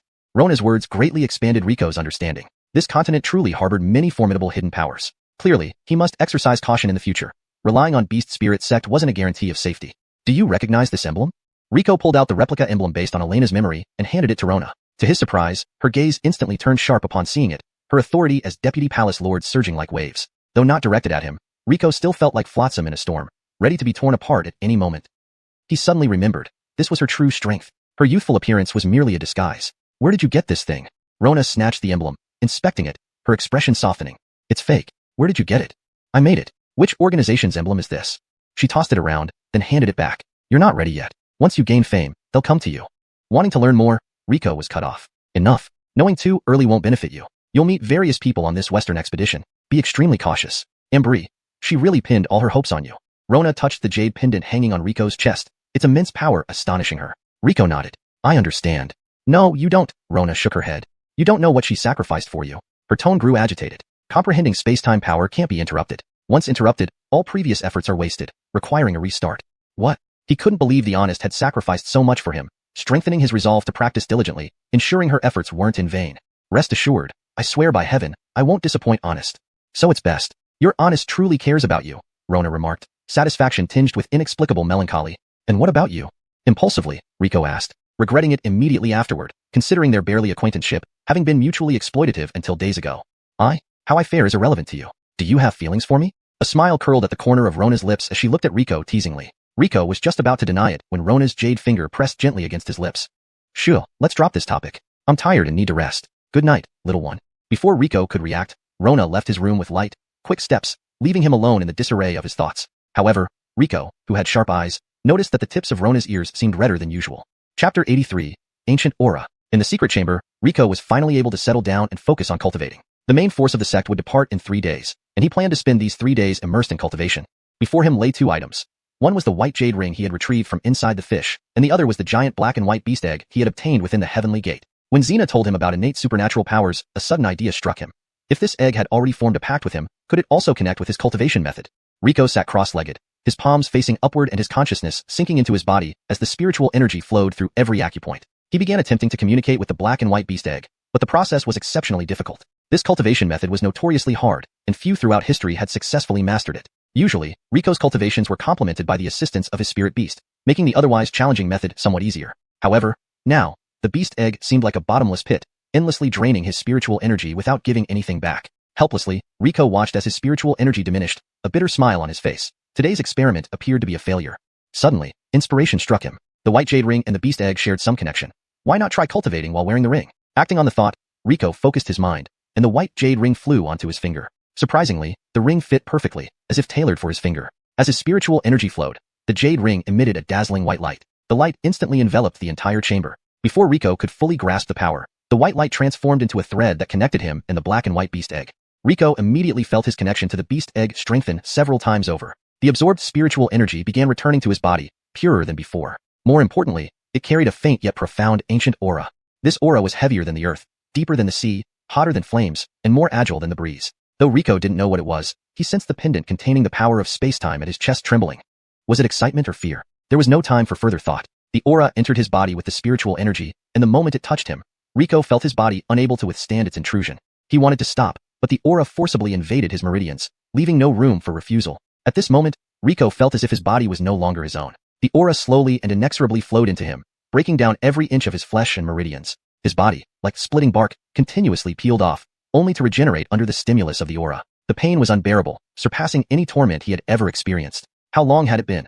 An hour, a decade, or a century? Rico's perception of time became distorted, feeling as though he had endured eons of this agony, yet his body continued to decay and regenerate. He sensed his elemental body becoming purer with each cycle of destruction and rebirth. Human traits gradually disappeared, replaced by purer water elements. Clenching his teeth, Rico persisted, knowing that surviving this would make him a true elemental entity. After what seemed like an eternity, Rico couldn't maintain his human form any longer. His body dissolved into a pool of turbid liquid, which then evaporated impurities, filling the chamber with an indescribable scent. Gradually, Rico felt the physical pain diminishing, replaced by an unprecedented sense of liberation. It was as if he was free from all restraints, existing merely as a drop of water. He could assume any form, including human. A clear pool of water gathered, and a naked Rico emerged, standing up. He clenched his fists, marveling at his new body as if seeing it for the first time. Then, another Rico materialized from the water, followed by many more, each identical to the last. They filled the chamber until they stopped. With a thought, all duplicates disintegrated into water vapor, while the real Rico dressed and sat back down, handling the black and white beast egg. Who are you, possessing such formidable power even with just a trace of your aura? The egg remained silent, responding only to his murmured thoughts. Rico contemplated using divine consciousness to probe the aura again, but it had completely merged with his body. He needed rest after such mental strain. If using divine consciousness would cause similar pain, he couldn't bear it without risking mental collapse. Exhausted, Rico lay on the chamber floor, falling into a deep sleep. In his dreams, Rico saw his parents, living happily in their old village with Iris, Xena, Maria, and others, sharing moments of joy and warmth. A smile of contentment graced his lips. Unbeknownst to him, the white jade ring on his hand glowed softly. A beautiful Xianxia appeared, her allure rivaling even Xena's human form. Her beauty, unlike Xena's fiery rose, was that of a pure white lily. She gently stroked Rico's face with a tender smile, careful not to disturb his sleep, though she was just an ethereal projection unable to touch him. Her gaze held the longing of a lover, separated for millennia. This time, please don't leave me again, honest. Chapter 84, Meteoric Iron Weapons. Rico woke up feeling refreshed and rejuvenated. He stretched vigorously, as if he hadn't had such a comfortable sleep in years. He moved his body around, causing the spiritual energy inside him to circulate rapidly. Instantly, the spiritual aura within the secret room was absorbed completely by him, and the small pile of spirit stones in the corner of the room exploded into powder, devoid of any spiritual energy. Turns out I've reached the first level of stage 3. Seems like yesterday's hardship wasn't in vain. Stepping out of the secret room, the dazzling sunlight filtered through the window, revealing that he had slept until noon. On the table were meals prepared for him by Maria. Since becoming an elemental body, there was no need for cleansing or washing, so Rico sat down to eat directly. While eating, a butterfly engulfed in flames flew in from outside, landing beside Rico's hand. The item is ready. You have 1 incense stick's worth of time to come over. Don't be late. The fire butterfly transformed into a line of authoritative words on the table. As Rico read them, the characters burned and disappeared. Truly fitting for a meal too. Even the way she sends messages is efficient and forceful. Rico quickly finished his meal, greeted Ambry who was playing the zither in the courtyard, and then rushed towards Helenak Peak, where Emil too resided. Ambry looked at Rico leaving, slightly surprised. Her disciple had returned only yesterday at mid-stage 2, but now, overnight, he was already at early stage 3? This rate of cultivation was beyond imagination, even for her, the former #1 prodigy of Beast Spirit Sect. It seems her decision was correct. This disciple was definitely the top prodigy in Dongyun Continent's history. She must protect him with all her might because only he could challenge that existence. At Helenak Peak, the familiar scorching heat and the sound of hammering persisted. The weaponsmithery hall located halfway up the mountain was unusually busy. With a major battle looming, the hall operated continuously, day and night, at full capacity. The disciples sacrificed all their rest time just to produce more weapons, living within the hall itself, resting against walls when utterly exhausted. After short breaks, they resumed hammering tirelessly. Helenak, as the elder in charge of the weaponsmithery hall, set an example by staying awake for 3 days and nights straight. Behind her, the 6-armed Dharmakaya simultaneously forged items in 6 furnaces, the hammering sound resembling incessant rain. In just 3 breaths, red-hot refined steel became heavy armor sets for beast taming. Seeing Rico, Helenak didn't say much, simply tossing him a leather pouch. Take the items and go. I'm busy here, no time to talk. As she spoke, she forged another batch of armor, which Iris efficiently packed. When the box was full, Adeline carried it away for transport. The entire Helenak Peak worked in harmony, each person contributing like well-oiled cogs in a machine. Realizing not to disturb them, Rico thanked Helenak solemnly before leaving. Standing at the foot of the mountain, Rico gazed at the surrounding peaks. All disciples bustled about, preparing for the upcoming war. In just a few days, a large quantity of war supplies had been expedited. Is this the efficiency of a major sect? Rico couldn't help but feel amazed. He opened the leather pouch Helenak gave him, revealing 2 meteoric iron weapons lying inside. One was a simple yet elegant short dagger with black veins flowing over its surface. A lifelike snake head was carved onto the guard, and the handle was engraved with snake scales, each detail meticulously crafted. It was more art than weapon. Underestimating it for its beauty would bring you closer to death. The extraterrestrial meteoric iron, which ignored protective aura barriers, made this dagger lethal even in the hands of a commoner, killing average cultivators with proper use. Rico wielded it a couple of times, finding it light and perfectly suited to him. This was undoubtedly custom-made by Helenak for him. The other item puzzled Rico. It was a pair of gloves made from black and-eyed shadow silk.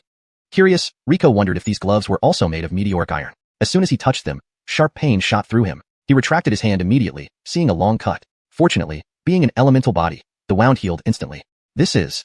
Carefully pulling out the gloves and examining them closely, he noticed tiny, nearly invisible blades embedded along the exterior. These blades had caused the cut. Despite the embedded blades, the fingers remained flexible without harming him during regular movements. Rico marveled at the precision craftsmanship, likely achievable only by honest Helenak. Alicia, are you there? Yes. From the shadow behind Rico, Maria slowly emerged. Her killing deity technique grew more proficient, sometimes even eluding Rico's notice. I entrust you with these gloves. You're more suitable to use them. Maria nodded, accepting them. She was Lord's blade, and this gift made her sharper. Rico glanced up at the sky. It was still early. Everyone in the sect was busily preparing for the Western campaign, while he was idle. Perhaps I should go back to cultivate. Enhancing his strength before the battle was crucial. Suddenly, a green bird silently landed on his shoulder. Go to the grand meeting hall. Important matters await. Rico recognized it as his master's communication beast. Hildregn summoned to the grand meeting hall surely meant it was related to the Western expedition. Without delay, he headed there. In the grand hall, the sect's leader and elders sat around the round table, including those outer affairs elders rarely seen. Each elder had one or two true disciples serving beside them. Honest, I'm late, Rico said respectfully, standing behind Ambry. Indeed, you are late. How can it be that a mere disciple arrives later than us elders? Before Ambry could respond, an eerie voice interrupted.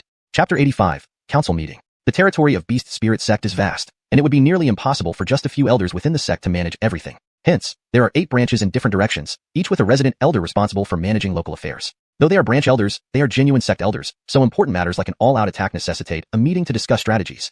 Previously, such meetings were informal gatherings where elders could drink tea, chat casually, and fulfill a formality. But with the enemy practically at their doorstep, not mobilizing forces was out of the question. However, this meeting felt somewhat different. Despite appearing relaxed over tea and conversation, the elders' eyes covertly observed one another. Ambry rarely attended these meetings, always delegating her vote to Yelena. She disliked crowds, finding such occasions too noisy. However, since Yelena was occupied, she had to attend personally. Primarily, this vote concerned her precious disciple. Otherwise, she wouldn't have come. Seated next to Ambry was a middle-aged female elder. Since sitting down in the council chamber, Elsa hadn't stopped complaining about the long journey, the spiritual bird eggs being the wrong doneness prepared by her disciples and more. Seeing Ambry ignoring her, Elsa squinted, glanced sideways at her, then turned away, muttering loudly enough for Ambry to hear. Himph, she's only relying on her good looks. What arrogance. How did someone so young become an elder? Though harsh, Ambry never cared much about others' words. She sipped her tea calmly as if not hearing. When Rico, dressed in white, entered the hall, Elsa's eyes lit up, surprised by such a handsome Blaine within Beast Spirit Sect. However, seeing him address Ambry as honest caused her expression to drop immediately. Seizing the opportunity when Rico spoke, she began to insult him. Where did you come from, uncultivated brat? How dare you be late to such an important meeting? What has your master taught you? Rico frowned. Who was this woman? Why was she targeting him? Despite feeling annoyed, he didn't react, considering Ambry's presence. Maria reacted differently, daring to insult young honest Dai. Suddenly, Maria appeared behind Elsa, a meaty gold blade from her glove pressed against Elsa's neck. One move and blood would spurt. But an aura immobilized Maria, pinning her in place. Then, the Gabinian, seated at the head of the hall, said sternly, Rico, this isn't a place for frivolity. Though strict, the Gabinian didn't overly rebuke Rico. Apologies, Gabinian. It won't happen again, Rico apologized, bowing deeply. The Gabinian nodded, the aura dissolving instantly. Maria vanished into shadows again. Unaware of her near-death experience, Elsa thought the Gabinian approved her words and intensified her remarks. Gabinian speaks truth. You youngsters are becoming unreliable. Hildregn tardy in important events. Your attitude will get you nowhere. The Gabinian glared coldly. Have you finished? Finished, stammered Elsa, still unaware of her mistake. Silence returned after the Gabinian spoke. He scanned the room before addressing them. This attack by Dragon Valley threatens our honor. We've decided to retaliate. Any objections? All the external affairs elders chorused. None. How many troops and supplies can each branch provide? Asked the Gabinian. The assembled elders fell silent, exchanging glances. Gabinally, the elder of the Northwest branch stood. Dragon Valley attacked us first. We'll fight to the last drop of blood for the sect. Please assist us. The elder from the Southwest branch nodded in agreement. Though they weren't the main battlefield, they would inevitably be affected. The Gabinian nodded and looked at the remaining 6 elders. And what about you? The elder of the North branch hesitated. Our North branch will send 3,000 elite disciples. The Northwest elder shot up. 3,000? That's too little. They're coming in force, and you send only 3,000? These aren't few. Our North branch has less than 30,000 disciples, and after maintenance, 3,000 is our maximum. Besides, I already sent 1,000 earlier. You still boast. Those 1,000 just loaf around in camp. No supplies, eating and drinking my resources while making me pay for equipment. Is this normal behavior? Tensions rose as they nearly came to blows. The South elder intervened. Calm down, both of you. Let's unite for the sect. Our South branch will send 10,000 and bring extra supplies. How does that sound? His small eyes gleamed shrewdly. From Southeast, Elsa retorted sarcastically. Everyone knows your South branch is rich. Offering more is expected. No need to act generous. And what about you? How many do you send? The South elder narrowed his eyes at her. We're farthest. By the time we arrive, the battle will be over. This time, Southeast branch won't participate. Elsa crossed her arms indifferently. Our East Branch feels the same, another elder added. Arguments resumed and escalated. The Gabinian finally intervened. Silence. This is a council hall, not a market. All quieted down. Turning to the lone silent elder, the Gabinian asked respectfully, Emil Khalil, what say you? Emil Khalil lifted his eyes, surveying everyone. To the Gabinian, our Northeast Branch will leave 30 disciples and send the rest to support Northwest. Chapter 86. I want to become an Emil. As soon as the old man spoke, the grand hall fell silent. I have accompanied the old Gabinian in his battles for over a century, personally witnessing his invincible demeanor. I saw how he turned our once obscure small sect into the towering Beast Spirit Sect of today, standing atop the Dongyun Continent, said Khalil Lao, whose voice, though deep and resonant, showed no sign of weakness despite his advanced age. His words echoed through the hall, refusing to dissipate. Our Northeast Branch is where our sect was founded. During the old Gabinian's time, we were always his staunchest support. Even now, with him gone, we remain at the forefront of the sect. What the sect needs is what we strive for. Should it require war, we shall fight to the last drop of blood, even if it means shattering into pieces. Lavernining on his cane, Khalil Lao sat up straight, his piercing gaze unwavering, his fervent words leaving the external affairs elders speechless. Rico was deeply moved by the elder's loyalty and determination. Just as he was still absorbed in the reverberations of those powerful words, he suddenly heard Elsa muttering beside him, Old fool, you should just take your outdated Northeast Branch to the grave with you. Although Elsa's voice was low, Rico heard her clearly. Initially, he merely disliked her. Now, however, he felt nothing but disdain. When Rico saw how the Gabinian looked at Elsa, he knew exactly what he should do. He strode confidently before everyone to stand before the Gabinian, gave a respectful bow, and loudly declared, Gabinian, I also wish to become an external affairs elder. His words sent shockwaves through the room. No one expected him to say such a thing. Ridiculous. Are you treating the rules of the sect as a joke? How can you casually decide to become an elder? Whose disciple is this? Such a lack of discipline. Someone, drag this insolent one down. The moment Rico finished speaking, a torrent of rebukes rained upon him. If words could kill, he would have died 1,000 times over. Nicholas behind the Gabinian kept giving him meaningful glances, signaling him not to act rashly. However, Rico remained unfazed, standing resolutely with an expression of fearless defiance. The Gabinian raised a hand, silencing the criticism aimed at Rico. He fixed a stern gaze on him and said, Rico, this is not a trivial matter. If you cannot provide a reasonable explanation, I will have to punish you according to the sect's rules. Isn't anyone qualified to be an elder? Since that's not the case, I have a few questions for the seniors here. Gabberst, Gabinian. May I ask what kind of person can become an elder in our Beast Spirit Sect? The Gabinian pondered for a moment before responding slowly. Our sect is a prestigious order. An elder must be someone with principles and loyalty towards the sect. They must also possess commensurate strength. Only then are they qualified to become an elder in our Beast Spirit Sect. I see, Rico nodded with a smile, then turned to face the seated external affairs elders. In that case, I have a few questions for the elders. Has the sect ever wronged any of you over these years? Naturally not. The sect treats us like children. There has never been any wrongdoing, replied the elder from the Eastern Division, with other elders nodding in agreement. Rico acknowledged. What about when each branch encounters disasters? Does the main sect come to aid? Every time without fail. Has the main sect ever demanded extra resources from any branch? Not really. Boy, get to your point. Don't waste the elders' time. Elsa snapped, annoyed by Rico's line of questioning and unsure of his intent. Seeing her cooperation, Rico smiled widely. Well then, Grover, I'd like to ask Boris, since the sect has never wronged you, what have you done when the sect needed you? This? Elsa faltered. Over the years since she became an elder, the sect had repeatedly supported the Southeast Branch financially, though whether these funds were used appropriately was questionable.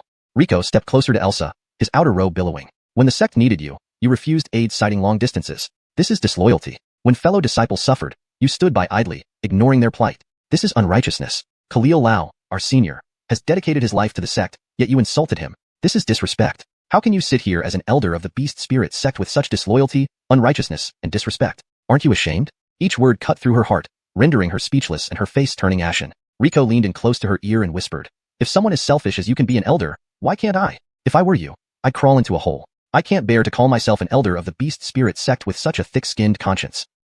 Boy, you dare? Today, I'll show you why I am an elder of the Beast Spirit Sect. Elsa gathered her spiritual energy in her palm and struck Rico's face with all her might. As a 6th-rank Beastmaster, this blow was charged with tenfold power, a scorpion's tail shadow appearing next to her palm. With a cruel smile, she intended to kill the Grover who dared challenge her. Recently promoted to 3rd-rank Beastmaster, Rico could hardly react to the attack from a higher-ranked Beastmaster. Yet, his face remained calm as he stood there waiting for the blow. A flash of white light erupted, followed by a spray of scarlet blood across half the conference table. Elsa stared incredulously at her severed arm floating in midair. How could this happen? Ambry, who stood nearby, casually stirred her teacup and remarked coolly, Dare to harm my disciple right in front of me? Have you lost your mind? Her tone was calm, yet the killing intent was palpable, even making the Gabinian tense up. Agony surged through her, and only then did Elsa clutch her bleeding stump and shriek, My hand! My hand! Damn you! You bitch! Cousin-in-law! Save me! Save me! Emil III beside the Gabinian quickly turned away, pretending not to recognize her. The great Emil laughed mockingly, nudging him. Hey, old Jalmer. Your niece is begging for help. Shouldn't you rescue her? Save yourself. She isn't my niece. She's my grandmother. You didn't pick just anyone to anger Gabith Aiden's sister. It was known that their Gabith Aiden's sister rarely got angry every few centuries, but once she did, even heaven could not sway her wrath. ##### Chapter 87. Now I forgive you. Listening to Elsa's anguished screams, the third Emil could only harden his resolve and plead with Ambry. That, Gabith's sister, it was my failure in discipline. She's young, and she acted rashly without knowing better. Thank you for disciplining her on my behalf. As you can see, she has been punished and surely recognizes her mistake. Please, for the sake of your elder brother, spare her life. Otherwise, I won't be able to face your sister. Before Ambry could respond, the Gabberst Emil burst out laughing. Ha ha ha, Jalmerlau, you really have a way with words, even saying things like, she's still young. You're something else. This time, I truly bow to you. The Gabberst Emil gave the third Emil a thumbs up. You are Emil Ambry. Only now did Elsa realize that the person she had just cursed was none other than Ambry, the strongest of the Gabive Emils. Pale-faced from shock and blood loss, Elsa knew she had committed a grave offense by threatening the Gabith Emil's disciple. It was over. No one could save her now, not even her maternal Xian. Elsa's knees gave way, and she knelt before Ambry, banging her head on the ground repeatedly. Gabith Emil, please forgive me. I failed to recognize your true worth. Have mercy. Ambry sipped her tea calmly without giving Elsa a second glance. Get up. No need to kneel. Ambry's tone was composed, showing no anger at all. Raising her head in surprise, Elsa exclaimed, Gabith Emil, you forgive me? Thank you, Gabith Emil. Thank you so much. Before she could finish speaking, her head vanished as if erased from a canvas in one swift motion. Now I forgive you, Ambry said, taking another sip of tea, as if she had just crushed a tiny ant. Some of the elders present gasped in shock. Space-time power. What? How is this possible? Ambry had grasped a semblance of space-time power. No wonder she had become one of the top experts on the continent at such a young age. Space-time power was not something just anyone could master. On the continent, there were few who could claim such prowess. The third Emil covered his eyes, unable to bear the sight of Elsa's grisly end. At least she didn't suffer long, he consoled himself. No one expected Ambry to be so decisive in execution. The remaining outer council elders squirmed uncomfortably, especially those who had previously insulted Rico. Cold sweat dripped down their spines. Years of comfort had made them forget that these elders were not people to be trifled with. They were the former Gabinian's proudest 5 disciples, who had fought alongside him during the most turbulent times. Honest, just now I lost my senses. The eastern branch will fully support the northwestern branch. The southern branch too. So will we. At this moment, the remaining elders realized that this was clearly a warning from the Gabive Emils. They rejoiced inwardly that it was Elsa who served as the example, while they were merely spectators. Each pledged their unwavering support for any decision the sect might make. The Honest nodded and handed each of them a jade slip detailing the new assignments for their respective branches. After receiving their orders, everyone gradually left. Seeing that he had no more tasks, Rico followed the crowd, intending to leave as well. Rico, wait. The Honest called out to Rico. Yes, Honest? With a flick of his hand, the Honest sent a black object flying toward Rico. Upon catching it, Rico saw it was a dark jade plaque inscribed with Southeast in bold golden letters, an identity token for the Southeast branch elder. Honest, but I... Before Rico could finish, the Honest interrupted. Keep it safe. If you don't reach the Gabith rank after returning from the 100 Flowers Valley, you must return it to me. Rico hesitated for a moment before smiling and putting away the plaque. The Honest's meaning was clear. He wasn't yet qualified, and this item was merely entrusted to him for now, also serving as an incentive.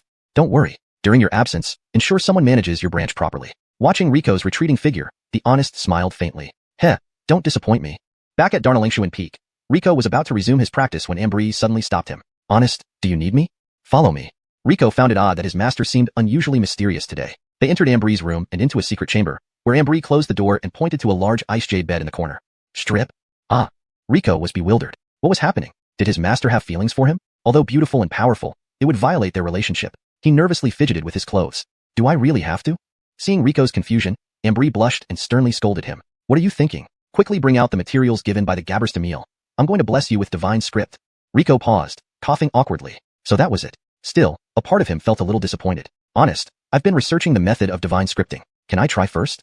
Ambry shook her head seriously. Don't follow the notebook the Gabberst Emil gave you. Surprised, Rico asked, is the Gabberst Emil trying to harm me? Not exactly, but the notebook describes methods for summoning the divine script of contract. I can't explain further, but remember, never seek the divine script of contract, even in the future. Understood? Though puzzled, seeing Ambry's serious expression, Rico nodded and kept his questions to himself. Now, I will bless you with the divine script of elemental deity, which best suits your elemental body. Rico stripped naked and lay on the ice jade bed while Ambry stood beside it. Without any tools, she used pure spirit energy to grind the materials on the floor into powder. She controlled the chamber's spiritual energy, forming a rapidly spinning vortex that purified the material until only a few drops of pale golden liquid remained, the essence of divinity. In this world, anything could possess divine essence, from towering mountains and vast lakes to pebbles and wildflowers. However, objects imbued with divine essence were exceedingly rare, requiring immense effort and incredible luck to obtain. There were many theories about the origin of divine essence. Some believed it was remnants of divine energy left behind by gods, which couldn't be consumed by mortals, thus circulating among all things. Others claimed divine essence existed inherently within the universe, and gods became gods because they discovered how to harness it. Regardless of the truth, divine essence was the coveted treasure of all cultivators, each dreaming of comprehending its mysteries and achieving godhood. This translation maintains the original tone and style while ensuring natural and fluent English, adhering to the paragraph structure and line breaks of the source text. Chapter 88. Special Training. The invocation of divine script was an extremely delicate operation. Even someone as powerful as Ambry did not dare to let her mind wander for a moment. Ambry completely sealed off this secret chamber to prevent any accidental disturbances. After applying several layers of seals to ensure there were no loopholes, Ambry began inscribing the divine script on Rico's back. She focused all her concentration and used her divine intent as the pen and divinity as ink, communicating with the spirits of heaven and earth, fully concentrated on writing these characters reserved only for deities. Forcing a mortal body to wield the power of divine characters consumed an enormous amount of spiritual energy. By the time a Joss stick had burned down, Ambry had barely managed to write one stroke. For some reason, there seemed to be a force within Rico's body resisting the descent of divinity. As Ambry continued writing, this resistance grew stronger. By the third stroke, she couldn't even lift the pen. Ambry had never encountered such a situation before. With her cultivation, divinity, and that bit of spatial temporal power, there was still something strong enough to resist her. Indeed, it almost overpowered her. Just as she was perplexed, the force inside Rico suddenly erupted violently. Caught unprepared, Ambry was blasted backward. Blood gushed from her mouth as she gasped for breath. Honest, what happened? Rico jumped off the ice jade bed and ran anxiously to Ambry's side. I'm fine. Ambry wiped the blood from the corner of her mouth. It was unprecedented. She hadn't been injured in centuries, yet this time, it was because of her cherished disciple. Suddenly, her face flushed, and she turned away, embarrassedly saying, You really have no shame. Only then did Rico notice he hadn't even put on clothes in his concern for Ambry. His exposed state hung prominently in front of her. Blushing fiercely, he hurriedly covered himself and scrambled back to the bed to dress. An awkward silence enveloped the entire chamber. Neither the master nor the disciple could bring themselves to speak. Though Ambry had lived many years and countless admirers had pursued her, she had never interacted closely with anyone and remained as pure as ever. This thought made her blush further. What men look like. That was what immediately came to mind. She shook her head, trying to dispel the memory from her mind. But the more she tried, the clearer the image became. Honest, I didn't mean to do that. I was just worried about you, Rico admitted uncomfortably. Cough, cough. Your master knows. After living so long, such trivial matters are nothing to me. Really, nothing. Ambry's voice dwindled, losing all conviction. Seeing her rosy cheeks and sparkling eyes, Rico felt his heart skip a beat. His master truly was an incomparable beauty. He quickly changed the subject before he might think inappropriate thoughts. Honest, what happened just now? Ambry shook her head, puzzled. I don't know why, but there is an ancient aura in your body that repels the blessing of divinity. I don't know what it is. It looks like I can't inscribe divine script on you. Ambry sounded slightly dejected, feeling guilty for failing Rico. As his master, she had never assisted him in cultivation, making her feel inadequate towards him. Rico sensed her feelings and held her hand sincerely. It's okay. Honest. Just some divine script. Without it, I'll still crush those guys in Long Valley. When I return, there will be plenty for me to ask about cultivation. Looking into Rico's eyes, Ambry's small gloom dissipated. She smiled gently. Sly little thing. There are 2 days left. Let me see how well you've practiced. Over the next 2 days, Ambry was constantly by Rico's side, meticulously examining his cultivation progress. She corrected even the most basic aspects, like the flow of his spiritual energy. Thanks to this intensive training, although Rico's cultivation level didn't rise, he felt a significant increase in strength. Techniques he previously found difficult were now effortless. Ambry also taught him many techniques to conserve spiritual energy, which he had accumulated over millennia. Now, he could use his most draining techniques multiple times without exhausting his energy. On the morning of the 3rd day, Rico finally emerged from Ambry's secret chamber, stretching deeply after being pushed non-stop for 2 days, leaving him sore all over. But knowing the rapid improvement outweighed his exhaustion. These past 2 days must have been hard for you. Ambry emerged from the chamber, massaging Rico's shoulders gently. It was harder on Honest, Rico replied.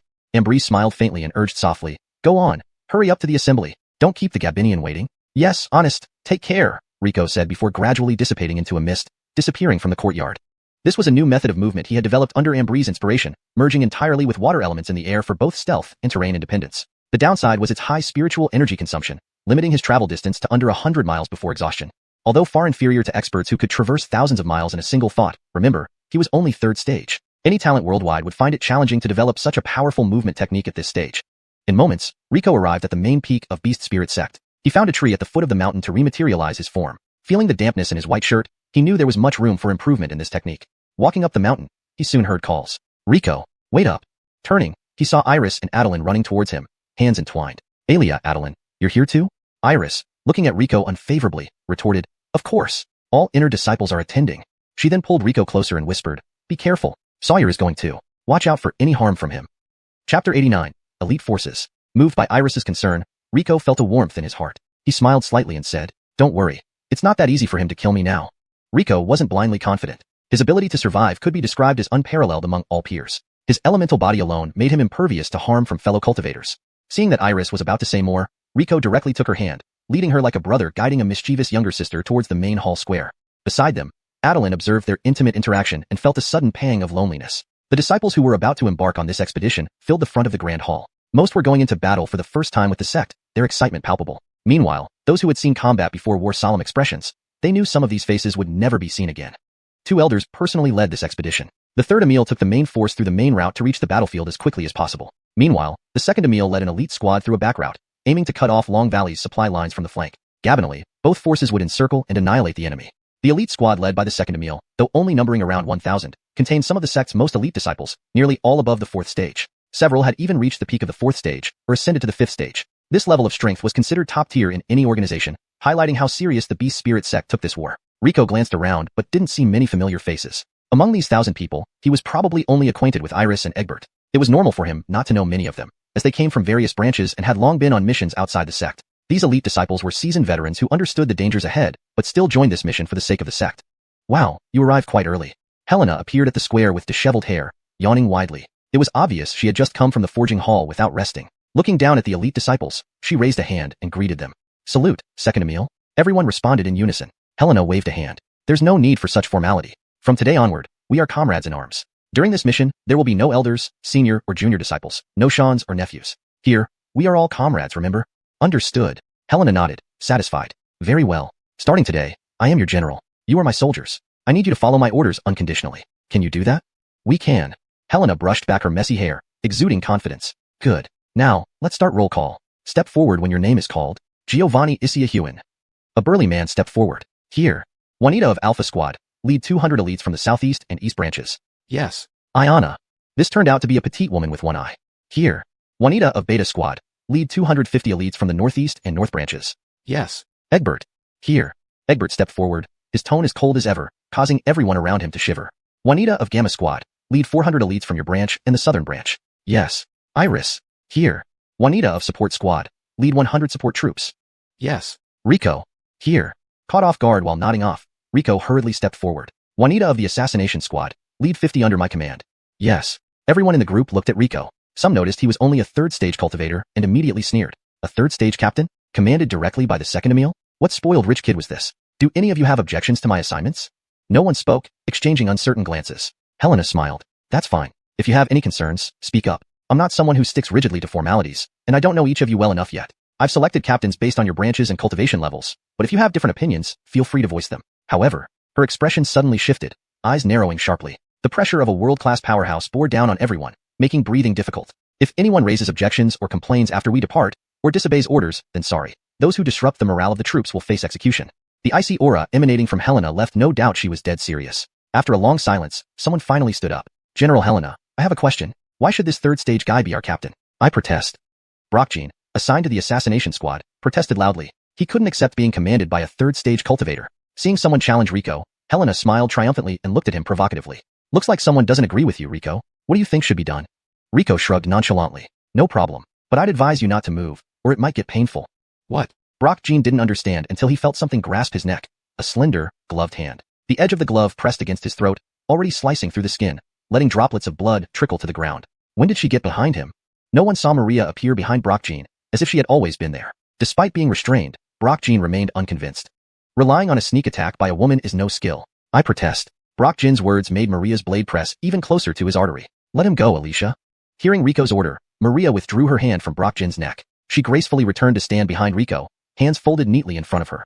Only then did everyone notice that this elusive girl was blind. As the crowd marveled at Maria's skills, Rico stepped forward, stretching his limbs, and addressed Brockjean. I hate complications. How about this? If you can touch me once, I'll admit defeat, and you can take over as captain. Deal? Chapter 90, Assassination Squad. Rico's words stunned everyone present. No one expected that a lowly rank 3 Beastmaster would dare to be so arrogant.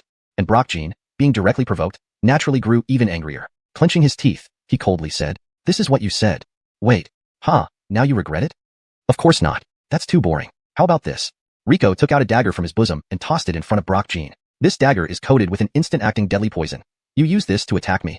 What? Now everyone was truly shocked. They began to wonder if Rico really had the capability, or how else could he risk his life like this? "Do you think I won't dare?" Brock Jean hesitated for a moment, but still picked up the dagger. The eerie blue glow reflected off the dagger confirmed that Rico had not been lying. It was indeed smeared with potent poison. Holding the dagger, Brock Jean charged at Rico and plunged the knife into his chest. The onlookers gasped in shock. Iris even covered her eyes, unwilling to watch. Brock Jean was stunned. Could it be this easy? Then he realized something was wrong. This did not feel like stabbing into flesh.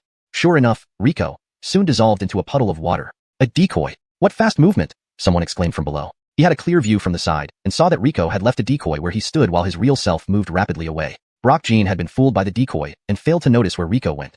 The puddle of water left on the ground by Rico transformed into a mysterious mist under the sunlight, enveloping Brock Jean and blurring his vision. Hey, I'm over here. Rico's voice echoed near his ear, and Brock Jean stabbed without thinking. Pwah. Another fake one. Over here, I'm over here. Rico's voice came from another direction. Hesitating, Brock Jean raised his hand again, but this time his speed was too slow, and he missed even the decoy. Do you give up already?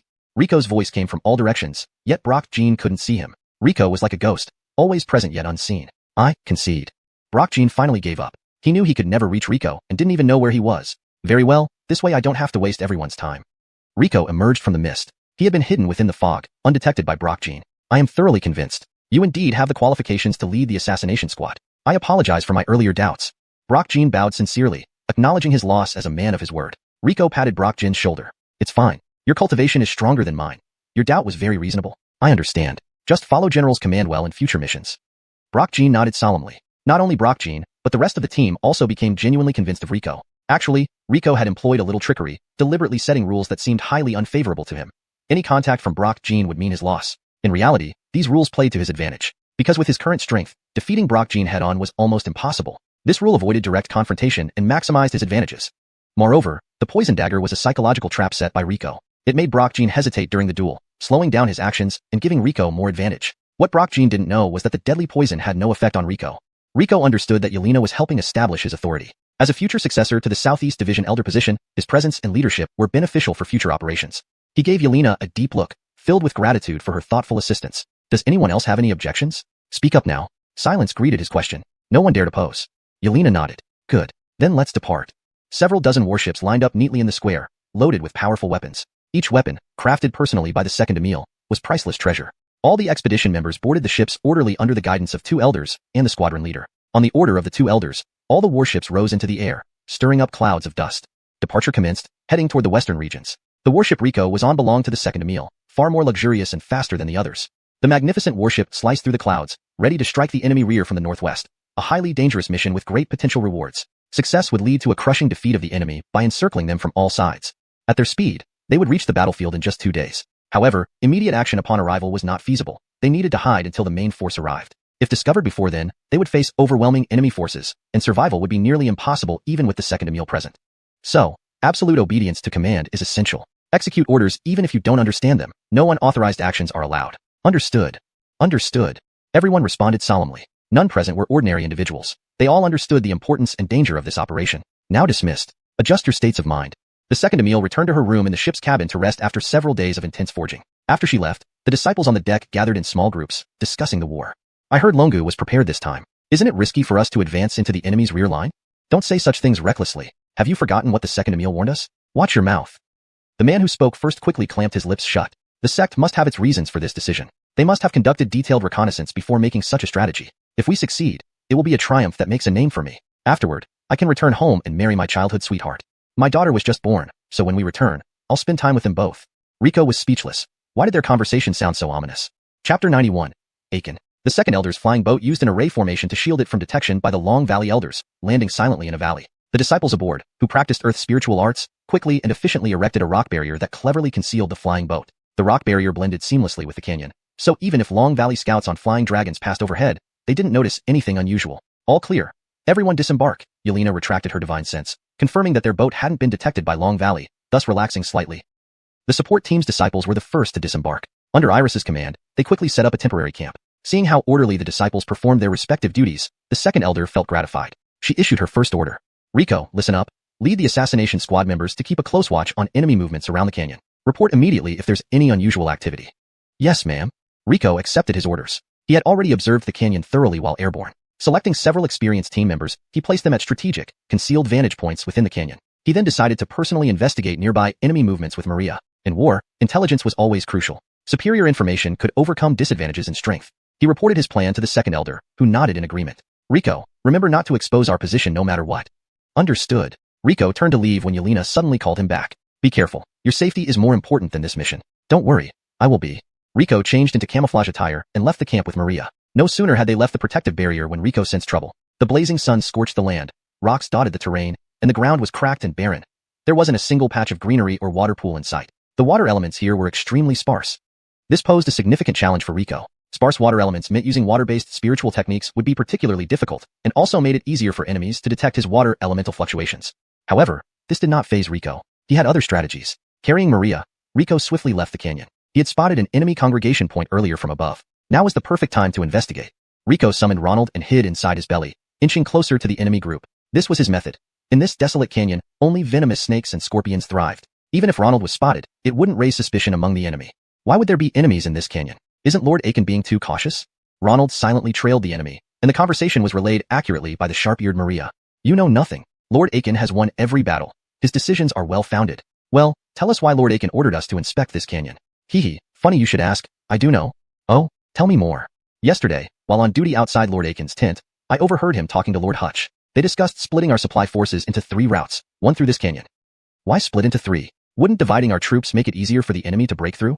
Tisich, see? You wouldn't understand Lord Aiken's strategy. He received intel that Xuanhuan and Yelena are leading the reinforcements from Beast Spirit Sect. Yelena, though a woman, is an expert tactician, especially skilled in surprise attacks. Therefore, Lord Aiken predicted she'd try to ambush our supply lines. Hence, the diversion tactic. Hearing Maria's report, Rico frowned. Who was this Aiken who could foresee their moves? It seemed he had accidentally stumbled upon bad news. Not wanting to rush back yet, Rico waited to see if they revealed any more valuable information. Lord Aiken really is wise and insightful. That's certain. What are you so happy about? It's not praising you. But aren't you leaking military secrets by telling us? Bullshit. We grew up together. Who cares? There's no one else around here. Oh, did you hear that Alia will oversee the frontline herself this time? Yeah, I heard. Do you think it's true? Absolutely. My third Sean's classmate's neighbor's colleague's brother works in the palace. He said it himself. Is that so? So it seems true. Our Valley Master is determined to fight the Beast Spirit Sect head-on this time. Not wrong. Blame it on 100 Flowers Valley. They promised to join forces but betrayed us to serve Beast Spirit Sect like dogs. Damn them. Yeah, damn. Who's there? A Long Valley disciple suddenly turned around, glaring at where Rico was hiding. Holding weapons, they advanced towards the grassland where Rico hid. Suddenly, a black shadow darted out from the grass, fleeing towards the canyon entrance. But the Long Valley disciple simply accelerated and caught the black shadow, a dirty child struggling wildly. Let me go. You bunch of bad people. Release me. Where did this kid come from? You killed my grandpa. Kill Jim Gillis and Aunt Paya. I'll avenge them.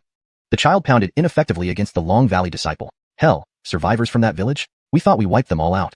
Never mind, kill him now. He heard our conversation. If Lord Aiken finds out, we're dead. The disciple tightened his grip, preparing to end the child's life. What are you doing? Chapter 92.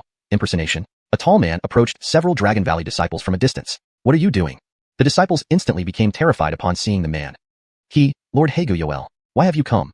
I sent you to inspect the canyon, and since you haven't returned after such a long time, I came to check personally. How did the inspection of the canyon go? Did you find any traces of the Beast Spirit Sect? Oh, we've wasted too much time on the way, and Lord Hagu-Yoel is angry now. Are we going to lose our heads? One of the disciples stammered in reply. Report to sir. We have inspected it. No traces of any enemy from the Beast Spirit Sect were found. Hagu-Yoel raised an eyebrow. You've inspected it? But why do I see you heading deeper into the canyon? Hagu-Yoel's fierce aura immediately drenched them in cold sweat. Suddenly, one disciple thought of something quickly. Report to Lord. The mission entrusted by Sir is top secret. To prevent any accidents, we are preparing to inspect again. Oh. Hagu-Yoel narrowed his eyes, looking at the quivering disciples, and a flash of killing intent crossed his eyes, almost making them wet their pants. Forget it. I know you can't be relied upon. I'll go and inspect it myself. Hagu-Yoel's words made the disciples sigh with relief. They nearly collapsed from exhaustion. Who is the person in your hands? Hagu-Yoel's low voice once again tightened their hearts. One of the disciples replied cautiously, Sir, this is a villager we just caught gathering herbs nearby. We were planning to dispose of her. The disciple quietly observed Hagu-Yoel's expression as he spoke cautiously. Well then, hand her over to me. I need someone to test my medicine. Yes. The disciple hurriedly handed over the girl to Hagu-Yoel. Let go of me. MMPH. Hagu-Yoel squeezed the child's neck, causing her to faint instantly. That's all, you're dismissed. Go back. Hagu-Yoel waved them away. Yes. The disciples bowed deeply and rushed off. Right. Hagu-Yoel suddenly called them back, sending their hearts up to their throats again. I suspect there might be a mole from the Beast Spirit Sect among us. When you get back, pretend nothing happened. No matter what I ask later, say there was no abnormality. Do not alert anyone. Got it? Understood. Go on. They left like escaping convicts, relieved. Phew. Seeing the disciples run far enough, Rico finally exhaled in relief. That was too close. Thank goodness for Xena. Xena, that trick worked perfectly. Just now, Xena used spirit energy to shroud Rico, making him look like Haegu Yoel in their memories. Although he knew Xena had cast a spell, impersonating the enemy leader like this still required courage. One wrong move could endanger everyone in the canyon. But Rico couldn't stand by and watch a child die in front of him. To save the Dixie, he had to take the risk. Don't celebrate too soon. Fortunately, those people were not highly skilled. In my current state, this trick would only fool people below the 5th rank, said Xena. That's enough for now. Let's return before someone notices. Rico lightly stepped forward, sprinting back to the temporary camp. Outside the canyon, at a fortified campsite, the defenses were tight. Several squads of Dragon Valley disciples patrolled nonstop outside the camp, ensuring even a fly couldn't enter.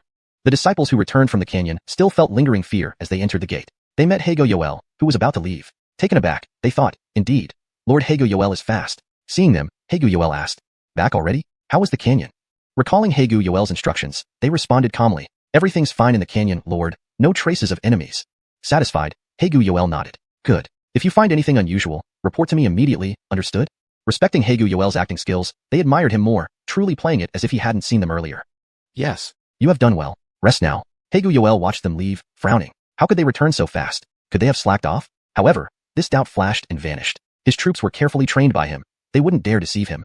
Inside their tent, the disciples avoided discussing the incident, preferring to bury it deep within themselves. One of them opened a water flask but found it mysteriously empty. Strange, it was full before I left. Is it leaking? He went to find water elsewhere. As he left, the water from the flask flowed back out mysteriously, forming a small human figure under his bed. Far in the canyon, Rico smiled. His clone had successfully infiltrated the enemy's base. Rico, are you sure the person is named Haegu Yoel? Yelena asked seriously. Rico nodded. I'm sure. A tall man, dark and stern, with a scar above his left eye. Yelena frowned, acknowledging gravely. That's definitely him. He's a formidable tactician and a military genius. I can't match him on the battlefield. The proud Yelena admitted openly that he was inferior to Haegu Yoel in military strategy. That man anticipates everything, always ready ahead of his opponents. It's hard to defeat such an opponent. Who'd have thought Dragon Valley assigned him to supply lines, which is beneath his capabilities. Though Yelena respected Haegu Yoel, it only fueled his competitiveness. He must defeat him. They also mentioned Hutch is handling logistics alongside Haegu Yoel. Yelena responded with realization. So that explains it. Is Hutch important? Yelena laughed scornfully. Hutch is nothing, but his father is Dragon Valley's supreme Emil. This old man spoils his son, surely sending him here to build prestige. Arrogant Haegu Yoel must only be here for the sake of their elder. Chapter 93, Ballad. Proud and arrogant. Rico silently repeated these 4 words in his mind. His intuition told him that there had to be more to Haegu Yoel's reason for coming here as the commander. You've brought back crucial information. It looks like we need to adjust our plan. Go rest for now. We'll have a meeting later to discuss our next steps. Rico returned to his tent, where the Dixie he had brought back was already awake and currently grabbing Maria, hitting and biting her. Fortunately, Maria didn't seem bothered by it and let the Dixie play around. When she saw Rico enter, the Dixie pointed at him and screamed, "Big bad person." She rushed over, launching a barrage of weak punches and kicks at Rico. After some time, the Dixie grew tired, panting as she sat in the corner of the tent, warily watching Rico and Maria. Tired? Want something to eat or drink? Rico took out some exquisite pastries from his spatial ring and placed them in front of the Dixie. The Dixie's eyes lit up at the sight of the pastries. She hadn't eaten in a long time. Just as she was about to reach for them, she suddenly remembered that she shouldn't accept anything from a bad person. She quickly pulled back her hand, but couldn't stop herself from staring at the pastries while swallowing hard. Feel free to eat. We're not bad people. We're here to help you fight against them, Rico gently explained. Mercedes doesn't believe you. You're the head of the bad guys. Mercedes saw with my own eyes how you gave orders to those bad people. Rico scratched his head. I lied to save you just now. Mercedes's expression clearly said, I don't believe you. She obviously did not trust Rico. Rico sighed. Gabine, believe it or not as you wish. Just stay here. The big brothers and sisters are all working hard to help you fight off the bad guys, so don't bother them. Blah. Mercedes stuck out her tongue at Rico. This girl's hostility towards them was too strong. No matter what they said, she wouldn't believe them. Let's wait until she lets her guard down. Suddenly, his doppelganger who infiltrated the enemy camp sent back some information. This camp was clearly temporary, lacking even defensive formations. Using its ability to change shape at will, the doppelganger roamed freely through the camp. However, the enemy wasn't entirely unprepared. Some critical areas like the grain storage, arsenal, and command room had temporary surveillance formations set up.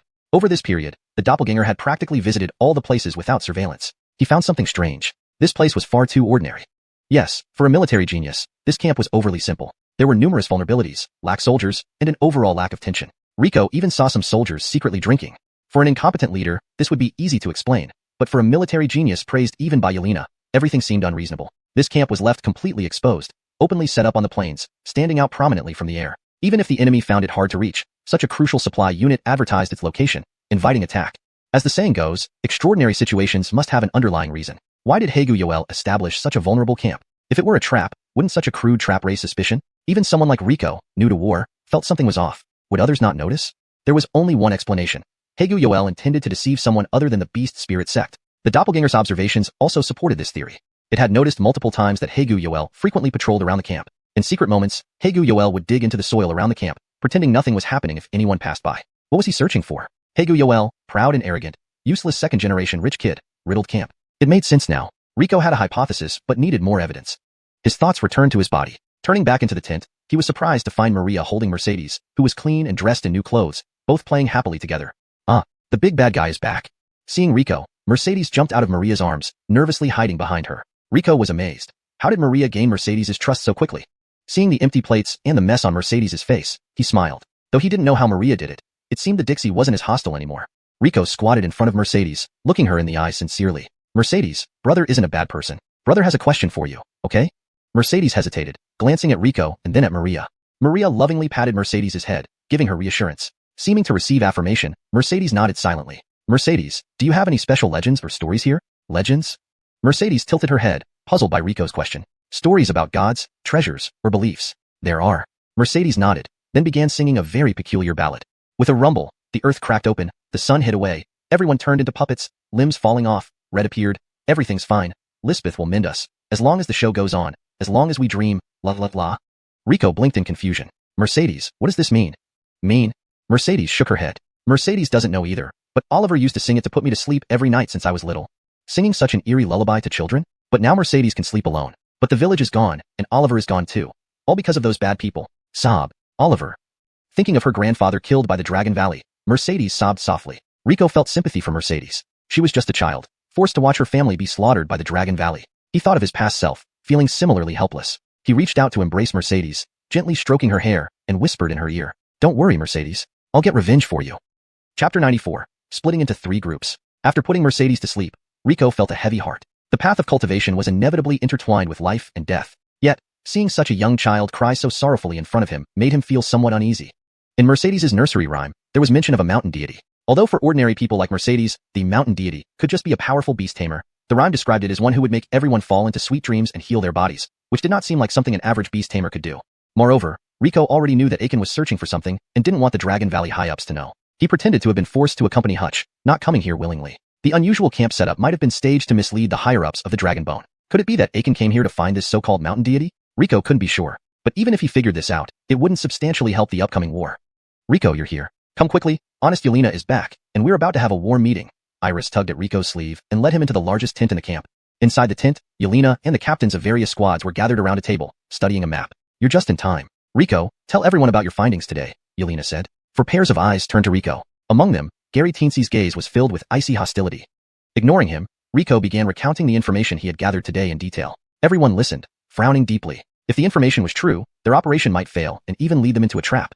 If they really split into 3 groups, we must scout their positions beforehand. Otherwise, we won't just fail to intercept enemy supplies but might also put ourselves at a disadvantage. Juanita of Squad B, a one-eyed girl named Diana, stated. Is scouting really that easy? We only have one chance. If the initial strike fails, the enemy will be on guard, making another ambush almost impossible. So I suggest we also split into 3 groups to attack simultaneously. Once any group finds the enemy supplies, they can signal the other 2 for support, ensuring our success, suggested Giovanni Isaiah Yuan, captain of Squad A. Out of the question. Our numbers are already limited. Dividing further would mean certain defeat and suicide. Gary Teensy coldly dismissed Giovanni Isaiah Yuan's suggestion, his voice like winter ice. Giovanni Isaiah Yuan frowned, displeased with Gary Teensy's attitude. However, Yelena was still present, so he held back his anger. Well, what's your plan then? Since Rico managed to uncover such crucial information, he must be highly capable. How about assigning him the task of scouting the enemy's movements, and then we act based on his findings? Gary Teensy smiled coldly. He intended to force Rico to face certain death. If Rico accepted, he'd likely die if discovered due to his strength level. Even if he returned by some miracle, failing the mission and endangering others would jeopardize his position in the Spirit Beast Sect. If he refused, as the captain of the assassination squad and first scout, his failure to perform would undermine his authority. Gary Teensy, you want Rico to go on a suicide mission? Why don't you go yourself? This is personal revenge. Iris slammed her hand on the table, standing up. Himph, isn't this what he should do? If he's afraid, forget it. After all, our sect has plenty of talents without him. Shut up. Iris snapped but was stopped by Rico's hand. My lady, it's fine. I'll go. Rico smiled confidently, a smile that made Iris's heart skip a beat. Gary Teensy's eyes narrowed. This Grover was truly confident. Could he really not fear death? Suddenly, Yelena spoke up. It's good to be confident, but don't take everything on your shoulders alone. Sometimes rely on your general too. All eyes turned to Yelena. I'm not here to supervise but to fight alongside you. When we split into 3 groups, Gary Teensy, you and Giovanni Isaiah Yuan and Ayana will lead the main assault on one route. Rico and Jamie, you will attack another using flying boats. I will handle the 3rd route. Honest, this is too risky. Let me join you with a support team. Yelena laughed, patting Iris's head. What? Don't trust your Honest? But, Honest. Enough, it's settled. Go rest. Rico stays. I need to talk to him. After others left, Yelena waved his hand, sealing the tent with red spiritual energy. I'll only say this once. Remember it, and pass it to your squad. Yelena stared sternly at Rico. Nodding, Rico realized their team wasn't a reconnaissance unit, but a genuine assassination squad. Their mission was approaching. All members of your squad were carefully chosen for this mission. Tomorrow night, we launch the surprise attack. You have until then to gather all details about the enemy's 3 routes, paths, leaders, numbers, and equipment. Aiken and Hutch will definitely move together. Aiken won't let Hutch lead alone. So tomorrow, you and your squad will assist me in distracting Aiken while you kill Hutch. Killing Hutch meant the Spirit Beast Sect was ready for an all-out war with Dragon Valley. If Hutch died at their hands, the Guidos wouldn't let it slide, leading to endless conflict between the two. Hesitating, Rico pondered if things had reached an irreparable point. He felt he stood at a critical juncture where his next choice would decide the fate of both parties. Seeing Rico hesitate, Yelena seemed annoyed. Rico, don't forget your identity or the promise you made before departure. Rico paused, then nodded slowly. Yelena smiled, patting his shoulder approvingly. That's right. Not bad for an inner disciple of the Spirit Beast Sect. Rico smiled too. I will complete the mission. I won't let the 2 daggers given to me by Emil too be tarnished. Yelena nodded. Once we return, I'll craft you 2 better daggers. The chapter maintains its original structure, tone, and narrative style, ensuring coherence with previous content while translating accurately into natural English. Chapter 95, The Clay Jars. Laverne leaving the tent, Rico's expression turned grim. Really think I'm a fool? Ha, if you want to play, I'll play along. He first went to find Iris and, using a secret code that only they understood, pressed several spots on her hand. Yoel Zingio's face immediately changed from confusion to fear. She was about to speak when Rico stopped her. Be extremely careful. Rico left with those words, excusing himself under the pretense of investigating enemy movements as he departed the camp. After traveling for dozens of miles, Rico searched thoroughly and found evidence of a fierce battle in a hidden ravine, just as he had expected. The combatants were extremely powerful, nearly leveling the area for miles around. Although someone tried to disguise it as a natural collapse, the clear traces were easily identified by Rico. Poking through the rubble, Rico suddenly noticed a flash of red. Upon closer inspection, it was a few strands of flame-like red hair, accompanied by a small patch of dark brown blood. Furrowing his brow, Rico realized the situation was not promising. He summoned his golden-eyed beast, a creature that had not been out in some time, and immediately began leaping around in the ruins upon its release. Yoltal, do me a favor. We'll play more when you return, said Rico as he patted the beast. The golden-eyed beast wagged its tail excitedly.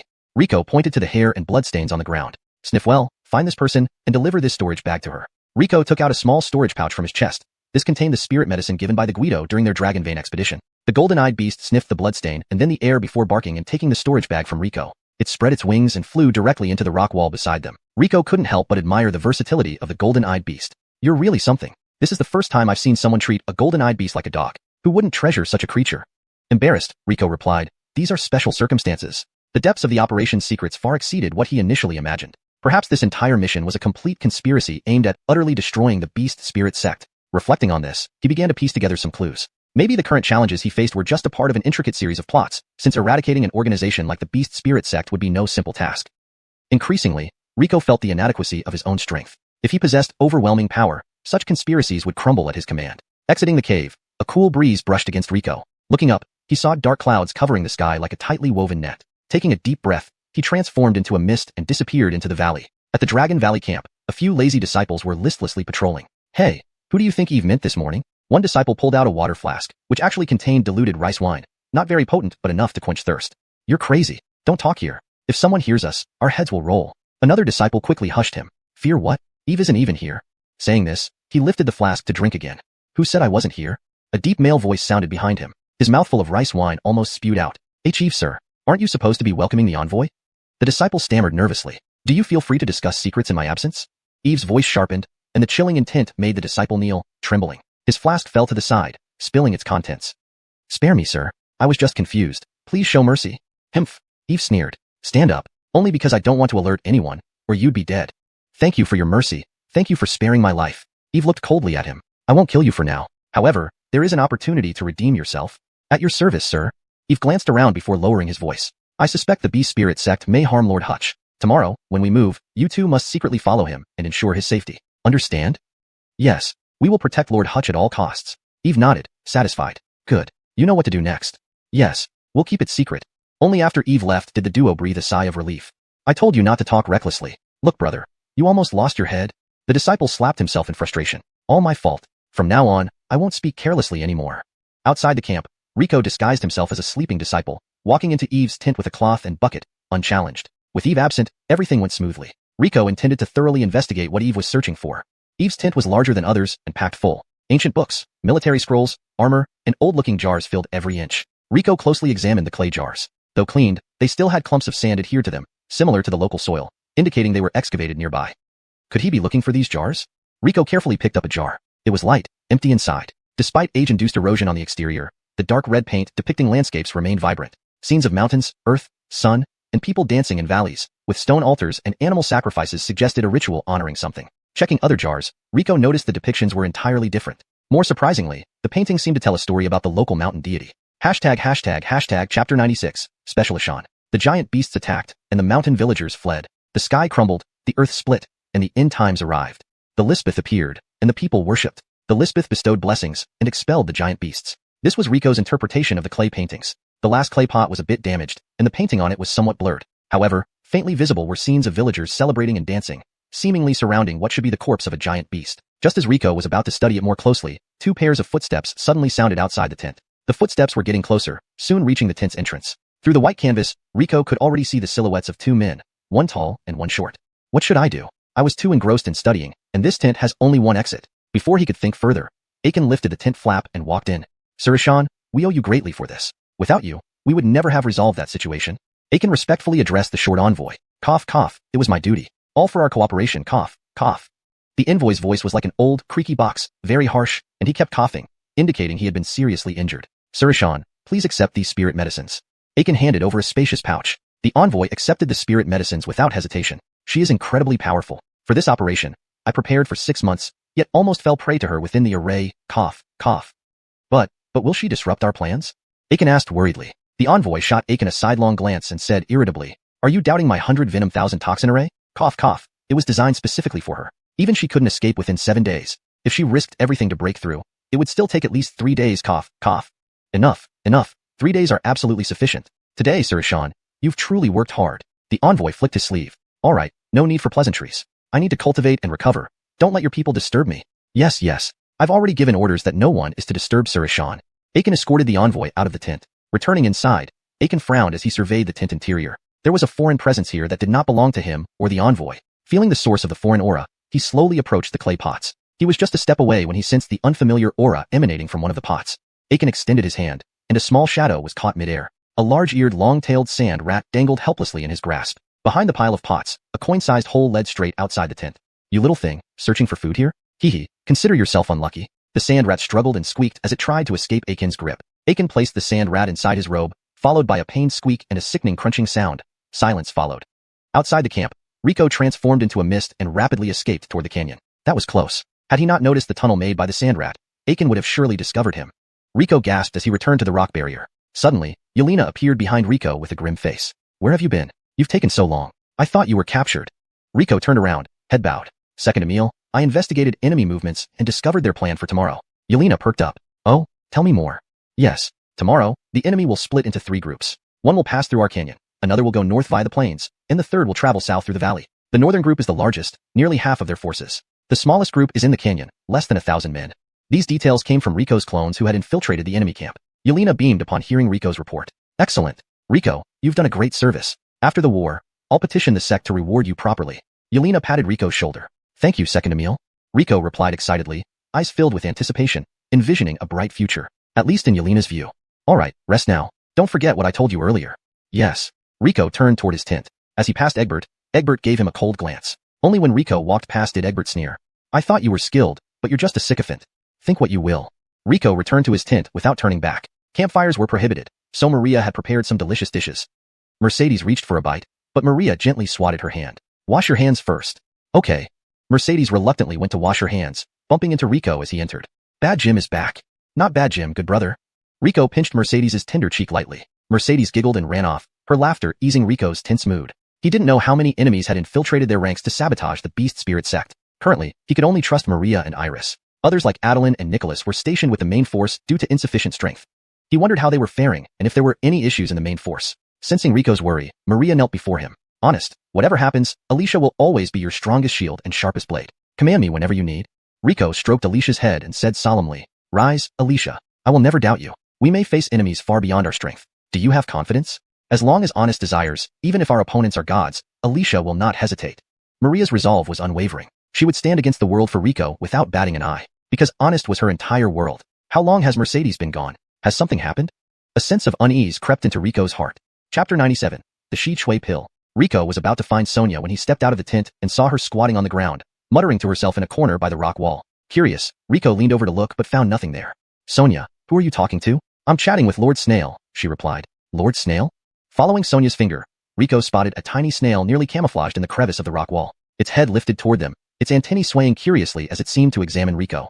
Lord Snail is the messenger of the Lisbeth, and he says he's here to pick up Sonia. The Lisbeth? Sonia's words shocked Rico. Pick you up? Where to? To see Lord Lisbeth, of course. Sonia gave Rico a disdainful look. Suddenly, the snail's antennae began to flash, seemingly conveying some message. Sonia reacted as if electrocuted, turning back incredulously to look at the snail. Why, Lord Snail? Why won't you take Sonia away? The snail's antennae flashed again. Sonia reluctantly lowered her head, biting her lip before nodding slowly. I understand, Lord Snail. You must keep your promise next time. The snail's antennae flashed twice more before it retreated into its shell, blending seamlessly with the rock wall. Using his divine eye, Rico saw the snail vanish, leaving only an ordinary stone behind. Sonia, what did Lord Snail tell you? Sonia pouted unhappily. Lord Snail said that Lord Lisbeth can't see me yet because the stage isn't set up and the actors haven't taken their places. It's not time for the audience to enter. Rico frowned. What did that mean? Who were the actors? Was Sonia the audience? Bastard brother, Sonia is hungry. Seeing Rico lost in thought, Sonia impatiently shook his arm. Let's go back and eat. Rico shook his head, clearing his thoughts. Okay, let's eat. Let's eat. Sonia happily ran back to Rico's tent. Watching her retreating figure, a cloud of unease settled over Rico. This simple girl hid too many secrets behind her innocence. Tonight would undoubtedly be sleepless. Both the Beast Spirit Sect and Dragon Valley were busily preparing for tomorrow's action. In Dragon Valley, soldiers tidied up the campsite. They had been stationed here for 3 days and were finally ready to leave. They didn't understand why Lord Aiken chose to stay in this obscure place for so long, but that was Lord Aiken, undefeated in countless battles. They needed only to trust his judgment. Inside the tent, Aiken and the envoy spoke earnestly, a small disagreement having arisen between them, but ultimately they reached an agreement. We will rely on you, Lord Ishan, tomorrow. Aiken respectfully bowed. Humph, the envoy snorted. Stop pretending. How many times do I have to tell you my formation won't fail? However, for the sake of your master, I'll come along, but my body hasn't fully recovered. I might not perform at full strength tomorrow. Aiken knew exactly what he meant. He pulled out a jade bottle from his spatial ring. Lord Ishan, I have 2 Shi Chui pills here. I hope they will help you recover your strength. At the mention of Shi Chui pills, the envoy's eyes lit up. Shi Chui pills were highly prized. They purified impurities within the body and enhanced a cultivator's constitution. For beast masters, they were invaluable treasures. 1 pill was worth 10,000 gold pieces, let alone 2. The envoy reined in his greedy gaze, accepting the pills without showing any emotion and responded insincerely. Well, these pills aren't exactly suitable for me, but I suppose they'll do. Given the pills you've provided, I'll help you tomorrow. Thank you, Lord Ishan. After Aiken left, the envoy couldn't wait to open the jade bottle. A rich aroma filled the air immediately, as expected of a Shi Chui pill. So fragrant. He poured one out. The emerald pill lay in his palm, surrounded by a misty aura, softly glowing green under the dim light. Clearly, it was no ordinary pill. Amazing, it's really a Shi Chui pill. The quality is definitely top tier. I wonder where he got such a treasure. The envoy eagerly swallowed the pill. The potent medicinal energy spread throughout his body, releasing foul-smelling gases as the pill purged impurities. Soon after, he felt his physical strength increase by over 30%. Ecstatic, he realized the pill was even better than he had imagined. He hurriedly hid the second pill close to his body, intending to consume it after digesting the first one fully. However, in his excitement, the envoy failed to notice a special force mingling with his internal energy, spreading through his body and eventually converging in his sea of consciousness. On the Beast Spirit Sect side, everyone was making final preparations for tomorrow's attack. Teams Jia, Yi, and Bing meticulously rehearsed their assault routes to ensure success. Under Iris's lead, the support team inspected weapons and ammunition on the flying boats. The assassination squad checked their equipment and medicines and fed their tamed beasts. Everyone was busy except for Rico, who wandered aimlessly around the camp, hands clasped behind his head. Egbert sneered at him disdainfully. Humph, a sparrow remains a sparrow, even if it perches on the phoenix tree. Rico glanced around Egbert and said compassionately, You'd better be careful tomorrow. You wouldn't want to die here. Egbert froze, puzzled. Are you delirious from fear? Take care of yourself. Rico left those 5 words and sauntered back to his tent, leaving Egbert standing there dumbfounded. Mystifying nonsense. I'll show you tomorrow. Hashtag chapter 98. Battle begins. The next morning, as dawn was breaking and the sun still lingered in the depths of the mountains, unwilling to rise, the Longu Valley support forces finally set out. A grand procession stretching into the thousands marched neatly out of the camp.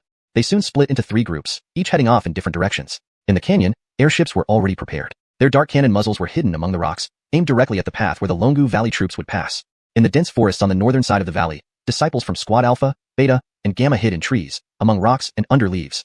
anywhere that could conceal a fully armed disciple of the Beast Spirit Sect. On the southern plain, covered in sand and stones, there was no place to hide. Helena, along with Rico and his assassination squad, stood openly waiting for the Longu Valley forces. The Longu Valley troops did not keep them waiting long. Just as the sun peeked over the mountains, the vast Longu contingent came into view, stretching as far as the eye could see. Not only were there many people, but there were also large beasts pulling cargo carts, covered by tarps so no one could tell what was inside. This convoy moved without any concealment, almost advertising its cargo. Such an obvious trap would not fool anyone who wasn't a fool. However, according to ancient military strategy, if your position is strong, feign weakness. If weak, feign strength. The more brazen the display, the more uncertain the enemy becomes. Turning truth into falsehood and back again works best against clever minds. Thus, the simplest approach to deal with someone like Aiken was to use brute force. No matter how many brilliant tactics he had, sheer power would break through. Ambush or not, cut off all their lines. Attention everyone, ambush ahead. The vanguard of the Longu forces had spotted Helena standing right in the middle of the road. The previously lazy Longu soldiers instantly snapped to attention, drawing their weapons. Over 1,000 men formed a defensive stance, turning the once disorganized army into a ferocious steel dragon poised for battle. Aiken stepped forward, looking at Helena, who stood alone. With a smile, he said, "I didn't expect to see you here. Isn't this Emil Helena? It's been a long time since we last met. Emil Helena, you still look as formidable as ever." Helena snorted contemptuously. "Long time no see, and you're still as annoying as ever." Helena stretched her shoulders and continued, "Since you know I'm here, just leave the supplies behind and go back where you came from. That way, I might let you live." Ignoring Helena's threat, Aiken replied calmly, "Emil Helena, you must be joking. If I left just because you told me to, wouldn't I be a laughingstock?" Helena raised an eyebrow. "So, you won't leave? Since you know my intentions, why say more?" Helena grinned. "Good gutsy." With that, a six-armed manifestation appeared behind her. Its eyes widened, towering over 100 feet tall. It held a massive hammer, sweeping towards the Longu forces with devastating force, seemingly intent on annihilating the entire unit. The faces of the Longu disciples changed instantly, terrified by the sheer might of Helena's attack. Facing this cataclysmic blow, Aiken, unperturbed, respectfully turned to a hooded figure beside him. "Please step in, Special Ashan." "Nonsense, I'll handle it." A raspy voice came from under the hood. The envoy extended a hand, covered with intricate ant-like runes. Raising his hand, a swarm of spine-chilling black insects erupted from his body, forming a giant hand that seized Helena's incoming hammer. "Not bad, Helena, a renowned name on the heavenly Yolst. Your strike has impressive power. May I request a duel?" The envoy's hoarse and grating voice was unsettling. "Humph, cowardly fellow, today I'll teach you a lesson." Helena swung her hammer upward, sending the envoy flying into the sky. Without flinching, insect wings sprouted from his back, and he used the momentum to soar higher. "Helena, dare you fight me in the sky?" "Why not?" Wings of fire emerged behind Helena, and she launched herself into the clouds like a streaking arrow. For a moment, deafening roars echoed from the clouds. Insects and birds intertwined in sound, half the sky shifting between black and red. As everyone's attention was drawn to the epic battle in the sky, Rico made his move. He led the assassination squad like a sharp blade piercing straight into the heart of the Longu forces. Before the Longu disciples could react, Rico's team struck like tigers amidst sheep, decimating the Longu ranks. Each member wielded deadly blades, striking swiftly, and each strike claimed lives. Rico, in particular, brandished 2 insect jaw scimitars, moving so fast that every swing claimed multiple lives. This wasn't an ambush, it was a massacre. Gabinally reacting, the Longu disciples surrounded Rico's team, trying to cut them down. However, Rico's assassination squad was elite, and for a while, the Longu forces couldn't touch them. Seeing his disciples fall, Aiken took command. "Spread out. Only surround, do not attack. Everyone, form a defensive formation, don't show any weakness." With Aiken's orders, the Longu disciples regained composure. They adjusted their formation systematically, surrounding Rico's team tightly. Disciples in the center held shields, defending vital points until the formation was complete. Though the sudden assault had dealt significant damage to the Longu forces, staining the ground with blood, the sheer number of Longu soldiers overwhelmed the 50-strong assassination squad. Surrounded in the center of the Longu forces, panic began to spread among the assassins. Some attempted to break out, but the Longu troops formed an impenetrable wall. The assassination squad seemed cornered with no escape. Hashtag chapter 99. The assassination begins. Please bear with it for a moment. Rico's little black companion suddenly opened its mouth, and a black hole leading to an alternate dimension emerged within. Before the 50 members of the assassination squad could react, they were all swallowed whole by Yoltal Black. With no members of the assassination squad around, Rico could finally act without restraint. A cute water sprite resembling clear water appeared beside Rico. As soon as it emerged, a mist spontaneously formed in the arid plain. The disciples of Long Valley looked at each other in bewilderment, none understanding how this mist had appeared out of nowhere. Only Ichabod stared in shock at the beast by Rico's side. "Water sprite. This can't be. How is it possible for anyone to form a pact with elemental sprites?" Ichabod's voice was filled with disbelief. He couldn't believe that someone could actually form a contract with elemental sprites, the eternal children of the elements. No matter how much he doubted it, the fact stood before him. He watched helplessly as the air, which contained virtually no water elements, was enveloped in a dense moisture, wrapping all the Long Valley disciples within. And then, Rico vanished right before everyone's eyes, without warning. At this moment, the assassination truly began. The fog grew thicker, making it increasingly difficult for the Long Valley disciples to see clearly. Soon, The thick fog rendered visibility 0. One disciple suddenly detected a hint of iron rust in the air. After a closer sniff, he realized it wasn't iron rust but blood. He wanted to find the source of the blood, but there was nothing visible in the whiteness that surrounded him. It felt like he had entered an eerie space, eerily silent. All he could see were endless white. When he tried to call out, the bizarre fog clung to his throat like sticky maltose, preventing any sound from escaping. Fear crept up his spine. Despite being among teammates, he felt utterly alone, almost driving him mad. Gabbinally, he heard a faint sound, like a ball of yarn landing on the ground. Clinging to this hope, he stumbled towards the source of the sound. In this white fog, his hands were more useful than his eyes. Eventually, he felt a round object, similar to a rock, on the ground. Yolfing it close to his face, he realized it was a human head. He could see the stubble that hadn't been shaved off the scalp. The eyes were wide open, filled with confusion. Terrified, he threw the head far away. Still shaken by what he saw, he stumbled backward. Unaware, he tripped over something and fell to the ground. His hand pressed into a warm, viscous liquid. Pulling his hand back, dark red blood streamed down his palm and dripped from his elbow to the ground. He didn't need to guess what he had tripped over, the corpses of his fellow disciples. They were scattered everywhere, dead within moments. An invisible hand seemed to grip his heart tightly. He broke down. His scream cut through the fog like the final cry of a drowning man. But before the scream left his lips, a slender hand covered his mouth. A cold sensation sliced across his throat. He felt warmth leaving his body. Soon, everything went dark. This illusion played out before all the Long Valley disciples, including Ichabod. But Ichabod paid no heed, merely snorting disdainfully. Himph, mere tricks. A fierce aura erupted from him, dispelling the illusion instantly. He returned to the original plane, where the disciples lay sprawled lifeless or dying around him. 1,000-strong contingent, now halved, and the death toll was still rising. Furious at the sight of his disciples, Ichabod roared, "Wake up!" A shockwave blasted outward, dispersing the mist. Two figures revealed themselves, Rico and Maria. She held the neck of a Long Valley disciple, her black-gloved hand slicing across the throat, spouting blood and ending a life. Rico wielded a scythe-like blade in one hand and a meteorite dagger in the other, decapitating heads wherever he went. A snow-white fox on his shoulder glowed pink, pulling these disciples into deadly illusions. Ichabod's roar woke the surviving disciples, but Rico continued his killing spree, taking lives as they roused from their stupor. "Boy, you dare kill before my eyes. Are you courting death?" In rage, Ichabod aimed a palm strike at Rico. A 6th-rank expert's full wrath could slay Gabith-rank cultivators, let alone a 3rd rank like Rico. Yet his palm struck Rico and turned him into a spray of water. Water clone? To Ichabod's surprise, Rico's clone was incredibly lifelike, fooling even him. Another Rico appeared, facing Ichabod, who turned to deliver another palm strike. PSSHH. Again, water sprayed everywhere. How is this possible? Ichabod had seen Rico use a spirit technique to kill a disciple. How could it be a clone? Could Rico's water clones also use spirit techniques? That was impossible. But Ichabod guessed correctly. Rico's clones not only released spirit techniques, but matched his strength. This was the power of elemental clones. However, Rico was just scratching the surface of this terrifying ability. Further advancements led to elemental avatars, multiplying endlessly. So long as one avatar remained alive, he lived. Ultimately, this reached the stage of elemental embodiment, living eternally as long as elements persisted. This was the elemental body, the mightiest form every cultivator aspired to achieve. ##### Chapter 100, Confrontation. *Pa, *. Aiken unleashed another 3 palm strikes, shattering 3 water clones of Rico. So that's it. I didn't expect you to not only possess a water spirit, but also be a rare elemental body, something unseen for millennia.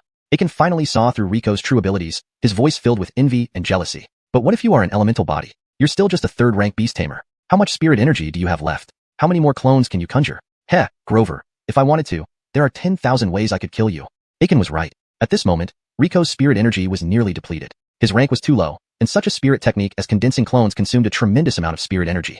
Suddenly, Aiken changed his tone. However, I might let you live. I admit, you truly are a 1 in a billion cultivation genius. It would be a waste for someone like you to die here. Yolston, if you swear allegiance to me, I will spare your life. Everything that happened today, I will overlook. What do you say?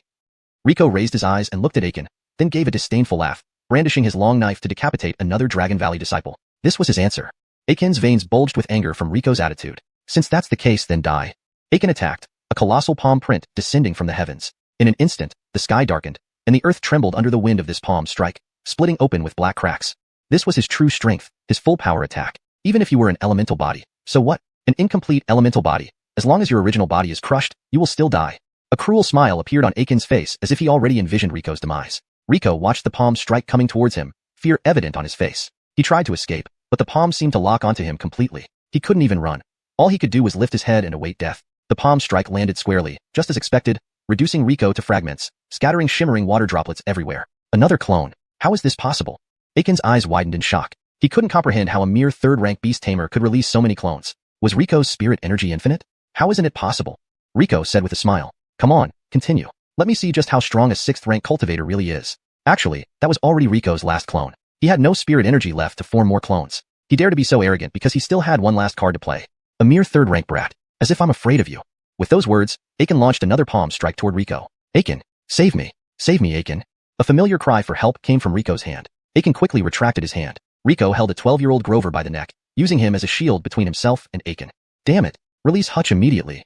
Aiken shouted, anxiety clear on his face. Holding Hutch gave Rico leverage, making Aiken hesitant to attack directly. Rico wasn't stupid. He knew Hutch was his get-out-of-jail-free card. If I release him just because you tell me to, won't that make me look bad? Rico smirked evilly. Gabine, I'll release him if you agree to one condition. What condition?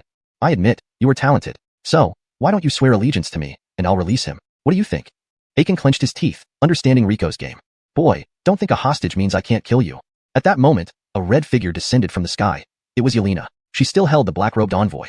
Rico, you've captured Hutch? Excellent. Kill him quickly. The supplies are on him. Dragon Valley is finished. Kill him, and I'll take you away from here. Yelena showed signs of urgency. Hearing Yelena's words, Hutch's face turned pale with fear. No, don't listen to her. Don't kill me. Please. Hutch's body shook violently, one shoe falling off. Rico glanced at Hutch, then looked at Yelena, a slight smile forming on his lips. Sure, Emil Yelena. Don't forget the promise you made to me in the Beast Spirit Sect. I haven't forgotten. How could I? Rico's eyes lit up, his face showing excitement. Really? Great. When do we get married? Married? Married? Yelena's expression froze, but soon she blushed coyly. Stop it. There are others around. Let's talk about this later. For now, kill Hutch. No. Brother, Sean, father, grandfather. Please, don't kill me. I have money. Anything you want, I can give you. Beautiful women? I'll find you 10. No, 100. Please, let me go. Rico pretended not to hear Hutch's pleas and continued. You said before you'd kill the patriarch and make me the leader. Does that still count? Yes. If you kill Hutch, you'll be the leader of the Beast Spirit Sect. Seeing Yelena's growing impatience, Rico clicked his tongue. Boring. No fun anymore. If Aunt continues, she might spank me. Rico tossed Hutch up, and everyone watched wide-eyed as he flew through the air and landed in Ronald's mouth. This isn't what I meant. I told you to kill him, not feed him to a snake. Yelena fumed. Enough. Stop pretending. You're terrible at it. You should be embarrassed, even though I'm not. Rico dug his ears, visibly impatient. So, you figured it out. You were just messing with me. The Yelena, across from him, retorted angrily. She tore off her mask, revealing Ayana's one-eyed face. Of course, I figured it out. Your acting is terrible. Other than the appearance, nothing else fits. Don't you have any self-awareness? Ayana turned purple with rage, unable to respond. The black-robed envoy approached Aiken. I told you this wouldn't work, but you wouldn't listen. Aiken replied grimly. There was an unforeseen issue. This Grover turned out to be an elemental body. An elemental body. Both the black-robed envoy and Ayana exclaimed in surprise. They couldn't believe they were witnessing a legendary elemental body today. Hashtag chapter 101. Save me, Aiden Jim. The black-robed envoy came back to his senses. He stretched out his long, black tongue and licked around his lips. An elemental body. What a treasure. I must take it back and study it thoroughly. The face hidden beneath the black robe appeared as if corroded by something, riddled with holes. Rico had sharp eyesight. He could clearly see white maggots wriggling in and out of those pits, nearly causing him to vomit his breakfast. Rico covered his mouth in disgust and said, You pervert. You should tidy up your appearance first. Hearing Rico mock his face, the black-robed envoy instantly flew into a rage. This face was the eternal pain in his heart. Since childhood, he had no talent for cultivation. In the sect, he was always at the bottom. Until one day, he unexpectedly discovered that he had the aptitude to practice a secret technique passed down by the sect. From then on, he was no longer the weakest. He became an elite disciple within the inner circle and no longer feared being looked down upon. However, a secret technique had its unique aspects. Initially, he didn't know that this powerful technique required coexistence with poisonous insects, using his own body as a breeding ground, feeding himself to the insects, and transforming into a symbiotic insect being. The process would be unimaginably painful, both physically and mentally. Watching insects slowly devour him was not something an ordinary person could endure. By the time he learned the truth about this technique, it was too late. He had become a sought-after new star in the sect, revered by elders and admired by countless senior sisters. He had no way out but to continue cultivating despite the torment. Thus, he ended up looking like a ghost. The female disciples who once admired him now avoided him. Even the sect leader would unconsciously avert his gaze when speaking to him. He finally realized that this world valued not only strength but also appearance. From then on, he wore thick black robes, concealing his face under a wide hood. Even he couldn't face his own reflection. But as his strength grew, he is now an 8th-rank Beastmaster. It had been centuries since anyone dared to mock his face. Until today, a mere 3rd-rank youth dared to mock him right to his face. Anger surged through him. This youth must die today. You're asking for death. The black-robed envoy raised his hand, and countless black, flying insects shot out from his wide sleeves. These insects darkened the sky, each equipped with mouths as large as their bodies, lined with densely packed, blade-like teeth. The black flying insects opened their mouths and flew straight toward Rico. Realizing the danger, Rico abandoned all dignity and turned to run. However, he thought, being bullied by an 8th rank, it was actually more disgraceful for the 8th rank. With this thought, Rico ran even faster. Yet, the insects were faster than he was. Within moments, several caught up to Rico. They landed on his body, opening their mouths and tearing at him viciously. Rico felt searing pain.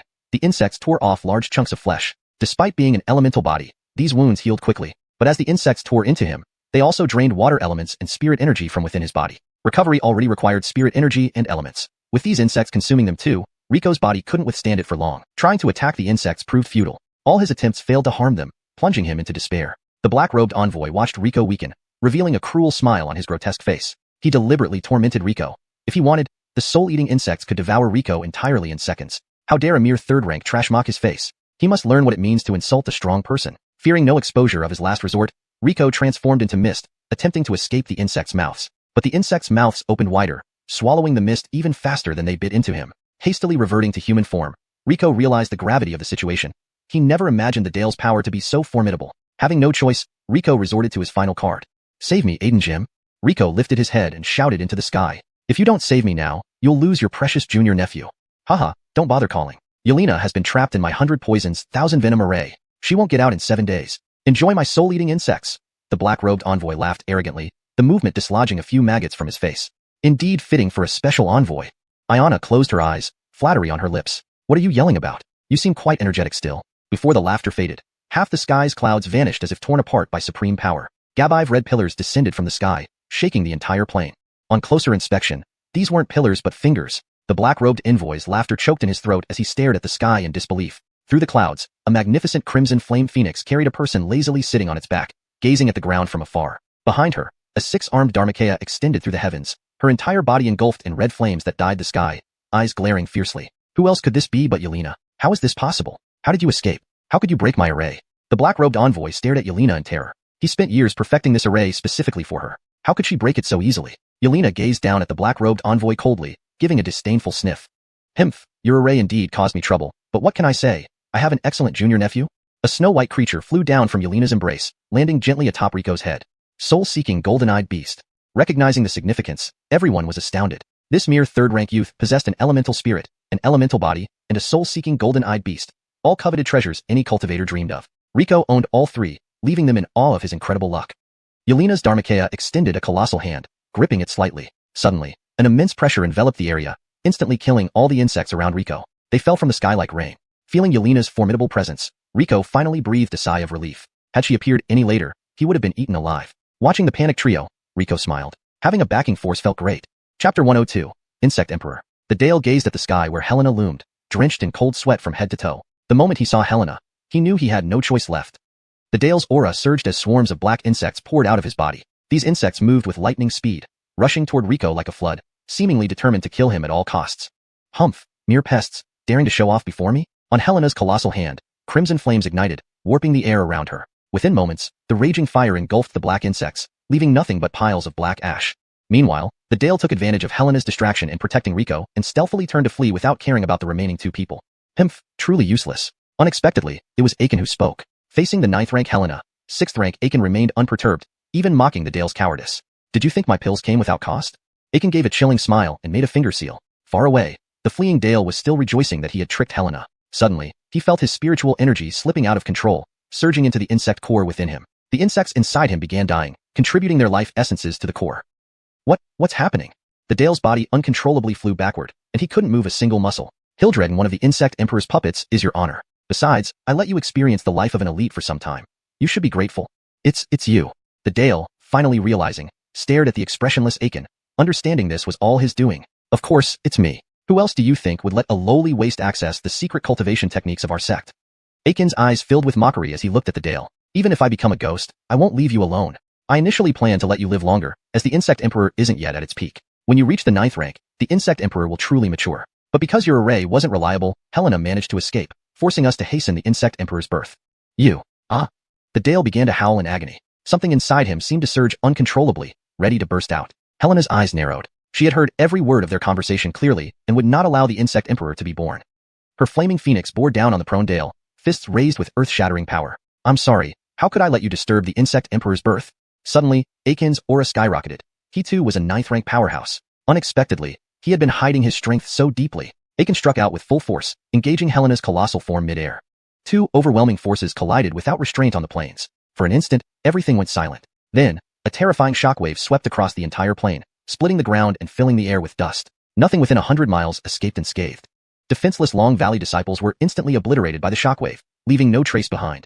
Thick smoke obscured everyone's vision. After a long while, the smoke cleared. Aiken was kneeling on the ground, blood trickling from his mouth, an arm hanging limp, clearly fractured by Helena's blow. Cracks spider-webbed out from under his feet, forming dark crevices. In contrast, Helena lazily lay on the back of the phoenix, not even breathing heavily. Truly worthy of being ranked on the Heaven Yolst. Even at the same rank, you are far superior, Aiken praised generously.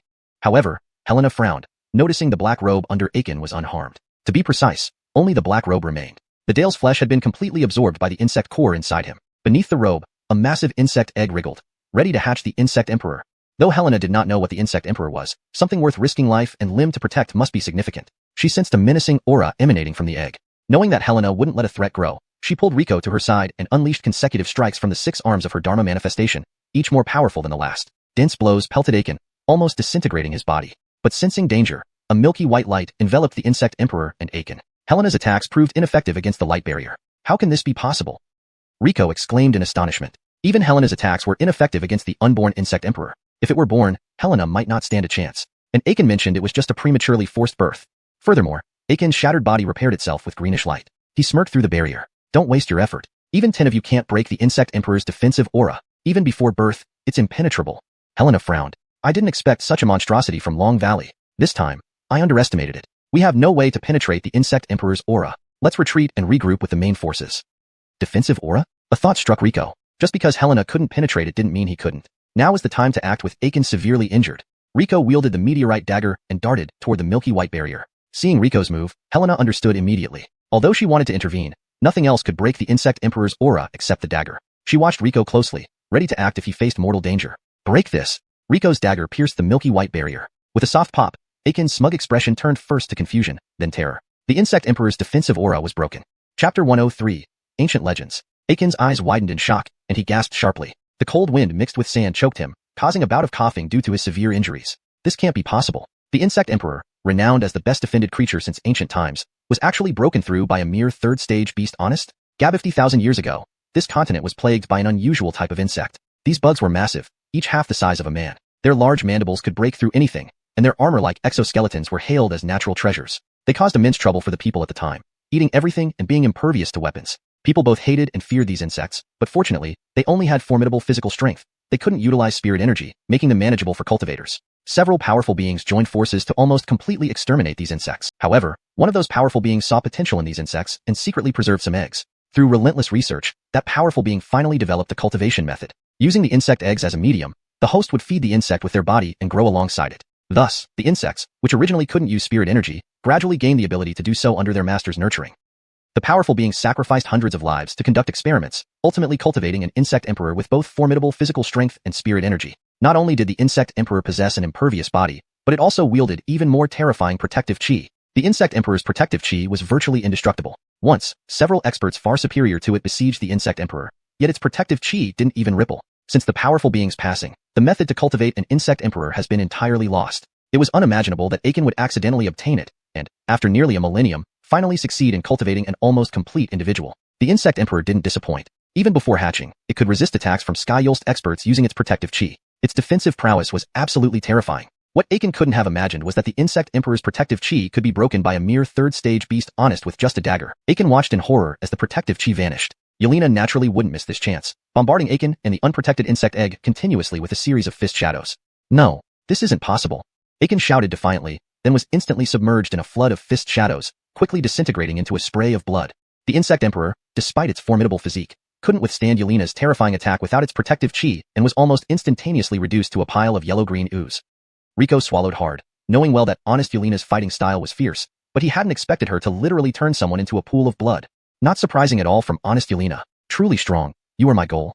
Yelena's lips curled into a strange smile, speaking in a mocking tone. Really? I don't dare accept that. You, Rico, are destined to be the head of the Beast Spirit Sect. Rico, not expecting Yelena to have overheard his earlier conversation with fake Yelena, awkwardly cleared his throat. How could I possibly have such thoughts? Honest, I dare not speak rashly. I was just teasing her. Please don't tell the Blue, or else he will definitely skin me alive. Yelena chuckled lightly, brushing her red hair behind her ear, revealing a section of her snow-white neck. Just joking around, huh? I thought you intended to marry me, along with your Michaela, directly tying up both of us. Cough, cough. Honest, you're joking. How could I disrespect you like that? As the two joked around, a figure suddenly appeared in the distance and approached them. When the person came closer, Rico realized it was the Dixie Mercedes. Mercedes, why are you here? Weren't you supposed to stay with Sister Michaela? How did you find us? Just as Rico was about to go towards Mercedes, Yelena suddenly grabbed him. Don't go. There's something off with that girl. Thanks to Yelena's reminder, Rico noticed that Mercedes' eyes were vacant, and she moved oddly toward them, like a puppet manipulated by strings. Yelena's expression turned serious, far more than when facing Aiken and the Insect Emperor. Now, she looked like she was confronting a grave threat. The grand curtain is about to rise. All actors must be in position. The eternal play is about to begin. Mercedes' mouth opened and closed, a hollow voice seeming to emanate from the depths of hell. One actor is missing. This won't do. Mercedes pointed her hand, and Rico felt the surrounding air suddenly freeze, followed by wild winds swirling around. Rico turned back and saw the scattered flesh and blood from Yelena's earlier assault gathering toward the center. In no time, Aiken's body reformed as if nothing happened. Aiken touched his face absent-mindedly, unaware of what transpired. Rico stared wide-eyed at Aiken. This was unbelievable. Reversing time and bringing back the dead. This wasn't human power. This was divine authority. Haha, so it's true. No wonder. Truly, the power of the gods is terrifying. It seems heaven rewards the diligent. My thousands of years of searching have finally paid off. Ha ha ha. The revived Aiken laughed wildly. Legends? Could it be the Lisbeth? Rico pondered aloud. Lisbeth? What Lisbeth? Yelena looked at Rico quizzically. Rico recounted the story of the Lisbeth he heard from Mercedes to Yelena and described the pottery jars he discovered from Aiken. I see. Yelena nodded in understanding. But what does the Lisbeth intend? Unexpectedly, Aiken replied. You know much more than I thought. Indeed, you were in my room that day. But your guesswork is off. Look at those pottery jars. The order is wrong. Feeling generous today, let me enlighten you further.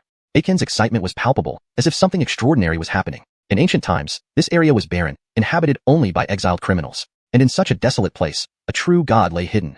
Chapter 104, Entering the Dream. The true god must have committed some grave sin to be exiled here. At first, the people here did not know what kind of deity this was. They tried to communicate with him but received no response. It was as if he were dead. Back then, people didn't realize he was a god and only considered him a large animal. So, some bold individuals divided and ate him. Eaten. Rico widened his eyes in disbelief. Aiken smiled slightly. I reacted the same way when I first heard about it. You should have seen it on the pottery. Those old jars documented the event. Rico remembered the broken jar indeed recorded people sharing something, but he had subconsciously thought it was that giant beast. He hadn't expected they were eating a god. Immediately after eating the god's body, certain changes occurred. Some gained supreme power and were worshipped as deities, while others transformed into monstrous beings and were driven away. This is what the pottery tells us. Is this story true? Rico found it hard to believe. After all, eating a god sounded more absurd than the sun rising from the west. Aiken sneered. I'm just telling you this because I felt like it. Believe it if you want, don't if you don't. Anyway, we're about to meet that god soon, and all will be revealed. Saying this, Aiken closed his eyes. What? Rico wanted to ask more, but suddenly an irresistible drowsiness overcame him. He propped up his eyelids with his hand, trying not to sleep. However, it was futile. Almost instantly, everyone in this vast area, whether from Dragon Valley or Beast Spirit Sect, fell asleep simultaneously. The previously tumultuous rift and valley fell into a deathly silence. When Rico opened his eyes, he found himself standing outside a familiar village. A tall middle-aged man approached him briskly. Edith, you've finally returned. Your mother has been talking about you every day, longing for your early return. The man turned out to be Rico's father, Benton. Jesse, why are you here?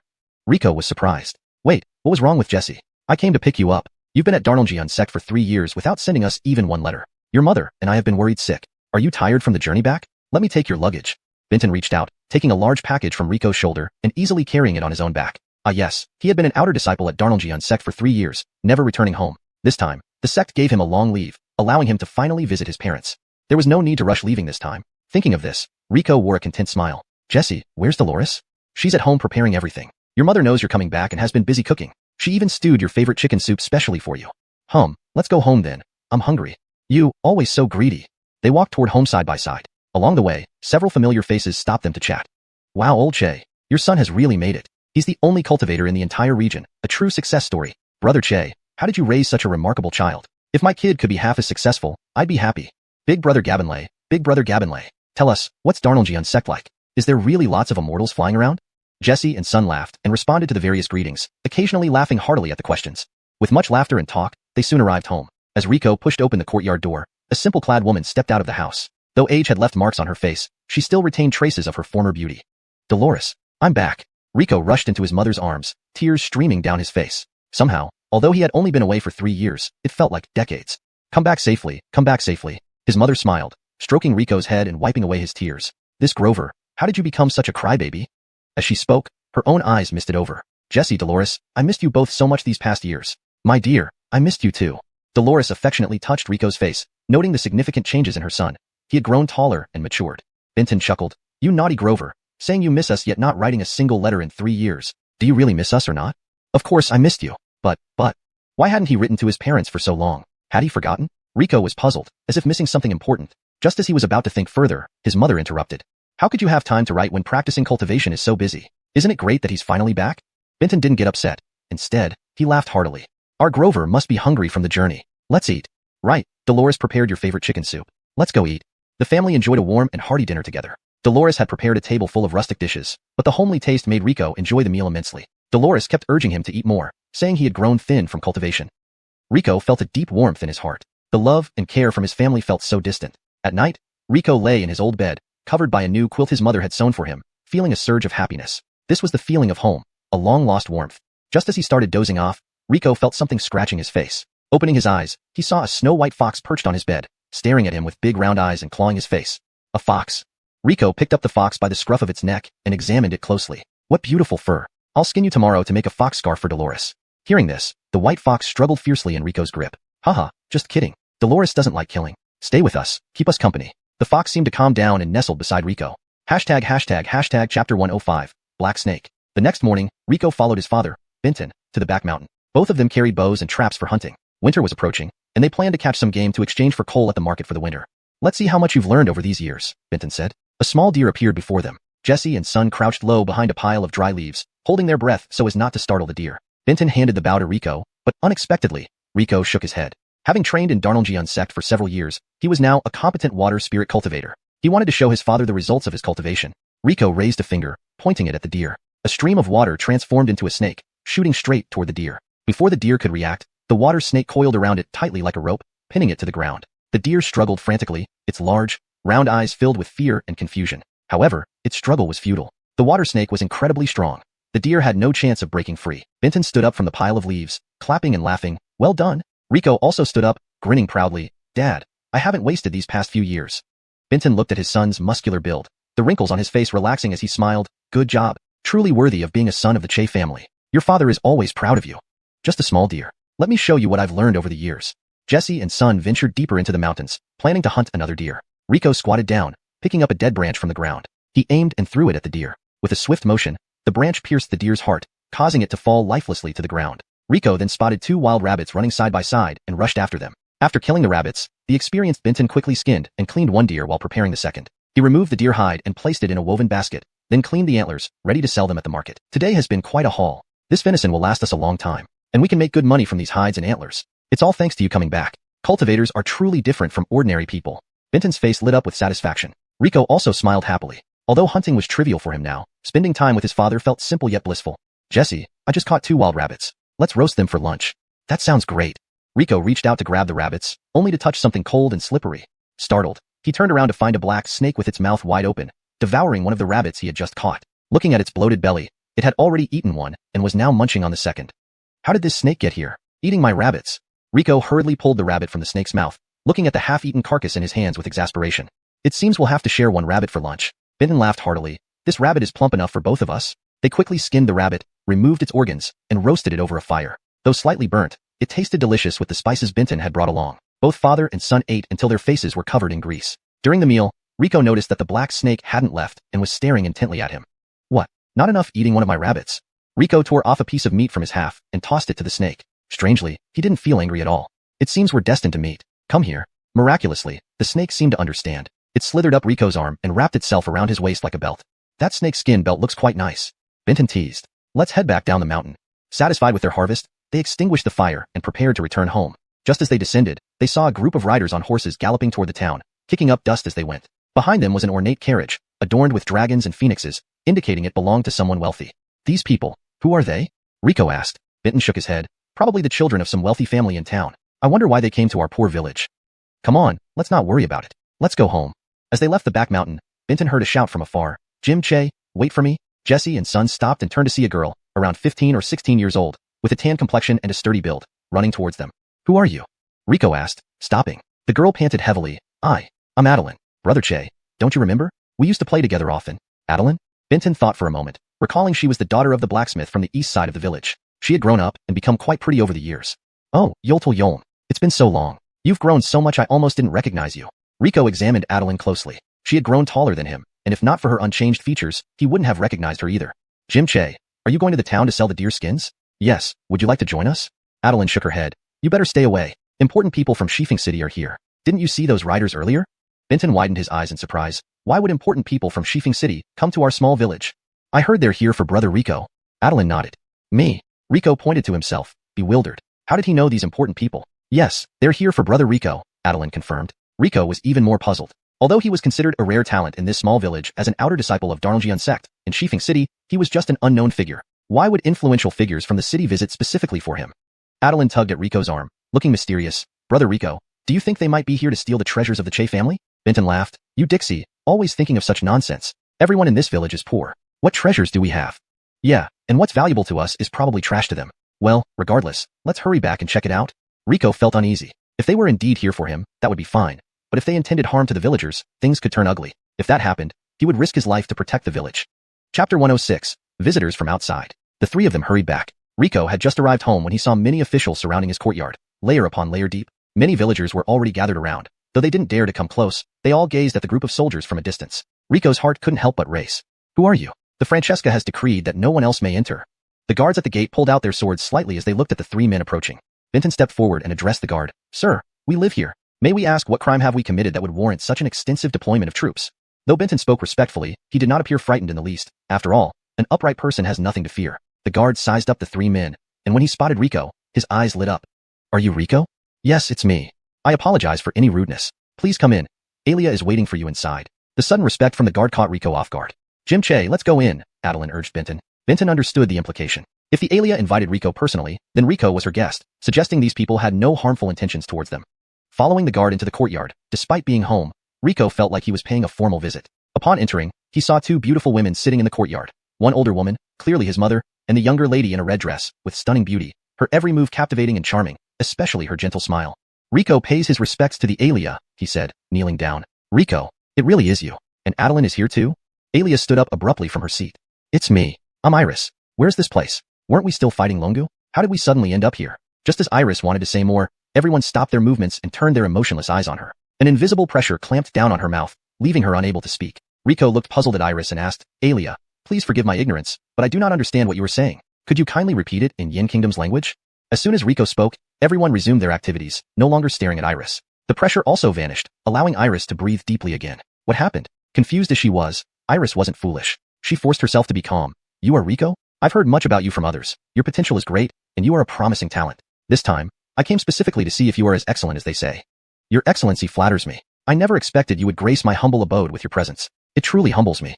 Rico remained humble, though he was perplexed. While his master indeed said he had potential, did he, an unknown nobody, really deserve a Francesca to visit him in person? Meeting you today. I see you are as outstanding as rumors say. I very much appreciate you. Given the pleasant environment and simple lifestyle here, I've decided to stay for some time. How do you feel about that? Iris's words made Rico widen his eyes in surprise. Well, I have no objections, but wouldn't that tarnish your excellency's reputation and cause gossip? Iris's expression darkened slightly, almost as if Rico had forgotten who she was. Then Rico's mother spoke up. If the Alia truly wishes to stay, who would dare to gossip? She glanced meaningfully at Iris, whose face instantly flushed. Thinking of the strange occurrences here, Iris calmed down. Everything seemed connected to Rico, so staying close would help uncover the truth. Thus, she composed herself and replied, let them gossip. I, the Alia, am not afraid of idle talk. All right, if I fail to serve well, please bear with me. Iris stepped outside to arrange matters with the troops, while Rico's mother called him over. My dear child, imagine this. After training abroad for a few years, even the Alia falls for you. When do you plan to get married? This could bring glory to our family. Your mother is eager to hold a grandchild.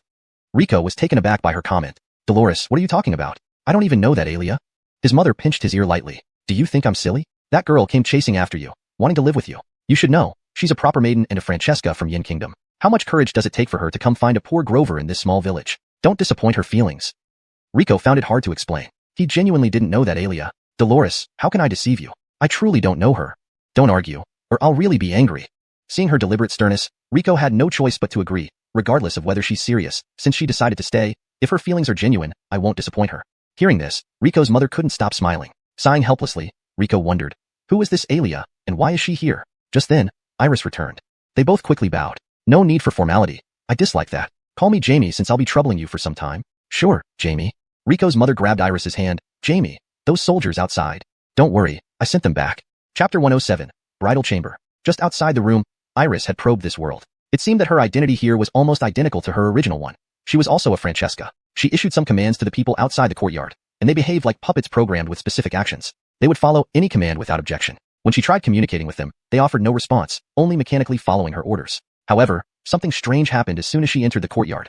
Those puppets suddenly came to life. Both in behavior and speech, they became indistinguishable from living people. Interacting with these people, Iris found that not only could they respond fluently, but each had their own name, background, and relationships. They even questioned her unusual behavior, just like real people.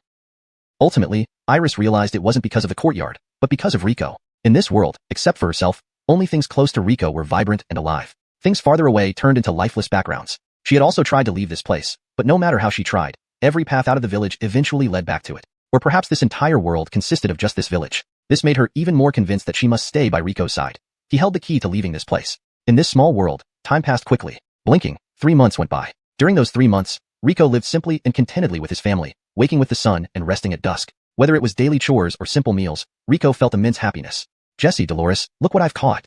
At the gate of the small courtyard, covered in snow, Rico carried in a wild boar weighing hundreds of pounds. Benton smiled and helped Rico prepare the wild boar. Rico's mother patted the snow off him and then warmly took Iris's hand. Jamie, you've been with us for 3 months now. Is there anything we haven't taken care of properly? No, Auntie. I'm happier here than at home, Iris smiled. To her, these 3 months felt like mere hours. Iris realized this seemed to be Rico's dream, where time fluctuated wildly. One moment they were eating together, and the next, they were setting off fireworks outside the courtyard. During these hours, they experienced many small events, trivial matters of daily life, all of which shared one common trait, happiness and joy. It seemed this was a specially crafted dream for Rico, designed to make him linger. During this period, Iris wanted countless times to remind Rico, but whenever she opened her mouth, an invisible force prevented her from speaking the truth. It was as if the will of this world didn't want the beautiful dream to shatter. So happy, Rico's mother patted Iris's hand. When do you plan to get married? Hearing this, Iris froze. Well, her face turned red, unsure how to explain to the enthusiastic Mrs. Che. Beside her, Rico blushed and interjected, Dolores, what are you saying? We're still young. There's no rush for marriage. Upon hearing Rico's words, his mother frowned, complaining, You're not getting any younger. It's time to get married. You may not be in a hurry, but I am. She wiped her eyes, seemingly on the verge of tears. Iris felt a pang of sympathy. Since everything here was fake, she might as well let her be happy. So she said, Auntie, we've decided. We'll get married next spring. Hearing this, Rico's mother beamed with delight. She glanced at Rico and said, Look at you. You're less decisive than your girl. What are you waiting for? Hurry and go propose to the Yoel family. Startled, Rico looked at Iris, confused why she suddenly agreed to marry him. But since she spoke up, he couldn't back down. He gritted his teeth and said, blushing, All right, I'll go to the prince's residence tomorrow and propose. Suddenly, Iris found herself surrounded by a misty veil. Reaching out to clear it, a large, strong hand gripped her wrist. Rico's voice whispered in her ear, Don't rush, we're almost to the bridal chamber. How can a bride unveil herself? Iris froze. She had just agreed to the proposal, and now they were already entering the bridal chamber? Suddenly, she felt herself being lifted into Rico's arms and gently placed on a soft bed. A jade Rui slowly unveiled her head covering, revealing Rico's handsome face above her. In the bridal chamber, red candles flickered, and celebratory red silk decorated every corner. Rico gazed at Iris with deep affection. The candlelight cast a rosy hue on her cheeks, making her appear exceptionally alluring. Unable to resist, Rico leaned in and kissed her soft, crimson lips. Iris's eyes widened in shock. Her body stiffened at the unexpected kiss. Rico's fiery embrace drew her in, his warmth and passionate kiss gradually intoxicating her. Despite their master-servant relationship, their bond surpassed ordinary familial ties. Lost in the moment, Iris wrapped her arms around Rico's waist, wishing this moment would never end. Perhaps staying here with him forever wouldn't be so bad. But then, she snapped back to reality and pushed him away, standing up amidst his puzzled gaze. She tore off her elaborate decorations and shouted at Rico, Wake up, this isn't real. It's just a dream of yours. Her unwavering resolve broke through the unseen barrier, allowing her to finally shout this out loud. Rico froze, his expression shifting from confusion to conflict. Seeing his reaction, Iris urged, Wake up, your teacher and friends are waiting for you outside. You can't stay here forever. As she spoke, the world began to distort. The small bridal chamber started to twist, dark shadows replacing the festive reds. The bright red candles emitted eerie blue light, and the window opened to reveal wedding guests standing outside, their faces grim as they stared intently at Iris inside the bridal chamber.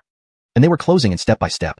##### Chapter 108, The Divine Realm. Suddenly, a white fox darted out from somewhere. Its fur bristled, and it snarled at the guests with bared teeth. The guests, whose eyes had been as lifeless as still water, instantly focused on the white fox. In one leap, the fox jumped out of the bridal chamber and ran towards the yard outside. The guests, in response, twisted their stiff bodies and began to chase after the fox. Just as Iris let out a breath of relief, a black snake appeared before her. It flicked its tail against her, signaling for her to follow. Iris snapped back to reality and tried to pull Rico, whose eyes were still vacant, but found that his body was incredibly heavy, almost impossible to move. The black snake turned around, hissing impatiently, urging her to hurry up. Looking at the guests who were already returning, Iris thought, this is Rico's dream. Those people shouldn't harm him. Biting her lip, she followed the black snake as they fled the yard. Outside the yard, the white fox was already waiting for them. Seeing them approach, it turned and limped ahead, leading the way. It was then that Iris noticed the white fox's leg was bleeding profusely, apparently injured by the crowd just moments ago. I remember you're Rico's guardian beast, right? What's going on here? Where are you taking me? The white fox wagged its tail but didn't respond. Thank you for earlier. You're injured. Do you want me to bandage it? For some reason, Iris felt unusually nervous in its presence. The white fox glanced back at her, and this time she understood. It wanted her to be quiet. Embarrassed, Iris bit her lower lip and followed silently behind the fox. They walked quietly through this world, which was deep in winter.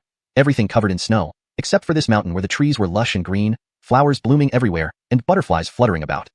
How can it be like this here? Why didn't I notice before?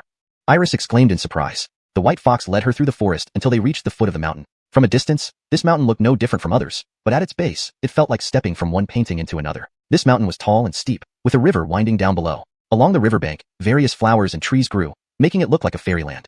Standing at the foot of the mountain, Iris looked up in amazement. At the summit, there was a sea of clouds. Amidst the clouds, several exquisite palaces could be seen faintly, looking ethereal and otherworldly, like celestial mansions far beyond reach. Iris couldn't help but marvel at the beauty and grandeur she had never seen before, lost in the sight. She didn't even notice a red-haired woman approaching. Girl, what are you daydreaming about? Yelena came up behind her and patted her shoulder. Iris turned around sharply, startled to see Yelena's familiar face, almost falling to the ground. Honest, why are you here? Why? Only you and your little lover can get married here, not allowing me to come and see. Yelena teased her, seeing Iris dressed in wedding attire. Hearing Yelena's words, Iris blushed furiously and protested. Honest, don't say such things. You know it's not like that. Yelena laughed heartily, pulling Iris by the hand to a blacksmith shop. Upon entering, the strong smell of sulfur hit her nose. Despite the smell, Iris felt more at ease. Yelena handed Iris her usual clothes, which made her feel much more comfortable once changed. Honest, please explain, what exactly is going on? Why did I never notice this place before? My head is about to explode. Yelena smiled and gently tapped Iris's forehead with her finger. You're still as impatient as ever. Well, aren't I just like you? Iris pouted and clung to Yelena's arm. Let's start from when we encountered Rico and brought back that Dixie. Yelena briefly recounted the events. At that time, I sensed an aura on that Dixie that was definitely not human. It was so powerful that I couldn't even think of resisting. Iris widened her eyes in shock. If even you felt afraid, how strong must she be? Could she be that level of existence? Yelena nodded seriously. I'm certain she has ascended to godhood. That's impossible. How can divine beings exist on Dongyun Continent? I don't know why, Yelena shook her head, but I feel she might have met with some misfortune. Despite having divine power, she can't use it freely, only dragging us into her divine realm, where she can utilize her power. You mean this is her divine realm? I speculate, but I believe it's highly likely. Everything you saw is real, people and objects alike. Creating life from nothing, this is the domain of gods, distinguishing them fundamentally from humans. Her power might be tied to manipulating dreams, but I can't figure out why she hasn't harmed us. She has only confined us here. What is her purpose? There was too much information, and Iris felt her mind spinning. Seeing Iris's bewildered expression, Yelena chuckled. You silly girl, did I say something hard to understand? Not really hard to understand, just hard to accept. Who would have thought I'd encounter a deity for the first time, only to be trapped in her divine realm? You're fortunate. Few people in this world have personally encountered a deity. Yes, I know. Oh, right, honest, what about this mountain? Isn't this supposed to be Rico's dream? Yelena patted Iris's head. This is my dream, dear student. Your dream? Why am I in your dream? Yelena's expression became serious. I feel this deity is very weak, possibly close to death. Even I, who haven't yet reached her level, can create holes in her divine realm. Imagine how weak she must be. In this chapter, Iris finds herself in an unexpected scenario, guided by a mysterious white fox and eventually encountering her master, Yelena. The setting, revealed as a divine realm within Yelena's dream, hints at deeper mysteries involving deities and their interactions with the mortal world. Chapter 109, Anomaly. What should we do now?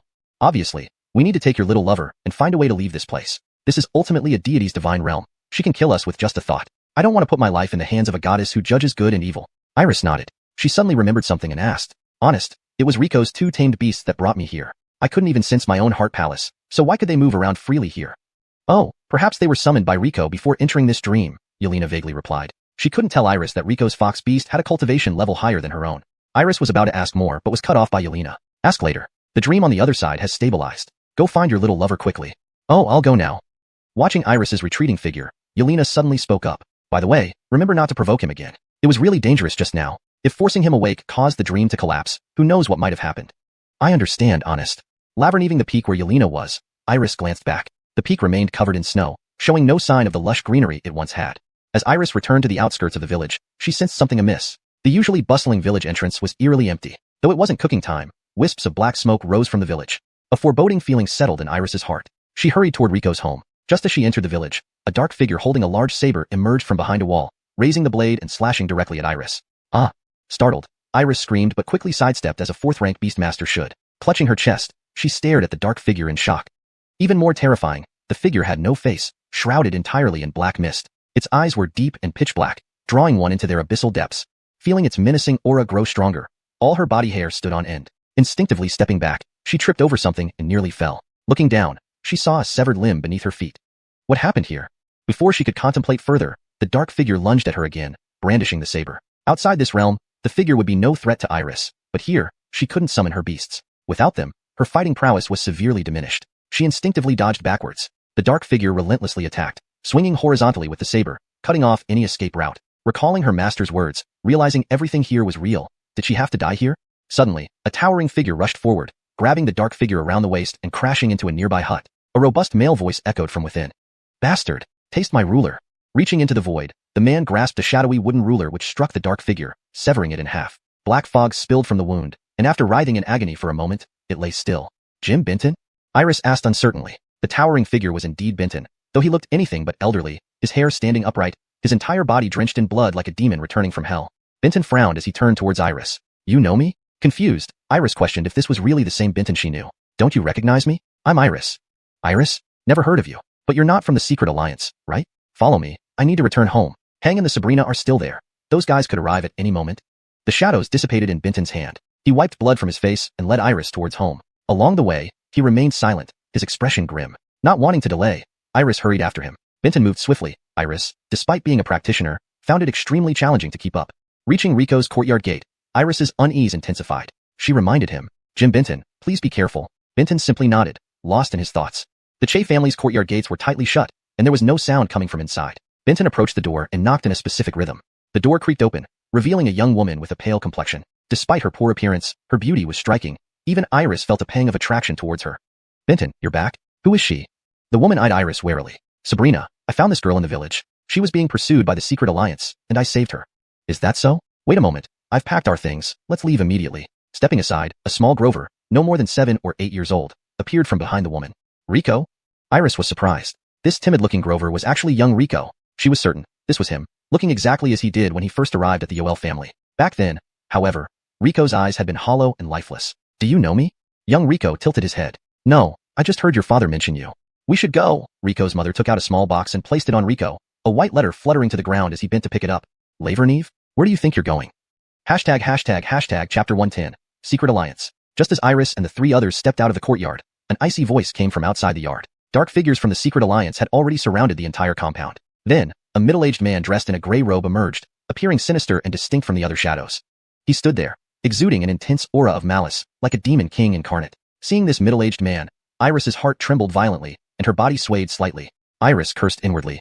What kind of monster is this? Just standing there gives me such an oppressive feeling. I can hardly breathe. Benton shielded her behind him, his gaze solemn as he stared at the middle-aged man and said in a deep voice, I advise you not to come any closer. The middle-aged man sneered. What afraid now? When you stole it from the Secret Alliance, you should have known we would eventually find you. Benton responded with a cold laugh. Afraid? Do you really think we're afraid? Benton drew the wooden ruler phantom and charged toward the black figures of the Secret Alliance, slashing through them in one swift motion. Go. I'll hold them off. Seeing Benton rush towards him, the middle-aged man sneered again. You think you're still that old man's disciple? Without divine protection, you're nothing but discarded pawn of the Emmanuel Pavilion. With a wave of his hand, several ferocious-looking giant wolves emerged from the shadows. Facing the man and the wolves, Benton showed no fear of death, raising the wooden ruler phantom to confront them head-on. Riko's mother knew that Benton was buying them time with his life. She turned her head, holding back tears, picked up Riko, and ran through the gap Benton created for them. She ran with all her might, listening to Benton's agonized roars behind her, but she didn't look back. Tears streamed down her face and dropped onto Riko's forehead. They kept running, and the mist began to rise around them. After an unknown amount of time, the sounds of battle faded away completely. Riko's mother panted heavily, but she did not stop. Iris offered to help carry Riko, but she refused. Suddenly, a deafening roar came from behind them. Iris turned and saw a blinding light rising into the sky from the village. Riko's mother closed her eyes painfully, knowing this was Benton's final move. Soon after, footsteps approached from behind. Everly Yoel, take Hang and go. Riko's mother pushed Riko into Iris's arms and kissed his forehead lightly. Hang, you must live. She gave Riko one last longing look, tears streaming down her face. Mommy! Hearing Riko's cry, she turned away in pain and ran back towards the village without looking back. Suddenly, everything stopped. The footsteps, the shouts, the battle sounds, everything vanished. In Iris's arms, Rico disappeared. But Iris knew he was still there and had woken from the painful dream. Is this your memory? Iris asked into the empty space, knowing Rico could hear her. Yes. You already know what happened next. I stayed on this mountain for a night, covered myself in animal dung to hide my scent, and evaded the wolves. The next morning, a passerby from the Yoel family found me almost frozen to death and took me back. I didn't expect your past to be so. I'm sorry, bringing back such memories. Iris said sympathetically. No, thank you. You helped me remember some details I had forgotten. A figure in white emerged from the direction of the village. It was Rico, holding the letter that had just fallen. I glimpsed this letter once before, but I never got a chance to read it. Thanks to you and whoever constructed this dream, I can finally see what message my mother left. Rico unfolded the letter. Some parts were smudged, those parts he hadn't seen before, but the rest was barely legible. To my dear child, when you read this letter, your father and I should be gone. I wonder how old you are now, whether you are tall or short, fat or thin. Do you resemble me, or your father? Have you married and given me a chubby grandson? There are too many things I want to say to you, but this small sheet of paper can't contain my hopes for your growth. I wish I could grow up with you, but sadly, I cannot. Your father and I owe you an apology for making you bear the fate of Dongyun Continent right from birth. We failed to give you a happy childhood like other children. It was our choice that put this burden on you, and we truly feel guilty. If you blame us or hate us, it's understandable, but I hope you can live a happy and peaceful life forever. Your father and I stole something from the secret alliance and sealed it within you, hoping that one day you could. The letter ended abruptly. Clearly, there was more, but the part about Rico's origins was missing from his memory. That's it? Iris asked, confused. Rico shook his head and tucked the letter into his pocket. Though Iris didn't know, Rico had guessed that the object his mother mentioned was likely the mysterious power inside him. He still didn't understand why she stole it, or why it was sealed in him. The letter was heartfelt. Rico could feel his mother's love in every word. He believed his parents had no choice but to seal the item in him and had their reasons. Of course, he wouldn't blame them. Still, the truth he sought was lost in the massacre. Still, this dream was not in vain. At least it let him remember his enemy's appearance and the name of that organization. A determined look flashed across Rico's eyes. Secret Alliance, wait and see. I will make you pay for your crimes in blood. Hashtag Chapter 111. The Rules of the Divine. Rico took one last look back at his mother's distant figure, a gentle expression crossing his face. Do you want to stay a little longer? Iris asked, unable to bear seeing Rico's reluctant expression. Rico shook his head. Let's go. This is just an illusion. No matter how beautiful it is, it's still false. Even real pain would be better than this. Following Iris, Rico arrived at the peak where Yelena was waiting. As they stepped into the mist on the mountain, everything behind them silently shattered, revealing the dark void. Iris looked back at the vast darkness, feeling as if she had been transported to another world. Hey, Grover, did you finally wake up? Yelena's voice came from the mist ahead. With her words, the mist on the mountain dispersed instantly, revealing Yelena standing before them. You sure slept for a long time. I thought you'd never wake up again. Sorry to worry you, Aiden Aunt. Did you have some nice dreams these past few days? Iris blushed and glanced sideways at Rico. Recalling what happened in Rico's dream, she felt immensely embarrassed. How should she face him now? Though it was a dream, they even held a wedding. If Rico takes it seriously and wants to marry her, should she agree or refuse? Iris felt her heart racing, quickly lowering her gaze to avoid looking at Rico. Yelena seemed to enjoy Iris's embarrassment, so she deliberately asked. Rico scratched his head. I seem to have had both a nice dream and a nightmare, but I don't remember anything clearly. Hearing this, Iris's face fell. She frowned, then stomped on Rico's foot with great force. Hey! Iris's strength made Rico cry out in pain, clutching his foot. Ow! Jamie, what did you do that for? Iris huffed and turned away, ignoring him. Rico was bewildered. What had he done to upset her? Beside them, Yelena was laughing so hard she bent over, clutching her stomach. Teacher, you're still laughing. Iris angrily stomped her foot. I'll stop, Yelena said, trying to control her laughter but still smiling. Rico looked at Yelena, then at Iris, puzzled. Did something happen in my dream? He tried to recall but drew a blank. Aiden Aunt, did I do something bad in my dream? Rico asked directly, knowing Iris wouldn't tell him even if he asked. Heh, I don't know anything about it. Don't ask me. Anyway, we have a lot to do next. Yelena's expression turned serious. The crisis we're facing hasn't been resolved. We may be up against the most terrifying enemy we will encounter in our lives, a deity, or rather, a former deity. A deity. Rico's eyes widened. This was too shocking. He had thought the so-called mountain god was just a powerful spirit beast, not an actual deity. Yes. Yelena nodded and recounted to Rico what she had explained to Iris earlier. After listening, Rico frowned deeply. It looks like this time, we've really encountered a tough opponent. Why, former deity? Rico picked up on the key point in Yelena's words. Yelena nodded. That's precisely what I'm going to explain. Almost certainly, he has lost his status as a deity. Deities are undeniably powerful. Even the weakest deity is beyond the reach of ordinary humans. Deities wield the power of rules, which fundamentally differentiates them from humans, a gap that can't be bridged by mere strength. A deity can obliterate a ninth-rank powerhouse with a mere thought. No matter how strong you are, as long as you cannot grasp the rules, you are no different from an ant in front of a deity, able to be wiped out with a single thought.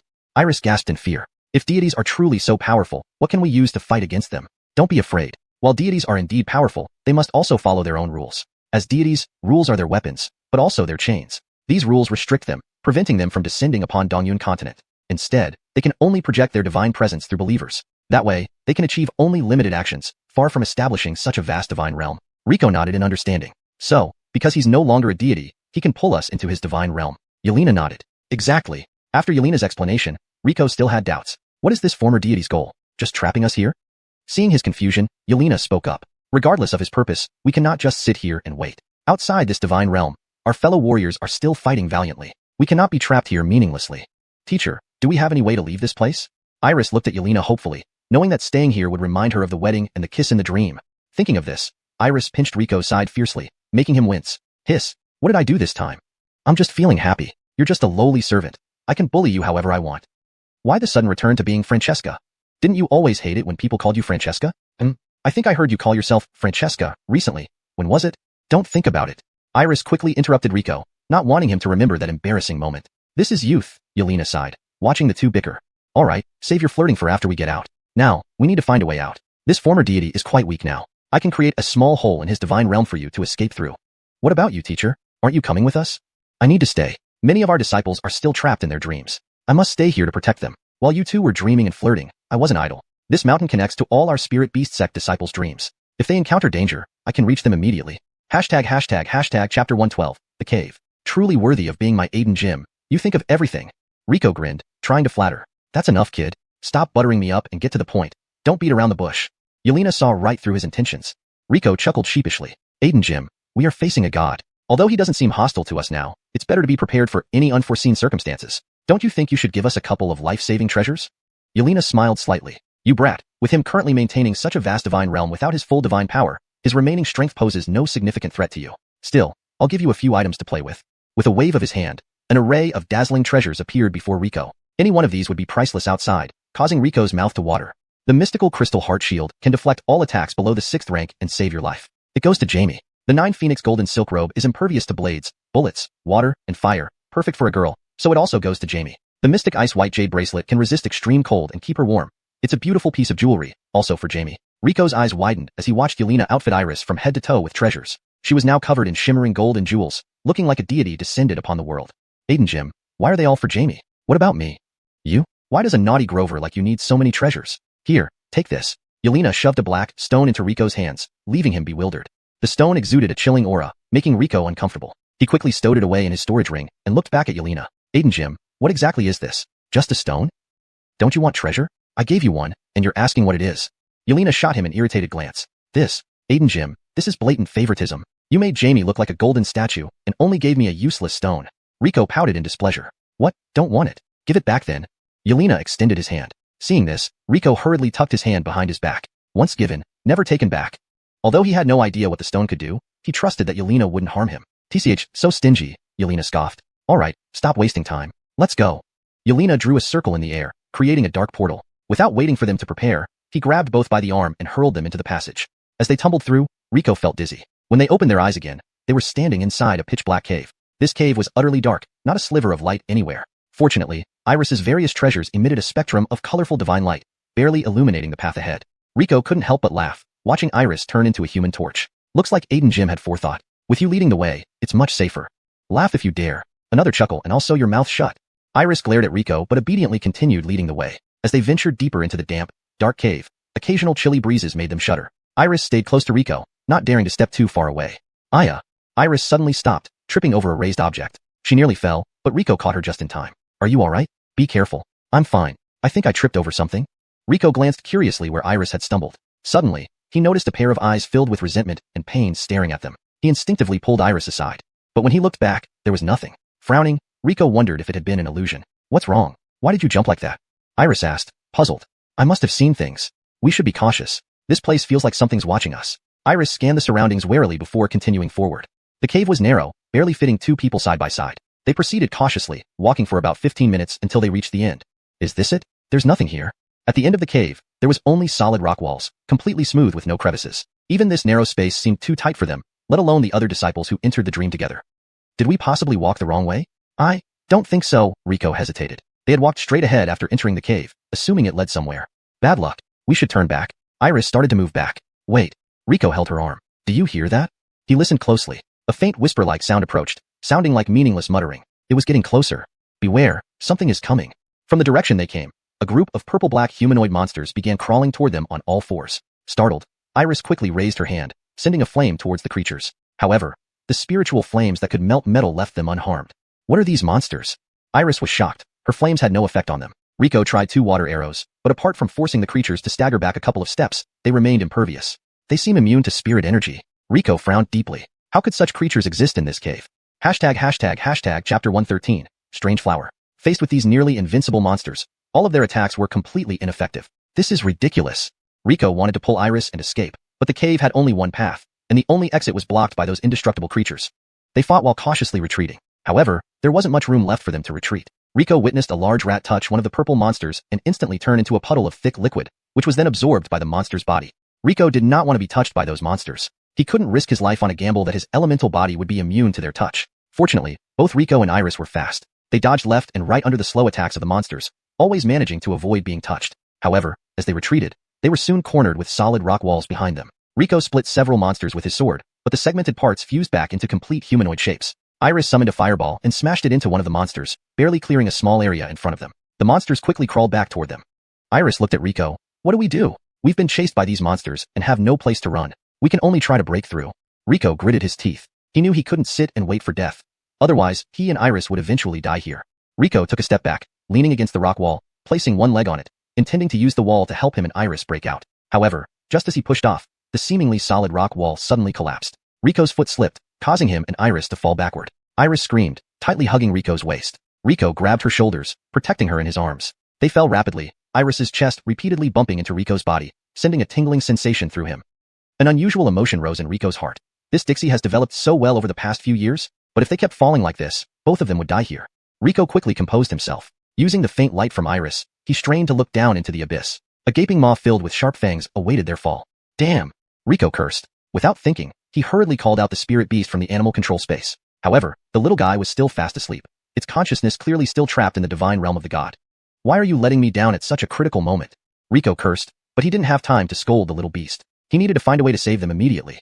Jamie, don't be afraid. Hold on to me. Rico comforted Iris. With one hand around her slim waist, he swiftly formed seals with the other. A surge of spiritual power burst from within him, forming 2 large hands made of water elements that extended from his back. Inspired by Yelena's transformation, these hands grabbed the sides of the rock wall, leaving deep marks.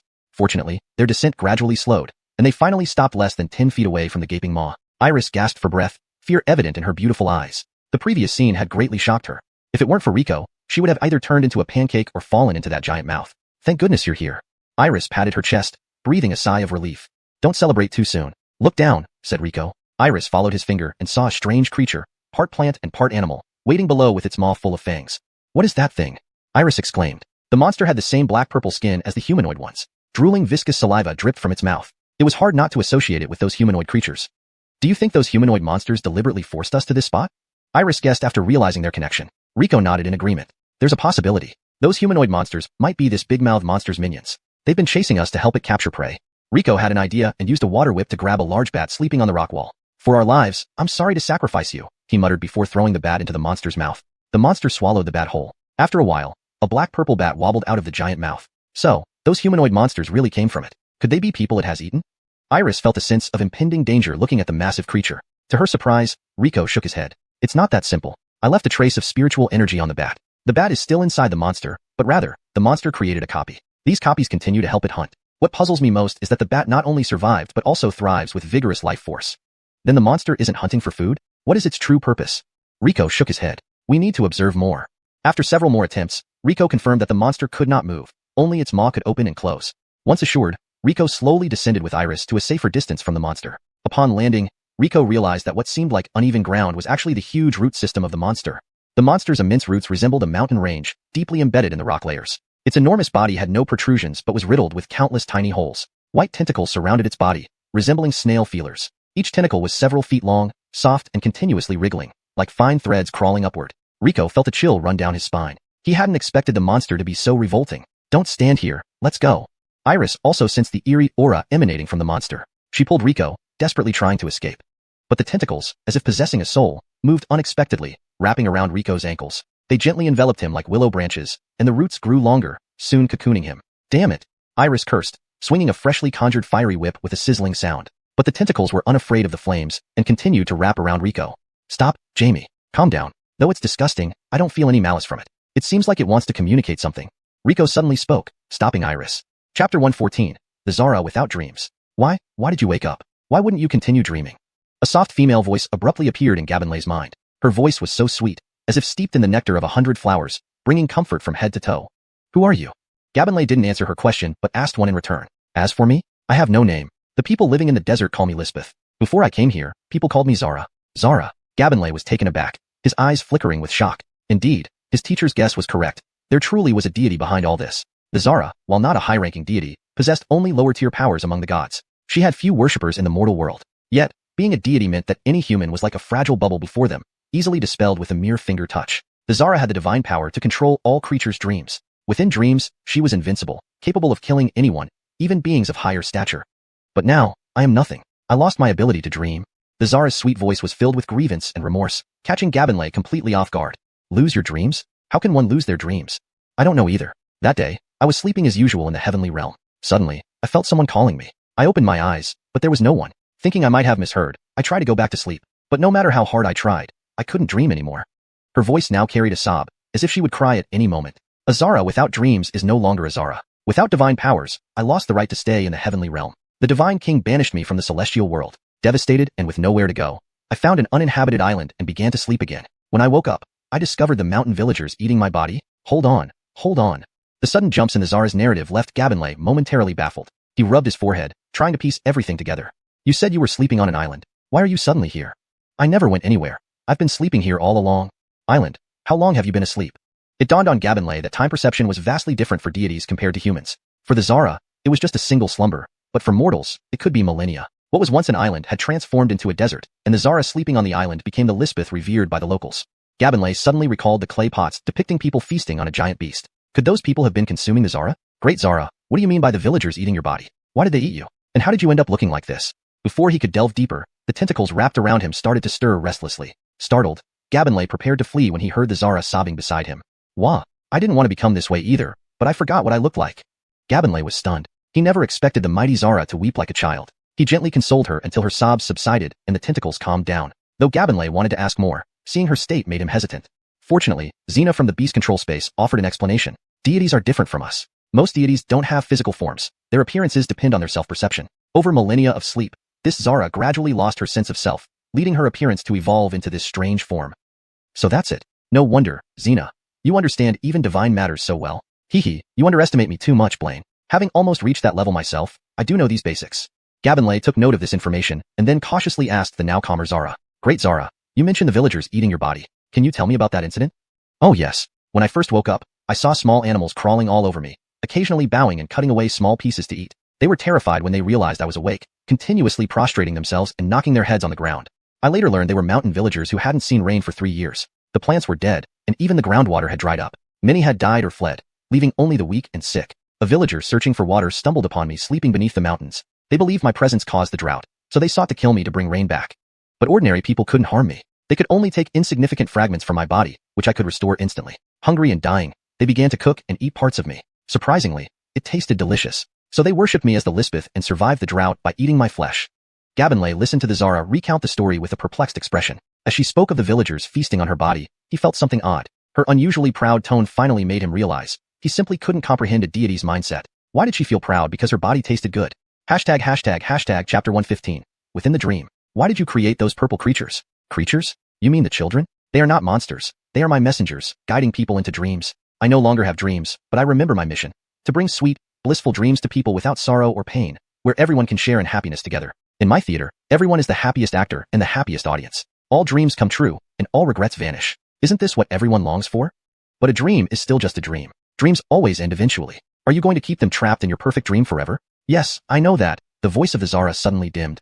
I was once the Zara. I understand better than anyone that dreams are merely an illusion, a temporary balm to soothe the soul, but the real pain remains. However, as the Zara, I cannot refuse their request for a beautiful dream. It is my duty to provide solace. Unexpectedly, the Zara wasn't as fearsome as imagined. She wasn't a tyrannical deity, but rather very gentle. Despite differing ideologies, she remained loyal to her duties. Rico felt that the situation could be resolved through negotiation. However, before he could speak, the Zara's anguished screams abruptly echoed, causing a shiver to run down Rico's spine. No. Oh, Zara, what's happening to you? Someone Someone is consuming my spirit within the dream. Stop it. Don't eat anymore. My head is throbbing with pain. Help me. Save me. Someone please save me. The blackish-purple flower growing from the ground began twisting violently, its thick branches colliding against the rock walls, dislodging large chunks of stone. The roots buried underground started churning like massive earthworms, pushing up huge sections of rock. The purple creatures reappeared, not attacking others this time but writhing on the ground in agony. Iris, standing on one of the Zara's root stems, lost her balance and fell to the ground. Thankfully, she wasn't an ordinary person and managed to roll away from the falling debris just in time. Rico, are you alright? What's happening to it? Why is it suddenly acting crazy? Struggling to climb back onto the Zara's branch, Iris reached Rico. She tried to pull the tendrils wrapped around him, fearing the insane Zara might hurt him. She expected the tendrils to be tight, but surprisingly, they were only gently holding Rico, even shielding him from flying rocks. Hold on, Jamie. Rico opened his eyes and stopped Iris from untangling the tendrils. Someone is hurting the Zara. I need to help her. Zara? You mean this creature is the once great deity? Rico nodded. Yes, I'll explain later. Be careful. He closed his eyes again, immersing his consciousness back into the connection with the Zara. Zara, how can I help you? Stop him, please, stop him in the dream. The Zara struggled to respond. The pain of her spirit being devoured far exceeded physical torture, distorting her voice. How do I do that? Feeling the Zara's agony, Rico anxiously asked. Don't resist. Let me draw you into the dream. Rico felt a gentle force from the tendrils, and an irresistible drowsiness engulfed his consciousness. When he opened his eyes again, the surroundings had changed. He was no longer in the dark cave, but standing in a crimson plain. Behind him lay a vast expanse of misty white clouds, gradually receding to reveal more of the red grassland. Is this a dream? This is the intersection between my mental world and his dream. Gabined his conscious avatar and stop him. The weak voice of the Zara came from the white mist. Just speaking made the mist shrink further. Time was running out for Rico. If the Zara's spirit was completely consumed, she would die, and the connected people might suffer mental breakdowns or become mindless. But how to find him in this endless red sea? Observing the blood-red grass closely, Rico sensed a familiar presence. Aiken, you're here? He. Didn't expect you to detect me. Looks like I underestimated you. A man's face twisted out of the crimson grass. It was Aiken. You knew the Lisbeth was the Zara, right? No, not exactly, but I guess that the so-called Lisbeth was a fallen god from ancient times. I've been planning this for 3,000 years. 3,000 years. Gabinally, I can ascend? Ha ha ha. Aiken's mad laughter echoed as the crimson grass surged, absorbing a significant portion of the Zara's white mist. Ah, it hurts. The Zara's agonized cry pierced Rico's heart. He needed to find a way to fight back against Aiken. Don't be afraid, kid. Essentially, this is still the naive Zara's mental realm. Here, it's not about physical strength but mental power. Remember, my talent targets the mind. With the naive Zara's help, you stand a chance. Christie's voice echoed in Rico's mind through the Zara. Her consciousness was too strong for the weakened Zara to bear, so she could only offer advice. But what should I do? This whole place is part of his mental world. How can I beat him? Don't forget, kid, this is a dream. Christie's reminder hit home. This was a dream, and since it was, Aiken, you really are dreaming. Don't forget, I can dream too. Hashtag chapter 116, the contest. Rico, leaning against the Zara's spiritual mist, saw a towering peak appear before him out of nowhere. This mountain was shrouded in clouds and mist, with clear streams flowing and verdant trees standing tall. Bamboo groves and emerald pools dotted the landscape, forming an almost otherworldly scene, the very illusion of Dongyun Peak. Peaks continued to emerge one after another, and Rico had actually materialized the entire illusory realm of Beast Spirit Sect. The green mountains formed a barrier separating the crimson grasslands of Aiken from the white spiritual mist of the Zara. Boy, do you think you can obstruct me? Aiken sneered as the crimson grassland instantly transformed into a red ocean. Waves crashed violently against the green peaks, shattering them to pieces and scattering rocks across the ground, leaving only chaos behind. Rico showed no surprise. With a calm demeanor, he said, "This is just the beginning." As soon as Rico spoke, new illusions appeared behind him. One by one, more peaks rose from the ground. Each time one crumbled, another replaced it, halting Aiken's crimson flood in its tracks. The clash of red and green held firm in this strange balance. I didn't expect a mere third-stage beast tamer to possess such terrifying mental power. Very well, let's play. Rico's performance intrigued Aiken. In his eyes, Rico and the Zara were already his for the taking. He wasn't in a hurry. He wanted to see what else Rico could do. In an instant, the crimson sea turned into thick red mist that easily enveloped Rico's mountain range and began drifting toward the Zara's spiritual world. Seeing the vast red mist, Rico remained unperturbed. From the sky, colossal white jade gates descended, blocking the red mist's advance. These gates exuded divine light, as if they could bear the weight of heaven and earth. Intricate patterns adorned the gates, seemingly carved from fallen stars, each radiating brilliant white light like the boundless river of stars. Countless mysterious runes and names of powerful beings shimmered with golden light, immediately dispersing Aiken's red mist completely. Heavenly gates. How did you come upon the heavenly gates? Aiken exclaimed in shock. Having lived for thousands of years, he recognized the heavenly gates but never imagined Rico could conjure such exquisite replicas. The details on these white jade gates couldn't be imagined. Rico must have been in close proximity to the actual heavenly gates. Confronted with these heavenly gates, Aiken's red mist withered instantly. In the spiritual world, imagination reigns supreme. Anything one could visualize could be manifested. The battle here was not only a contest of mental strength, but also of imagination. The appearance of the heavenly gates threw Aiken into disarray. His talent, while respectable, fell far short of challenging the heavenly gates. The challenge posed by these gates was a psychological barrier he thought insurmountable. Here, once he conceded defeat mentally, it would mean failure. Aiken had no idea how to counter the colossal heavenly gates. He struggled, manifesting floods, storms, fires, and meteors. But these efforts were like breezes brushing past. No matter how hard they struck the glowing gates, they made no dent even when Aiken was utterly exhausted. What? Is that all you've got? Then I shall unleash my full power.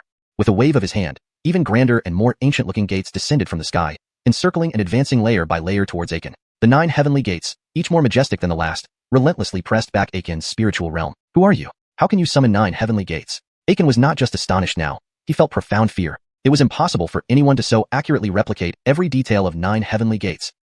As an ancient relic, you should pay more attention to current events. Haven't you figured out who I am yet? Look up the Emmanuel Daily at Emmanuel Pavilion. But I suspect you won't have the chance. At this point, Aiken's mental realm had weakened dramatically. In the vast spiritual world, the red symbolizing Aiken now occupied only a small portion. Rico waved his hand, and a massive sword descended from the heavens, slashing through the red spiritual realm with irresistible force. The sword cleaved through everything, heavily wounding Aiken, whose red aura scattered almost entirely. His form emerged from the crumbling red world. His body wavered, and with a malevolent glare, he stared at Rico. Rico, you destroyed my chance at godhood. This hatred is eternal. I swear to kill you or die trying. Aiken roared to the heavens, emitting an overwhelming aura. Rico's eyes narrowed as he gazed intently at Aiken. The red spiritual realm was originally intended for consuming the Zara's power. Now, focused and determined, Aiken aimed to kill Rico with all his might. If Rico engaged him directly, his lower strength was no match for Aiken's. Behind Aiken, the red mist grew wildly again, quickly condensing into blood-drenched skeletons that charged menacingly towards Rico. You will die here today. Aiken's roar echoed throughout the spiritual world. Rico remained solemn as a shadow of the heavenly gate appeared before him. 2 red skeletons slammed into the gate with a thunderous crash. Instantly, Rico felt excruciating pain in his mind, as if struck by a heavy iron hammer. Such a direct mental assault gave Rico a significant disadvantage. Pure mental strength simply could not compare to a 9th-stage beast tamer. Just one strike left Rico's spirit nearly shattered. Haha, little worm, you're already beaten? There's much worse to come. I'll torment you until you die in endless agony. Rico's pupils contracted sharply as he sensed imminent danger. In the next moment, the blood skeletons behind Aiken exploded suddenly. A vast surge of mental power erupted from the explosion, sweeping toward Rico like a tidal wave. Thud. Rico spat out a mouthful of blood and staggered backward. A deafening thunderclap followed as he struggled to lift his head. Above Aiken, a massive black hole slowly formed, with a colossal red python coiled above it. The python opened its massive jaws and unleashed a destructive beam straight at Rico. Closing his eyes, Rico realized he might die here. Chapter 117, Divine Fall? Ah! A red flash was accompanied by a chilling scream that reverberated throughout the mental space. Rico's eyes widened in shock as he stared at the white mist covering his head. Zara! At this moment, the Zara's spiritual mist had thinned considerably. To protect Rico from Aiken's attack, the Zara's spirit nearly shattered. I can't let you die here. You came to help me. I must get you out safely. Haha, useless Lisbeth. You still protect that bastard. How does it feel, my blow? If only you had been devoured by me earlier, wouldn't you have avoided such pain? Too bad. Now both you and this bastard will die here. Aiken laughed arrogantly, waving his hand, causing the massive red python behind him to shoot 3 energy beams towards Rico. This time, Aiken held nothing back, channeling all his power with the intent of killing Rico. The Zara lacked any defense mechanism and could only use its mental force to shield Rico, absorbing the 3 attacks directly. With each hit, the white mist thinned even more. Rico felt the Zara's aura weakening, the white mist almost disappearing. You, quickly, leave. With its last bit of strength, the Zara enveloped Rico and sent him out of the mental world. No, you'll die. Rico's plea fell on deaf ears as he was already transported back into his own body. Standing on the branches of the Zara, the tendrils entwining him had withered completely. Rico watched helplessly as the Zara's enormous body began to decay, the deathly yellow spreading rapidly from its core. In mere moments, the twisted branches inside the cave lost their vitality, turning brittle and crumbling with a slight touch. Seeing the Zara die before him, an odd emotion stirred in Rico's heart. Guilt over failing to save the Zara intertwined with regret for his inadequate strength, fueling a nameless rage within him. The Zara was dead, and the fate of the Spirit Clan disciples left in the Zara's realm remained unknown. Rico clenched his fists, veins bulging in his neck, his eyes bloodshot. The desire to destroy everything gradually overpowered his reason. Iris, observing Rico, was taken aback. She had never seen him so violent or full of such intense hatred. Aiken, I will make you pay.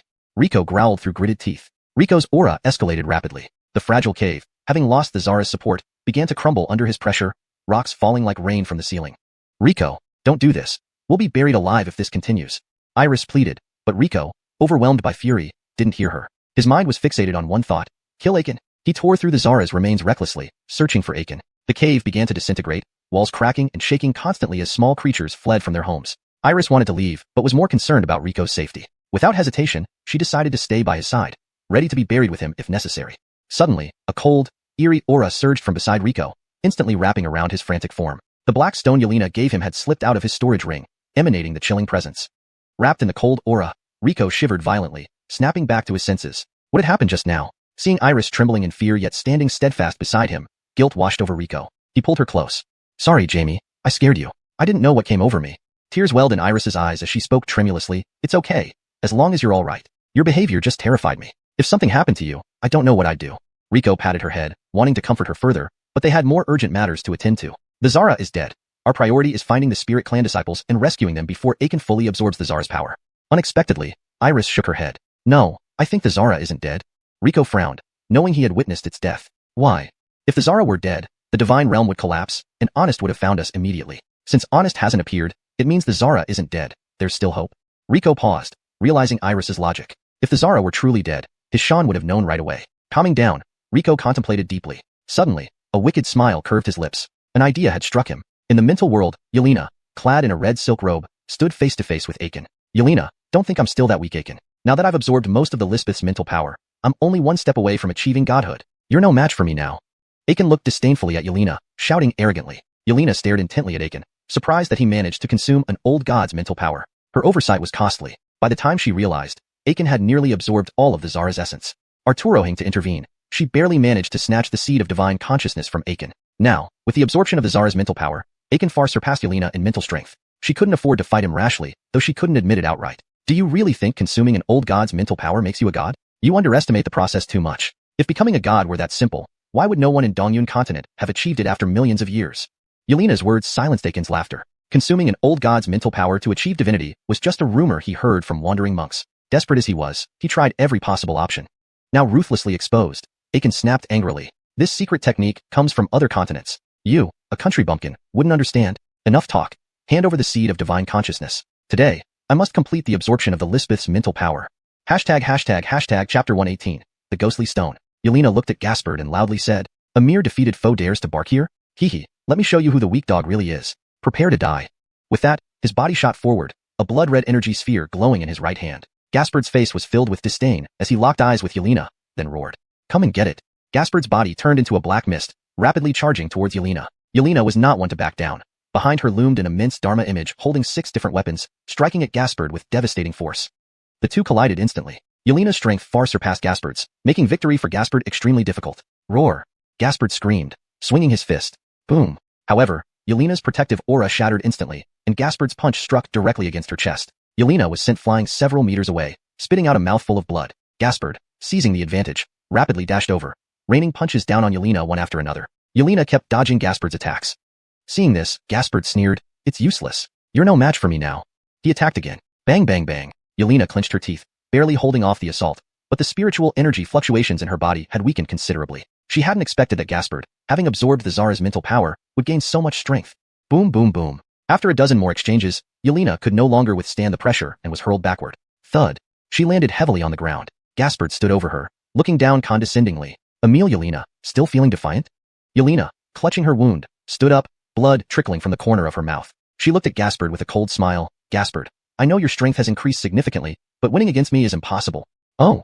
Gaspard showed a puzzled expression, not understanding Yelena's confidence. But he wasn't stupid. He didn't want to give Yelena any breathing room. Behind him, the red serpent reappeared, unleashing crimson destruction energy towards Yelena. Yelena remained calm, pulling out a round crystal shield and raising it up. Boom boom boom. The crystal shield shattered into pieces immediately, fragments scattering everywhere. Yet, Yelena didn't panic. She took out a brass mirror and placed it in front of her. Not just the brass mirror, mountain stabilizing stone, bronze bell, jade cauldron, fire summoning banner. One priceless treasure after another was continuously pulled out by Yelena. Each piece was worth generations of inheritance, but to Yelena, they were disposable items. Let's see how many treasures you have left to squander. Gaspard sneered, his giant snake continuously spouting terrifying energy capable of annihilating this world. However, Yelena's spatial ring seemed bottomless, releasing divine, luminous artifacts like a flood. Gaspard's look changed from disdain to shock, then envy, finally becoming numb. I told you, you can't win me. Yelena said calmly. Gaspard gritted his teeth. Emil Yelena, I admit I underestimated you. I've heard that you are a treasure-rich Taoist, but I never imagined you'd be even more formidable than rumors suggest. Too kind, though you can't compare. Yelena's tone was relaxed, as if she didn't take Gaspard seriously, but it was all a facade. In truth, she knew she was no match for Gaspard now. Her trembling hand hidden behind her back betrayed her fear. At this moment, Gaspard's arm was wrapped in black smoke, which coalesced into writhing, distorted skeletons. So this is your final card? Haha. Gaspard laughed coldly. In the face of absolute power, these tricks are nothing. As soon as Gaspard finished speaking, the black smoke around his arm suddenly vanished. A colossal burst of energy exploded, shaking the entire spiritual realm violently. Yelena was blasted back by the shockwave, blood trickling from the corner of her mouth. Spit. She fell hard onto the ground, coughing up more blood, her body convulsing uncontrollably. Gaspard looked at Yelena coldly. Keep going, continue using your toys. Yelena slowly raised her head, her eyes clear, devoid of the fear Gaspard hoped to see. Gaspard, your stubbornness seals your fate. You will lose, Yelena said calmly. Ha ha ha. Gaspard laughed maniacally. Do you know what you're saying? Lying helpless on the ground like a broken dog. You still claim I'll lose? Gabine, I'd love to see how you think I'll lose. Increased power made Gaspard lose his cool. His mind began to swell with arrogance, losing caution. Seeing Gaspard's reaction, Yelena secretly smiled. This was exactly what she wanted. Do you know I have a nephew disciple who often surprises me? His luck sometimes makes me believe he might be Dongyun Continent's favorite son. He always brings me unexpected delights. When you trapped me in the array earlier, it was his spirit beast that broke through for me. Gaspard frowned at Yelena. What are you getting at? This kid. I'm growing fonder of him. Yelena couldn't contain her smile, blooming like a rose in full bloom. What are you talking about? A strong sense of foreboding surged in Gaspard's heart. He finally calmed down, raising his hand to finish Yelena, but his heart suddenly throbbed, and his power disappeared instantly. What? How is this possible? Confused, Gaspard wondered why his strength vanished. Looking at Yelena's smiling face, Gaspard suddenly realized something. My real body. Someone attacked my real body outside. Not bad, quick thinking for someone as clever as you. Yelena stood up, looking down at Gaspard who knelt on the ground. You despicable cowards. Gaspard clenched his teeth, glaring hatefully at Yelena. Don't even try to return to your body. Did you really think I wouldn't be prepared? In Yelena's hand, a ghostly black stone exuded a chilling aura, tossed casually between her fingers. Gaspard stared at the stone in horror, disbelief evident in his voice. The ghostly stone? Chapter 119. The soul-suppressing tower. This is a treasure from the netherworld. How can you possibly possess it? Aiken could hardly believe his eyes. This ghostly spirit stone was an incredibly rare artifact that countered mental powers. More importantly, it came from the netherworld, the realm of the dead. Rules in the world of the dead were strict, and everything within the netherworld was strictly forbidden to leave. Violators faced eternal damnation. Hence, ghostly spirit stones rarely appeared in the human realm, but who would have thought Yelena actually had one? Haha, as someone called Kaliltatud Treasure Taoist, I naturally have my own means, but these are none of your concern. You should worry more about yourself.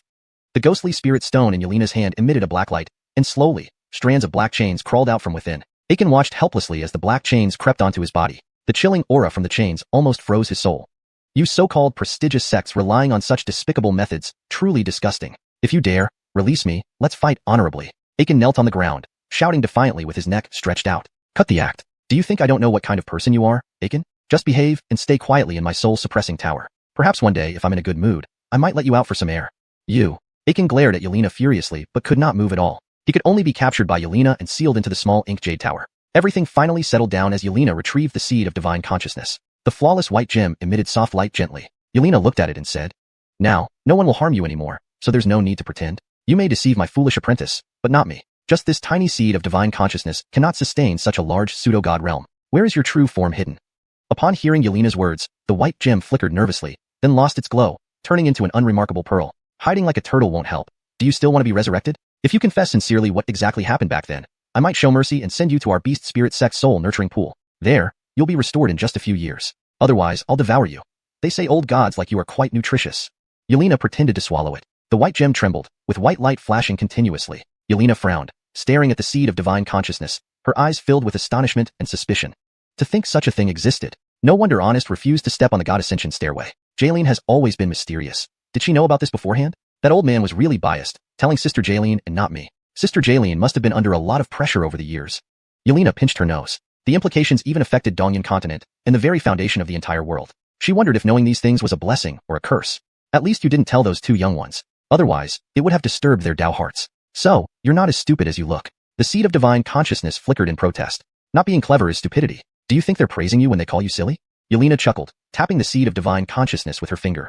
All right, come with me. As for the rest of you, I won't pursue it further. As long as you don't do anything against the Beast Spirit Sect, I'll pretend you don't exist. You can do whatever you want. However, this pseudo-god realm is meaningless now. Others' dreams, no matter how beautiful, are still others. They cannot compensate for your missing parts. Open the door. We should go. My apprentice helped a great deal. I need to reward him properly. A flash of white light, and the entire spiritual realm gradually faded away, revealing Yelena in the cave. In the cave, a quarter of an hour earlier. Rico, what are you doing? Iris looked at Rico curiously as he lay on the dried branch of the Zara tree, eyes closed, seemingly sensing something. Suddenly, he opened his eyes, revealing a delighted expression. Found it. Rico stood up, grabbing Iris's arm and walking quickly along the direction the branch extended. Just as Iris was about to ask, Rico explained. Alicia and I practice the same cultivation technique, so we have mutual sensitivity. I've sensed her location. The other disciples should be there too. Upon hearing Rico's words, Iris's face darkened, and she pinched him. Ouch! Rico yelped in pain, turning back, only to see Iris biting her lower lip, her face puffed up in anger. Spit it out. What relationship do you have with Maria? Why would you both practice the same technique? And what sort of sensitivity? She even called you young honest last time. What's your relationship? If I must say, it should be considered an employment relationship. Rico dared not mention they were master and servant. Otherwise, Iris might devour him alive. Employment relationship? What do you employ her for? Iris stared at Rico's eyes dubiously. The world is dangerous. Another person means added security. Rico scratched his head. We're here. Come and help me. I'll explain when we return. You said that last time too.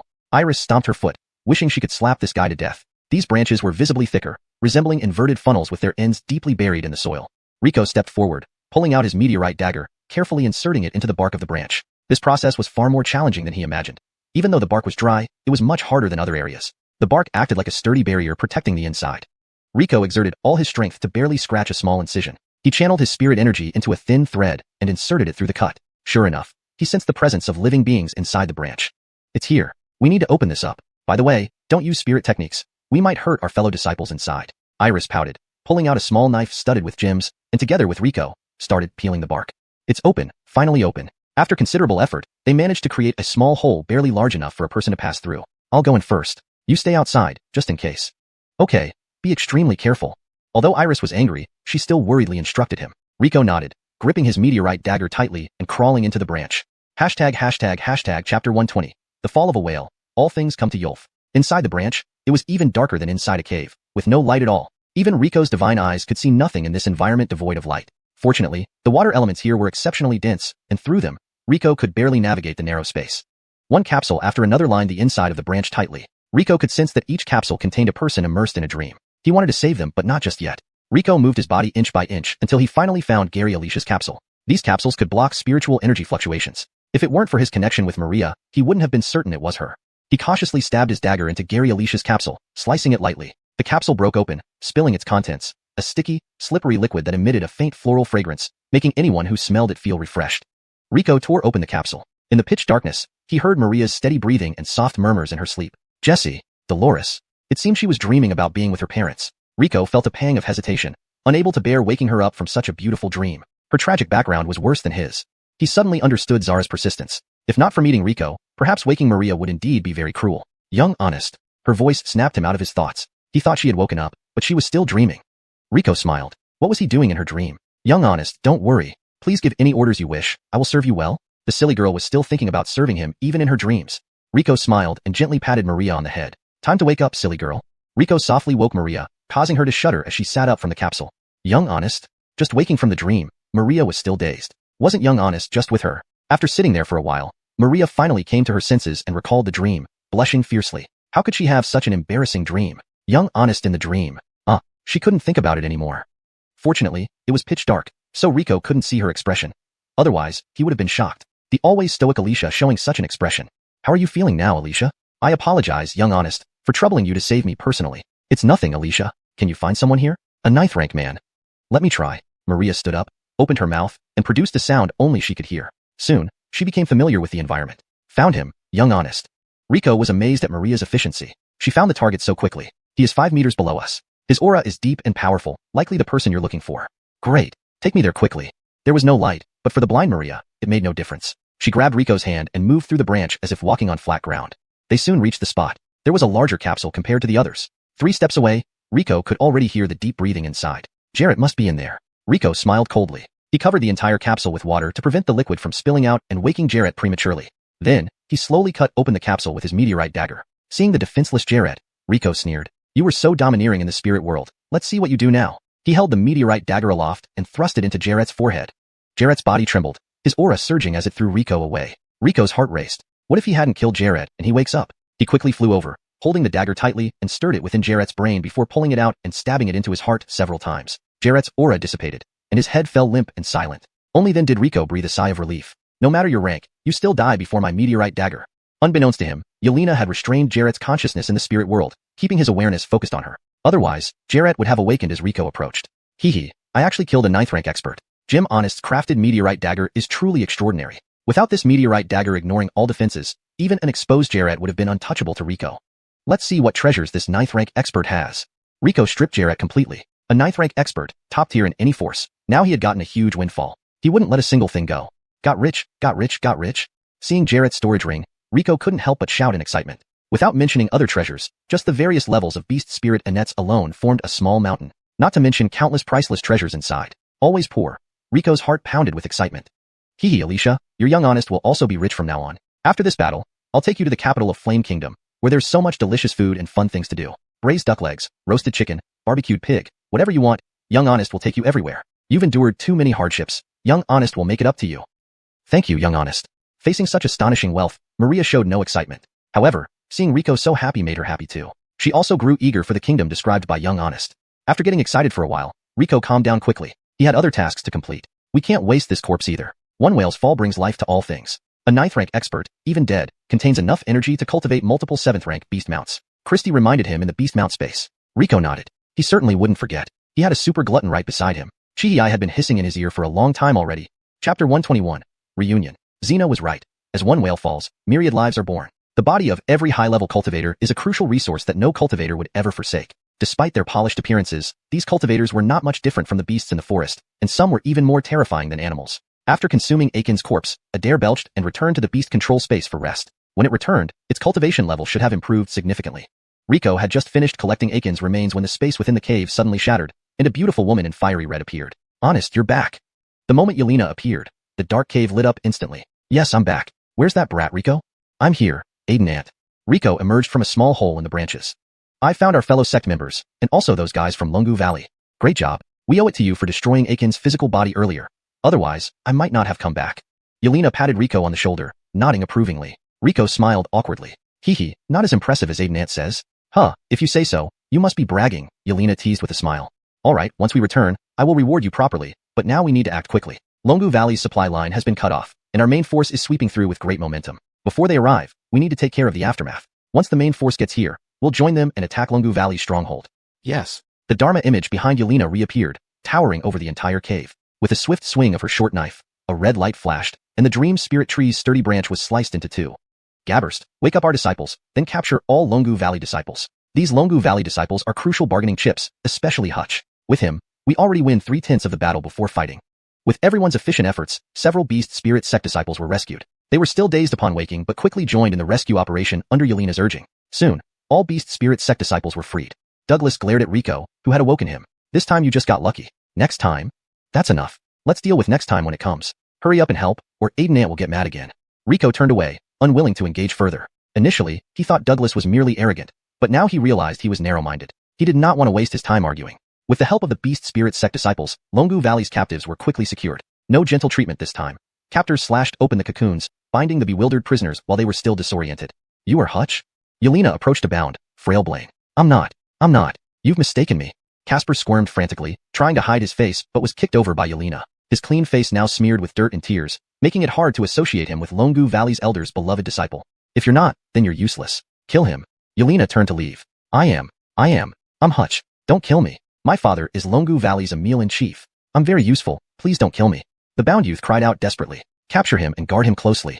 Yelena said without looking back. All troops, return to the surface with the captives within 3 hours. We depart immediately to reunite with the main force. Yes. The Beast Spirit Sect followers obeyed, and escorted the captives back to the surface. On the way, many Beast Spirit Sect disciples looked at Rico with admiration. Many had seen him single-handedly charge 7 times through Lungu Valley's forces. Rico's ghost-like figure was etched deeply into their minds, illustrating the vast gap between him and the others. Despite being the lowest in cultivation, his accomplishments surpassed all of theirs combined. Upon reaching the surface, the main force of the Beast Spirit Sect was already gathered at the valley exit. Rico and the other disciples hurried to join them. As soon as they arrived, they were met with cheers from the main force. Emil's sister, thank you for your help. Third Emil Xuanhuan rushed to greet Yelena's group, filled with excitement. Thanks to Yelena leading the elite unit to sever Lungu Valley's supply lines, the originally overwhelming Lungu Valley forces were forced into disarray. Seizing this opportunity, Third Emil led an assault, catching Lungu Valley off guard and crushing their defenses. The morale of the Beast Spirit Sect soared as the Lungu forces lost all fighting spirit and retreated from their territory. How could the Beast Spirit Sect allow Lungu Valley to enter and leave their territory at will? At Xuanhuan's command, the Beast Spirit Sect pursued relentlessly, causing chaos among the retreating Lungu Valley army. The battle cannot wait, though we'd like to rest. After a brief respite, we shall pursue the Longu forces together. Longu Valley headquarters. The Jeremiah sat in his seat, eyes flashing coldly as he looked at the assembled elders. Tens of thousands of Longu Valley disciples, captured by merely 1,000 of Beast Spirit Sect? A bunch of incompetent fools. Are these the esteemed disciples you raised? The Jeremiah's fury made the elders cower in silence, bowing deeply, not daring to meet his gaze. Exchanging looks, one elder finally stepped forward, kneeling trembling before the Jeremiah. Your Majesty, it is my failure to educate the disciples properly that led to this defeat. I accept punishment, but it's not entirely their fault. That place is truly sinister. Sinister? I see. You're trying to use this as an excuse to eliminate my precious Chloe. An elderly elder with white beard, Erwin, raged. How could we? Supreme Emil, please calm down. It was purely accidental. That place is indeed very eerie. Rumor has it that there's a mountain deity there who eats people's dreams. Our disciples fell into its trap. The elder defended himself, thinking privately that the worthless Chloe posed no threat to them. A mountain deity? And you believe such nonsense? Whoever dared to ambush my Chloe, I'll find out what this mountain deity really is. Erwin slammed the table, standing up, his aged eyes gleaming fiercely. Chapter 122, Strategy and Counter-Strategy. The Jeremiah pinched the bridge of his nose. The Emil-in-Chief had dedicated half his life to Longu Valley and was a senior figure, so he could not easily disregard Erwin's wishes. However, whenever it came to protecting his precious Edith, Erwin lost all rationality, causing the Jeremiah much distress. Emil-in-Chief, please calm down. Your Edith is in the hands of the Beast Spirit Sect now, and we will certainly rescue him. Our immediate priority is to halt the Beast Spirit Sect's troops. Who is willing to lead this counterattack? The elders below exchanged uneasy glances. No one dared to speak up. Useless. All of you are useless. Erwin slammed his hand on the table with such force that the teapot and cups rattled. Emil-in-Chief, this? Be quiet. Erwin roared furiously. You incompetent fools, I'll go myself. With that, he turned and walked toward the door. Emil-in-Chief, please wait. What is it? Emil-in-Chief, you cannot be so impulsive. We have already suffered many losses, and at your age, if anything happens to you, Erwin snorted coldly. This old man has lived long enough. If you dare not go, I will. No, Emil-in-Chief, we are absolutely not afraid to fight. It's just that. Just what? Our troops have already lost their morale. If we face a major battle with the Beast Spirit Sect, the disciples will certainly feel discontent. If they rebel, our losses will be even greater. Let them rebel then. If my Edith dies, I'll kill them all for Ming's sake. Erwin swirled his sleeve and marched out. Andres Longueuil, you two must accompany Emil-in-Chief, and make sure he does not act impulsively. Yes. The Jeremiah frowned as he watched Erwin's retreating back, sighing softly. I hope nothing goes wrong. Once Erwin left, the remaining elders breathed a collective sigh of relief. The Jeremiah surveyed the room. Years of indulgence had made these men complacent and fat. It was time to promote some new talent. On the side of the Beast Spirit Sect, Yelena and Xuanhuan led their forces relentlessly chasing after Longu Valley's troops. They had crushed several waves of fleeing soldiers over the past few days. The Beast Spirit Sect's disciples were invigorated, holding spears and ready to strike directly into the heart of Longu Valley. While the disciples optimistically imagined storming into Longu Valley, both Yelena and Xuanhuan wore serious expressions. It's been days, and Longu Valley has only made token attacks without any real resistance. This is highly unusual, Yelena said, examining a map and circling several points. Aiden, sister, do you think it's a trap? Yokely so. Longu Valley must be setting an ambush. Should we retreat? There's still time. Yelena shook her head. Since we decided to launch a counterattack, there's no turning back. The whole continent is watching us. If we retreat now, the Beast Spirit Sect's reputation will be tarnished. We must seize control of these major cities and force Longu Valley into negotiations. Suddenly, Rico spoke up. Aiden, Jim, look at that. Rico pointed to a distant mountain peak covered in dense greenery. What about the mountain? Xuanhuan strained his eyes, but couldn't see clearly from the distance. Yelena looked at the mountain and then at her map. Rico, are there any ambushers from Longu Valley there? Rico shook his head. No, they're tamed beasts. They are lying in wait in the forest, as if planning to ambush us. Yelena frowned. Tamed beasts? She was puzzled. While Longu Valley also trained tamed beasts, they usually focused on strengthening type beasts to enhance combat abilities. Why would they use tamed beasts for an attack? Xuanhuan asked, Aiden's sister, should we take a detour? Yelena nodded. Avoiding an ambush seemed the wisest choice. But Rico examined the map again before saying, Aiden, Jim, I believe we should continue on the original route. Rico, you said there's an ambush, yet you also suggest continuing forward. Can you give a reason? Xuanhuan frowned, clearly frustrated with Rico. Aiden, Jim, calm down. I believe Longu Valley's main goal is to probe us. Oh, explain. Let me analyze. On a barren mountain peak, Erwin, the Emil-in-Chief of Longu Valley, was observing the movements of the Beast Spirit Sect using a bronze mirror. Emil-in-Chief, forgive my ignorance, but why did we capture those tamed beasts and place them on that green hill? They don't obey our commands. Isn't this just a waste of effort? Bah, you know nothing. This is to test their leaders. I placed the beasts on the hill deliberately for them to find. If they turn back upon discovery, Andres and I will attack from front and rear. If they choose a different path, the trap set on that route will surely catch them off guard. If they arrogantly push forward despite the ambush, the beasts won't show mercy. Once they focus on the beasts, we'll strike when they least expect it. Longueuil exclaimed, I see. As expected of Emil-in-Chief, so thorough. You're still young. Laverner more. So I think, instead of risking an unknown ambush, we should set a trap ourselves. Let's prepare in advance and wait for them to fall into it. Zhao Shiyuan frowned. Considering the idea, it makes sense, but it's all based on assumptions. What if the enemy has prepared something else? I support Rico's decision, Yelena suddenly said. His reasoning sounds plausible. Hildred cautious is important, but being overly cautious can paralyze us. We'll handle whatever comes. Aiden's sister speaks wisely. But Rico, how can you be sure they'll fall into our trap? Rico smiled mischievously. Just do this and that, and they'll definitely fall for it. Yelena's eyes lit up. Great. Let's follow your plan. Chapter 123. Seems Yolka we're the villains? At noon, the Spirit Beast Sect's forces stopped to rest and set up camp. After eating, they resumed their march. However, this time, the Spirit Beast Sect's formation was clearly not as orderly as in the morning. Days of marching without proper rest had left the disciples increasingly exhausted. The prisoners from Dragon Valley had also fallen behind. Several prisoners took the opportunity to escape, but the Spirit Beast Sect disciples merely glanced at them and did nothing. Elwood observed all this with a slight smile. Indeed, his predictions were correct. For days, he only harassed without launching any direct attacks. Each time, he pretended to be overpowered, yet always managed to retreat before engaging fully, never giving the Spirit Beast Sect any advantage. Over time, the morale of the Spirit Beast Sect naturally diminished. Haha, people say that even though Yelena is a woman, she commands her troops well, a match for any man. But it doesn't seem like much to me. Elwood stroked his beard, grinning smugly. With Guido's support, Yelena is no different from a jumping jack. Dragon Yoel flattered beside him. Prepare the disciples on Green Hill to release the beasts upon my signal. Yes, sir. Elwood continued observing the Spirit Beast Sect's forces, wondering if Cadence was among them. Unaware of impending danger, the Spirit Beast Sect marched steadily forward. As they reached the foot of Green Hill, wild roars echoed from the mountain, accompanied by strong gusts of wind. The front ranks of the Spirit Beast Sect instantly fell into chaos. The beasts are here. The disciples at the front started panicking. Many trembled uncontrollably, desperate to flee. However, their path was blocked by the disciples behind them. A pack of colossal black wolves charged down the hill, their fangs gleaming silver under the sunlight, blood-red eyes scanning the crowd. A pungent smell of blood permeated the air. The Spirit Beast Sect raised their weapons and attacked the wolves, but as soon as they killed one, another lunged from the side. The front lines quickly crumbled, and soon, some began to lose composure. I can't take it. Help. I don't want to die. Save me. Ha ha ha. Elwood laughed loudly. Did you see? In my presence, the Spirit Beast Sect is nothing but weak chickens and dogs. Dragon Yoel, lead your men to rescue our prisoners at the back. The rest, follow me in charge. Kill their vanguard. With Elwood's order, hidden Dragon Valley disciples erupted from hiding. They fused with their beast familiars, each growing sharp fangs and claws, with snake-like scales covering their bodies.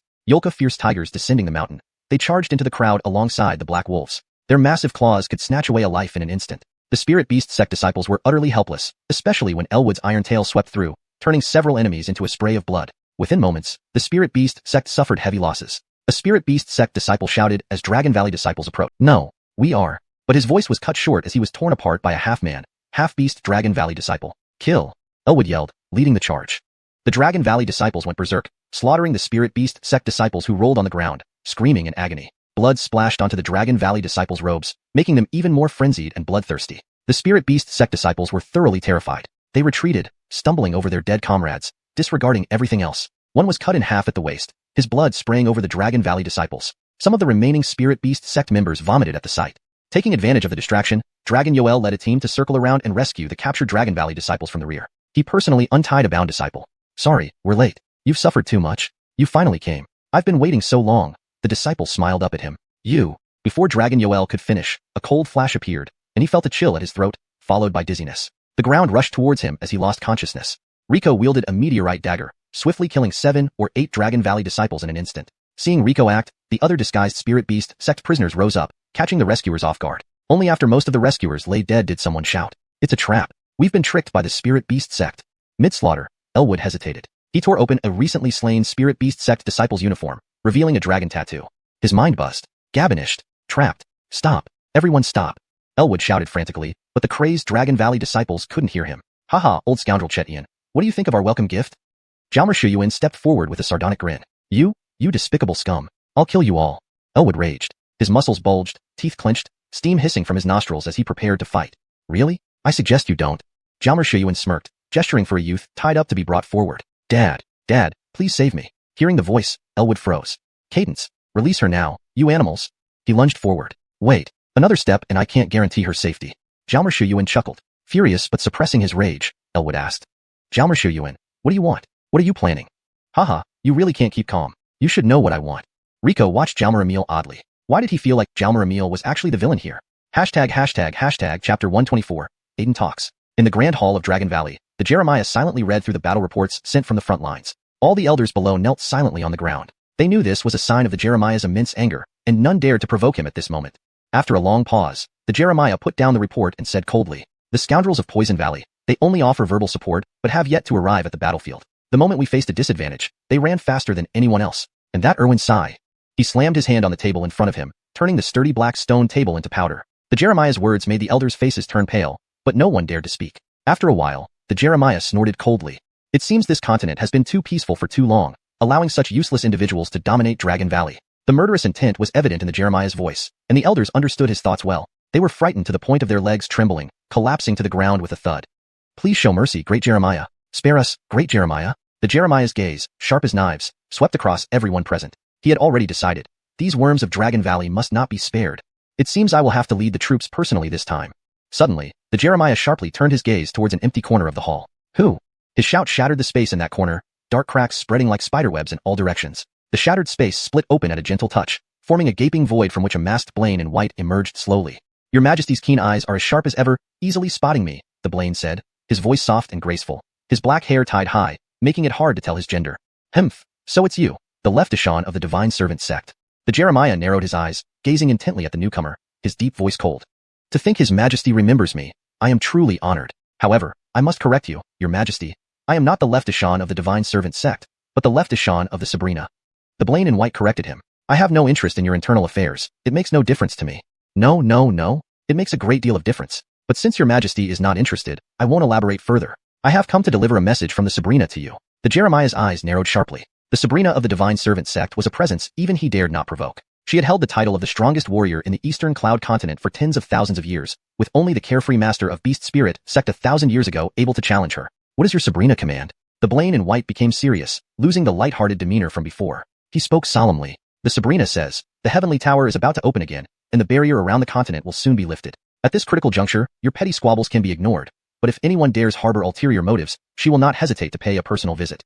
Upon hearing this, the Jeremiah's pupils contracted sharply. Is this the wish of the Sabrina, or of the Divine Servant Sect? Your Majesty jests. Naturally, this is the Sabrina's wish. Hiss. The Jeremiah took a deep breath. He frowned, remaining silent for a long time before finally sighing deeply and loosening his tightly clenched fists. "I understand. Please inform your Sabrina, thank her for the reminder, and assure her I will prioritize accordingly." The white-robed envoy smiled. "That's the best outcome. The Sabrina will be pleased. I shall not disturb your Majesty further. Farewell." The envoy bowed to the Jeremiah and then vanished from the hall. After the envoy left, the Jeremiah gritted his teeth, his fingers digging deeply into the armrest of his throne. That woman, damn her, to dare meddle with me. One day, I'll crush her underfoot. The elders, crouching on the ground in fear, kept their heads lowered, terrified of attracting the Jeremiah's wrath. Seeing their cowardice, the Jeremiah's anger flared up instantly, roaring furiously. "Get out, all of you, get out, get out. I never want to see you again." The elders fled the hall as if released from a curse, fearful that any delay might result in being killed by the enraged Jeremiah. Alone in the empty hall, the Jeremiah slumped weakly into his broken throne. He stared at the map of Dragon Valley for a long time, sighing deeply. He waved his hand, summoning a disciple. "Fetch paper and pen." Raising his pen and setting it down, he eventually completed the letter under the puzzled gaze of the disciple. Glenivre this letter to Beast Spirit Sect. On the battlefield, the main forces of Beast Spirit Sect were advancing triumphantly when news came from the rear. Withdraw? Why withdraw now? We're about to capture 3 more cities. This is the decision from the sect. Dragon Valley has decided to negotiate peace. There's no need to continue the offensive. So sudden? We've only taken 2 minor cities. Why would Dragon Valley seek peace now? Yelena shook his head. "I don't know, but our purpose was never conquest. Since Dragon Valley wants peace talks, we must agree." Yelena smiled. "Regardless, we have won this war decisively. Everyone will be rewarded upon return." The disciples of Beast Spirit Sect cheered in excitement. This victory had been achieved with minimal casualties, all thanks to Rico. Without him, Beast Spirit Sect might have been defeated by Hagulii long ago. While everyone celebrated, the hero, Rico, had already boarded a flying mount and returned to Beast Spirit Sect ahead of the rest. Emotional peak. Honest. Why did you call me back so urgently? Ambree's mount brought Rico directly from the battlefield to emotional peak. "It was I who called you back." A tall, cold beauty stepped out of the room. Her appearance bore some resemblance to Ambree, but her aura was completely different, sharp and efficient. "Venerable Faxon, have you recovered?" Rico was surprised to see the beauty before him. He hadn't expected Rona to recover so quickly to the state he had seen her in the misty forest. "Yes, I have recovered. There's nothing urgent on the front line. I want you to accompany me back to 100 Flowers Valley immediately." "Now?" Rico was bewildered. This seemed far too abrupt. ###Chapter 125, 100 Flowers Valley. Didn't we agree that you would give me 3 months? Why do you suddenly want to take me away now? Rona shook her head. "I didn't intend to change my mind, but circumstances have changed. There's an urgent matter in the valley, and I must return. Without my guidance, you won't be able to enter 100 Flowers Valley. This time it's my fault. If you don't want to go with me, I won't force you." Rico thought for a moment. "I will go with you to 100 Flowers Valley." There were clues about his mother there, and this time he absolutely had to go. Gabine, then prepare yourself. We'll set off shortly. This trip to 100 Flowers Valley might keep Rico away for a long time. However, since all the items he usually used were stored in his storage ring, there was nothing much to prepare. Rico, be sure to stay safe during your journey to 100 Flowers Valley. Ambry instructed Rico. Understood. Honest, I will be careful. Oh, Honest, here is your pendant back. Rico returned the necklace hanging from his neck, which contained temporal power, to Ambry. Faxon Valley Lord mentioned it to me. I didn't expect this pendant to be so important to you. I'll remember this favor deeply. Ambry smiled as she accepted the pendant. We are master and apprentice, it's what I should do.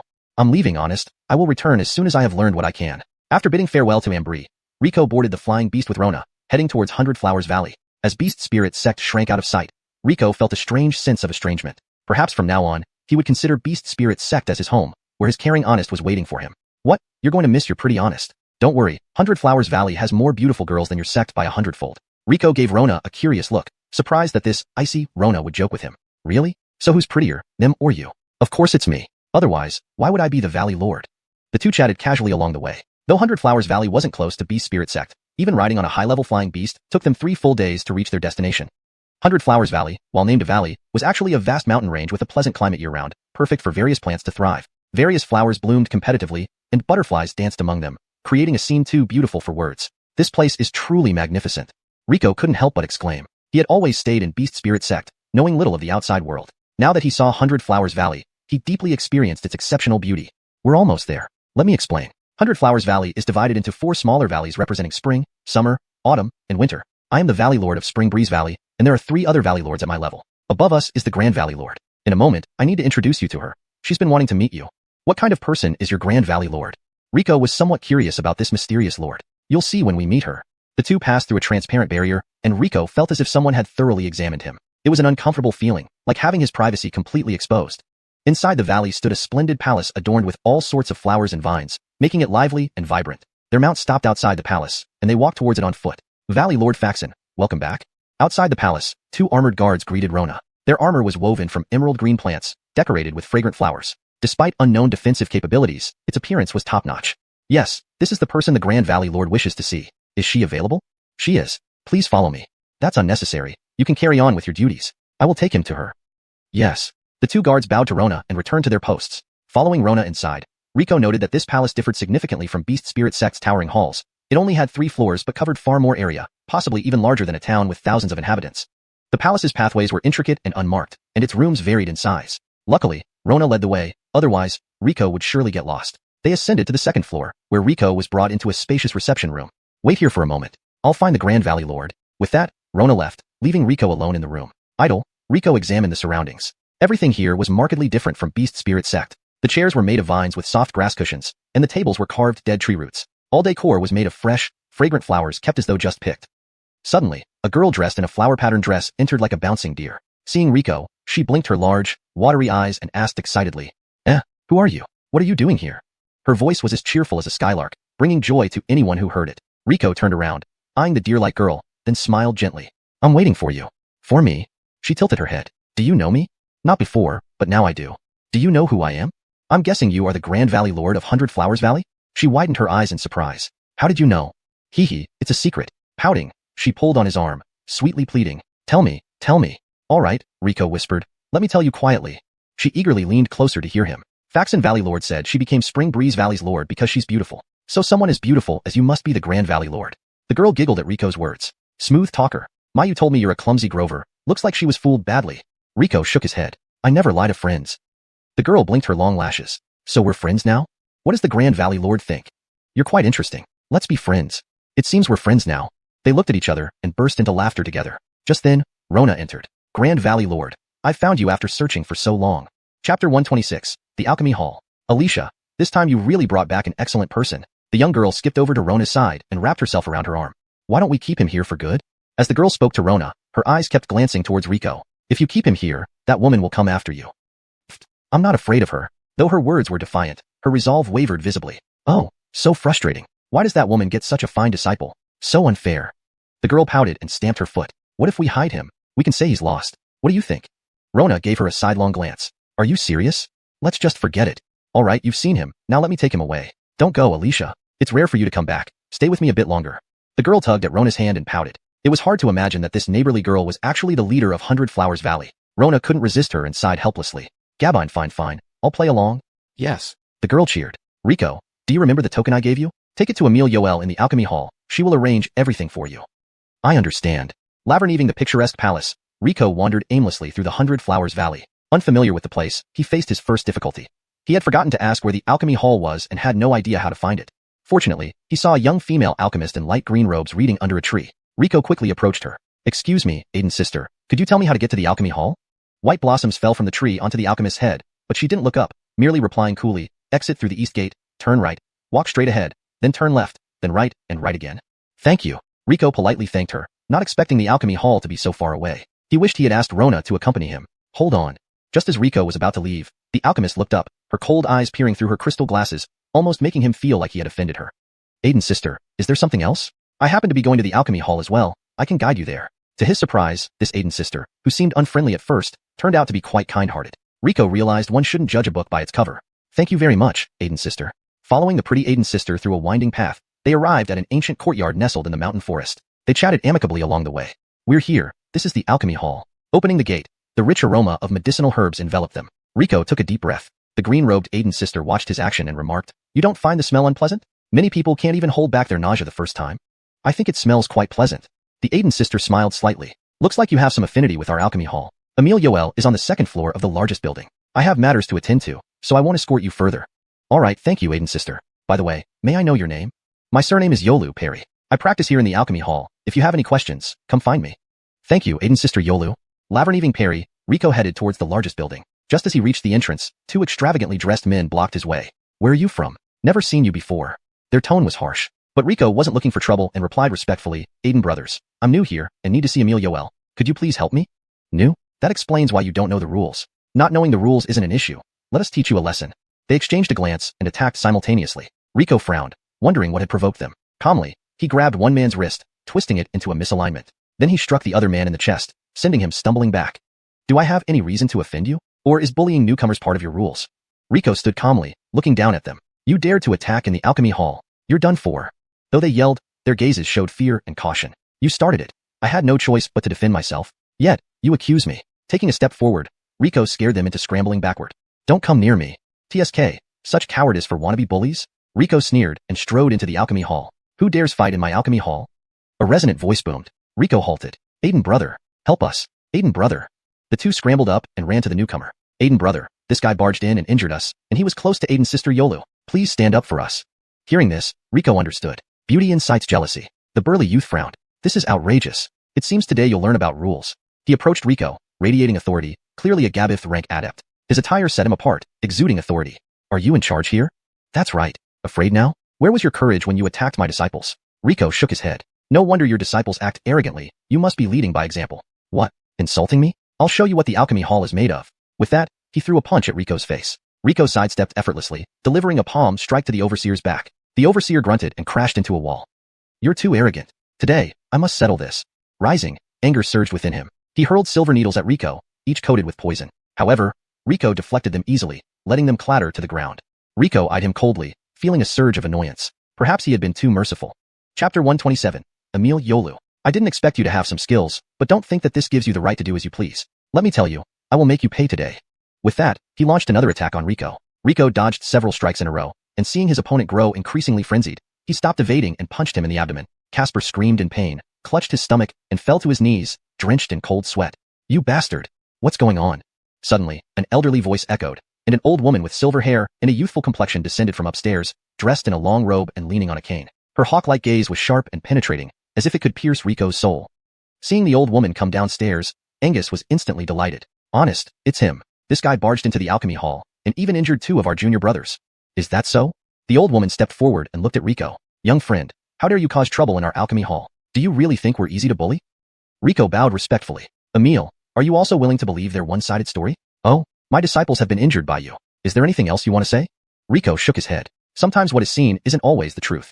I came to the Alchemy Hall looking for someone, and those two seniors attacked me without warning. Later, this senior steward only listened to one side and, relying on his higher cultivation, attacked me directly. I merely acted in self-defense. How did this become bullying the Alchemy Hall? Is this true?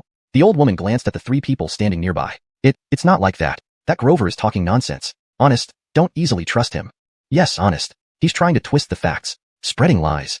Enough, I understand. The old woman coughed lightly and then spoke with a gentle demeanor. Since both sides are giving different accounts, I can only judge based on what I see. I haven't seen what you claim, but my disciples were indeed injured by you. Gabine, apologize to my disciples and then cut off one of your arms. If you do that, I'll consider this matter closed. Hearing the old woman's words, Rico laughed in frustration. I thought you were a fair person, but who knew you'd be in league with them? Acting shamelessly at such an age, you've truly disappointed me about the alchemy hall. Insolence. The old woman snapped angrily. Who are you to speak so disrespectfully? Today, this old lady will teach you about respect and hierarchy.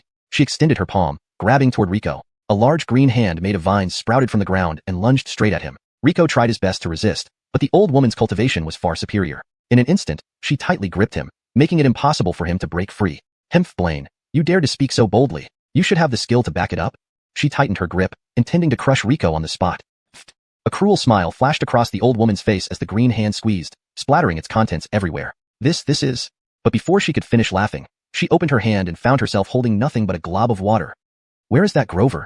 Everyone was stunned. They had just seen Rico being held, yet he vanished suddenly. Under everyone's astonished gaze, the puddle of water on the ground began to gather, eventually forming a human shape. It was Rico. Good. Rico clapped his hands, saying good 3 times in succession. To think the revered Emil of the Alchemy Hall not only misjudges right from wrong but also attempts murder. Truly eye-opening. Rico sneered. How can you? The old woman stared incredulously at Rico. She had clearly crushed him, yet he appeared unscathed. What kind of technique was this? If she could obtain Rico's technique, her status in the 100 Flowers Valley would skyrocket. A greedy gleam appeared in her eyes, but she knew they were now sworn enemies. So, she had only one thought, to kill Rico and snatch his technique. That technique of yours is indeed unique, able to ignore physical attacks. But let's see if it can withstand spiritual energy. As she spoke, the old woman raised her hand, releasing a massive wave of spiritual energy aimed directly at Rico. Realizing his elemental body couldn't withstand such powerful spiritual energy, Rico used all his strength to leap onto the second floor of the alchemy hall. On the second floor, a beautiful woman was observing the fight below. She hadn't expected Rico to suddenly appear in front of her. Why aren't you attacking? Do you want to watch me be killed by her? Rico pulled something out of his storage ring and waved it in front of the beautiful woman. Her expression changed drastically as cold sweat trickled down her fair cheeks. She immediately leaped out of the window, positioning herself between Rico and the old woman. Enough, Emil Yolu, stop. The beautiful woman said anxiously. Oh, Emil Yoel, are you also interfering with my matters? Emil Yolu sniffed disdainfully. She had always looked down on Irma for being so young yet on equal footing with her. Who knew what unspeakable acts she might have committed to become an Emil? No, Emil Yolu. Despite her anxiety, Irma's voice betrayed a hint of timidity under Emil Yolu's questioning. But Mr. Che's identity is special. Can you spare him? Special? Emil Yolu frowned, surprised that Irma would stand up for Rico. It seemed the Grover's background was significant. She had just offended him badly.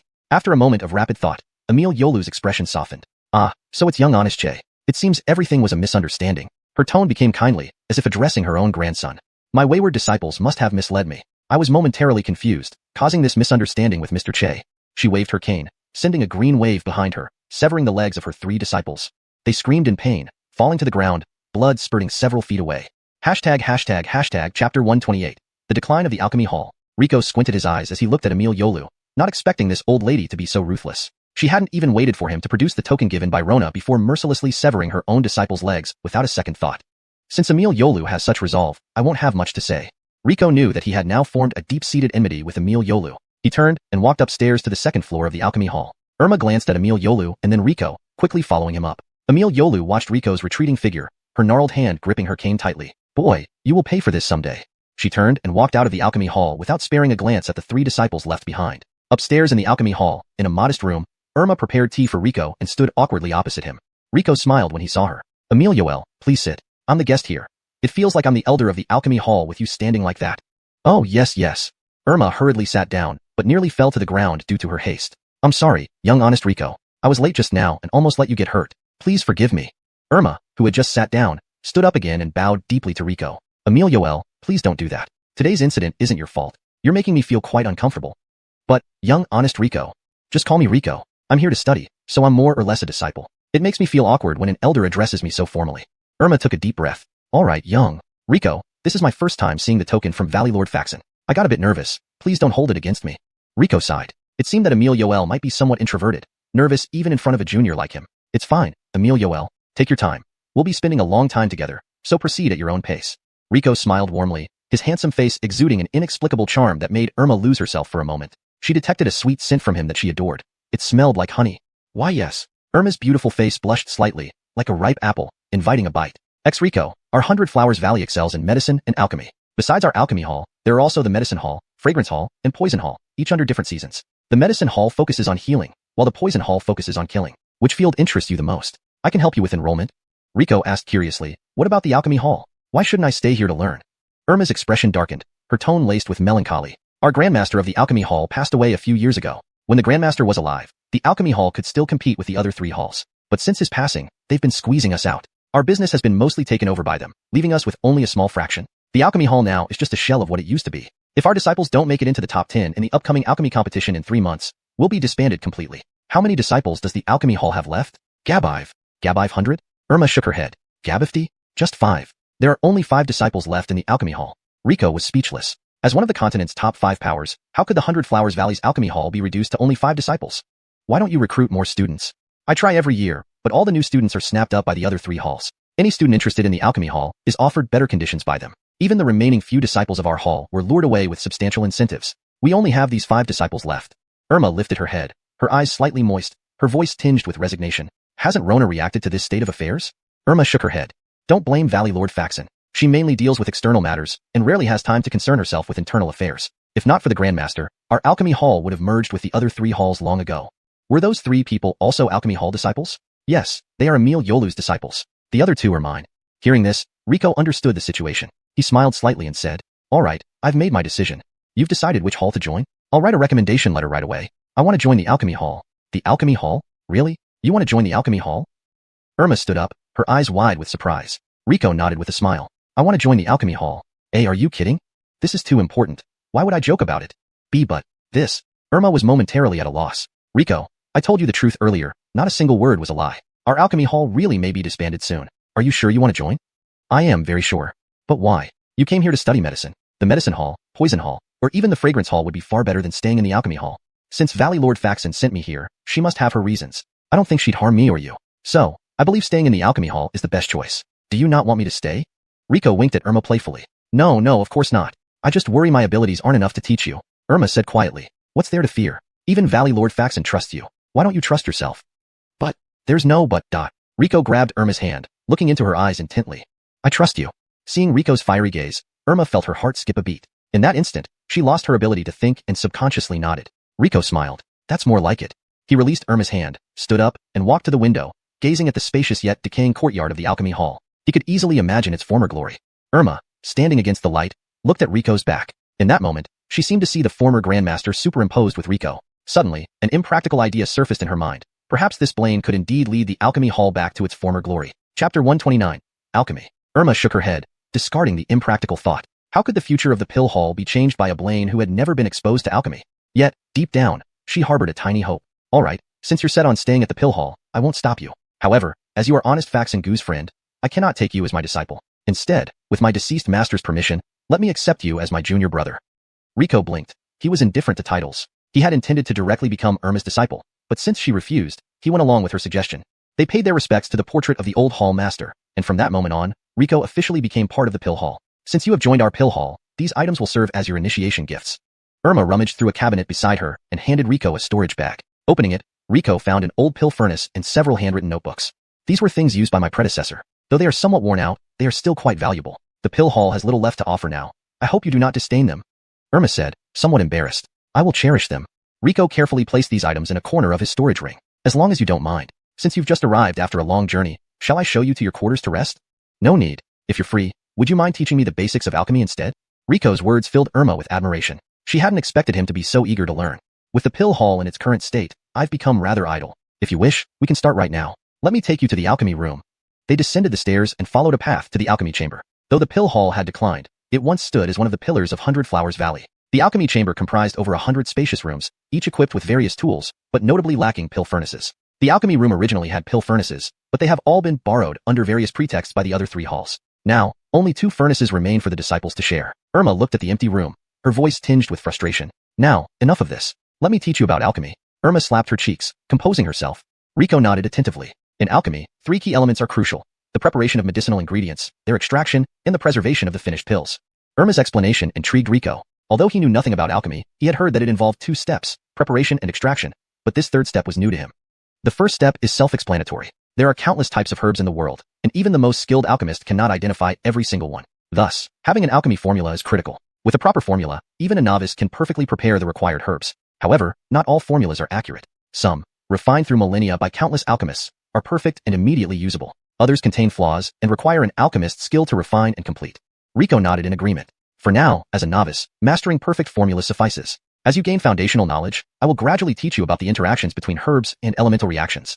The second point concerns the extraction of medicinal ingredients using a pill furnace and spirit fire. Controlling the heat is paramount. When and how much heat to apply to different herbs is very meticulous. The simplest mnemonic is, liquefy early, refine midway, solidify late. Place the herbs into the furnace, use fire to melt them, control the heat to remove impurities, and finally evaporate the moisture to form the pill. All this information can be learned from books. But what comes next is derived from my predecessor's lifelong experience.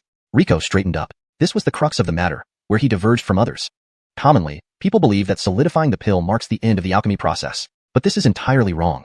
Ethanidification completes only half the process. After formation, the temperature inside the furnace remains extremely high, causing the pill to continue being refined. Even if promptly removed, the pill remains hot internally, leading to continuous changes in its medicinal properties. This explains why some pills appear perfect upon completion but lose potency quickly. When discussing her mentor's theories, Irma no longer appeared submissive but spoke confidently. Her melodious voice made Rico listen contentedly. As she spoke, Rico listened intently. Time flew by without either feeling tired. Instead, they grew increasingly energetic. At first, Rico merely listened, but soon he began asking questions. Initially, Irma could answer effortlessly, but as her explanations deepened, Rico's queries grew more profound. Eventually, even she needed time to think before responding. Later on, in pharmacology, Rico could even discuss with her, forming his own ideas. Irma was astounded by his talent. Pharmacology was the hardest aspect of alchemy, often taking years just to grasp basic concepts. Yet, within a few hours, Rico reached a level where he could debate with her. Irma felt increasingly excited. Rico was undoubtedly the most talented alchemy prodigy in thousands of years. Given time, he could become the greatest alchemist in the land, perhaps even the world.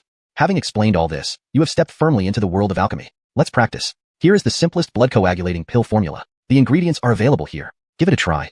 Rico nodded and expertly gathered the necessary herbs. Irma approved. Through her teachings, he had memorized several perfect formulas. Igniting the flame, adding herbs, controlling the fire. All seamlessly executed. Anyone watching would assume Rico wasn't a novice. Using his spiritual energy to manipulate the spirit fire, he melted and refined the herbs smoothly. Irma watched proudly as everything progressed flawlessly. However, during solidification, a puffing sound emerged from the furnace, followed by a plume of black smoke. Irma's eyes widened in disbelief at the black mass inside the furnace. Did Rico fail? Rico paused, equally surprised. ##### Chapter 130. The reason for failure. How could this happen?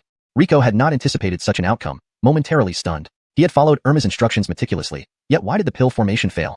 Don't be discouraged, it's normal. When I first attempted alchemy, I couldn't even ignite the spiritual fire. It took me 5 tries to produce my first pill, and it was burnt to a crisp. Irma comforted Rico. However, she knew that his control over the spiritual fire had been nearly perfect. Many seasoned practitioners who had dedicated years to this craft couldn't achieve such precision. Yet, Rico still failed at pill formation. I want to try again.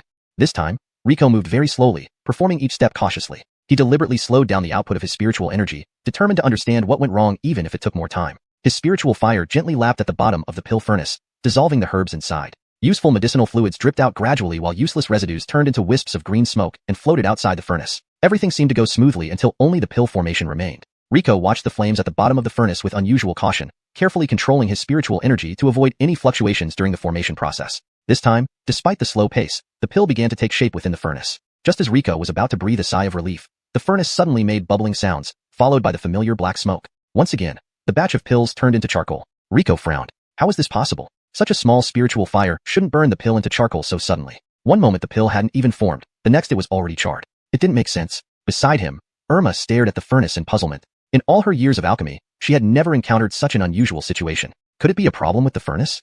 Irma added a few herbs into the furnace, ignited the spiritual fire with a hand seal, and soon produced a fragrant batch of blood coagulating pills. What on earth is going on? Both of them used the same technique, but Rico consistently failed to form the pills. They were both baffled. After a long silence, Christy finally spoke up. Boy, create a spiritual fire for me to see. Following her instruction, Rico conjured a ball of spiritual fire in midair. In the flickering red flame, there was a faint thread of blue that one would easily overlook if not paying close attention. As expected, Christy said, almost as if she had anticipated this. Boy, you might not be able to master alchemy anytime soon. Rico was surprised. Why not? With your current constitution, you have almost a pure water attribute. Logically, someone with your constitution shouldn't be able to ignite spiritual fire. However, you do possess extraordinary talent to use water elemental spirit energy to ignite the fire. But even then, water and fire are incompatible. While it may not be visible on the surface, the two elements are constantly clashing within the spiritual fire, causing its temperature to fluctuate wildly. This is why you can't successfully form pills. Christie's explanation enlightened Rico, though he remained deeply troubled. So how can I learn alchemy? Didn't I tell you? You should give up. Since ancient times, the foundation of alchemy has always been spiritual fire. Those with low affinity for fire cannot practice alchemy. Especially for someone like you, whose body is entirely water elemental, learning alchemy is nothing but a pipe dream. Let me give you a suggestion. You have two paths to choose from. One is to abandon alchemy and focus on medicine or toxins. All these are forms of pharmacology, and they ultimately lead to the same destination. And the other path? The other path is to find a sacred site rich in fire elements, integrate fire elements into your body, and become a dual element being. Only then can you normally study alchemy. Rico fell silent. While this method did seem feasible, it was overly ambitious. Not to mention how difficult it would be for Rico, who possessed a sacred water element body, to find and assimilate fire elements. This would be like conquering Alananan, just to plant an apple tree in their royal palace for one apple. But it was indeed a viable solution. I'll think about it. In 3 months, it won't be practical to find a fire sanctuary and undergo transformation. For now, I need to figure out how to make it work. If you're preparing for the exam in 3 months, I can help you. But if you want to truly learn alchemy, I can't assist you. Even Christie acknowledged the difficulty, so it seemed there was no other way. Irma saw Rico standing motionless and thought he was overwhelmed. Truthfully, she felt as bad as he did. Having found someone capable enough to revive the alchemy hall, she hadn't expected that person to be unable to practice alchemy. Despite her distress as a senior sister, she recomposed herself and patted Rico's shoulder. It's okay, Rico. Don't rush. Maybe you'll wake up tomorrow morning ready to make pills. Even she didn't believe her own words, but she didn't know how else to console him. Rico snapped back to reality and chuckled. Aiden's sister Yoel, I'm fine. I've identified the reason why I can't make pills and am currently thinking of solutions. I have an initial idea, but it needs verification. Can you please gather more materials for blood coagulating pills? As much as possible, I need to conduct experiments. Oh sure, no problem. Wait here, I'll get them. Irma hesitated for a moment, impressed by how quickly Rico had pinpointed the issue. To her, he seemed even more profound. As for blood coagulating pill materials, they were abundant in the 100 Flowers Valley, readily available even in the current state of the alchemy hall. Here, is this enough? If not, I can get more. Irma handed Rico a storage bag filled with ample materials sufficient for thousands of batches of blood coagulating pills. This is more than enough. Thank you. Aiden's sister Yoel? Not at all. Is there anything else you need? Yes, I have an idea to experiment with, which will take a few days. Could you ensure no one disturbs me? Chapter 131, Merger. For several days, Rico stayed inside the alchemy room without coming out. From within the room, the constant clanging sounds were heard, occasionally accompanied by plumes of black smoke. Irma, though worried, remembered Rico's instructions and did not disturb him. Today, Irma was about to visit the alchemy room as usual when she stepped outside and saw a group of alchemists in blue robes swaggering toward the alchemy hall. Well, isn't this Emile Yoel? What are you still doing here? The tall, thin man at the front leered at Irma with an overtly lascivious gaze. Irma turned her head away in disgust. Emile Brock, what do you mean? Our alchemy hall doesn't seem to warrant such a grand procession from you. Emile Brock chuckled, his narrow eyes narrowing further. Hee, Emile Yoel is joking. After all, your alchemy hall stands on equal footing with our medicine hall, so naturally, the takeover has to be formal. Takeover of the alchemy hall? What does that mean? Irma frowned. She had never heard of any plan to have the alchemy hall taken over by the medicine hall. Emile Brock deliberately put on a stern face. Emile Yoel, that's where you're wrong. Your Emile Yolu personally came to our medicine hall, pleading for us to merge with your alchemy hall. How could we refuse such a good-willed old man like Emile Yolu?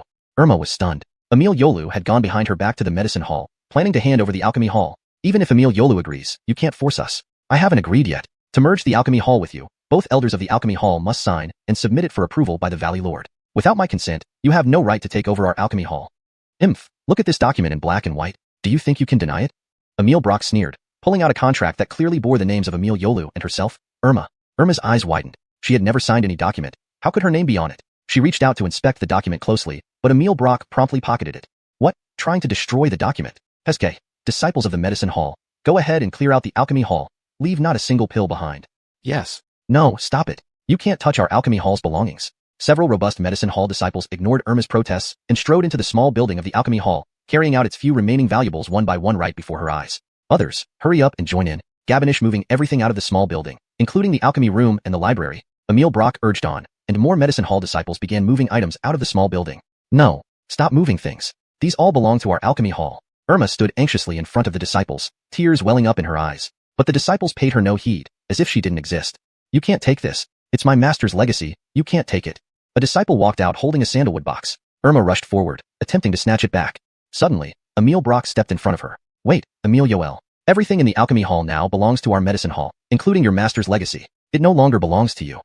Emile Brock squinted, grinning slyly. Of course, our medicine hall isn't completely heartless. I heard you have 2 disciples. If you bring them to join our medicine hall, we will return the legacy to you. You shameless. Irma gritted her teeth, tears spilling down her cheeks. She felt powerless, unable to protect her master's legacy or the alchemy hall he left behind. Don't reject me so hastily, Emile Yoel. Emil Yolu and her disciples have already joined our medicine hall. Now only you and your 2 disciples remain in the alchemy hall. Do you think you can maintain such a large hall alone? Emil Brock's words swayed Irma's initially firm resolve. With her master gone, did it make sense to guard this hollow alchemy hall? As she hesitated, a girl in green alchemist robes emerged from the library. Honest, don't agree to it. Ro Yolu, why are you here? This alchemy hall is Grandmaster's lifework. Even though it has declined, it will always be our home. I won't leave the alchemy hall. Seeing Ro Yolu's determined expression, Irma felt a pang of guilt. Indeed, even her disciple held such resolve. How could she, as a master, give up? Emil Brock glared at Ro Yolu as Irma's determination grew stronger. If not for this girl, he would have already seized the alchemy hall. However, seeing Ro Yolu's delicate features and shapely figure, his narrowed eyes lit up lecherously. So, you're Ro Yolu? Very good. Indeed a fine student of a fine teacher. Despite your young age, you match your master's beauty. Ro Yolu glared fiercely at Emil Brock. Keep your filthy eyes to yourself. Having someone like you as an elder disgraces our 100 Flowers Valley. You, Emil Brock, stung by Ro Yolu's sharp rebuke, barked angrily. Brat, you dare speak insolently to me? This is disrespect and insubordination. According to the rules of 100 Flowers Valley, you should be confined. And you, Irma, you must have instructed her to defy me. You both deserve the same punishment. Bring them to my mansion and lock them up. Irma paled at Emil Brock's demonic visage, but Ro Yolu stepped in front of her fearlessly. Ro Yolu stared defiantly at everyone and shouted, I dare anyone to try. As members of 100 Flowers Valley, even if we make mistakes, it should be handled by the disciplinary hall, not for you, Emil Brock, to abuse your authority. If you step forward, I will report your actions to the Valley Lord. Ro Yolu's righteous words halted the eager disciples, who now hesitated to advance. Emil Brock quickly bellowed, why fear? The alchemy hall will soon be gone, and they will be nothing. Proceed. I'll take responsibility for any issues. Chapter 132. Could it be that you're too weak? Let us go. Emil Brock, do you really think the honest of the valley won't find out if you trample over the rules of the 100 Flowers Valley like this? The 2 women were held tightly by several robust disciples from the alchemy hall. Both were dedicated alchemists who were not adept at combat, so they couldn't move under the firm grip of the muscular disciples. Perry coldly said, if I exist, the alchemy hall exists. If you forcibly take the alchemy hall today, I will die here. We all have life tokens that are registered with the honest of the valley. Once these tokens break, and the honest investigates, see how you will explain. Upon hearing this, Emil Brock's expression darkened. He hadn't expected Perry, who looked young and gentle, to be so resolute, daring to threaten him with her life. However, he wasn't easily intimidated. Emil Brock snorted coldly and said, Death? You think it's too simple. Do you think I would let you die easily? Let me tell you, if you cooperate and come with me obediently, things will be easier.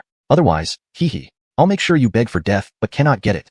Irma trembled in anger. She struggled desperately, but the strength of these burly men was overwhelming, making it impossible for her to break free. Please, Emil Brock, let Perry go. I'm willing to go with you. Irma pleaded. Perry's eyes widened. Her master was willing to sacrifice herself to save her. Honest, I won't leave. That Brock is a beast. I can't let you fall into his hands alone.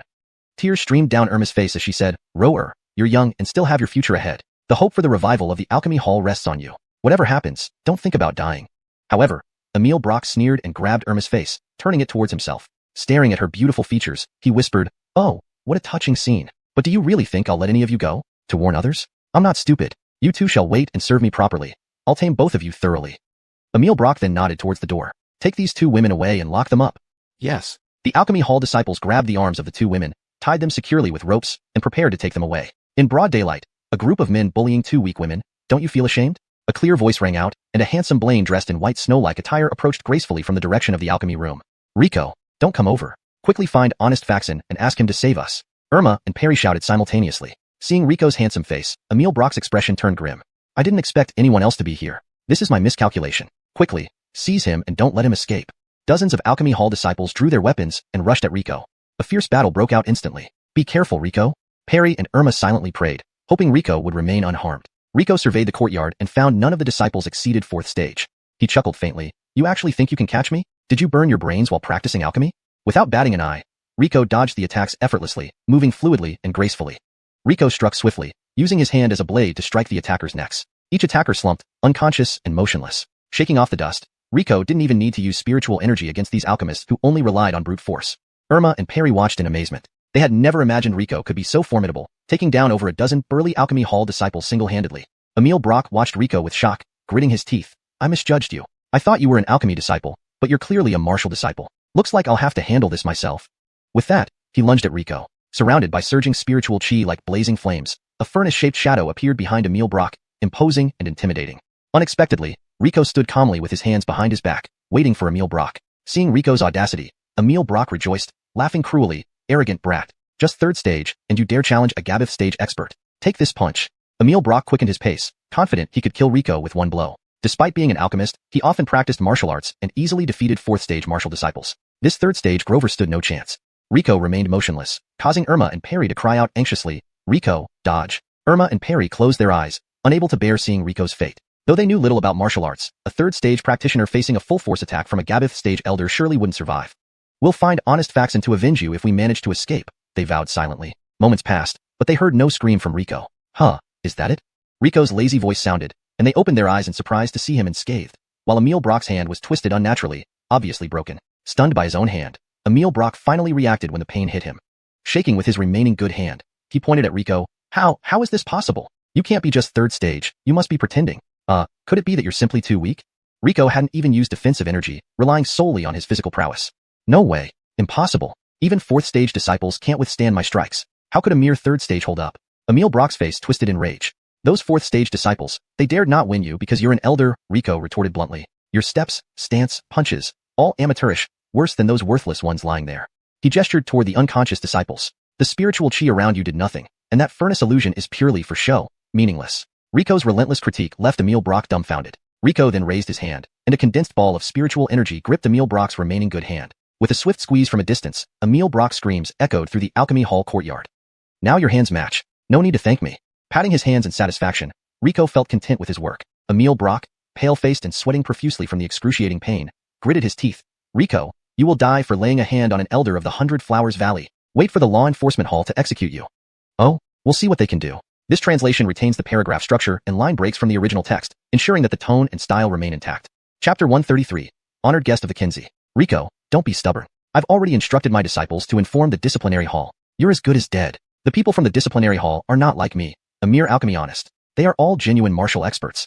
Emil Brock knelt on the ground, head held high with a grotesque grin, as if he could already see Riko being beaten to death right in front of him. Riko ignored him and walked straight over to Irma and Perry. When the pharmacy hall disciples saw Riko approaching, they fled out of the courtyard as though they had seen a ghost.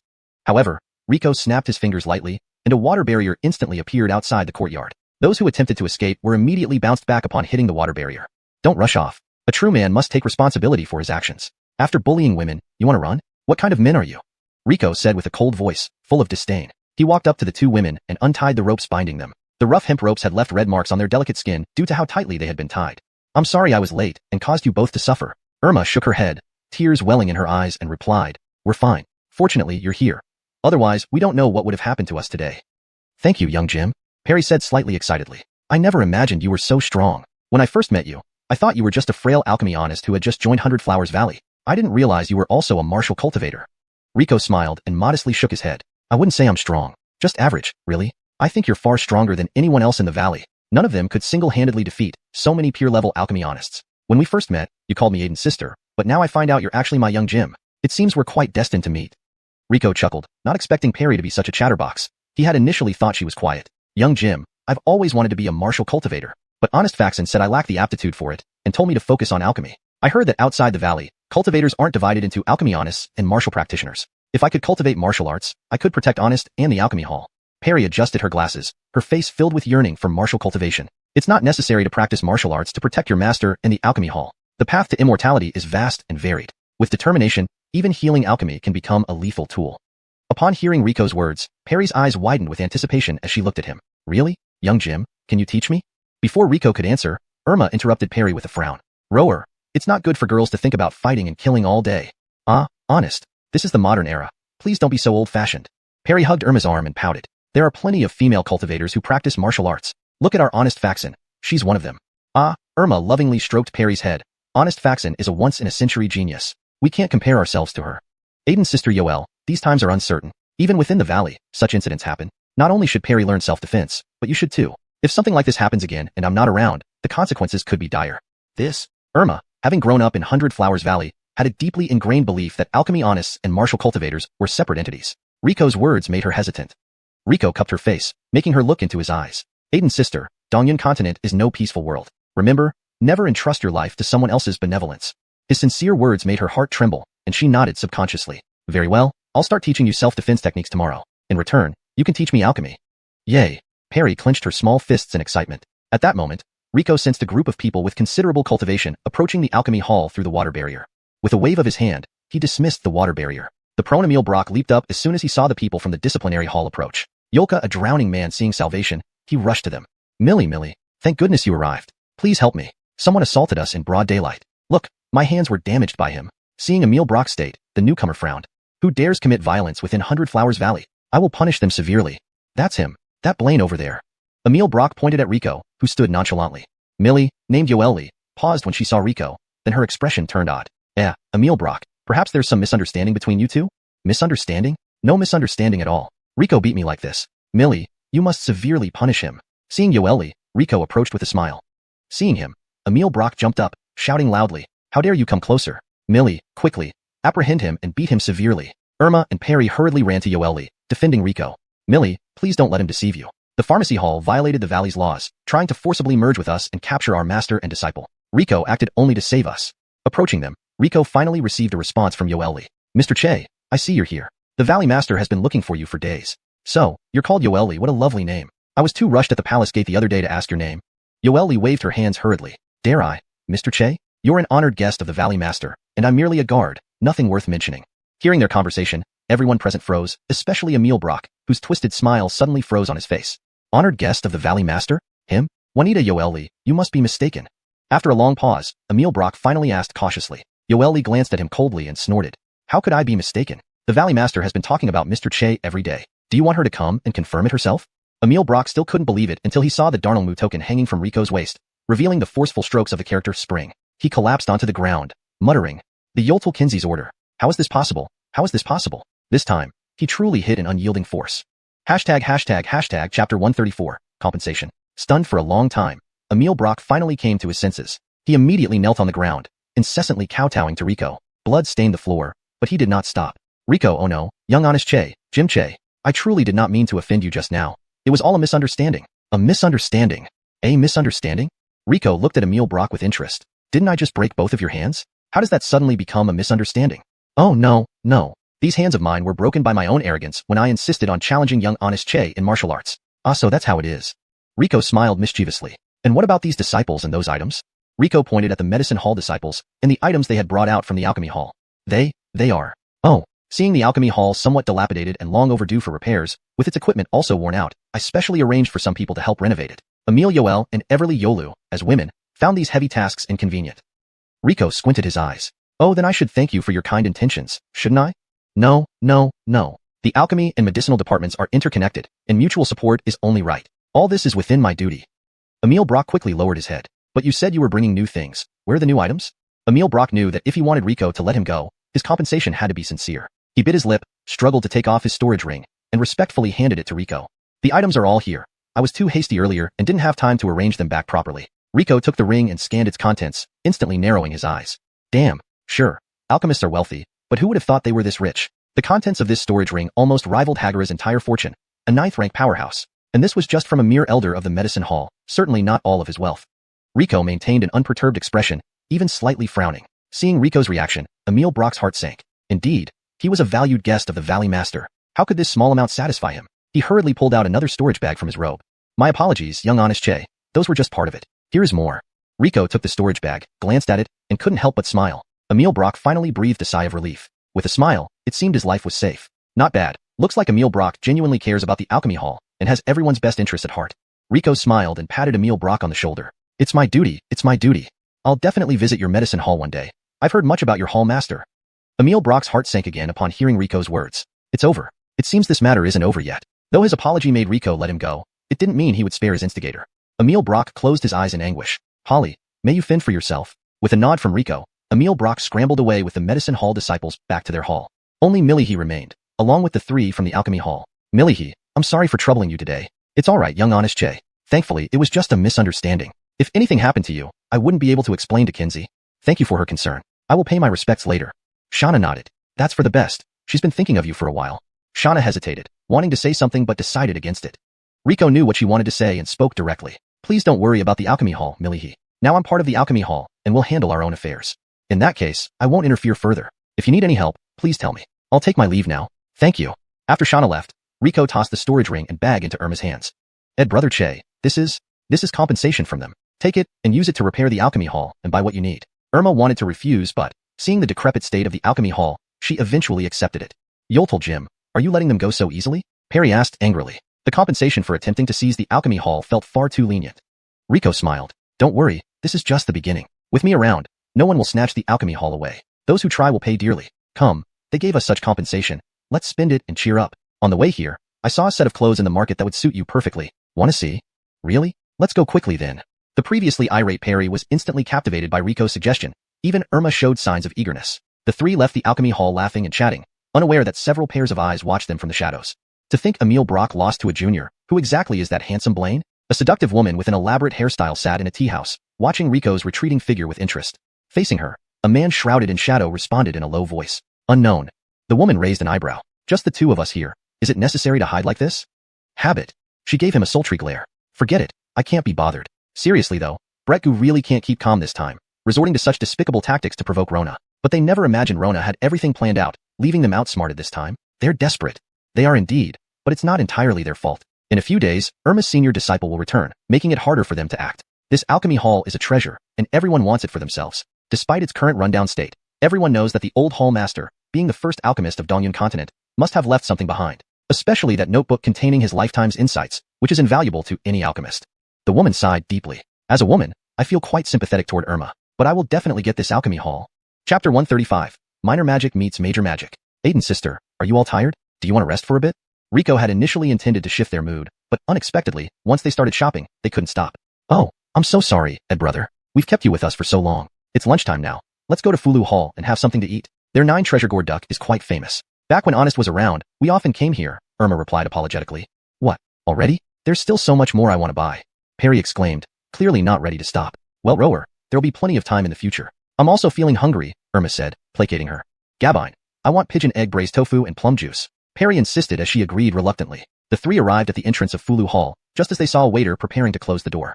Rico hurriedly stepped forward and asked, Brother, it's noon, why are you closing now? Oh dear, you all came at a very inconvenient time. Our establishment has been reserved by someone today, and we're not accepting walk-ins. I apologize for the inconvenience. The waiter bowed deeply and then closed the door after entering. Well, looks like we're out of luck. Let's find another place to eat, Rico remarked. Just as they were about to leave, a soft, seductive voice called from upstairs, Is that Aiden's sister Irma below? They looked up to see an exquisite yellow figure catching everyone's attention near a window. A closer look revealed a stunning woman dressed in a yellow dress, with an elaborate hairstyle and a folding fan partially covering her face. Her beauty attracted many passers-by to stop and admire her. Yes, it's me. I didn't expect to meet you here, Ed's sister Gue, Irma said with pleasant surprise. So it really is Aiden's sister Yoel. If you don't mind, would you like to join me for lunch? The woman invited warmly. You've reserved the entire place, surely entertaining esteemed guests. We won't disturb you.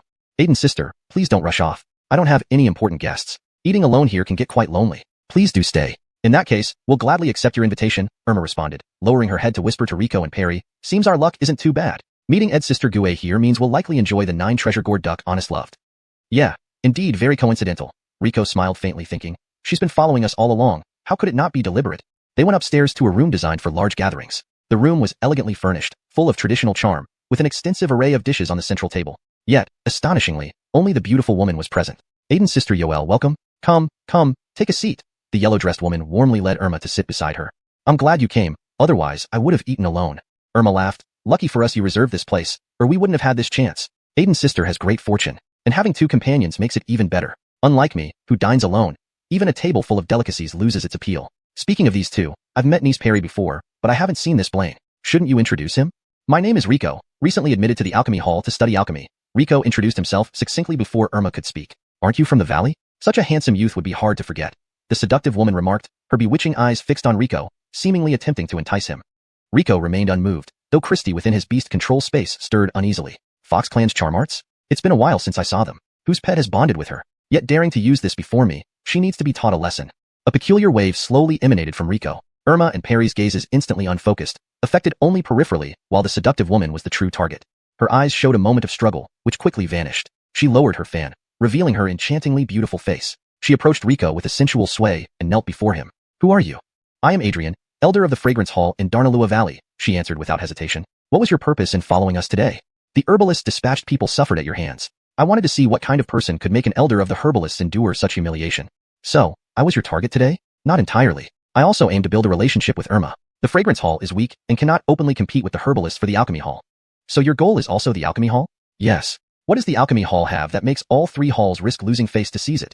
This time, Facing Rico's questions, Adrian's face showed clear resistance, her brows furrowing as if she might wake from a trance. Rico swiftly changed the subject. The Three Valley seizure of Chunfeng Valley's alchemy hall, doesn't the Valley Lord know? Adrian resumed her compliant expression, replying, the Valley Lord knows, but chooses not to interfere. Rico frowned. Why? Doesn't she care about the people being bullied? For the Valley Lord, Xuanhuan Valley's future matters most. Whether the alchemy hall ends up under anyone else, it remains part of Xuanhuan Valley. This has no impact on the future. As long as we don't cause too much trouble, she won't interfere. Rico gradually realized that beneath Xuanhuan Valley's picturesque exterior lay an environment as ruthless as the primeval forest, where the strong preyed on the weak, even among fellow disciples. Weakness wouldn't survive here. After experiencing many things, he found this harsh world suited him best. Comfort had hidden his true self. Deep down, he craved this lifestyle and began eagerly anticipating the challenges that awaited him. Chapter 136, Xianxia Welquit. Elena slowly opened her eyes, finding herself lying on her bed. Through the soft yellow curtains surrounding it, she confirmed that this was indeed her room. How did I end up sleeping in my bed? Wasn't I? Huh? What was I doing before? Elena felt as if she had just had a bizarre dream. In the dream, an incredibly beautiful woman danced gracefully in a palace made of white jade. The elegance of her dance and her presence left Elena feeling utterly inferior. Her once prided appearance seemed dull and unremarkable in comparison. Even with one glance, the woman made Gue Gabling's heart race wildly. Despite both being women, she couldn't help but desire to spend her entire life with her. Gue Gabeling shook her head. How could she have such an outrageous dream? Perhaps she was just too tired these past few days, constantly watching over those in the alchemy hall, leading to less rest and even the emergence of faint wrinkles at the corners of her eyes. Ah, that Irma is really something. If she had handed over the alchemy hall sooner, wouldn't there be fewer problems? Gue Gabeling got up, sat at her dressing table, and began applying a fragrant liquid on her face. After 2 strokes, she realized the delicate porcelain bottle was empty. She bent down to search for more and found that the backup bottles were also used up. Oh no, do I have to go beg him again? She frowned, reluctantly changed into her outdoor attire, and left. Meanwhile, Rico was still shopping with 2 women.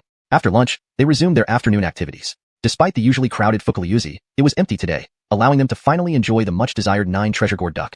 Take a look. Take a closer look. Latest nutrient essence liquid. 1 application brings you radiant beauty. 2 applications erase wrinkles and nourish your skin.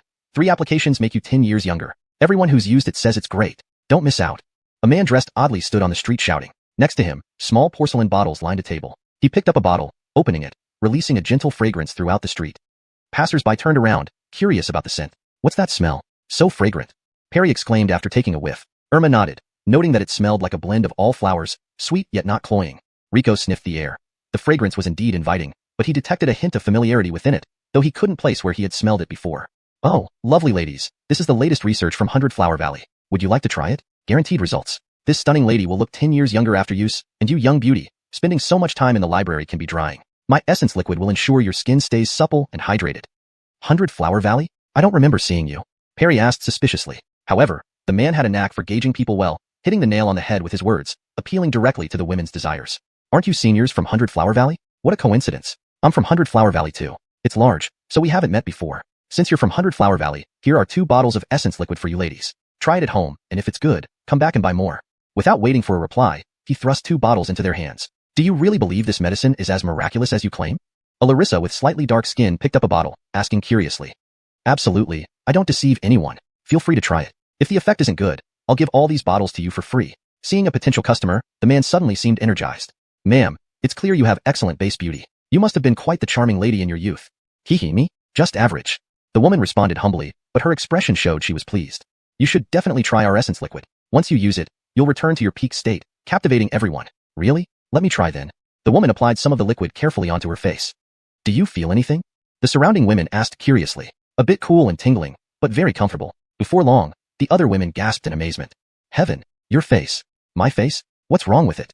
The Larissa touched her face, noticing her skin felt significantly smoother and more youthful. At that moment, the Amato produced a silver mirror and promptly handed it to her.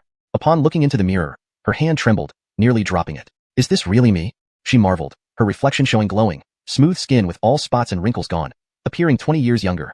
As you see, I didn't lie. Our essence liquid is that effective. Once used, no one forgets its magic. The man smiled, revealing a mix of pride and an enigmatic aura. How much does your medicine cost? I'll buy it. I want it too. 2 bottles. 3 bottles. I want 3. Don't snatch with me. I'll take them all. Seeing the transformation of the Larissa, the other women grew restless and immediately surrounded the man. Beauty was important to everyone, especially women of all ages and levels of cultivation.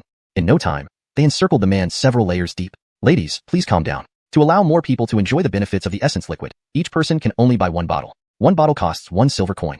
Hearing this, the women were slightly disappointed but agreed. 1 silver coin wasn't too much. Most could afford it if they pushed themselves. They generously purchased the essence liquid from the man. However, given the limited size of his table, only a few managed to get bottles. Some women turned their attention to Irma and Perry. Younger sister, you're already so beautiful. You don't need this essence liquid. How about selling it to us sisters? I'll pay double, oh, triple the price. Sister, don't listen to her. Sell it to me. I'll offer 10 times the price. More and more women who missed out joined the crowd, tightly surrounding the two women. Hashtag chapter 137, defensive technique. The two delicate women, surrounded by so many people, were naturally a little frightened. Especially Irma, who was already timid by nature, couldn't help but hide behind her disciple. Fortunately, Rico stepped forward in time, standing protectively in front of the two women. Though his back wasn't broad, it gave the two women an inexplicable sense of security. I'm sorry, but we're not selling this essence liquid. Please look elsewhere. Hearing Rico's words, the group of women reluctantly dispersed. Great, I'm so glad Xianxia was here. I was really scared just now.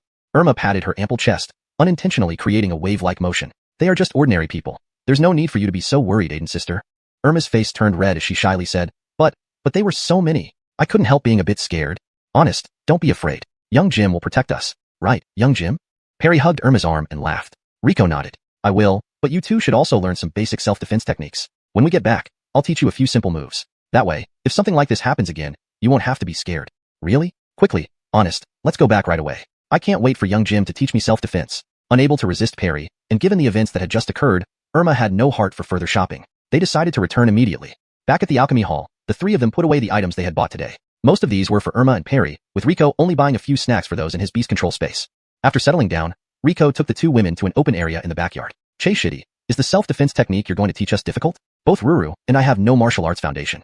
Rico smiled slightly. Don't worry, Aiden's sister. What I'll teach you are the basics. Learning martial arts is similar to learning alchemy. Start from the fundamentals and gradually progress. Now, sit cross-legged on the ground like I am.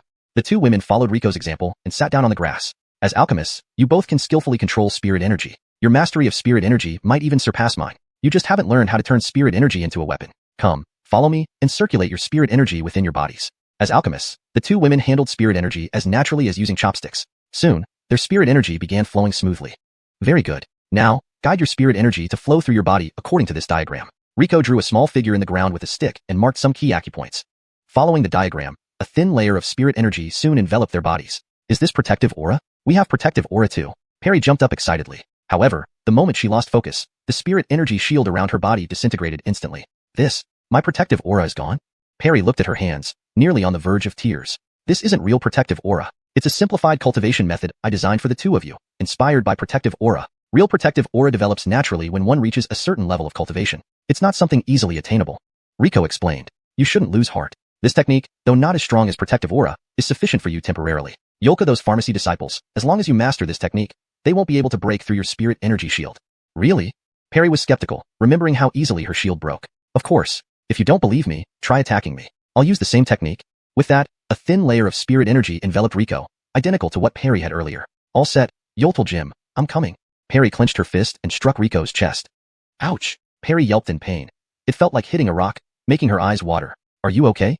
Yoltal Jim, did you do that on purpose? You're so mean.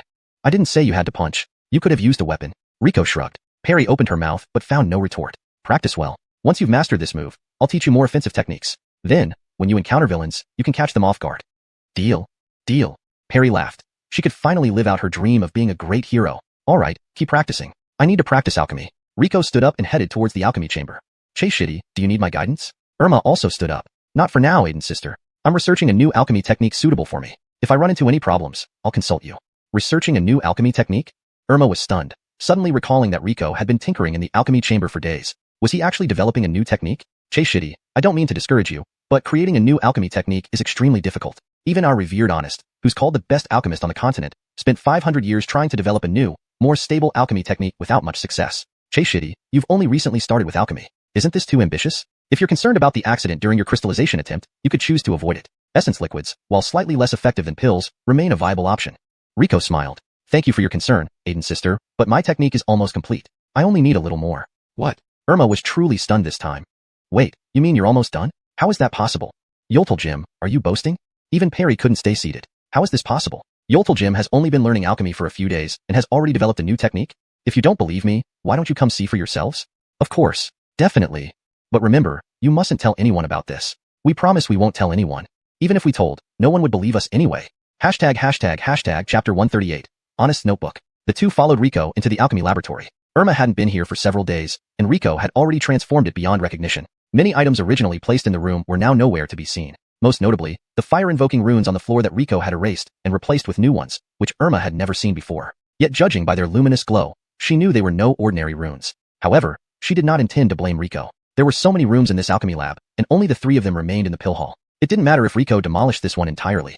But it was almost as good as demolished already. At Jim Che, what are you doing? Without the fire-invoking runes, how can we refine pills? Rico smiled mysteriously. You'll see soon enough. He kept them in suspense and took out 2 things from his storage ring. One set of ingredients for refining blood coagulating pills, and a rather tattered notebook. Aiden's sister, do you remember this notebook? Of course, isn't this Honest's notebook?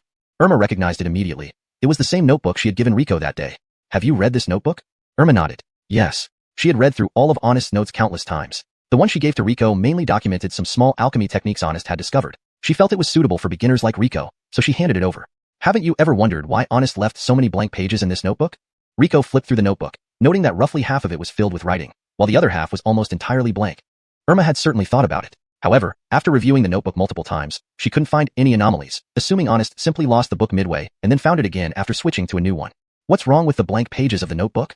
Rico smiled and waved his hand, casting a light barrier around the 3 to ensure no prying ears could overhear. Although I never met Honest, from reading this notebook, I know he absolutely deserves the title of the continent's greatest alchemist. He is an absolute genius in the field of alchemy. Rico formed a water sphere in midair and, to Irma's astonishment, dropped the notebook into it. Ed Brother Che, what are you doing?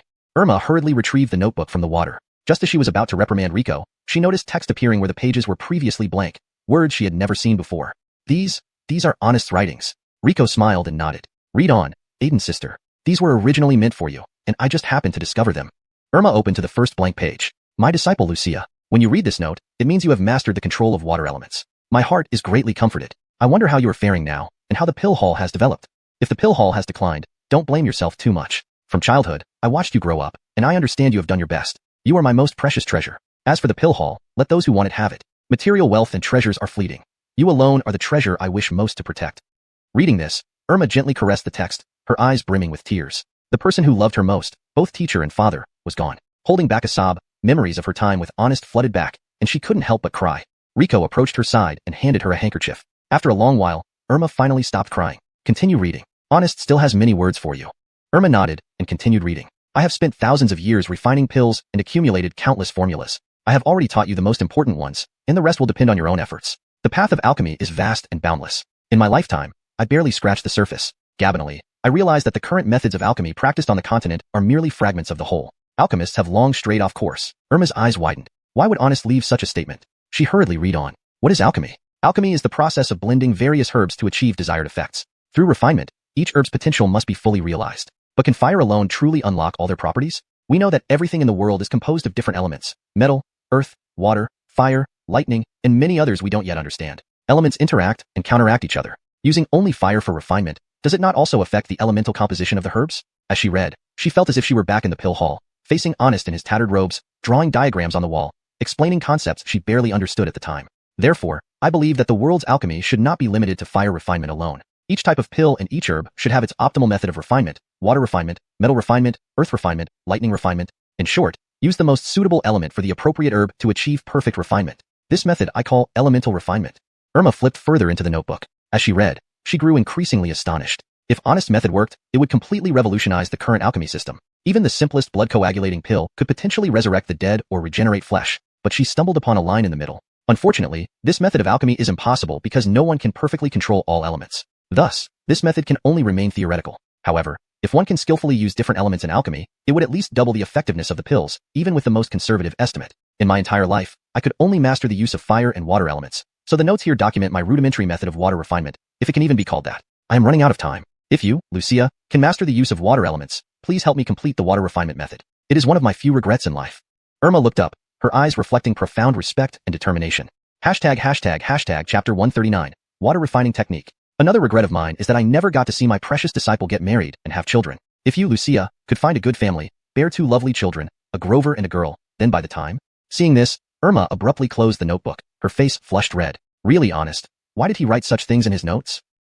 What did our ancestor write? I want to see too. Perry leaned in closely. There's nothing worth seeing here. Irma put the notebook away. Ed Brother Rico, are you saying that the water refining method mentioned in Honest's notes?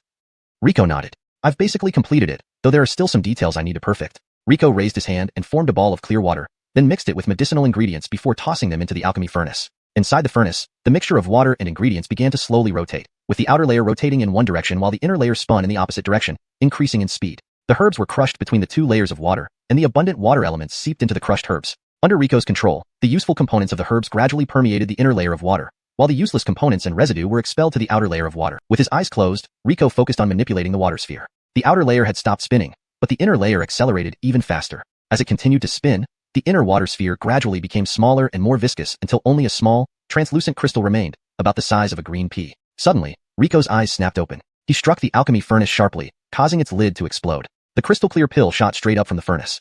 At this moment, the runes in the alchemy room began to activate, their indigo light growing intense as dense spiritual energy converged from all directions. The pill seemed to come alive, continuously absorbing the room's spiritual energy.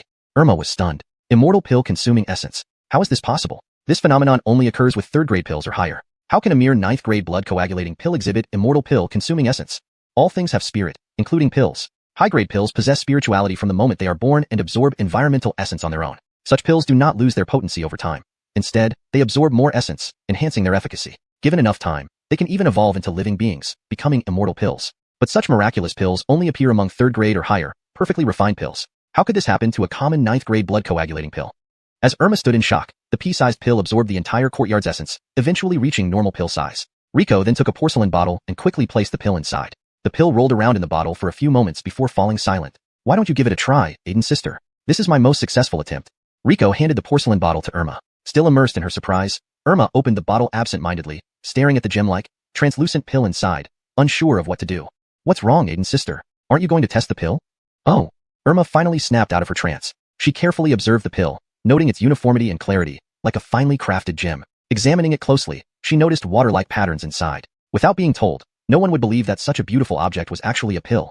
Irma hesitantly nibbled off a small piece and put it in her mouth. Instantly, her eyes widened. How is this possible? An overwhelming wave of potency mixed with an incredible fragrance slid down her throat into her body. In just a moment, the medicine fully dissolved and was entirely absorbed without a trace left behind.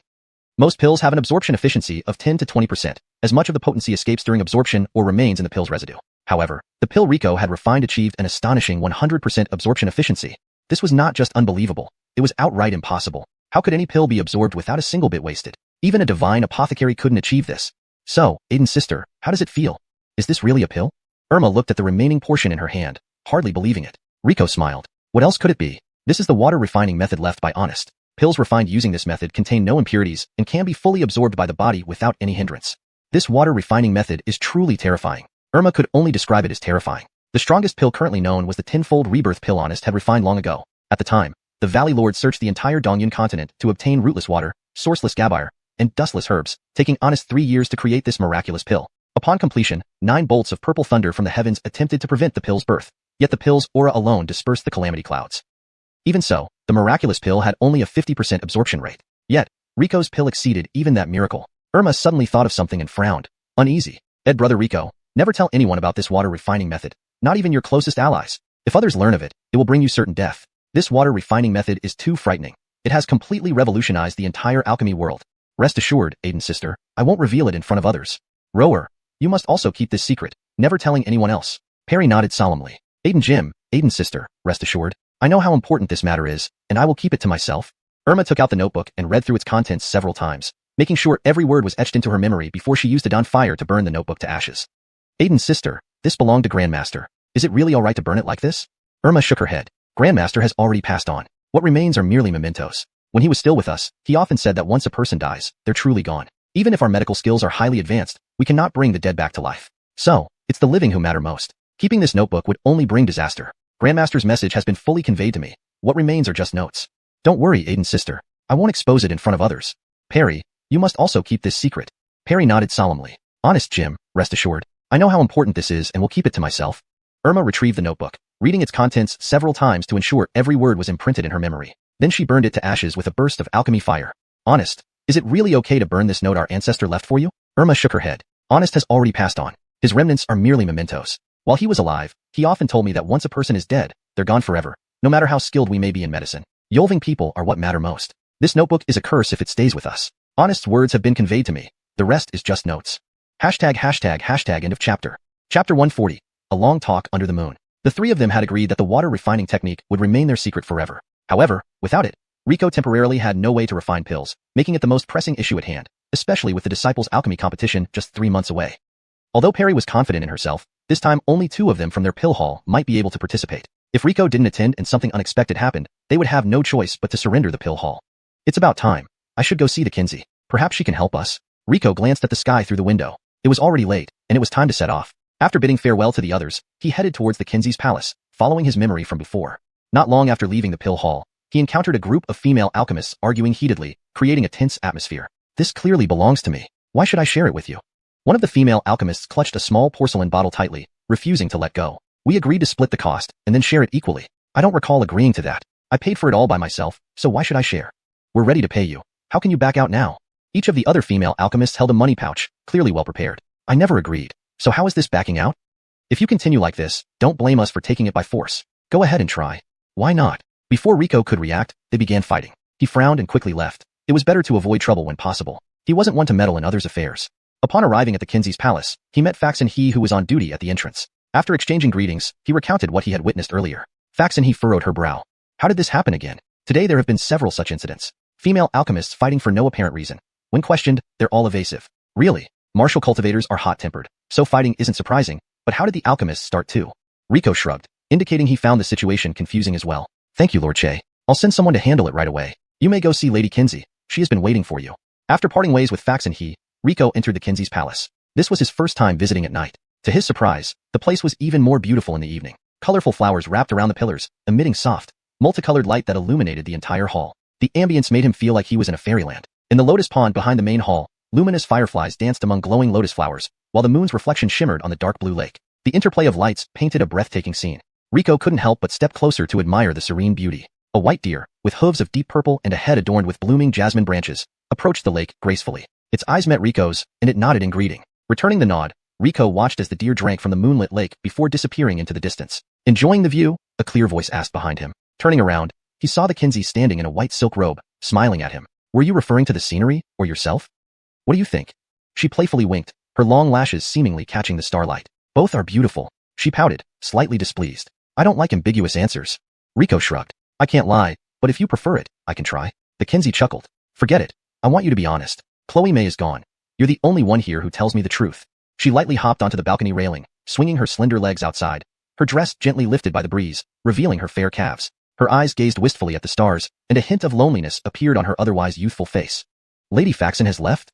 Yes, she has many matters outside the valley that require her attention. She stays only briefly whenever she returns. She plucked a glowing pink flower and cradled it in her hands. Even separated from its stem, it blossomed even more vibrantly, as if trying to please her. Did you ask me here to talk? Riko looked at her expression and felt an inexplicable pang of sympathy. Despite being the leader of Hundred Flowers Valley and among the top cultivators in the continent, loneliness was evident on her face. Why not? She tilted her head, looking at him with eyes filled with emotions he couldn't decipher. You can, but why me? This is only our second meeting. If I say it's fate, will you believe it? Riko shook his head. No, why not? During our first meeting, I saw something in your eyes. What? Nostalgia and longing. Was our meeting arranged? Everything from Rona appearing at Chunhong Tower. It was all planned by you, wasn't it? He met her gaze steadily, unflinching even though she was one of the strongest figures in the world and could end his life with a thought. The Kinsey stared into his eyes, her own showing no change. After a moment, she lowered her head. If I said no, would you believe it? Yes. She raised her head in surprise. Why? Does it need a reason? She smiled, like a night blooming jasmine in the mysterious night. You really are interesting. With a gentle flick, the glowing pink flower drifted down into the lake. I didn't lie to you. I hadn't anticipated Chloe May encountering you, but later, I did instruct her to bring you here. Waving her hand, the wooden box his mother had left him appeared in her grasp. She gently stroked it, as if touching an old friend. Her eyes filled with deep longing. Do you wish to know your true identity? Hashtag chapter 141. The Sacred Flower. I want to, that's why I came. Riko stared into the Kinsey's eyes, speaking straightforwardly. You're really direct, aren't you? The Kinsey turned her head, gazing at her swaying toes. How old do you think I am? The Kinsey suddenly asked an unrelated question. 1,000 years old? Riko thought of his master, reputed to be the strongest prodigy of the Beast Spirit Sect in his generation. She was still less than 1,000 years old, so the woman in front of him, who looked like a 15 or 16-year-old girl, surely couldn't be younger than his master, right? Do I look that old? The Kinsey gave him a disparaging look. If I tell you, you definitely won't believe it. Today is my 16th birthday. Riko scratched his head, unsure what to say, and after struggling for a moment, he finally managed to say, Happy birthday. The Kinsey laughed softly. How should I say this? You never cease to amaze me. Don't you have any questions? Are you the type who likes to say you're always 16? Of course not. The Kinsey grabbed the railing with both hands, did a backflip, and landed beside Rico. I'm really 16, truly 16. But the Kinsey of 100 Flowers Valley should be tens of thousands of years old, right? Rico was confused by the Kinsey's words. What do you mean? Aren't you the Kinsey of 100 Flowers Valley? Yes and no. The Kinsey smiled slyly, standing in front of Rico. She reached out and began unbuttoning her dress, exposing her neckline. Rico quickly covered his eyes. Why was the Kinsey suddenly undressing? He exclaimed loudly. I'm not that kind of person. Unexpectedly, a tinkling laughter rang in his ears. Take your hand away. I wasn't trying to give you a free show. Rico hesitantly opened his eyes and saw that the Kinsey had only opened a small gap in her dress, revealing no skin. Underneath the open neckline, a blood-red flower was blooming from the Kinsey's chest. Its stem was deeply embedded in her flesh. Red veins, resembling earthworms, traced paths under her white skin. It was hard to imagine such an unsettling sight on the ethereal-looking Kinsey. Pretty ugly, huh? The Kinsey's slender fingers traced the raised veins. There was no trace of sadness in her voice, as if she had long become accustomed to it. What is this? This is the Kinsey of 100 Flowers Valley. What? Rico's eyes widened. The Kinsey of 100 Flowers Valley was a flower parasitizing another person? This was too bizarre. For someone with only 18 years of experience, this was quite beyond his comprehension. How do you think the Kinsey of 100 Flowers Valley is chosen? The Kinsey fastened her neckline, then looked into Rico's eyes. Isn't it based on strength? Upon hearing Rico's answer, the Kinsey smiled, a touch of melancholy in her expression. Seeing her face, Rico seemed to recall something, and his eyes widened. It can't be. You guessed it? Haha, yes. The Kinsey of 100 Flowers Valley isn't chosen by us but depends on who awakens the blessing of the sacred flower, who allows the sacred flower to take root, sprout, and bloom. What is the background of this sacred flower? All girls born in 100 Flowers Valley must have the seed of the sacred flower planted within them. This is the highest decree of 100 Flowers Valley, and no one can disobey. The seed of the sacred flower gradually fuses with the girl's heart as she grows, eventually replacing her heart. The Kinsey took Rico's hand and placed it on her chest. There was no heartbeat. For the most fortunate girls, the sacred flower will take root and sprout within them. They become the sacred flower spokespeople in the world. If a flower bud forms within them, they can become Melanies of 100 Flowers Valley. Among these Melanies, the luckiest one, or ones, will have the sacred flower bloom on their chest, becoming the Kinsey of 100 Flowers Valley. After the sacred flower blooms, the Kinsey can harness its power but must live forever as its spokesperson. Her soul and life serve as nourishment for the sacred flower until it dries her out completely and produces new seeds. After listening to the Kinsey, Rico felt something caught in his throat, making him uncomfortable. Was being the spokesperson of the sacred flower a blessing or a curse? Is it really okay to tell me all this? It should be a secret of 100 Flowers Valley, right? 100 Flowers Valley? Please remember your place. Now it's our 100 Flowers Valley. Don't forget, you're already part of 100 Flowers Valley. The Viola blinked mischievously. Then, how many Kinseys does 100 Flowers Valley currently have? Counting me, there are 3. But now in the valley, you can only see me. One serves as the sacred flower's eyes, constantly outside, recognized by outsiders as the Kinsey. Another stays in the Holy Land, taking care of the sacred flower's main body. The Viola held up 3 fingers, counting them one by one for Rico. So, was my mother once also a Melanie of 100 Flowers Valley? Rico remembered that in the dream, his father had addressed his mother as Lady Melanie. The Viola nodded. It seems you know more than I thought. But regarding your mother, she suddenly blinked. If you want to know about your mother, help me with a favor. What favor? There is a spiritual Gabire spring appearing in the northwest. Flames continuously spout from the spring. According to Aiden from Heavenly Destiny Pavilion's calculations, there should be a fire vein underground. Gabire vein? Rico had never heard of it before. The Viola nodded. Yes, a fire vein. It contains various kinds of spirit fire seeds. You know, our 100 Flowers Valley excels in alchemy, and these spirit fire seeds can be introduced into one's body. Alchemists with spirit fire seeds differ vastly from those without. Spirit fire seeds not only reduce the difficulty of alchemy, but also change the characteristics of an alchemist's spirit fire. Each pill has its ideal characteristics. Therefore, the more spirit fire seeds an alchemist possesses, the more types of pills they can produce. So you want me to retrieve some fire seeds from the fire vein for you? The Viola nodded. Exactly. But why me? Aren't there many stronger martial cultivators in the valley? Because that place is within the territory of your Beast Spirit Sect. Chapter 142, 4th rank. The Beast Spirit Sect has already taken control of that fire vein, and there's nothing wrong with that. However, that fire vein is exceptionally extraordinary. Since ancient times, no recorded instance exists where a single fire vein contains multiple types of elemental fires. This is the first time it's happened. Practically the entire alchemy and artifact crafting communities are in turmoil, with droves of enthusiastic alchemists and crafters rushing towards the fire vein. To prevent any trouble from those zealots, the Beast Spirit Sect has sealed off the fire vein, prohibiting anyone from entering. So, you want me to sneak in and steal the fire seeds for you? Rico raised an eyebrow. The young girl gave him a playful glance. How could I? Even if I asked you to betray the Beast Spirit Sect, would you? The Beast Spirit Sect plans to open the fire vein to the public in 5 days. However, to protect it, only mid-level and above factions are eligible to enter. Each faction can only send one disciple below the 5th rank into the fire vein to study and collect the fire seeds. You are part of the Beast Spirit Sect and that woman's disciple. No one will stop you from going. If you go, our 100 Flowers Valley can send an extra person. If others can only send one, and we send 2, wouldn't that be a great deal? She grinned as if she had struck a small bargain. I see. Rico shrugged. No objections here. Great. It's a deal then. Let's seal it with a handshake. The young girl extended her delicate, fair hand in front of Rico. Without hesitation, he lightly tapped her hand. We've made a pact. Don't go back on your word. What's there to retract? I'm more worried about you going back on yours. This was about his own background and his parents' past. He didn't intend to renege. By the way, there's one more thing. Rico, who was about to leave, suddenly turned back. What else? I still don't know your name. You said that Flower is the Valley Master. So what about you? What's your name? The young girl paused, then smiled. Curious about my name? I can't tell you yet. Maybe when I'm in a better mood one day, I'll tell you. With a snap of her fingers, Rico felt a blur before his eyes, and when he regained his senses, he found himself standing in the open ground in front of the alchemy hall. Mysterious as always. Since she wasn't going to tell him, he didn't press the matter further. It seems I haven't practiced properly for several days. Before I leave, I should train rigorously.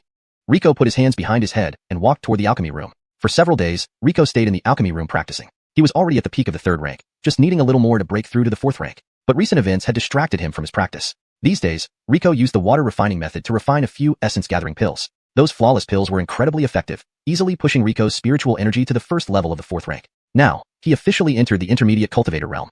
You finally remembered to practice. Christy rarely emerged from his beast-controlling space. She scrutinized Rico from head to toe, making him feel uneasy. Why are you looking at me like that? Is something wrong with me? No, quite the opposite. You look too normal, just like any ordinary 4th rank Beastmaster. Christy had grown much larger than before, now bigger than an average gray wolf, with 4 fluffy tails sprouting from her back. Her claws patted him repeatedly, causing some pain. What are you doing? I am a 4th rank Beastmaster. What do you mean by look like an ordinary 4th rank Beastmaster? Do you even realize how exceptional you are? Logically, reaching the 4th rank, with your talent, should have awakened some unique abilities. Haven't you noticed anything different about yourself? Different? Rico scratched his head. No, I don't feel any different. Just a bit stronger spiritually, maybe physically too. That's strange. Brother hasn't shown any signs of revival. Could something be wrong? Christy murmured under her breath, unbeknownst to Rico. What did you say? Nothing. Don't neglect your practice. Progress in cultivation is like rowing upstream. Not advancing means falling behind. Even if you have natural talent, slacking off will allow others to catch up. Christy lectured him like an elder. Yes, honest Christy noted. Rico felt puzzled. Why was Christy suddenly so concerned about him? Usually, she spent most of her time sleeping or grooming herself in the beast-controlling space. Yet here she was, caring for him.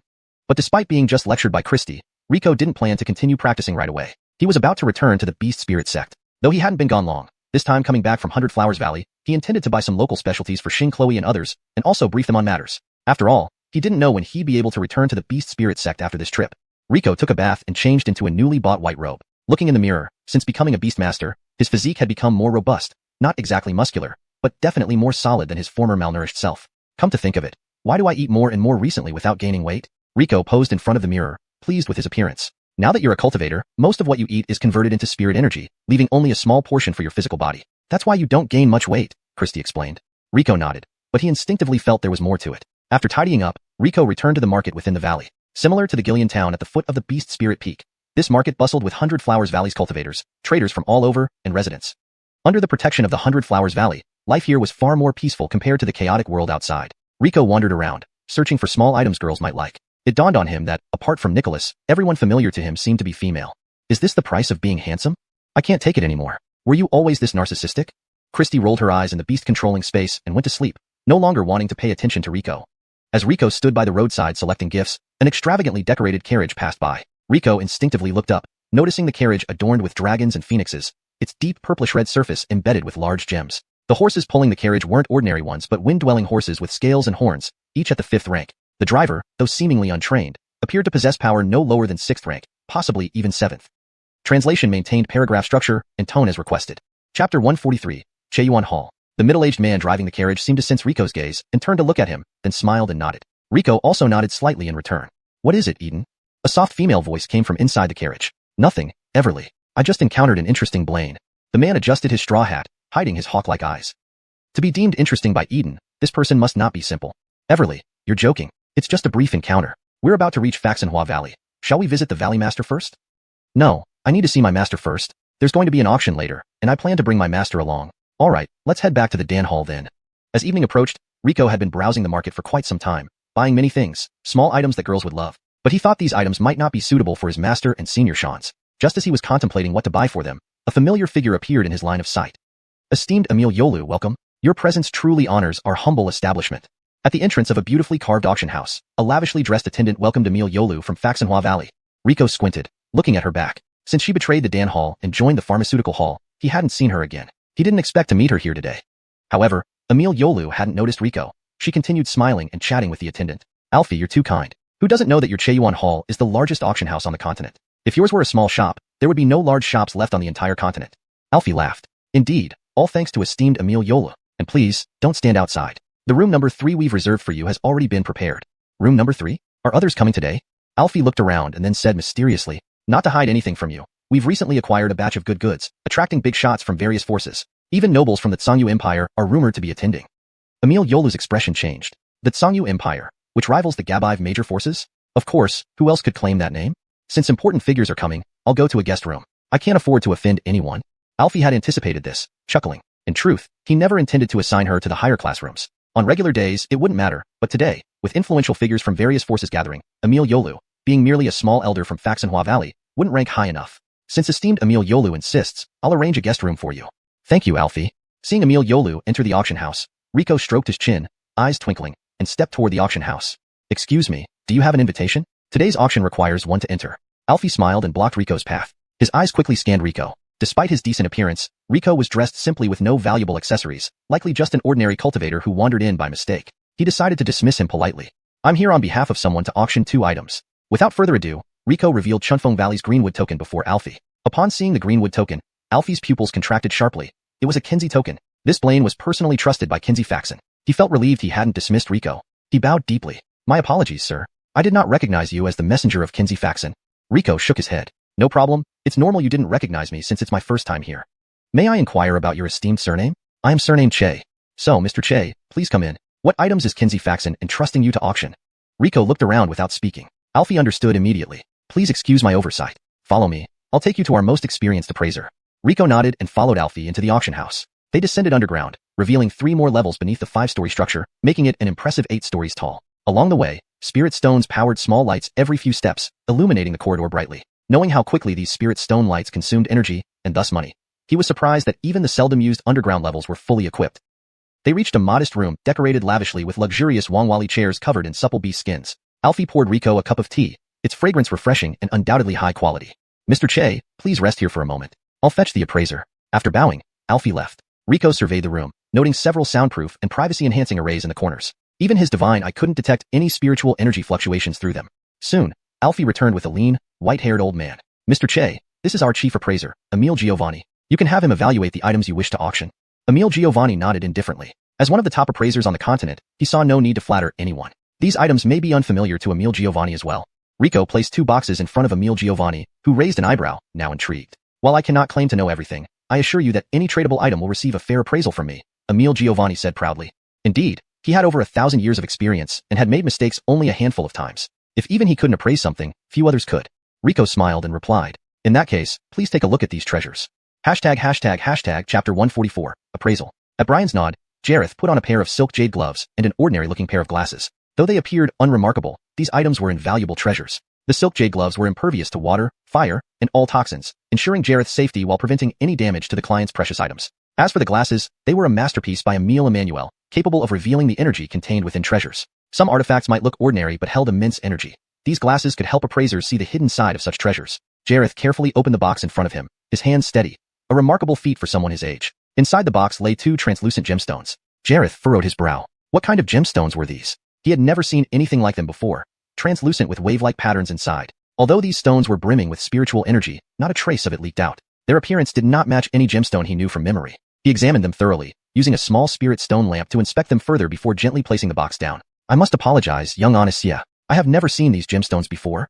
Alfie, standing nearby, widened his eyes in surprise. He couldn't believe there were gemstones even Jareth hadn't seen. It was no wonder the items sent by Pavilion Honest Faxon were extraordinary. However, Jareth added, though these stones are rare, they contain only common elements of water and spiritual energy without any unique value. If you want to sell them to collectors who love rare items, they should fetch around 30,000 spirit stones. For something that was merely rare and beautiful but lacked practical significance, Jareth was confident in his valuation. Brian smiled and shook his head. These aren't just worth that much. Jareth frowned at Brian's words. I've been in this business for many years, and I've never been wrong in valuing such collectibles. If Mr. Che believes they are worth more, perhaps you should take them to Mingpin Xian and sell them to those pretentious rich buyers. This revision ensures that the translation accurately conveys the meaning of the original text, reads naturally in English, and maintains consistency in terminology and style. It also clarifies who Che refers to by using Mr. Che for better readability.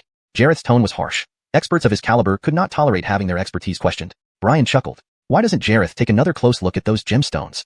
Brian picked up a wooden box and handed it to Jareth.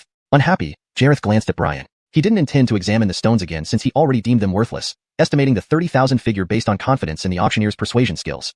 However, Alfie kept signaling him to continue, so Jareth reluctantly took the wooden box. This time, as he leaned in closer, he still found nothing new until a faint medicinal fragrance wafted into his nose.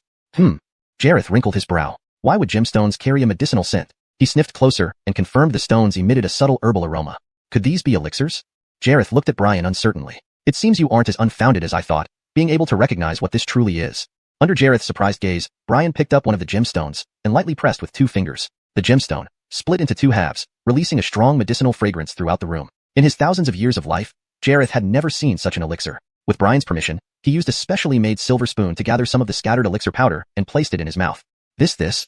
The moment the powder touched his tongue, Jareth's eyes widened in shock. So stunned was he that he didn't even notice the silver spoon drop to the floor. Invaluable treasure! Invaluable treasure! Jareth finally recovered and exclaimed excitedly. This isn't just an elixir, it's immortal nectar. Divine medicine? Alfie, startled by Jareth's reaction, had never seen him so agitated. He cautiously asked, Jareth, is there something wrong with this elixir? Blushing, Jareth explained with great excitement. While this elixir has the same effect as spirit gathering pill, it can be fully absorbed by the human body without any impurities or residues. Ordinary elixirs contain impurities and cannot be consumed continuously or in large quantities. Excessive consumption not only reduces effectiveness but can also harm the body. But this elixir has no such concerns. It could be eaten as daily food without any problems. Upon hearing Jareth's explanation, Alfie's expression turned equally astonished. Having spent many years at Xuanhuan Hall, he could imagine the value of such an elixir. If replicable, it would revolutionize the entire alchemy community. Young Xianxia, though it may not be my place to ask, I am curious, who among the elders in Hundred Flowers Valley refined this elixir? Brian shook his head. Pavilion Honest Faxon discovered these ancient elixirs in a relic site. Currently, we don't know how to replicate them.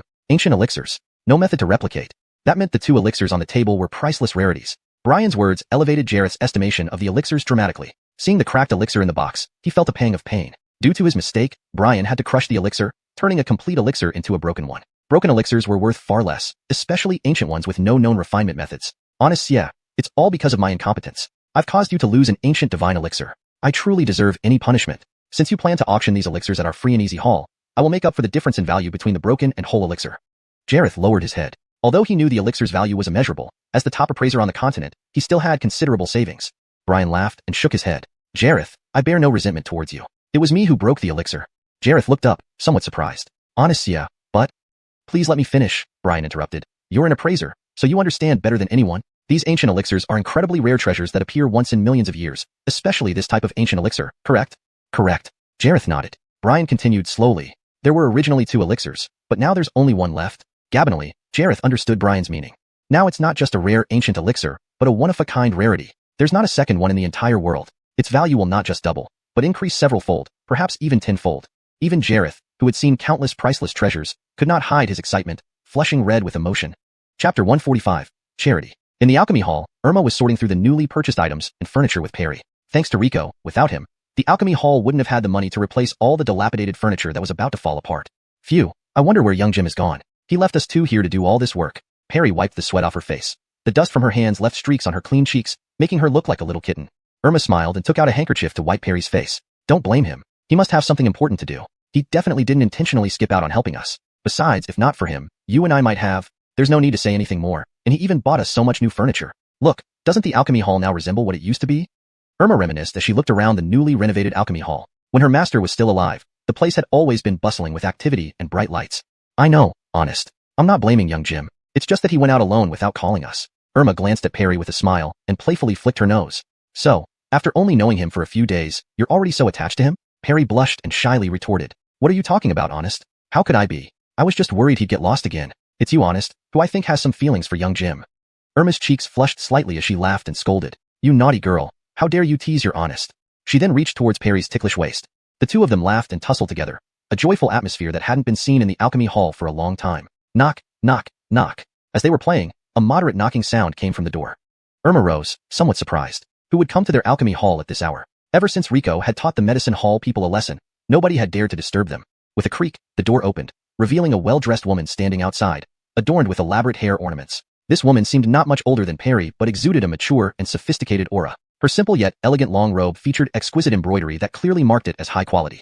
The bracelets, necklaces, rings, hairpins, and earrings adorning her body were all custom-made, radiating an air of opulence without being overbearing. Her face was lightly made up, enhancing her mature demeanor, and her meticulously arranged hairstyle suggested that it wasn't done by just one person. Honest, it's been a long time. The woman bowed gracefully before Irma, her angle perfect, showing respect without imposing any pressure. Ronga, you're back. Irma exclaimed in pleasant surprise. The woman standing before her was none other than her eldest disciple, Charity, the 12th Francesca of the Xianxia Empire. Come inside, don't stand outside. Charity stepped into the alchemy hall, which, despite its previous rundown appearance, now boasted refurbished furniture and decor, causing a brief flicker of surprise on her face before she masked it away. Rower, quick, see who's back. Irma led Charity into the small building by the hand. Perry lifted her head, seeing Charity, and her brows furrowed without uttering a word. Charity saw Perry's reaction but wasn't bothered, instead offering a gentle smile. Ed's sister Perry, it's been a long time. Perry responded coldly, seemingly unwilling to acknowledge Charity. Irma frowned. You naughty girl, how can you greet your senior sister like that when she comes back after so long? Biffed, does she have the audacity to be part of the alchemy hall? Where was she when we were in trouble? As soon as Grandmaster passed away, she ran back to enjoy her life as a Francesca. Now that young Jim has driven away the villains, she dares to return unashamedly. Who knows if she colluded with those halls?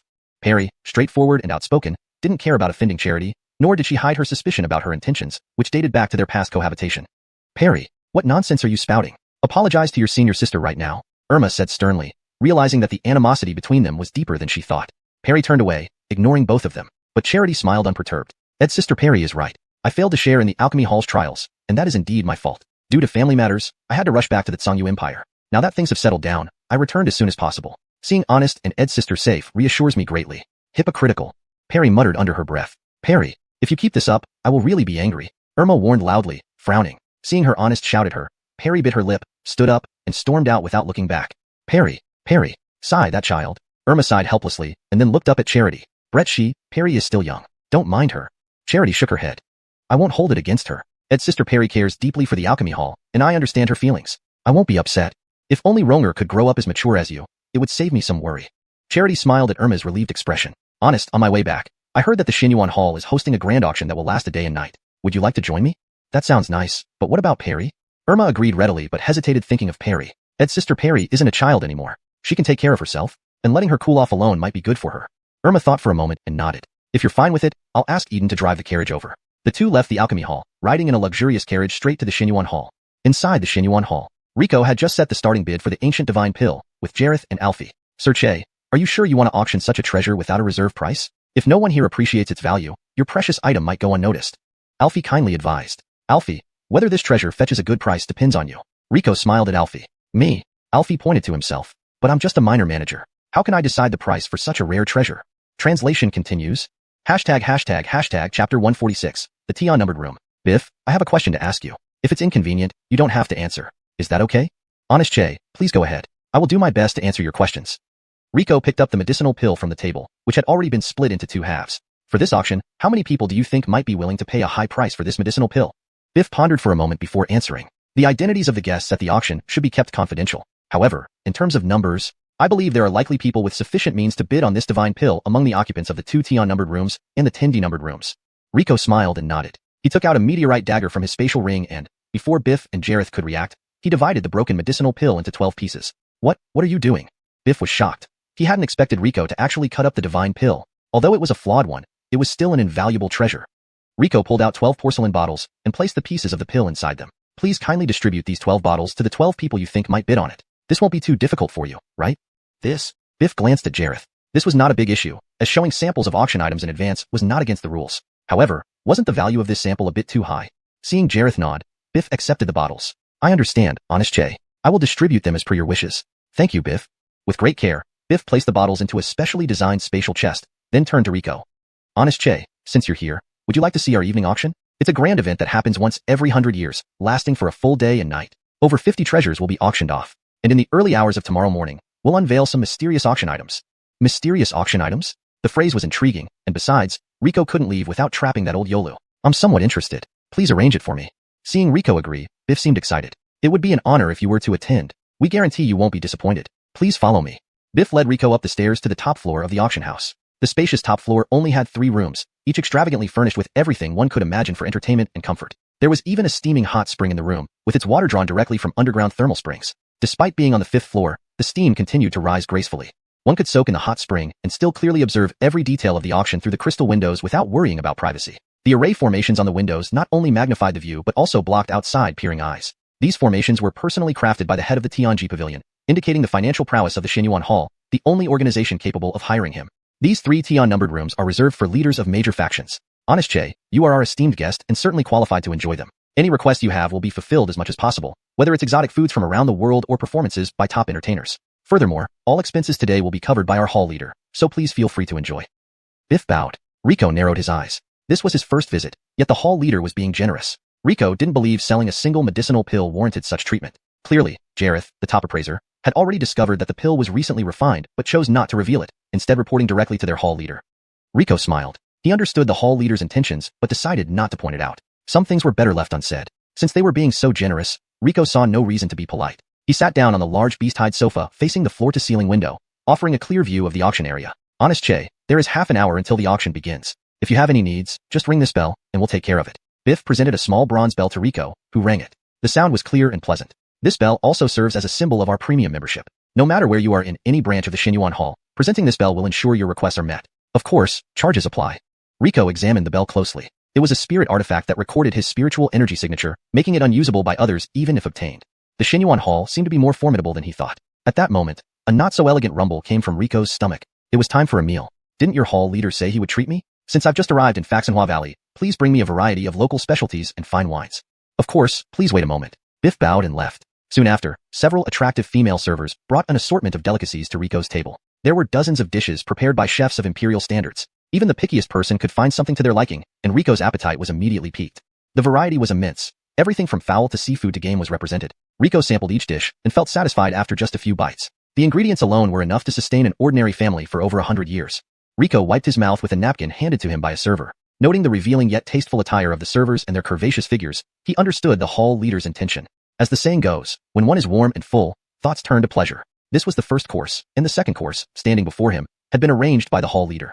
However, Rico wasn't someone to indulge in such frivolities. He waved his hand, dismissing the servers. Checking the time, the auction was about to start, and nearly everyone who would participate had arrived.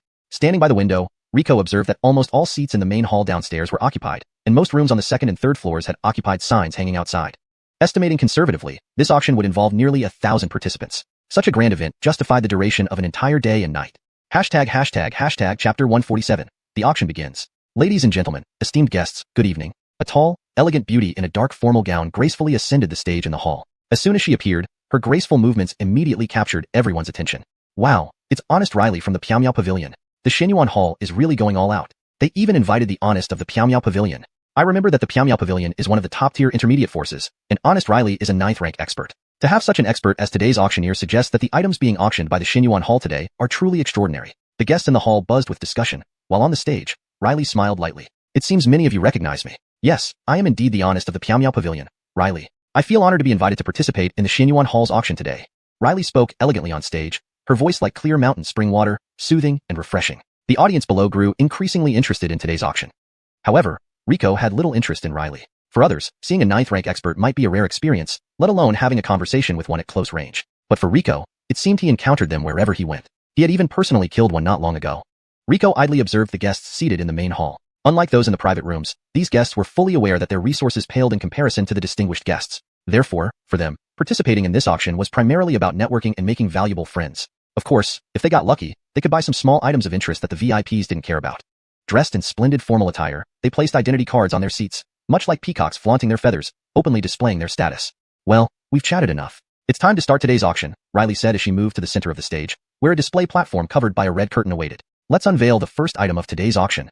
Riley gestured, and the red curtain slowly lifted, revealing a massive tripod cauldron over a meter tall. Is this a pill refining furnace? The guests below expressed confusion. This cauldron looked rather ordinary despite its golden and jade embellishments and intricate beast pattern carvings. Its appearance wasn't old enough to be considered an antique, nor new enough to be modern. Why would the Xuanhuan Hall present it as the first major item? The guests started discussing among themselves, but Riley waited patiently until the discussion settled before speaking. I'm sure you're all wondering why a simple pill refining furnace deserves to be the first item in such a grand auction. Please wait for a moment. Observe closely. Riley waved her hand, and a gentle breeze lifted the heavy cauldron. Beneath it, a distinct lotus flower imprint became visible. Could this be the pill refining furnace used by Honest Xianxia? One guest speculated, astounded. Riley smiled and nodded. Yes, this is the cauldron once used by the late world's greatest alchemist, Honest Xianxia. It was given as a birthday gift to a friend but later sold due to unfortunate circumstances. After changing hands several times, it now appears here at the Xuanhuan Hall's auction. This, perhaps, is a special kind of destiny.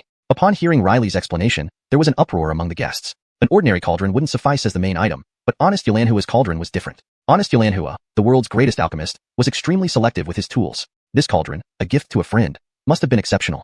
Thus, it was fitting as the centerpiece of today's auction. Alright, that concludes the introduction to this cauldron. Specific details can be found in the auction catalog provided earlier.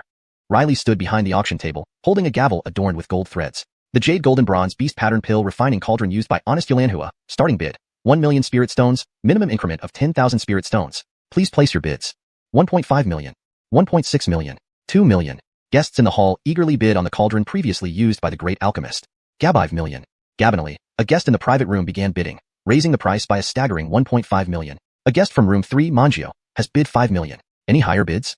Riley's voice echoed throughout the auction house. In the number 1 private room marked D, Irma and Song Adele sat by the window, sipping expensive clear tea from their small table. The soft aroma of sandalwood filled the room. Irma's eyes were fixed on the cauldron on the stage. That cauldron was all too familiar to her. It was the one left by her master for her practice, with her name carved on one of its legs. But now, the name had been erased, and the cauldron labeled as Honest Xuanhua's gift. Clearly stolen, it now openly appeared in the auction, right before her eyes at the entrance of 100 Flowers Valley. It was a blatant message. The pill refinery was no longer what it once was. Her master was gone, and now anyone could mistreat them as they pleased. Tears welled up in Irma's eyes. Perhaps the pill refinery should no longer exist. Noticing Irma's distress, Xianxia softly said, "Teacher, it would be best if this relic of our ancestor remains with us in the pill refinery." Without waiting for Irma's response, she raised her paddle. 10 million. Room 1D bids 10 million. Riley's announcement stunned the crowd. True to form, the distinguished guest from room D doubled the price. Seeing this, the other guests in the hall stopped bidding. They didn't want to offend the powerful figure from room D, and 10 million spirit stones was no small sum. Spending an equivalent of 5 years' income on something they couldn't use made no sense. It was better to do a favor and let the bid go through. Seeing no further bids, Xianxia smiled. Once this cauldron was secured, it would push Irma closer to her side. Chapter 148. Yolf Extending Pill? No one knew that this pill furnace was actually auctioned by the Xuanhuan Hall on behalf of Myrtle. This was all part of her plan to make Irma her personal alchemist. As the disciple of the world's top alchemy master, with Irma's support, she would gain the qualifications to compete for the imperial throne with her siblings. Ronger, 10 million spirit stones, that's not a small sum. It's just an ordinary pill furnace, it's not worth spending so much. Irma said, somewhat uneasy. Myrtle shook her head. For Honest and for the alchemy hall, this amount is nothing. Ronger. Irma was moved. She hadn't expected her senior disciple to care so much about her. Are there any more bids?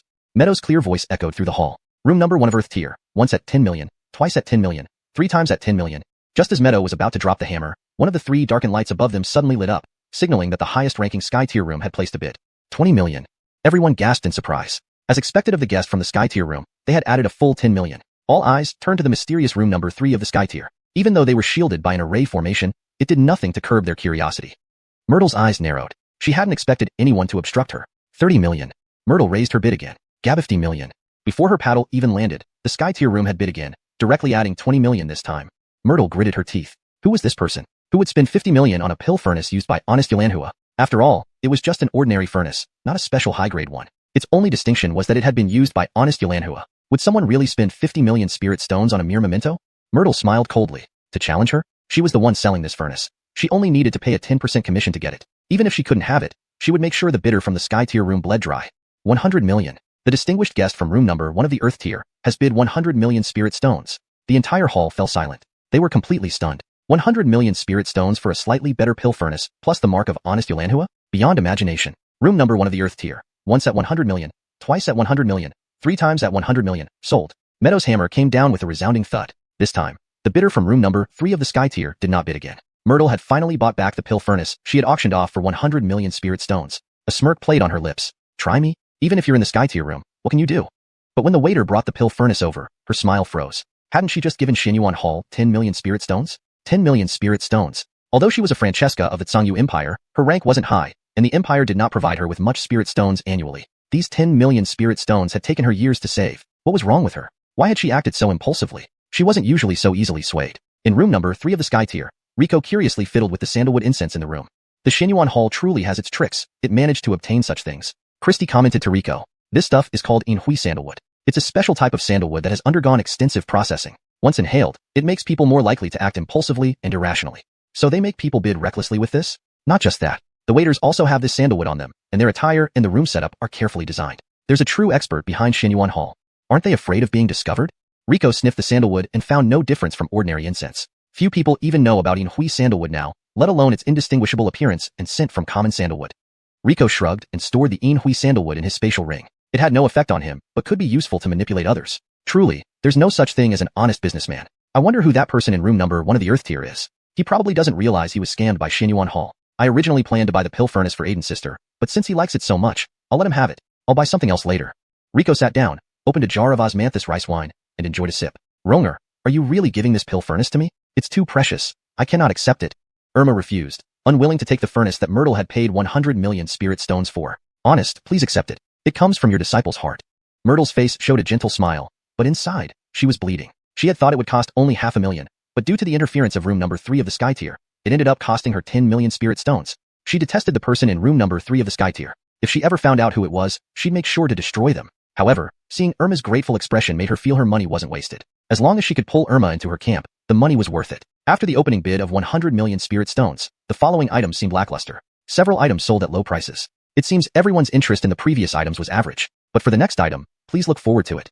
This time, the stage presented a jade bottle containing pills. Everyone has heard of the Yulf extending pill, right? Meadow's words immediately roused the guests from their drowsiness. Yulf extending pill. That's a legendary existence. One pill can extend life by 500 years. It's practically a heaven-defying pill. Did the Xuanhuan Hall really get hold of such a thing? Is it real? Seems impossible. Even if such a pill exists, it wouldn't be put up for auction. Seeing the guests' reactions, Meadow smiled contentedly. Indeed, lifespan was a fatal weak point for all cultivators. As humans, even if they couldn't ascend to godhood, reaching 9th stage cultivator might only grant them up to 10,000 years. Some other races of cultivators might have up to 100,000 years. The Saintess of Xuanhuan Sect, the first-rank cultivator of Dongyun Continent, was an exception. It was rumored she had lived for over 100,000 years. As the last ice spirit, her lifespan was extraordinarily long, but the trade-off was her cultivation progressed extremely slowly. Perhaps there was no second cultivator in the entire continent who didn't worry about lifespan. Thus, the importance of the Yulf extending pill was evident. Hashtag chapter 149, fair bidding. Everyone present was already raring to go. After all, even if they didn't need the Yulf extending pill now, there would certainly be elders at home or in their sect who could benefit from it. However, the more rational individuals in the hall shook their heads. A pill like the Yulf extending pill, if it truly existed, would definitely not fall into their hands. Please everyone, hold on a moment. The bottle does not contain the Yulf extending pill. Ada took a deep breath and spoke slowly. What's inside is an imitation of the Yulf extending pill. An imitation? The existence of the Yulf extending pill was like a legend. How could there be imitations? Could someone have actually seen the real Yulf extending pill?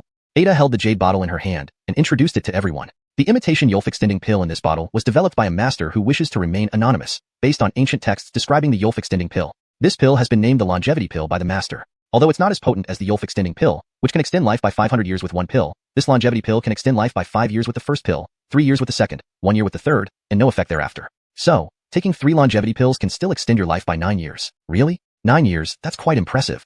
Yes, Director Ada, how much for these longevity pills? Ada smiled faintly and said, please calm down. There are 3 longevity pills, sold as a set, no individual sales. There is no starting bid or minimum increment. Please place your bids freely, highest bidder wins. Auction starts now, please place your bids. 10 million spirit stones.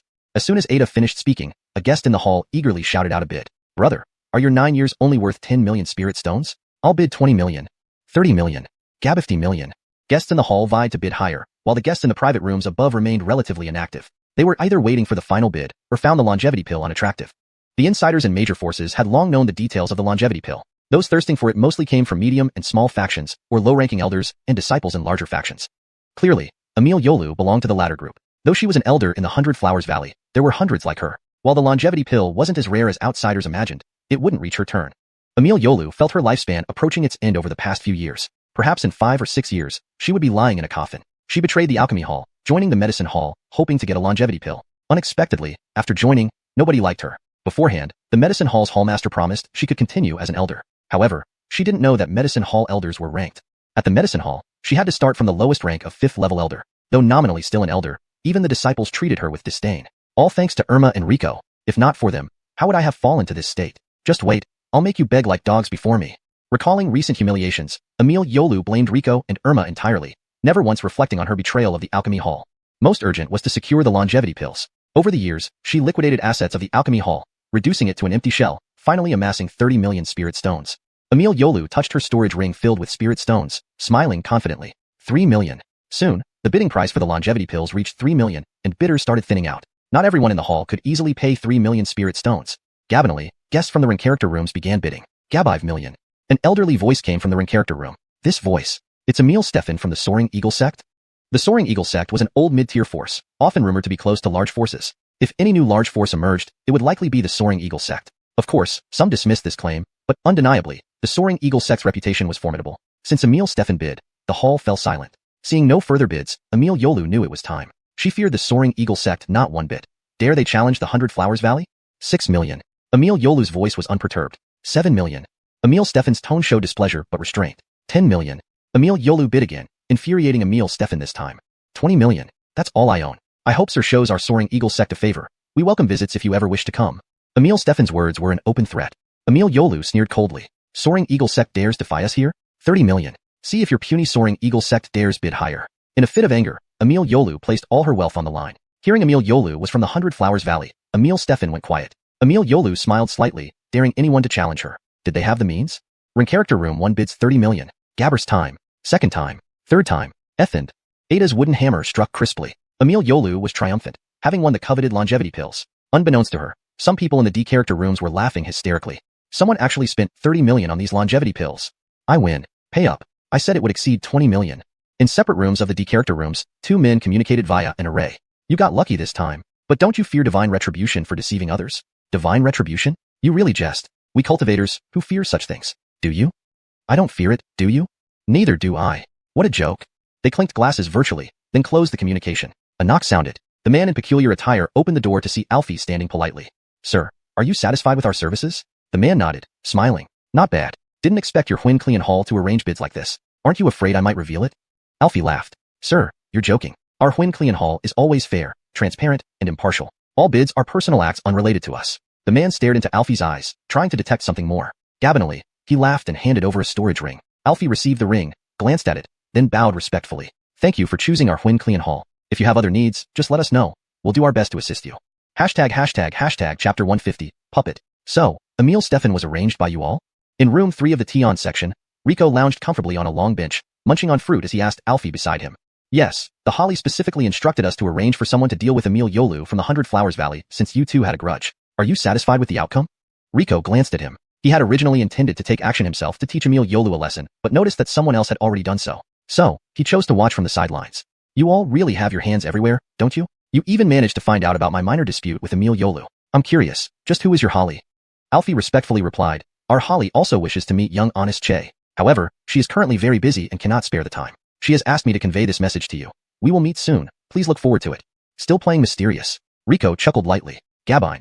I'll play along and look forward to it. Rico stood up, preparing to leave. His goal for today had been achieved. He wasn't particularly interested in that mysterious auction item anymore. It would be better to return early and cultivate. His trip to the Gabire vein was imminent, and improving his strength was more critical. Young honest Che, are you leaving already? The special auction for our high-level guests is about to start. Aren't you interested in taking a look? Not really. I'm going to sleep. Without turning back, Rico walked toward the door. But what if it concerns the great battle from 1,000 years ago? Rico's footsteps paused, and he turned around to see Alfie smiling at him, clearly expecting this reaction. You all are more terrifying than I imagined. Rico narrowed his eyes, staring into Alfie's. There's no need to harbor such hostility towards us, young honest. We have no intention of being your enemy. In fact, we hope to become your allies. Is that so? If you can betray Emil Yolu, you can just as easily betray me. I don't trust you at all. For you, perhaps money is the only thing that won't betray, right? Please don't say that, young honest Che. At least for now, you have been identified by the Holly as our most valuable ally. Rico laughed. I didn't expect you to be so honest. All right, let's see what valuable items you have to offer. Rico sat back down on the long bench. We won't disappoint you. Alfie turned and exited the room. In the auction house, all the guests from the main hall and regular rooms had left, leaving only the so-called VIPs behind. Ada stood in the center of the podium, gracefully bowing to all the guests. Thank you all for coming. Now we reach the second half of our auction, where the items are too exclusive to be displayed publicly. Since everyone remaining is a VIP, I'll get straight to it and present the first item. After speaking, Ada spun around on the podium. Strangely, there were no items on display. As you see, the first item is me. Ada lifted her skirt slightly, bowing once again. Her words sent ripples through the crowd. Auctioning slaves wasn't uncommon in the Dongyun Continent, but Ada, the leader of Pyamyao Pavilion and a formidable 9th rank expert, appearing in an auction was unprecedented. After a brief moment of shock, someone finally voiced their doubt. A gender-neutral voice masked by an array came from one of the rooms. Director Ada, since you say you're auctioning yourself, shouldn't you display the merchandise more clearly? This vague showing isn't helping. Though disguised, the lustful undertone was unmistakable. Ada smiled faintly, not offended at all. Of course. Ada grabbed her dress and gently pulled it off. However, instead of the expected sensuous scene, what appeared before everyone was startling. The part of her body hidden by the dress was made of silver metal, intricately inscribed with complex rune arrays. Through the hollow chest area, intricate mechanical gears could be seen rotating. The crowd was stunned even more. None of them had realized that Ada, whom they'd spent the entire evening with, was actually a metal puppet. I believe you've all seen it. This isn't my true form, but rather Piao Pavilion's masterpiece, the puppet clone. As you know, we specialize in creating various puppets, and this particular one was crafted by dozens of puppet masters over several decades. Its precision and mimicry should have been clear tonight. It can perfectly replicate a person's physique, breathing, heartbeat, even aura and spirit energy fluctuations. On the perilous path of cultivation, the utility of such a puppet needs no further introduction. Ada pointed her finger, and the black dress flew back onto her body. Almost everyone in the audience swallowed hard. This wasn't just a puppet, it was an extra life. Please note, this puppet is not for sale with spirit stones but only accepts barter. If anyone has an item of equivalent value, feel free to show it. If Director Ada is satisfied, the puppet will be yours. Barter, the oldest form of trade. Yet, it suited rare treasures best. Everly Ada, I have a piece of heart-melting iron from the earth core. I obtained it accidentally many years ago. It possesses both fire and metal attributes, making it ideal for forging spirit artifacts. Would this suffice to exchange for your puppet? A deep voice sounded from one of the rooms. Heart-melting iron was a rare treasure of earth rank, and there might not be another piece on the continent. However, Ada shook her head. Emil, though your heart-melting iron is precious, it falls short compared to this puppet. How about my 9 Abyss Ice Worm King? A cold male voice rang out, immediately revealing his identity. I didn't expect Emil Khalil Chi from the Gabive Poison Valley to be here. Though your Worm King is valuable, it holds no use for me. Apologies. Several other people presented their treasures, but each was rejected by Ada. Frustration started to arise. If you can't accept any of these, Everly Ada, are you truly serious about this trade? Ada bowed, holding her skirt. I am sincere about the trade. However, while your treasures are precious, they are not suitable for me. If you can present something that suits me, I will gladly hand over the puppet. Just as everyone thought the puppet wouldn't sell today, the VIP from room 1 of the Tion section made a move.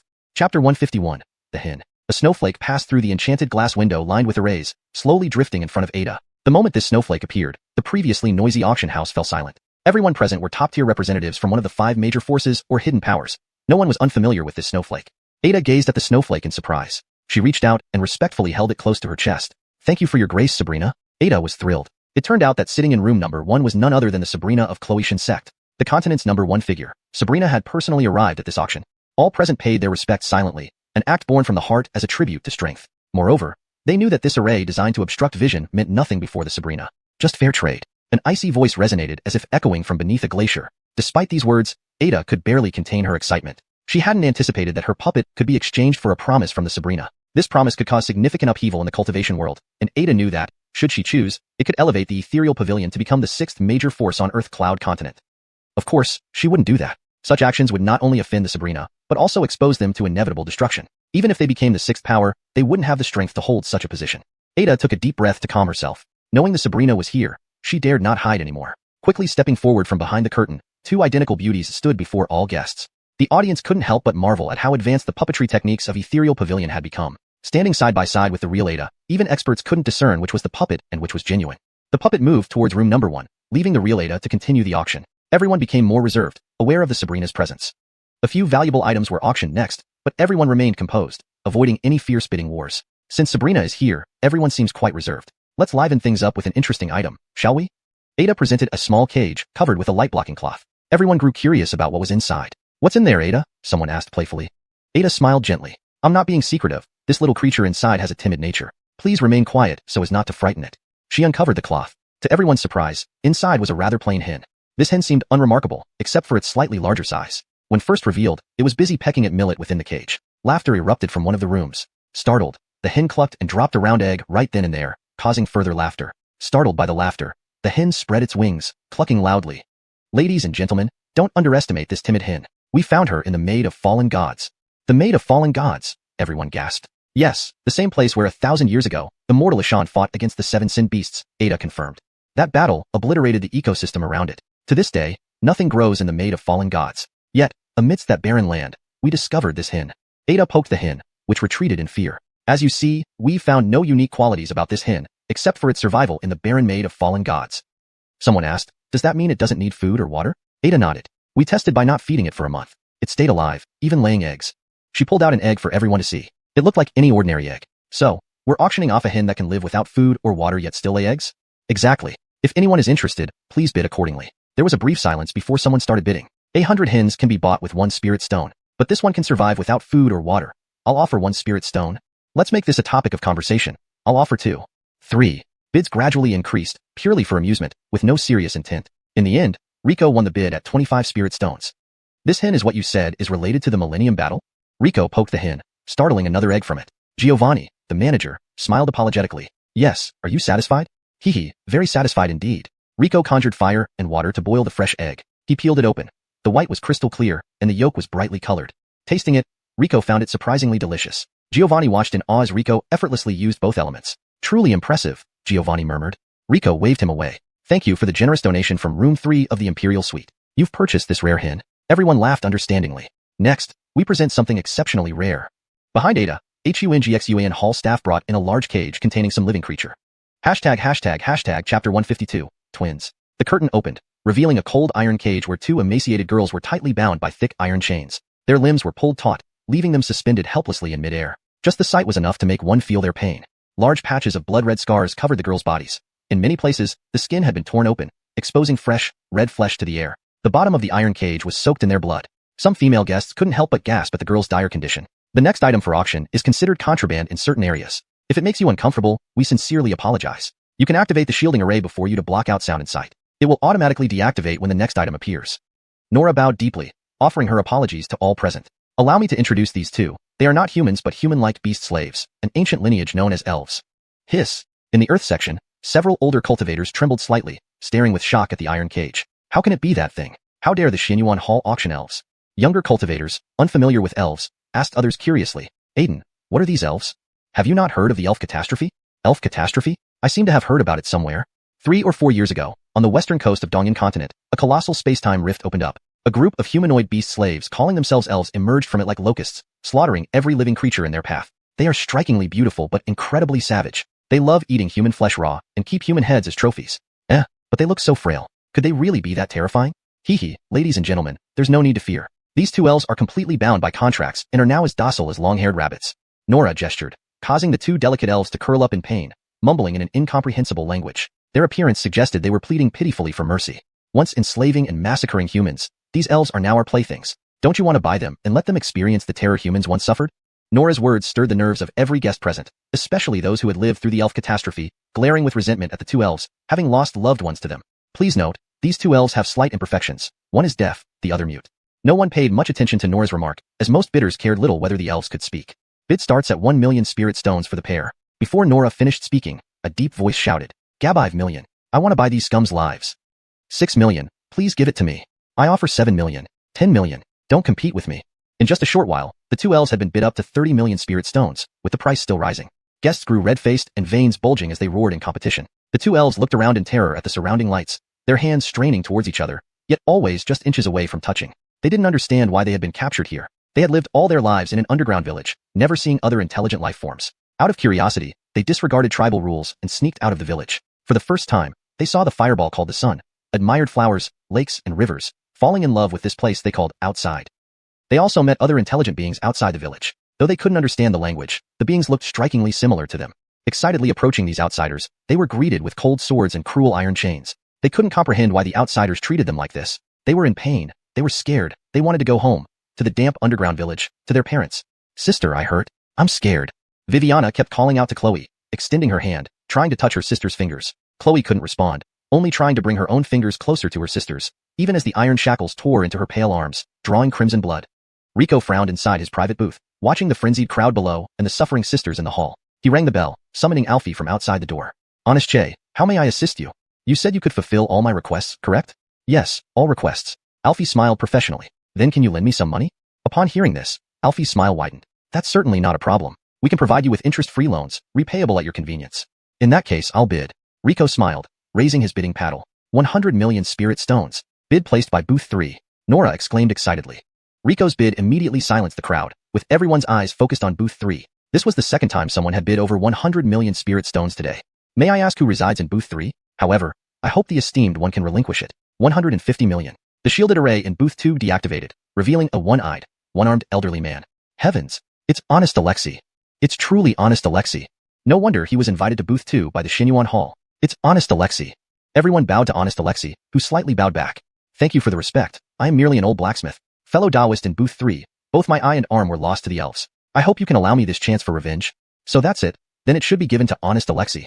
Honest Alexei has shown me kindness. Since he desires it, I won't bid further." Honest Alexei, a master craftsman of our race, has contributed greatly to humanity. These 2 elves should indeed go to him. Everyone agreed, wanting to show respect to Honest Alexei. The old man was about to thank them when Nora's clear voice rang out. Booth 3, bids 500 million spirit stones. Chapter 153, The Melanie Acts. Unbelievably, even after revealing himself, room number 3 was still bidding. Honest Court felt displeased but did not show it. He said solemnly, Esteemed Taoist friend, I didn't expect you to desire those 2 elves so much. Since I've explained my reasons, could you perhaps share yours?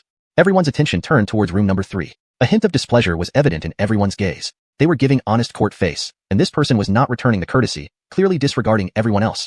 The auction house suddenly fell silent. After a long moment, just when people's patience was about to run out, room number 3 finally transmitted Willie's lazy and indifferent voice. Not really, I just didn't like the look on all your faces. Immediately, a wave of uproar spread among the crowd. Well, where did this kid come from, daring to speak such outrageous words? Do you really think being in a sky room allows you to disregard us all? Honest Court is still here. Even leaders of major forces have to respect him. Who do you think you are? Hiding behind anonymity, what kind of hero are you? Have the courage to let us see who you are. Willie's words lit a fuse, causing everyone to start shouting angrily. A bunch of high and mighty people bullying 2 powerless little ones. Aren't you ashamed? Especially you, old man. You've lived for so many years but can't distinguish right from wrong. Willie's sardonic words instantly infuriated Honest Court. The elderly man's eyebrows shot up, his eyes blazing as he yelled, You impertinent child, daring to insult this old man. If you don't explain yourself today, even Xianxia Hall won't be able to protect you. Insulting you? Willie chuckled. I'm merely speaking the truth. You, Bond, tell me, when did you lose your arm and your sight? 3,000 years ago, during the elven catastrophe, destroyed by that group of hateful elves. Gabine, then I'll ask again, were the elves who injured you these 2 below? Honest Court scoffed. How could it be possible? These 2 wretches could hardly injure me. That would be an insult to this old man. Willie continued, then were they related or friends to the elves who hurt you? Court frowned. What exactly do you want to know? I don't even recognize them. Then does anyone here recognize them? People exchanged puzzled glances, shaking their heads. Since you don't recognize them, and they have no grudge against you, nor have they harmed you or your family, and their parents are not your enemies, why are you all vying to take their lives? Acting self-righteous and superior, you arbitrarily decide to snatch away someone's life just for personal gain, while finding noble-sounding excuses. Is this the justice and humanity you claim to uphold? Willie's words left everyone stunned. They looked at each other, having never considered the girls' backgrounds or whether they were innocent, simply because they were elves. Because they are elves, they must die. Everyone thought this, as if it were a fact set in stone. Because they're elves, we're doing it for the good of the people. Gabinally, someone shouted this, though somewhat hesitantly. However, seeing everyone nodding, his confidence grew. Ha, fine. You want to do it for the people's sake? Good. I'll give you that chance. Bid now, and if your price is higher than mine, you can kill these 2 poor girls to display your righteousness. This? With Willie's retort, the previously bold individual instantly faltered. 5 billion spirit stones equate to a medium-sized force's revenue over 50 years, just for some face. Was it worth it? At least to most present, it wasn't. Quite a clever tongue you have there, Grover. This old man will definitely find out who you are. After a long silence, Court suddenly attacked, hurling a massive hammer enveloped in flames directly through the crystal barrier towards Willie's room. Willie hadn't anticipated the old man would get so furious and attack directly. He wanted to escape, but the energy around room number 3 was completely locked down. It felt like enormous mountains weighed upon him, preventing any movement. As the hammer drew closer, Willie's cold sweat drenched his clothes. He could feel the intense heat bending his hair forward. Everyone watched the hammer intently, wearing smug expressions of anticipation. Only Irma in room number 1 had recognized Willie's voice. Wanting to stop it but powerless, she closed her eyes painfully, unable to bear witnessing Willie's fate. But just as the hammer was about to hit room number 3, a snowflake appeared, blocking it and instantly freezing both the hammer and its fiery aura in thick ice. Attempting violence before me, truly treating me as non-existent? An icy cold voice rang out from room number 1. The Melanie of Xuanhuan sect had acted. Court watched in horror as white frost crept up his legs, paralyzing him. Trying to resist with his spiritual power, he found it frozen as well, utterly immobile. Melanie, Your Excellency, spare me. Before being completely encased in ice, Honest Court managed to utter those words with great difficulty. I came here for the auction. I don't wish to see it disturbed again, understood? The Melanie's ice-like voice sent chills down everyone's spines, instantly quelling their roused spirits like a plunge into the coldest depths. Breathing heavily, Willie, who had narrowly escaped, looked up towards room number 1, catching the Melanie's gaze. He realized she had deliberately saved him, possibly due to Xuanhuan sect's ties with Beast Spirit Sect, or for another reason. The auction ends here. I need to talk to you. The Melanie transmitted to Willie without asking but issuing a direct command. Willie smiled bitterly. She indeed didn't save him out of kindness. Whether it was a blessing or a curse that he was still alive remained Shauner.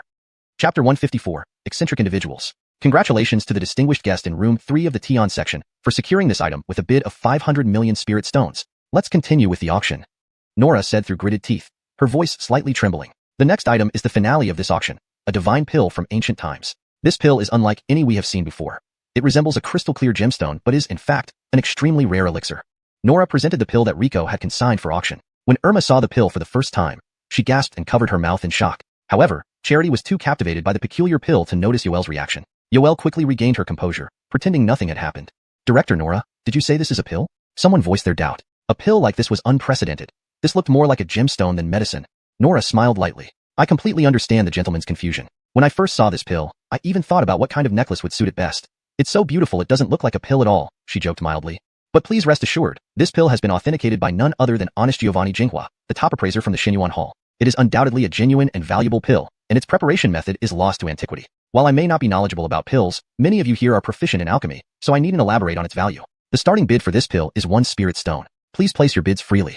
That's it? No further introduction? As the guests sat there somewhat bewildered, several servants knocked on the doors of certain rooms, delivering small porcelain bottles secretly to some guests. Charity in room 1 of the D section received one of these bottles. She opened it curiously and found a fragment similar to the pill being auctioned. Intrigued, she poured the pill fragment into her palm, leaned close, and smelled it. Unlike typical pills, this one only gave off a faint fragrance. She broke off a small piece and placed it in her mouth. The 9 other distinguished guests did the same. This is. Suddenly, exclamations erupted from the audience. Those who hadn't received the fragments were baffled, unaware of what was happening.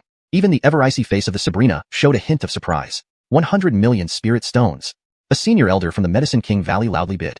100 million spirit stones? Are you sure? Bidding just started. Nora was taken aback. She never expected this tiny pill to be bid at such an astronomical price immediately. 300 million no. Gab 500 million spirit stones. Charity clenched her teeth as she raised her bid. The 500 million was her limit for borrowing from her father. She hadn't anticipated that the Medicine King Valley, a mid-level power, would start bidding so aggressively.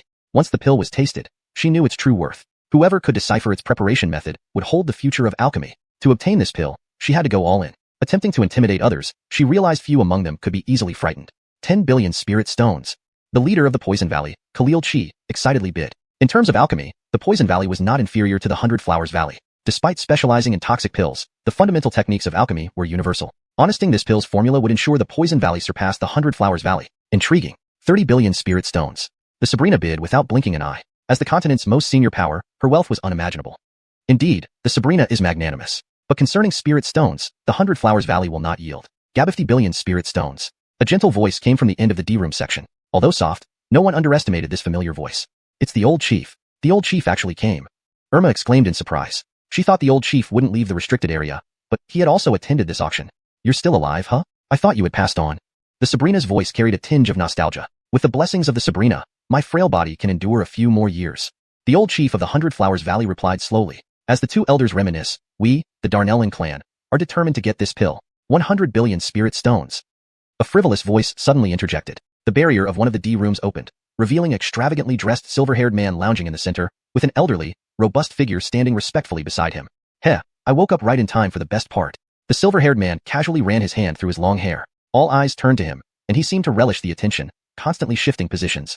Is this guy mentally unstable? This thought crossed everyone's mind simultaneously. Yet, everyone marveled at how this wealthy eccentric could afford 100 billion spirit stones, equal to the entire continent's annual production. Only the Darnellin clan, hidden for over 5,000 years, could possibly produce such a sum.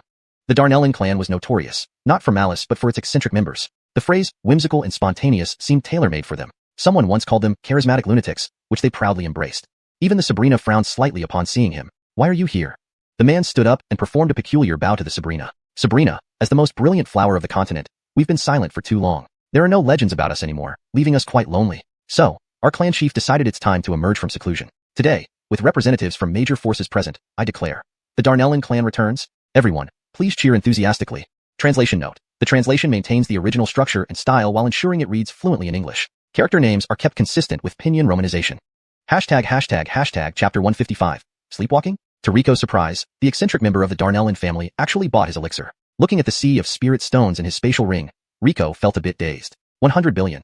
It was just a number when spoken, but seeing so many spirit stones made him realize how colossal this sum truly was. Rico took out a spirit stone and crushed it. The room instantly filled with rich spiritual energy. He took a deep breath, feeling instantly refreshed. The special auction for members had ended, and it was now late into the night. In just 3 hours, the next day's second auction would start. However, Rico had no intention of continuing to participate. He walked to the door of room Tion number 1. Just as he was about to knock, the door opened on its own. A cold gust hit him, causing Rico to shiver involuntarily. Come in.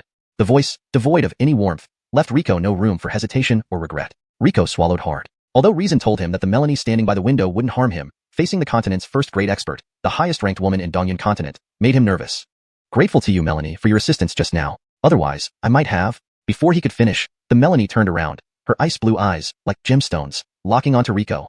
In that moment, Rico felt as if every inch of his body had been frozen solid. His thoughts halted, leaving only the memory of her otherworldly beautiful face and those emotionless eyes. Time seemed to stretch, perhaps a fleeting instant, perhaps an eternity. Gabbinally, Rico regained his senses. Panting heavily, he fell weakly to the ground. You are weaker than I imagined, she said, her voice melodious yet expressionless. Rico noted that she didn't use this one to refer to herself. Of course, I am very weak compared to you, Melanie. Hildredden called weak by the Melanie, Rico felt no resentment. She had the right to judge. The Melanie gently shook her head, her long white hair swaying, revealing her radiant neck. You have grown quickly. It took you only a few months to reach the 4th rank Beastmaster. But that's not what I meant. Rico understood her. She wasn't the first to say this. Xena had said something similar before he came here. Melanie, it seems you pay close attention to me. Coming back from that frozen state, Rico felt less tense and spoke more easily. You are not quite as I imagined. You seem, not to. She suddenly stopped mid-sentence. It seems the time isn't right. Go. Without warning, the Melanie dismissed him. She turned away, no longer looking at Rico. This left Rico confused. It seemed she wanted to say something but also nothing at all. Yet, since she didn't make things difficult for him, he was grateful. He hurriedly left the Xuanhuan hall as if escaping. His beautiful mentor had warned him many times that the Melanie of Xuanhuan sect was unpredictable and should be avoided if possible. Today, however, she didn't seem as fearsome as Jaylene described. Leaving Xuanhuan hall, Rico felt much lighter. He strolled down the street without a care. From upstairs in Xuanhuan hall, the Melanie watched his departing figure until it vanished into the distance. Is it really on you? She murmured to herself, touching her wrist. A faint pink scar on her snow-white skin still throbbed with pain. For 10,000 years, it was the only existence capable of injuring her. Its ferocity, its power still sent shivers down her spine. She feared it not, but if it returned, how many people on this continent would survive? Back in his room, Rico fell asleep almost immediately. Tomorrow, he would leave. Tonight, he needed a good night's sleep. After a long absence, he had a very long dream. In the dream, he saw a shadow that resembled himself fighting something indistinct. He tried to see who it was, but annoying mist clouded his vision. In an instant, the shadow disappeared, and he dreamed of his mother holding him tightly, covered in blood. She kept murmuring, I'm sorry. Suddenly, he was on someone's back. Flames surged all around him, accompanied by the crackling of burning wood, the clashing of swords, and the roars of beasts. The sounds engulfed him, as if they were about to consume him. Wake up, younger Jim. Wake up. Rico slowly opened his eyes. Bright sunlight blazed on his face, and Yoyuru was squatting beside him, shaking his shoulders. Yoyuru? Rico was still groggy from sleep. You're finally awake, younger Jim. Why did you sleep here? Rico finally snapped out of it. He found himself lying sprawled out at the entrance of the alchemy room. Thankfully, no one usually came to the alchemy hall. Otherwise, others might mistake him for a beggar. Wasn't I sleeping in my room? How did I end up at the alchemy room entrance? Rico scratched his messy hair. Yoyuru laughed at his appearance. Jim, you're funny. How should I know? Maybe you were sleepwalking last night? Sleepwalking? Rico shook his head. Having lived this long, he knew he didn't suffer from sleepwalking. Recalling, he realized he had no memory after falling asleep last night. Maybe I did sleepwalk. He checked himself over, finding only some soreness and no unusual injuries. Everything he carried was still intact. Xena, did I sleepwalk last night? He asked Xena within the beast control space. How would I know? I went to bed earlier than you. Don't you know staying up is a girl's worst enemy? Xena replied lazily. She had gathered some fruits and herbs and was mashing them into a paste, applying it to her body while muttering. Been too busy lately to do maintenance. My fur is getting split ends. Rico helplessly watched Xena grooming herself. Yoyuru, how is your hair quality? Does it get dry in winter? Your younger Jim just learned a set of skincare recipes. Want me to teach you? Yoyuru? Chapter 156, Enjoyment. Above the cloud sea, Rico lay contentedly in a lounge chair on the deck, with freshly squeezed juice placed on a nearby table. He sipped it from time to time, relishing its sweet and sour taste that brought him immense joy. Beside him, the middle-aged horseman they had met briefly on the street was intently holding a fishing rod, looking serious as he fished in the cloud sea. Honest Che, can we really catch flying fish this way? The Shan asked softly, afraid to disturb the fish in the cloud sea. Rico took another sip of the juice, put on his crystal sunglasses, and said nonchalantly, Eden, trust me. I caught that big fish earlier just like this. He pointed to the large fish hanging at the stern of the boat as he spoke. A few hours earlier, it was the day to depart for the Beast Spirit Sect, and the Kenzie specially called Rico over. Why do you look more haggard than usual after only a few days?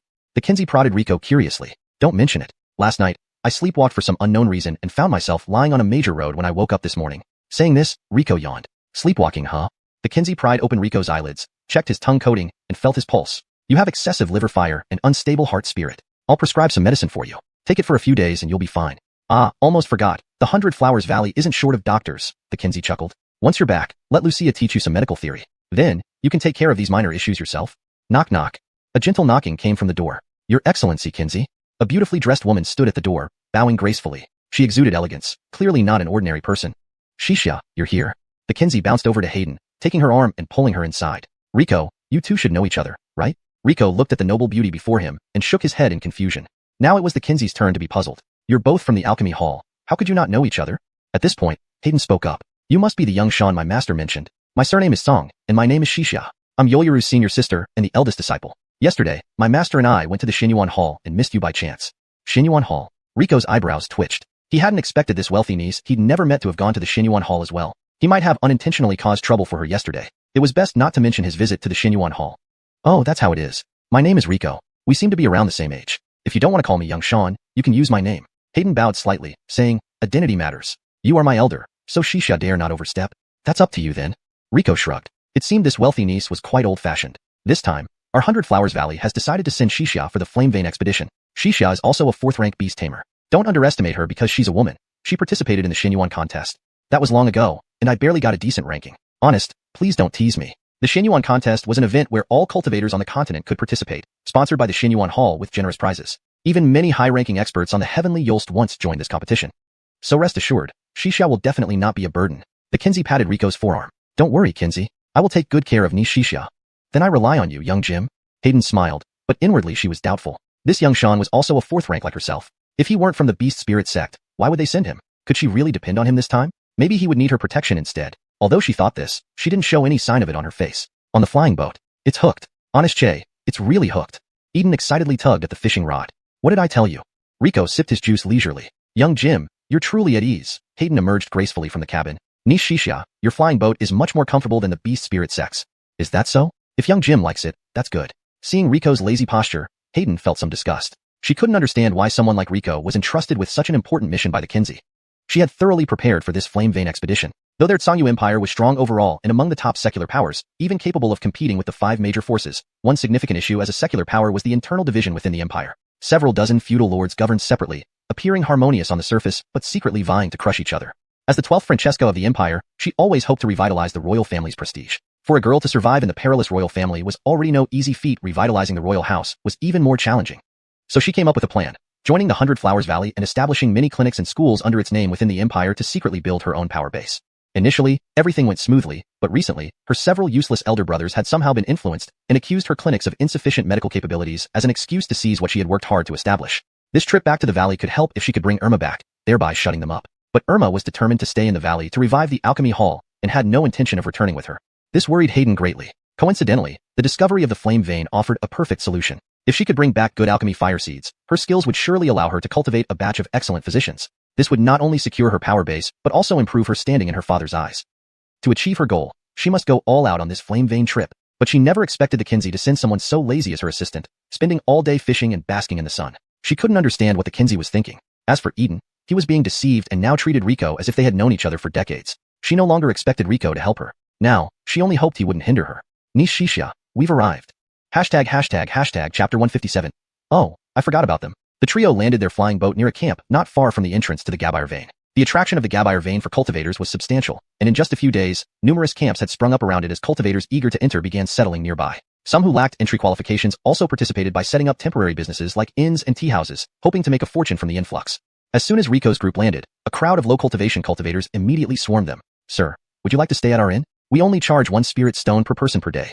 Everly, your flying boat is so beautiful. Need cleaning and maintenance? Guaranteed lowest price. Sir, is that a flying gabish in your hand? Impressive. How did you catch such a big one? Want to dine at our restaurant? We'll process the fish for free. Sir, the relentless barrage made the trio's head spin, but they eventually managed to push through the throngs. Rico, over here. Over here.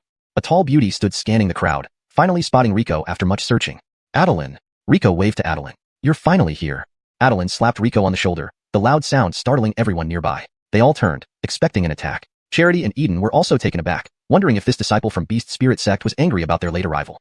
However, Rico remained unaffected. Everly, Adeline, we're late, please be lenient with us. Seeing Charity and Eden's tense expressions, Adeline realized her mistake. Sorry. I didn't mean to blame you. It's just our way of greeting. I got a bit too heavy-handed. Was it really just a bit? Charity swallowed hard, eyeing the spiderweb cracks on the ground where Adeline had struck. If that blow had landed on him, he might have been left half dead. Seeing Rico take it calmly, Charity's opinion of him improved slightly. So this little Sean isn't entirely useless. At least his endurance is impressive. Noticing Talia's gaze, Adeline coughed awkwardly. Well, you must be tired from your journey. Follow me. I've prepared a place for you to rest.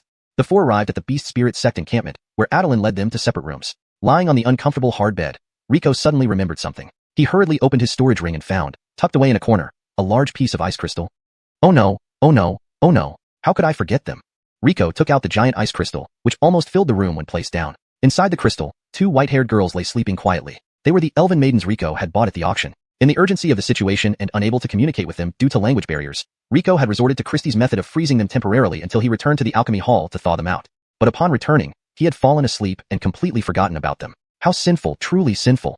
Rico apologized silently to the girls. He placed his hand on the ice crystal, channeling his spiritual energy, which melted the ice surrounding the two artfully crafted elf maidens, now lying quietly on the floor. Their wounds had already healed, thanks to Christie's secret technique, which infused both Rico's and Christie's spiritual power into the ice crystal, allowing it to preserve life while slowly mending injuries. Having been frozen for so many days, will they be alright? Don't worry, Blaine. This is a secret technique I discovered in the northern extremes. Most of the year there is bitter cold, and this method is used by beast masters to protect delicate younglings for centuries without harm. True to her words, the elves' eyes opened in unison as if guided by telepathy. They stretched comfortably, feeling more refreshed than ever. Not only did they feel reinvigorated, but all the pain in their bodies had vanished. They looked around bewilderedly, then saw Rico and, startled, leapt off the ground. Hand in hand, they eyed Rico warily. Well, don't be nervous, I won't harm you. Rico raised his hands to show he meant no harm. Still, they remained cautious, standing in the corner like they faced an enemy. Sighing, Rico wondered how to convince them he meant no harm. Suddenly, he sensed something and turned to an empty space. Lan, you're here too. The shadow behind Rico shifted, revealing a petite figure dressed in black. May heard Honest was coming, so she came. In the days since they last met, May's aura had become even more concealed. If before it was traceable, now she blended seamlessly into her surroundings. This time, May won't leave Honest again. Her voice, icy yet trembling with emotion, reminded Rico of a dog waiting anxiously for its owner to return home. Smiling, he patted her head. I've only been gone a few days. Well, come with me this time. Yes. May's rigid face softened with contentment. Rico, are you asleep? Adeline's voice called from outside. May, keep an eye on them. Don't let them wander off. I'll be right back. Yes. Rico stepped out to find Adeline just about to knock on the door. Who sleeps at this hour? What's going on? Good, you're awake. Abdullahi from Tianji Pavilion is hosting a banquet for all major factions participating in the Gabire Vein expedition. He wants to discuss tomorrow's opening of the Gabire Vein. Rico raised an eyebrow, intrigued. What's his angle? This Gabire Vein belongs to Beast Spirit Sect. If anyone should invite guests, it should be us, not some outsider. Chapter 158, Banquet. You may not know, this Gabire Vein was indeed discovered within the borders of our Beast Spirit Sect, but its exact location was deduced by Lord Abdullahi's master, Dawas Takash, Adeline explained to Rico. This area has always been an undeveloped wilderness. If the Heavenly Secrets Pavilion had not notified us and started mining on their own, we wouldn't have found out. However, they did notify us promptly, which shows some sense of righteousness. Therefore, this Gabire Vein is technically co-owned by both parties, and it's appropriate for Lord Abdullahi to invite everyone without overstepping boundaries. I see. Rico nodded. Alright, I came here just to inform you about this. Don't forget to dress a bit more formally. Adeline looked at Rico with a peculiar expression. Rico was wearing colorful clothes, a straw hat, and sunglasses with black crystal lenses, and there was even a red flower pinned to his hat. It seemed like he was dressed for a vacation. Ah, I understand. Rico scratched his head. He had been sunbathing on the flying boat earlier and forgot to change his clothes. Back in his room, Rico noticed something unusual. The elf sisters were holding onto Alicia's arms from either side. Though they didn't speak, they were clearly communicating, and all three occasionally burst into laughter. Honest, you're back? Alicia, can you understand what they're saying? Rico asked curiously. Alicia shook her head. I can't understand them, but their form of nonverbal communication is recorded in the Assassin's Handbook. It's a special method used by people with disabilities and sometimes by assassins to communicate silently. Rico nodded. That's great. I was worried about not being able to communicate with them. Alicia, please tell them that I am not a bad person and that I will send them home once I'm done here. Honest, I've already explained to them how you bought them back to save them. They now understand your kindness and are very grateful. However, they left their village without permission, breaking tribal rules, and were expelled. Now they are homeless and hope that you can take them in. The elf sisters looked at Rico with wide, timid eyes, but they were no longer as frightened of him as before. Please, Dongyun, be kind to us. The younger twin spoke softly in broken common language. Alicia, what exactly have you taught them? You can't just say things like that randomly. Though he didn't know what odd things Alicia had taught the elf sisters, the pressing issue was now resolved. Rico could focus entirely on the trip to the Gabire Vein. To prevent the elf sisters from being recognized, Rico used the crude disguising skills he learned during his free time to cover up their elven features. It wasn't perfect, but it would do. It had been thousands of years since elves were seen in Dongyun Continent. Even those who heard of them were rare. After finishing with the elf sisters, it was almost time for the banquet. Rico changed into a simple long robe he often wore and even put on a formal hairpin this time. Since Adeline suggested dressing formally, he couldn't tie his hair loosely as usual. Looking in the mirror, Rico was surprised to see how much he had changed. Half a year ago, he was a despised laborer. Now, he was a Tier 4 Beastmaster. In Dongyun Continent, cultivators were as common as fish crossing a river, but fewer than 3 in 10 reached Tier 4. Most cultivators never broke through low-tier bottlenecks and spent their lives aimlessly. Rico respected anyone who survived in this harsh world, but knew that those who couldn't constantly improve themselves were already obsolete. Rico, are you ready? We need to go. Coming. When Rico stepped out of his room, Adeline and Charity froze at the sight of him. Is Rico actually handsome? What's wrong? Is there something on my face? Rico touched his face. No, nothing. Both women turned their heads away. Let's go then. Let's meet Lord Abdullahi. The three arrived at Lord Abdullahi's camp, which was more like a luxurious estate. Only the Heavenly Secrets Pavilion could transport an entire estate like this. A guard at the entrance, recognizing Adeline, respectfully invited the trio inside. Upon entering, Rico and the others instantly became the center of attention. Look at that handsome young lord. I don't recognize him, but I know the one beside him is Adeline from the Beast Spirit Sect. Of course I know Adeline, but today, seeing her in civilian clothes, she looks stunning. Indeed, and the other one is absolutely beautiful. Her demeanor suggests she comes from a noble family. She might even be a royal Francesca. People inside the estate greeted them warmly. However, not everyone welcomed their arrival. Alia narrowed her eyes at the newcomers. She had specially dressed up for the event, even using her precious, seldom-used perfume. Initially, she had become the center of attention, enjoying all eyes on her, until Adeline and Charity entered. This she couldn't bear. Unwilling to be ignored, Alia approached them. Everly Adeline, it's been a while. Her arrival caused another stir among the crowd. 3 golden flowers, each unique in their charm. What a feast for our eyes tonight. Yet, Adeline tilted her head, looking puzzled at Alia. Excuse me, but who are you? Do we know each other? Hashtag chapter 159, the fourth Maximus. Adeline was straightforward and spoke her mind without any ill intent. However, Alia couldn't help but feel that Adeline was deliberately targeting her when she heard those words. Still, Alia managed a faint smile and said, Everly Adeline seems to have forgotten easily. I am Alia from the Dongyun sect. We met before at the camp. Before Adeline could respond, Alia continued sarcastically, but of course, as an esteemed inner disciple of the Beast Spirit Sect, it's quite normal for Everly Adeline not to remember someone insignificant like me from the Dongyun sect. It's beyond my reach to expect anything else. Everly Gary is jesting. Everly Adeline has a straightforward nature. Perhaps it's just been too long since we last met. Charity interjected to help Adeline out of the situation. Unexpectedly, Alia gave her a sidelong glance and laughed coldly. It seems Everly Adeline indeed holds herself in such high regard that she won't even speak to me directly. Gabine, I'll leave it at that. The tension among the 3 women grew thicker, yet there were still those who enjoyed watching the spectacle unfold. Simin, how did you end up here? Is something wrong? A man in a luxurious dark purple robe, holding a wine glass, approached leisurely. Well, isn't this my dear Delia? What a coincidence that you would be here too. The man feigned surprise as he looked at Charity. Charity barely concealed a frown but maintained her etiquette, bowing deeply with clasped hands. Brett, she greets Hiroshi.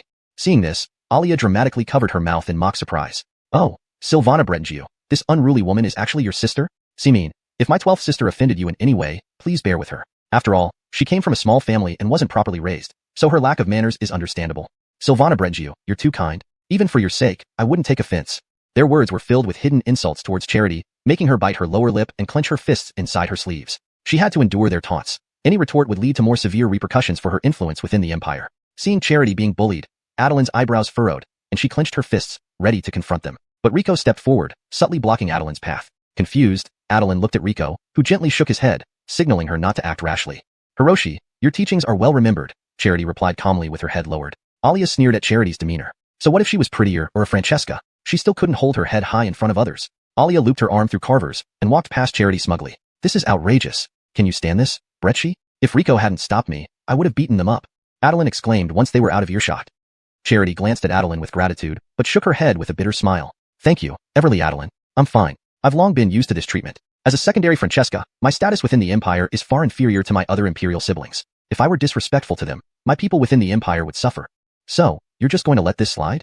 To everyone's surprise, Rico spoke up. What can you do besides letting it slide? Do you not want to get back at them? Charity's heart skipped a beat at the mischievous grin on Rico's face. Though tempted by his words, she ultimately shook her head after some contemplation. Hiroshi is not someone to be trifled with. He has been a 5th stage cultivator for years, and not even ordinary 6th stage cultivators can match him. Rico chuckled. You're starting to sound like Adeline, always thinking about fighting and killing. Khalil's you resort to violence to teach someone a lesson? Hey, what do you mean by like me? In your eyes, am I just some violent brute? Rico tilted his head and looked at Adeline. Isn't that the case? Of course not. Then what else do you think about? Blacksmithing, fishing, cooking. And what else? And. Adeline was momentarily speechless, stammering under Rico's questioning. In short, I'm not a violent woman. Gabine, I'll believe you. Rico shrugged. Whatever, I don't want to argue with you. Adeline huffed and turned away in a huff. Watching them bicker like children, Charity couldn't help but laugh, her gloomy mood lifting considerably. Thank you both for being good friends, but please don't offend Carver because of me. That man harbors grudges and will seek retribution. A man with a grudge must know who to blame first. Huh. Charity didn't understand what Rico meant. Forget it. I'm starving. Why hasn't the banquet started yet? Looking around, Rico noticed only drinks and small snacks in the courtyard, nothing substantial to eat. You ate all the beef I stewed at noon, and now you're hungry again? Adeline shot a glare at Rico. She had planned for the 3 of them to share the stewed beef, but upon arriving at the table, all the beef was already gone, consumed entirely by Rico. Rico patted his stomach. Lately, I've been hungrier than usual. Speaking of which, your cooking skills are still as amazing as ever. Rico's sincere gaze made Adeline blush. Wait until we get back, and I'll cook for you again.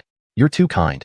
Charity watched Rico and Adeline enviously. She hardly had any friends her own age. Born into nobility in Xianxia capital, children were accustomed to scheming and deceit from a young age. Everyone wore false smiles and offered empty flattery, making friendships like Rico and Adeline's rare and enviable. Suddenly, Charity thought she saw Rico's shadow flicker slightly. Just as she was about to ask, Rico interrupted her. There's a good show coming up. Let's go watch it together. Chapter 160. The feast begins. Carver's arrival once again drew everyone's attention, and many guests approached to greet the fourth Maximus. As the secular realm's most powerful force, the Xianxia Empire held sway in many areas, even surpassing the Gabai great powers in some respects. Many of today's guests had come specifically to meet this fourth Maximus. The fourth Maximus basked in the spotlight, surrounded by admirers, savoring the adulation. He raised his glass, engaging in lively conversation with the surrounding guests. However, gradually, fewer people were talking to him, instead whispering amongst themselves and occasionally stifling giggles. Unaware of the shift, Carver continued chatting away. Silvana, I've heard much about you. May I have the honor of sharing a cup with you? Rico, holding a cup of plum wine, approached the fourth Maximus. Seeing Rico, Carver chuckled. I wondered who it was. Aren't you my incompetent younger sister's subordinate? So, do you want to leave her and join my ranks? Silvana misunderstands. I'm not her subordinate. I simply admire your courage and taste, so I'd like to share a drink. Hearing this, the nearby guests tried hard not to laugh, some covering their mouths to stifle laughter. Carver frowned. What do you mean by admiring my courage and taste? Rico smiled. Isn't it courageous to display yourself so boldly before so many people without wavering? As for taste. He paused dramatically before continuing. Such colors and designs are indeed avant-garde. I wouldn't dare try them myself. Following Rico's gaze downward, Carver realized his waistband had broken at some point, causing his pants to fall, exposing his bright red underwear to everyone. Worse yet, there was a large tear in the back of his underwear, leaving half of his buttocks exposed as if he were wearing open-crotch pants. Embarrassed beyond measure, Carver quickly pulled up his pants, grabbed his broken belt, and fled the banquet. Once he left, the guests burst into laughter. Outside, still not far from the courtyard, Carver heard the laughter and flushed with shame. In his haste, he tripped over his loose pant leg, landing face first on the ground. Watching Carver's hurried retreat, Rico raised his cup and drank the plum wine in one gulp. Did you do this? Asked Hayden, whispering into Rico's ear. Her breath tickled his ear, but Rico maintained an innocent demeanor. I've been with you all along. How could I have done it? Maybe Heaven didn't like him bullying you and decided to teach him a lesson. Hayden smiled slightly. Is that so? Heaven seems rather juvenile using such a childish method. Rico shrugged and remained silent. Everyone, I sincerely apologize for arriving late. Abdullahi is here. A somewhat frivolous voice called from the courtyard entrance. Ablain in plain robes walked in confidently. Due to some urgent matters, I arrived later than expected. As the host, I should first drink 3 cups as a penalty. Without hesitation, Abdullahi picked up a wine jar and poured 3 full bowls of liquor, downing them in one go. Abdullahi has quite the capacity, exclaimed one guest. Gentlemen and ladies, please be seated. Abdullahi clapped his hands, signaling the servants to serve various dishes on the tables. Dishes flew in from the sky, ran from the land, and swam from the sea, all meticulously prepared into exquisite delicacies that made mouths water just at the sight.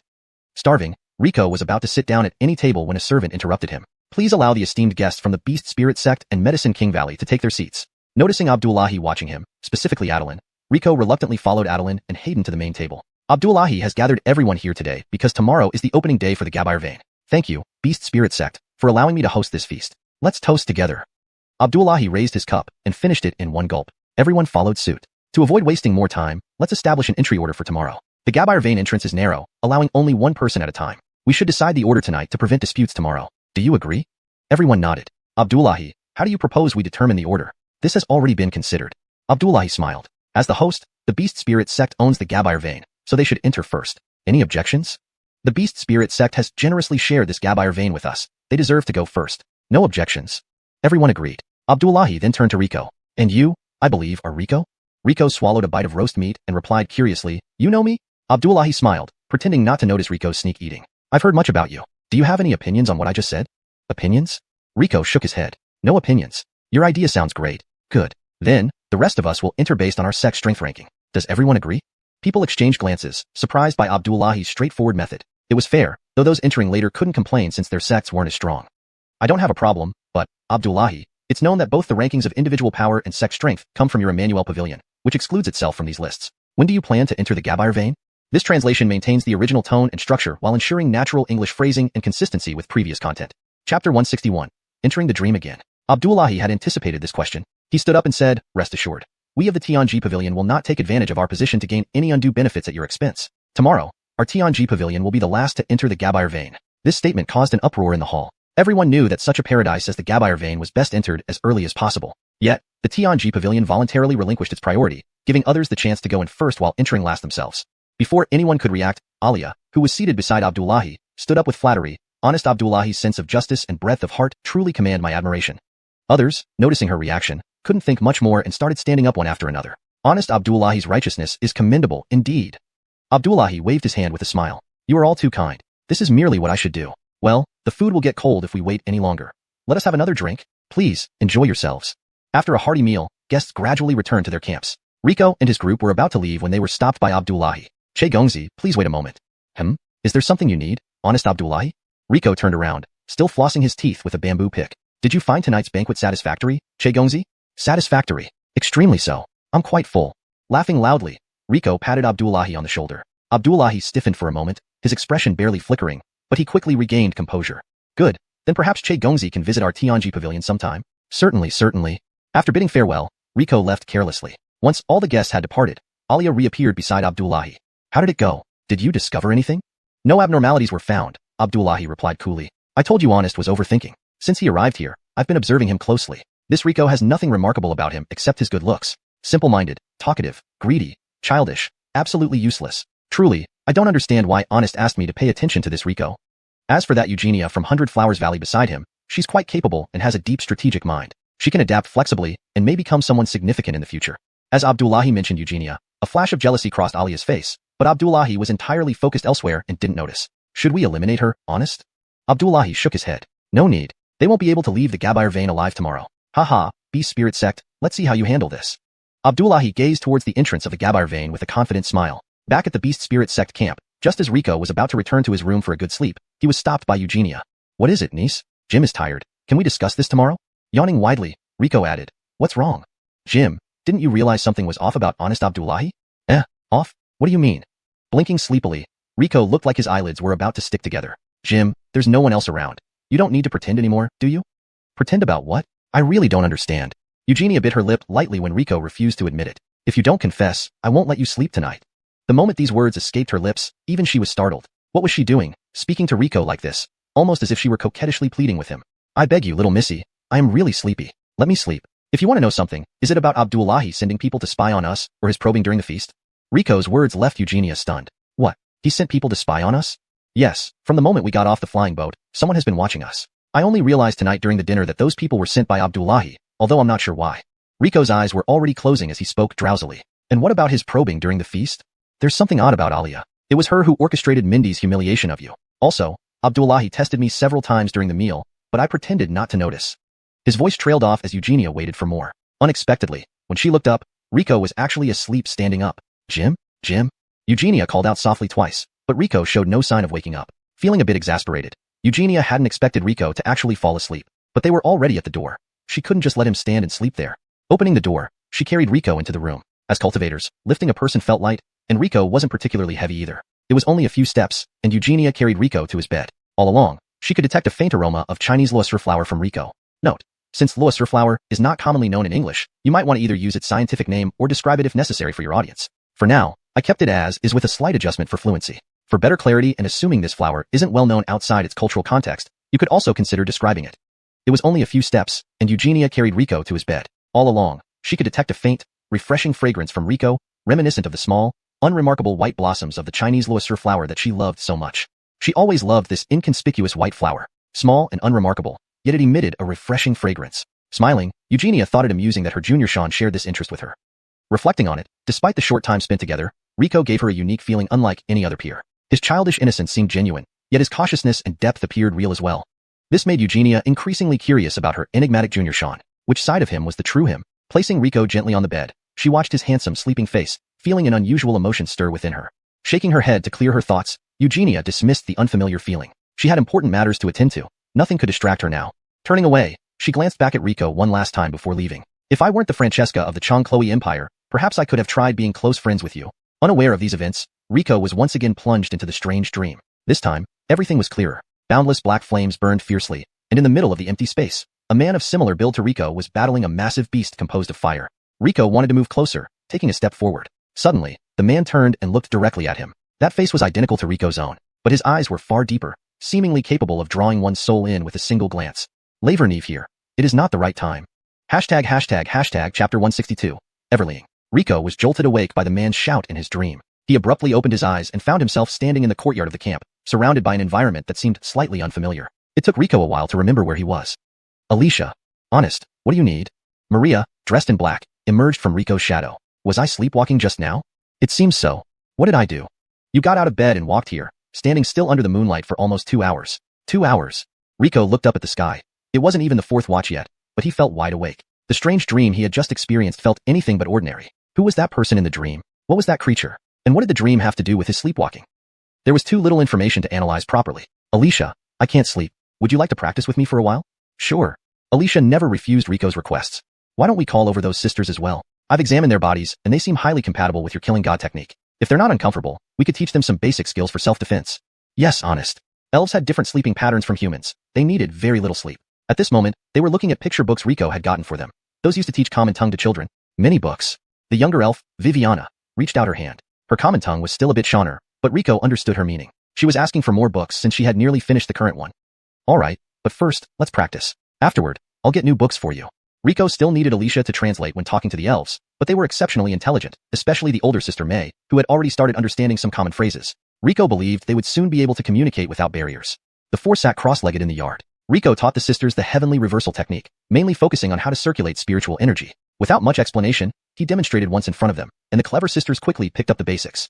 As the 4 practiced together, their spiritual energies intertwined and flowed through each other. However, Rico soon noticed something was wrong. Although the elf sisters knew no cultivation techniques, their internal spiritual energy was vast, like an endless ocean, nearly overwhelming Rico when it flowed into him.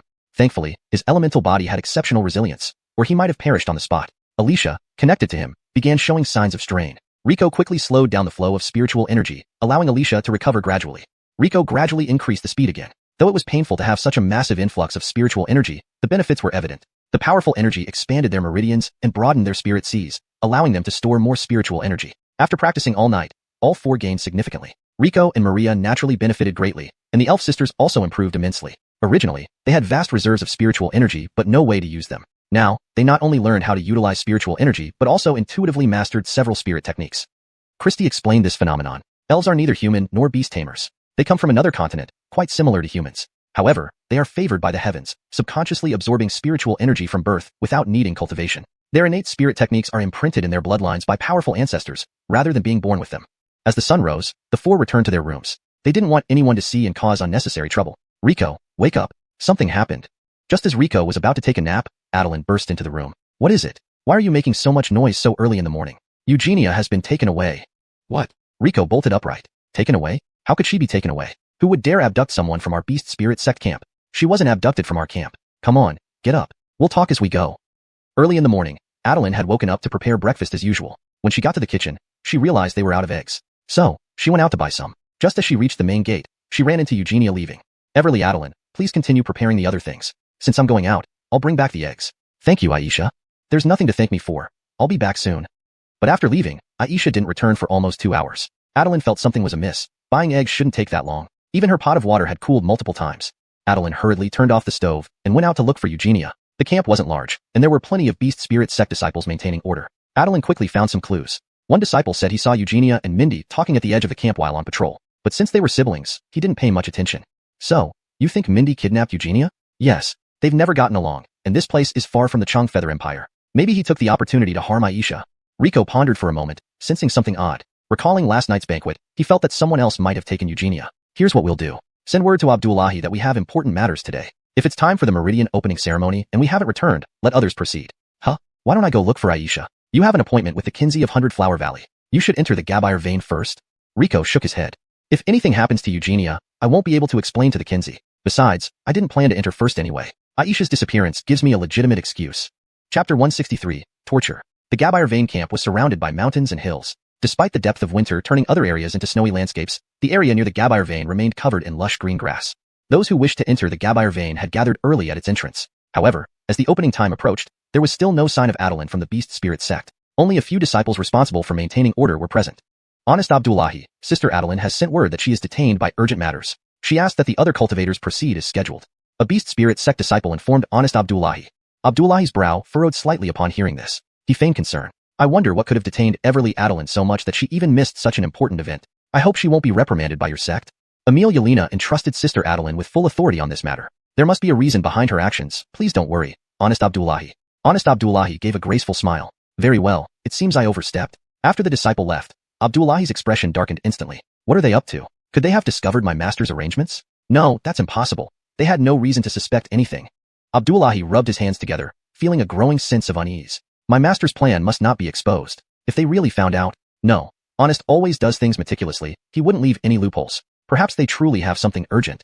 Inside the camp, Rico and Adeline were following the trail of Lydia after her abduction. By Rico's side, a small white puppy was sniffing intently. Rico, what are you looking for? It has to be Carver who took Xiyu. Adeline was anxious. Almost 2 hours had passed since Lydia was taken, yet there was still no clue. Rico tried to reassure her. Don't panic, Adeline. It can't be Carver. Think about it. Why would a favored prince risk exposing himself by abducting someone here? What benefit would that bring him? But then who else could have taken Xiyu? She's only been here for 2 days, and we've all been together. How could she offend anyone? Rico shook his head. I'm not sure of their motives either, but I'm certain the person who took her is someone we've seen before. Why do you think so? Think about it. The place where she was abducted wasn't completely deserted, yet no one heard anything. Everyone here is registered, and the strongest among them is merely 6th rank, mostly from our own sect. Xiyu herself isn't weak, so it's impossible for someone to abduct her silently without a trace. Therefore, it must be someone she trusted, which is why she let down her guard. But who could it be? Adeline racked her brain but couldn't come up with any suspects. Rico was also deeply worried. He knew if someone dared to abduct here, they must be prepared to silence witnesses. Still, he comforted Adeline. I don't know yet, but don't worry. With the spirit beast, we'll find Xiyu. In a nearby cave within the camp, Lydia was tied to a wooden frame, kneeling helplessly on the ground, unconscious. Alia stood opposite her, smirking. She poured a bucket of icy water over Lydia, waking her abruptly. Well, finally decided to wake up? Alia threw the bucket aside and used her whip to lift Lydia's chin. Lydia noticed her arms were bound tightly, and her spiritual energy was sealed. What do you want? Lydia stared into Alia's eyes, showing no sign of panic. You're already captured, and you're still so calm. Impressive, Royal Alia. Alia struck Lydia's face with the whip, causing her delicate cheeks to swell immediately. Seeing you like this annoys me. Remember your position. You're nothing more than a prisoner here. Alia snarled viciously. Feeling the stinging pain, Lydia remained unperturbed, calmly asking. You're not Brother 4's man. Who sent you? Emil's sister 3 or 8th brother? You have no right to ask questions. You only have one choice, to cooperate fully with me. Alia grabbed Lydia's index finger and snapped it forcefully. Ah! Lydia's finger twisted unnaturally, causing her to cry out in pain despite her resilience. Seeing Lydia in agony, Alia's twisted smile widened. Now, if you don't say what I want to hear, I'll break one of your fingers each time. Let's count. You have 9 chances left. Answer me obediently, or feel the pain again. Tell me, did you return to 100 Flowers Valley to fetch your master? Yes. Too slow. Ah! Alia snapped both Lydia's middle and ring fingers simultaneously. Lydia shivered uncontrollably, unsure if the droplets on her body were from the icy water or cold sweat from pain. Alia asked again. Tell me, before you left for 100 Flowers Valley, what exactly did the Emperor tell you? Lydia trembled, clearly surprised by this question. I advise you not to lie. My patience has limits. Alia drew a small knife, tracing its cold blade over Lydia's eyelids, cheeks, and lips. She licked her lips. If your answer disappoints me, I'll cut off your eyelids and make you watch as I slice open your abdomen, implanting worms inside you. You won't die, but you'll remain fully conscious, feeling every moment of agony as they eat through your organs. In the end, you'll be just an empty husk.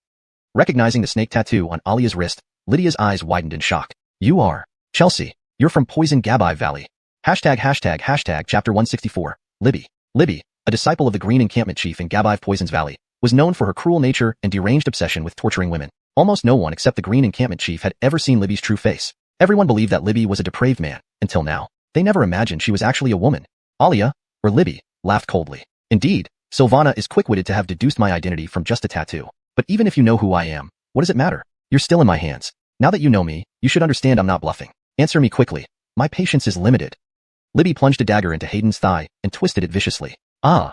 Hearing Hayden scream, Libby closed her eyes in satisfaction, as if savoring the most beautiful music in the world.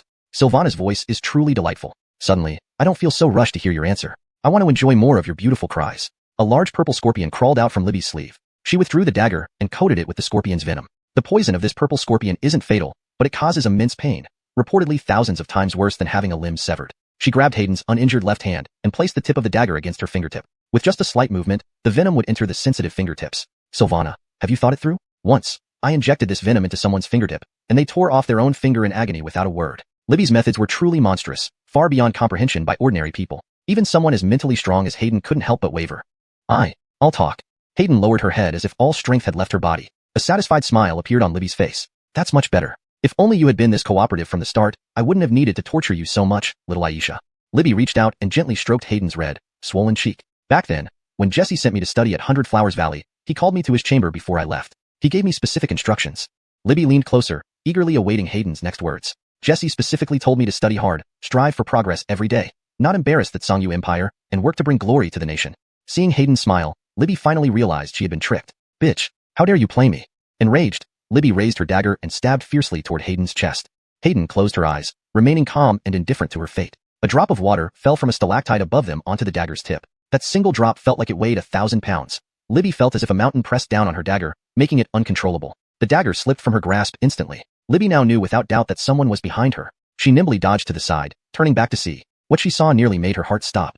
A tall, beautiful woman wielding an enormous hammer, taller than a person, swung it toward her. The force of the hammer created ripples in the surrounding air, pressing against her organs before it even reached her. If struck, survival was impossible. Leaving any part of her intact would be a miracle.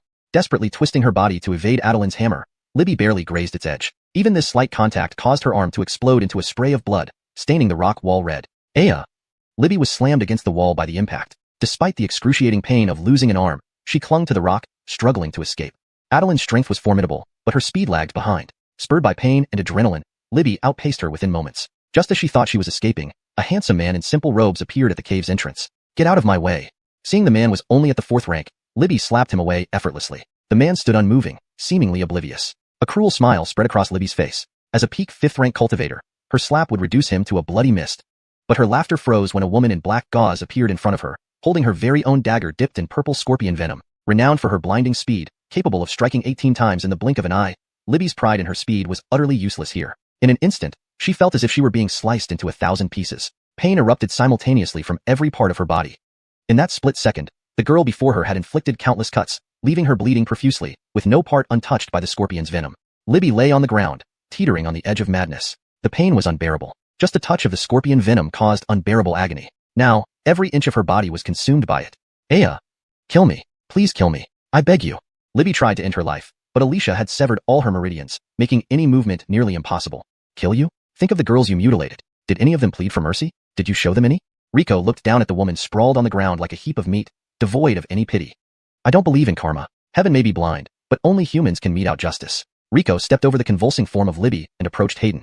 Hayden's condition was pitiful. One of her hands was nearly unusable, and several knife wounds continued to bleed profusely. Adeline had just released her from the wooden frame, and her complexion was as pale as snow. Chapter 165. Overthinking. I'm sorry, Aisha. We came too late. Adeline frowned as she examined the injuries on Hayden's body, filled with self-reproach. If I had gone with you, this wouldn't have happened. Everly Adeline, how could this be your fault? Who would have thought that someone would dare to attack within the Beast Spirit Sect camp? I should thank you and Yoltal Honest instead. If it weren't for your timely arrival, Aisha might have. Hayden tried to sit up, but a sudden tug on her wound caused her to gasp in pain. How are you feeling? Rico entered from the cave entrance. The 18 members of the Ghost Hand were now incapacitated, under Alicia's watch. Just minor injuries, nothing serious. The Gabire Vein entrance is open now. Let's hurry to the Gabire Vein. With all the blood you've lost, these can't possibly be minor injuries. No, you can't go into the Gabire Vein this time. Rico and I will suffice. Adeline couldn't bear to see her in such condition. No. Hayden's eyes were resolute. I'm from the 100 Flowers Valley. These injuries mean little to me. I must go into the Gabire Vein this time. Hayden channeled her spirit energy to seal a few acupoints on her body, stopping the bleeding. Then, she grabbed her twisted fingers, gritting her teeth as she forcefully adjusted them. The intense pain caused her to sweat profusely, and the loss of blood made her lips pale. Next, she took a blood revitalization pill from her storage ring, which gave her face some color again. I'm fine. Let's go, or the top-grade fire seeds inside the Gabire Vein will be taken by others. Hayden stood up as if nothing had happened, though her trembling did not escape Rico and Adeline's notice. She attempted to leave, but was stopped by Rico. Even with the blood revitalization pill, it will take at least 3 days for your injuries to heal. Do you really want to enter the Gabire Vein like this? I have to go. This is my last chance. If I fail to retrieve a fire seed that can impress Jesse Emperor, Third Sister will surely start eliminating my supporters. Not only for myself, but for those under me, I must go. Hayden stared directly into Rico's eyes. Even if you manage to get back there and grab the top-grade fire seeds, do you think you can protect them in your current state? Hayden knew Rico was right. Her cultivation wasn't the highest among everyone, and with her injuries, she was no match for others. Do you really think going now will guarantee you the top-grade fire seeds? Hayden frowned slightly, understanding Rico's implication after a moment of thought. Jim, are you saying there's a trap here? Rico nodded with a smile. Do you really believe Abdullahi is so kind-hearted to leave the best opportunity for others, while his Tianji pavilion lingers behind to pick scraps? Everyone knows they specialize in geomancy and arcane arts. Those old fortune-tellers who speak in riddles are sharper than monkeys. Without any ulterior motives, why would they give up the advantage? Adeline glanced curiously at Rico. Why are you so familiar with the Tianji pavilion? Have you interacted with them before? No, your master told me. When discussing the Tianji pavilion with my master, he looked disdainful and said their people are calculating hypocrites whom I should never trust. Rico shrugged. He trusted Yelena more than a first-time met Tianji pavilion Taoist. So what should we do now? Give up on the Gabire vein? Of course not. This Gabire vein belongs to our Beast Spirit Sect. We can't just hand it over. But let's prepare thoroughly. Rico pulled out a jade bottle from his storage ring, taking out a black pill and handing it to Hayden. Eat this. Hayden hesitantly accepted the pill, sniffing it, which smelled oddly sweet and caramel-like. Just as she was about to ask, Rico interrupted. Eat it, or are you afraid I'd harm you? Rico scowled slightly, displeased. With no choice, Hayden swallowed the pill. It tasted incredibly sweet like honey and caramel. She almost felt like she was eating candy rather than medicine. Stop tasting and swallow it quickly. Rico tapped her neck gently, and Hayden gulped down the pill. Unexpectedly, Rico's action was swift. As she was about to scold him, a powerful medicinal force erupted in her abdomen, spreading through her bloodstream to repair every injury with unparalleled purity and dominance. Hayden felt an itching sensation in her hands. She raised them and saw her swollen, bruised fingers were completely healed, looking like flawless ivory. Jim, what kind of pill is this? Its effects are so potent. Hayden was astonished. She knew her finger injuries went deep into the bone and tendon. Even applying her master's ointment would take half a month to heal. Yet Rico's pill restored her in mere moments. This was no ordinary pill. At least it was of Gabith rank quality. But even Gabith rank pills don't act so quickly. Could Jim Che have given her a 4th rank pill? 4th rank pills were immensely valuable treasures, life-saving items in critical moments. Even as an Imperial Francesca, when injured, she had only dared take a 7th rank blood revitalization pill. Just a common pill. Does it not work? It works. It definitely works. A common pill? Did Yoltal Jim consider a 4th rank pill merely common? Who exactly was Yoltal Jim? To treat 4th rank pills as nothing, or perhaps, did he care deeply for her? As long as you're fine, Rico said casually. Sure enough, Hayden's heart raced. Yoltal Jim indeed cared for her. What should she do? Though their ages were close, and she might be slightly older, he was still her Sean. How should she refuse him? Should she reject him? Was she actually not so repulsed by him? Hayden stood there, lost in her thoughts. Aisha, what's wrong? Are your injuries still bothering you? Why is your face so red? Nothing. I'm fine. Hayden was startled by Rico's question and patted her ample chest. What was happening to her? She wasn't usually one to overthink. Could it be that she truly... Note. Maintaining the paragraph structure and style as in the original Chinese text. Chapter 166, Entry. Myrtle, of course, did not know that perhaps her insignificant bit of goodwill towards Rico would be infinitely magnified under Rico's charm talent. The longer she stayed by Rico, the more pronounced this effect would become. But now, neither she nor Rico was aware of any issue. The three emerged from the cave, and Rico glanced at the sky. It was about time for cultivators from various factions to have already entered the Gabire vein.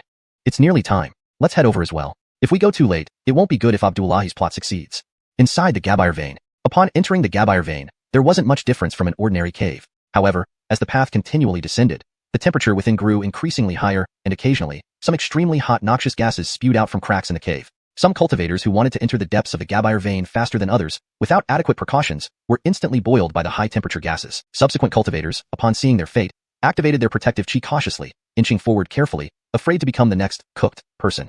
After twisting and turning downwards for several miles from the entrance, a river of lava appeared before the cultivators. The golden-red lava illuminated the entire Gabire vein, and on both sides of the walls, rare plants that only grow in extreme heat stubbornly thrived. Heavens, that's a blaze vine, and maiden flower, flame-patterned bamboo. So many rare herbs. Even if we don't obtain the fire seed, collecting some of these herbs will make the trip worthwhile. Among the cultivators seeking fire seeds, at least 30% were physicians, herbalists, or alchemists. Recognizing the value, many ventured up the rock walls to gather these precious medicinal plants despite the dangers. However, with so many gathering, disputes were inevitable. This Gabire cloudflower was clearly found by me first. Ridiculous. The Gabire cloudflower is unclaimed. Naturally, whoever picks it first owns it. Two cultivators fought over a Gabire cloudflower while clinging to the rock wall. Unexpectedly, the rock wall was unstable, and as the rocks beneath them loosened, they both fell into the river of lava. The lava in the Gabire vein was different from other places, hotter and more fluid. Within moments, the two were enveloped by lava, and in mere seconds, turned into wisps of smoke vanishing in the scorching air. This incident alerted everyone, yet it didn't stop the fighting among cultivators. Occasionally, a few would still fall into the lava due to various reasons. Here is a fire seed. Everyone's attention was immediately drawn over. Amidst a pile of rubble, a flower was blooming brilliantly. Unlike ordinary flowers, this one was composed of purple-red flames, its petals moving continuously as if alive. The one shouting was still far from the fire seed, but he wasn't the first to discover it. Someone else was just steps away. That's purple lotus flame, a 4th-grade spiritual fire with a gentle nature, perfect for alchemy. An expert had recognized the fire seed. Haha, this first fire seed belongs to our 100 Refinement Sect. A 100 Refinement Sect cultivator ecstatically grabbed the fire seed. Nearby cultivators shook their heads. Fool. The elder who recognized the purple lotus flame shook his head with a cold smile. Before the 100 Refinement Sect cultivator finished laughing, the purple lotus flame rapidly spread along his arm. Ah, it's hot. Burning. Help. Save me. He frantically tried to pat out the flames, but they clung to him like a festering sore, refusing to extinguish. In a few breaths, the lively cultivator had been burned to black charcoal. Amidst the charcoal, a brilliant purple-red flame flower continued to blossom. The shouting cultivator swiftly acted, sending a palm strike that shattered the dead body. As the fire seed hovered in midair, he threw a jade box, securely locking it inside. I should have known you were a fool when I shouted. Bad luck. The cultivator pocketed the jade box and ran deeper into the Gabbire vein. Seeing this, several cultivators exchanged glances and unanimously chased after him. There's a fire seed here. Here too. Purple gold Gabbire. Azure blue flame. Cultivator friend, please stop. Can you give me this fire seed? Big brother, if you give me the fire seed, I'll die. Ha ha ha. The fire seed is mine. As more valuable fire seeds were discovered, previously restrained cultivators joined the fray. From a concealed spot, Abdullahi watched the chaos in the Gabbire vein with a cold smirk. The spirit pearls on his bronze array plate lit up one by one. Gabbite, kill. The more deaths, the better. The more who die now, the easier it will be for me later. At the entrance of the Gabbire vein, Rico and the others finally entered. Are you sure this will work? After hearing Rico's plan, Myrtle felt uneasy. Relax, we don't know what scheme they're concocting. We can only do so much. If it fails, it's just bad luck. Seeing Rico's casual demeanor, Myrtle felt even more uneasy. She looked at Adeline pleadingly. Everly Adeline, what do you think? Me? I think it sounds fine. Let's do it as Rico said. Adeline scratched her head somewhat bewildered. She usually just provided muscle, not much adept at thinking. Myrtle swallowed hard, looking at these unreliable companions, then sighed resignedly. Oh well, what can I do? Stuck with you too. As soon as the trio entered the Gabbire vein, a wave of heat hit them. Along with the heat, a disheveled cultivator rushed straight towards them. Get out of the way. Quickly. The cultivator yelled, spitting blood as he shouted. Behind him, 3 sword-wielding cultivators pursued relentlessly. Don't run. Hand over the fire seed and your life will be spared. The lead sword cultivator unleashed a streak of sword energy. Unexpectedly, the cultivator in front bowed, causing the sword energy to fly directly toward Rico. The sword cultivator had no intention of retracting his move. Regardless of who Rico was, appearing suddenly in front of his attack was simply unlucky. To his surprise, Rico didn't budge. A black light flashed before him, and the sword energy vanished without a trace. Hashtag chapter 167. Gabberst encounter with the Gabbirzid. Beast honest? Quick, retreat. Heh, not bad eyesight there. But after beating someone up, you just want to walk away? Aren't you underestimating me a bit too much? Rico grinned wickedly, and a black giant python shot towards the 3 sword cultivators at an unnatural speed for its size. With one sweep of its iron-like tail, all 3 screamed and fell to the ground. Why, young master, spare our lives. We didn't mean to disturb you. It was just a slip of hand. Please show mercy. Seeing no escape, the 3 turned back without hesitation, kneeling on the ground to beg for Rico's forgiveness.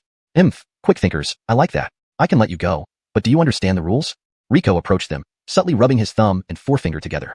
The 3 exchanged glances, their eyes filled with hesitation. However, next to them, the 10-foot-long giant python was still flicking its tongue, its golden snake eyes fixated on them intently. It was none other than Adair, who had earlier consumed Akin's corpse and then fallen into a deep sleep. Now awakened, Adair had grown visibly larger. Though it was only at the 4th rank, Rico knew this was limited by his own strength. The trio gulped, quickly removing their storage rings and handing them over to Rico. Good choice now, Scram. Rico waved his hand impatiently, and the 3 hurriedly crawled away from the Gabbire vein.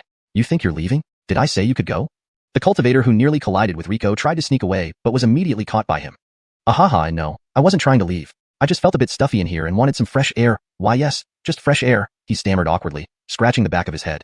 Don't act dumb. We won't harm you. We just have a few questions. Hearing this, the man visibly relaxed. Ask away. I'll tell you everything I know.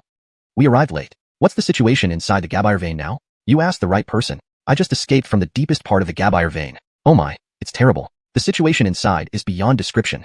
Terrible? How so?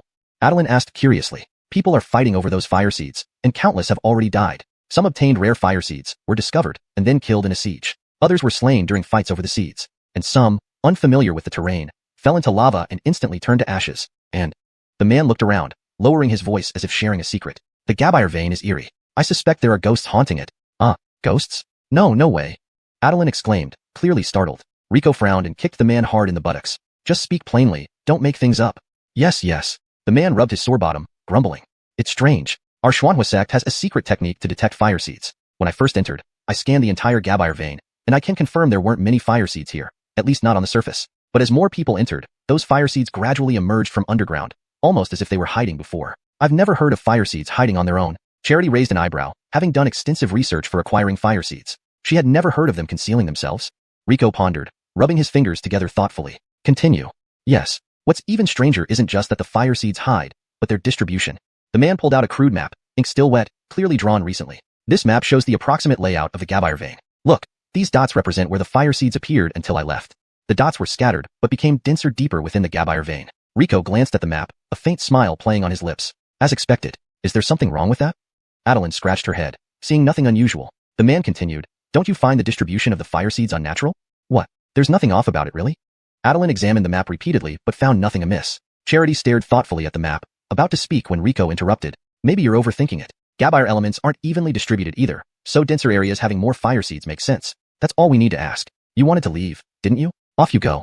Caught off guard, the man hadn't expected this. He recognized Rico as the Beast Spirit Sect member who sat with Xianxia scholar at last night's banquet. He had intended to hint at his knowledge of the Gabire vein and follow Rico for benefits.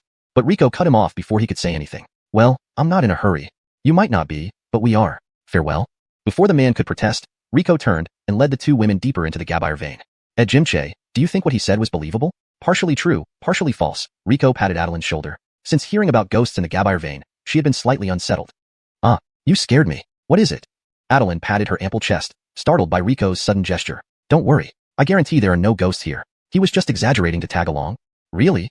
How could I lie to you? Besides, with me around, why would you fear any ghost? Adeline looked at Rico's face, recalling how he saved her during the Dragon Vein incident. This reassured her somewhat. Alright, stop worrying about nonsense. I think I found a fire seed. They followed his gaze to a tiny, unnoticed corner where a minuscule spark, no bigger than a soybean, flickered weakly. The spark was so inconspicuous that even with Rico's guidance, they nearly missed it. The three quickly moved closer. That fire seed is so small. Adeline covered her mouth, fearing her loud voice might extinguish the delicate flame. The fire seed flickered intermittently, almost ready to die out. Rico reached out, intending to gather the flame. Charity quickly stopped him. No, don't touch it. ##### end of chapter. Chapter 168, The Radiant River. The flame seed is different from the spirit Gabire. Even the weakest flame seed can instantly turn a person into charred remains. Really? Rico replied casually, and then under Hayden's astonished gaze, he put the flame seed back on the ground. How is this possible? Hayden grabbed Rico's hand, inspecting it repeatedly. His skin was flawless, without any trace of burns. How could you not be burned at all? This is a flame seed.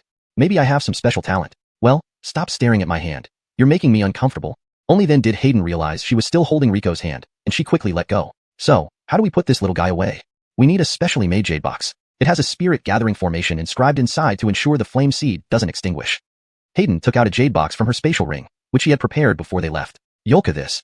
Rico received the jade box, opened it, and placed it next to the flame seed. This isn't how you use the jade box. You need to wrap the flame seed with spirit energy and carefully move it into the box. Be cautious, even a slight mistake. Before Hayden could finish speaking, the flame seed flickered and leaped directly into the jade box by itself. She stared dumbfounded as Rico picked up the jade box. It jumped in by itself? Is there a problem? Rico looked at Hayden, somewhat puzzled. No, give me a moment to process this. The events of today were completely upending her understanding. She needed time to grasp the situation. Physical contact with a flame seed? A flame seed entering the jade box on its own? How could this be possible? If someone else had told her, she would think they were crazy. Yet, it happened right in front of her eyes. The little guy says it feels quite comfortable in the jade box. It would be better if there were more fire elements. You can communicate with the flame seed? Hayden's eyes widened, her beautiful face contorted with shock. Rico looked at her strangely. Why are you acting so strange today? Always startled like that. Strange? More like you. For millennia, there had never been a case where someone could converse with a flame seed. The longer she stayed with Rico, the more Hayden felt that this junior Xian wasn't ordinary. Unexplainable things always seemed to happen around him. Let's continue forward. Rico handed the jade box back to Hayden. Ed Jim, don't you want this flame seed? Just a flame seed. Keep it for now. There will be more ahead. Hayden nodded, though she hadn't fully grasped what more meant yet. The trio proceeded deeper into the fire vein. Along the way, they encountered many flame seeds, most of which weren't of high grade, generally low-quality 7th stage, 8th stage, and 9th stage flame seeds, with only a few mid-quality 6th stage ones. Even Gabif stage flame seeds were rare. But despite this, these flame seeds were rare treasures in the outside world. Every time Rico beckoned, the flame seeds flew over and entered the jade boxes Hayden had prepared. Soon, the few jade boxes Hayden brought were nearly insufficient. Her expression shifted from shock to confusion, then to numbness. Now, she had grown accustomed to anything absurd happening with Rico. The jade boxes aren't enough anymore. Rico's jade box was already full of flame seeds, but the others outside were still trying to squeeze in. Hayden watched as a 6th stage flame seed dragged an 8th stage one out to make room for itself. Is this even possible? She glanced down at the circle of flame seeds surrounding Rico's feet, then looked up at the distant cultivators fighting fiercely over one flame seed. Was this really the same world? Don't push, just follow behind me instead. The last jade box filled up, but there were still plenty of flame seeds left. Hayden, Adeline, let's go. Rico handed all the jade boxes to Hayden, and the trio continued deeper into the fire vein. Behind them, colorful flame seeds floated in a line, forming a luminous river. I must have this Gabif stage dermic flame. Don't act like an old relic. Since we found it together, let's settle it by skill. Taste my sword. Haha, the flame seed is mine. Pooh, bitch. You ambushed me. On a cliffside, several cultivators fought ferociously over a pale green flame seed. Below them lay the bodies of numerous cultivators who had perished in previous battles. You scoundrels, take my howling wolf of the moon technique. A white-haired saber cultivator spat blood onto his saber, which immediately glowed with a blood-red light. He swept horizontally, forcing all nearby cultivators away from the flame seed. Taking advantage of the opportunity, the white-haired saber cultivator took out a jade box. But before he could collect the flame seed, it rose gracefully and slowly floated downward off the cliff. Everyone froze in shock. The white-haired saber cultivator reacted first, rushing to the cliff edge to look down. He almost slipped and fell when he saw what was below. A colorful river flowed slowly beneath the cliff. On closer inspection, it wasn't water but flame seeds, countless flame seeds. Their coveted dermic flame had joined this river. Flame seeds, usually rare, now resembled pebbles in a desert. But this wasn't the most shocking part. At the head of the radiant river, there were people. The white-haired saber cultivator rubbed his eyes, suspecting he might be hallucinating. How could there be people leading such a miraculous river? Are those people there? Others on the cliff also noticed, and so did virtually everyone in the fire vein. They witnessed this unbelievable scene. 3 figures, a man and 2 women, walked leisurely ahead, followed by a miles-long river of flame seeds. In that moment, all disputes within the fire vein ceased. Everyone stared in disbelief at this extraordinary sight. A thought formed in everyone's mind. Who are those 3 people, and what is their connection to this radiant river? Abdullahi, hidden in the shadows, frowned at the array plate in his hand. The last spirit pearl on the array plate was about to fully light up but suddenly stopped. What's going on? Why did the soul gathering array stop? Hashtag chapter 169. You played me. Seeing the stagnant spirit in it, Abdullahi finally couldn't sit still any longer. He rushed out from his hiding spot but was left speechless by what unfolded before him. What is this thing? The dazzling river of gabire seeds intertwined with the golden red magma, creating a magnificent scene deep beneath the earth's surface that few had ever witnessed. When he noticed Rico leading the way ahead, he finally understood why his honest had asked him to pay attention to this particular Rico. Who would have thought I could be deceived by you? Rico, never did I imagine you'd possess such means. I should have taken care of you yesterday. Abdullahi gritted his teeth and pounded the rock wall beside him in frustration. Don't think you can stop me like this. We'll see about that. Abdullahi darted towards Rico. Beside the magma flow, Rico was fretting over the increasing number of gabire seeds behind him. Why are there so many gabire seeds in this vein? If that's the case, why do they need to compete for them when they can just divide them equally? Adeline chuckled. If only it were that simple. Although gabire seeds are plentiful, those suitable for refining elixirs or artifacts are scarce. Forges require fierce and intense flames, while elixir refinement needs flexible and controllable fire. Among the countless types of gabire seeds in existence, only 100 or so are suitable for these purposes. Yes, Everly Adeline is right, Charity added without finishing her sentence, though Rico well understood the rest. Human greed means even if they share the gabire seeds, it would lead to more problems. Rico glanced at the surrounding crowd, their movements growing restless, and whispered, "They're almost here." As if on cue, Abdullahi in his simple white robe appeared from afar. Is this not honest, Che? Truly impressive that you could trigger such a significant heavenly anomaly. I'm in awe of your prowess. Rico merely smiled lightly in response to Abdullahi's insincere praise. My apologies, honest Abdullahi. How could someone like me possess the power to cause such anomalies? It was merely curiosity that led me here. Bullshit. Abdullahi thought inwardly. Who does he take for a blind man? Even if I don't know how, it's obvious these gabire seeds are following you. Though he thought this, Abdullahi responded aloud. I see. My apologies for the misunderstanding. Since these gabire seeds belong to honest Che, may I ask if I can obtain a few? Abdullahi inwardly sneered. After all the effort to gather the gabire seeds, how could he give them away? If Rico dared to refuse, Abdullahi could incite others to attack together, making it impossible for Rico to fight against all of them. Please, honest Abdullahi, help yourself. To Abdullahi's surprise, Rico truly moved aside, leaving the gabire seeds shimmering like stars unobstructed. Even Abdullahi felt tempted, yet he had more important matters to attend to. Opening the second layer of the gabire vein far outweighed grabbing these low-tier gabire seeds. If he wouldn't do it, others certainly would. Seeing Rico didn't object, several cultivators leaped off the cliffside, lunging towards the gabire seeds they had their eyes on.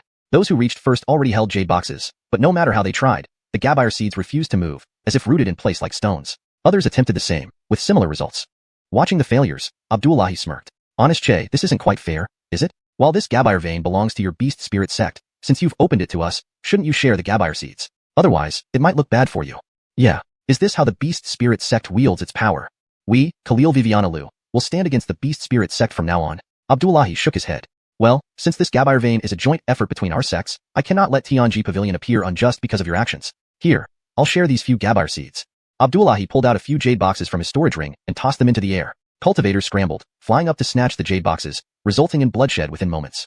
Honest Abdullahi truly has generosity. Compared to Tianji Pavilion, Beast Spirit Sect seems petty indeed. Those who grabbed the jade boxes thanked Tianji Pavilion profusely. Hearing this, Rico retorted coldly. Honest Abdullahi truly has a great scheme, using low-tier gabire seeds to drive a wedge between me and the Beast Spirit Sect. Don't spout lies, Honest Che. Your Beast Spirit Sect acted unjustly first. Why blame me for sowing discord? Rico's face darkened, and he shouted, Abdullahi, don't think no one knows of your deceitful schemes. You incited everyone to use their lives to break the formation within this gabire vein, didn't you?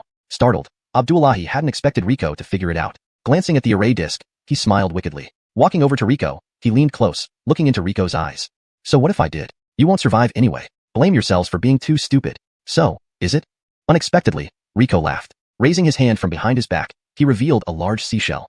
Abdullahi, everyone knows about your deceitful schemes. You used people to unlock the formations inside the Gabbire vein with their lives. The seashell began echoing Rico's conversation with Abdullahi moments ago. The crowd, busy snatching jade boxes, paused, their anger directed at Abdullahi. Echoing shell. You tricked me. Abdullahi looked at Rico in rage, whose face showed no trace of earlier annoyance, only unabashed amusement. How do you feel about being tricked? Are you some honorable person? Abdullahi, what do you mean by this? Give us an explanation. Moments ago, they were grabbing jade boxes. Now, they angrily demanded answers from Abdullahi. Huh, so what if I've been exposed? Do you think you can catch me now? The arrayed disc in Abdullahi's hand glowed intensely. Along with it, an ancient formation hidden on the ground, long repaired by Tianji Pavilion, also lit up. Chapter 170. Lord Che's Great Favor, I will never forget. What's happening?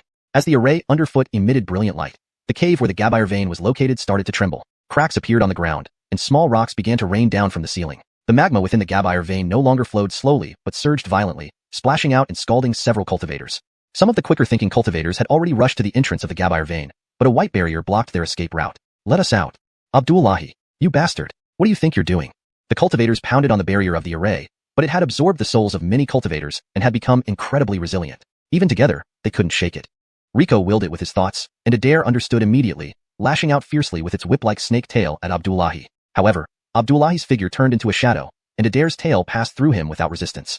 Don't waste your efforts. Now that the array has activated, there's no way you can harm me here. Abdullahi said smugly. Alright, you'll wait here to die slowly. Within an hour, this array will suck all life force out of you. I'll go check what's in the lower layer that even my honest can't predict.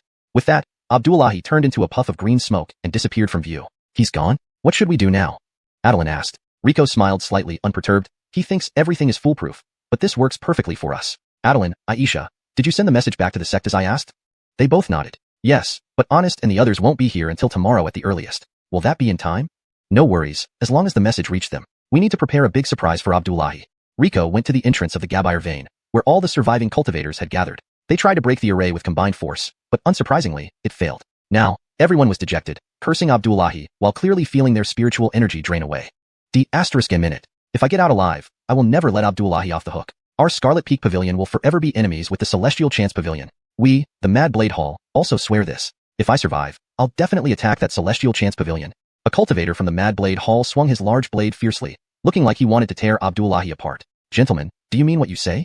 A Blaine's voice sounded. Everyone turned around to see Rico walking over calmly. At this critical moment, Lord Che is still making light of the situation. Lord Che, if it weren't for your Beast Spirit Sect, we wouldn't be suffering here. Your sect must take responsibility for our deaths. Yes, responsibility. Rico crossed his arms and said easily. So, you already feel certain about your fate? Everyone was taken aback. Does that mean, Lord Che, you have a way to save us? All the cultivators looked at Rico with gleaming eyes. Naturally, but wasn't someone just talking about what to do to my Beast Spirit Sect? Lord Che, we were desperate. Please don't hold it against us. Rico chuckled lightly. Never mind, just venting anger. But, you did say that if you survived, you would seek revenge on the Celestial Chance Pavilion. Is that true? Hearing this, everyone exchanged glances, faces showing some difficulty. They had been speaking rashly, and they were all cultivators from mid-level factions. After all, the Celestial Chance Pavilion, though never involved in disputes among major forces due to their strict code, had produced numerous divine masters. How could they challenge such a formidable existence? Seeing their expressions, Rico understood. But he hadn't really expected much from them anyway. Gentlemen, please don't worry. I understand your predicament. I won't trouble you, nor will I exploit the situation. However, I do have a request. Lord Che, please ask anything. At this point, if you can save our lives, we'd risk our necks without hesitation. I hope when you leave, you don't leave the camp. Wait for our elders tomorrow and tell them everything that happened here. And in the future, if my sect seeks accountability from the Celestial Chance Pavilion, I hope you can bear witness for the Beast Spirit Sect. That's it. Just that. Then Abdullahi deserves punishment by all. Lord Che, rest assured, we will do as you ask. We promise. Rico smiled. Great. Since you are so willing, I won't waste more time. Please step aside. The cultivators made way for Rico. Approaching the exit, he felt somewhat anxious. This time, having ascended to the 4th rank, he had obtained the barrier-breaking talent of the spirit-seeking beast. But being his first attempt, especially in front of so many people, failure would be embarrassing. Rico's fingers emitted a faint white glow. Pretending to chant a few incantations, he drew a human-sized circle on the barrier. Under everyone's watchful eyes, the unshakable barrier that even dozens of cultivators couldn't budge was breached by Rico. Pretending to be exhausted, Rico fell to the ground, weakly saying, "Just a few years of lifespan, don't worry about it." The cultivators took a sharp intake of breath. To save them, Lord Che was willing to sacrifice his lifespan. How could they not be moved? Lord Che's great favor, I will never forget. Lord Che is truly a saint. Rico, pale-faced, shook his head slightly. Quick, go before this secret technique wears off. As predicted, the hole began to shrink. Without further ado, the crowd rushed out. Once everyone left, Rico stood up, patting his bottom. Good, those troublesome people are gone. Now, It's time to settle accounts with Abdullahi. Rico flew back into the depths of the Gabire vein where Adeline and Charity waited. Let's go settle accounts with Abdullahi. Do you know where Abdullahi went? Adeline asked. I don't know, but they do. Hashtag chapter 171. A raucous spark. They? You mean these Gabire seeds? Adeline sounded a bit puzzled. Can you really talk to them? Wouldn't we know if I didn't try? Rico shrugged. The elemental body not only granted Rico near immortality, but also an extraordinary affinity for elements far beyond that of ordinary people. Rico attempted to link his consciousness with the Gabire seeds. Though he had prepared for failure, the connection was unexpectedly smooth. The moment they linked, a massive cacophony instantly bombarded Rico's mind, nearly causing him to fall to the ground from dizziness. You're pushing me. Move over, move over. I think I hear the big one talking. It's so cold. I'm hungry. It felt as though Rico had been thrown into a bustling market, with noisy chatter filling his mind. As soon as Rico opened his mouth, all the voices abruptly stopped. The Gabire seeds ceased flickering. Though they lacked faces, Rico could feel them watching him. The big guy is talking. He's actually speaking. I've never seen such a big spark before. What class are you? You stepped on my foot. Fart. Since when do you have feet? Oh yeah. So hungry. After a brief silence, the Gabire seeds erupted into fiery flashes. Even Caitlin and Adeline, standing far away, felt waves of heat. The Gabire seeds were chaotic, babbling nonsense without any order. Rico struggled to distinguish a few meaningful words amidst the noise. Can you be quiet for a moment? It's impossible to communicate like this. Sparks don't know what silence is. Long live the sparks. Big Spark, you're too quiet. Did you not eat enough? Their thoughts were too scattered, but Rico managed to understand that they called themselves sparks and considered themselves sparks. They followed him out of curiosity because they had never seen such a large spark. Let me repeat. I am not a spark. I need your help with something. Do you know where to find the next level? You're lying. You're clearly a spark. If you're not a spark, are you a water drop? Impossible. There aren't any water drops here. Not even one. Below? Is that where the big villain lives? Hungry. Wait, Rico caught a key phrase. What do you mean by the big villain? The big villain is terrible. It eats the sparks. So many shiny sparks have been eaten by it. Only we, the less shiny ones, remain. Big Spark, go save the other sparks. Excitement surged through the normally serene river of brilliance. All right, I'll save the sparks. Tell me how to find this big villain. I'll take you there. Follow us. Let's go eat. The Gabire seeds buzzed and flew in a particular direction. Adeline pointed at them in surprise. They moved. Really moved. Quickly, follow them. Caitlin pulled the stunned Adeline, chasing after Rico who was ahead. The Gabire seeds led Rico and the two women to a rock wall. Right here. The big villain is below. So scary.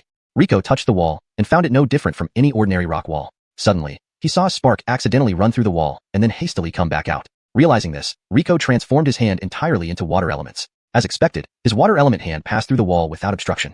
Rico withdrew his hand and turned to the two women. This passage can only be traversed by me. You should return to camp. That won't do. Abdullahi has been preparing down there for so long. How can you go alone without backup? Adeline's tone was firm. She refused to let Rico venture alone. Rico glanced at Caitlin, who also did not want Rico to go alone, but understood that searching for another path would waste time. Everly Adeline, let's stay here and support Chase too. The later we descend, the more time Abdullahi will have to prepare, making it more dangerous for him. This? Adeline hesitated, but eventually nodded. Just be careful. If you encounter danger, don't hesitate, run. Honest arrives tomorrow, and we can exact revenge then. Rico nodded. Don't worry. If I want to run, who can stop me? He gave Adeline a reassuring smile and then transformed into a transparent water elemental body, turning and passing through the rock wall. Behind him, the sparks continued their chatter. He's not a big spark. He's a big water drop. I told you he's a water drop. When can we eat? Passing through the rock wall, Rico walked into a narrow tunnel, pitch black with no light. Touching the walls, he slowly descended. The deeper he went, the hotter it became. After about 15 minutes, it felt like being in a steamer. Using water elements, he built a barrier around himself for some relief. The barrier consumed water elements quickly, but Rico had learned from past experiences and stored several barrels of pure water elements in his spatial ring. Gabinally, he saw a glimmer of light ahead and hastened toward it. Unexpectedly, the other end of the tunnel was a subterranean palace. Neat bricks, bronze lanterns, and bottles everywhere made Rico uneasy. Had he inadvertently wandered into someone's tomb? In the world of cultivation, ancestral tombs were often seen as places of opportunity. However, Rico rarely engaged in tomb raiding, and entering someone's grave still felt strange. An ancestor must rest here. I, a junior, intruded unintentionally. Please forgive me if I disturbed you. Kalilamurring silently twice, he cautiously stepped into the passageway. Just as he reached the door, Rico's divine eye noticed a thin thread hanging across the doorway, indicating hidden traps nearby. His divine eye brightened as he carefully examined the surroundings, finding numerous traps indeed. Hashtag chapter 172. Within the underground palace. Damn it. How did I not foresee that this would be an underground palace? Abdullahi gritted his teeth and pulled out the poisonous arrow embedded in his shoulder, black blood spurting from the wound. His face turned a dark purplish black as he trembled, fumbling to swallow a detoxifying pill. Only after ingesting it did his complexion improve. Abdullahi hadn't expected that beneath the fiery vein would lie an ancient tomb of a predecessor. His carelessness had led him to fall prey immediately upon taking his first step inside. The sudden burst of toxic smoke caught him off guard, but fortunately, he had a detoxifying pill on hand, which allowed him to escape danger. However, the tomb was fraught with peril at every turn. Poisonous arrows, toxic fumes, venomous insects, and lethal traps were ubiquitous. Almost every step seemed like a test. Although he belonged to the Tianji Pavilion, known for expertise in mechanical and trap design, the tomb's architect was equally adept, designing all mechanisms counterintuitively, leaving Abdullahi at a disadvantage. F***K. If I find you, I'll tear your corpse into pieces. Just as he had neutralized the poison from the arrow, a swarm of unknown venomous insects sent Abdullahi scrambling. In a panic, he ducked into a side chamber filled with numerous scrolls. Out of curiosity, he picked one up and started flipping through it. What is this? Abdullahi's eyes widened in disbelief. Then, a look of uncontainable joy spread across his face. Ha ha ha ha. Indeed, I, Abdullahi, am destined by heaven. To think that people have searched for you for so many years without success, and now you've fallen into my hands today. Abdullahi's mad laughter echoed through the underground palace. What's going on? Is there really something unholy in this underground palace? Rico had just entered the corridor when he heard a strange noise. Honest, that's Abdullahi's voice. Alicia's voice came from beneath Rico's feet. Although Alicia wasn't an elemental body, her killing god technique allowed her to enter the shadow realm, attaching herself to Rico's shadow as they both entered the underground palace. Although Rico lacked expertise in mechanics, he possessed the divine eye, ensuring he didn't trigger any traps along the way. Moreover, he noticed something peculiar. Despite the underground palace's elaborate setup, no valuable treasures were visible anywhere. Could it be that the tomb's owner preferred to keep all valuables close? Rico casually opened a side chamber and found it filled with terracotta jars and figurines. While such contents might be expected in a king's tomb from a secular kingdom, the sophistication of these traps suggested otherwise. How could a predecessor cultivator's resting place lack any items related to cultivation? Rico couldn't comprehend it and decided not to dwell further. He figured all doubts would be resolved upon encountering the tomb's owner. The tomb was indeed vast. Rico felt he had walked for quite some time, yet hadn't reached the end of the corridor. Is this corridor really this long? Looking ahead and behind, the corridor seemed endless. This was highly unusual. Even if the underground palace was large, it wouldn't have such an impossibly long corridor. Rico carved a mark on a door to his right before sprinting forward, carefully observing the doors on either side. Sure enough, after running for some distance, Rico spotted his own mark, now on a door to his left. How is this possible? Could there be some sort of array here? Rico frowned, realizing he was trapped shortly after entering. This won't do. I don't know where Abdullahi is. They went to great lengths to open this tomb. They must have ulterior motives. I can't let him run loose. If this were a high-level array, Rico summoned Seek Spirit Beast from his beast storage space. The creature groggily grumbled, clearly upset at being disturbed. Gabine, stop complaining. When we get out, I'll ask Emil's sister Adeline to cook you something good. At the mention of food, Seek Spirit Beast instantly perked up. We seem to be trapped within an array. Help me find a way out. Seek Spirit Beast nodded and began sniffing around. Woof. After a full circuit, Seek Spirit Beast shook its head. You mean there's no array? How is that possible? Recalling the eerie occurrence, Rico felt a chill run down his spine. Could there be something unholy here? No, another possibility existed. A mechanical trap? An advanced mechanism must be trapping him here. The simplest solution would be for one person to stay put while another moves forward, allowing them to detect changes in the mechanism. However, this wasn't feasible since Alicia couldn't see. Though Alicia moved like anyone else normally, she was blind, and this situation exposed her vulnerability. Rico kept his thoughts to himself, knowing multiple ways to leave and not wanting to stir Alicia's pain. Suddenly, he remembered the Spark's words about a bad guy, eating all the sparks. Since there were sparks here, perhaps some survived? Rico closed his eyes, focusing on sensing elemental energy within the palace. Time ticked by, but the underground palace remained pitch black in his perception. Just as he was about to give up, a faint light appeared in a nearby side chamber. Rico opened his eyes and ran toward the light in excitement. This side chamber was smaller than the others, devoid of decorations except for rows of plain jars scattered around. These are what jars? Rico tapped the terracotta jars, only to find that unlike other funerary jars, these contained something. Peering inside, he saw grayish-white powder and larger fragments of the same substance. Seeing the contents, Rico furrowed his brow. These aren't. Yes, just as you imagined. Startled, Rico quickly summoned Yoltal Black and warily eyed a dark corner of the room. Young man, you needn't be so wary. I'm just a dying man. In the corner, a gaunt figure draped in tattered rags lay weakly. His voice was barely audible, each word seemingly draining his remaining strength. Hashtag chapter 173, the ancestral clan of antiquity. Rico cautiously moved closer to the corner. When he finally saw the figure clearly, he was taken aback in shock. Could this still be considered a human? The person was so emaciated that no flesh remained on their body, only a thin layer of skin covering the bones. The face was so withered that it was impossible to distinguish any features, and two orbs of deep green flame burned slowly in the hollowed-out eye sockets. Shocked by my appearance? The person seemed to attempt a smile but couldn't manage one. Who are you? And where are we? Oh, you stumbled upon this place by mistake? Very well, perhaps this is fate. The person seemed to be gathering strength. After a long pause, they continued. Have you heard of Stefani? Stefani? Rico shook his head. Never heard of her. Rico also asked Christy, but even she had never heard of an Stefani. Is that so? The person sighed. It seems many years have indeed passed. People outside now don't even know the name of Stefani. After finishing, the person fell silent again. Just as Rico thought the person might be dead, they suddenly spoke up, startling him. Do you know about the Tower of Heaven? Tower of Heaven. Just those 3 words made Rico's eyes widen, his pupils contracting sharply. The Tower of Heaven, This was the oldest legend in the world. In the ancient era, humanity thrived under divine favor. It was said that the great figures of the ancient human race didn't even bother ascending to godhood because they already possessed power far surpassing that of deities. Why ascend to godhood and be constrained by the heavens when they were already so powerful? Back then, humanity was so dazzlingly magnificent that all other races combined couldn't compare. Every other species lived in the shadow of humanity. Dissatisfied with the rule of the gods, all the great powers of humanity united to build the Tower of Heaven. This tower was both a testing ground for the descendants of humanity and a bridge to the divine realm. Humanity attempted to overthrow the rule of the gods through the Tower of Heaven. However, the legend abruptly ends here. Judging from the current state of humanity, that grand endeavor must have failed. Now, humanity has diminished significantly. Its influence is but a fraction of what it once was. In the vast Dongyun Continent, less than 1/10 of the land belongs to humans. Furthermore, communication between continents has been nearly completely severed. As for the Tower of Heaven, it has become nothing more than a legend, with countless people searching tirelessly without finding even a trace of it. Most now consider the Tower of Heaven merely a figment of the human imagination. Does that mean the Tower of Heaven really exists? Seeing Rico's incredulous expression, the person barely managed to curl the corners of their mouth. Of course it does. Stefani is the descendant of the great powers who built the Tower of Heaven. What? Rico was thoroughly stunned. So those legends about humanity back then are true? Why did the history of humanity suddenly cut off? Why did humanity decline so drastically? And where is the Tower of Heaven? I can't answer your questions. I was born after humanity's decline, so I'm not entirely clear on what happened back then. However, there is someone who can give you the answers. Who? Stefani. Stefani? Isn't this her mausoleum? Shouldn't she be dead? When did I say Stefani was dead? Rico was speechless. Indeed, he hadn't said that Stefani was dead, nor had he explicitly stated that this was her mausoleum. So you're saying Stefani is in this underground palace? Yes. She led the expedition to the Tower of Heaven but was betrayed by traitors. Upon returning to Dongyun Continent, she ordered the construction of this palace, and then went into eternal rest within it, once it was completed. The remains you see in these jars belong to the craftsmen who built this palace. Rico looked at the rows of clay jars, feeling uneasy. Were they all killed on Stefani's orders? Of course not. Stefani loved her people like children. She would never issue such a heartless order. They chose to guard her spirit of their own accord. Over time, most of them left or died, leaving only me alive. What can I do to help? Seeing the man's pitiful state, Rico felt a pang of sympathy. The events above have been told to me by the sparks. I hope you can stop that person from disturbing the Empress's eternal rest.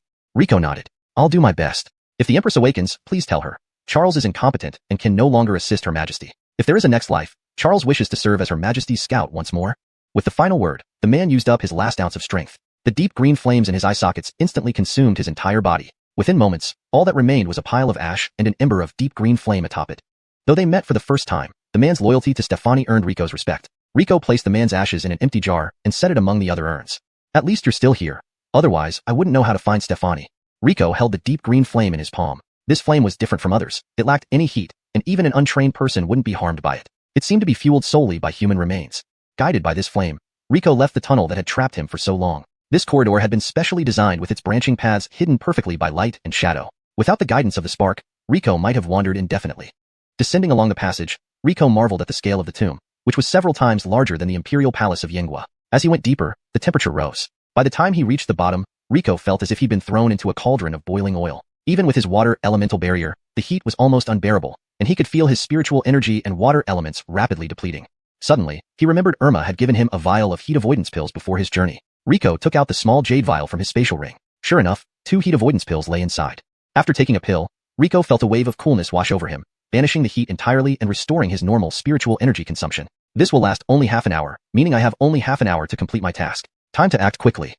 Chapter 174, Confrontation with Abdullahi. Originally, I only intended to make use of the sealed incinerating flame demon here. But who would have thought? Stefani, truly destined by heaven.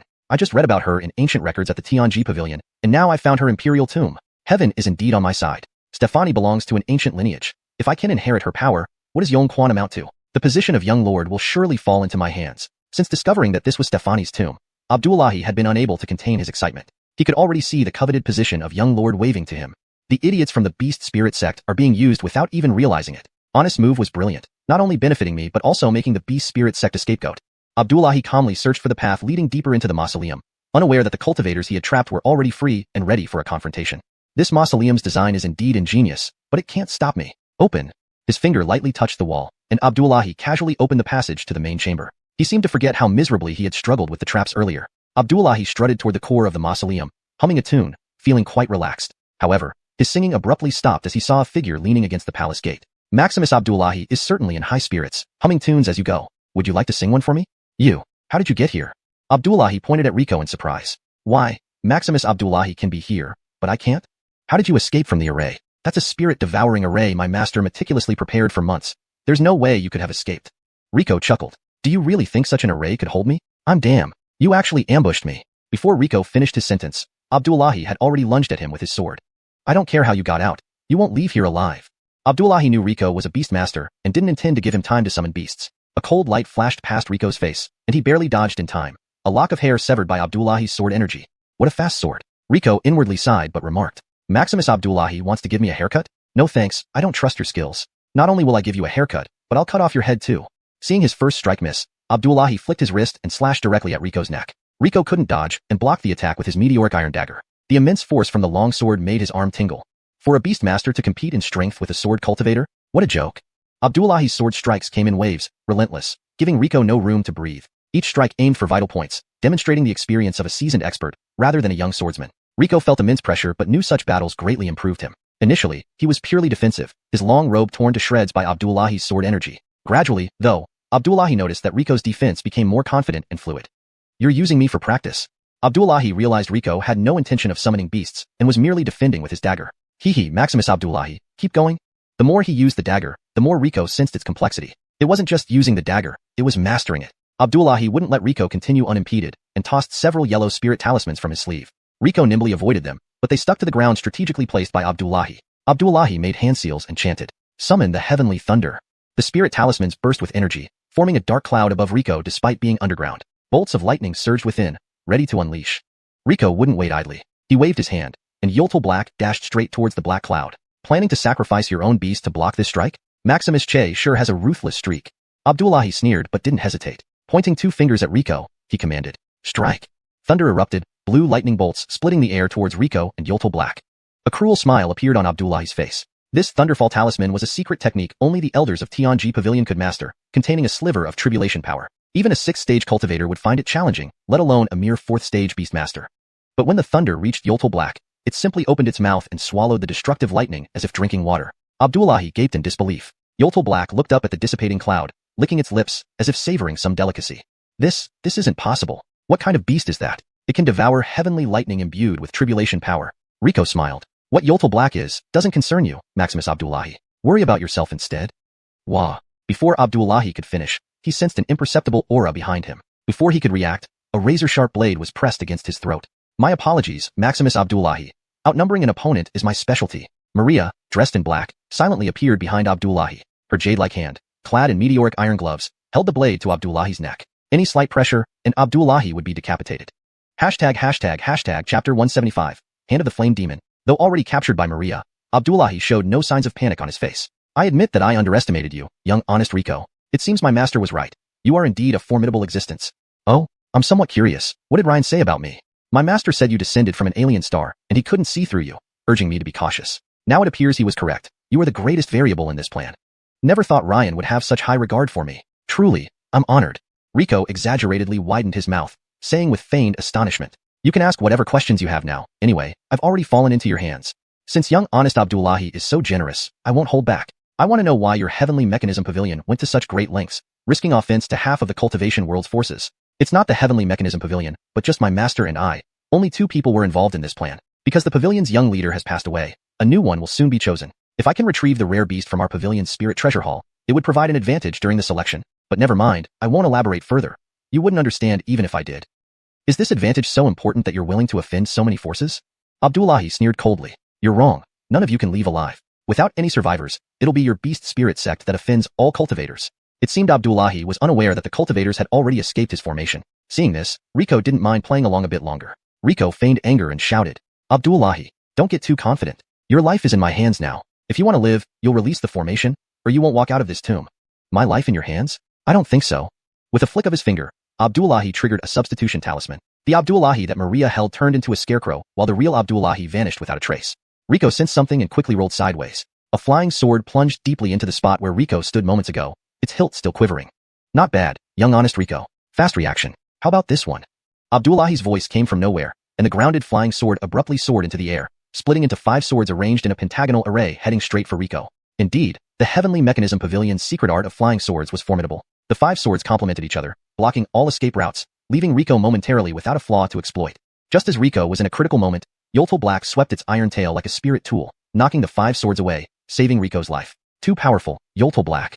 Rico praised him, petting the large snake head. Your control over beasts truly isn't simple, young, honest Rico. You could break my pentagram array of flying swords. Let's see how you handle this. Another spiritual talisman appeared, summoning boundless crimson flames under Rico's feet. Yoltal Black opened its mouth to engulf them but was stopped by Rico. While the heavenly thunder was powerful yet ephemeral, these underground flames were different. They tapped into the power of fire veins, stretching for hundreds of miles, whose force, even a fraction, Yoltal Black could not swallow now. The flames might not extinguish, but Yoltal Black's belly would burst first. Facing the raging flames, Rico didn't retreat but leaped towards Abdullahi. Believing victory was secure, Abdullahi didn't expect Rico to attack, which threw him into a brief panic, allowing Rico an opening. Taking this chance, Rico lunged with his dagger toward Abdullahi's neck. Had it hit, Abdullahi would be dead. However, with rich experience, Abdullahi barely dodged, taking the blow on his shoulder. Rico's meteorite dagger sliced through Abdullahi's shoulder effortlessly, almost severing it in half. Hiss! Abdullahi gasped in pain, realizing how formidable Rico's dagger was. Good. Never thought a mere 4th-rank cultivator could injure me like this. Gritting his teeth, Abdullahi spat out 3 goods through clenched jaws, thoroughly enraged by Rico. Taking advantage of Rico's turning moment, Abdullahi detonated a prepared spiritual talisman, enveloping himself in thick black smoke. This is what you forced upon me. Come forth, burning heaven flame demon. Gabive-colored banners flew out from Abdullahi's storage ring, forming 2 sets of pentagonal formations with 5 flying swords. One set was positive, the other negative. One yin, the other yang. Abdullahi chanted incantations, attempting to forcibly summon the burning heaven flame demon hidden within this tomb. Rico felt an ominous presence and tried to stop it. Yet, the yin-yang pentagonal formation was already complete, creating a spatial rift in the center, from which a stifling, overwhelmingly powerful aura seeped out. Even the leaked pressure made Rico shudder uncontrollably. A massive black hand emerged from the rift. Each finger was as long as a person, with deep purple flames dancing menacingly on the back, threatening to burn the world. The giant hand clung tightly to the tomb walls. The space Abdullahi ripped open with the formation was too small for it. It struggled to squeeze its enormous body through the narrow passage. Gradually, more of the flame demon's body emerged, its pressure growing stronger. Rico knew if it fully exited, he wouldn't stand a chance despite using all his trump cards. This was his only opportunity. Under Abdullahi's astonished gaze, Rico dashed towards the muscular arm, plunging his dagger with all his might into the flame demon's forearm. Surprisingly, the tiny dagger left a wound several feet long on the flame demon's arm, burning magma-like blood mixed with purple flames scorching Rico's skin, causing it to boil. But he didn't let go, gripping the dagger firmly and swiftly twisting it around the arm. Roar! A pained roar echoed through the rift, shaking the entire tomb. Hashtag chapter 176, on the brink. The flaming sky demon's arm snapped off at the sound of a sharp crack, and Rico wasted no time as he immediately stowed the demon's severed limb into his storage ring. Who knew if this demon had some means to reattach its limbs? Better safe than sorry. The spatial rift within the yin-yang wuxing array began to close gradually as Abdullahi could no longer sustain the torrential flow of spiritual energy required to keep it open. Just as Rico allowed himself a slight sigh of relief, a roar filled with rage and murderous intent erupted from the closing rift. A shadowy black blur, faster than lightning, shot through the space before anyone could react. It pierced directly through Rico's chest and slammed him forcefully against the wall. That shadow was none other than the flaming sky demon's claw. Rico was like a pigeon hit by an arrow, blood splattered everywhere. After a few agonized writhes, he fell silent. Abdullahi burst into maniacal laughter, staring at Rico's lifeless body. Haha, Rico, how foolish you are. The flaming sky demon is a formidable 8th-rank beast. How dare you provoke such a creature? Holding his nearly broken arm, Abdullahi limped towards Rico's corpse step by step. So much for extraplanetary descent. I, Abdullahi, am the one destined for greatness. Once I release the flaming sky demon and inherit Stefani's legacy, who among the younger generation could possibly rival me? Ha ha ha, ouch. In the midst of his triumphant laughter, Abdullahi accidentally tugged at his shoulder wound, causing cold sweat to break out. Hold on, didn't this brat have someone else with him? What about his beast mount? If he's dead, shouldn't his mount also be lying dead beside him? It looks like you're not as stupid as you seem. Didn't think you'd notice. Startled, Abdullahi lifted his head, only to see Rico standing there alive and smiling at him. How is this possible? You took a full blow from the flaming sky demon. How can you still be alive? Who knows? Maybe I'm just exceptionally talented. Rico didn't intend to explain his secret to his enemy. Such secrets were best kept hidden. With a swift tug, Rico pulled the demonic claw out from his chest and effortlessly landed on the ground. Through the tear in his robe, Abdullahi saw that Rico's chest was unmarred, without even a scratch. What sorcery is this? How can you be completely uninjured? Abdullahi's eyes widened in disbelief. No choice, my talents exceed the ordinary. Rico donned a fresh robe from his storage ring, appearing utterly unfazed by the battle, as if he had been enjoying a leisurely stroll. You don't think you can get away with this? Rico's calm demeanor infuriated Abdullahi. An insignificant 4th-rank nobody had gravely injured him and remained unscathed under his full attack. Even after summoning part of the flaming sky demon, he still couldn't touch him. If word got out, what would become of him? At any cost, he must kill Rico here. Similarly, Rico wanted to kill Abdullahi too. Killing him seemed the easiest solution, but he couldn't do it. Abdullahi's death would mean no proof. The Tianji Pavilion could claim the Beast Spirit Sect was afraid and killed to cover their crimes. To protect the sect, Rico needed to capture Abdullahi alive. As Rico pondered how to subdue Abdullahi, the latter yanked the jade pendant from his chest, bit his tongue, and spat a mouthful of refined blood onto it. The normally green jade emitted an eerie crimson glow, forming a massive yin-yang array beneath Abdullahi's feet. Haha, Rico, you're finished. This is my master's preset yin-yang wu-xing array. I didn't want to use it, but since you forced my hand, let me show you what happens when you cross the Tianji Pavilion. Ayo. The familiar roar echoed once more, and a much larger spatial rift tore open. Out walked a towering black figure, 3 parts human and 7 parts ghost, from the rift. Its bloodshot eyes instantly locked onto Rico with rage. It was this person who severed its arm just now. Flaming Sky Demon, kill him. Before Abdullahi finished speaking, the flaming Sky Demon lunged at Rico with its remaining arm. Rico felt a chill run down his spine, shocked that Abdullahi could summon the entire demon. He tried to flee, but the demonic aura around him trapped him, rendering him incapable of even twitching a finger, let alone escape. Was this the terrifying might of an 8th-rank entity? In a split second, Adair charged forward, knocking Rico aside while being caught by the demon. Adair. The demon clenched its fist, attempting to crush Adair. Unexpectedly, Adair shrank into a small snake and slipped through the cracks of the demon's grip. Seeing Adair unharmed, Rico sighed in relief. Furious at its failed attack, the demon opened its maw, gathering extreme heat inside. A torrent of flames shot out toward Rico, turning the tomb's bricks and stones into molten lava. Even the slightest contact would instantly vaporize Rico's body. As the flames drew closer, a dark figure darted between Rico and the blaze. Maria. No. Maria shoved Rico away, falling towards the lethal flames herself. Rico's eyes bulged wide with horror as he desperately reached out, trying to grab Maria. His fingers almost touched hers, but they missed by a fraction. Bang! Rico's heart tightened again, and everything around him slowed down. The flying dust, the erupting flames, all paused in time. Do you desire power? Be enraged. Let your fury give you power.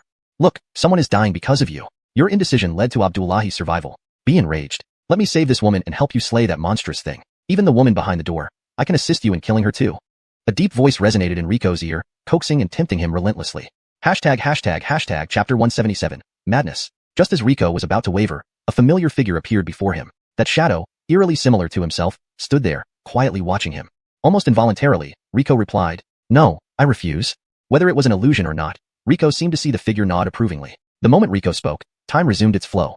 Alicia continued to fall toward the deadly flames. Seeing the content smile on Alicia's face, his heart clenched. He began to regret his decision. At this critical moment, a small, emerald green spark shot from Rico's shoulder and raced to Alicia. The terrifying flame that could melt stone vanished upon contact with the little spark, as if it had never existed. The emerald green spark now bore a barely noticeable streak of red. The incinerating flame demon saw the tiny green spark, no bigger than a fraction of its body, as something extremely terrifying. Its already hideous face contorted with fear. It turned abruptly, attempting to retreat into the spatial rift. Greg stood dumbfounded. What was this spark? An 8th-rank incinerating flame demon actually tried to flee at just a glance? The incinerating flame demon fled, but in vain. The little spark landed on the incinerating flame demon, instantly consuming the purple flames enveloping its body, exposing its grotesque, purplish-black skin. This wasn't over yet. The little spark hovered before the incinerating flame demon, whose face twisted in apparent nausea. Using its remaining hand to cover its mouth, it did no good. One colorful spark after another flowed out from between its fingers. Freedom. I'm back. Yes. Rico heard the delighted, chaotic voices of the sparks as they rushed into the emerald green spark, turning it multicolored in an instant. Gabinally, the incinerating flame demon could no longer hold back. It opened its mouth wide, and a deluge of sparks erupted from within, like a massive fountain of fire. The number of sparks inside the incinerating flame demon decreased, and its body shrank dramatically until only one spark remained, leaving it barely taller than a human. Depleted of its power, the incinerating flame demon collapsed to the ground like a dead dog, all traces of its former might gone. Rico lifted the fallen Alicia. Never do that again. He pointed a finger and gave Maria a firm tap on the head. I understand. Alicia held her head, agreeing verbally, but deep down, she knew she would still risk herself without hesitation to save Rico if the situation arose again. This can't be. After all my efforts. At the palace gate, Greg looked pale. He had exhausted too much blood essence and spiritual energy to activate the formation left by his master, leaving him nearly depleted after his injuries. No, I won't accept this. There's still Sadie's legacy. At least, I must obtain it before he does. Trembling, he pulled out the last spirit talisman from his pocket. It was the valuable spirit talisman, issued only to each elder disciple of the Heavenly Mechanism Pavilion, allowing them to ignore any restrictions and traverse a distance. Originally meant for talented disciples of the Heavenly Mechanism Pavilion as a means of self-preservation, Greg now used it to attach to the palace gate leading to Sadie's legacy. Rico, I'll give you one last chance. Surrender now, and perhaps mercy will spare your life. Dream on. Once I obtain Sadie's legacy, it will be your end. Greg fiercely drained his remaining spiritual energy, crossing through the inner palace gates into the hall under the protection of the talisman. Rico approached the palace gates and tried to push them open, discovering they were unidirectional, able to be opened only from the inside. What now? Having promised not to interfere, should he let Greg disturb Sadie's eternal slumber? Honest, there's a breeze here. Rico moved to where Maria indicated, finding a cool draft seeping from a corner of the inner chamber. Just a crack is enough. Sensing the gap, Rico took a deep breath. The last time he had done this was in Higuili's tent. He transformed his body into a pool of water and gradually flowed through the crack. Surprisingly, the entire process went smoothly. Did Sadie not set up protective formations? Inside, Rico realized that Sadie indeed had. A vast formation covered the floor, intricate and powerful, but time had taken its toll. Piles of white powder marked the remnants of spent spirit stones at the formation nodes.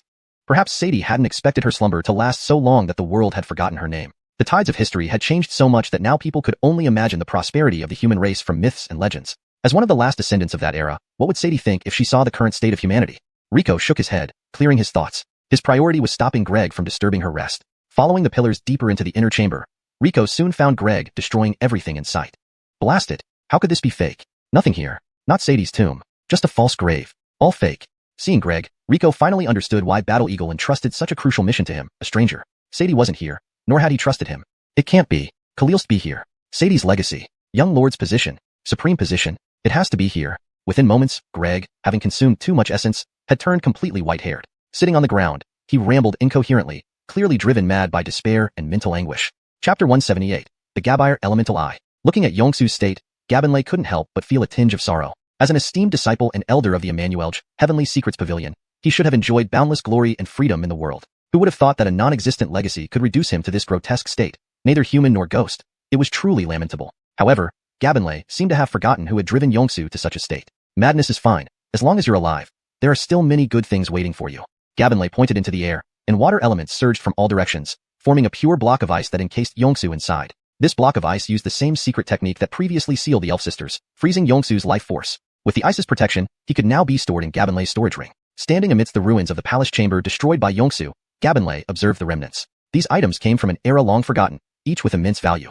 But now, they lay scattered as shattered debris. What a waste.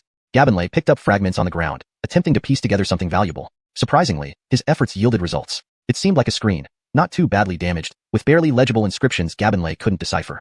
Good find. I'll keep it. When I visit Xuanhuan Hall, I'll ask them what these writings mean. After further searching, finding no more items with inscriptions or pictures, Gabinlay prepared to leave. Just as he was about to depart, "You're leaving already? You haven't taken the most important treasure here yet." Lacey, rarely initiating conversations, now spoke. Whether due to the recent cold weather or not, Gabinlay noticed Lacey hadn't been as talkative lately, often sleeping in the beast honest space. Treasure? What treasures are left here? Oh, when will your discernment match even a fraction of mine? Don't you feel it's much cooler in here compared to outside? Only then did Gabinlay realize the inner hall was indeed cooler despite the heat-dissipating pills effect wearing off. Is there a fire-avoiding treasure hidden here? The treasure I speak of isn't so simple. Close your eyes and feel the elements around you. Closing his eyes, the lavish interior vanished, replaced by colorful light dots. Each color represented an element. Huh? Why are there no fire elements here? Gabinlay quickly spotted the anomaly. Despite being within a fire vein, there wasn't a trace of fire elements, as unbelievable as finding no water in the sea. You noticed? There's no need for suspense. The lack of fire elements is because an elemental eye nearby has absorbed them all. An elemental eye. The last time Gabinlay encountered an elemental eye was when he became an elemental body. Could I possibly achieve a Gabire elemental body? Excitement welled up in Gabinlay. Even just a water elemental body had made him peerless at his rank, capable of killing higher ranks easily, and several times saved him from danger. Achieving a Gabire elemental body, becoming a dual elemental master, wouldn't that be incredible? Just as he got excited, Lacey doused his enthusiasm. What are you thinking? Achieving a Gabire elemental body. Your water elemental body was already a miracle, a stroke of luck beyond comprehension, and attempting a dual element body, especially water and fire which inherently clash, might just shorten your lifespan considerably. Well, feeling Gabinlay's disappointment, Lacey realized her words were too harsh and softened her tone. Don't be too disheartened. Although you can't achieve a Gabire elemental body, you can harness this elemental eye to channel fire elements into a secluded part of your body, isolated by spirit energy, to be used when needed. This will solve your problem with using spirit fire for alchemy. That sounds good. Gabinlay adjusted his mood. Contentment is essential for lasting joy. The elemental eye is under that bed. Without needing Lacey's reminder, Gabinlay felt its presence. Sitting cross-legged on the stripped-down bed, he closed his eyes, recalling his previous experience, and began sensing the fire elements within the elemental eye. Time passed without success, growing anxious. In the beast-honest space, Lacey seemed unsurprised. Indeed, humans fusing two elements remains too challenging. After all, the divine punishment back then erased human potential, leaving today's humans without cultivation talents. Lacey's gaze turned profound, recalling ancient tales told to her as a young fox. Once, humans, filled with arrogance, dared challenge the gods with their flesh and blood bodies. Thus, the gods imposed divine punishment, stripping away humanity's potential. Since then, humans entered a dark age lasting tens of thousands of years, until a genius invented the Covenant, allowing humans to harness beast strength through contracts. Only then did humans rise again from the darkness. That genius eventually ascended the divine stairway, achieving godhood. He became the god of contracts. Now only older beasts remembered this tale, unknown to humans and Gabonlay alike. Still focused on feeling the fire elements and connecting with the elemental eye, Gabonlay wondered, why no response? Could my approach be wrong? Thinking of his internal water elements, his elemental body, and those small sparks dancing around, suddenly the previously dormant elemental eye flickered. If it's too difficult, perhaps you should give up on absorbing 2 elements. Before Lacey finished, her eyes widened in surprise. Did the elemental eye just respond? Chapter 179, Gabire Elemental Body. Christy couldn't believe her senses. Did Rico really awaken the Gabire Elemental Eye? As if to answer her doubt, the Gabire Elemental Eye sent another intense wave of energy. This time it was so powerful that even Alicia, waiting outside the palace gates, sensed something. Rico stood at the heart of the Gabire Elemental Eye. Now, his vision was consumed by raging flames. Gabire. Everywhere was fire. Rico felt himself being engulfed by roaring flames. Despite being a drop of water, he was burning intensely. The colorful flames within the Elemental Eye noticed him as an outsider, yet instead of rejecting him, they invited him to dance. Dance. A wild, formless dance, pouring out its passion freely, pulsating and burning under the embrace of the flames, consuming itself. Outside this spiritual realm, Christy anxiously called out Rico's name. Boy, wake up. Stop this now. You'll die if you keep going like this. Rico stood on the bed inside the inner chamber, continuously moving about. His body was aging rapidly. His jet black hair turned white strand by strand, smooth skin wrinkled with age spots, his upright posture became hunched. In just a few breaths, Rico transformed from a vibrant Blaine into a decrepit old one, seemingly on the verge of death. Rico was like a nearly burned-out log, oblivious to imminent destruction but continuing to move uncontrollably. Christy knew Rico was in a critical stage of enlightenment. She didn't want to disturb him, but if he continued, he would certainly die. Just as Christy hesitated whether to knock him unconscious, a dark green figure darted inside from the doorway. In the blink of an eye, the green figure merged entirely into Rico's body. Rico, who had been dancing, trembled and abruptly stopped. In the fiery spiritual world, an unusual flame appeared out of nowhere. This flame was quiet, isolated, captivating Rico. So there were flames like this too, burning and dancing, but their dance was ethereal and unique. They neither competed nor clamored. They quietly observed the bustling world, silently guarding their own realm. Though seemingly lifeless, they nurtured an extraordinary vitality. Immediately after spark split from the dark green figure. Red, blue, yellow, pink. They varied in color and temperature, each possessing its unique attribute. Some were fervent, some tranquil, some aggressive, and some icy cold. Suddenly enlightened, Rico realized that fire did not only take, but could also be a way for existence to transform into another form. It could be scorching, gentle, or even cold. Rico entered a semi-enlightened state, feeling as if he could vaguely perceive the origin of the world. This sensation fluctuated between near and far, sometimes faint and sometimes clear. Whenever he tried to grasp it, the sensation vanished. Yet when he almost gave up, it reappeared again. This made Rico incredibly frustrated. Deep within the catacombs, a strikingly beautiful woman lay asleep in a crystal coffin. The surrounding radiant flames shimmered gently, almost timid, as if fearful of outshining the woman's brilliance. The woman seemed like the sovereign of all flames, none daring to misbehave before her. Suddenly, the woman opened her eyes, her pupils blazing with infinite fire. All the flames around her vanished, realizing these flames were subconsciously emanated during her sleep. To think someone is so favored by the fire element, even reaching the threshold of understanding it, whose descendant could possess such talent. Surprise flashed through her spirited eyes. Gabine, in honor of our shared human race, I shall bestow upon you an opportunity. She flicked her finger slightly, sending a red beam faster than visible light directly into Rico's body. Instantly, the mist that clouded Rico's mind cleared away, revealing the profound comprehension he had struggled to reach. Before he could ponder, the vast ocean of fire Dao flooded his consciousness. At his mere 4th rank, his mental sea was still fragile. The deluge of Dao almost overwhelmed him. But Rico gritted his teeth and endured. Gradually, he adapted to the sensation, slowly comprehending everything about fire. He was fire, and fire was him. Gabire represents not just destruction, but also rebirth. Rico's eyes snapped open. A fierce flame blazed across his body. Not only was he unscathed, but his aged skin began peeling away, revealing new, resilient layers beneath. With a flash of insight, Rico's entire body transformed into roaring flames. He actually succeeded. Christy widened her eyes in shock, her jaw nearly hitting the floor. Unbelievably, Rico had indeed achieved the Gabire elemental body. Indeed, you haven't disappointed me. The woman in the crystal coffin smiled faintly, then closed her eyes, returning to her slumber. Rico felt his transformation. If the water elemental body had given him near invulnerable defense, the Gabire elemental body bestowed him with formidable offensive power. This primal fire that incinerates everything could burn indefinitely if he willed it. While no apparent limit existed, the speed of combustion depended on Rico's strength. Against exceedingly powerful foes, this fire might struggle to inflict effective harm. Not bad, kid. You actually made it. Christy leaped out of the beast control space, her large tail swinging excitedly around Rico. Just luck, said Rico nonchalantly, though he knew deep down that without timely assistance, he wouldn't have succeeded in 100 years. If asked who helped him, even without saying, he knew. It was here, the eternal resting place of Sadie. Who else could it be but the ancient Sadie? Chapter 180, 9 Heavens Agate Gabire. Rico bowed deeply toward the depths of the underground palace. Now that everything had settled down, it was time to leave. Staying any longer would only disturb Sadie's eternal rest. Rico, you're back. Where's that Abdullahi?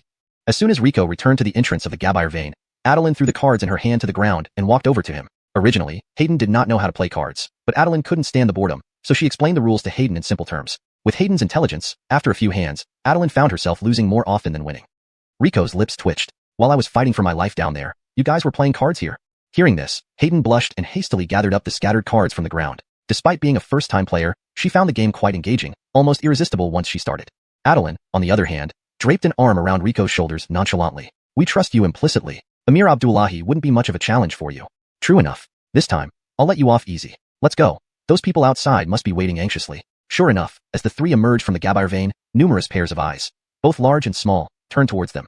Look, Honest Che has come out. Honest Che, are you alright? Honest Che, what happened to Abdullahi? Upon seeing Rico emerge, the cultivators he had rescued immediately surrounded him, voicing their concerns in a cacophony of voices. I thank you all for your concern. I'm fine. As for Abdullahi, he's already dealt with. No need to worry anymore. Dealt with? That Abdullahi is hateful indeed. Yet he's a solid Gabith rank cultivator and an elder disciple of the Heavenly Calculations Pavilion. A young genius who has long been renowned, has been taken down by Honest Che. Honest Che truly is unfathomable. I admire you. Faced with everyone's praise, Rico remained unmoved. Smiling faintly, he said, it was nothing. You've all had a tiring day, please get some rest early. Tomorrow, when our elders arrive, they will explain everything further. Honest Che speaks wisely. We shall take our leave. After everyone dispersed, the three returned to their camp. The moment Rico got back to the camp, he went straight to his room and fell into a deep sleep. It had been an eventful day, and he was utterly exhausted. Rico, we're coming in. A forceful knock roused Rico from his slumber shortly after he fell asleep. Opening his eyes, he saw Adeline and Hayden standing by his bed. Huh? What's going on? Rico asked groggily. Did you catch it? Catch what? Abdullahi? Not Abdullahi. Why did we come here today? For the fire seed, of course. All the fire seeds we caught earlier were left inside the Gabire vein, and now we don't have a single one on us. How do we complete our mission now? Adeline asked, somewhat anxiously. Though the task was entrusted to her by her teacher, she had no fire seeds now. If Yelena found out, there would surely be punishment. I didn't keep any either. Should we go back to the Gabire vein again? Hayden suggested the three make another secret trip. Forget it. If someone finds out, it could cause unnecessary trouble. But don't worry. I do have fire seeds here. Really? Both women looked at Rico expectantly. Of course, why would I lie? Tell me, which fire seed do you want? Whatever I want. Can you really provide whatever I ask for? Adeline looked at Rico dubiously. What if I do? Ha, quite a bold claim. I want the 9 heavens agate Gabire. Do you have it? And if I do, what will you do? If you have it, anything goes. Whether you want me to be your ox or your horse, anything. Adeline didn't believe that Rico could produce the 9 heavens agate Gabire, as this was a fire seed that wasn't even found within the Gabire vein. According to legend, it was the strongest fire seed used for forging, so potent that it once melted part of the 9th heaven into agate when accidentally hung by the god of forging. Due to this incident, the god of forging received severe punishment from the celestial emperor. Though just a legend, the 9 heavens agate Gabire was undoubtedly the most elite fire seed for blacksmiths. Its temperature could melt thousands of pounds of iron instantly, and the artifacts forged with it would be purified to a higher tier. However, historically, it had appeared only once. Adeline didn't believe Rico could possibly possess it. Rico grinned slyly. You better hold true to your word. He reached into his storage ring, rummaged around, and produced a jade box which he handed to Adeline. Go ahead and open it. Just as Adeline reached for the box, Rico pulled it back. Just so we're clear, no going back on your promise. Don't be such a fuss, man. Adeline snatched the jade box from Rico's hand. She didn't believe he could produce the 9 heavens agate Gabire, but she wanted to see what he could use to fool her. Rico shrugged, allowing her to proceed. Adeline opened the jade box, and her eyes widened in shock. She quickly shut it, murmuring, this can't be real. This can't be real. Rico chuckled. What's wrong? Did a little fire seed scare you so much? Adeline snapped back to reality. She gripped Rico's shoulders tightly, glaring fiercely at him. Where did you get this? How could you possibly obtain the 9 heavens agate Gabire? It's fake, isn't it? Rico laughed lightly. Why don't you try and see for yourself? Of course I will. If it's fake, I'll smash your head in. Adeline threatened fiercely. She carefully took the jade box to the makeshift forge within the camp and placed it on the temporary forge table. The red-yellow sphere within the box, under her control, gently landed on the forge table. With a slight manipulation of her spiritual energy, it transformed into a blazing flame. Adeline retrieved a piece of pitch-black metal, Night Abyss Black Gold, one of the hardest metals to melt. Once, she spent 7 days and nights without rest trying to melt just a corner of this gold. Swallowing hard, despite thinking it was a joke, Adeline couldn't help but feel a flicker of hope. What if this really was the 9 heavens agate Gabire? The black gold was tossed into the flames. Before Adeline could react, a plume of smoke rose up, and the entire chunk of Night Abyss Black Gold melted into a pool of molten gold. Please note that I maintain the paragraph structure and line breaks as closely as possible to the original text. Chapter 181. Spark? It's a drizzle. It's really true. Adeline's scream echoed through the entire camp, and even passersby outside the camp threw curious glances towards the Beast Spirit clan's territory. Charity was startled by Adeline's voice. What's wrong with Everly, Adeline? Maybe she encountered something pleasant. Rico shrugged his shoulders. Let's not worry about her for now. This time, you must have also returned empty-handed from the Gabbire vein, right? Charity nodded. Facing such reality is truly helpless. Since I didn't gain anything from this Gabbire vein trip, I can only seek another path. I won't give up. These were her heartfelt words. Since acquiring the fire seed had failed, she would naturally look for another method. For so many years, she had always done this, growing up as an unpopular young Francesca whose mother had passed away long ago. Everyone believed that it was a futile dream for a Francesca without support to vie for succession. No courtiers were willing to back her. Over the years, she had endured the struggle alone and long ago became accustomed to persistence. Giving up was never an option in her heart. Don't be so pessimistic. It's just a few fire seeds. Even if you didn't obtain them, the Valley Master wouldn't expel you. Only then did Charity realize she had almost revealed her true purpose. She smiled. Yes, Honest has always been magnanimous and should forgive me. Rico noticed her momentary astonishment, but didn't pay much attention to it. As your senior Sean, how could I let you be scolded by the Valley Master? Here, these are for you. Rico handed over 2 jade boxes to Charity. Charity opened the jade boxes to find a sparkling spark in each. Emerald Velvet Flame and Silver Moon Spirit Flame. Yoltal Aiden Gem, this is too precious, I cannot accept it. Both the Emerald Velvet Flame and Silver Moon Spirit Flame were heaven-grade fire seeds, especially the Emerald Velvet Flame, which alchemists revered as the divine flame of elixir refinement. The Emerald Velvet Flame possessed inherent wood attributes, making it practically born for refining elixirs. Even alchemists least adept at controlling flames could easily manipulate it, and the Emerald Velvet Flame was extremely friendly to medicinal herbs, rarely destroying them unless intentionally mishandled by the alchemist. This divine flame existed mostly in alchemist books, coveted by all elixir masters. To think Rico had actually found it and wanted to give it to her? Charity felt incredulous. Take what's given, we're friends. Why be so formal over something so small? Without regard for Charity's reaction, Rico pushed the jade boxes into her hands. Holding the jade boxes, Charity was momentarily at a loss for words. She believed Rico couldn't possibly not know the value of the fire seeds. Otherwise, why would he give her these top-tier alchemical flames? But since he knew their value and still gave them to her, how could she not be grateful? What mattered more to her was the word friend. Growing up, she only had supposed partners, never a true friend. The word friend held supreme importance in her heart. She never easily considered anyone a friend because friendship meant unconditional trust. As a Francesca, misplaced trust could have dire consequences. However, this little senior Sean seemed like someone she could truly call a friend. Rico, of course, had no idea what friend meant to Charity. He simply felt that after knowing each other for some time and getting along well, they were friends. Since it's a gift from a friend, Aisha will no longer decline. Charity pressed the jade boxes against her chest tightly. This was the first gift she received from a friend, holding special meaning to her. Rico. Just as Charity secured the jade boxes, Adeline rushed in frantically. Adeline's eyes were red, and she clutched Rico's shoulders, shouting excitedly. Tell me, where did you get the 9 Heavens crystal Gabbire? Do you have more? Give me some. Seeing Adeline's state, Rico retorted irritably. I picked it up on the roadside. Do you think it grows like cabbage? Go get it yourself. None left. Oh, that makes sense. Adeline finally calmed down. Ladies, if there's nothing else, can I get some sleep? I'm really tired. Hee, nothing else. Sleep well. Taking the fire seeds from Rico, Adeline laughed and happily dragged Charity away. They didn't know that the fire seeds they received were both real and fake. Real in that these fire seeds appeared no different from regular ones in terms of temperature, properties, or effects. However, what they lacked compared to regular fire seeds was their spirit. These fire seeds were actually created by Rico himself. With his elemental body and mastery over the primordial flame, creating fire seeds was a trivial matter. While lacking spirit might seem like a downside, for alchemists and weaponsmiths, non-spiritual fire seeds were actually advantageous. Without a spirit, the fire seeds were more controllable, less likely to become uncontrollable, and easier to use for refining and crafting. As for the evolution of fire seeds, that had become purely legendary, with very few having even heard of it. A strong wave of drowsiness hit Rico. Unable to resist, he closed his eyes and fell into a deep sleep. As he drifted into dreams, his body began undergoing strange changes. It seemed 2 forces within him were battling. The black force was stronger, trying to devour the white one. Yet despite being far weaker than the black force, the white one remained unmoved under the relentless assault, unyielding no matter how hard the black force attacked. The black force, failing to break through, grew angry and launched an all-out final strike. Just as the black force neared the white one, the white force suddenly moved, rapidly spreading throughout Rico's body. A development clearly unexpected by the black force. Suddenly, what had been black surrounding white became white surrounding black. Trapped, the black force silently roared, but the white force ignored it entirely. Deep within Rico's spiritual world, a massive black beast confronted a familiar figure. You betrayed me. This body was nearly mine. Who are you? Ignoring the beast's roar, the white figure watched coldly. The beast attempted to counterattack, but its fierce attacks were narrowly dodged by the white figure. Hashtag chapter 182, split. Annoying. The white figure raised his hand, and a long white sword condensed in his palm. He thrust it towards the black giant beast. The strike was simple, as if casually swatting away an annoying fly. Yet to the black beast, this attack seemed like an unchallengeable law of nature. Once the sword was released, there was no room for resistance. It was an inevitable outcome. Unexpectedly, after the strike, the black beast remained unscathed. Just as it was about to mock the white figure for his ineffectiveness, it suddenly felt the world around it shift dramatically. It felt another self within it, and everything, including itself and this world, split into 2 identical halves. It wasn't merely divided into two parts, but rather the entire existence they were in was replicated into two completely identical worlds. In that instant, the black beast seemed to grasp something profound. One strike could end a world, but before this white figure, such an act was considered inferior. Creating a new world with one strike was the true superiority. Who are you, exactly? Its voice was drowned out by endless sword echoes, answered only by the sound of the sword being sheathed. Back in Gabonlai's room, an identical figure stood beside his bed, silently watching him. With Gabonlai achieving dual elemental body, he had finally managed to separate himself from Gabonlai's body. I hope you don't disappoint me. With these words, the figure left without looking back under the cover of night. No one noticed his presence as if he had never appeared at all.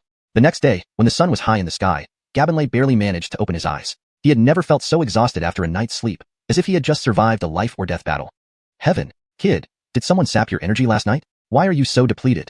Xena, noticing something wrong with Gabonlai, scanned him with her spiritual sense. Her alarm skyrocketed as she saw his condition. Hearing Xena's scream, Gabonlai groggily inspected his own state internally. This glimpse shocked him fully awake.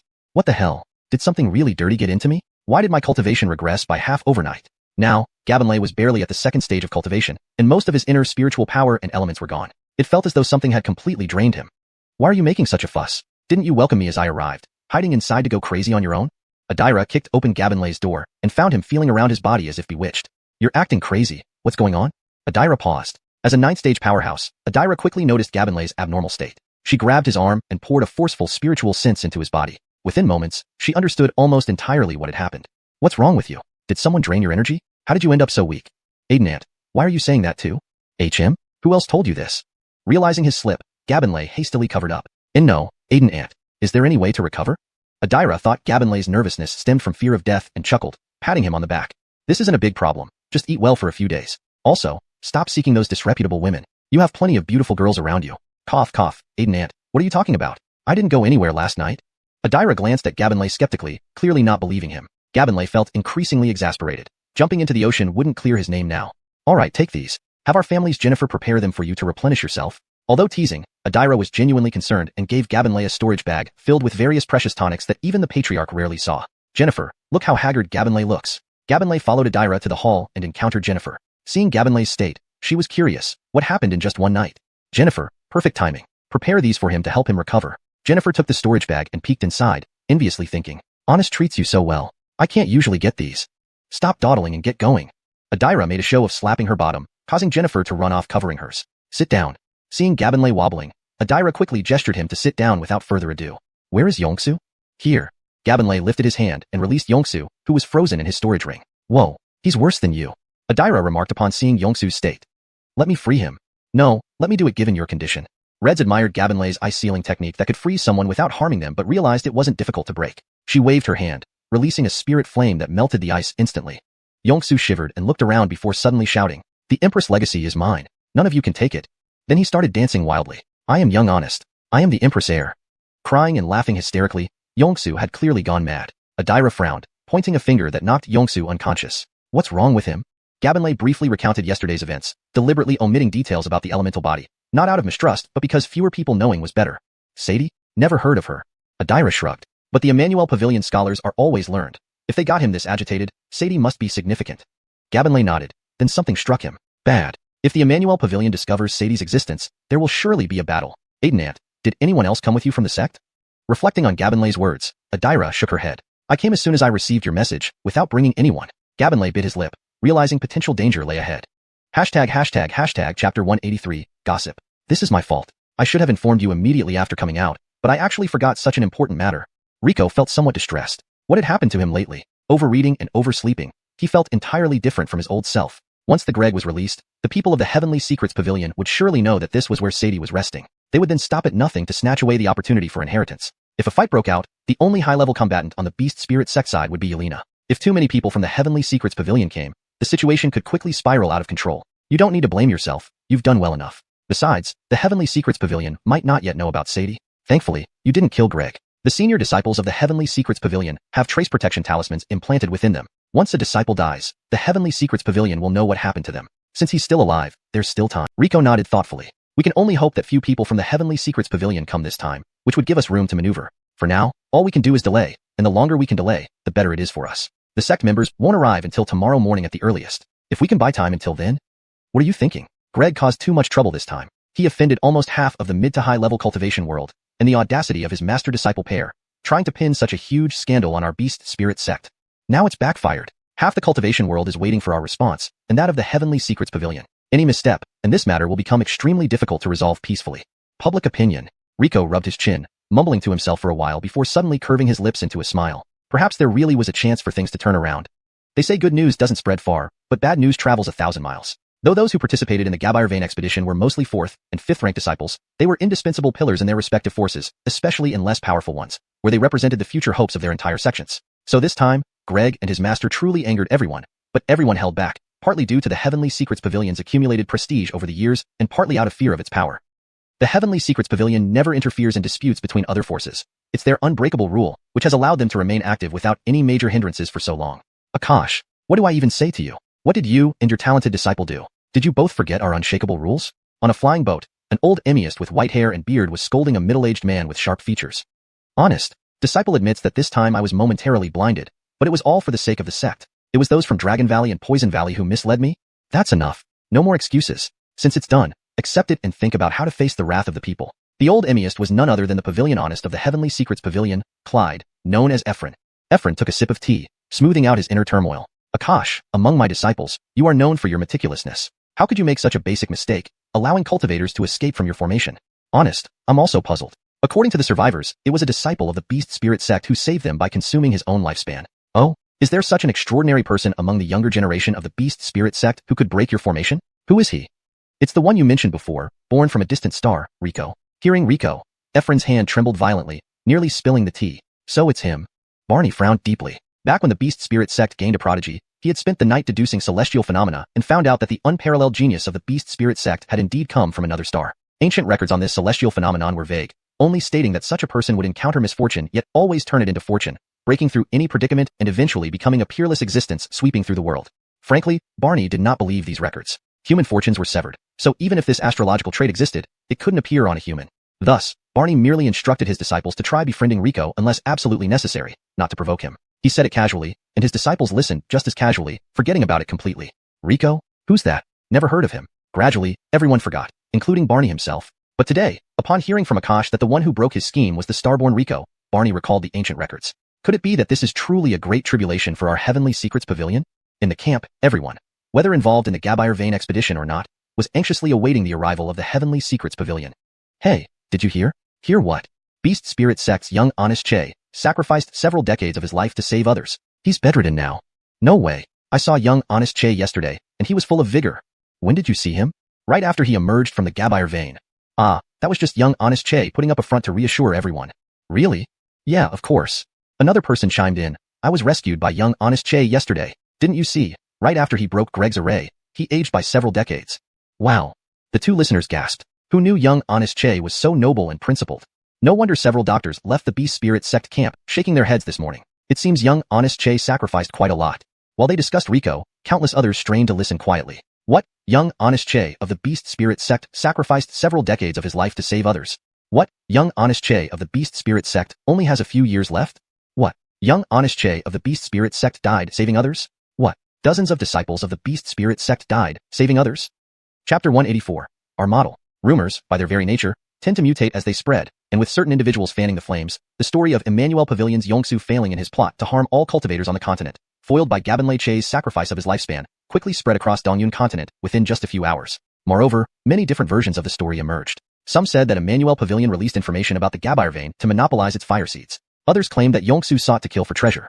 These theories were somewhat plausible, but the claims that Yongsu was discarded by Gabin Che, leading him to retaliate out of love turned hate, could only be understood by those who propagated them. In summary, when news reached Vlad's ears, he felt like his head was going to explode. How did such a small matter spread so fast? There must be someone stirring things up behind the scenes. How dare they play this game with our Emmanuel Pavilion? Do they think we're pushovers? Send a message down. Today's Emmanuel Daily will have an extra edition. Gabbined any news to suppress this story. If necessary, expose Daoist Dana's illegitimate child. Whatever it takes, this story needs to be buried. Vlad hadn't expected that before their people even arrived, their conflict with Beast Spirit Sect had already begun. Inside the Beast Spirit Sect camp, Gabin Che sat in a rocking chair, covered with a thick blanket. A fireplace was placed in front of him. Observing Gabin closely, one would see his sunken eyes and hollow cheeks, clearly still recovering from a serious illness. However, beside him, the elven sisters were massaging his shoulders and legs, while Mayer fed him peeled grapes, making it clear he was thoroughly enjoying himself. Lin entered with a freshly cooked medicinal broth. Seeing Gabinlay's state, she couldn't help but sneer at him. What kind of patient are you? Acting like some grandlord. And there's no one around. Who are you putting on this act for? Gabinlay gave a faint smile, his pale lips parting slightly. They'll be here soon. As if on cue, Myrtle walked in from outside. Younger Jim, several cultivators want to meet you. They say they were rescued by you yesterday and have come to pay respects. Should I let them in? Heh, they finally arrived. Yes, certainly, bring them in quickly. Gabinlay waved his hand, and instantly, Mayor and the elven sisters melded into the shadows. Lin watched in amazement. Don't slip up when they come in. Lin rolled her eyes. Do you really think I'm a fool? I've memorized every word, don't worry. A gentle knock sounded at the door. Maximus Che, are you resting? Not yet, please come in. Gabinlay's weak voice nearly made Lin think he was on his last breath. Several cultivators pushed open the door cautiously, fearing they might disturb him. Seeing Gabinlay's pitiful state, the visitors couldn't help but gasp in shock. Maximus Che, how did you end up like this? It's nothing serious, everyone sit down. Gabinlay's hand under the blanket rose slightly, but then fell weakly. Everyone wanted to visit, but hearing of your poor health, they feared disturbing your cultivation. So, they sent us as representatives. Here's a small gift for you, hoping you won't mind. No need for formalities, thank you for your thoughtfulness. Beside him, Lin took the storage bag and sneakily glanced inside. It contained some fairly decent restorative herbs. Maximus Che, never did we think rescuing us would put you in this state. We are truly ashamed. Seeing Gabinlay's appearance, the cultivators couldn't help feeling a twinge of pain. Gabinlay managed a grim smile. Just a few years of lifespan. A little rest should restore me. He shot a glance at Lin, who caught his meaning and immediately exclaimed loudly.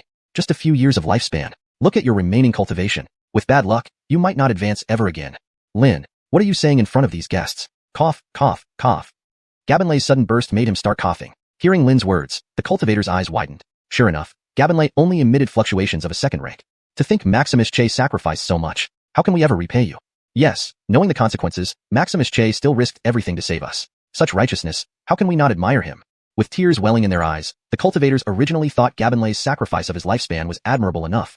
But now they realized he had also given up his cultivation. For cultivators, cultivation was more important than life itself. How many people had forsaken loved ones for a fraction of what Gabinlay had given up? Our praise is too high. As fellow cultivators, faced with such a situation, anyone would have done the same. I merely chose what everyone else would have chosen. After listening to Gabinlay, they exchanged glances, each filled with deep admiration and shame. Reflecting on it, if faced with such a choice, most would have chosen to escape, and so would they. But Gabinlay had chosen to save them without hesitation. Not only that, to prevent them from feeling guilty, he didn't want them to know he had regressed in cultivation and might never advance again. If not for Lin, they would still be in the dark. Such selflessness, such righteousness, how could they not respect and be moved by him? The visiting cultivators, tears streaming from their tiger-like eyes, knelt together and vowed firmly. In this life, we wish to serve Maximus Che without question, sparing no effort or life. Why are you doing this? Get up. Cough, cough. I do things without expecting anything in return. Just tell everyone not to spread this. I don't want you to feel guilty over me. Maximus Che. Even in such a state, he still thought of everyone else. Even if Maximus Che didn't want others to know, such a model must be acknowledged by all. Some were already planning monuments and statues in their hometowns to honor Gabinlay. Maximus Che, rest assured, we won't disturb you. Rest well. We'll take our leave now. They couldn't wait to share Gabinlay's spirit and nobility with all cultivators. Chapter 185, Preaching. What? Such a thing actually happened. Honest Che is truly a model for us all. I want to tattoo Honest Che's teachings on my body, always reminding myself. I want my child to learn from Honest Che's spirit from an early age, hoping he can also have the same enlightenment as Honest Che in the future. After those few cultivators visited Rico, rumors about him spread across the entire continent's cultivation world. Of course, this was not without the help of the Beast Spirit Sect pushing these stories behind the scenes. Ephraim had just disembarked from his flying boat, expecting a crowd to be waiting for him at the landing area. Unexpectedly, there were only about 10 people, mostly disciples of the Emmanuel Pavilion. Why so few people? Shouldn't everyone be waiting for us? Akash was also puzzled. He had braced himself for a hostile reception, but found that his arrival did not cause much of a stir. Cough, honest. Fewer people are better for us. Ephraim gave Akash a stern look. What do you understand? An abnormal situation often indicates foul play. If everyone came out to curse us, I wouldn't mind. But now I'm worried about what tricks the Beast Spirit Sect might be up to. Ephraim pulled over a Emmanuel Pavilion disciple who had been waiting at the landing site and asked, where are the people from the camp? Why are there so few here? The disciple hesitated, unsure whether he should tell the truth to the Pavilion Lord. The Pavilion Lord is asking you. Answer quickly. Yes. The people from the camp are all listening to Honest Che's teachings in front of the Beast Spirit Sect's camp. Teachings? Rico? Ephraim and Akash exchanged glances, both seeing deep confusion and doubt in each other's eyes. What makes Rico so extraordinary? A mere fourth-stage cultivator dares to preach publicly? This is too absurd. Are you sure you didn't make a mistake? Akash grabbed the disciple, staring intently into his eyes as he asked seriously. The disciple is certain. Honest Che has been preaching for over an hour. Not only hasn't the audience decreased, but it's growing larger. Even some elders from medium and small factions have come to listen. What trickery is the Beast Spirit Sect up to? Forget their tricks. Let's go see for ourselves. Let's go. Ephraim grabbed Akash, and in a flash, they arrived at the place where Rico was preaching, several miles away. It was a small square, but it was now filled with people, leaving no room even to stand. In the center, lying weakly in a rocking chair covered with thick fur and blankets was Rico, speaking softly and resting after every sentence. Despite this, everyone listening remained silent and focused, hanging on to Rico's words, which were amplified through a sound-amplifying array. Each word Rico spoke made the audience fall into deep thought. Some faces lit up with the joy of sudden realization, yet they remained quiet, afraid of disturbing others' understanding. We were discussing what true strength really means. No matter how powerful an individual may be, it is empty and lonely. Only when our entire human race becomes strong can we truly be considered strong. I'm sure everyone has heard that during ancient times, our human race was so powerful that even the gods feared us. Was this because of a great being among us? No, it was because every one of us was strong. Even back then, with such strength, we still helped and supported each other. So why do we continue to fight amongst ourselves now? Only by letting go of our hatred can we make our human race truly strong. Only if each person contributes their share will we have any chance of recreating the glory of our race.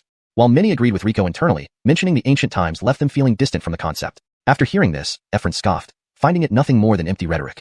Unbeknownst to him, Rico's deeds had already spread widely among cultivators. If anyone else had said these words, people would have dismissed them. But coming from Rico, whose actions backed up his words, it carried much greater weight.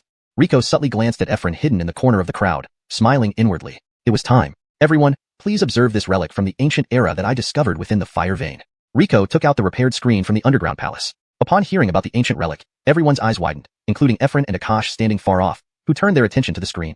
Seeing the text on the screen, everyone looked perplexed. None recognized the script. Honest Che, could you interpret this for us? What does it say? Rico shook his head. I don't understand these characters either. Well then, why bring it out if you can't read it? Are we supposed to be admiring this antique screen?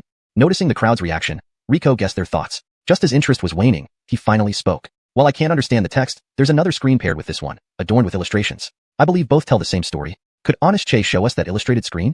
It's not that I don't want to show it to you. Alas. Rico sighed deeply. Why alas? The other screen was destroyed by Abdullahi and no longer exists. What? How dare Abdullahi destroy such an important ancient relic?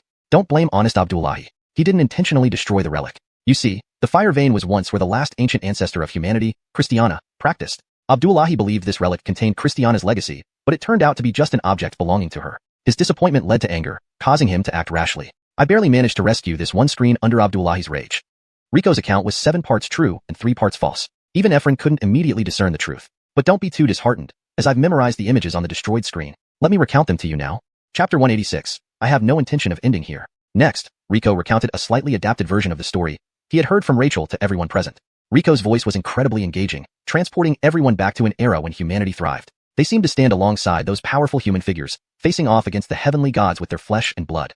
When he described how humans built the tower to heaven in their bid to reach the celestial realm, all listeners cheered enthusiastically, as if they were already inside the tower, waiting for the command to lead an assault on the heavens, ready to cut down celestial deities like cattle. However, as he spoke about how humans were restrained by divine restrictions, losing nearly all ability to cultivate, everyone's eyes turned bloodshot, filled with hatred toward the heavenly gods. By the time he detailed the current plight of humanity, all present lowered their heads in sorrow, as if they had personally witnessed the rise and fall of humankind. Even Vlad frowned deeply. Honest, is what Rico said true? I initially thought this Grover was just making things up, but his account aligns closely with what's recorded in the ancient texts of our heavenly fate pavilion. It seems there's some truth to it.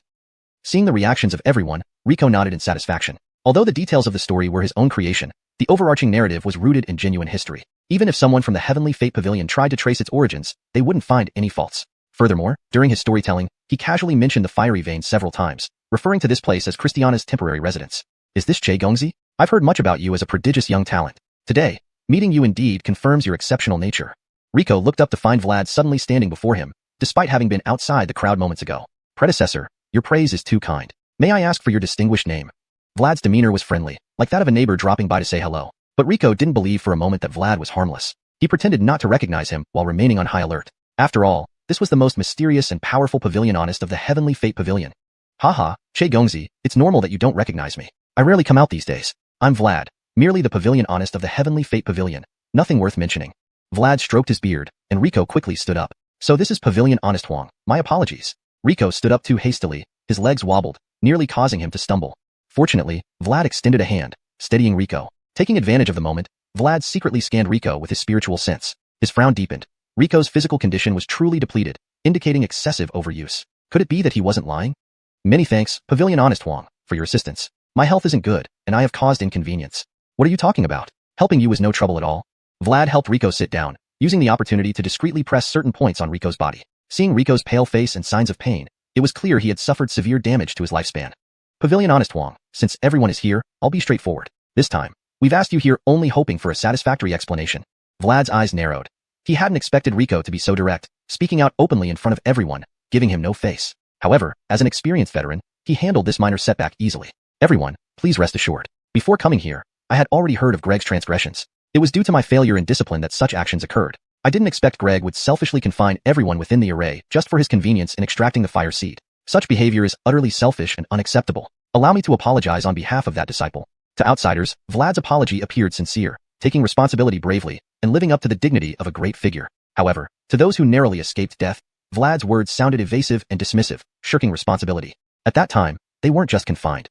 They were used as fuel for the array. Had it not been for Rico, they would surely have perished. Moreover, Rico knew this was far more than just about extracting the fire seed. Greg and his master clearly intended to use this opportunity to ruin the reputation Beast Spirit Sect had built over 1,000 years. He could see the influence of other major forces behind the scenes, a plot aimed squarely at the Beast Spirit Sect. Still, those cultivators weren't foolish. They understood that Vlad's words also served as a warning.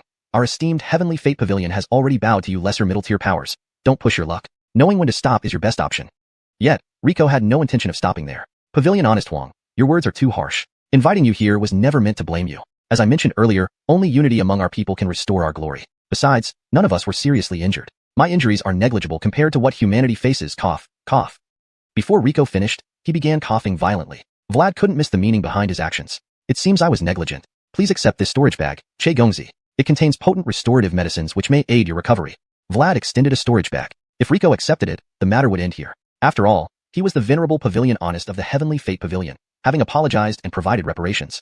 However, to everyone's surprise, Rico shook his head and gently pushed the storage bag back. Pavilion Honest Huang, your gesture is appreciated, but I cannot accept this. I know my condition. Forcing myself to break the Soul Lock and Spirit Devour array has damaged my core. Whether I can recover is up to fate. Your medicines would be wasted. Hearing this, Vlad felt a chill run down his spine. Wait, the Soul Lock and Spirit Devour array? That's one of the Heavenly Fate Pavilion's secret killing arrays. Wasn't it said that Greg only confined the cultivators? Why would he use such an array? I heard that array is extremely advanced. Can Greg really set it up alone? Not just that. I know about this array. Preparing it alone takes half a year. Yet the fiery vein was discovered just months ago. This doesn't add up. Why wouldn't it? The Heavenly Fate Pavilion found the fiery vein. They just notified Beast Spirit Sect recently. With these simple words, Rico stirred a tempest among the gathered cultivators. If his words were true, the motives behind the Heavenly Fate Pavilion's actions warranted serious consideration. Hashtag chapter 187. Emmanuel Pavilion retreats. Honest Che, please don't talk nonsense. How could Xianxia, a mere elder's disciple, possibly have the qualifications or ability to set up an array of that level? You must be mistaken, Honest Che. Vlad squinted his eyes as he glared at Rico, his tone laden with veiled threats. If not for the fact they were in public, Vlad would have killed this annoying brat on the spot. Since Pavilion Honest Huang has spoken, let's assume I misunderstood. There were many people present, and perhaps I heard wrong, Rico said without fear as he sat in his chair, maintaining eye contact with Vlad. Aiden Redzera had mentioned this old Taoist cared greatly about his reputation and wouldn't dare to attack a junior in public, giving Rico the courage to confront him directly. Note, Redzera seems to be a transliteration error. If Redzera refers to a character's name, it should be translated consistently. For instance, if Redzera is meant to be Aiden Redzera, it would be better to use Aiden Redzera, or whatever the proper translation of the character's name is. For a more polished version, consider. Aiden Helena had mentioned this old Taoist cherished his reputation and wouldn't dare to attack a junior in public, giving Rico the courage to confront him directly. Vlad clenched his fists hidden within his sleeves. This kid cannot be left alive. However, outwardly, Vlad maintained a kind demeanor. Maximus Che, you really make me laugh. We, the Emmanuel Pavilion, have an ironclad rule of not meddling in worldly affairs. We certainly wouldn't do such things. Rico secretly smiled. The old man was quite skilled at pretending. Let's see how long he can keep it up. That makes sense. A prestigious place like Emmanuel Pavilion wouldn't stoop to deceitful tactics. Since that's the case, we'll let this matter go. Please take Maximus Xianxia back with you, Pavilion Honest Huang. Rico nodded, and Adeline understood the gesture, returning to camp to bring out Xianxia. When Vlad saw Xianxia's white hair and bloodshot eyes, his heart sank. He finally realized Rico's plan. Absolutely, Xianxia must not speak. If he blurted anything out, the reputation the Emmanuel Pavilion worked so hard to build would be ruined. In a flash, Vlad appeared before Adeline, reaching out to snatch Xianxia away. With Adeline's cultivation, there was no way he could hold on to Xianxia against Vlad. But, in an instant, a fiery red figure blocked his path. Helena struck out, exchanging a palm strike with Vlad, resulting in a tie. Neither side gained an advantage.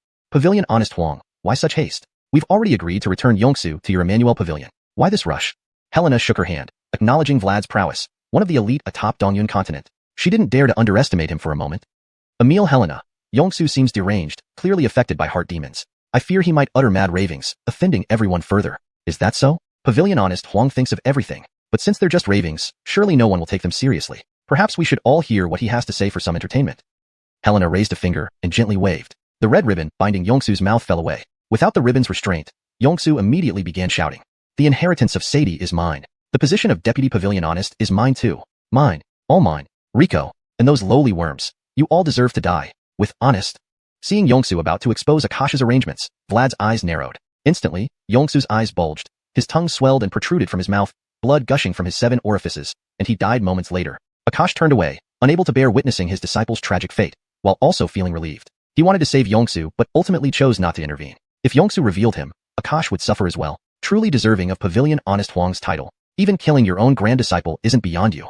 Emil Helena, don't slander. Where did you see me kill Yongsu? Clearly, he died from heart demon invasion and reverse blood flow. Now that this renegade is punished, let's end this matter here. I shall take my leave.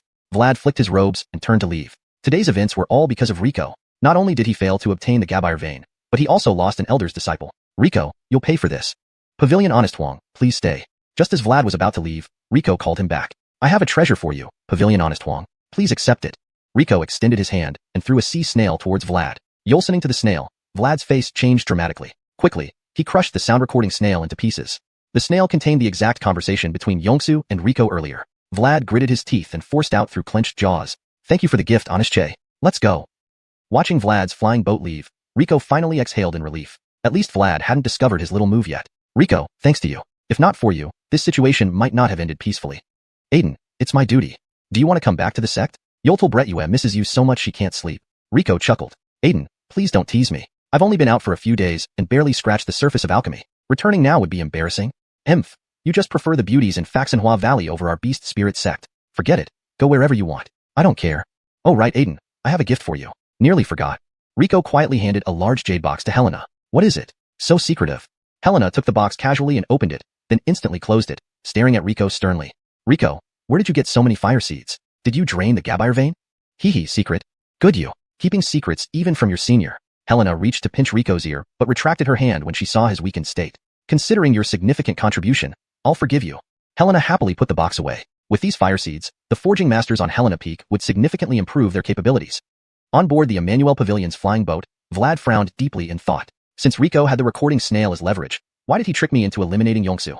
Was it just to avoid doing it himself, to maintain an appearance of righteousness? Vlad couldn't understand, but his instincts told him Rico's intentions were far more complex.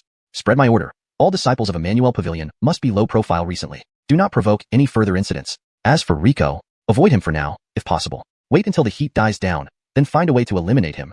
Chapter 188. Unexpected Return. Everly Ion accomplished, Rico and Charity boarded the return flight boat. Eden, what did you do these past few days? Why are you so tanned?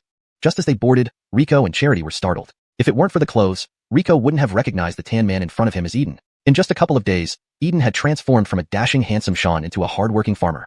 Haha, young Honest Che, your fishing techniques really work. Look, these flying fish on the deck are all caught by me in the past 2 days. As soon as they stepped onto the deck, a strong fishy smell hit them. It was like walking into a fish market by the seaside. The originally spacious deck now had very little room to walk, covered with flying fish of various sizes. Eden excitedly pulled Rico to show off his trophies. The fish I caught the day before yesterday are already dried and hanging at the stern of the ship. The sun up here is so strong that these fish can dry in 1 day. Rico glanced at the tanned Eden and nodded deeply. I see. I'll tell you. Yesterday Eden. Charity couldn't bear it anymore, shouting loudly. Look at what you've done to the flight boat. This is our Imperial Royal Flight Boat of the Tsong Empire. If anyone sees this, they will definitely laugh at us. Seeing the young miss angry, Eden shrank his neck, realizing he might have overdone it. Well, I'll clean it up right away. Eden quickly rushed to tidy up the flight boat. Rico looked at the pouting Charity, who had her hands on her hips, and couldn't help but smile slightly. So you can have this expression too. Sorry, Jim Che, for embarrassing you. Charity's face turned slightly red. She rarely showed such expressions. Though young, being born in the royal family, she had long learned to hide herself. Only in front of Eden, who had watched her grow up, did she occasionally show her girlish side. This is quite good too, cough cough cough. The deck wind is strong, Jim Che. Your body isn't fully recovered yet. Go back to the cabin to rest. Rico nodded, not forcing her. His body now was probably even weaker than an ordinary person's. He kept wondering what happened last night. How did he suddenly become like this? Rico, lying on the bed, fell into a deep sleep, no longer dreaming about the figure that resembled him. Everly, what's wrong with young Honest Che? After tidying up the deck, seeing Rico's weak appearance, Eden asked Charity curiously. I don't know either. According to him, he woke up this way after sleeping. I guess he must have exhausted himself fetching the fire seeds for us. Young Honest Che is truly a kind person, to sacrifice so much for Everly. Yes. Charity touched the storage ring on her finger. The 2 fire seeds given by Rico were quietly lying inside. She gently bit her lower lip. She must not involve him in her struggles. He was her first friend. Alright, let's go to the deck. We shouldn't disturb his rest. Yes. Just as they finished speaking, the entire flight boat began to shake violently. Enemy attack. Everly, stay in the cabin. I'll go check. Eden's expression changed. He became serious instantly. With a swift step, he disappeared into the cabin. Charity opened Rico's door, finding him still sound asleep on the bed. She breathed a sigh of relief, closed the door for Rico, and then headed to the deck. On the deck, Eden was exchanging blows with a sturdy man holding a large saber. Well, isn't this the 12th sister? A familiar voice came from behind. Charity turned around and saw her fourth brother, Carver, standing atop the cabin. Above them, a larger, more luxurious flight boat was moving at the same speed. What brings you to my flight boat, Hiroshi? How could I not visit my lovely 12th sister upon meeting? Carver landed on the deck. Charity subtly straightened up and blocked the cabin behind her. Carver didn't notice Charity's subtle actions, or perhaps simply didn't care. He lifted Charity's chin. TSK. You look exactly like Dolores did back then. As the fourth son of Esau, when Charity's mother entered the palace, he was already older than Charity is now. Charity turned her head, shaking off Carver's hand. Hiroshi, please behave yourself. Himph, don't worry, how can I have any interest in my own sister? But, I do have a friend who has some interest in you. Maximus Longming, your sister has grown up beautifully indeed. All these years playing among women, I've never met one as beautiful as her. It was none other than the son of Longu's great Emil, Erwin, Hutch. Hutch's words were extremely explicit, and Carver didn't seem dissatisfied, indicating they had made some deal. Brett, just give in to Maximus Hutch. His father is the great Emil of Longu. You and Maximus Long would be well matched, and I believe Jesse would agree too. Carver laughed as he reached out to Charity, not caring about her thoughts. Gaining support from Longu and removing a trivial competitor, while having Jesse not only not oppose but also support him, it was an utterly beneficial move requiring no hesitation. Charity dodged Carver's hand. She glared coldly at Carver, feeling deep disgust at Hutch's sleazy demeanor. Even if she ever needed to marry someone for power, it absolutely wouldn't be Hutch. Carver, forget about it. I won't comply with your wishes. Hemph, that's not up to you. Carver snorted and grabbed for Charity again. Charity wasn't a weakling to be bullied. She directly fought back against Carver. They exchanged several rounds of attacks, with Charity clearly at a disadvantage against her elder brother. Not only was Carver older, but he was also far more powerful. In a momentary lapse, Charity was caught off guard by Carver, who grabbed her arm and with a pull and push dislocated her shoulder. Charity gasped in pain. Her arms hung lifelessly at her sides, clearly dislocated. Yes, just like that. Now dislocate her legs too. Hutch hid nearby, egging him on. He not only had low cultivation but also lacked courage. If Charity's limbs were still functional, he wouldn't dare approach. Everly. Eden tried to save Charity, but the big knife-wielding man had similar strength and held him back tightly, while Carver continued advancing towards Charity. Hashtag chapter 189. Explosion. Dear younger sister, please don't blame me. I do this all for your own good.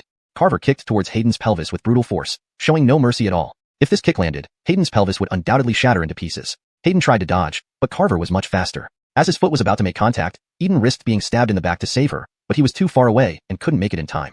A cruel smile spread across Carver's face. He had long been annoyed by his 12th sister, who was soft-spoken yet sharp as a needle, but in the next second, his smile froze. A strangely shaped long knife flew from nowhere and embedded itself directly into the deck in front of Carver. Carver's foot hit the long knife, which didn't budge at all. Instead, the impact numbed his foot. I thought it was some blind animal daring to collide with the flying boat of the Xianxia Empire. Turns out it's His Highness the Fourth Maximus. It seems I was mistaken. Rico silently appeared on the handle of the insect jaw saber, wearing a thick fur cloak as if he hadn't woken up yet. He yawned widely. Even a tear trickled from the corner of his eye. He crouched on the blade, and nobody saw how he got there. Ah, it's you. Before Carver could speak, Hutch shouted from afar. Rico looked up and saw Hutch hiding behind a wooden crate. He grinned. Oh, so there's an old acquaintance here. Rico's ghost-like figure vanished right before everyone's eyes, reappearing unexpectedly behind Hutch. He placed his hand on Hutch's shoulder as if they were old friends. Rico, I warn you not to hurt young honest Hutch, or else I won't let you off. Damage? Sylvana might be mistaken. Hutch and I are very old acquaintances. We have a great relationship, isn't that right? Rico squeezed harder, causing Hutch to tremble violently. He nodded hurriedly. Yes. Rico and I have a wonderful relationship. Truly wonderful. Do you take me for a fool? Release young honest Hutch now. Carver glared at Rico angrily. Release him? We're just catching up after a long time apart. Why is the fourth Maximus in such a hurry? Speaking of which, shouldn't the one over there stop for a moment? My temper can be quite explosive in the morning, and if I get agitated and do something irrational. Rico pointed at the big man wielding a large sword fighting with Eden. Carver was displeased but had no choice since Hutch was in Rico's hands. He signaled for the big man to return to his side.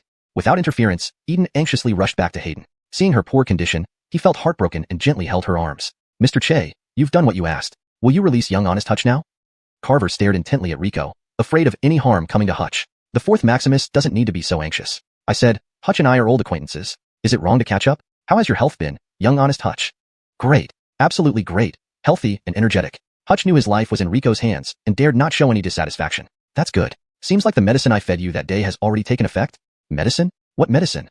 Hutch was puzzled. Had he eaten anything from Rico before? Forgotten? No worries, just one more dose should do it. Rico pulled out a pill and shoved it into Hutch's mouth. Rico, you dare? Carver tried to stop him, but Rico was too fast. Gulp. Cough. What did you make me eat, Mr. Che? Rico smirked wickedly. Good stuff. How does it taste? Cecilia, not bad. Rico pushed Hutch toward Carver and reappeared in front of Hayden. Rico, what exactly did you give young honest Hutch? Just some tonic. Rico toyed with the pill in his hand, a playful look on his face. Young honest Hutch, how do you feel? Feel? Just a bit cool. Carver frowned. Cool? Could it be cold poison? Sylvana, your time is precious. If there's nothing else, I won't detain you for dinner. Carver glanced at the pill in Rico's hand. With Hutch's life still in Rico's hands, finding a doctor to see what he gave Hutch was the priority. Gabine. Rico, you wait and see. Let's go. With those harsh words, Carver led his men back to their flying boat. Once they were far away, Rico, who had been calm, suddenly slumped onto the deck. Mr. Che, are you alright? I'm fine, just a little exhausted. Rico waved off Eden. His body was severely drained and wouldn't recover quickly, but he wasn't worried. Once back at the 100 Flowers Valley, Irma's medical skills would surely have him back to peak condition soon. Apologies, Yoltal Jim. This is my family matter, yet it involves you. Hayden bowed deeply to Rico. We're fellow disciples. Your problem is my problem. No need for guilt. Rico stood weakly. You're also injured. Apply some ointment. I need to rest first. Okay, Yoltal Jim. Before he could finish, a powerful wave knocked all three of them off the boat. It's a spirit stone cannon. That bastard Carver wants to kill us. Everly. Mr. Che. Eden's voice was drowned out by consecutive explosions. Wave after wave threw the trio off the deck, and Hayden's boat shattered into pieces amid the explosion. Humph. Daring to defy me? Die here. Standing at the prow, Carver coldly watched the distant fireworks, while Hutch, looking at his icy expression, shook his head silently. Chapter 190. Descending Immortal. Gliding through the chilly cloud sea, several leisurely swimming flying fish were abruptly struck by Rico plummeting from the sky. The startled fish scattered hastily, while Rico continued his descent. Rico, who had just been knocked unconscious by the shockwave, struggled to open his eyes. He found himself thousands of feet in the air, rapidly falling downwards. In his past state, he wouldn't have panicked in this situation. Regardless of the height from which he fell, it would pose no issue for his elemental body. But now, with his internal elements depleted, he couldn't even transform into an elemental form. If he did nothing, he would definitely be crushed to death. Rico's mind raced frantically, searching for a way to save himself. Suddenly, he noticed the net in his storage ring. Without a second thought, he quickly retrieved the rope net and used the last of his strength to throw it towards the densest group of flying fish. Fortunately, luck was on his side, and he caught a large number of flying fish of various sizes. Despite their frantic struggles within the net, they managed to pull Rico steadily aloft. Gritting his teeth, Rico fastened the net around himself. With this makeshift balloon, he at least wouldn't be smashed to death upon impact. Looking around, he saw no signs of Hayden or Eden. Let's hope they are blessed. Rico naturally wanted to rescue them but could do little for himself at the moment, let alone ascertain if they were still alive. His only option was to focus on surviving. Floating amidst the clouds, Rico realized that the water elements here were unusually abundant. Just when things seemed hopeless, he latched onto the cluster of flying fish, absorbing the water elements from the clouds with all his might. After clearing the third cloud, he finally felt his internal water elements reach saturation. If I had known it would be so easy to replenish my elements, I should have dived into the Gabire vein and absorbed until I was full before returning, he mused. Although Rico's cultivation and spirit power hadn't returned, his internal water elements were now fully replenished. He considered transforming into a water element and diving down directly, but reconsidered due to the shocking spectacle it might create if anyone witnessed it. Sorry guys, you'll have to suffer a bit more, Rico murmured apologetically as he fired several ice arrows at the flying fish in the net. Several unfortunate fish were instantly encased in hard ice blocks. After firing over a dozen arrows, the flying fish balloon began its slow descent. With the descent underway, Rico relaxed and gazed downward. Using the divine eye's light, he penetrated the cloud cover, observing the vast expanse of forest below, white rabbits darting across the snow, hunting dogs chasing after them, and hunters struggling through the snowy terrain behind the dogs. There are hunters, meaning there's likely a village nearby. That's great. Sure enough, about a few miles away from the hunters, nestled among the mountains, a small village was visible, with smoke curling gently upwards from its chimneys. Glenited, Rico tugged on the net of flying fish and drifted towards the village. Come on, Aviana. Keep up, or we won't wait for you. Hold on, Carlo, Closef. Two Grovers around 8 or 9 years old were running through the snow, followed by a girl around 5 or 6 years old. The girl wore a floral-patterned cotton jacket and held a sugarcane stick candy. Her 2 braids bounced with each step she took. Girls, run slow. We won't play with you next time. Humph. You're 8 years old. I'm only 6. Wait until I turn 8. I'll run faster than all of you.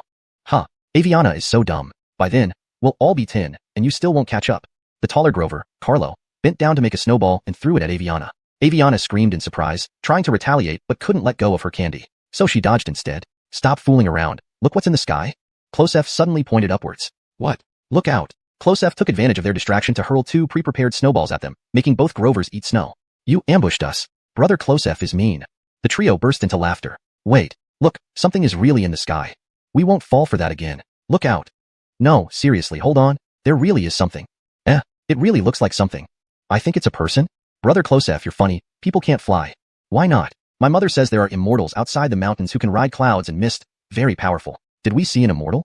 The three children exchanged glances. Let's find the immortal. Quick. Carlo, Klosef, wait for me. My candy. The three children chased after the direction the immortal was flying, heading deeper into the mountains. As they ran, the trees grew denser and the path became increasingly treacherous. Carlo and Klosef gradually moved further away, leaving Aviana feeling anxious. She slipped into a deep pit without noticing. Luckily, the thick winter snow cushioned her fall, preventing any serious injury. However, her brand new embroidered jacket was torn. Carlo, Klosef, help me. Her cries echoed faintly from the pit, but were drowned out by the howling wind. Carlo, did you hear something? What? No, nothing. Where's Aviana? Why isn't she here? She must be scared and went home first. Let's hurry. We don't want to lose the immortal. Okay. Klosef nodded and continued into the forest with Carlo. Carlo, Klosef, where are you? I'm so cold. Please help me. In the depths of winter, the mountains were far colder than the city. Even adults couldn't withstand the bitter cold for long in the snow pit, let alone a 6-year-old child. Soon, Aviana's face turned red from the cold, and her hands became purple and stiff. She tried to climb out but failed repeatedly due to the soft, slippery snow providing no grip. Dad, Mom, Sister, Aviana is so cold. Having spent nearly half an hour in the pit, Aviana lost the strength to call for help. Ice crystals formed on her eyelashes, and her breaths became shallow and weak. In a haze, she thought she saw a beautiful woman, even more beautiful than her mother and sister. She wore a dress unlike anything she had ever seen, her hair and eyebrows as white as snow. The woman stood there calling her name, inviting her closer, extending a perfect, unblemished hand. Aviana. Aviana. Aviana. Wake up. Aviana felt herself cradled in a warm embrace, her eyes struggling to open. A handsome Blaine she had never seen before held her tightly, while Carlo and Klosef called out her name anxiously beside her. Keep calling her, don't stop. The Blaine spoke in a low, soothing voice. In the safety of his warm arms, Aviana felt reassured and drifted off to sleep peacefully. Chapter 191. The Hazel Queen. Darkness falls, the snow begins to fall. 1, 2, 3. Up the snowy mountain. In a half-dream, Jacqueline seemed to see many children about her age queuing up, singing an ethereal lullaby as they walked deeper into the snow-covered mountains. Instinctively, she wanted to follow them, but something was holding her back. Turning around, she saw her mother crying and clutching her hand. Her mother's mouth opened and closed, but Jacqueline heard no sound. Tears fell on her face, and Jacqueline suddenly woke up as the images of the children gradually faded away. Jacqueline, wake up, Jacqueline. Jacqueline slowly began to hear her mother's voice. Dolores, you're awake. Thank heavens you're finally awake. You gave me quite a scare. Jacqueline's mother held her tightly, relieved that she wasn't going to lose consciousness again. Dolores, where am I? Foolish child, this is our home. Don't you recognize it? Our home. Wasn't I in the mountains? Jacqueline was still dazed. The immortal returned you here. Quickly, come pay your respects to the immortal. Rico quickly intervened. Enough, elder sister. I've already said, I'm not an immortal. Just call me Rico. Besides, the child has just woken up. Don't trouble her. Yes. Thank you, immortal. Thank you, Sir Che. Jacqueline lifted her head. The big brother standing by her bed looked familiar, yet she couldn't remember where she had seen him before. Where are Carlo and Klosef? Those two rascals are getting beaten at home for not listening when told the back mountain is forbidden territory. They even brought you along. Remember, Jacqueline? Never go to the back mountain again. Do you understand? Seeing her mother upset, Jacqueline mumbled.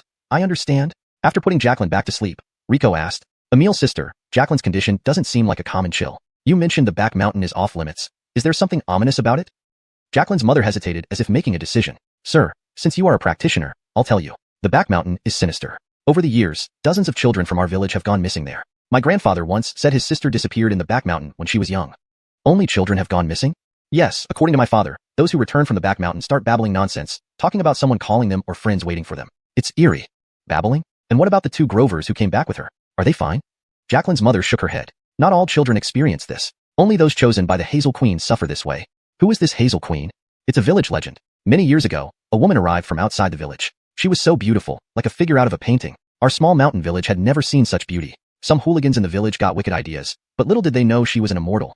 The next morning, their corpses were found at the village entrance, but their heads were missing, and the immortal had vanished too. A trail of blood led from the village to the back mountain. From then on, children started disappearing periodically. The elders believed the immortal was enraged and seeking revenge on the village. To appease her wrath, the villagers venerated her as the Hazel Queen and continue to hold annual ceremonies. Rico nodded, formulating a theory. Given Jacqueline's symptoms, it seemed a senior practitioner left some kind of array or formation on the back mountain long ago, which had now deteriorated over time. For adults, it had minimal impact, but children, whose spirits were more susceptible, could be affected, leading to their spirit wandering. He took the story as a mere legend for now. Emil's sister, now that the child is well, I'll leave. Could you tell me which direction the nearest town is? Sir, are you leaving so soon? It's dark and slippery outside. Why don't you stay overnight and wait until tomorrow when my husband returns? He can guide you to the town.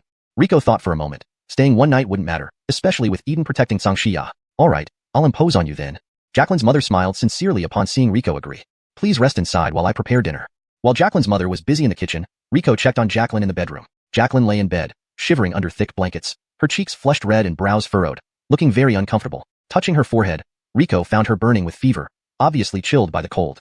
It wasn't surprising for a young child to develop a fever after being trapped in icy conditions for so long. Holding Jacqueline's small hand, he infused her body with a thin thread of fire-infused spirit energy through her meridians, driving out all the cold from within her. Jacqueline's tense brows gradually relaxed, and she kicked off the heavy blanket. Seeing Jacqueline's improvement, Riko smiled, reminded of Sydney's childhood. Back then, Sydney was even cuter than Jacqueline.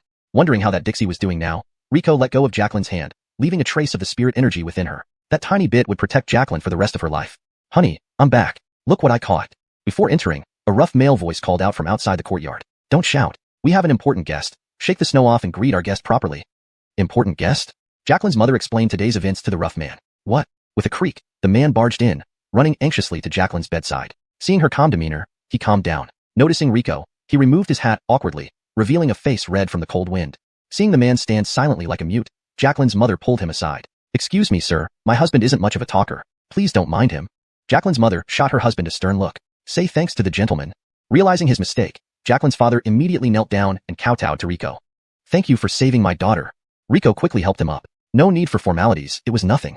Hashtag chapter 192, pursuit. Seeing that her husband had nothing more to say, Jacqueline's mother hurriedly said, Quick, wake up the children, it's time to eat. Benefactor, dinner is ready. Let's go eat.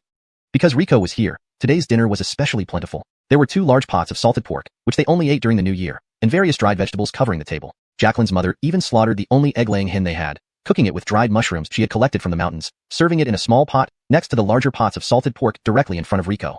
I'm sorry, Benefactor. We live deep in the mountains, and only have these simple dishes. Please don't be disappointed. Riko shook his head. How could I be disappointed? This is already very abundant. Riko picked up a piece of chicken. It was dry and tough, but the aroma of the chicken combined with the freshness of the dried mushrooms created a unique flavor he had never tasted elsewhere.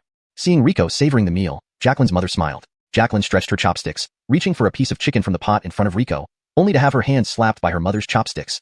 This is for the Benefactor. There's no share for you. With that, Jacqueline's mother took a small piece of salted pork from the vegetable pot and placed it in Jacqueline's bowl. Jacqueline rubbed her hand and obediently lowered her head to eat from her bowl. Riko smiled and moved the chicken in front of Jacqueline. The child just recovered. She should eat more to regain strength. Benefactor. Before Jacqueline's mother could continue, Riko interrupted her. Emile, sister, please tell me about Hailstorm Lady. Does the village lose many children every year? Hearing Riko's words, Jacqueline's father, who had been eating silently, looked at Jacqueline's mother. Jacqueline's mother shook her head and said, It hasn't happened much in recent years. There have been no missing children for about 4 or 5 years, so we've relaxed a bit. That's why the kids ran off to the back mountain. Fortunately, the Benefactor passed by. Otherwise, the child would have been in danger. Jacqueline's mother wanted to say more, but her father coughed twice, and she stopped mid-sentence. Riko noticed their reaction but didn't comment, continuing to eat quietly.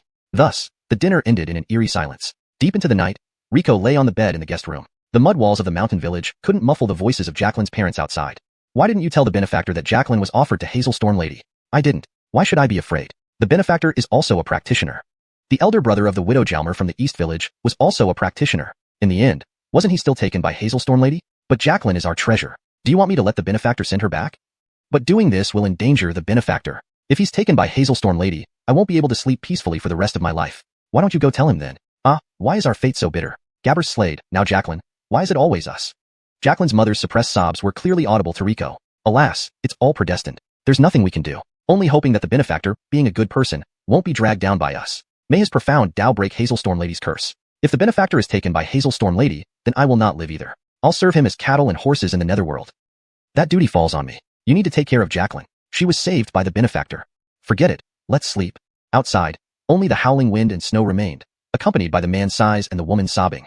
Riko heard everything clearly, but he truly couldn't blame this simple couple. Recalling the parents who sacrificed themselves so he could live, he understood that every parent would choose this path to ensure their child's survival. He could understand and forgive this small selfishness. By the late night, the storm intensified. The cold pierced through the windows, doors, and mud walls, making the warm fire bed prepared by Jacqueline's parents feel ice cold. With a loud bang, the gate of Jacqueline's courtyard swung open due to the fierce wind, bringing in swirling snowflakes mixed with ice particles into Riko's room. A vague figure appeared beside him in the pitch-black room, a pale, bloodless hand slowly extending towards Riko's neck. Suddenly opening his eyes, Riko grabbed the icy hand, intertwining his fingers with hers. Our first meeting is quite passionate. I'm not used to it yet. Perhaps we should proceed step by step? Riko's body on the bed shattered instantly, replaced by water chains that tightly bound the dark figure. Without any resistance, the water chains around her froze solid, breaking apart easily as she moved.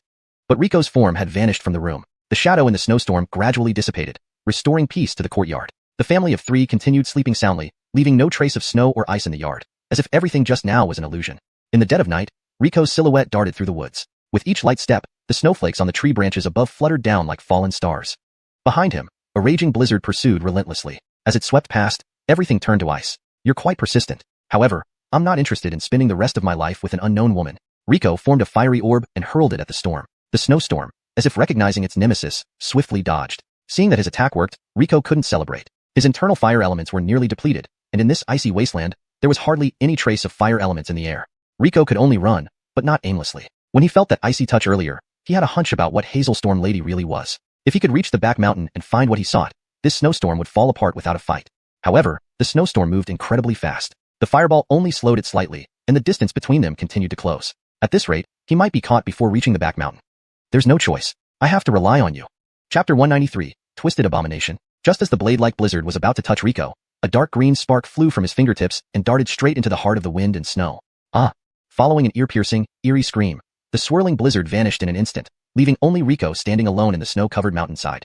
Phew! Rico exhaled deeply. Thanks to the Gabire elemental spirit's assistance, he had narrowly avoided danger today. The green flame drifted back to him, gently brushing against his cheek. There's no fire element here. You must be uncomfortable too. Go back to the summoning space. After retracting the elemental spirit, Rico glanced around. This should be the rear mountain mentioned by Inayur's parents.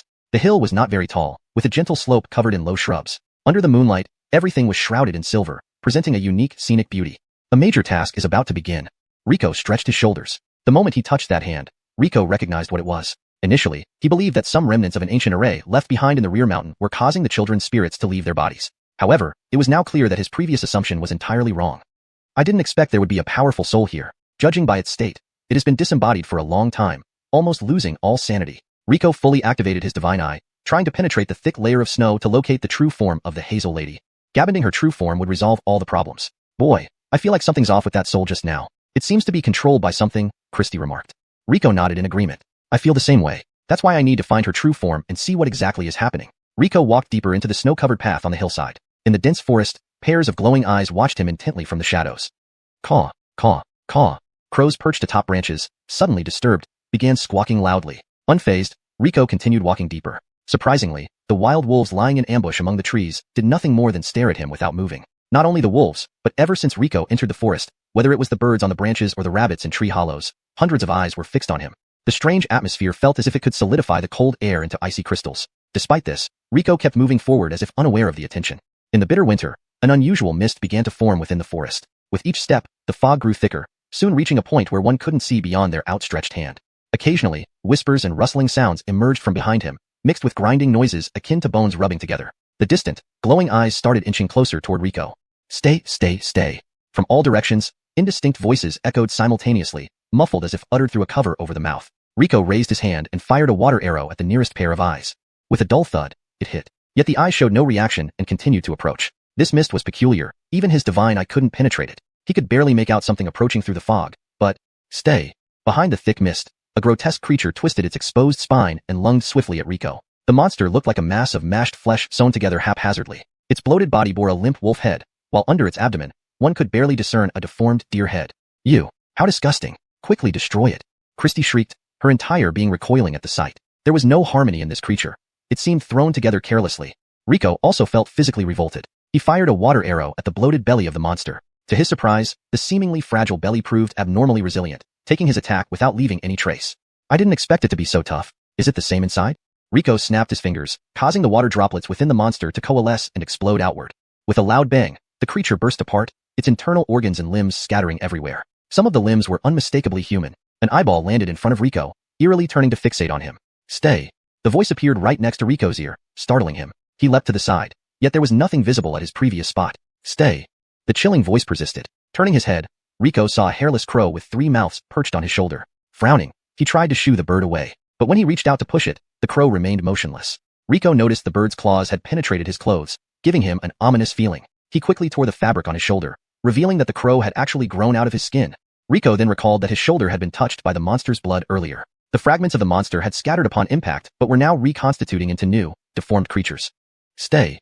They chanted monotonously, their disjointed bodies writhing towards him. Mouths gaping, they seemed to yearn for Rico's flesh. Transforming his body into pure water elements, the crow lost its hold and fell to the ground, twitching briefly before going silent. Though the crow fell, a stark red stain remained on his shoulder, gradually fading away. Looking at the distorted forms of the monsters, Rico finally remembered where he had seen such creatures before. Their appearance closely resembled those of the corrupted, fallen emissaries of the Yolf goddess, twisted, debased, chaotic, and utterly repulsive. Chapter 194, The Terrifying Center. Is this all the work of those creatures again? Rico had experience dealing with these entities. He transformed himself completely into an elemental form. Though the monster's blood possessed a highly corrosive and assimilative capability, it was ineffective against pure elements. Sure enough, when Rico turned into an elemental being, the monsters lost all interest in him. They no longer fixated on him, and everything around returned to its pristine, harmless white. Yet, Rico knew that beneath this immaculate beauty lay terrifying monstrosities. Without turning back, he felt an intense curiosity about the mysterious Yolf goddess. Since she could not harm him, he might as well indulge his curiosity. As he ventured deeper into the back mountain, Rico became increasingly aware that the anomalies here were not just the monsters. It was midwinter, yet there was water on the ground. It was midnight, but the reflection in the pond showed daylight. Although he was climbing up, Rico felt like he was tilting forward. This place seemed like a chaotic space where even basic rules were distorted. Gradually, Rico adapted to the chaos. Burning water, disembodied shadows, frozen lightning. Everything in the depths of the back mountain defied natural laws. It felt like a forgotten land abandoned by the world, where logic itself did not exist. Rico plucked the moon from the sky, only to find it was a thin sheet of paper. Without the moon, the night turned pitch black, yet he could still see clearly in this lightless place. Slowly, he began to feel nauseous, realizing he was nearing his destination. Who are you? How did you get here? After so long, Rico finally saw something normal, a person. In a meadow filled with various foods, he spotted an elderly man with white hair picking items to eat off the ground. The old man looked up, incredulous at seeing Rico. Dropping the food from his hands, the old man ran over, grabbing Rico's arm frantically. How did you get in? Quickly, take me out of here. Please, get me out. Before the old man could finish speaking, under Rico's gaze, he aged rapidly, transforming into a skeleton within moments. Time is distorted here too? I must be close to the center. Rico searched around, suspecting that the person he sought might be nearby. Suddenly, he saw someone else in the woods wearing peculiar clothing. The moment their eyes met, the person turned and fled. Rico recognized the patterns on the clothes. They resembled the life symbols he had seen associated with the Yolf goddess. Indeed, they were involved. He pursued the person, but the latter was clearly familiar with the terrain. Speed alone wasn't enough to catch up, and within moments, the person had outrun Rico. Despite being left behind, Rico was undeterred. He had already found a way to locate the Hazel Queen. From the moment he entered the back mountain, he sensed the elemental spirit's aversion to this place, similar to their dislike of the Yolf goddess aura. Yoltal ones, are you sure this is the direction? He asked two elemental spirits, who unanimously pointed to the aura of repulsion coming from behind a rock wall. Approaching the wall, Rico felt an instinctual fear emanating from deep within his soul, warning him not to cross it. After hesitating, thinking of the missing children, he decided to proceed. Everything here was twisted, including the rock wall. Though it appeared solid, it felt like the skin of a colossal beast when touched. As soon as he touched it, Rico was sucked through the wall. When the dizziness subsided, he faced a gleaming steel blade. Die, Forsaken One. A burly man in strange robes wielded the blade, hacking fiercely at Rico. Shocked, Rico tried to use his spiritual power, but realized with horror that he had lost contact with it. Frantically rolling aside, he narrowly escaped the man's strike. Kill him. Slash him to death. One who harms the messenger of the goddess will receive divine punishment. Only now did Rico notice that there were several more believers, 5 or 6 burly men armed with steel blades, encircling him. Accept your divine punishment. Masked men raised their weapons and attacked him. Though without his spiritual power, Rico's agility remained intact. He leaped high, evading their attacks while breaking free from the circle. These believers, though stronger than average, lacked systematic training. Their strength was immense, but their movements were clumsy, giving Rico room to maneuver. Initially startled, he quickly gained the upper hand. Seeing they couldn't subdue Rico, one believer tore off his mask to reveal a bloodied, fleshless face. He donned a wolf mask from his pocket. Roar! The believer howled, his bones distorting, muscles bulging, and transforming into a half-man, half-wolf monster. His speed increased, and he nearly caught Rico with his sharp claws. Inspired, others also removed their masks, placing various animal skins on their faces. Suddenly, beasts, wolves, tigers, leopards, bears, strange, half-human, half-animal hybrids surrounded Rico. Some were incredibly fast, others extremely strong, and some large with thick hides. Under their onslaught, Rico struggled to keep up. This can't go on, he thought, dodging their attacks while observing the environment. The cave showed no signs of distortion, appearing ordinary with visible signs of artificial excavation. At one end, a dark passage led somewhere unknown. For the goddess! The lead believer shouted, clawing his chest open and tearing out his beating heart. For the goddess! The others followed suit, pulling out their hearts. Even outside their bodies, the hearts continued to beat vigorously. This chapter sets the stage for the climax, emphasizing the chaotic and unnatural environment Rico navigates while encountering fanatical believers of the Yolf goddess. Chapter 195, The Secret Village. All the believers held their hearts, lifting them high. Blood pumped out of the hearts and flowed down their bodies onto the ground, creating a ghastly scene. Although unsure of their intentions, Rico did not miss this opportunity and rushed deeper into the cave. However, before he could take 2 steps, countless eyes suddenly appeared on the previously ordinary rock walls. Each eye was unique, but now they all stared at Rico in unison. Just a moment's eye contact left Rico feeling his blood freeze, as a hateful chill crept up his spine. He tried to turn his head away from these eyes, but they had an inexplicable power. One glance, and Rico lost control over his body. Frozen there, he heard footsteps behind him, like someone walking through freshly fallen rain towards him. The believers who approached from behind had already raised their sharp claws. At this critical moment, Maria, dressed in black, leaped out of the shadows, carrying Rico and running deeper into the cave. Phew, Alicia, it's a good thing you were here. Rico let out a sigh of relief. If it weren't for Alicia, things would have been perilous. Hildreg blind, Alicia wouldn't be affected by those eyes. I'm sorry. Alicia lowered her head, whispering softly in a voice too low for Rico to hear clearly. Rico sensed something was wrong with Alicia and asked, Alicia, what's wrong? I'm sorry, young master, I'm so sorry. Alicia raised her head, revealing a face beneath the black veil that was completely distorted. Rico was shocked. Alicia's appearance clearly indicated she had been contaminated by that filthy blood. He never expected the blood to be so potent, affecting even Alicia hidden in the shadow space. Stay, young master, stay. Alicia's hands began to mutate, transforming into twisted tree roots. Her once white hands bore long, sharp nails deeply embedded into Rico's shoulders. He felt a wild, uncontrollable force seeping into him. Hee, stay, accept, assimilate. Let us experience the essence of life. Countless voices echoed in Rico's mind, plunging him into infinite chaos. It felt like thousands of versions of himself were simultaneously experiencing different lives. Ayahawk. A painful roar pulled Rico back to reality. Opening his eyes, he found himself leaning against a rock. A strangely robed masked figure was fighting with the mutated Alicia. In the person's hand was a peculiar silver totem. Every time it touched Alicia, she screamed in agony. Rico recognized this figure, the same one who had watched him outside the cave earlier. This masked individual was exceptionally skilled. Despite the mutant Alicia's speed and strength, she couldn't touch the mask wearer, who nimbly maneuvered around her. Now utterly insane, Alicia acted purely on instinct. With ease, the masked person subdued Alicia and raised the totem, ready to strike her heart. Don't! Rico urgently shouted. The masked person paused, allowing Alicia to flip the person and charge towards Rico again. Seeing this, the masked person threw the totem at Alicia's back. Without the strange eyes around, Rico swiftly leapt behind Alicia, catching the totem in one hand and the rope Rona had used to bind him in the other. Within moments, he tightly bound Alicia. Thank you. Though this masked person wore the same clothes as the believers, he didn't attack Rico and saved him when he was in danger. Rico returned the silver totem to the masked person, who only nodded without speaking. Just as Rico wondered if this person was mute, the masked person spoke. You shouldn't have come here. The fallen believers have already occupied the sacred land. The masked person's voice was light and delicate, surprising Rico. It was a woman. Fallen believers? Sacred land? These terms conveyed much information, leading to a bold hypothesis in Rico's mind. Follow me. We're near the edge of the sacred land's barrier, which isn't safe. Carrying the tightly bound Alicia on his back, Rico followed the masked person. This masked figure wasn't chatty and remained silent as they navigated the labyrinthine cave. After about 30 minutes, a soft glow appeared ahead. Yolt inside a cave? Passing through a narrow opening, Rico was astounded by the sight before him. A village. The village was small, with about a dozen houses. Softly glowing crystals grew from the cave walls, illuminating the entire village like an earthly paradise. Hard to imagine such a secret haven existed in the center of that twisted, revolting area. Intruder. Ring the alarm. 2 men on guard duty outside the village spotted Rico and panicked, rushing to ring the bronze bell. Fortunately, the masked person stepped forward, removing her mask to reveal a delicate face. Wait, it's me. Juanita, why are you here? You scared me. Why are you on guard? Where is Hazel?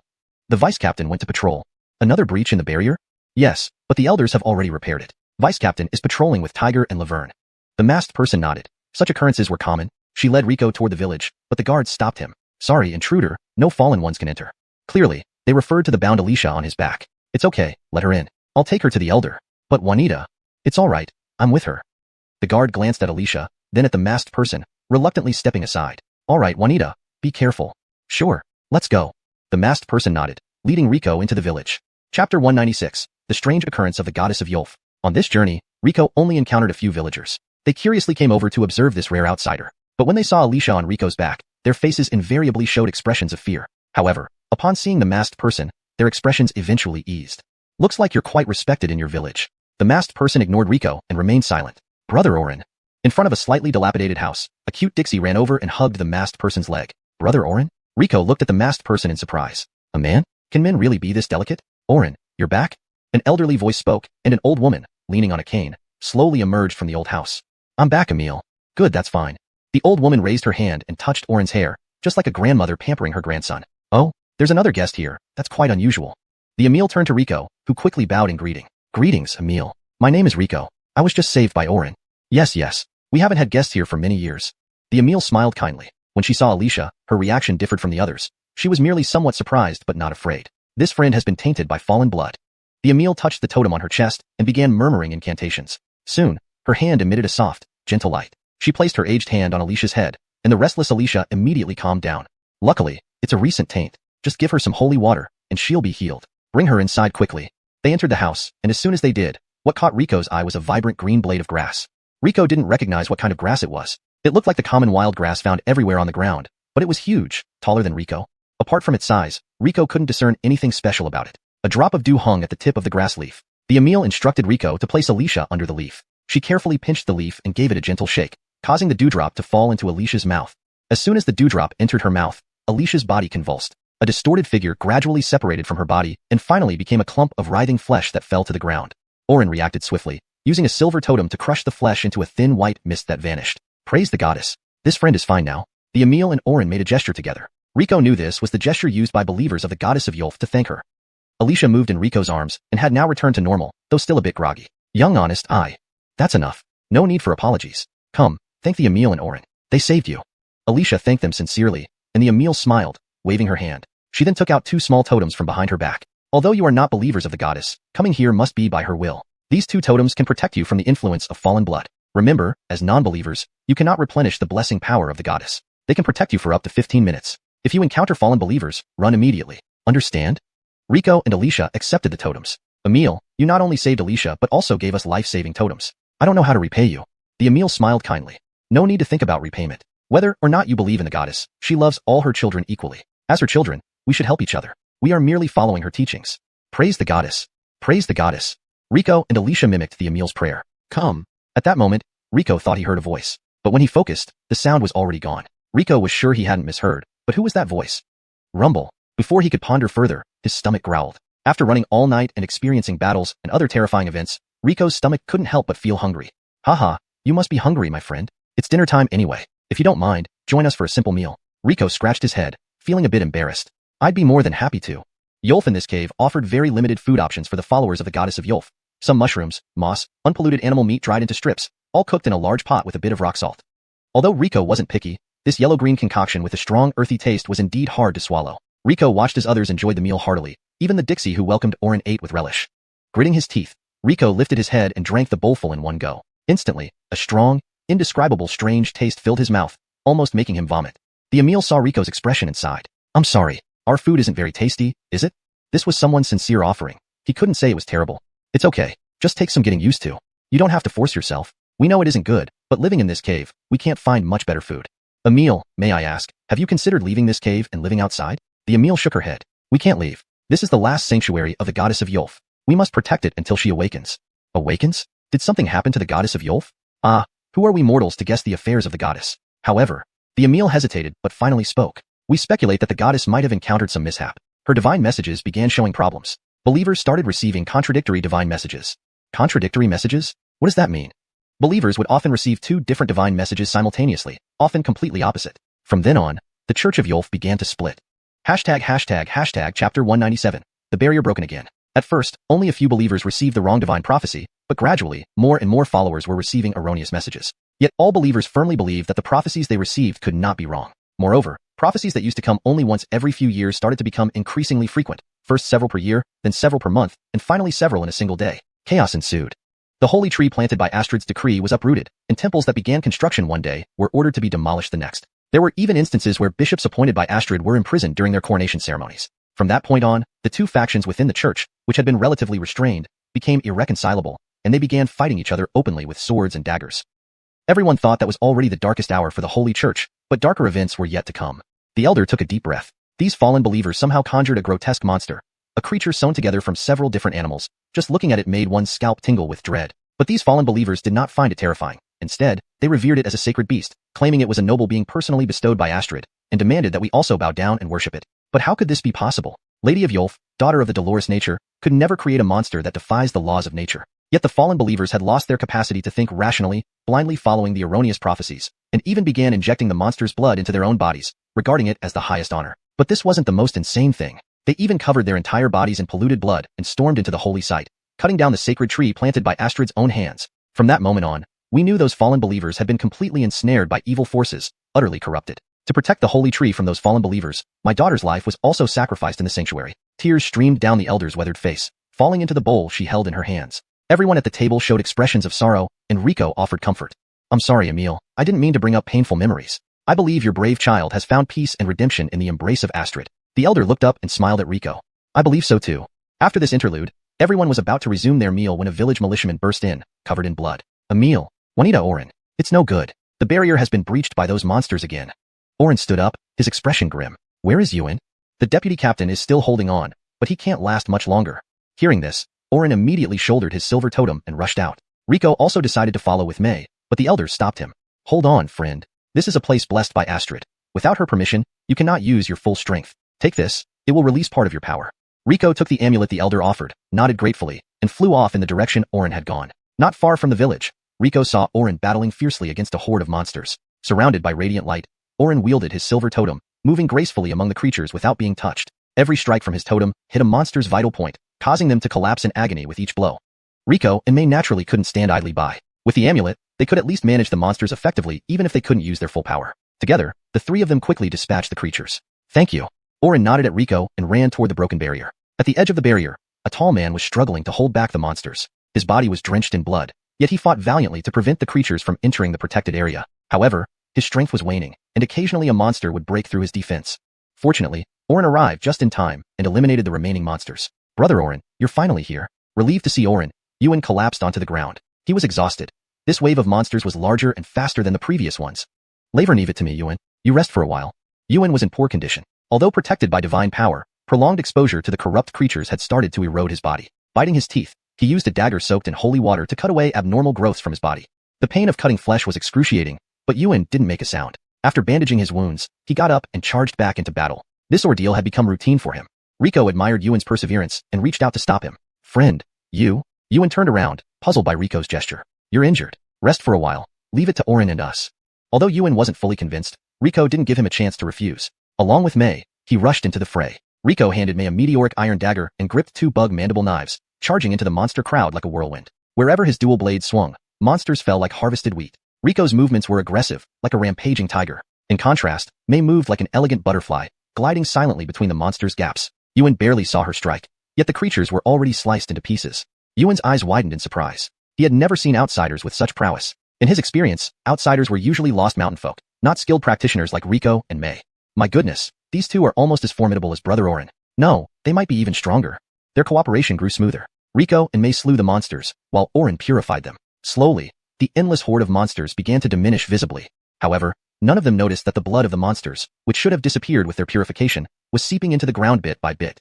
Chapter 198, Faith Burning. Phew, finally they're all dead. The monsters outside the barrier were finally cleared away, and everyone was panting from exhaustion. The insect jaw-long knife in Rico's hands was a biological product, now completely eroded by the blood of corruption. Frightening thorns had grown on it, as well as eyes that could still move. Surprisingly, although this pair of insect jaw knives had been eroded, they lacked the ability to spread this erosion. Instead, they mutated into an extremely strong self-repairing ability. This transformation even amazed Tiger. He had never seen such a phenomenon before. The group casually sat on the ground, recovering their strength. Rico handed out dried fish from his spatial ring to the others. Tiger and Hazel took the dried fish with surprise etched on their faces. They had never seen anything like this before. It looked like wood and smelled a bit like moss. They followed Rico's lead, tearing off pieces with their hands and putting them into their mouths. Their eyes widened instantly. What is this? So delicious. A rich salty flavor filled their mouths. After savoring it, they found other wonderful tastes that they had never experienced before. Hazel smacked his lips. This thing even had a hint of sweetness. Such a refined taste could only be tasted from precious flower honey during the flowering seasons each year. Tiger understood after one bite why Rico found the meat stew made by the elder unappetizing. If he ate this every day, he would also think everyday food's hard to swallow. And it seemed that this was just convenient portable food made by outsiders for easier storage. Hazel tore at the dried fish eagerly, while Tiger nibbled on a small piece slowly and then carefully kept the rest, planning to share it back in the village. Seeing Tiger's gesture, Rico smiled kindly. Eat up, I have plenty of this dried fish. We'll distribute it again when we get back. Tiger nodded and started eating little by little. Just as everyone was almost finished resting, a blinding light shot out from the direction of the village. Tiger and Hazel stood up abruptly, looking towards the village with horror on their faces. Unaware of the situation, Rico asked curiously, "What's going on?" "Faith burning. Something has happened in the village. Let's go." The group rushed back hastily. On the way, Tiger briefly explained the situation to Rico. Faith burning was a believer's final recourse, burning one's life and soul for their faith. After faith burning, believers could unleash all their potential, but at the cost of total annihilation and losing the qualification to return to the goddess embrace. For a believer, this was most painful, to dedicate one's entire life and then not be able to return to the goddess side. Thus, this technique was only used to protect the most important person. There is only one person in the whole village who can emit light of such intensity. Tiger bit his lip, and Hazel clenched his fists. Both sped up their pace slightly. Without being told, Rico knew it was the elder, the kind old man who had sacrificed himself. Rico touched the amulet hanging at his waist. Why? Didn't they thoroughly cleanse all the monsters without missing a single one? What happened in the village? Why did the elder have to sacrifice himself? Soon he had his answer. Outside the village, a dazzling barrier protected the village tightly. Outside the barrier, one red, mud-like creature after another emerged from underground. These creatures pounded against the radiant barrier with all their might. The solid barrier shook slightly under the impact of the creatures. Mixed among the monsters were several that vaguely resembled humans. Their clothing clearly indicated they were village militiamen. What's happening here? Where did these monsters come from? Hazel roared in despair, raising his rune-inscribed great sword and charging into the crowd of monsters. His sword swing felled large numbers of them. But those monsters were like mud. If cut in two, they quickly reattached themselves. Hazel noticed this, but hacked down the monsters relentlessly as if venting his anger. Soon, he was gasping for breath, yet the number of monsters hadn't diminished. After venting his frustrations, he rushed back to Tiger with his great sword raised. The barrier offers indiscriminate protection. We can't enter either. Tiger was deeply distressed but remained calm, despite trembling hands showing his inner turmoil. Rico patted Tiger on the shoulder. This isn't your fault, it's those heretics. We need to find a way to clear these monsters now. Tiger nodded, understanding fully. These were new creatures they had never seen. Undoubtedly something misguiding oracles had passed on to the heretical believers, creating these seemingly indestructible monsters. Rico frowned, thinking that normal methods wouldn't kill these creatures. But with the amulet given by the elder, he could still do something. Tiger, do you have a source of water here? A lot of it. Tiger wasn't sure what Rico intended, but he nodded. Not far from the village is an underground river with a large volume of water. We usually fetch our water from there. Good. Hazel, lead me to that underground river. Mayor, you stay with Tiger to hold back the monsters and ensure the elder's protective barrier remains intact until we return. Rico directed crisply. Yes. Hazel didn't understand what Rico planned, but now he saw this outsider as their only hope. To be honest, Hazel was skeptical of Rico, but seeing the highest level amulet from the elder hanging at his waist convinced him. It could only be obtained by someone trusted by the elder. The two arrived swiftly at the riverbank. The underground river had rapid currents and met Rico's requirement perfectly. Hazel, next I will be defenseless. My life depends on you now. Rico's words left Hazel stunned. He couldn't believe Rico would entrust his life to a stranger they just met. Since Rico trusted him so much, Hazel certainly wouldn't let him down. He nodded heavily. Don't worry, I'd die protecting you. Rico sat cross-legged and focused on sensing the water elements within the underground river. This was normally done with a simple wave of the hand, but in the sanctuary of the Yolf goddess, it became incredibly difficult, as if elements and divine power were inherently mutually exclusive. Rico sat quietly while Hazel grew increasingly anxious. Some monsters had already discovered them and began inching closer. Hashtag chapter 199, Sanctuary Crisis. Ambriators surged endlessly at Uinner, but he didn't retreat a single step, holding his ground steadfastly in front of Rico. He had no idea how long he needed to hold on. All he could do was numbly swing the massive sword in his hands. Wave after wave of those mud-like monsters fell, and then rose again. Behind Uinner, Rico sat calmly by the riverbank, completely undisturbed by the chaos around him. He felt he was just one step away from resonating with the water element in the hidden stream. Gabinally, Uinner's strength waned. His long sword trembled, allowing a mud creature to leap over him and rush toward the defenseless Rico. The monster's muddied fingers were almost about to touch Rico's face, yet he remained motionless. Just as the creature's claws brushed against his eyelashes, Rico suddenly opened his eyes, revealing them filled with clear ice blue. The nearly successful attack by the monster was halted abruptly as water chains appeared out of nowhere and tightly bound it. The distance between it and Rico now seemed insurmountable. Behind Rico, the hidden river emitted a thunderous roar. Before the monsters could react, torrents of water erupted from behind Rico, surging forward with immense force and sweeping away the creatures towards the nearby village. Despite their terrifying nature, these mud creatures were no match for the power of nature. Under Rico's control, the river flowed like a ribbon, caressing every monster. Yet this ribbon was anything but gentle. All the monsters swirled helplessly like leaves caught in a vortex, struggling in vain against the relentless currents. Rico stood immobile in the center of the water's wrath, embodying the river itself. The water carried the corrupted creatures back into its original course. These twisted beings were not allowed to exist according to the laws of nature. Once outside the warped area of the rear mountain, they would disintegrate entirely. Success. Friend. You're incredible. Uinner grabbed Rico's shoulders excitedly. He never imagined that his foreign friend possessed such power to manipulate nature, something even the elders couldn't achieve. At that moment, Rico stood weakly, allowing Uinner to shake him. Channeling the water elements here had consumed far more energy than expected, especially since he hadn't fully recovered yet. Now, even moving a finger was an effort. With the village crisis resolved, Mayor and Zack rushed to Rico's side. Zack was thrilled. He never expected the intruder he found outside the village to have such formidable power. He thanked fate for bringing him back to the village, or else they might have faced a disaster today. However, before they could celebrate, a force far stronger than any tenfold burst of the elder's life-sacrifice divine power exploded from the other end of the cave. The sanctuary. We've been tricked. Zack suddenly realized. The fallen cultists' actions were a diversion. Their true target was the sanctuary. This was bad news indeed. The sanctuary housed a sacred tree planted by the Yolf goddess herself, the last beacon she left in the world. It was through this tree that they received the goddess's power. If the sacred tree were destroyed by the fallen believers, it would spell their doom. Uinner, let's go. Zack wasted no time, dragging Uinner toward the sanctuary. But Rico stopped him. Wait, Zack, you mustn't go. Mr. Che, that's our most important sanctuary. We have to get there. Going there now will be falling right into their trap. Rico shook his head. Zack hesitated, asking, Mr. Che, why do you say that? The sanctuary is their target, but it's not their only goal. We are outnumbered. They could have attacked both places simultaneously, but they didn't. They have another purpose that you mustn't discover. If you leave, the village will fall, leading to your downfall. Zack frowned and thought quickly. Do they want the thing inside the village?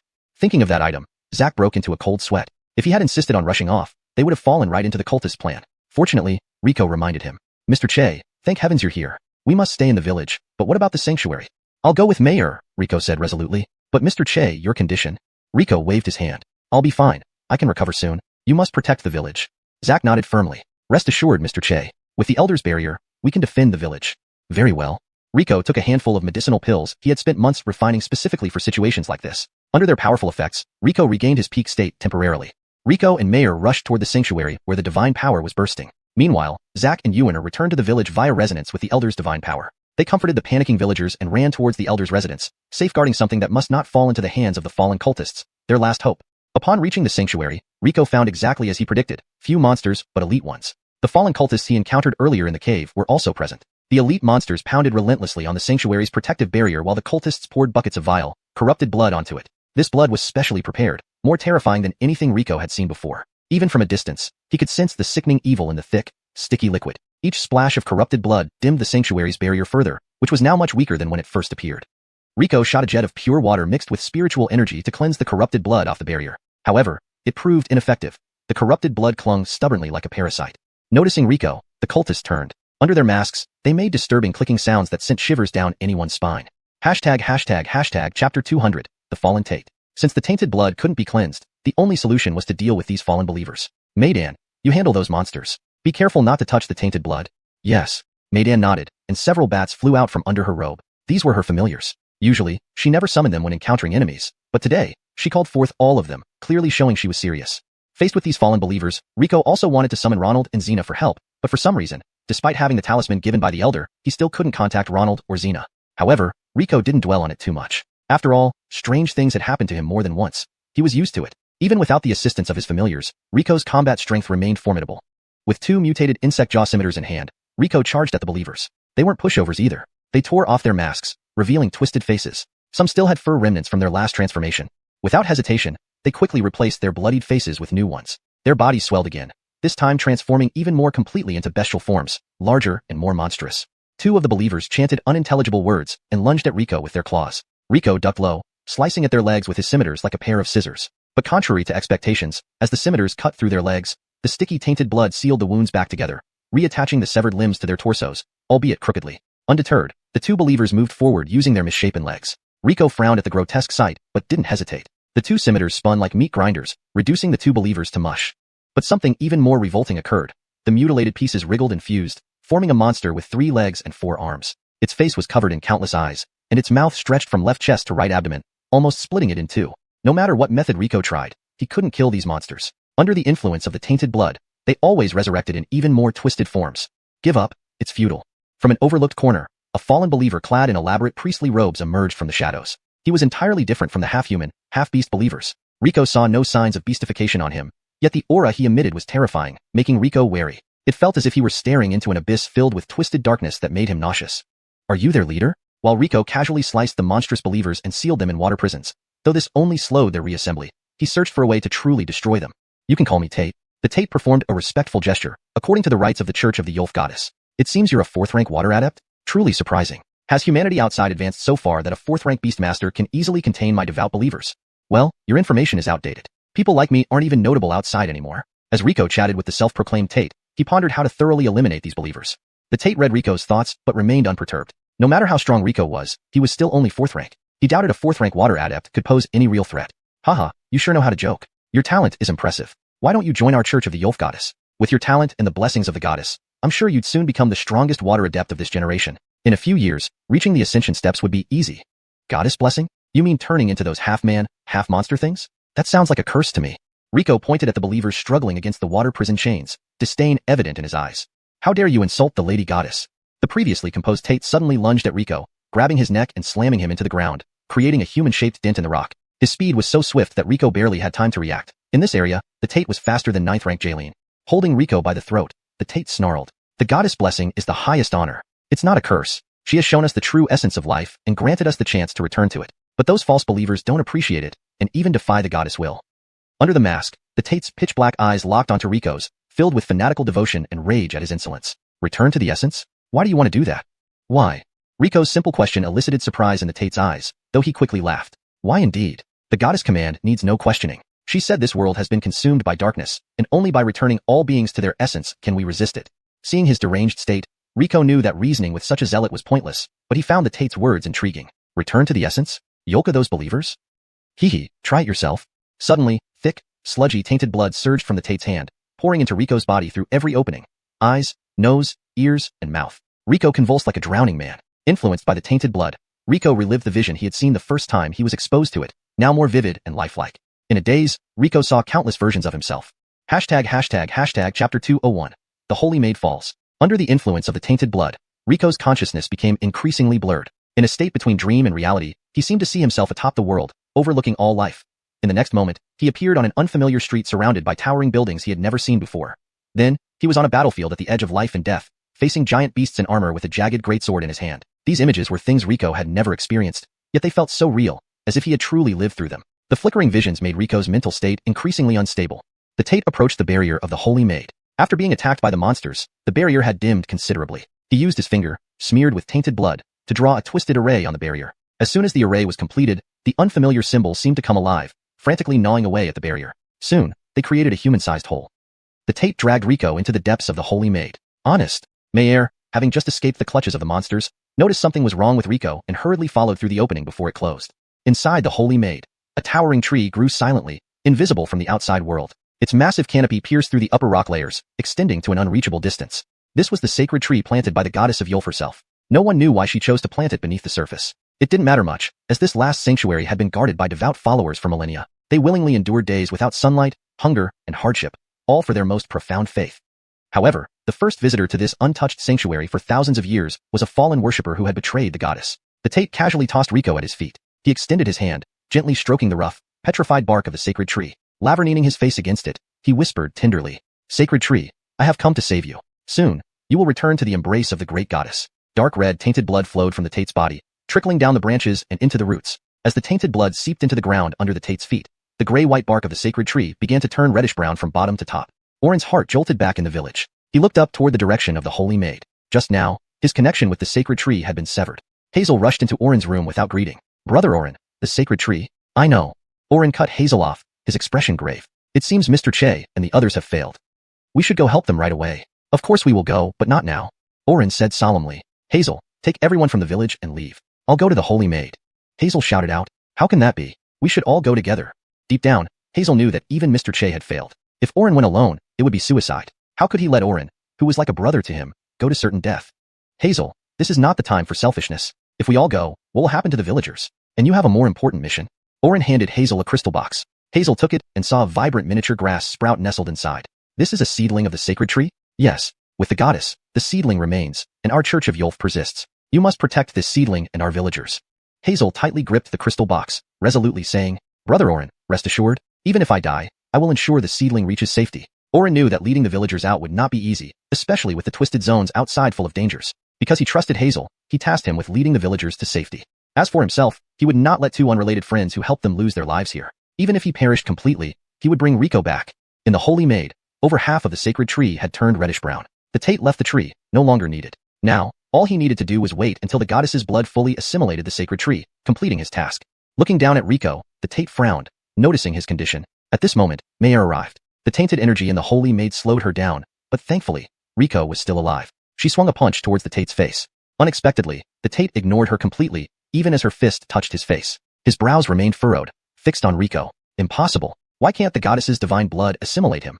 He muttered to himself until Mayer's punch sent him flying, snapping him back to reality. He reappeared beside Mayer like a phantom, effortlessly grabbing her. It wasn't that Mayer didn't try to dodge, it was that she couldn't. The Tate's speed was simply too fast. Once again, thick red-black, tainted blood surged from the Tate's body, flowing into Mayer. The totem given to her by the Emil only slightly hindered the tainted blood, which then seamlessly merged with Mayer's body. Mayer writhed in pain as the tainted blood gradually replaced her own. Why can she be assimilated, but not you? Holding Mayer by the neck, the Tate dragged her across the ground toward Rico. He retrieved a sharp dagger from his robes, intending to cut Rico open to see how this man resisted the assimilation.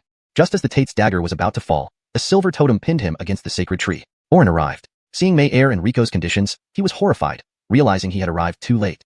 He poured holy water from 2 bottles onto Riko and Mei Er, but this specially contaminated blood was far beyond the reach of mere holy water. Mei Er opened her eyes, which had once been clouded, now blazing with fanaticism. She appeared behind Orin in a blur, her speed catching him off guard. But his extensive experience fighting the corrupted allowed him to dodge the lethal blow. Coming to Riko's side, Orin realized the tainted blood had only stayed on Riko's surface, not penetrating his body. There was still hope for young Honest Che. Bending down, he lifted Riko, intent on rescuing him. Let go of Honest. Honest, he belongs to me. To his shock, Mei Er's fervor wasn't for the goddess but for Riko. Already swift, Mei Er was now fully consumed by madness. Multiple figures simultaneously lunged at Orin, leaving him unable to distinguish the real Mei Er. Even more terrifying, a chaotic and deeper presence erupted behind him. As a fallen Tate, a single totem from Orin wouldn't easily kill him. Chapter 202, Awakening. Facing 2 opponents far stronger than himself, Zack still clutched Riko tightly in his arms. With no other options, he braced himself and endured Corinne's attack. Blood gushed from his back, but thankfully it wasn't a mortal wound. Gritting his teeth against the pain, he ran toward the outskirts of the sanctuary with Riko in his arms. But Corinne and the Tate wouldn't let him escape so easily. The Tate appeared before Zack without warning, leaving him no room to evade. Instead, Zack increased his speed and drew the rune-etched dagger from his waist, stabbing fiercely towards the Tate's chest. This short dagger was a divine artifact personally bestowed by the goddess of Yolf, serving as a symbol of authority for the elders for many years. After the elder's death, she left a final testament, passing this dagger to Zack. The Tate sensed the aura of the goddess on the dagger and knew even he couldn't withstand such a blow. He quickly dodged, allowing Zack to slip past him in the momentary gap. Just as Zack thought he could escape, swarms of bats surrounded him, halting his movement. That brief hesitation gave Corinne the opportunity to catch up. She attacked Zack with a frenzy, forcing him to defend passively, unwilling to harm her. The Tate watched everything unfold with keen interest, showing no urgency. In his eyes, whether it was Corinne, Zack, or Riko, they were all within his grasp. Corinne's hand slashed across Zack's arm, sending hot blood streaming down. But her hand didn't stop. It continued towards Zack's neck. At the last moment, a slender hand grabbed Corinne's wrist.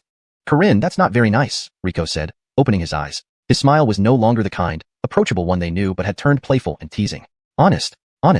Seeing Riko awake, Corinne reacted like a dog welcoming its master home. She called out, rubbing her cheek against Riko repeatedly. Good girl.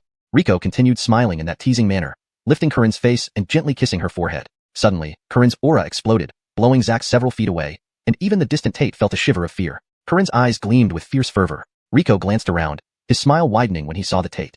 Yoltal pet, I'm quite interested in that guy, Riko said, pointing at the Tate who felt an immediate sense of dread. Corinne turned her gaze on the Tate, her eyes now those of a predator eyeing prey. Before the Tate could react, Corinne stomped hard on the ground, creating a massive crater as she launched herself like a cannonball, slamming into the Tate and driving them both deep into the rock wall. Stunned by Corinne's strength, the Tate tried to control her, but to his horror, the tainted blood inside her rejected his command, fearing Riko.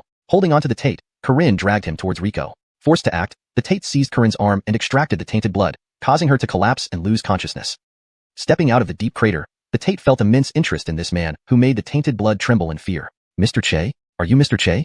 Zack woke from his brief unconsciousness and asked cautiously. This person before him was completely different from the Riko he knew. Riko, genuine and authentic. Despite the reassurance, Zack remained skeptical. Perhaps the tainted blood had caused some unknown change in Riko. You're called Riko, right? I find you extremely interesting. The Tate removed his shattered mask, revealing a face composed of blackish-red mud with a dangerous expression. Interesting in me? Sorry, I only have eyes for beautiful women. You're not my type.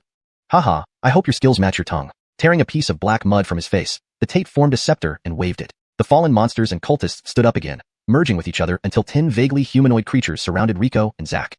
So, relying on these monsters to catch me? Seems you're as muddled-minded as your appearance suggests.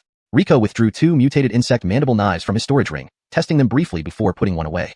Clumsy and ugly, no beauty at all. It was Shaner if he was referring to the knife or the Tate. Riko charged at the creatures, his knives slicing effortlessly through them like a gentle breeze cutting through chaff. Worthless. Placing the knives on his shoulders, Riko looked at the Tate with disdain. Haha, this is just the beginning.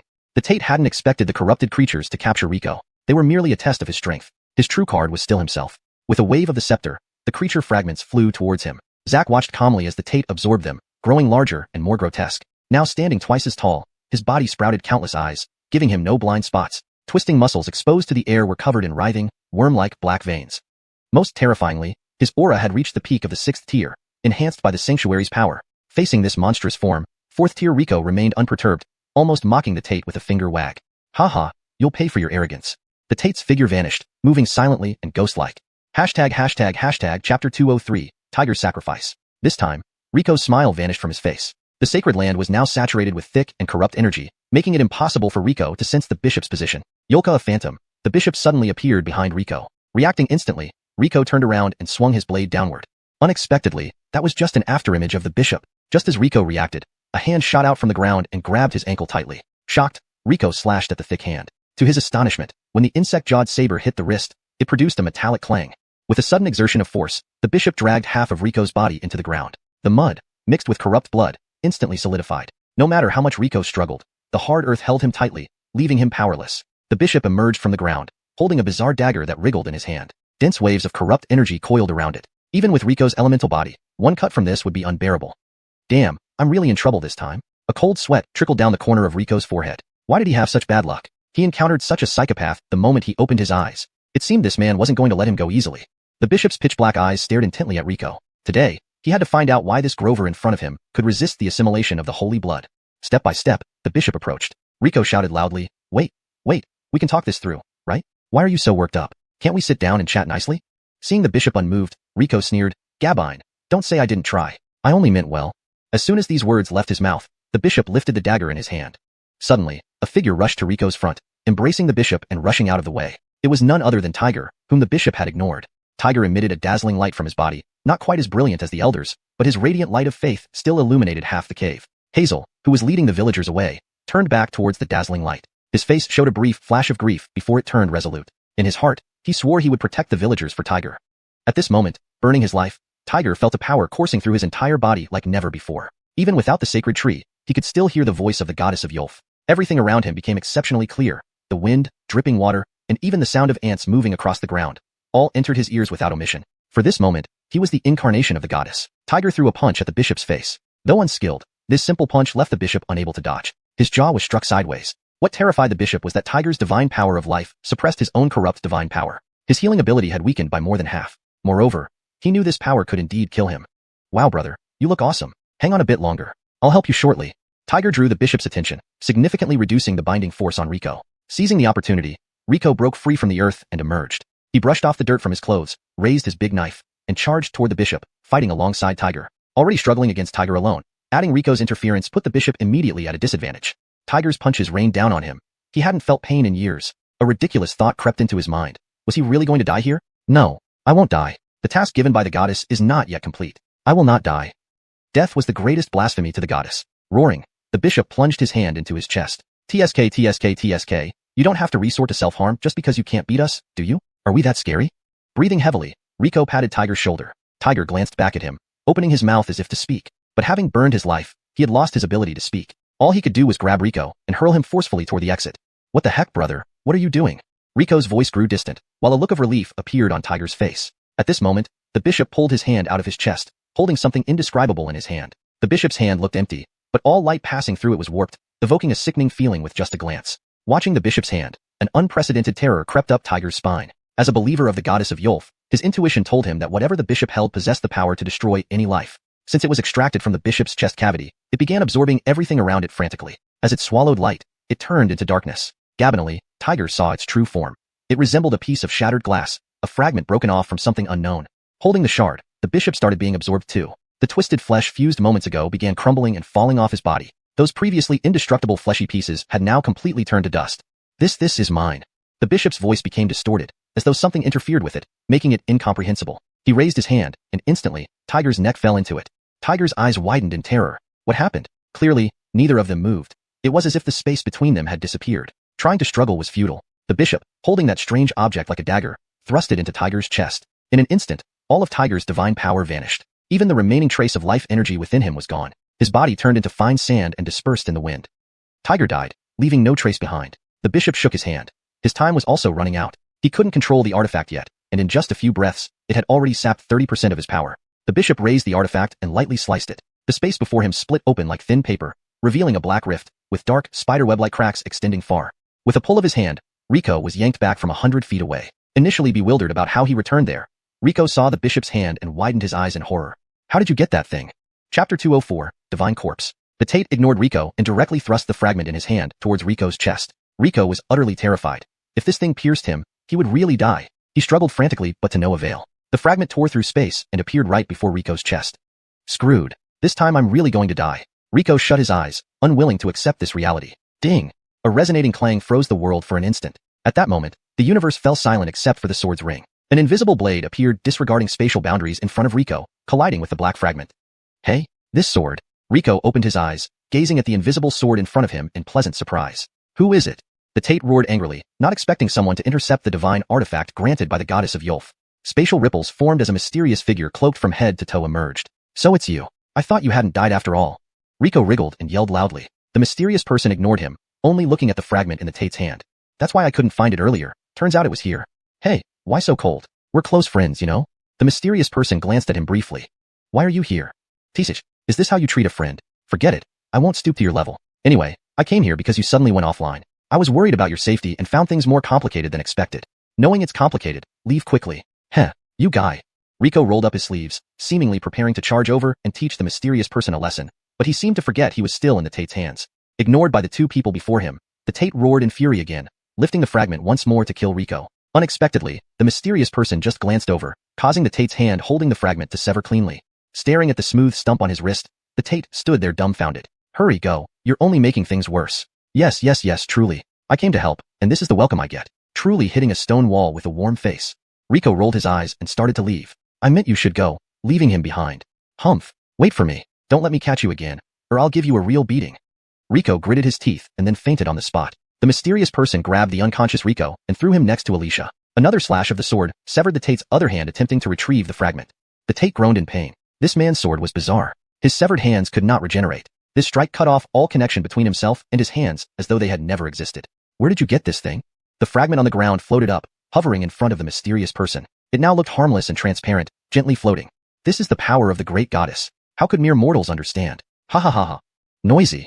Another strike of the sword. The Tate's head landed on the ground, his body twitching without its head. Sticky, black-red blood splattered out, seeping into the soil of the sanctuary. The mysterious person did not spare a glance, turning back towards Rico. But just then, the entire sanctuary began to shake. He turned around, staring at the now completely black-red sacred tree. Without hesitation, he slashed his finger, and a streak of sword light appeared beside the sacred tree. An ear-splitting boom resounded. Just as the sword light neared the sacred tree, a pale, slender hand emerged from the tree trunk, crushing that sliver of sword light effortlessly. The beautiful hand remained unharmed. Rips and cracks sounded from within the tree trunk. A pair of bloodless hands split the trunk in half, and a naked woman crawled out from inside. Her physique and appearance were nothing short of perfect, as if crafted by the heavens. Every inch of her was flawless, embodying beauty beyond description. All the beauty of the world seemed trivial compared to her, almost as if the word beauty was made solely for her. Upon her emergence, the entire cave began to tremble. Her aura, freed from the seal of the sacred tree, nearly collapsed the cave. Fortunately, the sanctuary's barrier provided some protection. Otherwise, not just the cave, but even the mountain range might have turned to dust instantly. Divine corpse. The mysterious person murmured. On the perfect body of the opposite woman, a large hole marred her perfection. Within that void, countless black-red sludge monsters surged. The woman hovered in the air as the black-red sludge flowed from her wound, forming a lavish black-red robe around her body. This attire gave her an eerie, alluring allure. Roar. Seeing the fragment in front of the mysterious person, the woman roared. Her beautiful face contorted horribly, black-red filth dripped from her empty eye sockets, and her mouth opened, revealing jagged teeth. Twisted black veins pulsated beneath her porcelain skin. She charged at the mysterious person, sharp claws growing from her delicate hands. Her target was the fragment in front of the mysterious person. The mysterious person wouldn't let her succeed. He slashed his finger, creating a tear in space. The woman, moving too fast, rushed straight into it. However, he knew this spatial trap wouldn't hold a reawakening divine corpse for long, but it could delay her momentarily. He approached Rico, retrieving the meteorite dagger from him. The mysterious fragment trembled slightly upon sensing the meteorite dagger, whether out of excitement or fear. Flame burned in the mysterious person's hand, and after heating the meteorite dagger red-hot, he sealed the fragment into the hilt. Meteorite was the only metal that could isolate the fragment's oscillation. This time, he had come to save Rico, unexpectedly encountering the fragment. With no choice, he temporarily entrusted the fragment to Rico.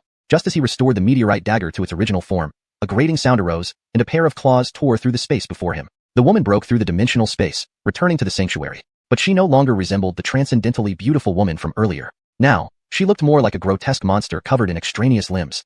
A great goddess, reduced to this state after death. Surely, this wasn't what you wanted. The mysterious person sighed softly. Gabinished speaking, he finally raised the sword in his hand. Chapter 205. One sword to exterminate the divine corpse. Facing the divine corpse, the mysterious man finally drew his sword. With a push of his finger, the seemingly ordinary long sword at his waist slid out of its sheath, revealing it to be a blunt wooden sword. Yet in the hands of the mysterious man, this blunt wooden sword was sharper than any divine sword in existence. Just by holding it, the sharpness of the wooden sword could not be concealed. Tiny black cracks began appearing in the space around the blade. The mysterious man stood quietly, wooden sword in hand. If the divine corpse still possessed consciousness, it would have been astonished. The figure before her seemed not human but a sword, a disembodied and razor-sharp blade. Unfortunately, the divine corpse's consciousness had long dissipated, leaving only a beast-like body. It lunged at the mysterious man on all fours, its gaping maw dripping with foul, viscous saliva from jagged teeth, its claws extended, aiming straight for the man's heart. In one swift motion, the mysterious man remained rooted to the spot as he casually thrust his sword. A myriad of sword shadows enveloped the divine corpse, its fangs, claws, limbs, and torso. The terrifying physique of the divine corpse was utterly insignificant against the mysterious man's blade. A rain of swords cleansing the corpse's form, the divine corpse fell. Just one strike, and the mysterious man hadn't even exerted himself to knock down the corruption-infused divine corpse. Even more astonishingly, after that single strike, the originally deformed and twisted divine corpse reverted to its original form. It was inconceivable. Although covered in ghastly wounds, the writhing blood of corruption was entirely severed by the mysterious man's strike.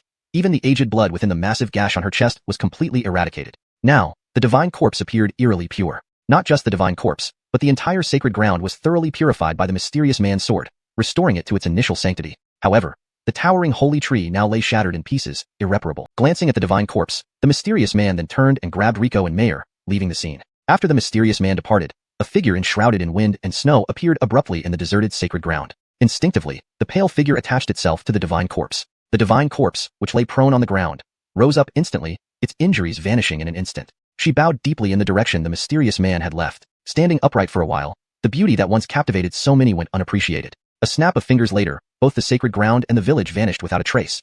The entire cave filled with rock, erasing all signs of life.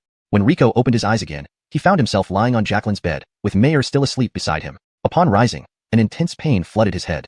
What happened? No, wasn't I just at the sacred ground? Confusion engulfed Rico. His memories halted at the moment the bishop infused him with corrupt blood. What had transpired afterward? How did he end up here? With questions swirling in his mind, Rico ventured into the village, only to find it completely devoid of people. He climbed over several walls, discovering each household neatly arranged, with no signs of struggle. Yet, all villagers had mysteriously disappeared. Perplexed, Rico returned to the room and woke Mayer. Forgive me, young master. Mayer is also unaware of what happened. My memory matches yours. Carrying their doubts, Rico returned to the back mountain, only to find that the twisted area had fully restored itself, with no trace of the cave entrance. This made him question whether he had experienced a strange dream. Gabine, if there are no clues, we should hurry back to Xuanhuan Valley. Unable to find answers, staying any longer was futile. Rico and Mayer decided to depart towards the town. At Emmanuel Pavilion, Ephraim repeatedly examined the star chart. Last night, 3 rare stars, unseen for millennia, appeared simultaneously, all pointing in the same direction. None of the people he sent to investigate returned, unsettling Ephraim. 3 stars align, the heavenly path appears. Is the prophecy true? But when he re-examined the stars, the alignment had already vanished. Sensing the severity, Ephraim hastily brought the recorded star charts to the high tower of Emmanuel Pavilion, the forbidden zone accessible only to successive pavilion masters. Outside the high tower, Ephraim knelt respectfully. Barney seeks audience. There is urgent news. After a long silence, a hoarse voice finally responded. Enter. Barney cautiously entered, aware that the high tower housed past pavilion masters who failed their ascension. Believed dead by all, even the disciples of Emmanuel Pavilion were unaware. Only the pavilion master knew these ancestors were in suspended animation, awaiting a special moment. I apologize for disturbing your rest, but I have urgent news. If you have something to say, speak now. Do not waste time. Yes, the star chart showing 3 stars aligned has appeared. What? The previously silent high tower became restless as those who had lain dormant for thousands of years arose from their coffins, their eyes piercingly fixed on Barney. Feeling immense pressure, even as a top-tier 9th stage powerhouse, Barney dared not breathe loudly. Barney, do not speak rashly about such matters. An elderly voice sounded as the combined spiritual awareness of all previous masters focused on Barney. Any wrong move, and he would cease to exist. I understand. Here are the star charts observed last night. Please review them. Shaking, Barney presented the star charts, which floated slowly to the center of the tower. Silence enveloped the tower like the darkness before dawn. Suddenly, commotion erupted, breaking the millennial-old tranquility. It is truly the alignment of 3 stars. Have we waited thousands of years for this moment? Truly, the heavens do not forsake us. These elders hadn't felt such excitement in countless years. They preserved themselves in death-like states for additional years, waiting for the prophesied moment. Chapter 206, Marui City. Gabinally, we're in the city. Rico and Alicia finally arrived at a city free from ice and snow, indicating they had entered the territory of Xuanhuan Valley. Do you two want to rest for a while, or stay at an inn? As soon as the carriage stopped, an attendant enthusiastically ran up to Rico. Give us 2 rooms and send some food up. Rico tossed a few silver coins to the attendant, who happily responded and began making arrangements. Indeed, it was Xuanhuan Valley's territory. The inns here were filled with various kinds of spirit plants and colorful flowers, all competing to release their fragrance. Rico took a deep breath, feeling he hadn't smelled such scents in a long time. Now that we're within Xuanhuan Valley's territory, it will only take 3 to 5 days to reach the valley. I wonder how Adele and Eden are. Have they returned to the valley? Don't worry, young master. Everly Tsang and Lord May are blessed by the heavens. Nothing will happen to them. Rico nodded, about to speak when a cacophony interrupted him. Sir, I sincerely apologize, but our heavenly rooms are fully booked. How about moving to an earthly room? Earthly room? That lowly room isn't fit for my young master. Get those people out immediately. It's their honor to vacate for my master. Sir, this seems improper. Do as I say, or do you want to lose your life? The sound of weapons being drawn indicated the intruders were using threats. Rico opened the window and looked towards the commotion. He saw several well-dressed thugs holding knives to an attendant's neck. Yes, sir. I'll go right away. Just please don't hurt me. The intimidated attendant reluctantly ran upstairs. Should I drive them away, young honest? Rico shook his head. Let's wait and see. Soon, the attendant timidly knocked on Rico's door. Sir, could you please move to an earthly room? Your room fees will be covered by us, and you can stay as long as you wish. What do you think? Rico sipped cheap tea from his cup. Not interested. Let those people come to me themselves. Upon hearing this, the attendant knelt down. Sir, those men are ruthless killers. My life doesn't matter, but if they harm you, it will be catastrophic. Please, just bear with it. I'm sorry, but my legs aren't good. If they want to switch rooms, let them come to me. Otherwise, forget it. Truly audacious. In Meruem City, no one has ever spoken to our Broderick family like this. Before the attendant left, the leader strode in, wielding a knife. Thought you were someone important, but just two unfamiliar faces. Since it's your first time in Meruem City, hand over the room, and I might spare you. But the man leered at Alicia, licking his lips lewdly. But what? But you must lend us this pretty girl for our young master to enjoy. After he's done, we'll return her. Or not alive, he silently added. Is that so? Should I thank you then? Rico flicked the teacup lid, which flew toward the thug's neck like a sharp blade. The lid sliced through, and the man's head fell to the ground. He never understood what happened. How dare you kill one of the Broderick family's men? Brothers, attack? Don't let him escape. The thugs downstairs, witnessing their comrade's death, rushed forward with raised knives, intent on avenging their fallen brother. Others in the inn screamed and fled, leaving only Rico and Alicia against the Broderick family's henchmen.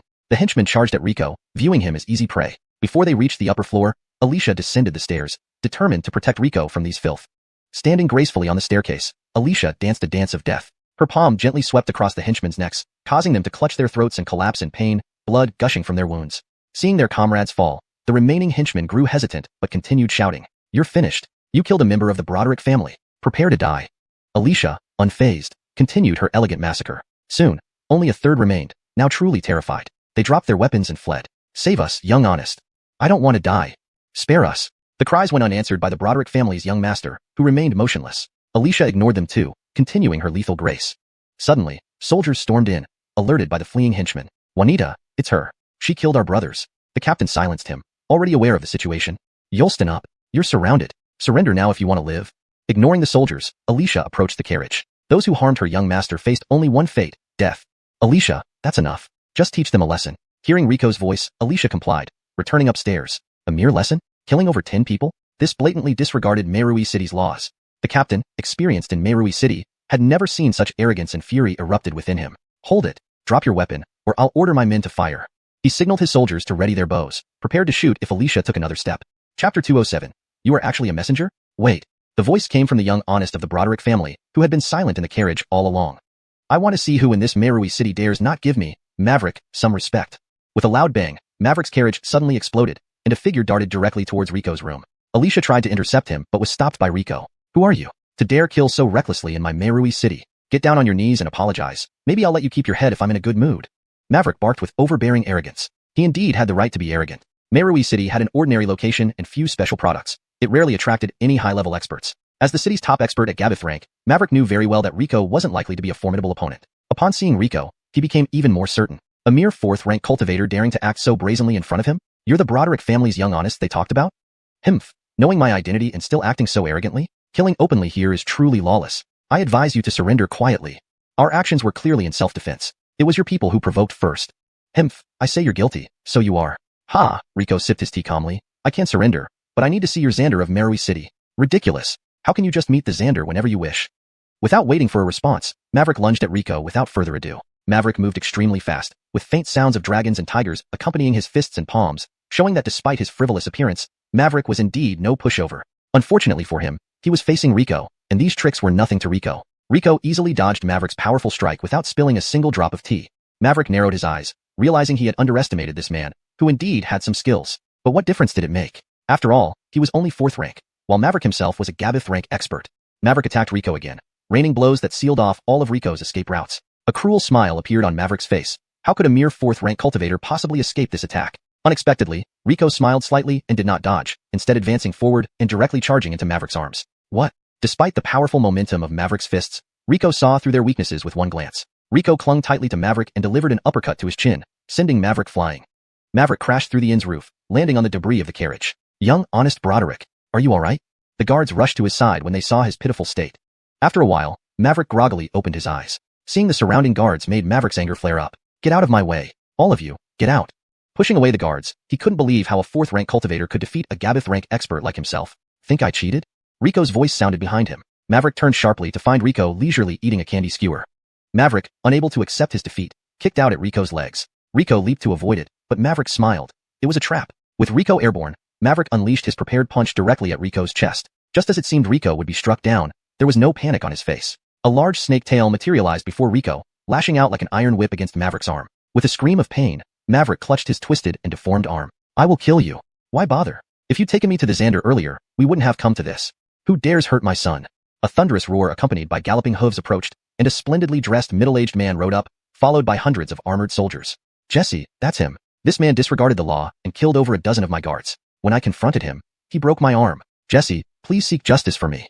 Seeing his father arrive, Maverick perked up, running to his side and wailing dramatically. Bold ruffian, in broad daylight, to commit such atrocities. As the Xander of Merui City, I cannot allow you to continue harming others. Guards, seize him. Hold on. You are the Xander of Merui City? I am Marshall, the Xander of Merui City. Very well, I need to discuss this matter with you. Today, after entering the city and settling into the inn, your precious son acted arrogantly, trying to force me out of my room first and then threatening my companion Alicia. The inn guest can attest that we acted in self-defense. How did I become the lawbreaker in your mouth? Who is truly the one disregarding the law? Hearing Rico's words, Marshall snorted coldly. Himph, in Merui City, I am the law. Arrest him. Ha, is that so? You're the law? A small city under the 100 Flowers Valley, yet I hear such audacity. I wonder if you recognize this. Seeing the greenwood token in Rico's hand, Marshall froze. Jesse, arrest him now. This must be a spy sent by another faction. I'll interrogate him personally. Maverick laughed triumphantly, oblivious to his father's peculiar expression, still urging him on. Seeing his son's foolish behavior, Marshall inwardly cursed. He raised a hand and slapped Maverick hard across the face. Silence. You idiot. Do you know who stands before you? The greenwood token represents the Valley Lord. This person is the Valley Lord's messenger. Maverick stood dumbfounded upon hearing Marshall's words. A Valley Lord's messenger? This 4th-rank youth is a Valley Lord's messenger? Impossible. It's impossible. It can't be. Fake. His token must be fake.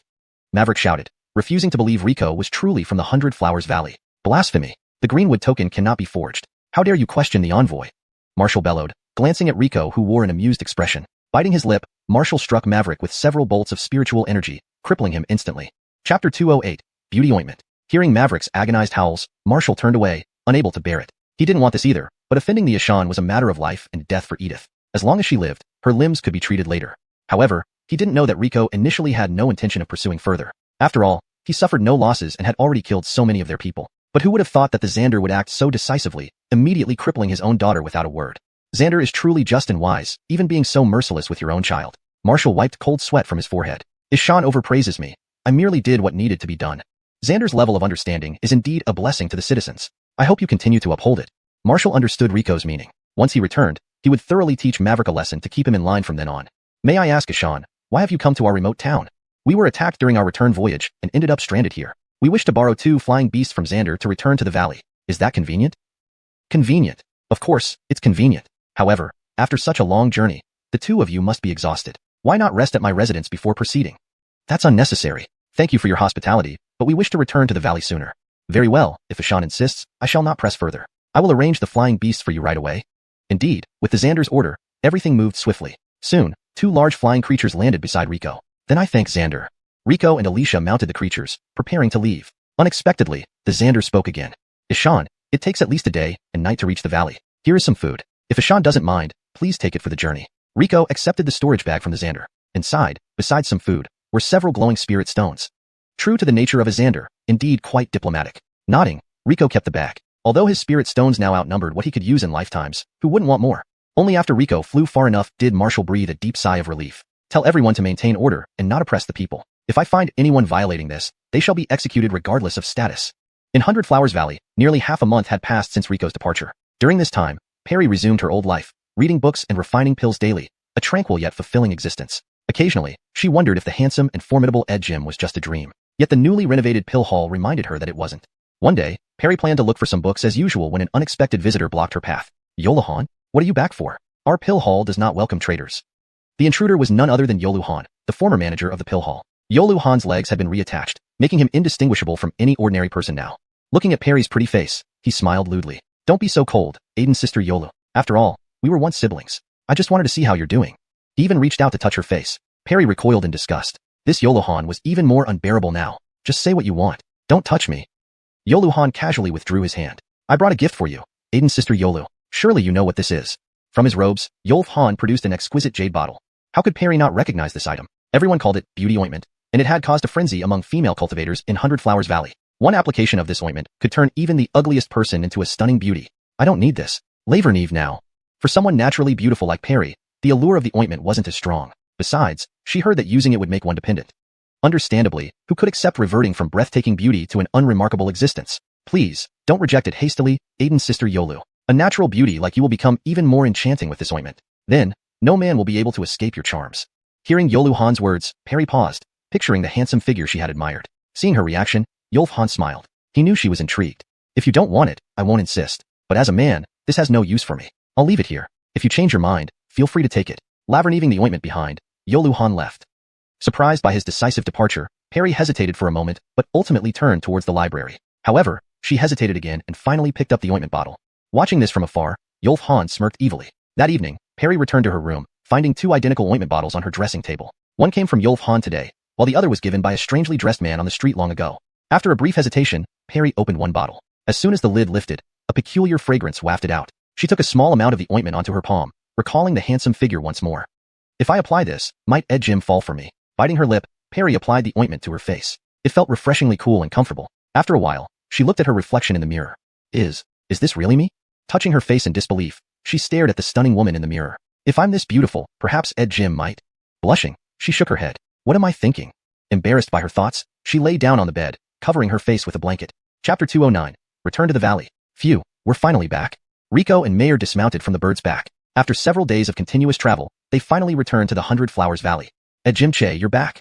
As soon as Rico landed, the first thing he saw was Perry in her bright yellow dress. Yes, it's been a few days since I saw you last. You seem much prettier than before. Really? Flattered by Rico's compliment, Perry shyly lowered her head. It appeared that the beauty ointment really lived up to its reputation. By the way, have your senior sisters returned? Sister? Thinking of Charity's face made Perry feel somewhat annoyed. However, since Rico asked, she answered honestly. No, weren't you and Aiden's sister supposed to return together? Rico shook his head. Your senior sister and I were attacked on our way back, so we got separated. I thought she and Eden would come back first. Attacked? Perry covered her mouth in shock and quickly examined Rico for any injuries. Only after confirming he was unharmed did she breathe a sigh of relief. Who would dare attack someone from our Hundred Flowers Valley? Rico pondered for a moment and said, I don't know. I didn't recognize the attackers, and we weren't displaying the Hundred Flowers Valley flag when we returned. Maybe we just encountered some bandits. He didn't want to mention the attack by the Tsong Empire. If that were known, the Hundred Flowers Valley would inevitably clash with the Tsong Empire, ruining Charity's plans to rely on the valley for a comeback. So, that's what happened. Perry nodded thoughtfully. Oh, right. Where's your master? Why haven't I seen her yet? Oh, Honest is with the Valley Lord. Rico nodded. Good, I need to go see the Valley Lord anyway. I'll go too. Upon hearing Rico was about to leave, Perry immediately latched onto him. Sure, let's go together then. At the Valley Lord's palace, the Valley Lord had already prepared tea and was waiting for Rico. Well done this time. With these fire seeds, our alchemy in the Hundred Flowers Valley can advance further. The Valley Lord, satisfied, accepted the jade box Rico handed over. As for Karen, as long as there's May with her, an airship explosion won't hurt them. Perhaps something held them up. I hope Aisha is safe. Although the Valley Lord said this, Irma couldn't help but worry. It'd be better if she never came back. Perry pursed her lips. She still had no good feelings toward Charity. That's enough, Lucia. Take Perry back. Rico and I need to talk. Yes, Valley Lord. Right, Perry? The Valley Lord suddenly called out to Perry. That thing, try not to use it too much. Perry naturally knew what the Valley Lord referred to. But having tasted the benefits of the beauty ointment, could she really stop using it? She nodded, but the Valley Lord sighed deeply as she watched Perry walk away. Rico took a sip of tea and said slowly, You've given me my tasks, and I've completed them. Shouldn't you keep your promise now? Hee, why rush? Let me check your condition first. After Irma and her disciple left, only the Valley Lord and Rico remained in the room. In front of Rico, the Valley Lord reverted to her lively demeanor. She grabbed Rico's hand and lightly tapped with slender fingers. She assessed his physical condition almost entirely. Great job. I didn't think you could refine a dual-element body. Even legends rarely mention such a constitution. A hint of envy shone in the Valley Lord's eyes as she looked at Rico. But your blood, chi, energy, and fire elements within are severely depleted. To recover naturally could take years. Years? I can't wait that long. Hee, don't worry. That's natural recovery. With me here, I'll ensure you're back at peak condition within 3 days. What's the catch? Rico crossed his arms. He didn't believe this woman would help him without conditions. honest and straightforward. Talking to you is a pleasure. The Valley Lord gave Rico a thumbs up. My condition is simple. Laverne the Alchemy Hall to victory in the alchemy competition and remove the threat of its dissolution. In return, I'll help heal you. After the Valley Lord spoke, Rico fell silent. Why do you need me to win the alchemy competition? As Valley Lord, one word from you could save the Alchemy Hall. The Valley Lord shook her head. As Valley Lord, many things are inconvenient for me to intervene directly. I've seen the decline of the Alchemy Hall over the years, but I can't openly show favoritism. If I publicly showed partiality, it wouldn't help but harm them. Rico nodded. Sometimes being in a high position wasn't a good thing. There were too many considerations. A simple matter could become incredibly complicated. I agree, but I also have a condition. Heal me first, or I might not perform well in the alchemy competition. Of course. The Valley Lord tossed a gemstone-like red object to Rico. What's this? It's the Phoenix's Heartblood essence. Don't underestimate its size. It contains the power of an entire phoenix. Using it to heal you now is a bit like using a sledgehammer to crack a nut. Phoenix Heartblood essence. Just the name indicated how precious it was. Phoenixes were rare in Dongyun Continent, especially after most chose to withdraw into seclusion following the Thousand-Year War. This made Phoenix Heartblood, and especially Heartblood essence, extremely hard to obtain. Rico knew the value of this treasure and carefully stored it. The Valley Lord must genuinely appreciate him. Since she treated him so well, he wouldn't disappoint her. Don't worry. I'll definitely win the alchemy competition this time. That's excellent. Alright, business talk's done. Isn't it time to discuss today's main event? Rico gently squeezed his hand. Though he had some guesses about his parents, those were just guesses. He hoped the Valley Lord could confirm them. The Valley Lord sipped her tea, her expression unusually serious. Since I promised, I will keep my word. Regarding your mother, I imagine you've guessed part of it. Your mother was one of my predecessors as Valley Lord of the 100 Flowers Valley. Though Rico had suspected as much, hearing it from the Valley Lord still made him gasp in surprise. Chapter 210, Dolores' identity. Your mother was the previous Xianxia of 100 Flowers Valley. She grew up in the valley from a young age. I met her when I was a child. She was an incredibly approachable beauty, without the airs of a master, yet she was one of the most outstanding masters we've ever had. Her strength was among the top few in the history of 100 Flowers Valley. The Xianxia spoke while gazing out the window, as if lost in memory. If not for that incident, she would likely still be the most exceptional Xianxia of 100 Flowers Valley. That incident? About 10 years ago, your mother received a directive from the Sacred Flower to complete a mission. That mission made her completely break ties with 100 Flowers Valley. What kind of mission? The Xianxia shook her head. It seems it was to retrieve something from a place. Only your mother knows the specific details of the mission. However, upon her return, she was branded as the greatest traitor in 100 Flowers Valley. Rico frowned. What really happened? Your mother extracted the sacred flower from within her body, severing all connections with it. What? Rico could hardly believe it. Didn't the Xianxia say before that the sacred flower coexisted with them and would die along with them? How could his mother remove it and remain unharmed? However, he did recall that his mother's chest didn't bear the mark of the sacred flower like the Xianxia's. We were also perplexed. But the first law of 100 Flowers Valley mandates absolute loyalty to the sacred flower, and any betrayal is punishable by death. Yet what surprised everyone even more was that the sacred flower itself pardoned your mother's betrayal, though she was forbidden to return to 100 Flowers Valley for life. This is everything I know about your mother's past. That's it. That's all. There's nothing more I can tell you. Rico felt somewhat speechless. He suddenly felt like he had been tricked. Kalilch of what the Xianxia said, he had already guessed. The box his mother left behind likely contained the sacred flower from her body. Seeing Rico's troubled expression, the Xianxia gave a mischievous smile. But don't worry. There are some details here that concern you. Rico rolled his eyes. Can you just tell me everything at once? Stop keeping me in suspense. When your mother returned to 100 Flowers Valley for the last time, someone was following her. Guess who it was? Who? You. Me. This left Rico utterly bewildered. He had no recollection of ever being to 100 Flowers Valley. It's understandable that you don't remember. After all, you were only this small back then. The Xianxia gestured, indicating that Rico had only reached her shins at that time. Wait a moment. Rico finally noticed a discrepancy. You said my mother left 10 years ago, right? The Xianxia nodded vigorously. Yes, both in my memory and in the records of 100 Flowers Valley, it happened then. But if that were true, the timing didn't add up. 10 years ago, he had already been adopted by the Yoel family and worked as Chloe Jamie's servant. And by then, his mother had long since passed away.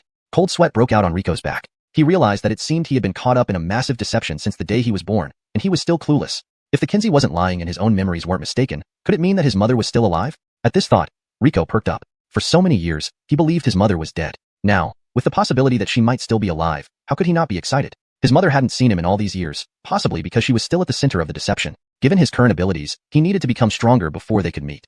Motivation surged within Rico. He would train hard and strive to meet his mother sooner. Thank you for telling me about my mother. Rico stood up and bowed deeply to the Xianxia.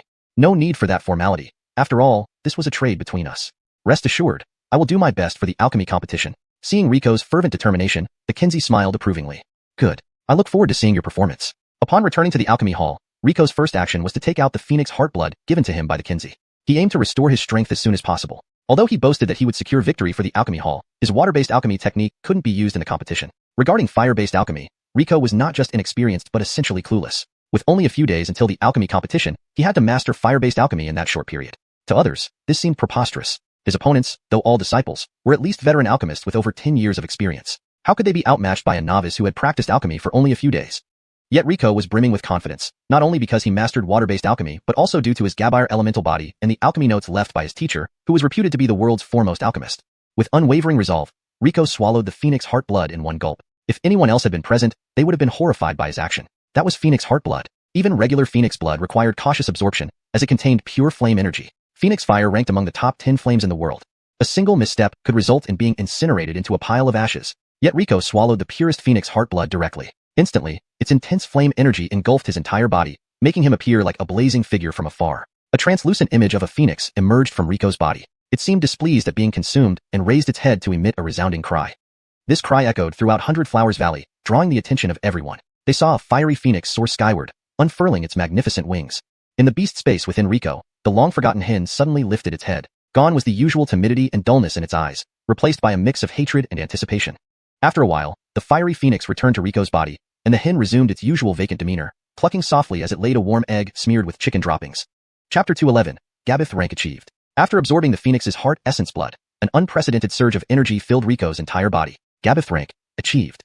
It happened naturally, as expected. Rico clenched his fists. His strength had finally returned. This feeling of power was wonderful. Ed brother, so it really was you who was breaking through just now? Ah? Rico hadn't locked the door, and Irma brought Perry in, gently pushing the door open. Upon seeing Rico's appearance, they both covered their eyes, with Perry screaming loudly. Seeing their reactions, Rico was a bit surprised. But when he looked down, his face immediately turned red. His clothes had been incinerated by the Phoenix Spirit fire, exposing his robust physique to the two women. Though Perry covered her eyes, she peeked curiously at Rico's body through her fingers with wide-open eyes. Embarrassed, Rico quickly retrieved a set of clothes from his storage ring and put them on. I'm truly sorry. I was too absorbed in cultivation earlier and didn't notice the change in my attire. I unintentionally offended your sight. Rico bowed, apologizing sincerely. No, it's our fault for entering without knocking. It's not your fault, Ed brother. Irma's face flushed, waving her hands. She coughed slightly, changing the subject abruptly. Ed brother, the alchemy competition is coming up soon. Are you ready? Of course, Aiden's sister, rest assured. I will definitely win a victory for our pill hall at this competition. Rico was confident, but Irma seemed less certain. It's good that you're confident, but don't be careless. Though participants have all entered within 5 years and are disciples-level alchemists, they are experienced masters who've spent many years refining pills. You've only been here for a short time and just started learning alchemy recently, so beware of complacency. Yes, I understand. But Aiden's sister, Aisha, still hasn't returned. Our pill hall will only have me and Perry participating this time. Yes, I've been worried about that too. But don't feel too pressured. In previous competitions, we've always come last. This time, with you here, just surpassing one person would be a victory for us. Irma smiled warmly, having great confidence in Rico. Aiden, don't worry. Even if that person doesn't return, Ed, Jim, and I can still win the competition for our pill hall. Irma patted Perry's head. That's good to hear. Ruru, try not to harbor such resentment towards your Aiden's sister. She has her own difficulties. Difficulties, as if only she had them. Perry muttered inwardly, but nodded reluctantly in front of her teacher. Irma understood her disciple's thoughts, but knew that Perry's prejudice against Hayden wouldn't disappear easily. She sighed deeply. For the next few days, Rico stayed locked in the alchemy room. Even Irma didn't know what he was doing there until the day of the alchemy competition. Ed, Jim, it's time to leave. Perry knocked on the alchemy room door, but there was no response inside. This made her somewhat worried. She considered opening the door but recalled the scene from that day, blushing and hesitating, eventually deciding not to open it. In the Hundred Flowers Valley Square, hundreds of alchemists gathered, eager to win the alchemy competition. On the elevated platform, several familiar figures sat high above. The two leading figures were the Valley Masters staying in Hundred Flowers Valley. Beside them were the young masters of Spring, Summer, Autumn, and Winter Valleys, followed by esteemed elders of Hundred Flowers Valley. The participating alchemists formed 4 arrays representing the medicinal halls of Summer Valley, the fragrance hall of Autumn Valley, the poison hall of Winter Valley, and the solitary figure of Irma from the pill hall of Spring Valley. Hey, Aiden's sister Yoel, in previous years, your pill hall could at least muster a couple of participants. Why did you send just yourself this year? Adrian from Fragrance Hall openly mocked Irma. Her voice carried clearly, causing laughter among nearly everyone present. Ha ha ha, hilarious. A prestigious pill hall can't even find a qualified participant for the alchemy competition. They're the pill hall where the top alchemist once resided. How could they not have any alchemists? Maybe they ran away out of fear. Don't talk nonsense. Stop talking irresponsibly. An elderly man with white hair reprimanded his disciples. He was Godfrey, the elder of Medicine Hall. My apologies, Emile Yoel. My negligence in managing my disciples is my fault. But surely, as a respected elder of the pill hall, you won't take offense at these students? Godfrey emphasized respected, using it as a chance to humiliate Irma. Irma bit her lower lip lightly. Usually, she tolerated such humiliation silently. Today, however, intense frustration surged in her chest, burning like a fire. But what could frustration do? Their words were true. The pill hall's influence had waned and was widely known. They were no longer the influential pill hall they once were. Tears welled up in Irma's eyes, but she could only shake her head helplessly. I don't me. We do mind. Suddenly, Rico, who had been absent for some time, emerged from the crowd, dragging two medicine hall disciples who had insulted Irma earlier by their collars. They struggled and left twisted marks on the ground as they were dragged behind Rico. Behind him were Perry and the long-missing Hayden. Ed brother Che, Ruru, Xianxia. Seeing the three of them, the gloom on Irma's face lifted. Rico smiled at her, then threw the two disciples in front of Godfrey. Outrageous. Who are you? How dare you attack someone in front of everyone? Seeing his injured disciples, Godfrey was furious. Pointing at Rico's nose, he would have attacked if not for the dignitaries watching from the platform. Attack? Just teaching those disrespectful ones a lesson on behalf of Emil Ma. I didn't harm anyone without cause. Rico stomped on one of the disciples, causing him to yelp in pain. You. Shocked by Rico's audacity, Godfrey's eyes widened in anger. As for you, Emil Ma may not recognize me, which is understandable. I am Ed brother to Aiden's sister Yoel. My name is Rico. Remember this. I taught your two short-sighted juniors a lesson. You should remember to thank me properly. Why is there such commotion below? A commanding voice echoed from the platform. Chapter 212. The Alchemy Conference begins. Rico felt as if he were being watched by a dangerous wild beast. He had no doubt that if he dared to move again, he would surely meet his demise on the spot. Others also sensed the tense atmosphere in the venue. Godfrey wore a smug expression, angering the old patriarch. Let's see how you die today. Irma wanted to plead for Rico, but she found herself frozen, unable to utter a word. Oops, it's just kids playing around. Why be so serious, old Gabinian? A playful voice broke the silence of the hall, and the pressure that had enveloped Rico dissipated instantly. Indeed, it was the Kinsey who came to Rico's aid. The old Kinsey opened her cloudy eyes and stared at Rico for a long time. The Kinsey met her gaze fearlessly. After a long moment, the old Kinsey sighed slowly. I'm old, I don't understand the world of the young anymore. It seems young people do enjoy making a racket. Gabinally, the old Kinsey closed her eyes again. Godfrey's eyes widened in disbelief. The Kinsey was openly favoring Rico. Even the old Kinsey ignored it. Who is this Rico? Seeing the tension escalating, the elder responsible for hosting the conference hastily announced. The alchemy competition officially begins now. Please all contestants enter the arena in an orderly manner. In the center of the square, one array after another lit up. These arrays connected to separate alchemy chambers. Nobody knew which chamber they would end up in or what their exam question would be. Sorry, honest, I returned late and caused you worry. Charity bowed deeply to Irma, who hurriedly helped her up. Seeing the numerous injuries on Charity, Irma knew this return must have been difficult. It's fine, safety comes first. Irma lovingly patted Charity's hair. On the side, Perry pouted, slightly jealous. All right, enough reminiscing, we need to go. With that, she entered one of the arrays, and with a flash of light, Perry vanished from sight. Then, Charity and Rico also walked into their respective arrays. A slight dizziness overcame Rico as he arrived in a brightly lit room. In the room stood a massive pill furnace, beside which was a table. On the table lay several herbs and a small note. For the first round, everyone must complete a designated task within the allotted time using only the materials provided on the table, without using their own pill furnaces. Rico opened the note on the table, revealing three simple words, Darnongson pill. Darnongson pill, a 6th grade pill known for its calming properties, was relatively easy to make, considered one of the simpler pills in its grade. Rico put down the note and began selecting the herbs on the table. The main herb is Darnongson grass. Auxiliary herbs include Shirshine vine, Hua Chloe grass, Darnong sha.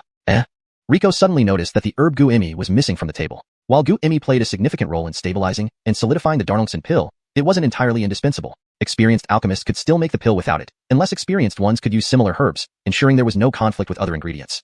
Rico quickly identified 7 or 8 alternative herbs. Just as Rico was about to begin, he hesitated. This is the alchemy conference. Can it really be this simple? Would they give us ample time and materials just to make a basic pill? Knowing that in past competitions, this first round often eliminated more than half the participants, Rico doubted experienced alchemists would be tripped up by such simplicity. Realizing this, Rico gasped inwardly. Thank goodness he thought of it. Otherwise, boasting and failing at the first round would be too humiliating to stay in 100 Flower Valley. Meanwhile, others on the square observed the alchemists through the arrays. So simple. How can this challenge me? An alchemist threw the herbs into the furnace, unaware that among them were herbs looking similar but with different properties, causing his furnace to explode. Even as he was carried out, he muttered, How could it fail? Such incidents occurred multiple times. That's the first round of the alchemy conference? Not as hard as predecessors say. Impossible. My pill. I guess I am a genius. Gabinished the Jichi pill so fast. Let's try. My stomach. So painful. This is diarrhea pill. Most alchemists were in a phase where confidence exceeded ability, easily committing basic errors. Less than halfway through the time limit, a third of the participants were already eliminated, and many of those remaining had committed fatal mistakes. Of course, there were quite a few excellent alchemists among the hundreds. Look at Yonghua from Medicine Hall, flawless operation, avoiding every trap, she'll surely win this year. Not necessarily. Look at Ethan from Fragrance Hall, quick and high-quality pills, champion should be from Fragrance Hall. TCH, your two are good? Look at Faxanmu from Poison Hall, using 2 formulas for the same pill, identical potency and appearance. Can your seniors do that? What did you say? Almost all disciples were discussing the candidates from Medicine, Fragrance, and Poison Halls, while ignoring the 3 from Pill Hall. Emil's, however, paid special attention to the Pill Hall trio, especially Rico. Perry appears gentle, but her inner passion reflects in her alchemy. Her pills look plain but exceed her peers in quality and efficacy. Charity isn't simple either. Watching her alchemy is an art. Every herb and flame perfectly measured, textbook precision. Truly impressive. While some elders had opinions about pill haul, they didn't hesitate to praise these two girls. Hold on, what is Riko doing? Chapter 213. Riko, fail. Half the time for the first round had already passed, and many contestants had already completed their medicinal pills. Riko, however, remained seated motionlessly as if he were asleep. Is this Riko just here to make up the numbers? Why hasn't he even started yet? It's possible. I heard he's only been initiated a month, and half of that was spent on missions outside. Maybe he doesn't even know how to refine pills. The elders and disciples observing Riko began to murmur amongst themselves, ultimately concluding that the alchemy hall was simply out of candidates, and Riko was merely a last-minute fill-in. Aiden's sister Yoel, why bother? Even if you gather more people, it won't change the fact that your alchemy hall will soon be disbanded. What's the point? It only invites ridicule. Faced with Adrian's taunts, Irma responded calmly. Riko is not someone like you can understand. Adrian's eyes widened slightly. She hadn't expected the usually meek Irma to speak so sharply. But let's see if he's really as great as you say. Otherwise, what face will your alchemy hall have? Look, Riko has moved. Someone shouted, and almost everyone's attention shifted to the image of Riko inside the formation. He twitched, as if waking from sleep. He rubbed his sleepy eyes and glanced at the incense stick on the table, which was now half burned. Stretching lazily, he finally stood up and stretched his limbs. You think he was actually sleeping? Sleeping during such a serious competition? His qualification should be revoked immediately. An elder with a white beard and chubby cheeks immediately yelled out. He obviously isn't taking this competition seriously. That's right. Other elders nearby chimed in. Aiden Boris, if I'm not mistaken, there's no rule prohibiting disciples from sleeping during the alchemy contest, said a crisp female voice from afar. Everyone looked up to see a brisk woman in black robes flying towards the square. It's Pavilion Honest Faxon. Pavilion Honest Faxon is back. It was Rona, the Pavilion Master of Chunfeng Valley. Welcome, Pavilion Honest Faxon. Chloelon, you're back. Come sit down. The Pavilion Master pulled Rona to sit beside her after she arrived. Whispering into her ear, Rona exchanged a few words with her, and the Pavilion Master nodded. Rarely do we have an alchemy contest. Let's discuss the mission later. With Rona present, the discussions quieted down. No one dared to challenge the young Pavilion Master who was often away on missions. Moreover, none could deny their guilty consciences before Rona. Riko is moving again. Riko opened the alchemy furnace and grabbed a handful of herbs, tossing them into the furnace without any apparent order. He glanced inside, added more herbs, and then closed the furnace lid. Lighting the flame beneath, he sat cross-legged and fell asleep once more. Such actions made everyone cover their eyes or laugh aloud. Even the old Pavilion Master frowned deeply. I told you he was just filling in the numbers. Who refines pills like that? A complete novice. Is Riko here just for laughs? If he can refine pills like this, I'll eat my own alchemy furnace. The crowd buzzed with chatter. Apart from the Chunfeng Valley members, no one believed in Riko. To them, he was a laughingstock. However, the Pavilion Master watched him thoughtfully. This seemingly nonsensical method reminded her of someone. The former alchemy hall master, once known as the greatest alchemist in the world. Could it be that his alchemy skills have reached that level? How is that possible given the short time he's been involved? Or is he truly a once-in-a-millennium prodigy? She murmured to herself, being the only one who vaguely understood Riko's intentions. Time ticked by, but Riko continued to nap, showing no intention of controlling the spiritual fire. Interest in him gradually waned as his careless use of herbs seemed unfair to all other alchemists. The time is almost up, everyone may submit your pills. The host's voice rang out, and contestants began submitting their pills. The first round wasn't too challenging, serving primarily to filter out those lacking basic skills. As long as the participants could refine the required pills, they would advance. Everyone look. Riko is opening the furnace. The person's voice was filled with amusement, watching Riko like a monkey holding a stick. But shockingly, the stick Riko held turned out to be a treasure sword. A sword that shattered all norms. As Riko lifted the furnace lid, a dazzling light shot up, and the room was filled with a rich aroma. Circular pills flew out of the furnace, one by one, forming a continuous stream. 1, 2, 3. The pills kept coming, following Riko's guidance into the submission formation. Outside, everyone watching this spectacle was utterly stunned. How could this be possible? No effort, random herbs, and yet successful refining? Riko's methods completely defied their understanding. They couldn't believe their eyes. Cheating. He must be cheating. How could he produce so many pills? Doesn't he ever fail? A shrill voice broke through their daze. Yes, even if Riko's method somehow worked, how could he refine so many pills in one batch? Darnongshin pills might be simple to refine, but they demanded precise temperature control. Even slight deviations would lead to failure. Inconsistent temperatures within the furnace meant most alchemists struggled to succeed with more than half of a batch. Even master-level alchemists considered an 80% success rate per batch remarkable. Yet, Riko had refined over 100 pills, all perfect without a single failure. How could this not shock everyone? Soon, the entire square buzzed with talk about Riko. Suddenly, in Riko's room, a red light flashed. Riko, fail. Chapter 214. Can you refine elixirs? Haha, I thought he was some kind of genius, but it turns out he's all show and no substance. The red light means he's totally unqualified. To add so many random herbs at once, whatever came out definitely isn't a tranquilizing pill. It's probably just a clump of medicinal dregs. Everyone started to ridicule Riko wildly while simultaneously relaxing. After all, if Riko's crazy attempt had actually succeeded in refining an elixir, how would the others feel about themselves? For a moment, the entire square became an ocean of joy. Looking at the red light in Riko's room, Irma's face first showed surprise, then deep despair. Could it be that Ed brother Riko really didn't refine the tranquilizing pill? Sister Yoel, Why such a face? Shouldn't you join us in celebration? After all, the clown you brought on provided such an entertaining performance. Godfrey saw the expression on Irma's face, and he felt incredibly pleased inside. What good is being so arrogant? In the end, you're nothing but a jumping clown. Irma clenched her fists silently. She didn't believe that someone with Rico's extraordinary talent could fail like this in the first task of the elixir refining competition. There must be something wrong here. At this moment, the Valley Master sitting on the high platform said something to the disciple attending beside her. After a short while, the disciple returned with several pills to the Valley Master's side. The Valley Master picked up one pill and sniffed it, her lips curling slightly upwards. Old Kenzie, does this tranquilizing pill have any issues? The old Valley Master, who had been resting with her eyes closed, opened them and accepted the tranquilizing pill from the Valley Master, putting it into her mouth. After a brief tasting, the old Valley Master spoke. The appearance is perfect, the potency full, the fragrance intense, and there are virtually no impurities. This belongs to the top grade of tranquilizing pills. No, it can be called an ultimate grade.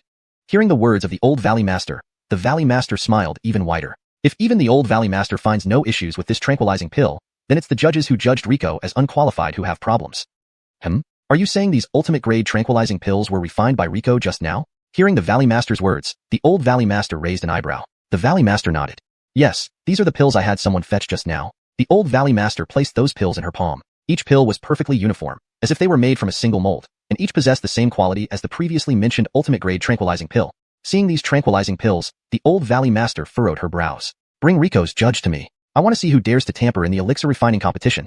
The old Valley Master tapped her cane, her anger spreading instantly throughout the square, turning the previously cheerful scene into dead silence. People below didn't know why the old Valley Master suddenly became angry, but everyone still kept quiet, for she was the most authoritative elder in the valley, wielding power over life and death. Provoking her anger would be courting death. Disciple Randall, I greet you. Old Kenzie, a neatly dressed white-haired old man wearing glasses was brought forward. Randall was a veteran of Xuanhuan Valley, known for his upright character and meticulousness. Even when brought forward, the old Valley Master was momentarily stunned. Randall, I ask you, are you Rico's judge? Yes, Old Kenzie. So tell me, did you know what Rico's assignment was? Of course, it was the tranquilizing pill. Randall stood tall, speaking with clear conviction. Do you recognize this pill? The old Valley Master casually threw a pill to Randall. Picking it up and examining it closely, Randall replied. These are the tranquilizing pills Rico just refined. Randall's words caused an uproar among the audience. What? Rico really refined tranquilizing pills? He must have had incredible luck, right? To refine pills so haphazardly? How is this luck? This is downright unbelievable. Unfair. How can this method work? What have I been practicing for years? Silence. The old Valley Master tapped her cane again, silencing everyone. Randall, answer me. Since Rico's assignment was to refine tranquilizing pills and he succeeded, why did you rule him unqualified? The old Valley Master's gaze bore into Randall, her formidable presence nearly crushing him. Yet Randall looked her straight in the eye without fear and explained, because Rico cheated.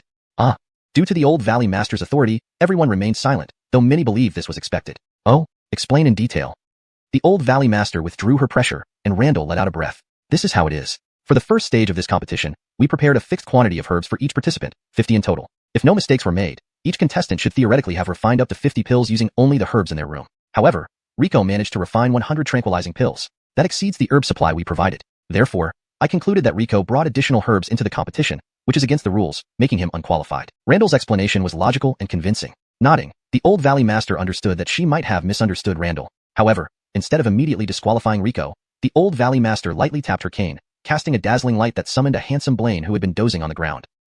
Already to the second stage? Rico rubbed his sleepy eyes, noticing many pairs of eyes staring at him. You little fool. If you keep sleeping, you won't even know when you got eliminated. The Valley Master flicked her fingers, jolting Rico off the ground. Rico finally regained focus. The Valley Master recounted what had happened. Rico, do you have anything to say? The old Valley Master stared intently at Rico. Any lie would be easily exposed. Old Kenzie, I didn't cheat. I simply refined all those herbs into tranquilizing pills. Nonsense. Do you think we're amateurs? Most of the herbs you used aren't related to refining tranquilizing pills at all. And yet the purity of your tranquilizing pills is so high that it couldn't possibly be achieved by adding irrelevant herbs to increase weight. Adding unrelated herbs to increase weight was a common tactic used by unethical elixir masters. Adding unnecessary components to turn one pill into two, increasing output but drastically reducing purity.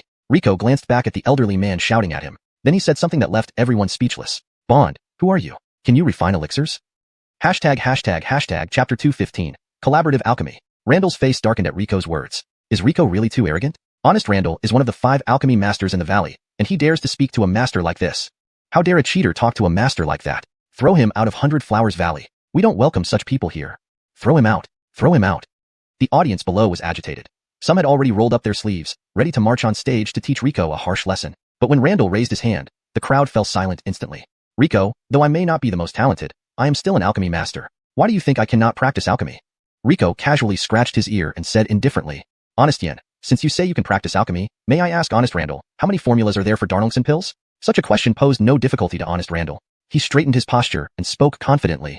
The formula for Darnlingson pills mainly has two schools. One uses Darnlingson grass as the main ingredient, supplemented with xuanhuan and Xianxia, among 12 other herbs. The other primarily uses xuanhuan, with Darnlingson grass as a supplement, alongside 16 other herbs. The first formula produces a mild Darnlingson pill, better suited for daily cultivation, while the second formula results in a potent effect, more suitable for resisting certain mental attacks or suppressing one's inner demons. At this Congress, we can only use the first formula due to the provided ingredients. The second formula lacks sufficient materials. After hearing Randall's explanation, everyone nodded in agreement, acknowledging the depth of his knowledge even about less common and simple medicines like Darnlingson pills. Just as everyone was praising Honest Randall's expertise, Rico smiled and shook his head. Why are you mocking the master, Rico? The master has answered your question. Why are you shaking your head? I'm not mocking Honest Yen. I'm laughing at all of you, who blindly trust authority without any critical thinking or judgment. With these words, Rico directly ridiculed all the onlookers. If it weren't for the elders present, they would have drowned him in spit. Haven't you realized that the so-called two formulas mentioned by Honest Yen are essentially the same? The second formula merely adds large amounts of xuanhuan to the first one, balancing the potency with several slightly toxic herbs. Fundamentally, it's no different from the first. Hearing this, Randall was taken aback. While he knew of two formulas, he hadn't delved into them as deeply. Rico's remarks made him reconsider. The true second formula uses xuanhuan grass as the main ingredient, complemented by 7 poisonous herbs, utilizing the principle of using poison to counter poison, to reverse its properties. The Darnlingson pills produced using this formula are identical to those from the first formula. Luckily, all 8 ingredients were available in abundance, so I used both formulas to produce 100 Darnlingson pills. Is there any problem with that? Randall stood there dumbfounded. Rico was indeed correct about the second formula. He had heard of it before. However, this formula demanded exceptional skill from the alchemist. A slight mistake could result in a lethal poisonous pill. No alchemist dared take such risks for something as simple as a Darnlingson pill, hence the formula was forgotten over time. Could it be that Rico wasn't cheating after all, and I misjudged him? Suddenly, someone shouted, You're lying. You clearly only opened the furnace once. How could you use 2 formulas simultaneously? Indeed, everyone finally recalled that Rico had basically been sleeping and only added herbs to the furnace once. Who says one batch of pills can only use one formula? One furnace opening can only refine one type of pill. That's common knowledge unless... Randall paused mid-sentence. Unless what?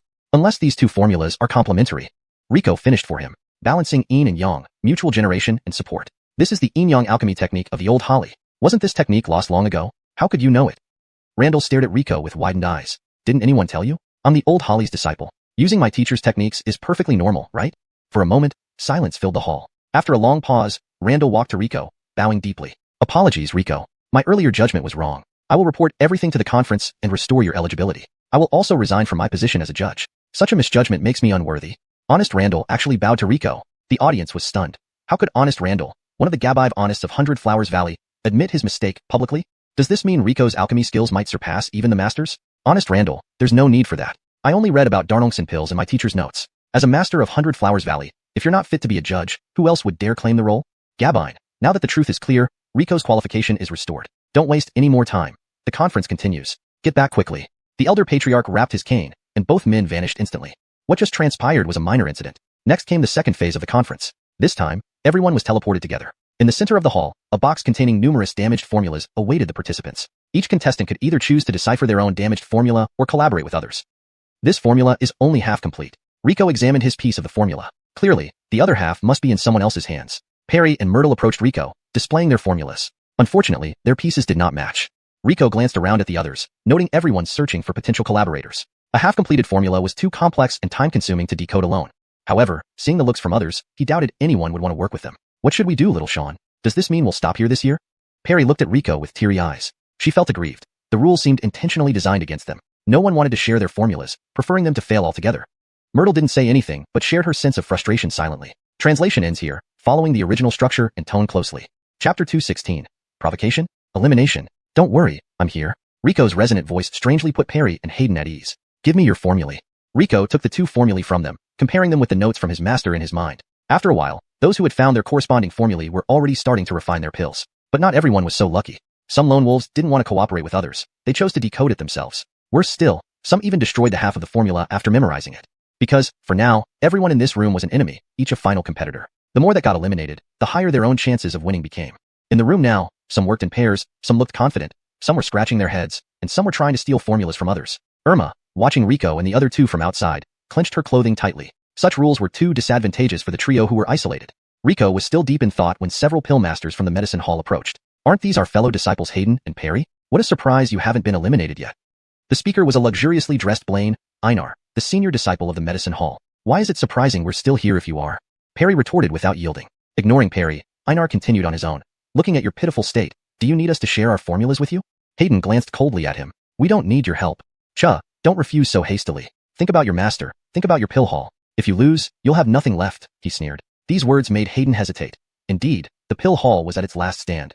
However, Perry said resolutely, that's none of your concern. It's a matter for the pill hall.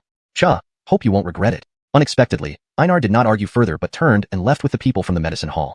Watching Einar leave, Hayden felt a bad omen. At this moment, Rico spoke up, found it. He returned the formulae to the two girls. Perry's formula has a high probability of being the origin tracing pill. The origin tracing pill? A 5th grade origin tracing pill? Perry picked up her formula, and indeed it matched the origin tracing pill formula perfectly. Great. Xianxia, you're amazing. Excitedly, Perry hugged Rico's arm. Not that amazing. Go refine the pill. Sure. Perry skipped off to gather ingredients. Xianxia, your formula? Hayden looked at her formula. She already had an idea. Xianxia, is my formula the bone joining pill? She was quite confident in her guess. But Rico shook his head. No, yours isn't the 6th grade bone joining pill but the 4th grade bone growth pill. What? The bone growth pill?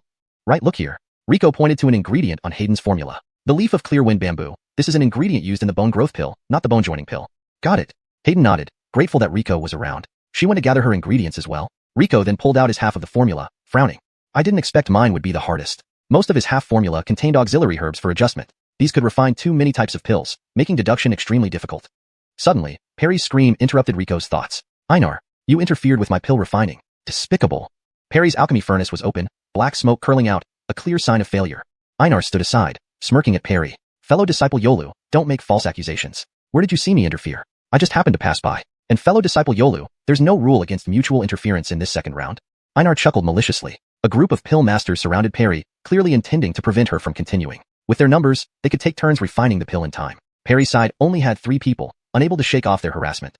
Frustrated, Perry gritted her teeth. Facing such shamelessness, she was helpless. Tears welled up in her eyes, threatening to spill. Suddenly, a tall figure appeared before her. Rico, what do you mean, playing hero? Einar looked disdainfully at Rico, who in his eyes was merely a muscular relation-based favoritism recipient. The rules prohibited physical contact with pill masters. In his eyes, Rico posed no threat. No, Rico grinned. I just wanted to ask if you dropped something. Holding up his hand, Rico revealed a thick stack of formulae. My formula? My formula's missing. Mine's gone too. Einar's heart raced as he frantically checked his clothes. Sure enough, his formula was missing. You stole our formula. Despicable. Einar pointed angrily at Rico, saying I'm despicable? Do you deserve it? Rico flicked his fingers, setting fire to the stack of formulae in his hand. He casually threw the burning formulae into the air, where they fluttered like fiery butterflies. Now distracted, Einar and the others scrambled to catch their own formulae. But the paper burned quickly. By the time they managed to grab them from the flames, all that remained were ashes. Rico, we're not done with you. Red-eyed, Einar yelled at Rico, hate brimming in his heart. Feeling a string snap in his brain, he swung a punch at Rico. Standing still, Rico watched him with a smile. Just as the fist was about to hit his face, a well-dressed elder suddenly appeared, grabbing Einar. Medicine Hall disciple Einar, using force on another pill master, verified. Disqualified. It was Randall. He restrained Einar and pinned him down. Einar finally came to his senses. What had he just done? Unnoticed, a faint pink flash passed through Rico's pupils. Chapter 217. Miracle Alchemy. Having made an example of Einar, no one dared to disturb the 3 individuals in the alchemy hall anymore. Perry and Charity finished their respective pills one after another, but Rico had still made no progress at all. None of the stolen pill formulas matched his needs. There's only half an hour left. Those who haven't completed their pills should hurry up. Only a few contestants managed to finish within that last half hour. No longer hoarding their knowledge, everyone began sharing their pill formulas. However, none of them included Rico in these exchanges. Rico sat cross-legged on the ground with only half of his pill formula laid out before him. The spectators outside the arena were also fixated on this incomplete formula, deep in thought as they tried to decipher it. This is impossible to guess. There are no ingredients that serve any particular purpose. There's nothing to base an inference on. These are just harmonizing herbs. Adding them to any pill formula would be plausible. Since no one shared with Rico, he will surely fail this round. Everyone believed that Rico's predicament was unsolvable. On stage, the Coralie opened her eyes and glanced at Rico's incomplete formula. Her eyebrows twitched slightly as she murmured to herself. For such a difficult pill to appear at the alchemy competition indeed, seems a bit too much to ask. She then closed her eyes, signaling that Rico's journey would likely end here.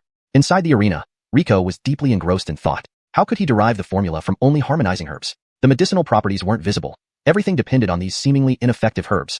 Wait, harmonizing herbs in a half-completed formula? A realization struck Rico. Perhaps the absence of primary ingredients was itself a hint. Typically, most pills contain 1 or 2 harmonizing herbs. Yet this partial formula listed 12, and it was only half of the formula. This clearly indicated that the pill contained two potent main ingredients with conflicting attributes, whose effects could only be balanced by numerous harmonizing herbs. Realizing this, the solution became clear. The yin-yang harmonizing pill, a third-grade alchemy pill. Riko stood up abruptly and rushed to the ingredient distribution area. Gabire young grass, mooning kalilshram, and these auxiliary herbs. The disciple at the station was startled by Riko's urgency but quickly reacted, handing over the requested ingredients. There's only 15 minutes left until the end of the competition. Look, Riko has started making his pill. He only has 15 minutes. Can he make it? Riko retrieved his old alchemy furnace. With time running out, he had no choice but to take a risk. The yin-yang harmonizing pill is known as the most challenging third-grade alchemy pill. Not many alchemists across the continent could even attempt it, let alone master it. Its method of preparation was considered wildly dangerous. Using the ultra-young Gabire yanggrass and ultra-yin moon in kalilshram in the same pill was like tempting fate. Even touching these two ingredients together normally caused violent reactions. Putting them in a scorching furnace would almost certainly result in an explosion. The task left for Riko was nearly impossible. When Riko started refining the pill, cries broke out among the spectators. He's attempting the yin-yang harmonizing pill. What? Is the competition deliberately making things difficult for Riko? Apprentice-level alchemists couldn't possibly succeed in making a pill that even masters hesitate to attempt. That's too extreme. Initially hostile toward Riko, the audience now felt a growing admiration for his courage in tackling an almost impossible feat. Many even began cheering him on. The audience's emotions did not affect Riko. He focused entirely on controlling the ingredients in the furnace. Using his spiritual energy, he crushed and mixed the auxiliary herbs with spirit-infused water, forming a highly cohesive medicinal liquid. The two main ingredients were carefully enveloped by his spiritual energy as they gradually immersed into the liquid. Riko's heart pounded. The slightest mistake could mean more than just a failed batch of pills. It could obliterate the entire competition area. Beads of sweat formed on his forehead. Yet he did not blink, fearing even a moment's distraction might lead to disaster. Fortunately, fortune smiled upon him, and the process went smoothly. The two main ingredients were fully integrated into the medicinal liquid. Under Riko's control, the liquid slowly rotated and gradually fused. The second round is about to end. 10 seconds left. 10, 9. Time was running out, yet Riko's pill was still not complete. He clenched his teeth and decided to take a risk. He increased the furnace's spiritual flame, causing the liquid to spin faster. 8, 7, 6. Due to his risky move, the two main ingredients grew agitated within the furnace, starting to react violently. The entire concoction began to boil.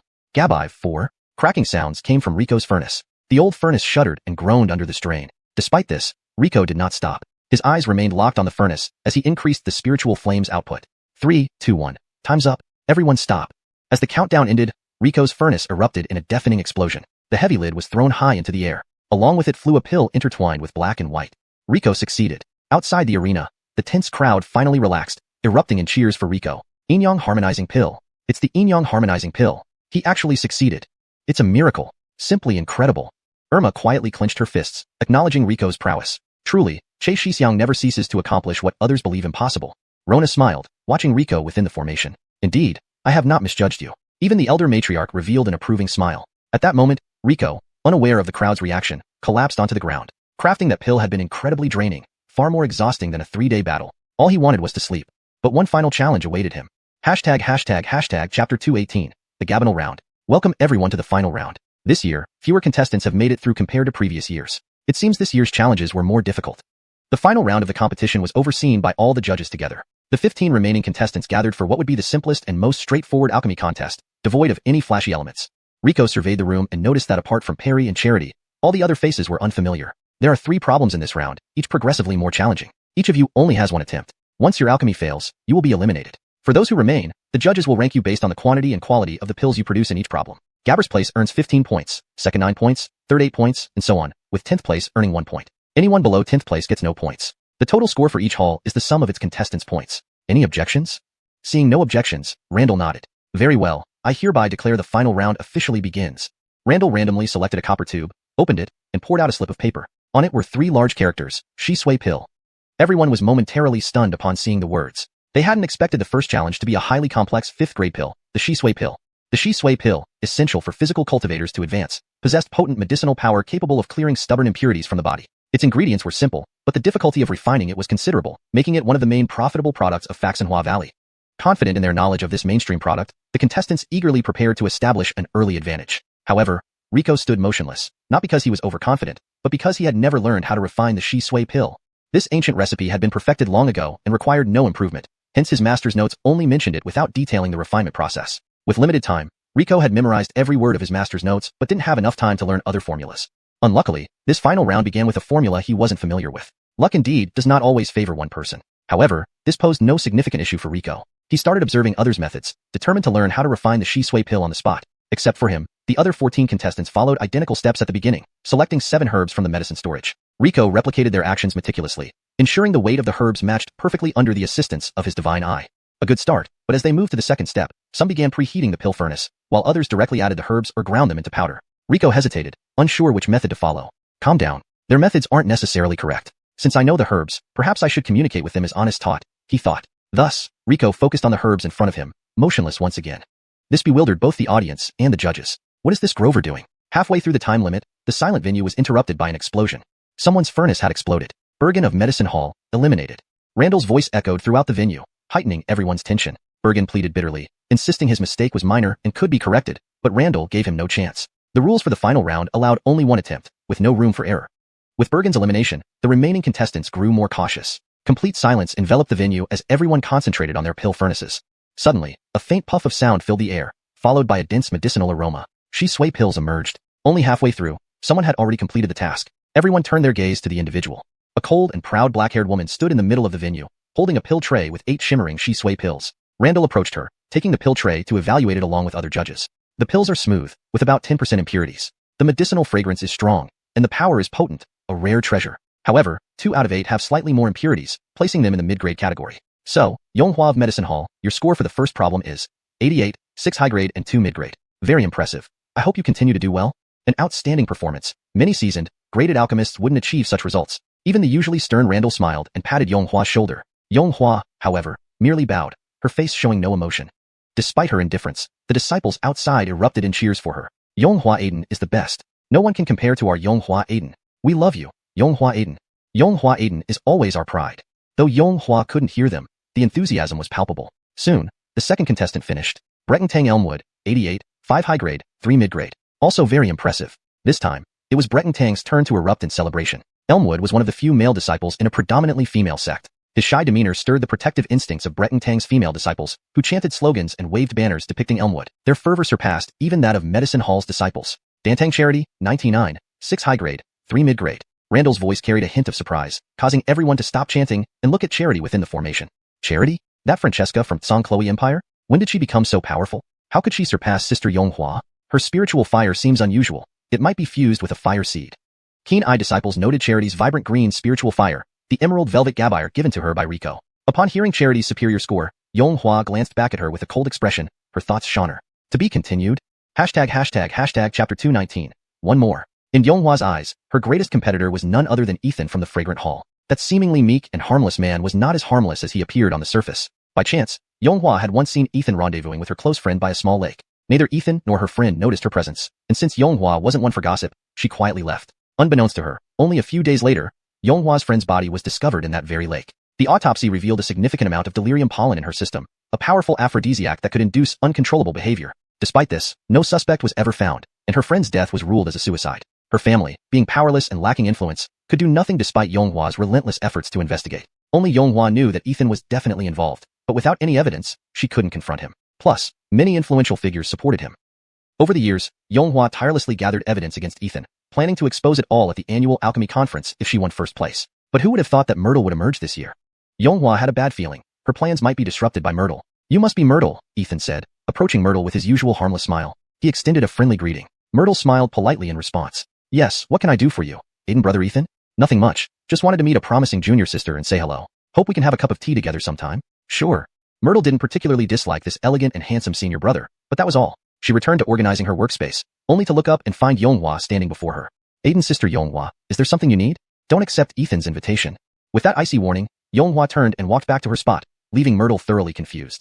Maybe Aiden's sister Xuanhua likes Aiden brother Ethan? Myrtle speculated. Regardless of Xuanhua or Ethan, she didn't really care about them. What concerned her now was Rico, who still hadn't finished the bone-cleansing pill. Time was running out, yet Rico continued fiddling with the herbs. He threw intact sturdy bone grass into the pot. It should be chopped. And did he forget to remove the seeds from the lacy fruit? Watching Rico's every move made Myrtle nervous. She finally realized that her seemingly omnipotent little Sean was actually new to alchemy, perhaps even unable to make the bone-cleansing pill. What could she do to help him? Cheating was impossible with so many judges watching closely. All she could do was pray for Rico. The final incense stick has begun. Please hurry up. With time running out, Rico remained calm, methodically boiling his mixture. Gabinally, as the bell signaling the end rang, Rico completed his pills. Let's see how our last contestant, Dan Hall's Rico, performed. In front of everyone, Rico opened his pill furnace and began taking out his pills one by one. 1, 2, 3, 10, 11? Everyone stared wide-eyed, and the judges exchanged puzzled glances. They had never seen such a thing. All ingredients were provided and prepared under their watch. How did Rico use enough materials for 10 pills to create 11? Just 11? Rico shook his head slightly, almost disappointed. He began cleaning his furnace. Hold it. Rico, how did you do it? How did you make 11 pills from materials for 10? Randall grabbed Rico's shoulders, excited. This was the second time Rico had amazed him with an unexpected result. What are you talking about? Clearly, these herbs were enough for 15 pills, Rico replied, looking puzzled. This left everyone baffled. How could it be? I've refined the bone cleansing pill nearly 10,000 times. Those materials are clearly enough for 10 pills. An elder exclaimed, having prepared and weighed every ingredient multiple times to ensure accuracy. Never has anyone been able to produce more than 5 grams of bone cleansing pill from 1 pound of herbs, according to ancient texts. But Rico shook his head, smiling. No one has doesn't mean it can't be done. Haven't I already shown it's possible? Why deny the truth? In fact, the maximum output from 1 pound of herbs should be 7.5 grams. But due to loss during refining, people assumed 1 pound yields only 5 grams. Rico's words caused an uproar. He was challenging centuries-old knowledge and the alchemists who followed it. But facts stood before them, and Rico was right. It was just that most alchemists couldn't immediately accept this. Especially the elder who had refined the bone-cleansing pill 8,000 times. He collapsed, muttering, "So I was just a frog in a well. What have I been researching all these years?" Gabinally, Randall regained his composure. The competition needed to continue. When he inspected Rico's pills, he nearly fainted again. 11 pills, all superior quality, perfectly flawless. Randall held Rico's bone-cleansing pills as if they were exquisite artworks. Black, glossy, and fragrant, with 10% stronger efficacy than others. Undoubtedly, these are masterpieces among masterpieces. Rico scratched his head. Really? I think there's still room for improvement. Upon hearing this, the elder, who had just come to after inspecting the pills, fainted again, muttering, "Room for improvement, each one better than mine?" Thus, Rico not only surprised everyone but also challenged long-held beliefs. His success brought both admiration and shock to the alchemical world. Chapter 220, Approaching Conspiracy. The disturbance quickly subsided, and the competition resumed. Due to some matters, we've been delayed. The next 2 questions will be announced together. Randall opened the golden and silver tubes beside him, each containing a description of a different pill. The questions are here. Everyone will now have an hour to refine both the shunning pill and the huayu pill. The competition starts now. The elder judges began preparing the ingredients for the contestants. No one noticed that one of the elders exchanged a glance with Elmwood, which was immediately concealed. That elder seemed to tamper with the herbs in front of him discreetly. His movements were so subtle that even Randall, who stood nearby, did not notice anything amiss. The elder brought the prepared herbs to Rico's side. "Rico, good luck. I have high hopes for you." The elder smiled kindly, patted Rico on the shoulder, and returned to his seat among the judges. Rico didn't give much thought to this minor incident but was curious, as it seemed he had never met this elder before. Shunning pill and huayu pill were common pills. Thankfully, his master's notes contained detailed methods for refining them. Rico methodically followed the steps outlined in his master's notes. In such competitions, precision, patience, and attention to detail were crucial alongside skill. As Rico was about to add the herbs to the furnace, an unexpected incident occurred. Suddenly, a roaring flame erupted from Rico's alchemy furnace. The flames instantly enveloped all of Rico's herbs. No one anticipated this turn of events. Fortunately, Rico reacted swiftly, condensing a large mass of water and pouring it into the furnace. This saved the herbs from being completely destroyed. Fresh herbs were fine, but the dried herbs, now soaked with water, would need to be dried again if they were to be used. However, with only an hour to refine 2 pills, there was simply no time to dry them properly. What's going on? Irma clenched her fists. She couldn't believe Rico would make such a low-level mistake. Someone must have tampered with something. Oh, your Rico does indeed have some talent, but that's all there is to it. To make such a basic error, without a master, he really can't do anything. Elena approached Irma and mocked her openly. Godfrey from the pharmacy hall chimed in sarcastically. It's not surprising at all that a waste product of the alchemy hall is a waste. Irma glared at them before turning back to watch Rico on the screen. Seeing Irma's reaction, the two of them laughed even harder. Rico, you can do it. Camilla's sharp eyes scanned everyone on the screen. Having observed Rico's previous refinement attempts, she also found it hard to believe he would make such a mistake. At the venue, Randall hesitated over Rico's significant mishap. He was unsure whether to disqualify Rico or not. When he saw that the herbs remained mostly intact despite the fire, although time might be tight, the alchemy itself was unaffected. In the end, he chose to allow Rico to stay. After all, this amazing Blaine always surprised him unexpectedly. Rico probed the herbs in the furnace with his divine sense. Only a small portion had been lost without serious damage, leaving him with a chance. He knew someone was targeting him, but instead of giving up, he made an unexpected move. Look, what is Rico doing? Rico opened the furnace containing water. Instead of removing the wet herbs to dry them, he added all the remaining herbs needed for the other pill into the furnace. Then, incredibly, he sealed the lid and ignited the spiritual fire. Heaven, is he giving up on himself? What is he doing? Boiling wild vegetable soup? What a joke. Elena couldn't help mocking, but to her surprise, Irma didn't get angry. Instead, she showed a relieved smile. Crazy, truly crazy. My junior brother is crazy, and so is my senior sister. The alchemy hall is truly a den of lunatics. Others watching Rico were baffled by his actions, thinking he had given in to despair after facing such a severe setback. With no one paying attention to what Rico was doing, it suited him perfectly. Now he could take a bold risk. In the water, the herbs for both pills were thoroughly ground down. With the help of heat, all the active ingredients started to separate and fuse according to Rico's will. Two distinct pills were forming within that single mass of water. Meanwhile, Perry's bone-washing pill results were merely average, ranking 7th out of 14 contestants. Dissatisfied with her performance, Perry was determined to excel in the following 2 pills to improve her standing. While focusing intently on preparing her materials, she suddenly noticed a small mirror in her herb basket. She wondered who had placed it there. When she picked it up and looked into it, she was startled. The person in the mirror appeared haggard and ugly, looking like a Larissa worn down by years of hardship. Could that be her? Perry touched her face. The ointment. Time for the ointment. Panicked, Perry fumbled in her clothes, but remembered that all personal items had been confiscated before the competition, including her ointment. What do I do? If little Sean sees me like this, will he hate me? Will he find me ugly and repulsive? What do I do? Never had Perry felt such panic. Her mind was consumed by the image of herself in the mirror. She crouched on the floor, curled into a ball, covering her face, afraid of anyone seeing her. Not far away, Elmwood noticed Perry's distress. A slight smirk played on his lips as he waved his finger, making the small blackish mirror on Perry's table vanish. Perry, contestant, is everything okay? Do you need help? Randall noticed Perry's unusual behavior and approached her, showing concern. I am fine, Perry replied, keeping her head low to hide her face. If you feel unwell at any time, please let us know. Understood.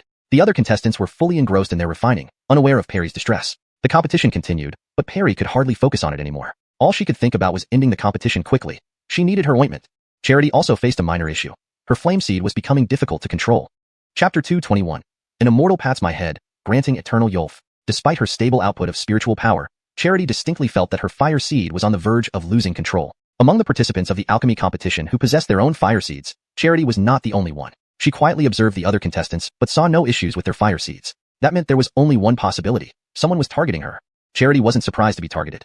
What surprised her was that it had taken this long for someone to do so. In her original plan, she had been openly showcasing her strength from the beginning to divert attention from Aiden, Honest Che and Perry, hoping to draw all those with malicious intentions toward her. However, she hadn't anticipated that Aiden, Honest Che's brilliance would outshine her efforts, despite her best attempts to attract notice. But now it seemed her plan had backfired because the adversary clearly intended to target everyone from the alchemy hall.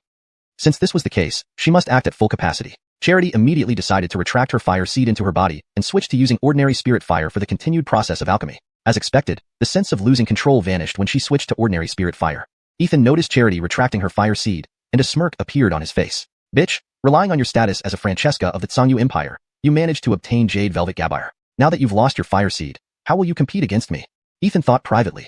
Inside his hidden satchel was a Gabire Spirit Stone, an item that exerted a greater influence on stronger fire seeds while having almost no effect on ordinary ones. For a top-tier fire seed like the Jade Velvet Gabire, the impact was substantial. With the members of the Alchemy Hall now harmed by his designs, their removal was certain. The only one on the field who could still challenge their Fragrance Hall for victory was Xuanhuan from the Medicine Hall. Despite his careful moves, this woman remained highly wary of him. Every time he tried to approach her, she maintained strict vigilance, foiling his plans.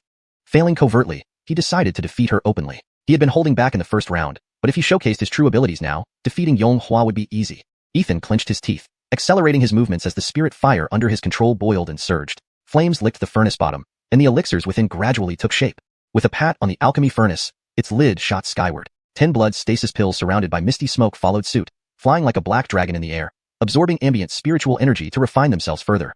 Elixir Darnell transforms into a dragon. The transformation of Elixir Chi into a dragon. Unbelievable, Ethan, at such a young age, has mastered this advanced alchemy technique. The Emil Kinsey squinted with a satisfied smile. Emil Kinsey, what is this Elixir Darnell transforms into a dragon? A disciple below asked. No matter how magical an elixir may be, it is ultimately dead material, fixed at birth with an unchangeable upper limit. But some elixir masters were dissatisfied with this, seeking ways to animate the elixirs so they could continue growing and enhancing after creation. Many methods were developed by ancient master alchemists, but few remain today. One such method is Elixir Darnell transforms into a dragon, where the elixir chi forms a living dragon, fooling nature and drawing heaven's spiritual energy to refine the elixir, imbuing it with a faint dragon aura upon completion. A very difficult skill, even experts can't guarantee success every time. Hearing the Emil Kinsey's explanation, the crowd below marveled, realizing that Ethan was even more formidable than previously thought. It looks like this year's winner will surely be the Fragrance Hall. The Fragrance Hall is about to rise. Is it? I think otherwise. If brother Ethan knows to hide his prowess, then sister Xuanhuan might also have her tricks. As this disciple said, right after his words, a lotus-shaped shadow slowly emerged above Xuanhua's alchemy furnace. The Kinsey blinked her large, watery eyes excitedly. A 9-petaled elixir lotus. It seems Xuanhua's talent matches Ethan's. Before anyone could ask, the Kinsey explained voluntarily. A 9-petaled elixir lotus, a technique on par with Elixir Darnell transforms into a dragon. Each petal nurtures an elixir, and the one at the center combines the essence of the 9 others, potentially elevating the elixir's quality by a grade. Indeed, just as the Kinsey described, each petal of Yonghua's elixir lotus held a superior concentration pill. At the heart of the lotus, a perfectly round elixir lay enveloped in a delicate glow. Perfect concentration pill. This is definitely a perfect concentration pill. Regardless of the other 9, the value of this single perfect elixir exceeded that of ordinary concentration pills 100-fold or more. The Emil Kinsey nodded approvingly. Yonghua's concentration pill and Ethan's blood stasis pill are equally impressive. Both have adeptly employed techniques to animate the elixirs. It is truly a great fortune for our 100 Flowers Valley to produce 2 outstanding young talents simultaneously. You're showing favoritism, Emil Kinsey. Don't forget we also have a prodigy who refined 11 pills from 10 ingredients. The Kinsey reminded him humorously. The Emil Kinsey gently tapped her nose. What has that Grover done for you to speak so favorably? The Kinsey's gaze briefly wavered. I didn't. The Emil Kinsey chuckled without delving deeper. The competition continued. Both Yonghua and Ethan completed one type of elixir and started working on another. Meanwhile, Charity, who had previously shone brightly, now seemed to be in trouble. For some reason, her elixir couldn't form a pill. Why is this happening? I followed every step meticulously. Anxiously, sweat dripped from her forehead. Did she have no choice but to force the formation of the pill? But doing so would certainly degrade its quality. Helpless, Charity instinctively glanced toward Rico. Coincidentally, Rico was looking at her too, giving her a simple, pure smile. That smile brought her immense encouragement, as the pressure from alchemy seemed to vanish instantly. At that moment, Rico silently mouthed some words. Charity focused on his lips and understood his message. An immortal pats my head, granting eternal Yolf. These 10 simple words resonated deeply within her mind, as if setting off an explosion. In her daze, a figure in white appeared before her. Though she couldn't see its face, she felt familiar with this ethereal presence. Its slender hand stroked her hair, tying a longevity knot at the end. Charity closed her eyes, immersed in this dreamlike sensation. Suddenly, her alchemy furnace burst into brilliant light, catching the attention of all the other competitors. Heavens! What is that? Chapter 222. Enlightenment. The dazzling light that erupted from Charity's alchemy furnace captured everyone's attention. Suddenly, everyone found themselves atop a cloud, standing within a city carved entirely of white jade. 12 exquisitely crafted pavilions surrounded them, surpassing all imagination. Everyone marveled at the intricate carvings of these pavilions, but none noticed that on the tallest one, a man in white robes stood with his hands behind his back. This man held a sword in one hand and a wineskin in the other. Breathing through 100 rivers, Yin Ran can be toppled. The man took a hearty swig of fiery wine, and his sword danced even faster. White bones piled like mountains. What crime has this world committed? A chilling radiance swept past everyone's eyes, and for a moment, it seemed as though the entire world revolved around him alone. His sword movements appeared chaotic, yet resonated with an indescribable rhythm. When people tried to decipher it, his swordplay seemed like nothing more than a drunkard's random swings. The revelry of sword and wine eventually ended, and the man staggered toward Charity's alchemy furnace. He seemed to have seen something satisfying. Opening the wineskin, he poured the remaining liquor into the furnace in one swift motion. Charity's alchemy furnace hummed, and 10 pills shot out like arrows. They moved in unison with the man's movements, purifying with each swing until they reached their highest quality. Gabinally, the man sliced through the air, splitting the world into light and darkness before everything returned to silence.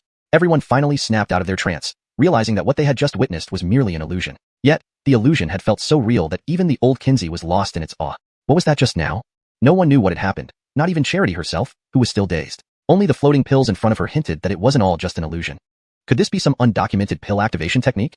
Randall's voice trembled with excitement. 10 perfect pills lay before him, and he gingerly picked one up for inspection. 10 pills, every single one is a masterpiece. 10 perfect pills. Randall was nearly fainting from excitement. 10 perfect pills in one furnace. If he hadn't seen it himself, he would have thought someone was crazy.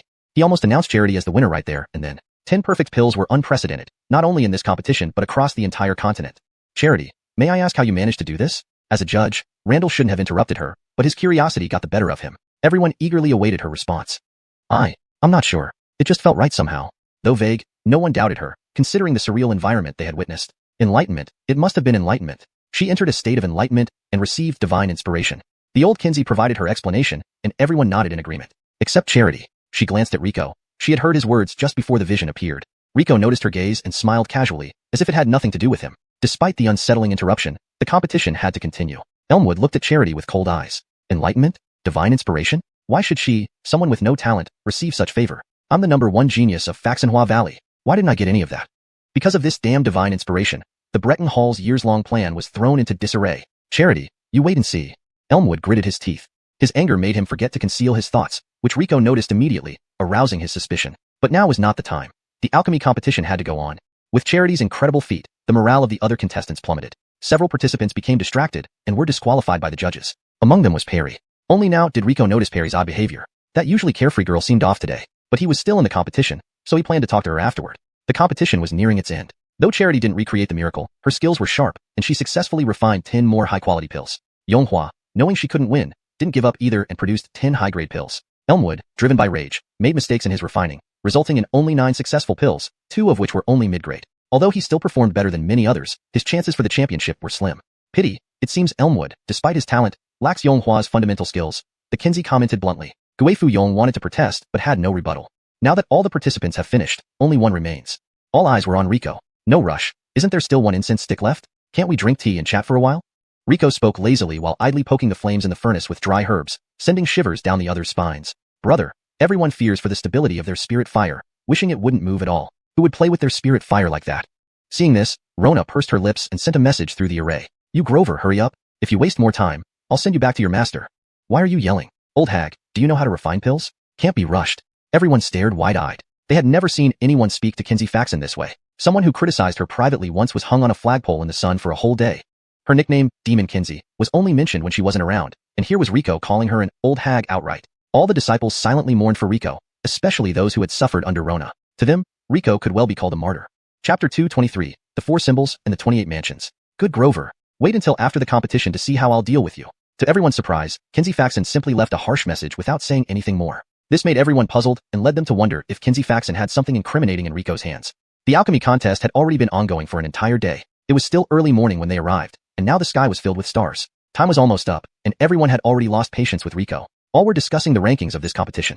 In everyone's mind, Allison was undoubtedly the clear winner this time. As for Yonghua and Ethan, originally people thought they were evenly matched. No one expected Ethan to make a mistake during the 3rd round of pill refining. It seemed that Ethan could only place 3rd. Thus, the Pill Hall, Fragrance Hall, and Medicine Hall respectively claimed the 1st, 2nd, and 3rd places, making the overall scores uncertain. Allison gaining the 1st place would earn 15 points, but the Pill Hall had only her as their top candidate.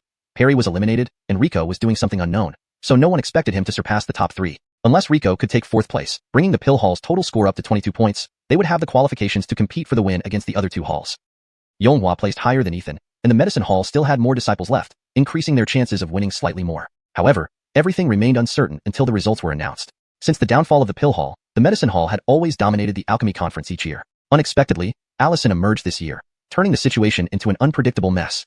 Discussion grew louder, and everyone eagerly awaited their respective hall's final victory. Rico raised his head and looked at the starry sky. Time is about right. Rico murmured softly. He extinguished his furnace and sat cross-legged in front of it. Time is up, contestant Rico, please open your furnace. If you cannot present a pill, I will regretfully disqualify you. If you didn't refine it, just admit it instead of wasting everyone's time. Exactly. Everyone is waiting on you alone. Don't you feel ashamed? Amidst the jeering, Rico slowly opened his eyes. Seeing Rico's eyes, everyone fell silent. Those eyes were like an abyss and the stars combined. The deep blackness contained twinkling stars that corresponded with those in the sky, and behind Rico, a massive array appeared beneath his furnace. It was a vast celestial map, each star shining brightly. They seemed to call out to something, and Rico's furnace began to tremble gently, responding to the call of the celestial stars. Gabinally, the furnace could not withstand the longing from the celestial stars any longer, and the lid exploded open. A bright light shone over Rico's furnace as the pills flew out and spiraled upward around a beam of starlight. The celestial stars above sensed the existence of these pills and began to sparkle joyfully. From the 4 directions, one by one, starlight condensed into divine beasts descending from the edges of the sky. There were dragons, camels, wolves, rhinos, and many more. 28 distinct divine beasts descended into this small 100 Flowers Valley, their overwhelming presence making the spectators unable to breathe. Even the Valley Master and others who had seen major events before were speechless. The concentrated star power made their bodies stiffen. They couldn't even move a finger. These were genuine star-surpassing divine powers, not counterfeits. Yet, these 28 star-surpassing divine beasts all knelt before Rico, each holding a pill in its mouth, precisely the 28 pills that flew out of Rico's furnace. They knelt obediently, looking up at Rico surrounded by them, awaiting his acceptance. Unexpectedly, Rico furrowed his brow. Not enough. The divine beasts understood immediately and simultaneously soared into the sky.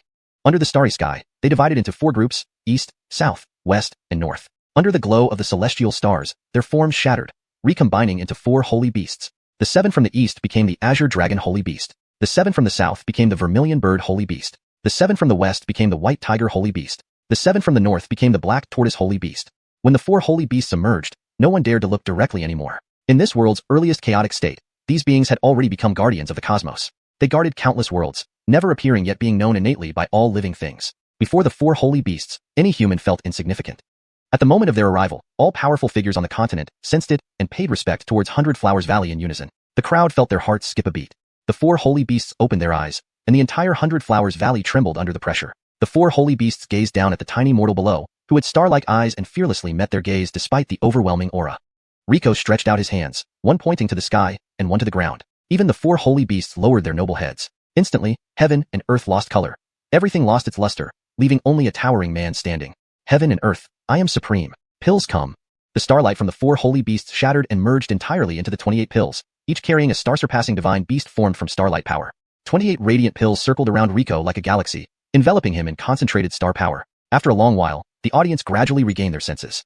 They watched Rico immersed in the starlight, appearing like a celestial god. As a judge, Randall was unsure what to do because the pills Rico refined had surpassed the realm of ordinary pills. They had fully transformed into star-surpassing artifacts, with the pills serving merely as carriers. At a loss, Randall consulted the Valley Master. The Valley Master gave him a cold glance. Emilian, even if Rico handed those pills to you now, would you dare taste them? Just a trace of that concentrated star power could burst your belly instantly. Kinsey, what should we do now? Randall was still in shock. You're the judge, why ask me? The Valley Master glared at Randall. This old man was too rigid, actually saying he couldn't taste the pills Rico refined, making evaluation difficult. Regardless, the grandeur of the scene ensured Rico's victory.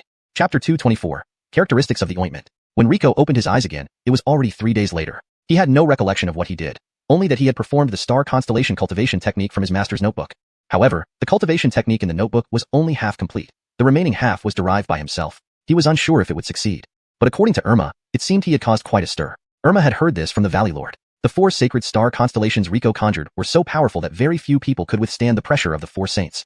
Thus, most people's memories were more or less affected. Only a few elders and Valley Lords retained their complete memories. Everyone who still remembered chose unanimously to keep the entire incident hidden in their hearts. In summary, under Rico's astonishing performance, the Alchemy Hall secured 1st and 2nd place in the competition, finishing with a total score of 24 points. The Herbal Medicine Hall took 2nd, and 3rd went to the Fragrance Hall. This year, the Poison Hall ranked last, but they didn't mind since ranking was never something the Poison Hall cared much about. For everyone in the Alchemy Hall, this conference could be considered a joyful occasion for all. Gabinally awake, Rico, Irma suggested that everyone in the Alchemy Hall celebrate together. But unexpectedly, Perry was missing. When did Perry go missing? I saw her yesterday evening, it's strange. She's never left without telling anyone. Honest, don't worry, Aiden's sister Yolu is an adult now. Perhaps she just had an urgent matter to attend to. Let me stay here to wait for her return while you'll tell Jim and I go out to look for her. Sure, I'll leave it to you too. Irma nodded with some concern. She couldn't help but have a bad feeling about this. Perry frequented the library most often, but neither the main library nor the Alchemy Hall's branch held any sign of her.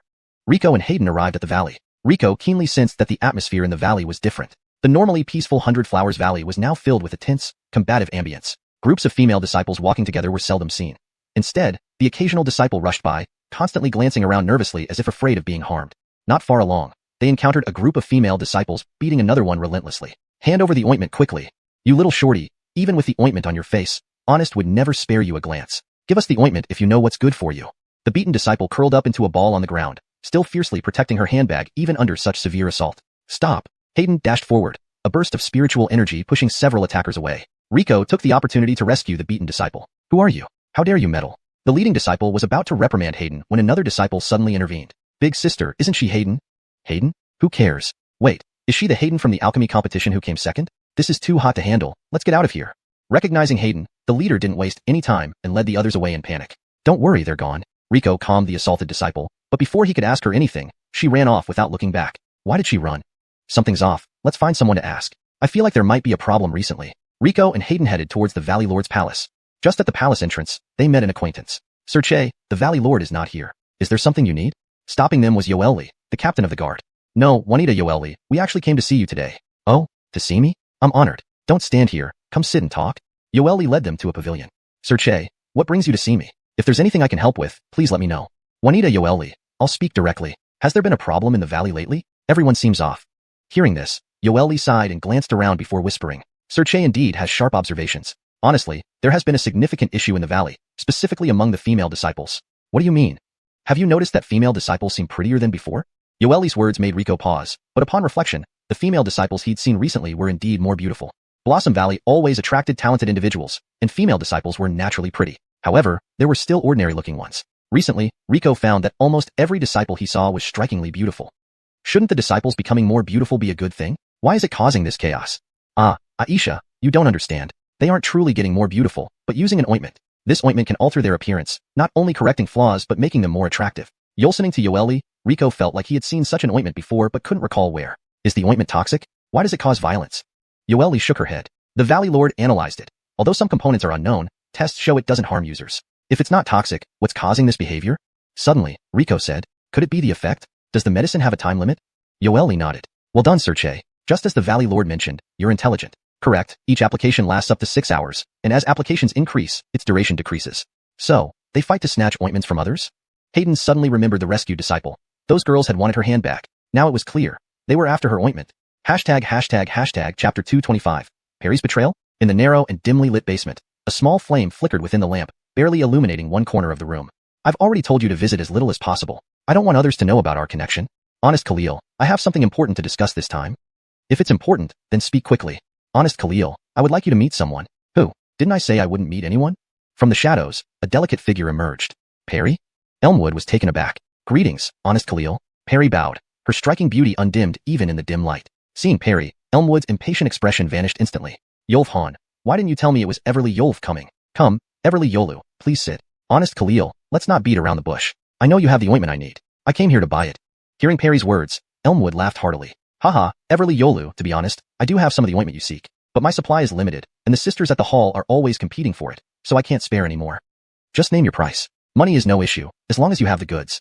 Elmwood narrowed his eyes and smiled slightly. It seems Everly Yolu has high expectations. It's not about the money. I simply can't provide more. However, Elmwood moved closer to Perry and placed his hand on her shoulder. Perry stiffened, but subtly shook off his hand. I know you want to deal with Yonghua. I can help you with that. With his hand shrugged off, Elmwood's face darkened. Everly Yolu, you jest? Sister Yonghua and I have always had a good relationship. Why would I want to harm her? You should leave now. Are you sure you don't want to know why Yonghua has been targeting you everywhere? Elmwood turned sharply, staring intently at Perry. You know.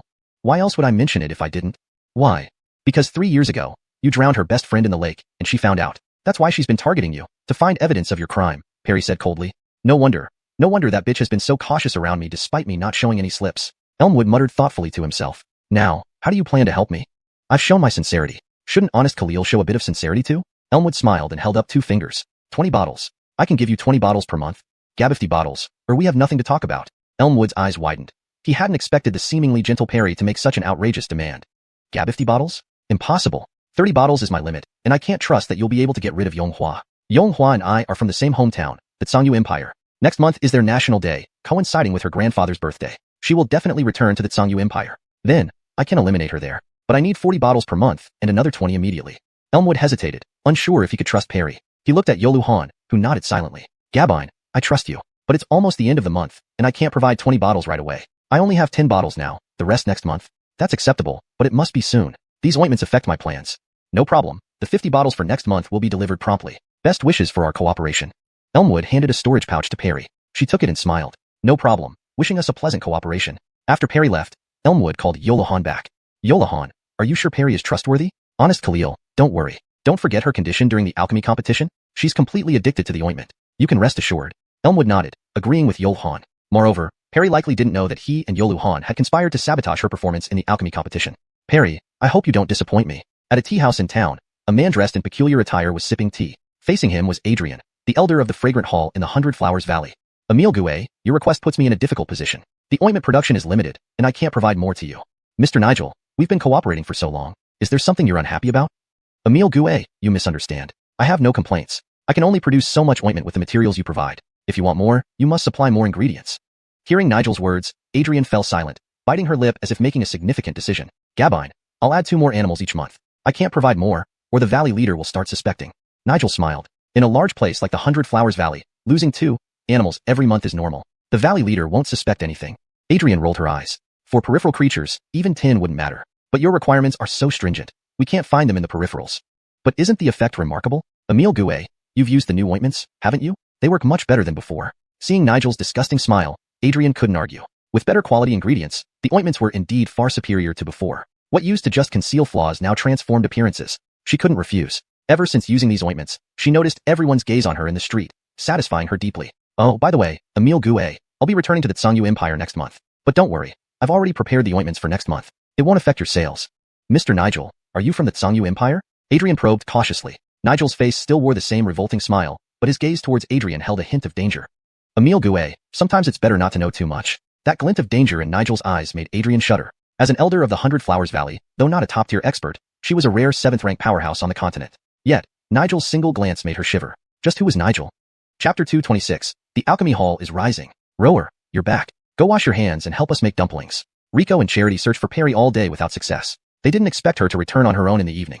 Yulf Shimmy, where did you run off to? I've been worried sick, and Che Shirtong has been searching for you all day. I'm an adult now. It's just that I played outside for a day. There's no need to worry so much. Perry pouted, washed her hands, and joined them in making dumplings. Rower, it's not that Honest doesn't let you go out, but next time at least inform me. I thought someone had kidnapped you. Honest, I'm sorry. It won't happen again. Perry apologized obediently. Since she returned unharmed, the matter was let go. The Alchemy Hall hadn't been this lively in a long time. The 4 remaining members of the Alchemy Hall gathered together to make dumplings joyfully. Rico chopped the filling, Charity rolled out the dough, while Irma and Perry made the dumplings. The 4 of them worked harmoniously, chatting and laughing. In no time, they had made over 100 dumplings. Do we need to make more? We have enough already, right? Perry wiped the flour from her face with the back of her hand. Make a few more. Guests will be coming soon. Guests? When does our Alchemy Hall ever have guests? Perry asked curiously, as if they're already here. 2 figures, one tall and one short, arrived riding green birds from the sky. Hey, you're making dumplings. My favorite. I love eating dumplings. The Valley Master hopped off the green bird and bounded towards them. Greetings, Kinsey. Everyone greeted the Valley Master respectfully. All right, no need for such formality. Let me join in making dumplings too. Chloelon, come on. Arriving with the Valley Master was Rona, the master of Spring Breeze Valley. What do you need me to do? Let's work on rolling out the dough together. Okay. Charity rolled perfect round and evenly thin wrappers, while Rona struggled a bit. Haha, what are you rolling? How can you even roll a square wrapper? Rico mercilessly teased Rona's technique. Do it yourself if you think you can do better. You little brat, I still haven't settled the score for calling me an old witch. Gabine, I'll show you true craftsmanship. Rico took the rolling pin from Rona and started rolling with deft efficiency. Haha, now you're the one getting laughed at. Not any better yourself. Rona burst into laughter, not caring about her image as she looked at the various sizes of dumpling wrappers Rico made. At least these are usable, right? Rico stubbornly argued. Enough, you're both just as bad. Let me handle this. Surprisingly, the Valley Master rolled wrappers just as good as Rona's. Scram, go make dumplings. If you don't finish the quota, there'll be none for you later. Amidst laughter and jokes, they finished the dumplings. As Irma cooked the dumplings, the others chatted idly. Congratulations. I never expected you to win the competition. The Valley Master congratulated the Alchemy Hall team. What, don't you believe in me? Didn't I say I'd lead the Alchemy Hall to victory? The Valley Master rolled her eyes at Rico. I just mentioned it casually. Honestly, I didn't expect you to win. I only wanted you to owe me a favor. Imagine my surprise when you actually led the Alchemy Hall to victory. Hee, well, I'm just a man full of surprises. Stop bragging. Rona grabbed Rico's ear, twisting it hard, causing him to yelp. They laughed at Rico's expression. Perry chuckled as well, though she clearly wasn't feeling great. Yulf shimmy, don't worry too much. It's just one mistake. There's no need to dwell on it. Charity whispered comfortingly to Perry. Perry glanced up at Charity. Her senior sister didn't seem so unbearable anymore. Recalling their childhood moments, Charity had always treated her like a sister. If you were really as annoying as you seemed, Perry murmured softly, lowering her head. Huh. Charity didn't hear clearly. Nothing. Everyone, prepare for dinner. The dumplings are ready. Irma brought the steaming hot dumplings along with pre-prepared dishes like braised pork knuckles, red braised pork, fermented tofu wings, blanched vegetables, and mixed salad. The Valley Master added roasted chicken and barbecued pork bought from the market. The table was laden with delicious food. To celebrate the Alchemy Hall's triumph, we gathered today. Cheers. Everyone raised their glasses. They were genuinely happy, especially Irma. Since her master's death, the Alchemy Hall had steadily declined. Years had passed without winning the alchemy competition. All this was thanks to Rico. Without him, the Alchemy Hall might have dissolved. Emile Yoel, I've seen everything happening in the Alchemy Hall, but being the Valley Master, I couldn't act directly. It's my fault, and I apologize. The Valley Master bowed deeply to Irma. Kinsey, this isn't your responsibility. It's my incompetence that led to the Alchemy Hall's decline. How could it be your fault? Irma stood up hurriedly. In truth, I've always wanted the Alchemy Hall to revive. Old Hallmaster was like a mentor to me. However, forcefully supporting it would invite retaliation from the other 3 halls. After the old Hallmaster left, only you 3 truly cared for the Alchemy Hall. Lucia, you're too gentle, Perry is too young, and Aisha lacks the reputation to command respect. So, I held back. But now things are different. You've won the alchemy competition independently. As the winners, the Alchemy Hall regains its right to recruit new disciples on behalf of 100 Flowers Valley. Hearing this, Irma's eyes lit up. Recruit disciples. Every year, 100 Flowers Valley recruits new disciples. Apart from the appointed elders, the alchemy competition winners also get to join in the recruitment. This was a special privilege. Usually, the 4 halls recruit disciples based on rankings. Those higher up get to choose first, leaving those lower down with average talents. But now, the Alchemy Hall could recruit before the other 3 halls, gaining priority in choosing the best disciples. The Alchemy Hall is rising. Chapter 227. I'm coming to the Xianxia Empire. This is next month's recruitment plan for the 100 Flowers Valley. You can choose one of the places listed here. The Kinsey handed a scroll to Irma. Rico glanced at the scroll and immediately noticed the 4 big characters, Xianxia Empire. Aiden's sister, why don't we go to the Xianxia Empire? It's vast and populous, and Xianxia is a Francesca there, which would surely be very helpful for our recruitment efforts. Irma nodded in agreement. She looked up at Hayden. Xianxia, will it cause you trouble if we come to the Xianxia Empire? Hayden smiled. Honest, you misunderstand. It's an honor to have everyone visit me. Why would anyone object? Hayden gave Rico a grateful look. She knew he wasn't suggesting this aimlessly. He wanted to help her. The disciples they recruited from the Xianxia Empire would be crucial allies on her path to succession. Thus, the Dan Hall's recruitment destination was set, the Xianxia Empire. That night, after the Kinsey and Rona left, Hayden came to Rico's room. Jim, honest, thank you for your help today. Rico was playing cards with Alicia, the elf sisters, Xena, and Ronald when he heard Hayden's words. He put down his cards. Going to the Xianxia Empire is the best choice for everyone. Even if I hadn't suggested it, Aiden's sister would have. No need to thank me. Honest. Cheating. We were about to win. The younger elf sister, Vivianaki, accused him angrily of cheating while playing with them, who were clearly novices. Rico's plan to confuse the situation was exposed, so he reluctantly picked up his cards. Hayden pretended not to notice Rico's embarrassment and voiced her concern. But recruiting in the Xianxia Empire might face resistance from my older brother. I'm worried. Don't worry, Rico interrupted her. This is an official diplomatic visit, a friendly exchange. If Carver or any others dared to interfere, it would become an international incident. Even if he's unafraid, his strategists wouldn't allow such chaos. Jim Honest has already thought it through so thoroughly. I was overthinking it. No, you've reminded me. Before we head to the Xianxia Empire, we should send a formal diplomatic note to your father, detailing our itinerary. Your father, the Emperor, will ensure our safety. Hayden nodded. With her father's protection, the trip to the Xianxia Empire should go smoothly. A month isn't long, and soon it passed. In this month, visits to the Dan Hall noticeably increased. Many disciples came seeking fame after the Dan Hall's success at the alchemy competition, hoping to join. Irma hesitated about taking apprentices, but Rico accepted all comers, even those obviously sent by other halls to spy. True to his principles, he practiced teaching without discrimination. Rico's reputation in the 100 Flowers Valley flourished during this month. His lectures drew packed crowds, even attracting some elder masters who would sneak among the students to listen. Occasionally, these masters would fall into deep thought, then suddenly nod in enlightenment. Rico's understanding of alchemy was unique, often giving them a new perspective. Honest, I don't quite understand this part of the alchemy book. After each lecture, many disciples would approach Rico with questions, which he answered thoroughly. How many times do I have to tell you? Call me teacher, not master. I never agreed to be your master. Though he said this, Rico still explained everything in detail. The disciple listened, eyes shining. She had never imagined the alchemy book could be explained like this. All right, go back and digest it slowly. By the way, Rico called her back. Tell everyone that from tomorrow, they shouldn't come. What? Honest? No. Shay teacher, did we do something wrong? Please don't abandon us. We want to keep listening to your lectures and guidance. The disciple's eyes widened, ready to cry. Who said anything about abandoning you? I'm going to the Xianxia Empire for Dan Hall recruitment. Teacher Yoel, and your 2 senior sisters are coming too. Study diligently in our absence, and we'll resume teaching when we return. Oh, I see. The confused disciple nodded. Jim Che, hurry up, they're waiting for you. Perry pulled Rico away right in front of the disciple. On the square, a massive flying boat was parked steadily. Is this the 100 Flowers Valley's flying boat? It's impressive. This boat was several times larger than Hayden's previous one, covered with colorful flowers and vines, showcasing the 100 Flowers Valley's unique style. Yes, it's very impressive. This is one of our symbols, the 100 Flowers boat. Used only for official diplomatic missions, it features top-tier protective arrays, costing a fortune to maintain annually. The Kinsey appeared beside Rico proudly. Is this specifically prepared for our Dan Hall?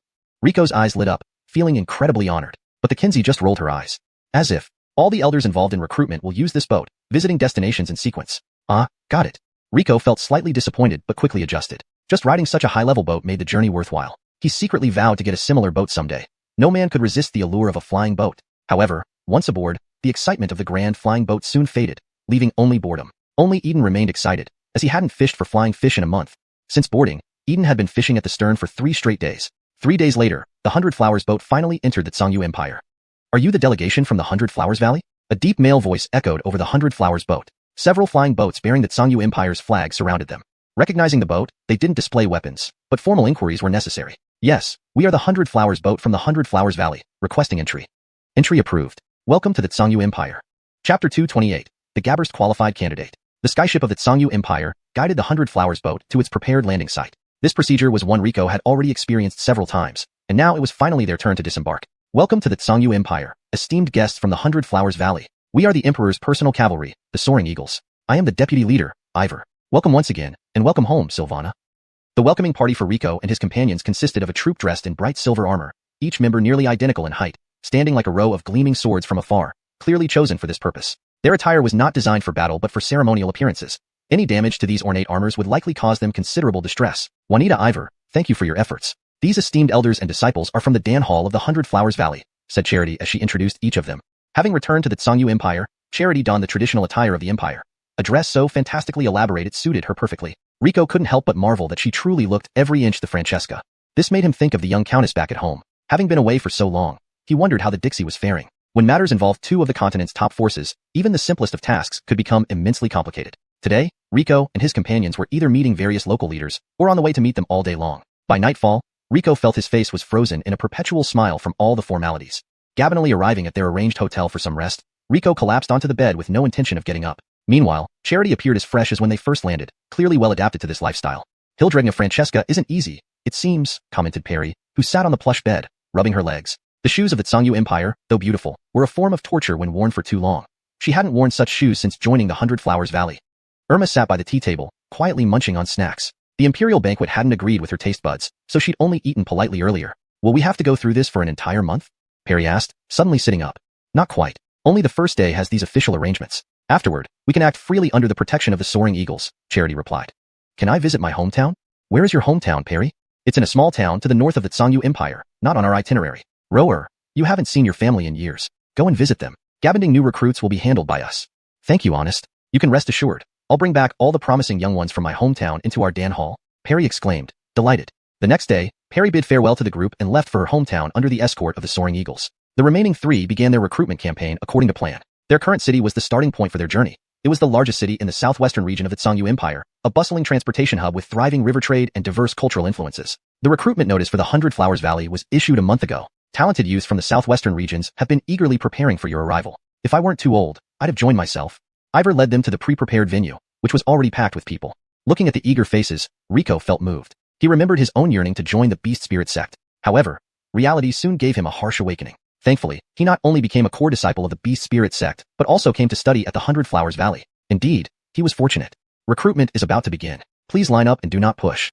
Unlike other factions, the 100 Flowers Valley recruited alchemy apprentices without regard for physique or lineage. They only required a talent for spiritual energy and the ability to summon spiritual fire. Don't underestimate this. The number of alchemists was less than 1/10 of other cultivators, and summoning spiritual fire alone excluded 99% of cultivators. I'm the number 1 genius of Reliance Town. How can I fail to summon spiritual fire? My family is the leading clan in Kanglan City. Why can't I summon it? There must be a mistake. I'm the eldest son of the premier family in the southwest. You're saying I lack talent in alchemy? Many arrived confidently but left disheartened. Those who shouted complaints were immediately thrown out. Tens of thousands gathered, yet after half a day, the crowd remained immense. Out of the thousands tested, not a single qualified candidate emerged. How hard is it to find someone with alchemical talent? As Rico mused aloud, a beautifully dressed Dixie approached him. She looked around 5 or 6 years old, but exuded an unhidden air of arrogance. Hey you, come test me. Are you talking to me? Rico pointed to himself, surprised. Of course it's you. Can't you see I'm standing right here? Curious about the origins of this bold child, Rico didn't let her attitude upset him. Alright, Dixie, place your hand on this fire spirit stone and let me see if you can summon spiritual fire. To his surprise, the Dixie pouted. Do you take me for a 3-year-old? Summoning spiritual fire is nothing to Butterfly. I don't need a fire spirit stone. With that, she opened her small white hands, and a ball of fierce spiritual fire danced within her palm. Rico was impressed. Such powerful spiritual fire from a child this young. She definitely had a bright future if properly nurtured. What's your name, little one? My name is Cindy. I aim to become the greatest alchemist on the continent. Good ambition. Keep working hard. Rico gently patted her head. Unexpectedly, Cindy shook her head disdainfully. Don't touch my head. It won't grow otherwise. You really are a dullard. Rico's mouth twitched. This Dixie clearly needed some proper guidance. Chapter 229. Going through back channels. Rico glanced at the sky. The morning session was about to end, so he decided to play a bit more with the Dixie.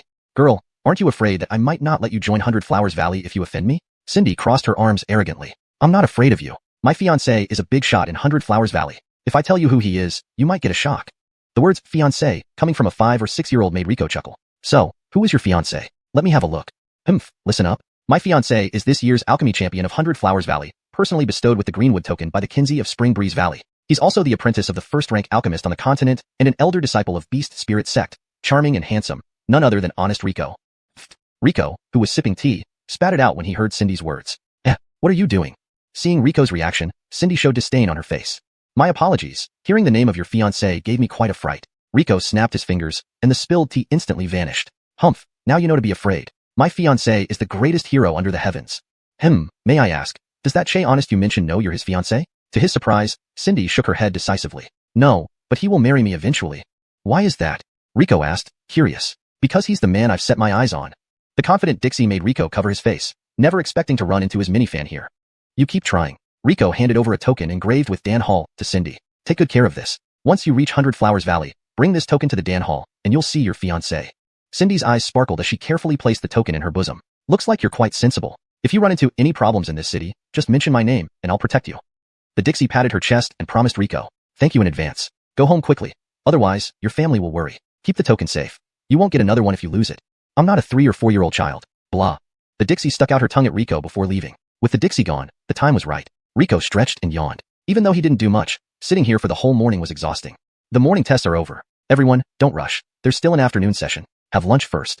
Rico looked at the endless crowd, realizing they wouldn't finish testing today. Honest Che, the mayor has arranged a luncheon for you and asked me to check if you have plans for lunch. Ivor approached respectfully. Luncheon? That's great. I was wondering what to eat for lunch. Please convey my thanks to Kenny beforehand. Certainly, serving Honest Che is an honor for me. Ivor quickly ran to inform the mayor who had been waiting at the gate. Rico smiled slightly, realizing he truly benefited from 100 Flowers Valley's reputation. The esteemed mayor had been waiting so long just to invite him for lunch. At the Xander's residence, Rico and the others were carried by sedan chairs. This was Rico's first time in a sedan chair. It was indeed more comfortable than a carriage, though sitting on others felt a bit strange to him. Sylvana, your excellencies, greetings. As soon as they got off the sedan chairs, the Xander welcomed them. He was a slightly overweight middle-aged man whose friendly smile couldn't hide his sharp gaze.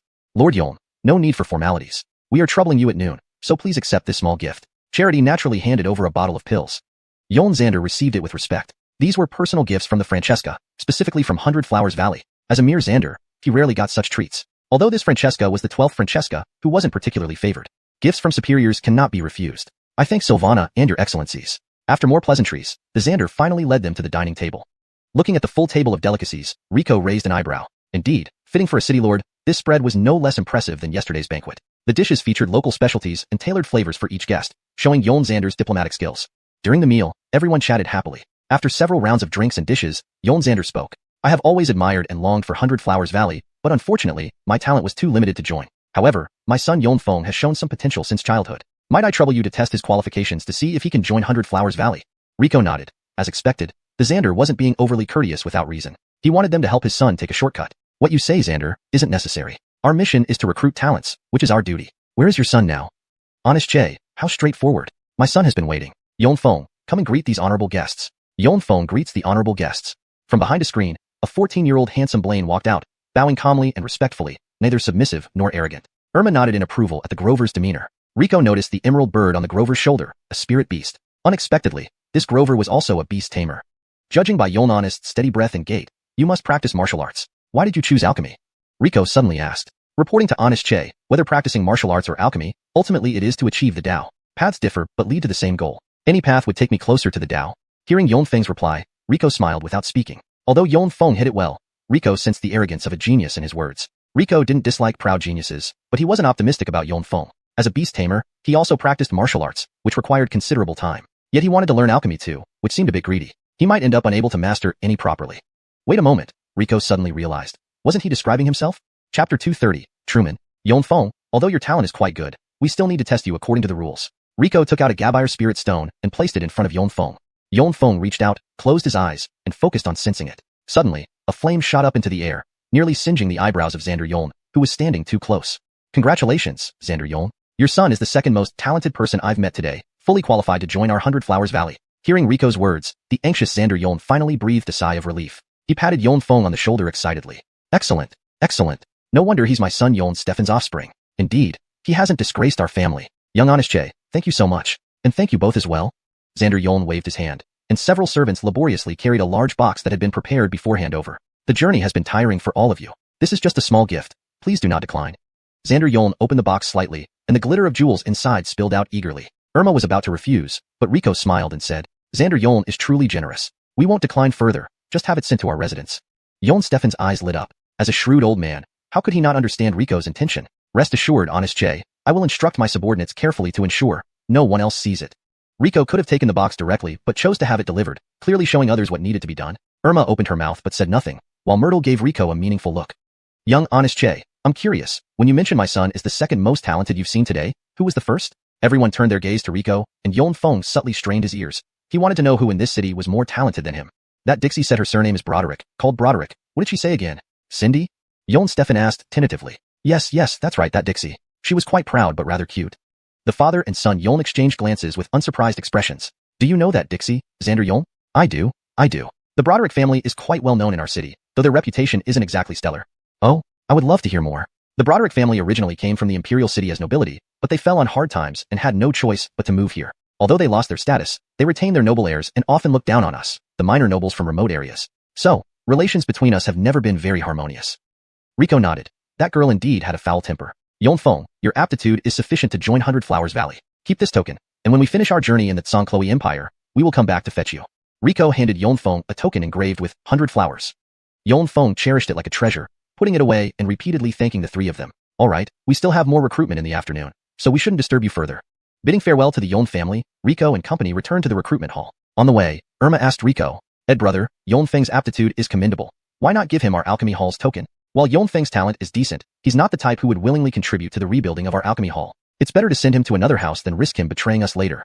Irma nodded, somewhat puzzled. Although she didn't understand why Rico saw through Yonfeng so thoroughly at first meeting, she always trusted her junior brother unconditionally. Over the next 2 days, the trio found a few more young talents. The recruitment in southwestern Xianxia Empire officially concluded, and the three spent some time enjoying the local culture. Rico and Irma also experienced the exotic customs of this foreign land. They were all in high spirits when returning to their residence, passing by the recruitment venue where the cleanup was almost complete. Dark clouds gathered overhead, and the cold winter rain began to pour. A petite figure knelt before the venue, pleading with the staff. Please let me take the test. I must join 100 Flowers Valley. Otherwise, my younger sister and grandfather are in danger. Please, grant me a chance. An annoyed servant kicked the kneeling figure aside. We told you how many times. Don't you understand? Recruitment ended this afternoon. Why didn't you come earlier? Come back next year. The door slammed shut, leaving Angus on the ground struggling to rise. Beaten and bruised, he crawled back to the entrance, knocking desperately on the door. Please, just one chance, please. Casper's hoarse voice was filled with helplessness and despair. This was his last chance. If he couldn't become a disciple of 100 Flowers Valley, his younger sister would be sold to a brothel, and his elderly grandfather would be conscripted. His grandfather had raised him and his sister since childhood, living modestly but happily. Last month, his long-lost father suddenly returned, injuring his grandfather, stealing all their money, and bringing people to sell his sister to pay off debts. That old fool. All these years, you saved up such a paltry amount. You should have died. This was the first time he heard his father's voice, but he wished he hadn't. Truman, go to 100 Flowers Valley and don't return to Xianxia Empire. Grandfather gave Truman the last bit of money hidden in the chimney, hoping Truman could escape. Staying in Xianxia would only lead to enslavement. His younger sister, Abdullahi, had already been taken away, and being old, he couldn't resist, but he wouldn't let Truman be captured. Oliver, I won't leave. I need to save my sister. Save her with what? Go to 100 Flowers Valley. Only there can you achieve greatness and save your sister. Though reluctant, Truman had no choice. He reported to the authorities, but they ignored him, almost arresting him instead. He followed grandfather's advice and tried to join 100 Flowers Valley, but the journey was long, and his limited funds were stolen en route. By the time he reached the recruitment venue, it was already over. Truman's despair and anguish were immeasurable. Kneeling in the cold rain, he pleaded for another chance. But only the relentless rain answered. As he felt all hope slip away, a low, warm voice spoke behind him. What happened? Is there something I can help you with? Hashtag chapter 231. The revenge-driven Maxwell. Truman raised his head. A handsome Blaine stood behind him, holding an umbrella that shielded Truman from the cold winter rain, while his own shoulders were mostly drenched. The icy rain streamed down Truman's face, leaving streaks on his dirt-covered face. Rico sighed inwardly. Casper in front of him seemed to be about Yonfeng's age, yet his eyes were filled with darkness and despair. A look that should never belong to someone so young. Recruitment has already ended. Were you here to join? Rico's words made Truman lower his head, helpless tears welling up in his eyes. This child is so pitiful. Why don't we take him back to the hotel first? Irma, moved by Truman's pathetic appearance, could not help but feel sympathy for him. Truman remained silent, and Rico nodded, extending his hand towards him. Startled back to reality, Truman jumped out from under Rico's umbrella, standing in the icy rain. He looked at Rico warily. Recent events had taught him not to trust any stranger. He slowly backed away, but his body swayed, and he fell helplessly to the ground. How hot. He's caught a chill. What can we do? I have no medicine. Let's take him back to the hotel first. Just before losing consciousness, Truman saw 3 concerned faces looking down at him. In his coma, Truman dreamed of his grandfather, who was questioning why he had left him behind. Then he dreamed of his little sister, engulfed in flames, burned beyond recognition. His sister in the fire clung tightly to him, continuously accusing him of not saving her. Truman woke up in shock. Opening his eyes, he found himself soaking in a wooden tub, the water inside oddly colored and emitting a strange but pleasant aroma. The man he saw before fainting now sat beside the tub, controlling the fire beneath it while adding medicinal herbs to the water. Seeing Truman awake, Rico smiled and greeted him. Well, you're awake. Where am I? Who are you? What are you doing to me? Truman eyed Rico cautiously. Here? This is the hotel I'm staying at. I'm Rico. We found you outside the recruitment venue, remember? You had a chill and fainted at the entrance. Gradually recalling what happened, Truman remembered as Rico described. Suddenly standing up, Truman realized he had no time to waste. What are you doing? You're not fully recovered yet. Sit down. Rico snapped his fingers, and Truman felt his knees give way, falling back into the water. Rico picked up a hat-like cover and placed it over Truman, leaving only his head exposed. Now, you'll stay in there for an hour. Otherwise, your illness will return. Don't think about escaping. I'll be watching you. Picking up a piece of pastry, Rico offered it to Truman, smiling slightly. Eat this. It's made with ginger and sugar, good for driving out the cold. Rico's kind smile gradually eased Truman's suspicions, and he took a gentle bite from the pastry. It was sweet, with a slight spiciness, ginger. The soft pastry was not only delicious, but also warming when eaten. Do you like it? Have another if you want. Thank you, but I really have no time. Please, let me go. I need to find the envoy of 100 Flowers Valley, or my grandfather and sister will be in danger. Thinking of his grandfather and sister, Truman grew anxious, wriggling to escape the tub, but the water seemed to have a will of its own, holding him tight. Why do you need to find the envoy of 100 Flowers Valley? Tell me, maybe I can help. Big brother, thank you, but my matter requires finding the envoy of 100 Flowers Valley. Please, let me go. If I find them, I'll work for you forever. Truman was truly desperate. If the envoy left the city, he might never catch up. I might be able to help you find them, Rico said with a smile. Tell me your story first. If I'm interested, I'll help you find the envoy. Really? Hope shone in Truman's eyes. He briefly explained his situation to Rico. Rico couldn't help but frown after listening. Can you believe there are men in this world who beat their own fathers and sell their daughters to brothels? He's not even human. Truman clenched his teeth, having always dreamed of his father as a hero protecting the country. Now, all he wished was that he had no such father. There are many unfortunate people in the world, and helping each one would exhaust Rico. But clearly, he and Truman were destined to meet, and he decided to lend a hand. Truman, what would you do if you joined 100 Flowers Valley? What would I do? Rico's sudden question puzzled him. He had only followed his grandfather's instruction to join 100 Flowers Valley, never thinking about what to do after joining. To put it this way, do you want to join 100 Flowers Valley, or seek revenge on your father? Of course revenge. Truman answered without hesitation. Rico smiled. You're honest. I like honest kids. But if you're just seeking revenge, I can't let you join 100 Flowers Valley. They won't accept someone who doesn't sincerely wish to join. Hearing this, Truman looked bewildered at Rico. Big brother, you? Yes, I'm the envoy of 100 Flowers Valley you've been looking for. Truman's eyes widened in disbelief. He could hardly imagine that the envoy of 100 Flowers Valley was this kind-hearted, handsome big brother. Don't believe me? No. I thought the envoy would be an old man with a white beard and eyebrows. Didn't expect you to be so young. Truman's innocent remark made Rico chuckle. Well, you might be disappointed. Those kinds of old men are rare in 100 Flowers Valley. After laughing, Rico's expression turned serious. Truman, your background is tragic, but I'm not a saint. I can't save every unfortunate soul, nor do I have the ability. So, Rico pulled out a Beast Spirit Stone. Let's test you. If you pass 100 Flowers Valley's test, I'll help save your family. Chapter 232. Broken Law Body? I understand. Truman nodded. Rico lifted the lid, and Truman stretched her hand out of the wooden tub. She took a deep breath and placed her hand on the Beast Spirit Stone. Time ticked away second by second as beads of sweat from Truman's forehead dripped into the tub. Her heart pounded with anxiety. However, as time passed, the Beast Spirit Stone remained utterly unresponsive. How could there be absolutely no reaction? That's very rare. It seems you truly lack any alchemy talent, Rico said. His words struck Truman like a bolt of lightning, piercing straight through her heart. It can't be. Big brother, please give me another chance. Maybe I wasn't in my best state just now. Please give me one more opportunity. Truman grabbed Rico's hand. Although she had already anticipated that she might not have alchemy talent, hearing those words still felt like she was plummeting into an icy abyss.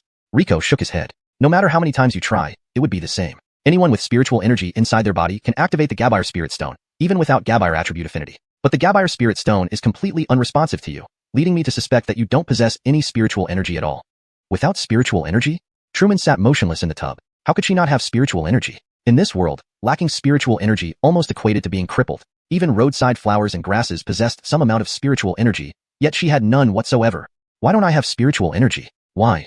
Truman slumped there, her head bowed low as she immersed her whole face underwater. She was nothing but a waste of flesh without spiritual energy. How could she possibly seek revenge for her sister and grandfather? What right did she have to live in this world? Tears welled up helplessly in her eyes, merging into the medicinal water in the tub and vanishing without a trace. A dark and terrifying thought began to engulf Truman's mind. Perhaps death was the best option. But just as despair consumed her, a large hand grasped her arm and pulled her out of the tub. Wet strands of hair clung to her face, her clothes soaked through and sticking uncomfortably to her emaciated frame, making breathing difficult.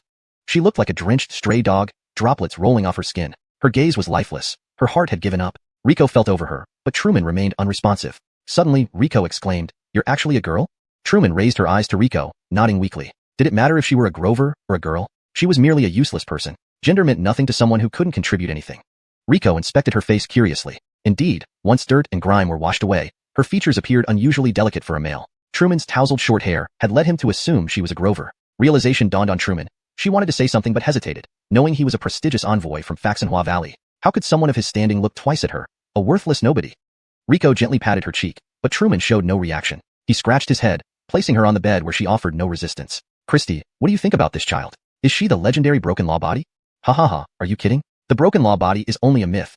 It's impossible to exist. Your elemental body is rare, at least there's historical documentation. But there has never been a record of anyone having a broken law body in history. Imagine it, impervious to all magic and indestructible. How can such a constitution exist? It's just ancient fantasy.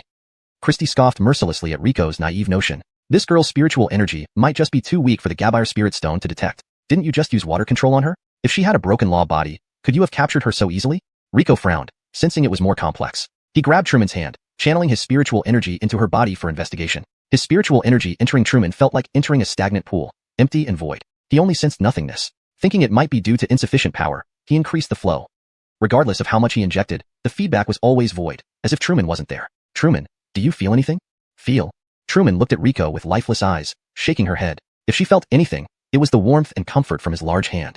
Are you serious? Perhaps this girl has an unknown constitution, but I absolutely don't believe the broken law body exists. Christie's voice was firm. Ignoring her, Riko's intuition grew stronger. He noticed his beast summoning spaces, seemingly dead black and white giant egg, showing a faint response. Connected intimately, Riko detected fear. The egg feared Truman. Excitement surged within Riko. If this mysterious entity feared her, then Truman must not be simple. Truman, let's be honest. You indeed lack alchemy talent. Supporting Truman upright, he held her face, making her meet his eyes directly. Don't get ahead of yourself. Think carefully about what I'm about to say. I'm not helping you for free. Your body is special, and I want to study it. I can assist you with whatever you desire. Money, avenging your father, anything.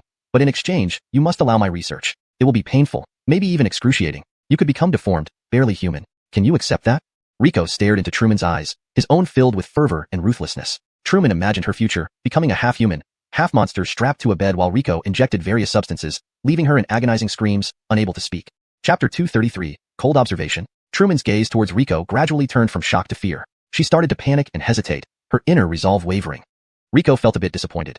He had merely employed a touch of mental induction, yet Truman's reaction indicated her mind was not resolute enough. Are you not pained by your conscience scaring a young girl like that? Christie shot Riko a scornful look. He sighed inwardly. If Truman couldn't handle this, then even if she possessed the potential to become a lawbreaker, he wouldn't want to train her. Just as Riko was about to give up, Truman's eyes suddenly hardened. She grabbed Riko's hand and said with determination, I am willing. Even if it means shattering my body, I will rescue my family. I will make that man pay. Riko smiled, genuinely delighted. Good. There will be no turning back for you. Riko pulled Truman off the bed in one swift motion and draped his long robe over her. From now on, you belong to me. Your past has nothing to do with you anymore. Starting today, you are mine and only mine. Before Truman could react, Riko hugged her waist, and they leaped out of the hotel window. Truman closed her eyes in fright, but just before they hit the ground, a moon-white lightning bolt appeared beneath them. With a high-pitched cry, an elegant spirit crane gracefully caught them mid-air. This was the Valley Master's 7th-rank flying beast, borrowed by Riko before leaving Xuanhuan Valley.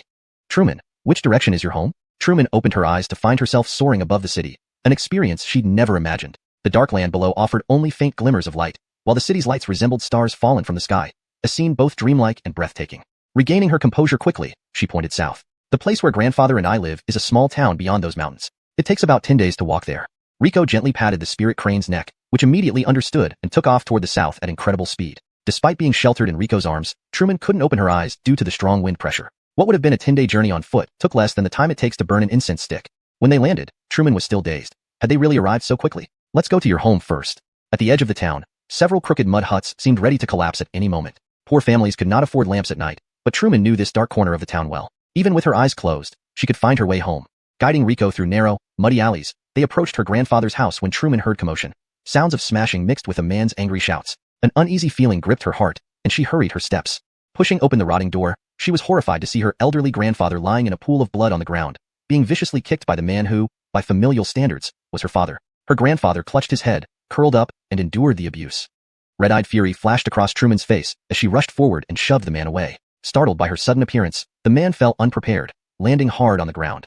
Truman rushed anxiously to her grandfather, who, at his age, was brutally beaten. Heartbroken, she saw him covered in blood and lifted him with trembling hands. He was battered and bruised, his eyes swollen shut, nose crooked to one side, and lips split, blood streaming down his body. Then her father reacted, standing up and yanking her by the hair. Bastard! You dare come back here! The man slapped her face hard, visibly swelling her cheek. Did that old bastard give you all the money? Where is it? Grabbing her hair, the man roared in anger. Spit! Truman looked defiantly into the man's eyes, spitting a mouthful of blood right at him. Infuriated, the man wiped his face and kicked her away. Only then did he notice Riko standing in the doorway. Get lost unless you want me to kill you. Ignoring the man's yelling, Riko spoke to the fallen Truman. Stand up. Hit him. Riko's words seemed to invigorate her. She stood and charged at the man with clenched fists. Predictably, the man grabbed her fist and kicked her back down. Truman lay in agony on the ground, clutching her stomach and coughing up blood. Stand up. Hit him. Can't do it, she gasped. Are you giving up? No, I won't. Truman rose again, stumbling toward the man. Seeing her weakened state, the man smirked. Suddenly, he grabbed a wooden stick and swung it at her head. Truman blacked out, collapsing once more. Stand up. Her body twitched as she tried to rise, but the severe blow made her dizzy, unable to stand. I can't. You're too weak. If this is all you can do, I won't help you. What the hell are you two babbling about? The man stomped on Truman's hand, grinding it underfoot, enjoying her cries of pain with a cruel smile. Suddenly, Truman moved. She latched onto the man's leg and bit down fiercely, tearing a chunk of flesh from his leg. Fucking mad dog. Pain-stricken, the man kicked her away again. Struggling to her feet, Truman spat out the bloodied flesh. Though covered in injuries, Truman laughed. A laugh so strange, so wild. Rico watched approvingly. He sensed changes within Truman's body. The strands of chi he planted were losing their connection, and something terrifying was awakening within her. Chapter 234. The vengeance begins. Without waiting for Rico to speak, Truman rose again and charged at the man. This time, when the man punched towards her face, she unexpectedly dodged by shifting her body. Truman's punches rained down on him in a disorganized manner, but her frail body could barely even harm him. The man saw his chance and struck her nose with one punch. Her nasal bridge collapsed under the impact, and blood splattered all over her body. Use this. Rico tossed a long knife, its blade resembling twisted flesh, which landed in front of Truman. A tightly shut eye adorned the hilt of the knife, and both the bloody flesh and grotesque bone spikes gave it an eerie appearance. But Truman paid no attention to these details. She pulled out the long knife and slashed at the man. The man was startled and hurriedly tried blocking with a wooden stick. However, much to everyone's shock, the thick wooden stick seemed to vanish instantly as Truman's knife cut it in half, severing the man's arm holding the stick. Ah, bastard! Despite losing his arm to the eerie long knife, there was no blood from the man's shoulder. The flesh had inexplicably healed itself, as if he never had that arm.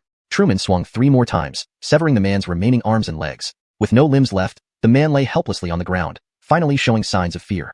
Bastard, wait, Abdullahi, Yongfeng, Truman, yes, Truman, please spare my life. It's wrong of me, I shouldn't have bullied you. Please let me live. I am your father. You can't kill me.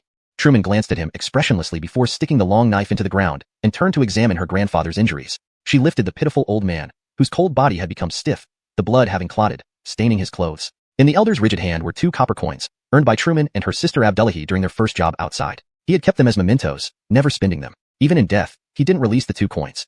Truman held her grandfather's lifeless body emotionlessly, a single tear falling from her right eye. I'm sorry, grandfather. I came back too late.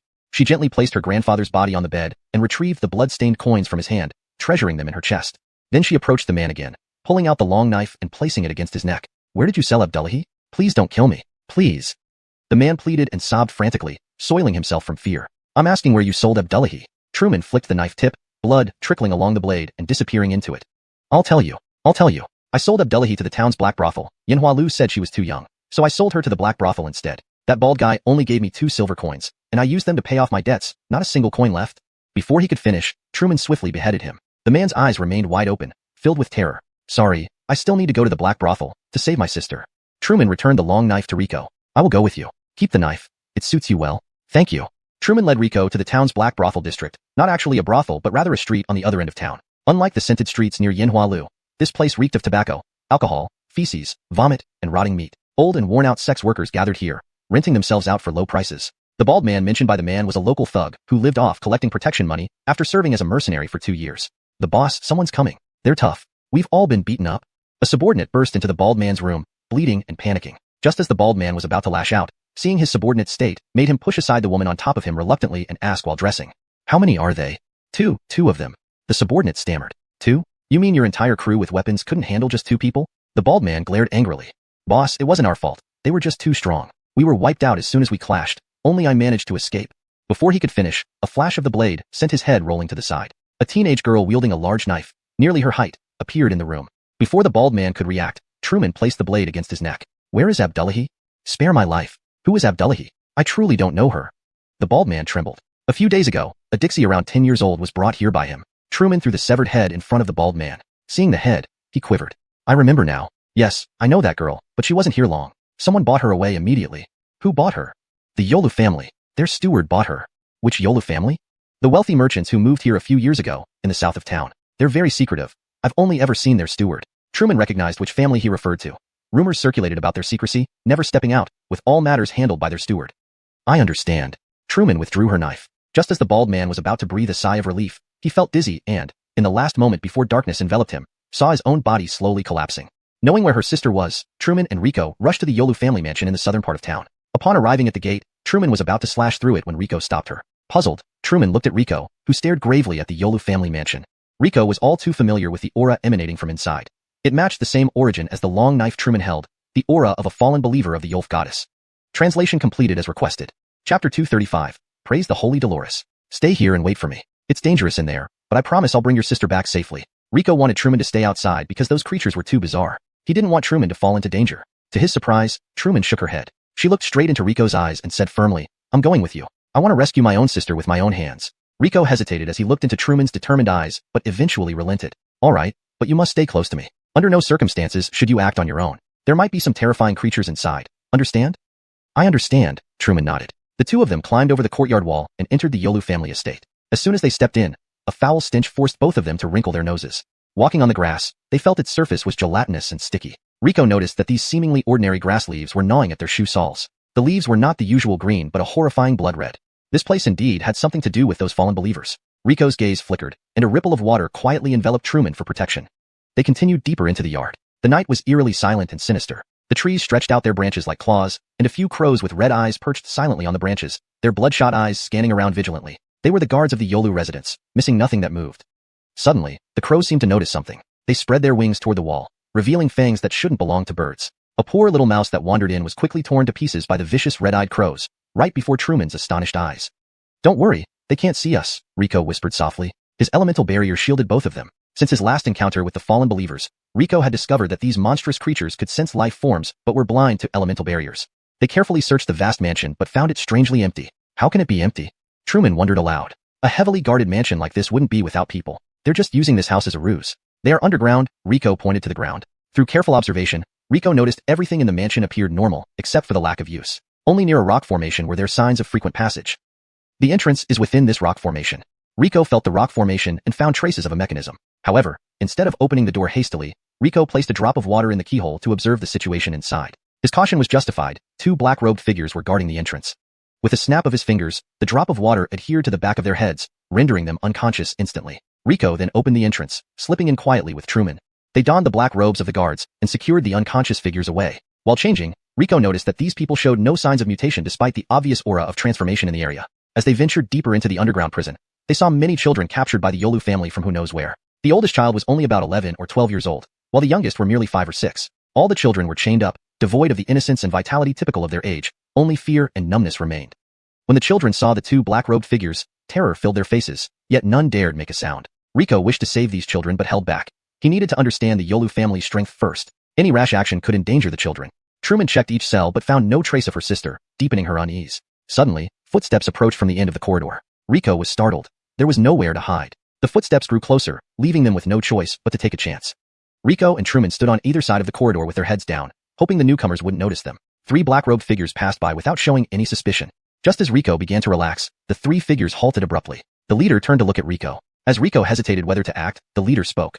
Aren't you supposed to be guarding the entrance? Did you come here to sneak a snack? Don't worry, I won't blame you. However, no matter how much you eat, the Holy Dolores won't embrace you earlier. Just do your job faithfully. As Rico hesitated whether to act, the leader spoke. Aren't you supposed to be guarding the entrance? Did you come here to sneak a snack? Don't worry, I won't blame you. However, no matter how much you eat, the Holy Dolores won't embrace you earlier. Just do your job faithfully. The leader patted Rico's shoulder, thankful that he had changed his form to match the unconscious guard. The leader waved his hand, signaling his followers to open a cage and drag out a Grover. The Grover struggled fiercely but was swiftly knocked unconscious. The ceremony is about to begin. You don't need to stand here idle. Come with us to witness the ritual, the leader ordered. Rico nodded, following obediently with Truman behind the black-robed figures. They walked deeper into the dungeon, turning left and right until they reached a large hall underground, which looked ancient, at least 1,000 years old. It seemed the Yolu family built the mansion above to conceal this underground relic. The leader handed the Grover to another robed figure and donned a splendid robe, carrying a peculiar dagger as he ascended to the altar. A black cloth covered an object beneath. Rico recognized the dagger. It was identical to the one he saw with the bishop but appeared newer and slightly cruder. Brothers and sisters, the sacred ceremony has begun. The Holy Dolores will appear once more. She will expel our pain and bring us lasting happiness and freedom. Let us praise the Holy Dolores. Hashtag chapter 236. The Holy Dolores awakens. Praise the Holy Dolores. Over 100 robed figures present chanted in unison, kneeling in strange postures on the ground. Rico also mimicked their actions, prostrating himself, though his mind was in turmoil. Weren't these people the fallen worshippers of the goddess of Yolf? Why did a Holy Dolores suddenly appear? Moreover, the individuals surrounding him did not exude the aura of fallen worshippers. Only a few had faint traces of that energy. Fellow believers, only the most devout can receive the embrace of the Holy Dolores. I have received divine inspiration. This time, the one to receive the Holy Dolores' embrace is Giovanni Yating. The robed figure on the altar writhed exaggeratedly, as if something were manipulating his limbs. The named believer stepped onto the altar, her trembling hands barely concealed by her robe. Come to me, Giovanni Yating. I hear the Holy Dolores' voice. She says your devotion has moved her, and she intends to heal your suffering. Thank you, Holy Dolores. An emotional female voice came from under the robe. She had waited so long for this moment. Gabinally, the holy Dolores was moved by her devotion. She would finally be saved. The robed figure overseeing the ceremony placed his dagger-clasped hand on the woman's head while his other hand caressed her body. When his hand reached her lower back, he secretly squeezed hard. The believer noticed but made no reaction. This subtle gesture went unnoticed by the others present, but not by Rico. Seeing this, he finally understood. It was all a deception orchestrated by the man on the stage. These robed individuals weren't true fallen worshippers. This was a false church. However, the man's presence of fallen energy was real. Rico deduced the situation. The man had fortuitously obtained some symbol or power from the fallen worshippers, using it to establish this fake church, offering healing to deceive others into trusting him, ultimately satisfying his selfish desires. Rico planned to act, deeming the man just a fraud without significant power. But then something happened that made him reconsider. The man produced an amulet-like object, a dried finger, from which Rico sensed an incredibly potent aura of corruption. It was so strong that even from a distance, it sent shivers down his spine.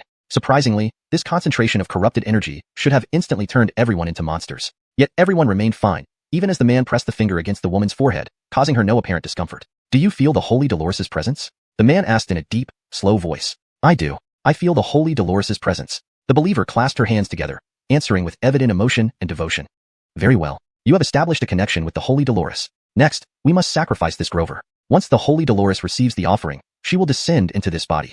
The man lifted the black cloth on the altar to reveal a young girl, about 10 years old. Truman became immediately agitated. Although she couldn't see clearly from afar, the height and build resembled her sister closely. She wanted to rush up the altar but was held back by Rico. Arturoing in blindly was too risky. While unknown how the man controlled the corrupt energy, the dangerous aura from the finger was undeniably real. Bring the sacrifice forward. Two robed figures carried an unconscious Grover towards the altar, binding him to a frame. Beneath him was a trough filled with dark, murky substance, leading down from the altar. Beside the frame stood a scale. The man would slice open the Grover's chest, placing his heart on one side, with a strand of hair on the other. If the heart weighed more than the hair, the Grover would return to the Holy Dolores' embrace. Or so the man claimed to soothe the believer's guilt. With his dagger raised, the man aimed at the Grover's chest, ready to extract his heart. Suddenly, the bound Grover vanished from the frame. The man paused, then saw Rico standing before him. What are you doing? This is a sacred ceremony. How dare you interrupt it? As the man yelled, the believers below glared at Rico. He dared to disrupt their sacred ritual. He deserved death. The female believer on the altar stood up, cursing Rico with venomous words. Truman rushed up the altar, rescuing the young girl but found her only somewhat similar, not her sister. You, what are you doing? Interrupting the ritual angers the Holy Dolores. Return the sacrificial offering and her vessel.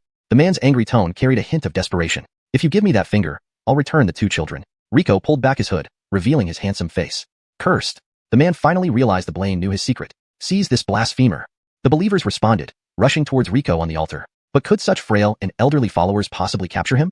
Rico stomped his foot, creating a pure water barrier that separated them from the altar, leaving the believers unable to breach it. Give me that finger, and I'll spare your life. The man looked at Rico, sneering. Do you think I'd believe you? Rico shrugged. Just saying. Wouldn't anyone say that in this situation? Suddenly, the altar began to shake, nearly toppling the believers off balance. Disaster. She's awake. All because you stole the sacrifice. Now she's furious. Who is she? Rico asked, frowning. The Holy Dolores. She's awakened. Without the sacrifice, she'll kill us all. It's all your fault. We're all going to die. The man shouted, breaking down as if the so-called Holy Dolores terrified him deeply. In the next second, the altar crumbled, countless crimson tentacles emerged from the ground, piercing through the chests of the believers mercilessly. Blood flowed profusely, turning the entire hall into a hellish scene of crimson within moments. Chapter 237. Big Sister came too late. It's all your fault. I don't want to die. I don't want to die here. The man's dagger fell onto the altar, its clatter drowned out by the believers' cries. The believers' bodies crumbled like paper before the crimson tentacles, disintegrating into fragments at the slightest touch. The grotesque tentacles writhed wildly in the hall, turning everything blood red. Truman had never seen such a scene. After all, she was just a 13 or 14-year-old child. She turned pale with fear and instinctively reached out to grip Rico's garment. Rico put an arm around Truman's shoulder and whispered to her, "You must learn to accept bloodshed. Ever since you decided on revenge, the path ahead is destined to be strewn with blood." Truman bit her lip and nodded, though frightened. She opened her eyes wide, watching everything unfold. "Give me that finger, and I'll help you clean up this mess." Rico approached the man, who stared in horror at the dead believers, his hand clutching the withered finger tightly. Hearing Rico's words, the man's eyes flickered. He looked at Rico and then hugged the finger to his chest. "I won't give it to you. As long as I have it, the Holy Dolores won't harm me." The man screamed wildly, standing up and sprinting off the altar. But before he took 2 steps, a tentacle pierced his chest, tearing him apart. How could? The man's face bore an expression of disbelief even in death. After he died, the tentacle that had skewered him reached for the finger still clasped in his chest. Just as it retracted, a cold gleam flashed, and the tentacle, harder than steel, snapped. Rico retracted his long sword, the severed finger now resting on its tip. Roar! A roar erupted from beneath the altar as it shook violently, stones falling everywhere. A fleshy mass covered in tentacles emerged from the ground. The mask seemed to wear human skin, and faces were visible on it. Each face expressed fear and agony, showing the torment they endured in their last moments. Suddenly, Truman's eyes widened in disbelief. She saw her sister Abdullahi's face on the mask. No, this isn't real, this isn't real. Truman shook her head, backing away, unable to believe what she saw. Her dear sister, her last family member, had been devoured by this monster. It even displayed Abdullahi's face like a trophy. You monster! Give Abdullahi back to me. Truman, red-eyed, raised her long sword and charged at the creature, determined to kill it and avenge her sister. With each strike, she severed any tentacles that dared to block her path. She reached the monster and swung her sword down. Suddenly, Abdullahi's eyes on the monster opened. Sister! Abdullahi's voice came from within the monster. Truman froze, her sword trembling and dropping to the ground. Abdullahi? You're alive. Before Truman could celebrate, a lurking tentacle pierced her chest, through her heart. Blood gushed from her small body. Sister, I'm in so much pain. Let's merge. Let's share this pain together. Another tentacle pierced her abdomen. All the while, Rico watched coldly, a cruel smile on his lips. He licked his lips with a bloody tongue. Just what kind of monster will be born? A sinister look flashed across Rico's face, and dark clouds swirled in his eyes. Pierced in two places, her heart ruptured, and bleeding profusely, Truman's vision blurred. She felt the monster's tentacles trying to tear her apart. The dozens of faces on the monster laughed maniacally, enjoying the process of killing Truman, but the next moment, its laughter froze. Truman, completely unconscious, suddenly grabbed the tentacles, which, despite her small hands, couldn't move. Opening her eyes, Truman revealed pure white irises. Seeing those eyes, the monster trembled uncontrollably. With both hands, Truman yanked on the tentacles, snapping them in two. Without stopping, she pulled the tentacles inside her body, even tearing out pieces of her own organs. Yet Truman seemed oblivious to the pain. Pure white flames ignited at her wounds, healing them instantly, leaving no trace of injury. She tilted her head, looking at the monster. Her young face was expressionless. But the monster, targeted by Truman, trembled in fear, quickly incited by its own terror. The monster roared, sending countless tentacles towards Truman. The entire hall was filled with its tentacles. This was its domain. Yet Truman stood still, letting the tentacles pierce her body. Before the monster could celebrate, the inserted tentacles burst into flame, burning into ash almost instantly. Even more terrifying, the flames spread along the tentacles toward the monster's core. Terrified, the monster severed its tentacles to save itself. But without its tentacles, the monster was nothing but a pile of flesh. As Truman approached, enveloped in white flames, Abdullahi's voice echoed from within the monster. Sister, please don't kill me. I'm Abdullahi, your little sister. Remember the days we worked with Oliver? Remember when we stole candied haws and ran through half the town? You always cared about me most. Sister, please don't kill me. Hearing Abdullahi's voice, Truman hesitated, raising her head, a drop of white flame streaming from her eye. Abdullahi, big sister came too late. No. A collective cry of horror, mixed with dozens of voices, echoed through the Yolu family residence. Dozens of black crows flew up in panic, flapping and screeching as they fled. Then there was silence. Chapter 238, Christy Laverneves. Rico emerged from Yolu's residence carrying Truman in his arms, the eastern sky now painted by the first rays of sunrise. Truman was incredibly weak. She had successfully awakened the law-breaking constitution, a body type that existed only in legends, but having just awakened it, this constitution demanded an intense drain on her vitality. Lying feebly in Rico's arms, her eyes half opened, she seemed lost and devoid of any spark. Brother Che, did I avenge Oliver and my little sister? Yes, you did. But why can't I feel happy right now? Because that is what revenge does. It leaves you with nothing but emptiness and pain. Is that so? So this is what revenge feels like. The two stood in the middle of the road, facing the rising sun, their shadows cast behind them as dark as ink. Brother Che, what's the point of living for me now? My grandpa is dead, my little sister too. I'm all alone in this world. Truman curled up in Rico's embrace, tears streaming down her face. At this moment, she looked like a fragile teenage girl who had lost everything, a sight that tugged at one's heartstrings. Rico tightened his hold on her, hugging her tightly. Don't worry, you still have me. Don't forget, you are mine now. He gently kissed her forehead, much like a father kissing his daughter. Sleep now. Sleep until everything fades away. The sun will always rise again, and each new day will come. In Rico's warm embrace, the weakened Truman drifted off to sleep. Rico gazed at the rising sun, feeling a sudden sharp pain in his head. He furrowed his brows. The memories from Yolu's mansion felt somewhat hazy, but he brushed it off as the influence of degenerate energy, something that had happened before. Meanwhile, in Rico's beast control space, Christy sat sternly opposite Adair. Darby, you must have noticed too, Big Brother is no longer inside this Grover. Where has he gone? Adair flicked her tongue and let out sounds that only Christy could understand. How can I not be worried? We made a contract with this Grover to rescue Big Brother, but now he's gone. And we didn't even notice when. If he left on his own, it would be fine. But if... Adair flicked her tongue again, nudging Christy with her tail. I know what you mean, Darby, but I won't sit here doing nothing. I plan to go out and find Big Brother. Adair seemed agitated, emitting continuous hissing sounds. Who would have thought you care so much for a human Grover that you'd ignore our bond? But even if you don't help me, I'm going anyway. Christy stood up and leaped out of the beast control space. Adair watched her leave, worry etched on her face. Rico was taken aback when Christy suddenly appeared. Since he cultivated into a dual attribute body, Christy rarely showed herself. He assumed she was recovering and hadn't disturbed her. He hadn't expected her to come out today on her own. Christy, are you better? Looking into Rico's concerned eyes, Christy shifted her gaze. Oh, much better. Her response was absent-minded. By the way, Grover, I have some clan matters to attend to back at Tianhu Mountain. I'll be gone for a while. Is it urgent? Should I go with you? No. In Tianhu Mountain, I'm considered an elder. If those younger ones find out I've become someone's controlled beast, they'd make fun of me. I see. Alright then, take care. Understood. Stop nagging. I'm not a child. Christy felt irritable. Though she was merely using this foolish Grover, lying to him caused an inexplicable unease within her. If anything happens, contact me through the contract, and I'll come as soon as possible. Seeing Rico's smile, Christy turned her head away. Well, I'm leaving.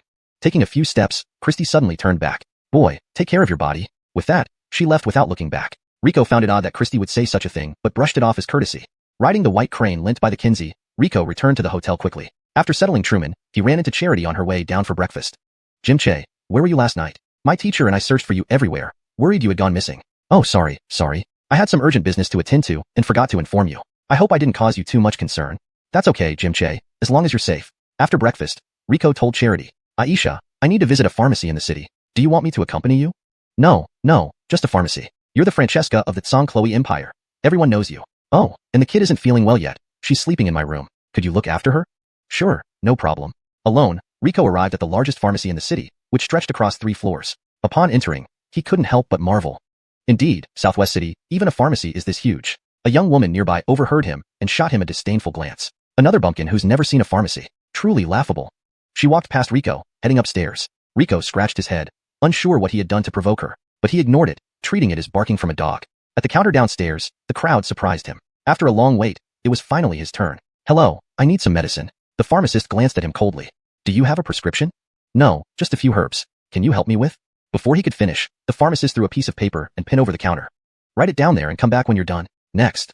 The young woman descended from upstairs, catching the moment Rico was dismissed. Typical country bumpkin, doesn't even know basic manners. Serves him right to be laughed at. Rico frowned in displeasure. This was the second time. Why was she targeting him? He glanced around, pretending to be surprised. Isn't this a pharmacy? Why do I hear barking? Is there an unruly stray running around? Chapter 239. My Jim, the Xander. You insolent cur, how dare you insult me?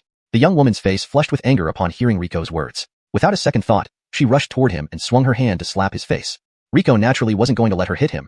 He easily dodged by sidestepping. However, due to the force of her swing, the woman lost her balance and fell to the ground. At that moment, the patrolling guards on the street approached. Everly Giovanni, what happened? Why are you sitting here? Are you blind? This man hit me. He bullied me, a weak woman, in broad daylight. Aren't you going to do something about it? The woman, still seated on the ground, pointed at Rico and cried out loudly, her eyes brimming with tears as if Rico had truly assaulted her. How outrageous! The guard immediately drew his sword from its scabbard and pointed it at Rico, daring to strike Everly Giovanni. You seem tired of living. Come with me. As he spoke, he placed the sword against Rico's neck and reached for his arm. But Rico simply tilted his head, grabbed the guard's arm, and twisted it, shifting the long sword from his own neck to the guard's. The guard's eyes widened. He hadn't realized what had just transpired. Arresting people without investigating the facts. Is this your way of doing things? Let go of him. Drop your weapon and surrender peacefully. The other guards quickly reacted, drawing their swords and aiming them at Rico. They expected Rico to put up resistance, but instead, he pushed the guard aside, pinched the tip of the sword between 2 fingers, and with a flick of his hand, the sharp blade snapped into several pieces. This action sent shivers down the spines of the guards. It was clear they had encountered someone formidable. This Rico wasn't someone they could easily provoke. Then, Rico pointed at the woman sitting on the ground. She was the one who tried to hit me but missed and fell on her own. If you don't believe me, ask anyone else. Hearing this, the bystanders all turned away, pretending they hadn't seen anything. The woman smirked upon seeing this. She, Zahara, was a well-known figure in Southwest City, all because her Sean was the city lord. See? No one will testify for you. You were the one who struck me and made me fall. Now, I give you 2 choices. Either go to jail, or kneel down and kowtow to me, barking like a dog every time you see me. Rico frowned. Is there something wrong with her mind? What if I choose neither? What can you do to me? Rico crossed his arms, unconcerned. Humph, it's not up to you. Men, arrest this ignorant cur for me. Zahara stood up, hands on her hips, shouting. The guards hesitated upon hearing her command. You're really putting us in a tough spot. That guy clearly practices martial arts. We ordinary guards can't provoke him. You're just standing there. Arrest him now, or I'll have my Sean deal with you. Upon hearing Zahara mention the city lord, the guards reluctantly complied, despite their reservations. Sir, would you please come with us? The lead guard cautiously asked Rico. Seeing the guard's hesitation, Zahara grew impatient and yelled. Why are you being so polite to him? He's nothing but a cur. Lock him up in prison. I want to interrogate him personally. Just then, a familiar voice called out from outside. What's happening here? Why is there such a crowd gathered? Xander Yoln walked in. He had been having some insomnia recently and came to get some medicine. Jim, you're here. Zahara's eyes lit up at the sight of Xander Yoln. She hurried over to him in 3 quick steps. Meow Meow, you're here too. What's going on? Jim, you must uphold justice for me. Meow Meow was just hit by someone. How dare anyone hit my niece in this city? Xander Yuln became furious. He wanted to see who dared defy him. That's him. That blind idiotic cur. Not only did he hit me, but he also insulted you, Jim. Xander Yuln followed Zahara's finger and froze when he saw Rico. Rico also noticed Xander Yuln and smiled slightly. Meow meow. Are you sure the one who hit you was him? Yes, it was him. Isn't there some misunderstanding here? While speaking, Xander Yuln tugged Zahara's clothing discreetly. However, Zahara, oblivious, continued shouting. What misunderstanding? Jim, arrest him right now. So coincidental, Xander Yuln, is she your niece? The previously silent Rico suddenly spoke. Yes, Mr. Che, quite a coincidence. Everyone present was stunned. Why would Xander Yuln, the absolute authority in Southwest City, be so deferential to this Blaine? He's not from 100 Flowers Valley.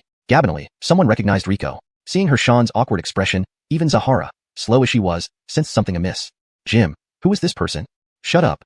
Xander Yuln turned and glared at Zahara, lowering his voice harshly. He cursed this unruly niece for ruining his chance to maintain connections with Alia Faxinhua Valley after all the effort he'd made.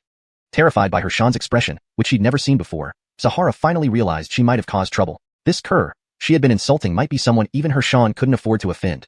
Lord Che, it's my fault. I failed to discipline Meow Meow properly, leading to this insult to you. He pressed Zahara to kneel before Rico. Hurry, apologize to Lord Che. Zahara finally understood and hurriedly began kowtowing to Rico. Lord Che, it's my fault for offending you. Please forgive me, a small person, for your magnanimity. Trembling, Zahara knew that while her Sean was usually kind to her, he could be ruthless. If she didn't earn Rico's forgiveness, thinking of this, tears streamed down her face. Seeing Zahara's tear-streaked face, Rico couldn't help but chuckle lightly. I haven't even said anything yet, and you're all worked up. Gabine, she's just a child. Take her home and discipline her better. Don't let her act so arrogantly again. Relieved, Xander Yuln exhaled. Take her back and ensure she doesn't leave without my permission henceforth. Lord Che, rest assured, I'll personally ensure strict discipline upon returning. Chapter 240, The Clinging Yoltal Apprentice. Rico waved his hand. I came here today just to buy medicine. I didn't expect to run into this kind of situation. Anyway, everything turned out fine in the end, so there's no need to worry about it. Although Rico said this, Yuln Changzhu, the shrewd city lord, would naturally not let it go. He immediately offered to cover all of Rico's purchases today, and even quietly presented him with a blood yongzi as a small compensation. Rico genuinely wasn't too concerned about the incident, but this blood yongzi would greatly aid Truman's recovery, so he didn't refuse and accepted it directly. Only then did Yuln Changzhu fully relax. After chatting casually for a few more sentences, Rico took his leave. Ed Brother Che, you're back? Irma quickly approached upon seeing Rico return. Ed Brother Che, wasn't that girl suffering from a cold invasion yesterday? I just checked on her, and how could her chi and blood be so deficient? It's as if she's suddenly aged by several decades. I haven't detected any specific illness on her body yet. Should we send her to the valley for Honest to take a look? Irma expressed concern. Her sympathy and maternal instincts were fully activated for the pitiful Truman. Don't worry. I already examined her yesterday. She has some old ailments, but I've prepared the right medicine for her. She'll soon be back to her lively self. As he spoke, Rico shook the bag of herbs in his hand. He wasn't deliberately trying to hide anything from Irma. It was just safer for fewer people to know about Truman's constitution-breaking body. Oh, that's good then. My mistake. Normally, I always carry some medicinal herbs with me whenever I go out, but this time I left them with Ruru. Speaking of Ruru, I wonder if she has reached our hometown safely without any trouble. Sister, don't worry. Perieru isn't a child anymore. She can take care of herself. Let's hope so. Do you need help decocting the medicine? No need. I can manage it myself. In the northern part of the Tsangyu Empire, near the imperial capital, two figures were running frantically through a small mountain range, one leading the other. Damn it, how did he find us? The speaker was Perriere. She was seriously injured, clutching her wound as blood continuously dripped through her fingers. The place is swarming with his men, said Yonghua, who was accompanying Perriere. Yonghua's face was deathly pale, clearly also badly hurt. Despite their injuries, they continued sprinting towards the capital as if someone was chasing them. We won't escape like this. Let's split up. Yonghua hesitated for a moment before nodding. Be extremely careful. You too. With that, they each fled in different directions. However, Perriere stopped after running not far, watching Yonghua's disappearing figure. Then, she addressed an uninhabited spot nearby. Come out. She's gone far enough. A figure slowly emerged from behind a large tree, none other than Ethan from the Fragrance Hall. Why not make a move here? There's no one within 100 miles. This is a perfect spot. Perriere glanced at him. What we have to do is more complicated than simply killing Yonghua. She is a treasure of the medicine hall, and likely has some means to protect herself. If she escapes, we're doomed. We must arrange for others to kill her indirectly to ensure our safety. Do you have a plan? Ethan walked closer to Perriere, placing his hand on the tree behind her. Perriere frowned and pushed him away disdainfully. Don't try that on me. Remember, we are partners. I've already arranged the plan and only need her to fall into the trap. Unfazed by being pushed, Ethan straightened his clothes and smiled. If you're so confident, I'll wait for your good news. Just prepare your supplies. Nothing else concerns you. Gabinished, Perriere headed towards the capital. Ethan watched her leave, licking his lips. Perriere. He had to have her. Though she now acted indifferently towards him, he was confident he could win over this dangerous woman. Southwest City. Rico rubbed his forehead, facing a serious issue. Honest, are you still there? Yes, I am. Truman, I've told you multiple times, don't call me Honest. I'm not ready to take on disciples and have no intention of doing so now. Understood, honest. Also, I won't abandon you. I promise to take you with me, and I will keep my word. Can you please stop waiting outside the toilet? Don't you find it smelly? I don't think it's smelly, but I do feel uncomfortable. I can't even come out. Then I'll wait outside. Please hurry up. Truman left, and Riko finally breathed a sigh of relief. Didn't expect the death of her relatives would affect her so much. Riko hadn't anticipated that the girl would become so clingy. Ever since she woke up, she stuck to Riko constantly, whether he was eating, sleeping, practicing, or even using the toilet. Honest, you're out.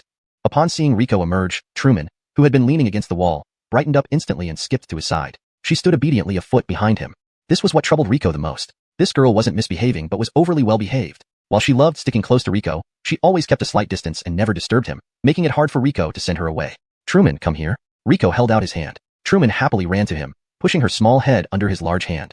Riko gently stroked Truman's head, and she closed her eyes contentedly like a kitten. After a few strokes, Riko pulled Truman closer. Truman, I don't mind you following me, but it might be better for you to find something to do yourself. Don't you get bored spending the whole day like this?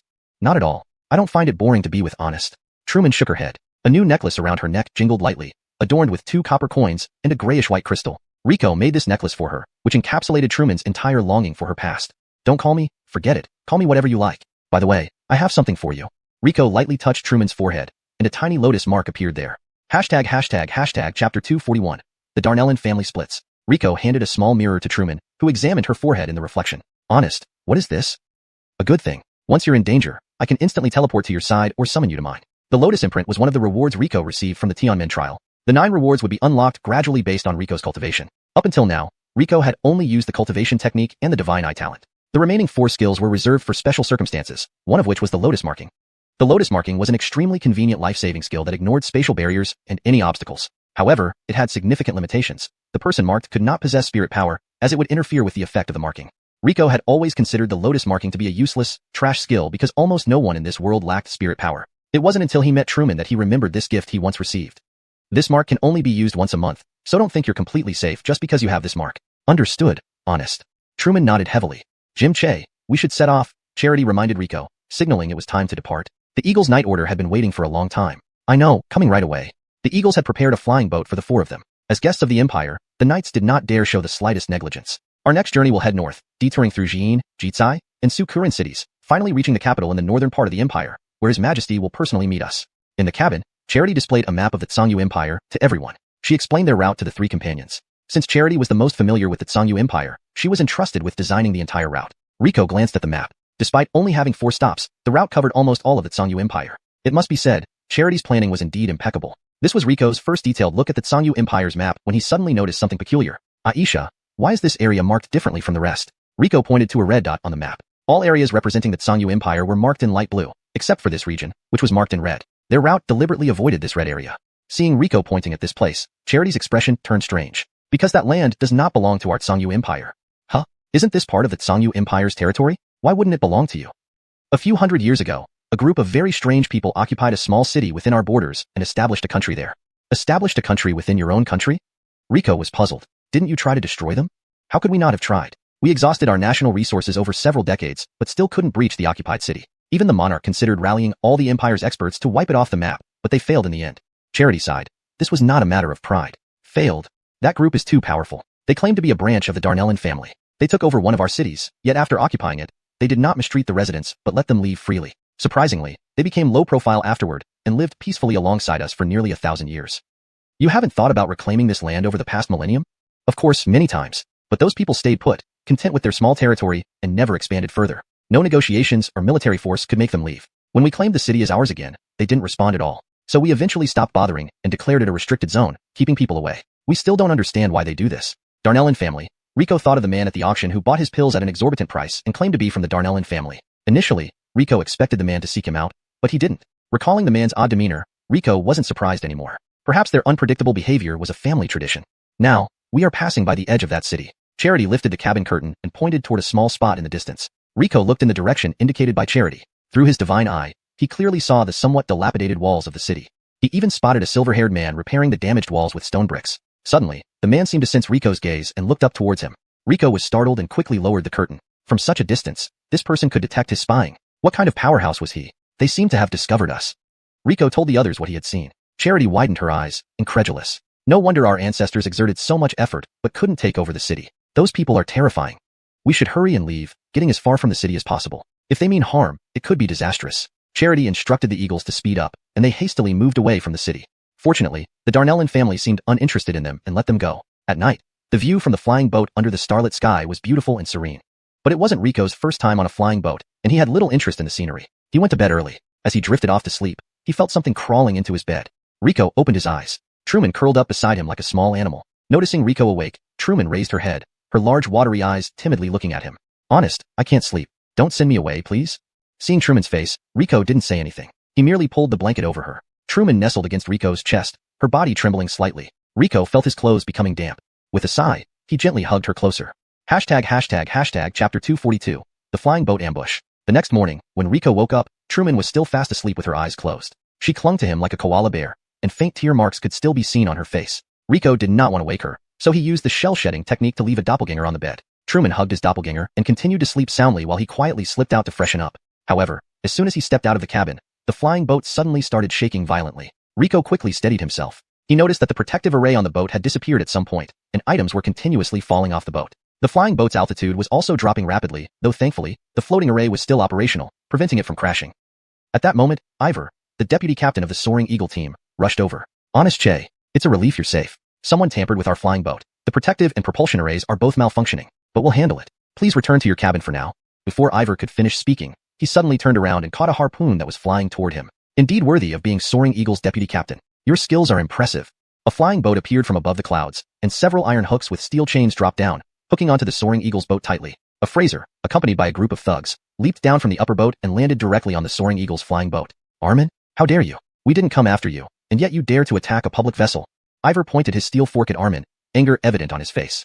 Armin smiled. Ha ha, if I weren't bold, how could I be a sky pirate? Do you know who is on this boat? If you leave peacefully today, I might let you go.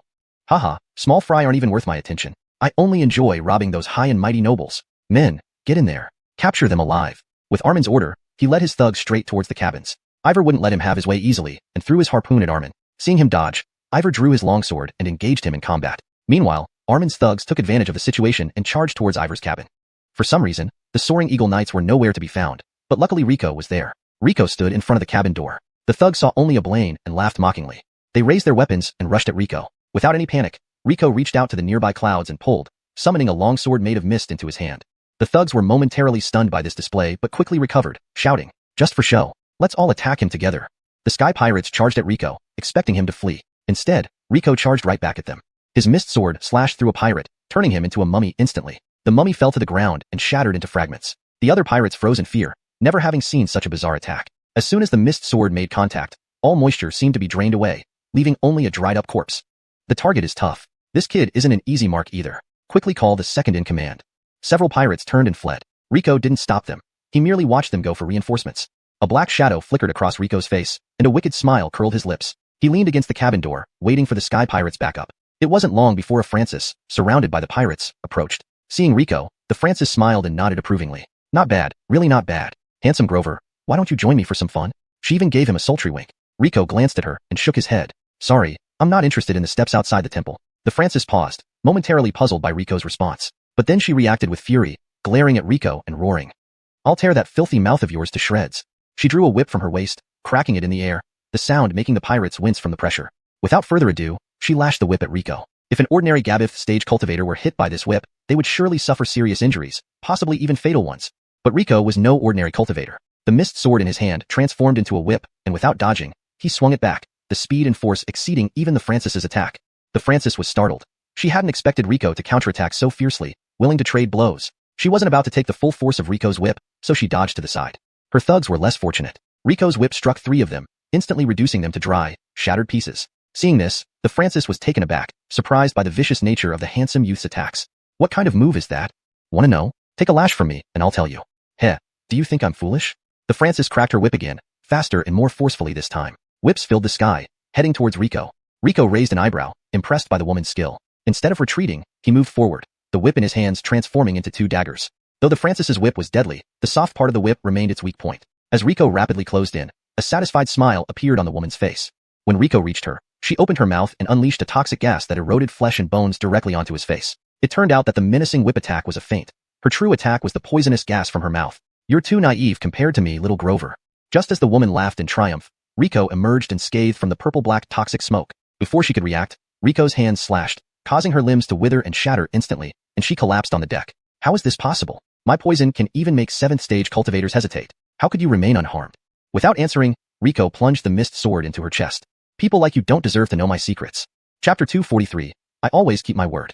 Riko had just killed the fiery woman when a figure fell beside him. Turning his head, Riko saw that it was Ivor, who had been battling with Magnus. I didn't expect Magnus to be so strong. It looks like we can only wait for the captain to arrive for our rescue. Young Honest Che, let's hurry into the cabin. There's a separate protective array inside, where we can wait for the captain. Ivor clutched his chest, speaking in a labored tone. Blood trickled from the corner of his mouth, indicating he had suffered internal injuries. On the other hand, Magnus stood calmly opposite them, holding a large saber on his shoulder. Give up, Ivor. You won't wait for your captain any longer.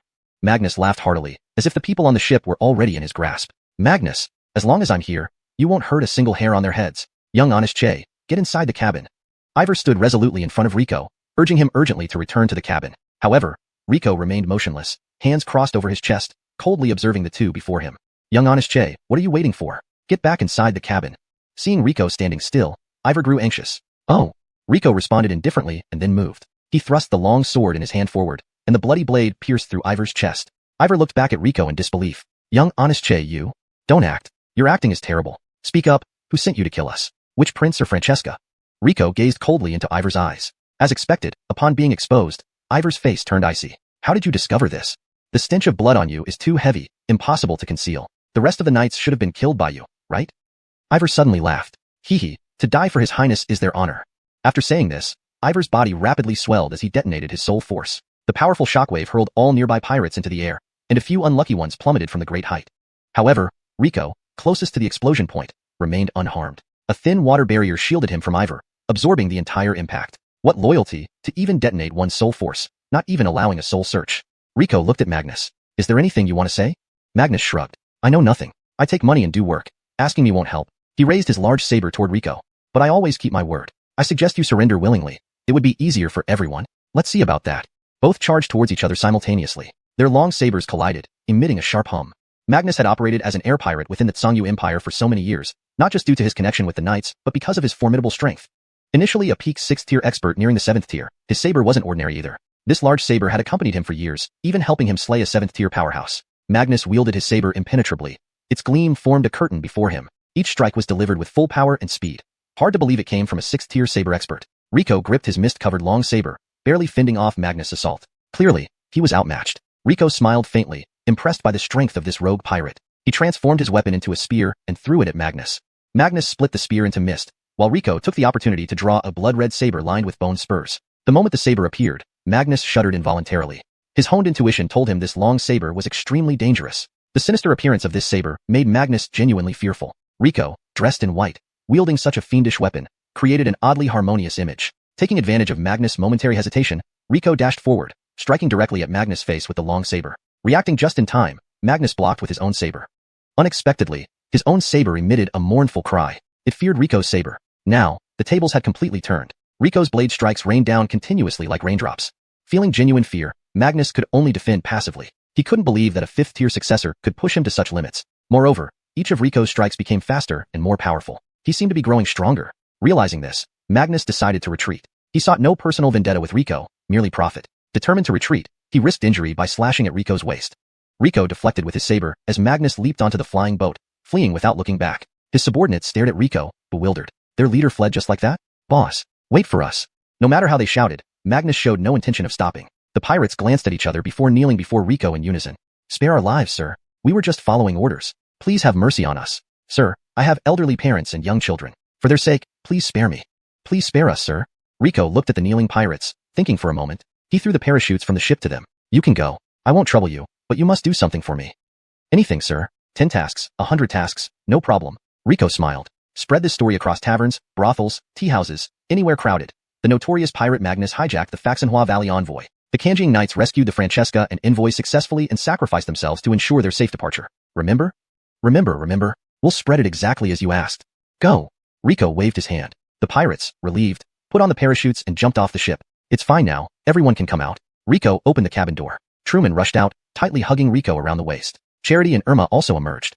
Ed brother Che, are you okay? Did you get injured? Aiden's sister Yoel asked concernedly. Aiden's sister, I'm fine. Are you all okay? We're fine, Jim Che. I'm truly sorry. I didn't think the Kanjiing Knights would be bribed by my brothers and sisters. It's my fault everyone was in danger again. I apologize deeply. Charity bowed deeply to the three of them. Chapter 244. The Amelie Charles. This isn't your fault. You're also a victim. Rico patted Charity's arm, offering her comfort. Who do you think would do such a thing? The Emperor has 15 children in total. After excluding those who are married off and deceased, 6 remain. Maximus Gab15 is still too young to be involved. Maximus 11 is always away on campaigns, so the chances are slim. Sister 3 and brother 4 have both acted against me before, while I'm not quite sure about Maximus 10 and Alia 13. Rico nodded in agreement. Royal families indeed have many children. So, should we still go to the remaining 3 places? They've already attacked us, making Sangyu Empire no longer safe. Of course we must go, Rico said. We must go openly. Your siblings don't want to see a close relationship between Faxin Huigu and Sangyu Empire because everyone knows that behind you stands Faxin Huigu. If the relationship between Faxin Huigu and Sangyu improves, your position will rise significantly. That's why they plotted this assassination. Even if it fails, and the messenger from Faxin Huigu is attacked, the news will spread, causing Faxin Huigu to become dissatisfied with Sangyu Empire. If we retreat now, we'll fall right into their trap. Therefore, we must not only proceed as planned, but also honor the fallen war eagles. But, Charity was fully aware of the dangers, yet she didn't want others to be put at risk because of her. Aisha, Irma gently held Charity's hand. You are part of our pill hall and my disciple. What happens to you affects all of us. We will help you. Don't fear danger. As cultivators, how can our path ever be smooth? Honest. Charity looked gratefully into her honest eyes, then turned to Rico, who smiled and nodded encouragingly. I understand. Honest, Jim, rest assured. I will do everything I can to ensure none of you are harmed. In the capital of the Sangyu Empire, just a short distance from the palace stood an extravagant mansion. This was the residence of 3rd Alia Yvette. Worthless. A bunch of worthless good-for-nothings.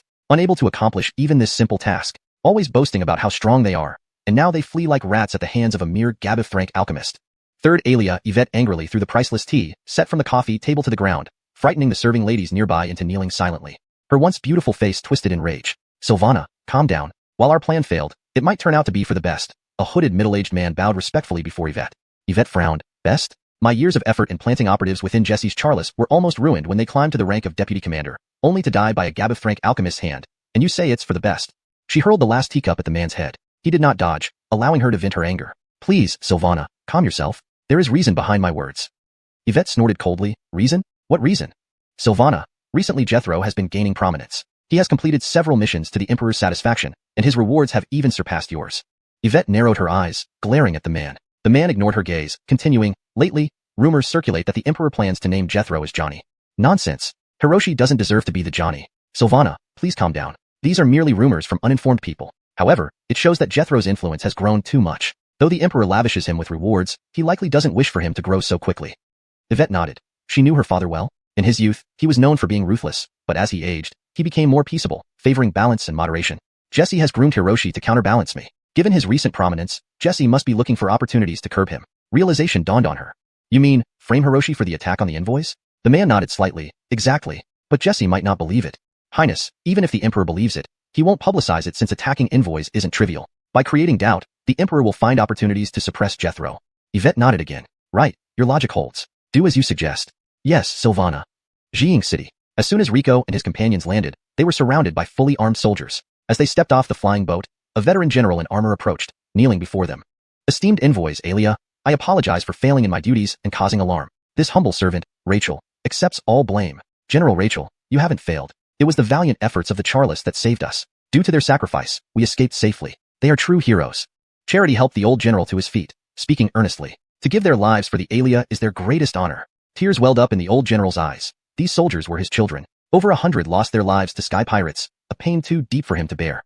I have decided to erect a monument here in Xianxia City to honor the fallen. Their families will receive the imperial compensation, plus 500 spirit stones from me personally. Families with elders or children will receive an additional 200 spirit stones.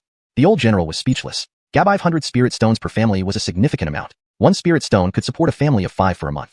500 meant securing their future, not to mention the extra 200 for some families. Alia, you are truly compassionate. This old servant thanks you on behalf of the warriors. Once again, the old general knelt before Charity, bowing sincerely. This unknown 12th Francesca genuinely valued the lives of her soldiers, unlike other royals who saw them as mere tools of the empire. Chapter 245, Conspiracy against Yonghua. Is General Dorian related to Jensen? Rico asked Kara in a low voice. No, every commander of the Black Eagles is named Dorian, and every deputy commander is named Jensen. This tradition has been followed since the founding of the Black Eagles. Everyone in the Black Eagles is an orphan.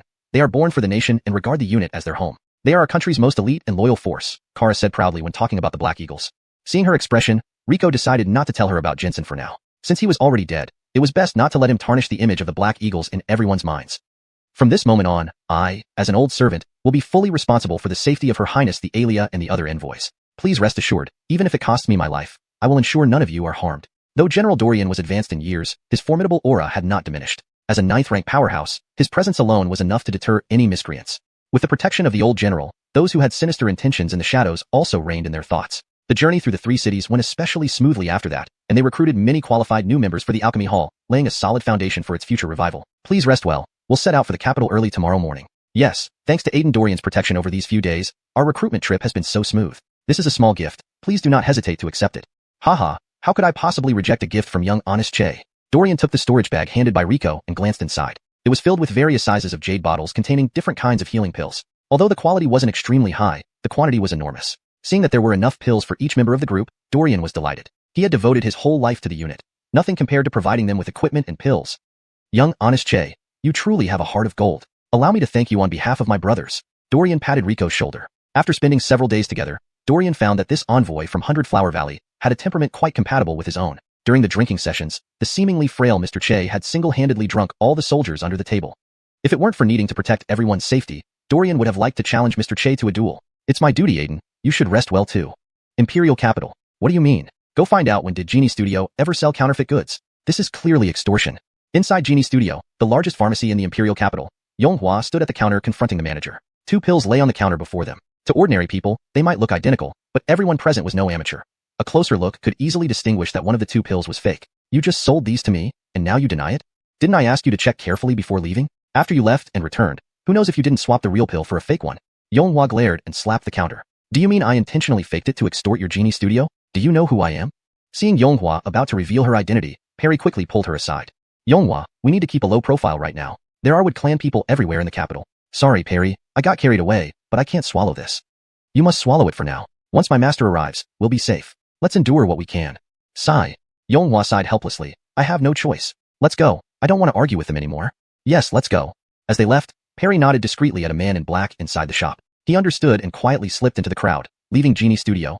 Following winding alleyways, the man in black finally arrived at an inconspicuous house. He knocked on the back door. Who is it? It's me. Tell the young master that Everly Yolu's plan is going smoothly. Xuanhuan discovered the fake pill Everly Yolu replaced, and has started arguing with Genie Studio. We can proceed with the next step?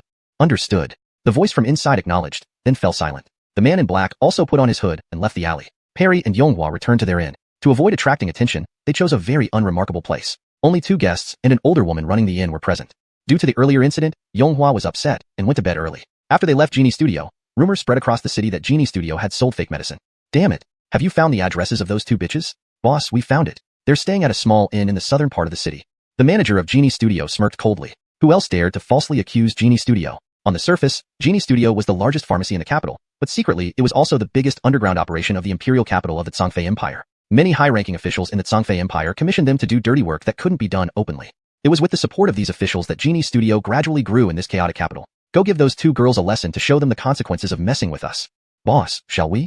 The subordinate made a throat-slitting gesture. The manager glared and smacked him on the head. Killing them for something this minor. Just teach them a lesson. Understood, boss.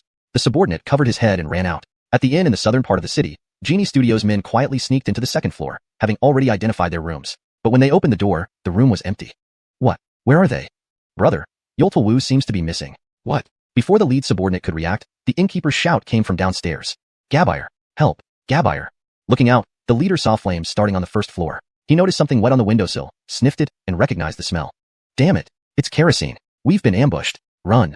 He leaped off the 2nd floor of the inn. Fortunately, they were cultivators, so such a height wasn't a problem. Just as they left, an explosion rang out behind them. The 2nd floor of the inn exploded, and the entire building collapsed. The leader turned around and stared blankly at the burning ruins. Now we're going to be scolded by the boss. Chapter 246, Sisters. In a narrow alley not far from the inn, a graceful figure carried a bundle and slowly walked deeper into the alley. A thin man stood in the shadows. Everly Yolu, you sure acted fast, Ethan said as he emerged from the shadows. He was speaking to Perry, who stood opposite him. How could I not act quickly? Every day she lived posed more of a threat to us. Perry tossed the bundle at Ethan's feet. The bundle unraveled, revealing its contents, a human head, blackened by smoke. Judging from the features, it was Yonghua's head. Seeing this, Ethan's lips curled into a smile. Just as he was about to pick up the head for a closer look, a voice rang out from behind them. What are you two doing here? Ethan looked up. Damn, it's the guards. The fire attracted them. Run. Ethan hurried away with Perry. Only after they had run quite a distance did Ethan remember that Perry's head was still in the alley. He turned around to go back, but Perry grabbed him. Where are you going? The head. Your head is still there. Forget it. It's just a dead head. If you go back now and get caught, our plan will be ruined. Leaving it there means no one will know it was us. We can pin everything on Genie Studio now. Your death has nothing to do with us anymore. Hearing Perry's words, Ethan thought for a moment and realized she was right. He nodded with a smile. As expected of Everly Perry, I was indeed too hasty. Thank you for the reminder. Now that you're on Genie Studio's blacklist, for safety's sake, stay at my hideout until your master arrives. Then you can reunite with them. Note, the term Genie Studio is used to maintain consistency and clarity in the translation. Perry considered for a moment and nodded. All right, lead the way. They arrived at the hidden residence. From the outside, it didn't seem large, but inside, the space was surprisingly spacious. Everly Yolu, you've been through a lot. There's no wine here, so let's celebrate with tea instead. Ethan poured 2 cups of tea, placing one in front of Perry and the other in front of himself. Perry gave him a cold glance, then took the cup in front of Ethan and drank it all in one gulp. Ethan smiled. Everly Yolu, you're still wary of me? We're allies now. As he spoke, he picked up the cup in front of Perry and also drank it in one gulp. But, suddenly, Perry felt dizzy and lightheaded. You were right to be cautious. You drugged me. Perry clung to the table, barely managing to stay upright as Ethan watched her struggle with amusement. Her face flushed slightly, and her breathing became erratic. Do you use this drug on all those women? Perry asked through gritted teeth. Yes, this is top-notch imported goods. Not only does it make the person weak, but it also acts as an aphrodisiac. Perfect for those high and mighty ladies. Ethan licked his lips. Perry was beautiful to begin with, and in the dim light, her flushed face added an intoxicating allure. And you used this on Yonghwa's best friend? Who? Ethan paused, then said, oh, that woman. No, she threw herself at me. All I did was say a few casual things, and she wanted to marry me. When I refused, she threatened suicide. So, I satisfied her. Ethan shrugged as if he were talking about something trivial, not a human life. Beast, do you even remember how many women you've killed? Perry's legs gave way beneath her, but she glared at Ethan with hatred. Ethan laughed heartily. Haha, how many women? Too many to count. Can you remember how many buns you've eaten in your life? Those sluts beg to have sex with me, after just a few words. The ones who don't cling are easier to handle, but the worst are those who think of me as a Grover friend. Who do they think they are? They're just tools for my pleasure. Ethan shook his head, his lustful eyes roving over Perry's body. Now, it's your turn. You're the most beautiful woman I've ever had. As he reached out to touch her face, Perry, who had seemed limp, suddenly stood up. She grabbed Ethan's arm and pressed a few spots on his body. Ethan instantly felt weak and collapsed to the ground. My Sean taught me some self-defense moves, quite useful indeed. Perry grinned and waggled her fingers. Perry, how are you unaffected? Perry snorted. Himph, did you really think your petty knockout drug would work on me? She pulled out a shimmering pearl from her chest. Poison repelling Annette. Ethan's eyes widened in disbelief. He hadn't expected Perry to possess such a precious item. This is a treasure given to me by my master. Even she doesn't wear it often. Perry waved the Annette in front of Ethan's face, taunting him. Perry, Everly Yola, this was my fault. Please let me off this time. Don't forget our deal. I'll give you 10 extra bottles every month. No, I'll give you all my stock. Do you think you can escape? A cold voice approached from afar. Ethan struggled to lift his head and saw Yonghua standing there, dressed in guard's armor. Clearly, the guard they saw earlier was Yonghua in disguise, and the head was obviously fake. Ethan's face was a mask of terror. You set me up. So what if we did? Perry tossed a pearl in the air, and Ethan immediately recognized it as a memory recording Annette. Everything he had said had been recorded. Ethan's eyes grew wide as his expression shifted from fear to anger and back to sheer terror. Yonghua, you trust this Perry? She's two-faced. Be careful she doesn't betray you too. Driven by sheer terror, Ethan lost all rationality, trying to sow discord between the two women in hopes of saving his life. Hearing his words, Perry burst into laughter. He looked so pitiful. Sister Yonghua, tell him the truth. Yonghua stared into Ethan's panicked eyes and said coldly, I'm indeed called Yonghua, but I never told anyone my surname. In fact, I'm surnamed Yolu. Ethan's eyes widened. So these two were sisters. All our pretense of unfamiliarity was just to deceive you. Ever since you sent that ointment via Yolu, we've been planning this. Perry's words made Ethan feel like he had plunged into an ice-cold abyss. He never imagined young Perry could be so calculating. Chapter 247, Xianxia Imperial Capital. Do you have anything else to say? Yonghua walked up to Ethan, looking down at him with icy eyes that gleamed with the joy of avenged enmity. Yonghua, don't waste time with him. Tie him up and take him back to Hundred Flowers Valley. With evidence, the Precepts Hall will give him the punishment he deserves, said Yolyuru. Upon hearing this, Ethan's face twisted into a grotesque expression as he roared. You sisters shouldn't be so smug. I'll make you pay for this. With that, he bit down hard on a crystal embedded in one of his molars. Immediately, an aura of dark spiritual energy enveloped Ethan, and a shadowy figure appeared beside him. The instant it materialized, the sisters felt a chill run from their feet to the top of their heads. Terror, suffocating terror, the evil and terrifying aura emanating from the shadow froze the sisters in place, unable to move. Simultaneously, both sisters realized that if this shadow wanted to, it could kill them instantly with just a glance. Fortunately, the shadow merely conjured a whirlwind, carrying away the immobilized Ethan before fleeing. The two sisters collapsed weakly onto the ground, trembling from the sheer horror of the shadow. They couldn't even sense its realm, only knowing it was the most terrifying being they had ever encountered, more formidable than even the old Valley Master's presence. What was that thing? Yonhua's voice still quivered slightly as she regained her composure. Who knows, but it definitely wasn't something good. Yoyuru patted her chest, having been utterly terrified. Fearless as she usually was, even when spying, she had nearly wet herself out of fear. Damn it, that thing rescued that scoundrel Ethan. Yonghua frowned after regaining her senses. Yoyuru helped Yonghua up, consoling her. At least we're alive. Don't think about fighting it now. But we did gain Ethan's incriminating evidence. With this, he'll never have a place in 100 Flowers Valley again. Yonghua took the memory pearl Yoyuru handed over, finding some comfort. You're right. I'll take this evidence to the Precepts Hall immediately. They'll certainly send someone to apprehend this scoundrel. Yonghua wanted immediate justice for the girls. Yoyuru understood her sister and didn't stop her, only cautioning, be extra careful on your way back. I have to wait here for Honest and can't accompany you. Don't worry, I know what to do. The next noon, Riko's group landed their flying boat outside the southern gate of the imperial capital, greeted by a welcoming party stretching for miles.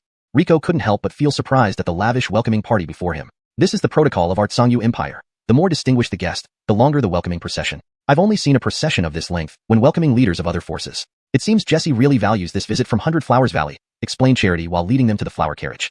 8 majestic horses pulled a carriage adorned with flowers, transporting them slowly towards the palace. As the flower carriage passed, everyone paused their work to curiously observe the visitors. It was Truman's first time in the Tsangyu capital, and she stretched her neck to gaze around inquisitively. I can't believe the envoys from 100 Flowers Valley are so young. To be entrusted with such a task at such a young age, truly a remarkable talent. That's Alia 12. I heard she arranged this entire visit. Alia 12 truly is our precious Tsangyu flower. How wonderful. With 100 Flowers Valley as an ally, our empire will surely grow stronger. Most of the citizens welcomed 100 Flowers Valley warmly. Charity stood on the carriage and waved enthusiastically to the crowd. Charity had a reputation among commoners for establishing clinics where those who couldn't afford expensive medical fees could receive treatment. She even lent money to the poor, regardless of whether they could repay. This won her respect and support from many commoners. A Dixie darted under the guard's legs and ran to the carriage. Noticing her, the guards prepared to catch her, but Charity called out from the carriage. Hold it. Stopping the carriage, Charity stepped down and squatted beside the Dixie, gently asking, Yoltal one, why did you come here? Alia's sister, this for you. The Dixie produced a small yellow flower from behind her back, already drooping from being squeezed. Seeing the state of the flower, the Dixie looked sad and hesitated to hand it over. However, Charity took the flower without hesitation, placing it carefully on her head. Thank you for your flower, little one. I like it very much. Smiling warmly, she stroked the Dixie's head. That's great. Thank you, Alia's sister. Because of your clinic, my mom can get out of bed now. Although she still can't leave home, she told me to thank you properly. The Dixie's smile blossomed like a flower. Yes, I also thank you. Tell your mother to take care of herself. It's all part of my duty. I joined 100 Flowers Valley so that the people of Tsangyu wouldn't suffer from lack of medical care. Seeing the capital now makes me very happy. Hearing Charity's words, the crowd erupted in cheers. Alia 12 genuinely cares for us commoners. She is the one we should support. Charity picked up the Dixie and handed her to a guard, instructing him to safely return her home. Observing this scene, some hidden nobles sneered. She's only deceiving these ignorant commoners. Such petty tactics are all she knows. Who would support a Francesca always thinking only of commoners? Nobles are the foundation of the country. Commoners are disposable tools. No wonder she has never been favored. Such basic truths elude her.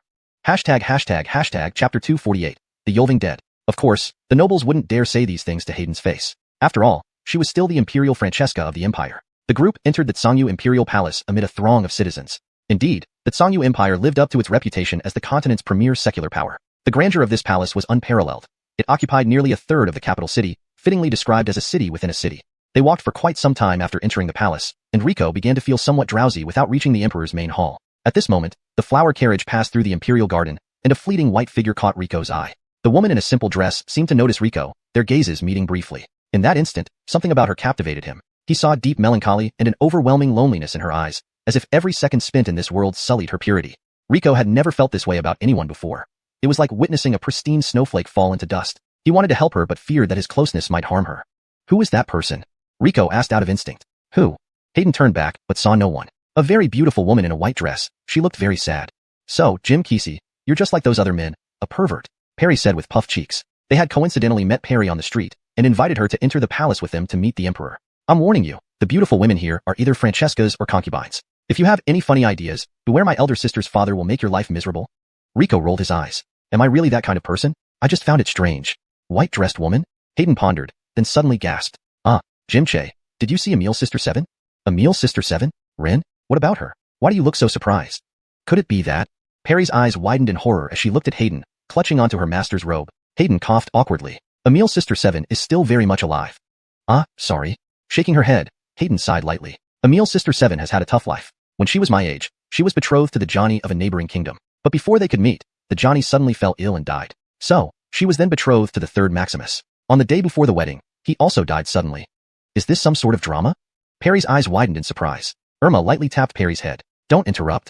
Although the deaths of the two princes had nothing to do with Emil's sister Seven, the neighboring kingdom believed she brought misfortune to both. They insisted on breaking the engagement. However, political marriages aren't so easily broken. Doing so would lead to war between the two nations, resulting in countless casualties. So, Emil's sister Seven stepped forward. To save the people of both countries, she told the royal family of the neighboring kingdom, "There's no need to cancel the wedding. I can marry your third Maximus."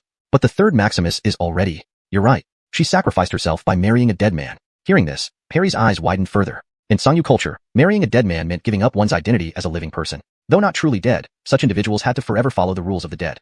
Wearing only white clothes year-round, never wearing jewelry, and remaining invisible to others. Talking to them was forbidden. People considered these women ominous and stomped their feet upon seeing them to ward off bad luck. Though Emil's sister Seven's sacrifice prevented war, the neighboring kingdom refused to let her come to their country. She now resides in her Francesca mansion, unseen even by her servants except when the palace is empty. Despite sacrificing so much, no one understands her. The empire's people regard her as a curse, even calling her a national calamity. Some extremists from the neighboring kingdom want to kill her, believing she caused their prince's deaths. Hayden was visibly upset, and Perry and Irma were touched by tears in their eyes. They couldn't understand why a hero was treated this way due to absurd customs. No wonder her eyes looked so lonely. Rico murmured to himself. He was an outsider and couldn't criticize Xiangyu's customs openly. Yet he doubted these customs justified the emperor treating his daughter this way, especially one who had sacrificed for the empire. More importantly, Rico sensed there was more to Ren's loneliness. There had to be another reason behind it. Emperor Alia, we've arrived. The guard driving the carriage reminded them, and everyone quickly adjusted their appearance. Descending from the carriage, a long staircase led to the palace where the Khan resided. Red carpets lined the path, with ministers and nobles standing respectfully, welcoming the envoy from Hundred Flower Valley. Inside the grand hall, all the high-ranking officials and nobles were present. On the central platform sat a middle-aged man in splendid dragon robes, sitting upright on a gem-encrusted throne. Two golden dragon silhouettes faintly hovered above his head, marking him as one of the few ninth-rank powerhouses on the continent, Emperor Crane. Greetings, Your Majesty, Jesse. You may rise. Guests are honored here. Please offer seats to our guests. Several young eunuchs brought chairs and placed them on either side of the stairs. However, while there were 5 in Rico's party, only 4 chairs were provided. Rico raised an eyebrow, glancing at the Khan, who wore an indifferent expression, clearly intentional. Please take your seats, voice. The Khan spoke, indicating that these 4 chairs did not include Hayden. This wasn't unusual. Hayden, being the 12th Francesca who hadn't married, held a lower status than many royal relatives present. They all stood, so there was no reason for her to sit. Hayden understood her father's intentions and didn't show any dissatisfaction, standing quietly beside them. Your Majesty, it seems we're short a chair. Rico suddenly spoke up, drawing everyone's attention to this young envoy. ####Chapter 249, Imperial Feast. Crane also turned his gaze to this young envoy from the Hundred Flowers Valley. For a moment, no one dared to speak, and the entire hall fell into an eerie silence, as if the sound of sweat droplets hitting the ground could be heard. Was this young envoy really naive, or just pretending? Couldn't he see that the emperor was intentionally testing them? Faced with Esau's intense gaze, Rico showed no reaction. There wasn't even a hint of fear in his eyes as he looked at the emperor. Identity and respect have their own rules.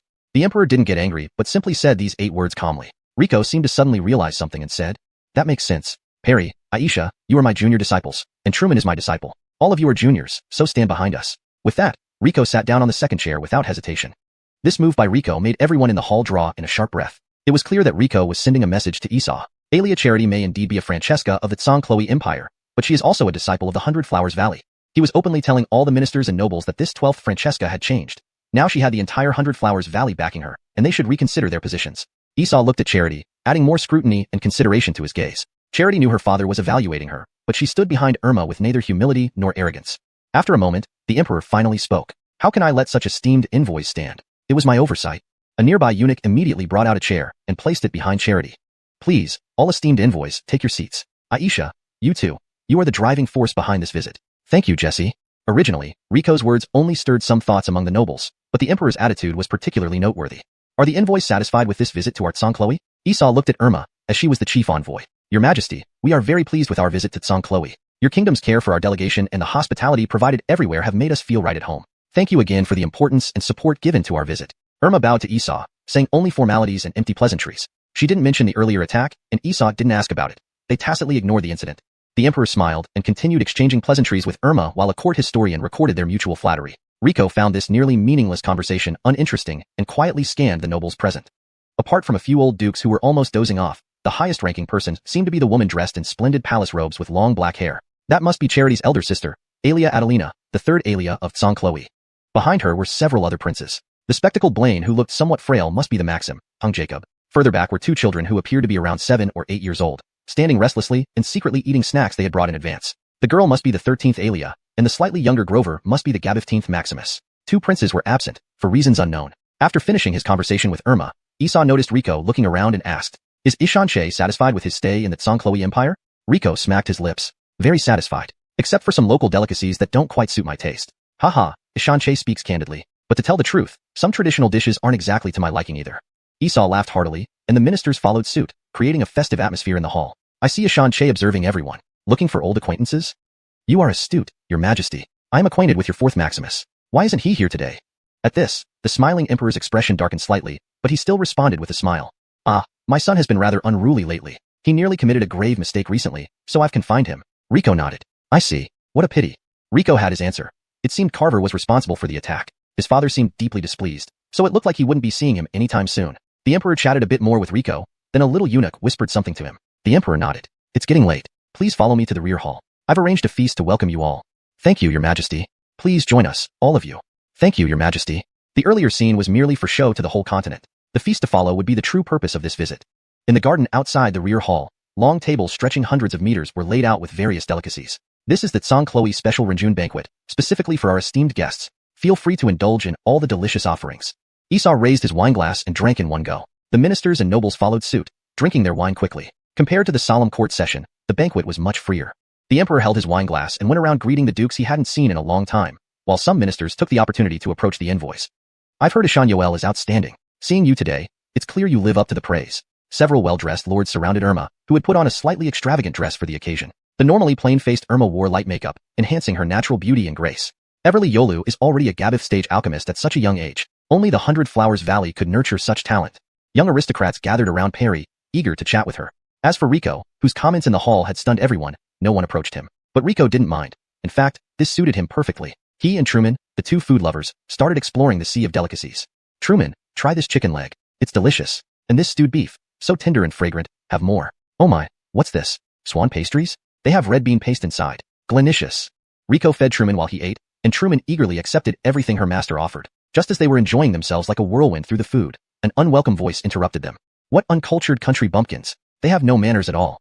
Hashtag chapter 250. The Alia falls into the water. A soft, delicate voice came from behind Rico. He turned around to see a Dixie dressed in court attire standing there with her hands on her hips, looking at him and his master eating voraciously with displeasure. Who are you? How dare you speak about my master like that? Truman bit off a piece of meat from the chicken leg and looked coldly at the Dixie. The girl huffed in response. Humph. Yolston up. I am the 13th Francesca of the Xianxia Empire, Brenna. What now, scared? Rico couldn't help but chuckle at the sight of the girl. She reminded him of Iris when she was younger, equally spoilt and arrogant. He wondered how the little one was doing now, not having seen her for nearly half a year. His stay in the 100 Flowers Valley was almost over. It seems it's time to return, Rico murmured to himself. He had made up his mind. After this trip to the Xianxia Empire, he would go back to the Beast Spirit Sect. I don't care who you are. You insulted my master, and you will pay for it. Truman stepped forward, grabbing Brenna by the collar with her greasy hands. Her eyes filled with murderous intent as she stared directly into Brenna's eyes. Truman had indeed killed before, and not just once. The young Brenna had never experienced such real malice before. It was as if a giant beast was about to swallow her whole in Truman's eyes. She felt her limbs go numb with fear, unable to scream even though her mouth opened wide. Tears streamed down her cheeks uncontrollably. All right, Truman, stop bullying the Dixie. At Rico's voice, Truman let go and returned to his side, giving Brenna one last glare before turning away. As soon as Truman released her, Brenna collapsed to the ground, powerless. Rico picked her up gently. That's enough. It was Truman's fault. I'll have her apologize to you. While gently patting Brenna's back, Rico spoke softly. After some time, Brenna finally regained her senses. She burst into tears and struggled out of Rico's embrace, jumping to her feet. I hate you all. Jerks. Country bumpkins. Smelly.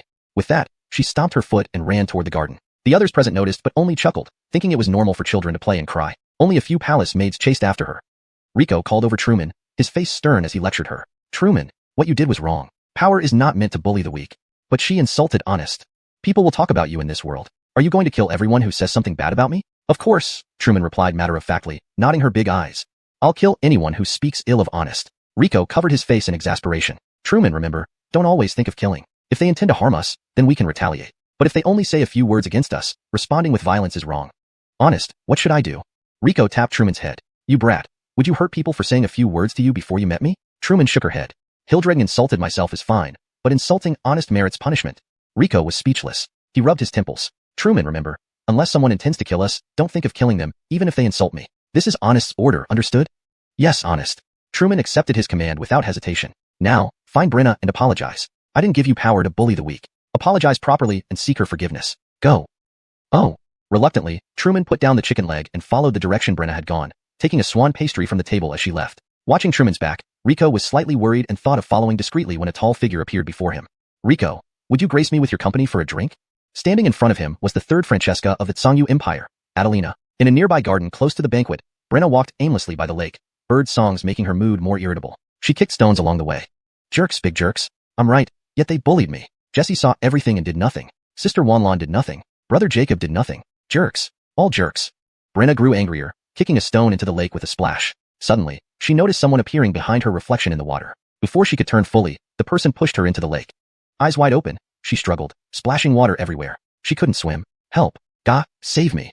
Her cries were muffled underwater, inaudible amidst the bird songs even a few yards away. Worse, the person who pushed her kept her submerged by stepping on her head. Trying to grab the person's foot, she failed multiple times. Cold spring water filled her lungs, causing her to cough and take in more water. Gradually, her struggles weakened, dizziness set in, her vision blurred, and she began to lose consciousness, sinking deeper into the lake.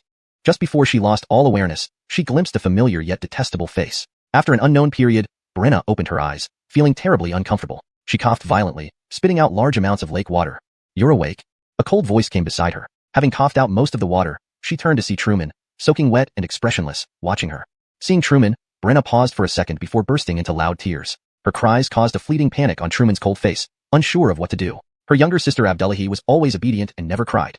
Truman had no experience comforting people. Thinking for a moment, she pulled out the broken swan pastry from her clothes and offered it to Brenna. Don't cry, have some snacks. Brenna sniffled, sobbing. Isn't this from our home? But seeing Truman's somewhat concerned face, she took it. Taking a bite, she cried louder. It's all wet. Note, this translation retains the original structure and tone, ensuring naturalness and fluency while preserving character consistency. Hashtag chapter 251. The Emperor's Fury. Mr. Che, I hear you're from the Beast Spirit Sect? Adelina sipped the fruit wine in her hand and asked Rico. Third Alia is quite well informed. You even know about someone like me, a nobody, Rico remarked. Mr. Che, you jest. As a formal disciple of the prestigious Beast Spirit Sect, a closed-door disciple of Emil Jaleen, and a disciple of the continent's foremost alchemy master, how can someone of your standing be considered a small fry? I can't think of anyone else among the young generation who could be called a significant figure, Adelina said with a charming smile, her royal elegance on full display. Rico raised an eyebrow, surprised that his two masters had given him such a big reputation. Third Alia flatters me. All those titles belong to my masters. I'm just an ordinary cultivator, unknown and insignificant. Mr. Che is too modest. Please, don't call me Sylvana. It's too much for me. Call me Wanlan. Rico smiled. I dare not. Third Alia is of noble birth, while I am just a commoner and wouldn't dare address you by name. Jim Honest, there you are. Sister 3, are you here too? Did Aisha disturb your conversation? Charity saw the two talking from afar. She was initially socializing with nobles when she noticed the smiles on Rico and her sister's faces, which inexplicably made her heart clench. After excusing herself, she quickly approached them. Aisha, you came at the perfect time. Your sister and I were just talking about you, Adelina said warmly, grabbing Charity's hand as if she were a loving elder sister. Charity replied with a smile. It's truly an honor for our family to have someone like Jim Honest Che as a junior. If not for him, I might not have seen sister again during this journey back. Adelina widened her eyes in surprise. What happened? Did something unexpected occur on your return trip? Sister, you see, Charity lowered her voice. We encountered a group of sky pirates on the way back. Fortunately, we had Jim Honest Che with us, or it could have ended badly. Sky pirates. Adelina raised her voice, drawing attention from nearby guests. Charity quickly tugged at her sister's sleeve. Adelina realized the situation and coughed a couple of times. How dare some sky pirates try to hijack the Imperial airship? Charity sighed. I don't know where they came from, but I haven't told Jesse yet to avoid worrying him. Sadly, many of Juanita Braden's soldiers didn't make it back. Yes, what a tragedy for Braden to lose his life so young to these sky pirates. Charity glanced at Adelina and changed the subject. Anyway, this is a grand banquet. Let's not dwell on sad matters. Where's Arya? She usually loves gatherings the most. Note, I replaced the Chinese word ruinath with gatherings to ensure the translation reads naturally in English while maintaining the intended meaning. Himph, you still don't know her mischievous nature? Who knows where she's run off to this time? Don't worry about her. Suddenly, a scream echoed from afar, and everyone's attention shifted. A noble lady pointed tremblingly towards the courtyard entrance. Yolnamo emerged, drenched, carrying the equally wet Brenna step by step towards the banquet. Most shocking was the maid Yolnamo held, motionless with her neck twisted at an unnatural angle, clearly dead. Before anyone reacted, Rico rushed forward. But the first to reach the two girls was Emperor Crane, who stood several yards away. What happened here? The Emperor's expression was cold, and displeasure was evident on his face. Adelina couldn't help but frown subtly upon seeing the maid in Yolnamo's hand. Jesse, this wicked maid pushed me into the lake, but thankfully Brother Yolnamo saved me, Brenna explained. By then, Riko had also reached Yolnamo. Yolnamo, did it happen as you said? Yolnamo nodded. Honest sent me to apologize to Arya, so I followed her. I saw the maid trying to drown her, so I rushed to save her. The maid tried to attack me when she saw me, so I killed her. Emperor Crane's face darkened further as he reached out, summoning the dead maid's body through the air with his powerful mental energy. Scanning the corpse only made his expression worse. A Gabith rank intermediate maid. How did such a hidden expert end up in the Imperial Palace without my knowledge? Unable to contain his fury, a wild aura swept across the entire capital. An enraged emperor means corpses stretching for miles. Fear gripped everyone in the city as they fell to their knees, unsure of why the emperor was so angry. In the garden, the nobles felt the impact the most, trembling on the ground. Some of the weaker ones fainted. Even seasoned veterans like General Ivor, also a 9th rank expert, knelt before the furious emperor. Only 2 people remained unaffected by the emperor's aura, Riko and his disciple, Yolnamo. Your Majesty, please calm down. The criminal has been dealt with, and the Francesca is unharmed. It would be best if you restrained your aura and didn't frighten the young Francesca further, Riko advised. The emperor turned and looked at Riko, remembering the presence of outsiders. He immediately reined in his aura, and everyone present let out a sigh of relief. Thank you, Mr. Che. It's my fault for being too agitated. I never expected such an incident to occur during the banquet, reflecting poorly on me and causing embarrassment to our esteemed guests. Normally, such events would never happen. His awareness always covered the entire Imperial Palace. However, today, with the arrival of the 100 Flowers Valley delegation, he had relaxed his usual scrutiny to avoid offending them, giving someone a chance to act. Given this unfortunate event, we cannot continue with the banquet. Please return to your lodgings to rest, and I will host another feast once I catch the mastermind behind this. The emperor even bowed slightly to Riko and the others, who returned the gesture. In that case, we shall take our leave. As they departed, Brenna clung to Yolnamo's hand. Brother Yolnamo, will you visit me again? Yolnamo frowned. I'm not. Before he could finish, Riko covered his mouth. Alia, rest assured, I will bring Yolnamo to visit you another day. With that, he led Yolnamo away from the palace. Chapter 252, 100 Flowers Courtyard. Honest, why didn't you let me tell Arya that I'm a girl? Truman couldn't help but ask Riko after leaving the palace. Riko smiled and wrapped his arm around Truman's shoulder. He tousled her chin-length curly hair until it resembled a bird's nest. You look even more like a Grover this way. Truman pouted. She couldn't understand Riko's perverse tastes. She hugged Riko's waist and lay on his lap, enjoying being close to him. This was how she used to cling to her grandfather as he told her stories when she was little. Honest. What is it? Riko gently stroked Truman's short hair, treating her like a small animal. I killed someone again just now. Jim Emperor was very angry. Did I do something wrong again? No, you did well. You protected your senior sister Xianxia's younger sister, and that person wanted to kill you. There was nothing wrong with what you did. That's right, Truman. Sister Xianxia thanks you for saving Arya. Hayden sincerely thanked Truman. Born into the imperial family, familial affection was thin yet especially cherished. Her siblings could disappear silently at any time, as happened today. She had lost count of how many such farewells she had endured. But that person was crying too. Maybe she had her reasons? Truman hesitated, tightening her grip around Riko's waist. Riko fell silent, gazing outside the carriage where the citizens bustled about in the capital. They seemed like busy little insects, countless threads entangling their lives. Their existence was so fragile, just a touch from him could end their lives. With that, the threads connected to them would snap, plunging those they touched into deep sorrow. He and Truman had both experienced this feeling before. Because they had both felt it, Truman's hesitation reflected a budding awareness. Riko was not angry. Instead, he found comfort in it. It meant his little apprentice who followed him around like a shadow was starting to open up her heart, to think critically. Honest. Seeing Riko remain quiet for so long, Truman lifted her head curiously. Riko lifted her up and placed her on his lap. Truman, people are the most complex creatures in this world. The connections between us are intricate. Even I don't fully understand them. No one can completely unravel these mysteries. Some connections are insignificant, while others are crucial. Sometimes we have to sacrifice lesser connections for greater ones. That's just the way it is. Truman looked at Riko, her eyes filled with confusion. I don't quite get it, Honest. Am I too stupid? Riko laughed, lightly flicking her nose. This is a complicated topic. It's still early for you. For now, remember to think carefully before making decisions, ensuring no one gets hurt. As for what I said earlier, you'll understand eventually. Okay. Truman nodded uncertainly, not fully comprehending but committing every word to memory. Alia, honored envoys, we've arrived. The Eagle Knights escorted them to a luxurious residence within the capital. This place used to belong to a prince, but had been vacated when he received new lands several years ago. Before their arrival, Esau had specially ordered its renovation. Not bad for a former princely residence. It's quite opulent, Riko mused. He had never stayed in such a lavish place since joining Beast Spirit Sect. While his master's Dongyun Peak was beautiful, the accommodations were plain, even sparse. And at 100 Flowers Valley, the alchemy hall was old and dilapidated, far inferior to Dongyun Peak. Seeing this grand estate, Riko vowed to build an equally luxurious residence once he returned to Beast Spirit Sect. After all, he was almost broke, except for his spiritual stones. Recalling this, he wondered if Blue owed him a piece of land. This time, he would return as an Emil of Beast Spirit Sect. As Riko daydreamed, a soldier guiding them spoke. Honored envoys, His Majesty has decreed that this courtyard shall be the permanent residence for 100 Flowers Valley's envoys. From today, it belongs to 100 Flowers Valley, and no one may enter without permission. Please treat it as home. Please thank His Majesty for this generous gift. Irma bowed slightly. The soldier quickly replied, Your words will be conveyed immediately. After the soldier left, the 5 of them toured the premises. This place is huge. We could easily turn it into a branch of our alchemy hall, Perry remarked excitedly. Compared to their current alchemy hall, this place was overwhelmingly opulent. Irma tapped her head lightly. What are you thinking? This was a gift to 100 Flowers Valley, not our alchemy hall. Turning it into a branch would upset everyone, including the Emperor. Well, I was just thinking. Though it can't be a branch of our alchemy hall, it can be a branch of 100 Flowers Valley. Jesse was initially against other forces entering Xianxia Empire, but recently he's become more flexible, supporting alliances and welcoming branches from various factions. That's best for your future too, Rico thought aloud. If the Emperor allowed a 100 Flowers Valley branch, it would greatly benefit Hayden. Hayden nodded. Indeed, but this also means the other princes can bring their hidden backers out into the open. Do the other princes have backing from powerful factions? Yes. Third sister has support from Imperial Divine Sect, where she trained years ago. Because of their backing, she remains unmarried, having freedom to choose her own partner, as promised by Jesse. Fourth brother is backed by Dragon Valley. You saw him with the grandson of the Supreme Elder of Dragon Valley earlier. Rico nodded, remembering that man. It was indeed someone familiar. Chapter 253, The Continent's Premier Dan. The other 2 Imperial brothers also have forces supporting them, comparable to the Gabive major powers. Although they haven't joined those factions, the support they receive is not necessarily less than mine. After hearing Hayden's words, Irma's expression darkened slightly. It's all because of my incompetence that I can't provide you with strong support. Honest, don't say that. This is a family matter. Hildred able to get your support already makes Aisha very happy. And Jim Honest has given me a lot of help too. I'm confident that I can surpass the other princes and secure the legitimate heir position. Perry pouted but didn't say anything this time. Though she had been somewhat dissatisfied with Hayden earlier, the rift between them was now resolved, and she naturally supported her senior sister. Well, let's discuss future matters later. It's still early. I want to take my precious apprentice for a good tour around the capital. Anyone coming with us?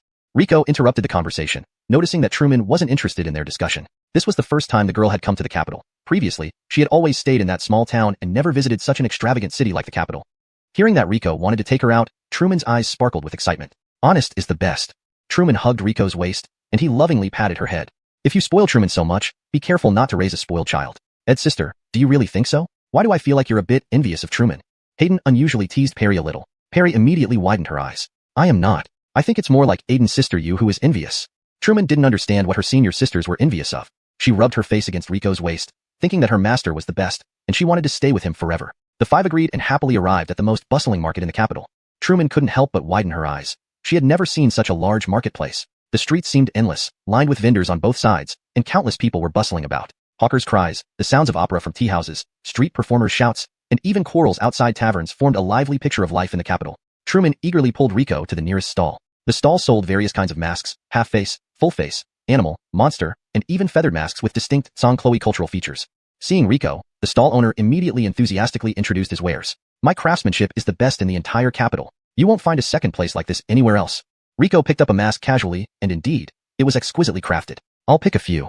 You choose freely. Full-face ones are 10 copper coins, medium ones 8, and half-face ones 5. Rico glanced over and instantly liked the half-black, half-white bird head mask. Upon seeing this mask, he felt a strange sensation, an inexplicable familiarity mixed with strangeness, which he couldn't quite recall. Boss, I'll take these. Rico selected 8 masks and tossed the owner a silver coin. Hey sir, I can't make change for this. No need. Rico waved his hand indifferently. It wasn't that he was being generous. It was just that he didn't have any smaller coins. This silver coin was something he barely found among a pile of gold coins. Amidst the boss's profuse gratitude, the group continued into the street. Only when Rico walked away did the boss realize something odd. That bird head mask the sir took. Isn't that our special one? The boss scratched his head, puzzled. Rico distributed the masks among everyone, even Alicia and the elf sisters who were hiding in the shadows. Jim, does this mask look good on me? Perry's mask was a small rabbit with red patterns. Of course, I specially picked these for you. Rico carefully chose each mask. Irma got a sheep, Hayden a sable, Truman a hedgehog, Alicia a puppy, and the elf sister swans. The masks were necessary. Earlier, the hooded figures almost got recognized, especially Hayden, whose popularity among the common folk was immense. Even masked, she still drew many glances. As they wandered and played, it soon became dinner time. While deciding where to eat, Rico suddenly caught sight of a familiar figure flashing through the crowd. But by the time he focused, the person had already vanished around the corner. Khalil's be my imagination. Why would she come here? What are you thinking about, Jim? Let's eat here. They say this place has storytellers. Perry dragged Rico into a grand restaurant. Sure enough, as Perry said, there was a large stage inside with a storyteller in a long gown recounting how Emperor Tsongfaxonyu had built the Songchloe Empire from a small mountain village to the continent's premier empire. Whether due to the excellent food or the engaging storytelling, the restaurant was packed to the brim across its 3 floors. Though they originally sought a private room, they managed to find a spot in the main hall. Unfortunately, they came at an unfortunate time. The storytelling had just ended before they could sit down. What would you like to eat? Our roasted chicken and braised meat are specialties, especially the braised meat made with century-old soy sauce broth. One bite and you'll never forget it. Then give us some braised meat and a few signature dishes. Sure thing. Would you like something to drink? We have 30-year-old daughter red wine. Would you like some? No drinks. By the way, will there be another storytelling session? None today, but wait until you see what's coming next. Representatives from the 100-Flower Valley are here. So many people have come to the capital just for this. My boss spent a fortune and invited a troupe from Pear Spring Garden to perform. Rumor has it Everly Amoer, the manager of Pear Spring Garden, will be here too. Hearing this, Irma suddenly asked, do you mean Lydia, the renowned Dan performer, known as the continent's premier Dan? Of course. Today's your lucky day. Normally, Everly Amoer never leaves Pear Spring Garden. Who knows what connections my boss used to invite her? Chapter 254, Pear Spring Garden. Upon hearing the name Jaylene, Magnolia's expression turned slightly uneasy, but none of the others noticed. Honest, you enjoy watching operas? Then when we return, I'll accompany you every day. Ah, your master only listens occasionally, just occasionally. While they were talking, the curtain on stage was already drawn, and preparations for the performance had begun. Spring breeze arrives in one night, filling the garden with the fragrance of pear blossoms. Before the curtain rose, a powerful voice from behind it captivated everyone's attention. The lights dimmed, and the curtain slowly lifted. A woman dressed in an exquisite costume stood alone at the center of the stage. The opening scene, a breathtaking moment. Even without doing anything, she drew all eyes to her. She seemed to possess a natural charisma that both made her stand out like a honey date on a pastry and shine like the moon in a silent night sky. She seemed so close yet infinitely distant. The woman began her performance, and as soon as she opened her mouth, the bustling tea house fell into an eerie silence. Her high-pitched, melodious voice echoed throughout the building. Every audience member lost themselves in the drama as if they were no longer spectators but part of the world being depicted. Her every smile and frown tugged at the hearts of the audience. When she laughed, they rejoiced, and when she cried, they felt sorrow. Soon, the performance ended, but everyone remained entranced by the world she had created. Houston was the first to regain his composure. However, in the dim light, he didn't notice the struggle and pain in Magnolia's eyes. We had such a great time today. On the way back, everyone was excitedly discussing the experience except for Magnolia, who seemed distracted. Honest, what's wrong? Yoluro noticed Magnolia's unusual demeanor and asked with concern. But Magnolia paid no heed, continuing to walk ahead on her own. Be careful, Aiden's sister. A speeding carriage flew past them, but thankfully, Houston was quick enough to pull Magnolia back. Ah, thank you, Brother Xiao. Sister, what's troubling you? If there's something, you can tell us. No, nothing much. Maybe I'm just tired. I'm getting older, and with everything that happened today, it's understandably exhausting. Honest, you're not old. Don't say that about yourself. Magnolia forced a smile. If there's nothing else, I'll go rest. You should get some good rest, Honest. You don't need to worry about Emperor Jesse. Xianxia and I will take care of things. Thank you all. Without further ado, Magnolia returned directly to her room at 100 Flowers Villa. Houston also wanted to rest but was pulled aside by Yoluro. Jim, Honest, don't you think Honest acted strange today? She said she was tired. Maybe after some rest, she'll be fine. When did Jim become so obtuse? Clearly, something's bothering her. Houston gave her a glare. Even if something's on her mind, what can we do? She clearly doesn't want to talk. Let her be. Maybe after a good night's sleep, she'll feel better. Now go to bed, it's late. He pushed Yoluro back to her room. Before leaving, Peggy approached him. Jim, Honest, what do you think is wrong with Honest? I feel like she's hiding something from us. After living together for years, you still can't tell what she's thinking. How would I know? Rest assured, she's not a child. She can take care of herself. He managed to send Peggy away and returned to his room. It wasn't that Houston didn't care about Magnolia. He just didn't want to involve anyone else. When Jaylene appeared earlier, he distinctly felt something calling out to him from her. With too many secrets surrounding him, whether this call came from a demonic beast, the heavenly gate, or a fallen disciple, it was dangerous and best kept to a minimum. So tonight, he decided to meet Jaylene alone. Honest, do you really not need me to come with you? Lawner emerged from Houston's shadow. No, stay here and protect them. I have a feeling someone might visit tonight. Yes. Houston left through the window, silently slipping away from 100 Flowers Villa. However, as he landed, he spotted a small figure following him. Vanessa, why aren't you sleeping so late? I can't sleep. What is Honest doing so late? Your master has some business to attend to. Stay with the others. Houston walked away but stopped when he realized Vanessa was still following. Didn't I tell you to go back? Are you disobeying me now? Vanessa only stared at him with her big, tear-filled eyes. Houston sighed. Gabine, follow closely and don't leave my side. Yes. Vanessa latched onto Houston's arm, determined not to let him out of her sight. Following the address, they arrived at Pear Spring Garden. Houston was surprised by the unusually strict security. Even at night, guards were vigilantly patrolling the entrance. Houston sent Yoltle Black inside from a corner, only to find that the courtyard was even more heavily guarded, with multiple teams patrolling without any blind spots. This puzzled him. Pear Spring Garden was revered in the opera world, but it didn't warrant such heavy protection unless it harbored some secret. Initially, Houston planned to use Yoltle Black's spatial technique to bypass the guards, but unexpectedly, Yoltle Black's ability had become ineffective due to the girl's rapidly awakening anti-magic body. Taking advantage of the guard shift, Houston leaped over the wall with Vanessa. As they landed, the defensive array detected them. Who's there? Underestimating Pear Spring Garden's defenses, they found the place equipped with protective arrays. The instant they touched down, the system detected them. Reluctantly, Houston jumped back over the wall. They escaped. Follow them. Two groups of guards chased after the direction Houston fled. As the guards departed, a translucent figure gradually appeared in the courtyard. It turned out Houston had only sent a doppelganger, while his true self had already infiltrated Pear Spring Garden with Vanessa. Chapter 255. Lydia. The master and apprentice quietly sneaked to the outside of Lydia's room, only to hear the voice of a middle-aged man coming from inside. Everly Amoer, have you thought it through? In this Xianxia imperial capital, apart from His Majesty the Emperor, my father is the one who holds sway. If you wish for your Pear Spring Garden to continue operating, well, I believe you know what needs to be done. Please return, young honest Yoel. For the Prime Minister's sake, I will spare your life. Lydia's tone was extremely cold. She didn't seem to take the Prime Minister's son seriously at all. What do you mean? I am the Prime Minister's son, and you are just a lowly actress that anyone can trample upon. What gives you the audacity to speak to me like this? Spit. The sound of bones breaking echoed clearly in the silent night, with a spray of crimson blood splattering exactly on the window where Rico and Truman were hiding. Since you've come, there's no need to hide anymore, is there? Unexpectedly, Lydia was a 7th stage powerhouse. Even Rico, who was hidden, was directly detected by her. Realizing he had been exposed, Rico no longer concealed his presence, but walked into Lydia's room with Truman calmly. Lydia sat calmly in the room, a headless male corpse lying at her feet. Blood pooled everywhere, but an invisible barrier seemed to protect her feet from the filth. What brings you here so late at night, emissary of the 100 Flowers Valley? Lydia took a sip of tea, asking calmly. Seeing Lydia, Rico became even more certain that the thing he was looking for was related to her. To be able to witness Everly Amoer's elegance today has left me thinking about your graceful performance on stage. So, let's skip the lies. It's already late. If the emissary has no genuine intentions, please leave. This woman also needs rest. Lydia didn't let Rico finish before issuing a direct order for him to leave. Hold on. Everly Amoer, do you know someone named Irma? The moment Rico mentioned Irma's name, Lydia's hand trembled violently, causing the tea in her cup to splash out. Rico's eyes narrowed. Lydia definitely knew his senior sister. I don't know whom you're referring to. A man and a woman meeting alone at this hour would damage the emissary's reputation if seen. Please leave.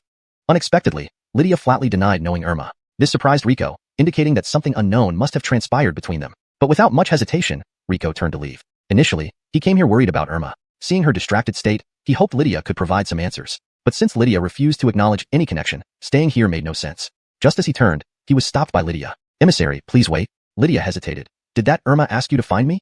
Rico smiled. Turning back, he realized Lydia still cared deeply for his senior sister. She didn't say anything, but after seeing you today, she's been somewhat distracted, seemingly preoccupied. I assume there might have been some unresolved issues between you two. But since Everly Amoer says you don't know each other, it seems I overreacted. I won't disturb Everly Amoer's rest further. Goodbye. Wait. Seeing Rico about to leave, Lydia stood up abruptly. She really said nothing? Rico shook his head. No, she returned and hasn't spoken a word, locking herself in her room. Hearing this, Lydia frowned, biting her lips slightly. After a moment's hesitation, she finally decided. For some reason, I feel close to the emissary. Do you have time to talk with this woman? I was hoping for just that. In the courtyard of the 100 Flowers Villa, several black figures silently appeared. They moved skillfully, making no sound, their black outfits blending seamlessly into the night. The intruders seemed very familiar with the layout of the villa, searching each inhabitable room methodically. They checked the rooms of Perry, Irma, and Myrtle, but left silently, indicating these women weren't their targets. Quickly, they searched the entire villa but found no trace of their intended target. Just as they planned to leave, a black-haired maid dressed in a servant's gown stood before them. She wore a black eye patch. She was blind. The black-clad intruders exchanged glances and decided to eliminate the unfortunate blind girl. One of them brandished a dagger and lunged at her, but halfway through, he froze mid-action. Confused, the others approached, when suddenly the blind servant sprang into action. Her agile movements belied her blindness, moving like a butterfly among the black-clad men. In an instant, only the captain of the black-clad group remained conscious.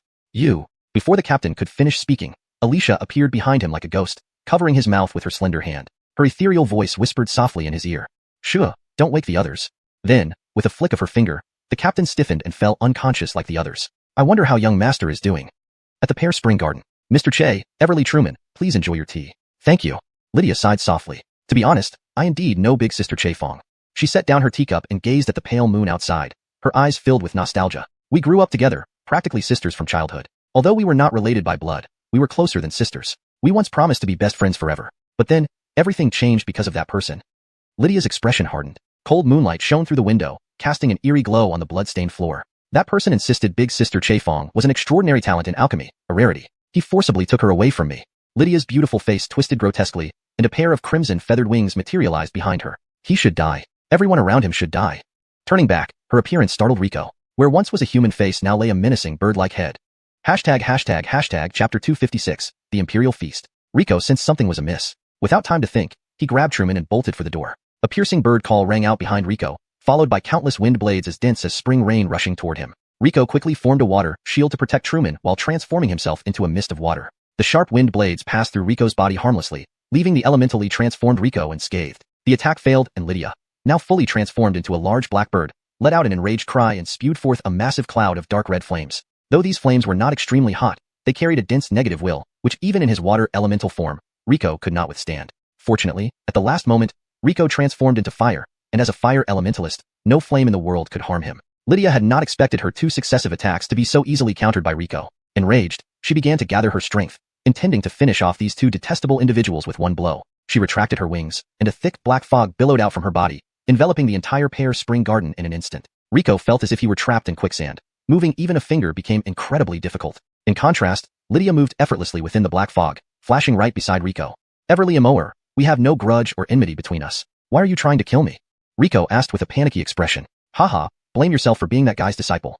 Without further explanation, she swallowed both Rico and Truman whole. However, all she tasted was like swallowing clear water. Realizing she had been tricked, Lydia saw that it had only been an avatar of Rico she was conversing with. Her eyes narrowed as she saw Rico standing outside the garden with Truman's hand in his, waving at her. Lydia felt indignant but powerless. This was ultimately the domain of the Tsang family. Away from the protection of the Pear Spring Garden's array, she dared not make herself conspicuous, or she would end up crushed by the Emperor's finger before even reaching Rico. One day, I will kill all of you who took away Emil's sister Shefong. The next morning, Perry knocked on Rico's door. Knocking for a long time without response, Perry pushed the door open directly. Inside, she found Rico sprawled on the bed, snoring loudly, while Truman clung to him like a koala. Wake up, young Jim. You're too old to sleep in this late. Everyone's waiting for breakfast. And you, Truman, as a grown woman, why are you sleeping with your master? Remember, there should be proper boundaries between men and women. Opening their bleary eyes, the 2 disciples glanced at Perry before promptly closing them again and falling back asleep. This thoroughly infuriated Perry. Are you 2 trying to give me a heart attack? Honest, do something about these lazy bums.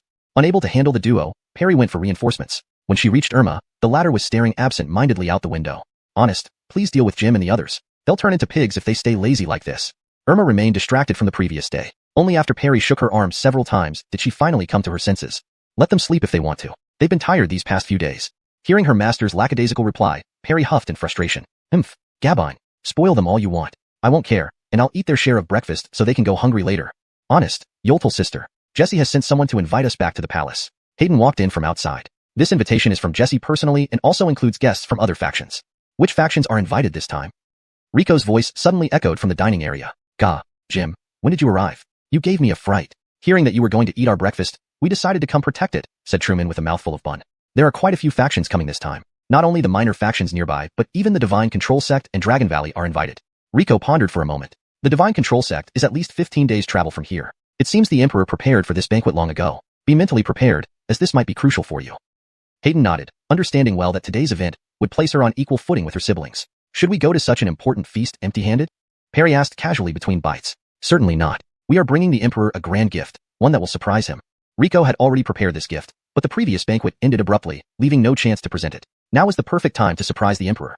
Though labeled as a family banquet, the scale far surpassed the state banquets of ordinary nations. The imperial birds of the Tsang Empire, the Tsang feathers, lined up, carrying the distinguished guests from various factions into the imperial palace. The affiliated forces of the Tsang Empire watched enviously as the majestic Tsang feathers flew overhead, many aspiring youths swearing to one day ride them. Meanwhile, the elders among them could only sigh regretfully. Rico and his group of 5 also arrived on Tsang feathers at the Tsang Imperial Palace. Those present were the elders and prodigies from various factions. While the Emperor had yet to appear, the guests from different factions mingled, exchanging pleasantries. Emils brought their prodigies specifically to help them build networks, a critical part of cultivation. Rico scanned the room, recognizing several familiar faces. Among them were Theo, an elder from Dragon Valley, and Chloe Z. Hutch, the Guido. Theo saw Rico but did not recognize him. Rico was merely an insignificant figure during their first encounter, so forgetting was understandable. However, Hutch shuddered upon seeing Rico, realizing he had encountered this star of misfortune once more. Oh no, why is this troublemaker here too? Chapter 257, Recovery of Lost Territory. Honest Hutch, what's wrong with you? Jethro, Carver, who had just been released from confinement, asked in confusion. But when he followed Hutch's gaze, he immediately understood why Hutch looked this way. Rico. Jethro gritted his teeth and growled under his breath. His father had confined him because of this ship hijacking incident orchestrated by Rico, and now the blame had been shifted to me. Rico, Carver, will tear you apart. What Carver didn't know was that everything he had learned was false information intentionally revealed to him by his third sister, Adelina. Emil 3, I did not expect you would come personally. Please forgive me for not welcoming you earlier, Adelina said respectfully as she bowed deeply to a white-haired elder at the entrance of the hall. The old man merely grunted slightly in response after seeing Adelina. Facing the cold demeanor of the elder, Adelina did not dare show any dissatisfaction. Because the elder was one of the 10 round table Emils of the Divine Honesty sect, and also a true 9th stage powerhouse. Beside the elder stood a girl with a demeanor as cold as ice. Though she made no movements, her icy aura sent shivers down all the guests present. Emil 3, please enter. Although Adelina was curious about who the girl was, to be walking beside Emil 3, she knew it wasn't right to ask if Emil 3 hadn't spoken first. The little Francesca Brenna was looking around for something when suddenly, she saw Truman following Rico. Without hesitation, she broke free from her mother's hand and ran straight toward Truman. You're here, brother Truman. Upon reaching Truman, Brenna became somewhat shy. Truman nodded. He maintained this cold attitude with everyone except Rico. But Brenna didn't mind. On the contrary, she found this brother, Truman, very handsome. Brenna lifted her head and cast a furtive glance at Rico. Rico instantly understood her. Truman, I have matters to attend to here. Go play with your younger sister Arya. Yes. With Truman's affirmative answer, Brenna gave a grateful look at Rico before leading Truman to a nearby flower bed. Watching the two children's retreating figures, Rico smiled slightly, his smile carrying a special meaning. Are you Mr. Che? A gorgeously dressed woman with purple hair gracefully approached Rico. Hayden immediately greeted her. Shisha greets Aunt. Yoltal 12 need not be so formal. May I ask who you are? Rico looked curiously at the woman and asked. The woman smiled gently. I am Dolores of Brenna. That day, I thank your esteemed disciple for saving Darnelnger. Otherwise. So you're Empress Dowager. My lady needn't thank me. Anyone would have acted similarly in that situation.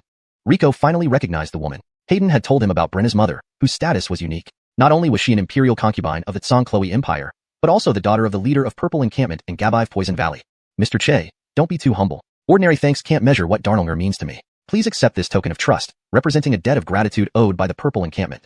If you or Truman ever need help, present this token at the Purple Encampment anytime, and we will offer our utmost assistance, even unto death. Looking at the purple feather in the woman's hand, Rico shook his head repeatedly. My lady, this gift is too precious. We merely did a small favor and shouldn't accept such a grand reward. Please do not refuse. You don't know how important this child is to us. Carrick Darnelnger is equivalent to saving the entire Purple Encampment. Though Brenna's mother did not elaborate, since the matter had gone this far, Rico realized refusing would seem ungracious. So, he nodded solemnly and accepted the token offered by the Empress. At this so-called family banquet, 4 of the 5 most powerful forces on the continent were present. Such a grand event could only be organized by the Tsong Empire among the secular powers of the continent. As guests arrived one by one, the Emperor of Tsong, who organized this banquet, finally made his appearance. Thank you all for gracing me with your presence at this family banquet. Let me toast to each and every one of you. In front of these high-ranking guests, the Tsong Emperor dared not call himself emperor, but simply referred to himself as Tsong Mao, as many of these dignitaries possessed greater power and status than him. After some polite conversation, the Tsong Emperor finally addressed the purpose of the banquet. This feast is to express my gratitude to all of you and your respective forces for your strong support of the Tsong Empire. Also, I wish to announce publicly, I am growing old, and it's time to pass the throne to one of my children. I believe my children possess wisdom, strategies, and talents far surpassing mine. However, a nation can only have one ruler, and the throne of Tsong can only be inherited by one person. Hearing this, all princes and Francescas perked up. Gabinally, Jesse is preparing for the next emperor. Wanlon, Bretonjiu, Bretonkong, Jacob, Adele, Arya. You are all my most outstanding children and qualify to become the next emperor of Tsong. However, the imperial throne isn't meant for just anyone. To select the most worthy among you to inherit my throne, I shall set you a challenge. All princes and Francescas held their breaths, eagerly awaiting the emperor's announcement. Gentlemen and ladies, you should all know that on the vast land of Tsong lies a scar. It's where Tsong lost its territory for the first time in history, conquered by another force. Everyone understood the Tsong emperor's meaning as he spoke. If any of my children can reclaim this lost land from the Darnellin family, they will become the crown prince/Francesca of Tsong. The princes exchanged looks, seeing difficulty reflected in each other's eyes. Reclaiming the lost territory was no easy feat. The land that Tsong ancestors failed to reclaim for centuries, could they manage it? Do you have confidence, children? The Tsong emperor smiled as he looked down at the princes and Francescas. Everyone knew that the emperor had left them no retreat. Thus, they had no choice but to reply. Reclaiming Tsong lost territory is a duty we cannot shirk.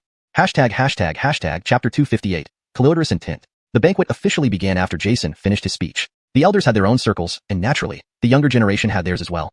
Although Rico had a relatively high seniority, he was still one of the youngest among the younger generation. He had only officially become a beast honest less than a year ago, so his fame wasn't significant, and few in the younger generation even knew him. Who exactly is this Rico? Why did Hutch from the Dragon Valley fear him so much? TCH, Hutch? He's just a useless second-generation spoiled brat. If you beat him up, I guarantee he'll be just as scared of you. Ha, who doesn't know his father has a notorious reputation for favoritism? If you go and beat him up, I can assure you won't see tomorrow's sun. How exaggerated can you get? Isn't Rico doing just fine? Why don't you try it then? Forget it, I don't want to trouble myself. Their conversation wasn't cautious at all.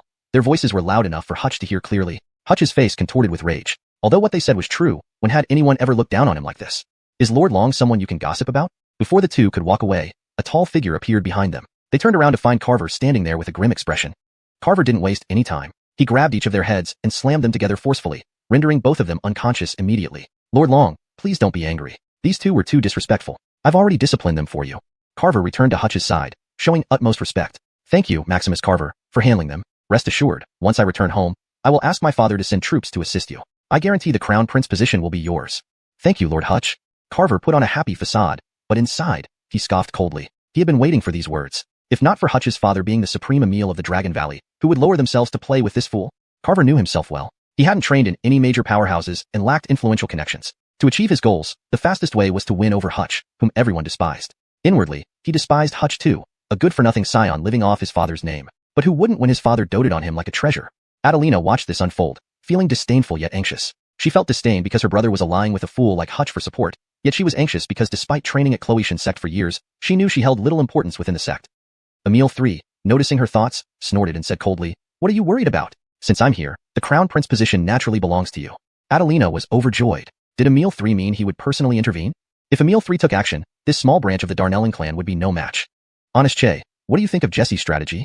In a corner of the hall, Hayden was talking to Rico. Rico, holding a chicken leg, spoke leisurely. Your father is quite the sly old fox. This is an open move. On the surface, he's testing you princes and Francescas, but in reality, he wants to use other forces to eliminate the thorn in Songyu's side. Plus, he can claim it as an achievement of his esteemed children, taking all the credit for the imperial family. But will the other forces willingly fall into Jesse's trap? Trap? No, this is a trade. Trade? Your father is making a grand move. He aims to reshape the power structure of the Eastern Cloud Continent by choosing allies now. Rico spoke casually, but Hayden was stunned. I don't quite understand, honest Che. Please enlighten me. Rico smiled. You're far smarter than me. How could you not see it? You just don't want to admit that your father's ambition surpasses all the ancestors of the Tsang family combined. Hayden fell silent. Rico was right. She had guessed part of her father's intentions, but refused to believe that the kinder father she knew recently was merely hiding his sharp claws.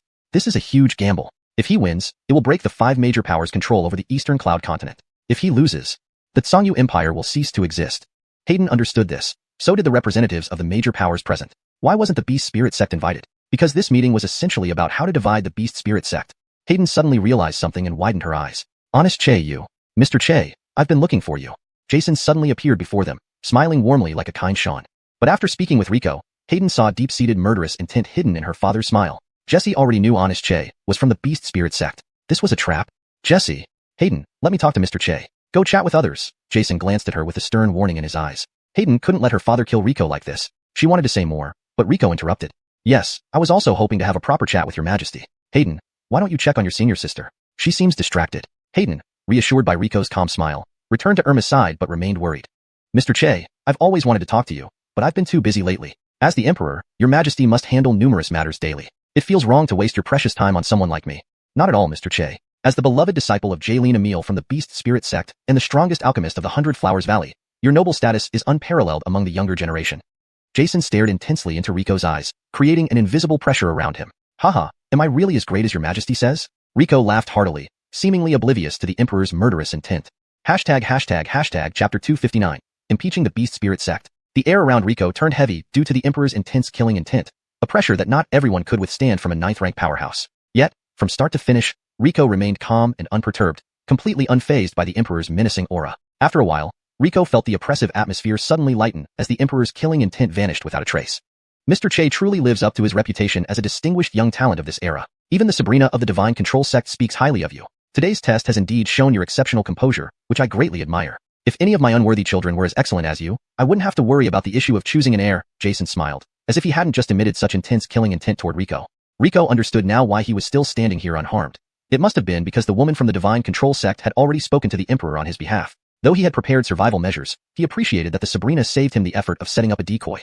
Your Majesty flatters me. The princes and Francescas far surpass me in both wisdom and talent. Your worries are truly the worries of a fortunate ruler, Rico replied diplomatically. Ha ha ha, Mr. Che, you make me very happy. If it weren't for the difference in generations between Aisha and yourself, I would truly consider marrying her to you. The Emperor laughed heartily. Your Majesty jests, Rico politely responded. A chime sounded, signaling the auspicious moment had arrived, and the banquet officially began. After 3 rounds of wine and 5 courses of dishes, the gathering became lively, with everyone enjoying themselves. The guests present exchanged glances before the 3rd Emil of the Divine Control Sect spoke first. I visited the Tsangyu Empire several times, and each time I marvel at how, despite being a secular power, its strength rivals that of the Gabive great powers in every respect. Dragon Valley Emil Theo, sitting opposite the 3rd Emil, added, indeed, compared to a certain incompetent disgrace, the Tsangyu Empire seems far more suited to be among the Gabive great powers. As he spoke, Theo cast a deliberate glance at Rico. Upon hearing these words, the atmosphere at the banquet instantly chilled. Despite speaking with a smile, everyone knew he wasn't joking. Emil Long, your words confuse me somewhat, said noble consort Mei, the mother of Chang Arya and representing the Poison Valley. She immediately interjected, each of the Gabive great powers played a crucial role in the Great War 1,000 years ago and has faithfully protected the Eastern Cloud Continent for a millennium. Who exactly is the disgrace you speak of? I believe noble consort May knows who I'm referring to. Whether in terms of historical influence or top-tier powerhouses, they do not deserve to be mentioned alongside us. Gabive elders, 2 of whom aren't even 9th rank. To compare their strength to ours is an insult. Theo crossed his arms, his tone dismissive.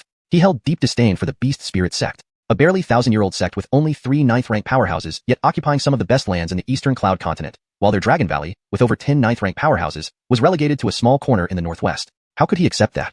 If Emil Long thinks they don't deserve their place among the Gabive great powers, why not lead an army south and wipe out the Beast Spirit Sect? Oh, I'm sorry, I forgot. You've tried before, but were utterly defeated, right? Perry remarked coldly, defending the Beast Spirit Sect due to her favorable impression of Rico. Theo's face turned red with anger. He glared fiercely at Perry and roared, "Where did this impudent youngster come from? No manners whatsoever. You should know better than to interrupt elders." Emil Yoel, does this youngster speak on behalf of the 100 Flowers Valley too?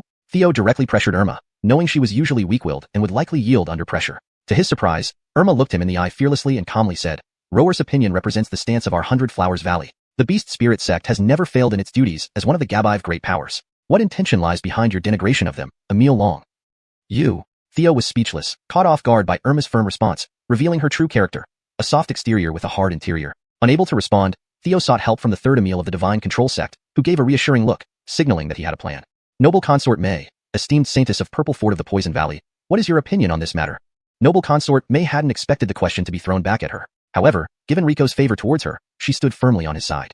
The Beast Spirit Sect has not wronged the name of the Gabive great powers. The third Emil smiled slightly, having anticipated this answer. "It seems there isn't much unity among the other strongholds within the Poison Valley," he commented, pulling out a parchment titled Impeachment of the Beast Spirit Sect, with the signature to remove the sect from the Gabive great powers. Beneath dense criticisms of the Beast Spirit Sect's actions over the years, several names signed at the bottom were figures whose influence could shake the entire Eastern Cloud Continent with a single word. Among them was the name of the Poison Valley's leader.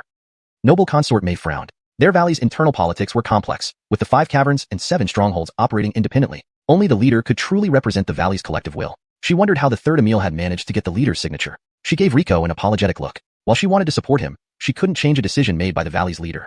Now that the Poison Valley, Divine Control Sect, and Dragon Valley have agreed to impeach the Beast Spirit Sect, what is the stance of the 100 Flowers Valley? The third Emil asked confidently. Turning to Irma, he leveraged his understanding that the 100 Flowers Valley always prioritized self-interest. "We can increase our annual purchase of elixirs from the 100 Flowers Valley by 15% if you support impeaching the Beast Spirit Sect," offered the third Emil. "And so can we," added Theo. "Gab 15% might seem modest, but as one of the Gabive great powers, a fifth of a major sect's annual purchases was an astronomical sum, enough to make anyone doubt their own ears." Chapter 260, Rona's Arrival. Seeing that Irma did not respond, the third Emil continued. "Emil Yoel, don't forget your position. Although your junior brother is from the Beast Spirit Sect, you are an elder of the 100 Flowers Valley. You need to consider the 100 Flowers Valley. Recently, the Medicine King Valley has also been rising rapidly." The threat in the third Emil's words was blatant and unhidden. He was extremely confident. A minor elder of the 100 Flowers Valley would have no choice but to submit under his intimidation and inducement. The corners of the third Emil's mouth curled up. It seemed as if he could already foresee the future where the Beast Spirit Sect would be demoted to a secondary force and would have to rely on their Divine Honesty Sect. Without waiting for Irma's reply, the third Emil turned to look at Rico. "Mr. Che, what do you think of our proposal?" He looked at Rico with disdain. For this somewhat renowned Rico, who had no outstanding achievements, he felt deep contempt. He had been deliberately ignoring Rico since the beginning, and now calling him out was meant to intentionally humiliate him. In his view, Rico was just a young aristocrat with only a reputation. He had seen too many of these types. They could not withstand his sarcasm and ridicule. Just a little more provocation, and this Rico would naturally become a tool for him to use against the Beast Spirit Sect. "Oh, I have no particular thoughts. It's fine as long as you're happy." Unexpectedly, Rico displayed a completely indifferent attitude, as if this matter had nothing to do with him. Rico's reaction made the third Emil feel like he had thrown a punch into thin air. Not only did it fail to harm Rico in the slightest, but it hurt his own back. Does Mr. Che care nothing for the Beast Spirit Sect? Or have you already betrayed the Beast Spirit Sect and fully joined the 100 Flowers Valley? With the first attempt failing, the third Emil tried another angle to provoke Rico. From an outsider's perspective, Rico's response was entirely that of someone who had already betrayed the Beast Spirit Sect. No cultivator loyal to their sect or school would remain completely unmoved by such insults. "My affairs are none of your concern. You should worry about yourself." To the third Emil, Rico's words confirmed his suspicions. This restored his confidence. Despite Rico's surprising remarks, he believed he had completely gotten the better of him. "Mr. Che, did I hit the nail on the head? If you've truly abandoned the Beast Spirit Sect, why not join our Divine Honesty Sect? I can make an exception and allow you to become an outer disciple." Offering Rico, one of the most esteemed figures among the younger generation, a position as an outer disciple in the Divine Honesty Sect was an outright humiliation. Facing the third Emil's insult, Rico merely stared at him as if looking at a fool. "Third Emil, I am not joking. I really think you should pay more attention to yourself." As he spoke, Rico glanced behind the third Emil. Despite being a 9th rank powerhouse, the third Emil finally noticed something was off. Just as he was about to turn around, a delicate, slender hand pushed his head directly onto the table. Although the third Emil was only a Gabbers level 9th rank, he was still a true 9th rank powerhouse. But that delicate hand weighed like a mountain, pressing him down so hard he couldn't move. I said, old man, is your hearing not working? What my Lucia says represents the will of the 100 Flowers Valley. If you dare mention this again, we will immediately cut off all medicinal exchanges with you. A pleasant voice came from behind the third Emil. This voice was all too familiar to Rico. It was the same person who had once bound him and brought him to the 100 Flowers Valley. Rona, why are you here? How did you come? The third Emil struggled to speak while pressed against the table, both shocked and furious. His face flushed red as he tried to escape Rona's grasp, but her slender hand remained immovable on his head, preventing any resistance. Why should I ask your permission, you old fart? Rona exerted more pressure, pushing the third Emil's head deeply into the ironwood table. The exquisite dining table permanently bore the imprint unique to the third Emil. Hill-dread and humiliated thus, the proud third Emil was enraged, yet his reason told him not to resist. Rona's unpredictable temperament was notorious throughout the Dongyun Continent. If she became displeased, she would certainly attack and kill him. Unpredictable, fearless, multifaceted, terrifying strength. This was how the cultivators of the Dongyun Continent described Rona. Though he was the third Emil of the Divine Honesty sect, he had no doubt that Rona would really kill him. Gabinian Faxon, please show mercy. You were invited to this banquet from the start. There's no need for any formalities, the Tsang Chloe Emperor interjected after staying silent for so long. There was no surprise on his face. He had known Rona would attend the banquet. The Tsang Chloe Emperor waved his hand, and a servant placed a chair between Irma and Rico. Fair enough. Rona released the third Emil and walked leisurely to the seat prepared for her. The third Emil lifted his head in disarray. His once meticulously combed white hair was now a mess, and his face was covered in wood shavings. His current pitiful state contrasted sharply with his previous arrogance. Kid, days haven't changed much, yet your cultivation hasn't improved at all? Ignoring the third Emil's furious glare, Rona put her arm around Rico's shoulders, her bright red lips close to his ear, her breath fanning past him. If her booming voice could be a bit softer, Rico might have developed some inappropriate feelings towards her. Rico dug his ears and said helplessly, do you think cultivation falls from the sky? These days, I've been working non-stop for your 100 Flowers Valley, leaving me no time for cultivation. How can I expect improvement? Rona snorted in disdain. For a prodigy like you, shouldn't cultivation be as easy as breathing? I think you've been lazy these past days. Say what you want, but I'm telling you, once this recruitment ends, I'll return to the Beast Spirit Sect. I have my own matters to attend to. Gabine, it's your body, can I stop you? You've tied me up before. At the banquet, in front of everyone, the two conversed as if everyone else were mere spectators. Others didn't react much, but Perry nearby pouted unhappily. Just as everyone could barely stand it anymore, the Tsang Chloe Emperor finally spoke. Gabinian Faxon, let's save the reminiscing for later. Shall we discuss your thoughts on the third Emil's proposal? Chapter 261. Your dependence? Could it be the Yaowang Valley? Opinion? There's nothing worth saying about that old thing's nonsense. My purpose for coming here today is very simple. To tell all of you, especially certain reptiles, not to even think about targeting the Beast Spirit Sect anymore. No matter who it is, if anyone dares to have ulterior motives towards the Beast Spirit Sect again, the 100 Flowers Valley will never let it go unpunished. Rona's authoritative words shocked everyone present. The normally low-key and mediating 100 Flowers Valley, when did they become so decisive? To openly support the Beast Spirit Sect in front of all these forces clearly meant they were aligning themselves with the Beast Spirit Sect. Rona, you, a mere defeated underling, dare to spout such big talk here. Let me tell you, we, the Dragon Valley, have long wanted to sever ties with your 100 Flowers Valley. I hereby formally notify you that from now on, our Dragon Valley will cut off all trade relations with your 100 Flowers Valley. Theo stood up and roared angrily. The people of Dragon Valley grew up with their beasts sharing bloodlines, and thus carried traces of the dragon lineage. Therefore, they detested being called lizards or reptiles. He shouted loudly, but Rona wasn't afraid of him. Instead, she stood up and rebutted. Theo, how shameless can you be? I haven't even come to settle accounts for what happened back then, and you have the nerve to shout here? You, with two elders, conspired to ambush me back then. How fitting, a true elder of the Dragon Valley, mastering both deceit and a thick skin to perfection. Rona, you? Before Theo could retort, Rona interrupted him. What are you going to say? I wonder what gives your Dragon Valley the guts to sever ties with us. Is it because of that so-called Yaowang Valley? Want to bet that one word from me, and you won't receive another pill from the Yaowang Valley? Do you think you can deceive me with just a few words? Theo sneered dismissively. The Yaowang Valley was nurtured secretly by our three factions precisely to counter your 100 Flowers Valley. In the end, you 100 Flowers Valley are merely a group of alchemists. Once your alchemists lose their value, your 100 Flowers Valley means nothing.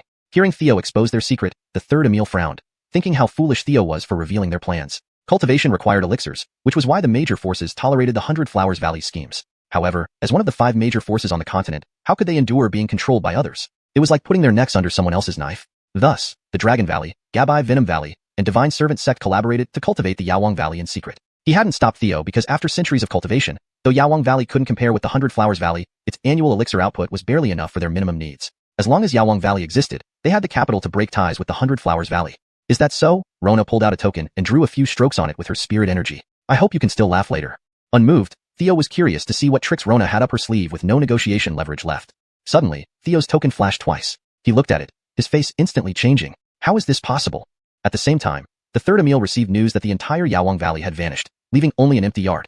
The third Emil's pupils contracted, a strong premonition surging in his heart. Oh, what's wrong with you two? Why do your faces look so bad? Let me guess, is it because your pride, the Yaowang Valley, suddenly became deserted, not even leaving behind medicinal materials or equipment? What did you do? How could you silently loot the Yaowang Valley? We fortified it like an iron bucket. How did you manage to do this? Theo's eyes widened, looking at Rona incredulously. The wise third Emil was already drenched in cold sweat. He guessed the truth. Ha, truly fools. Did you really think that after a few hundred years, you could nurture a force capable of meeting your elixir needs? Are you naive, or just stupid? Rona chuckled lightly. Your prized Yaowang Valley was actually full of our 100 Flowers Valley people all along. Thank you for supplying us with unlimited resources over the years. Even rare herbs rarely seen in our valley were given to us in abundance, along with alchemy furnaces, arrays, spirit stones. I must thank you for your contributions to our 100 Flowers Valley. How could this be? Theo slumped into his chair helplessly. For years, they lived frugally, sparingly using medicine even when injured, all to prepare against the 100 Flowers Valley. Yet, the resources they saved went straight into the hands of the 100 Flowers Valley. The 100 Flowers Valley, truly a clever scheme. The third Emil clenched his teeth, seething with anger. The other guests were secretly impressed. They had come here to strengthen ties with the Cyan-Feather Empire but unexpectedly witnessed a dramatic confrontation between the continent's top 3 forces. This trip was indeed worthwhile. Thank you for the compliment, but who asked you to ally with those brain-dead reptiles? Getting deceived is entirely your own fault. Rona, I'll fight you.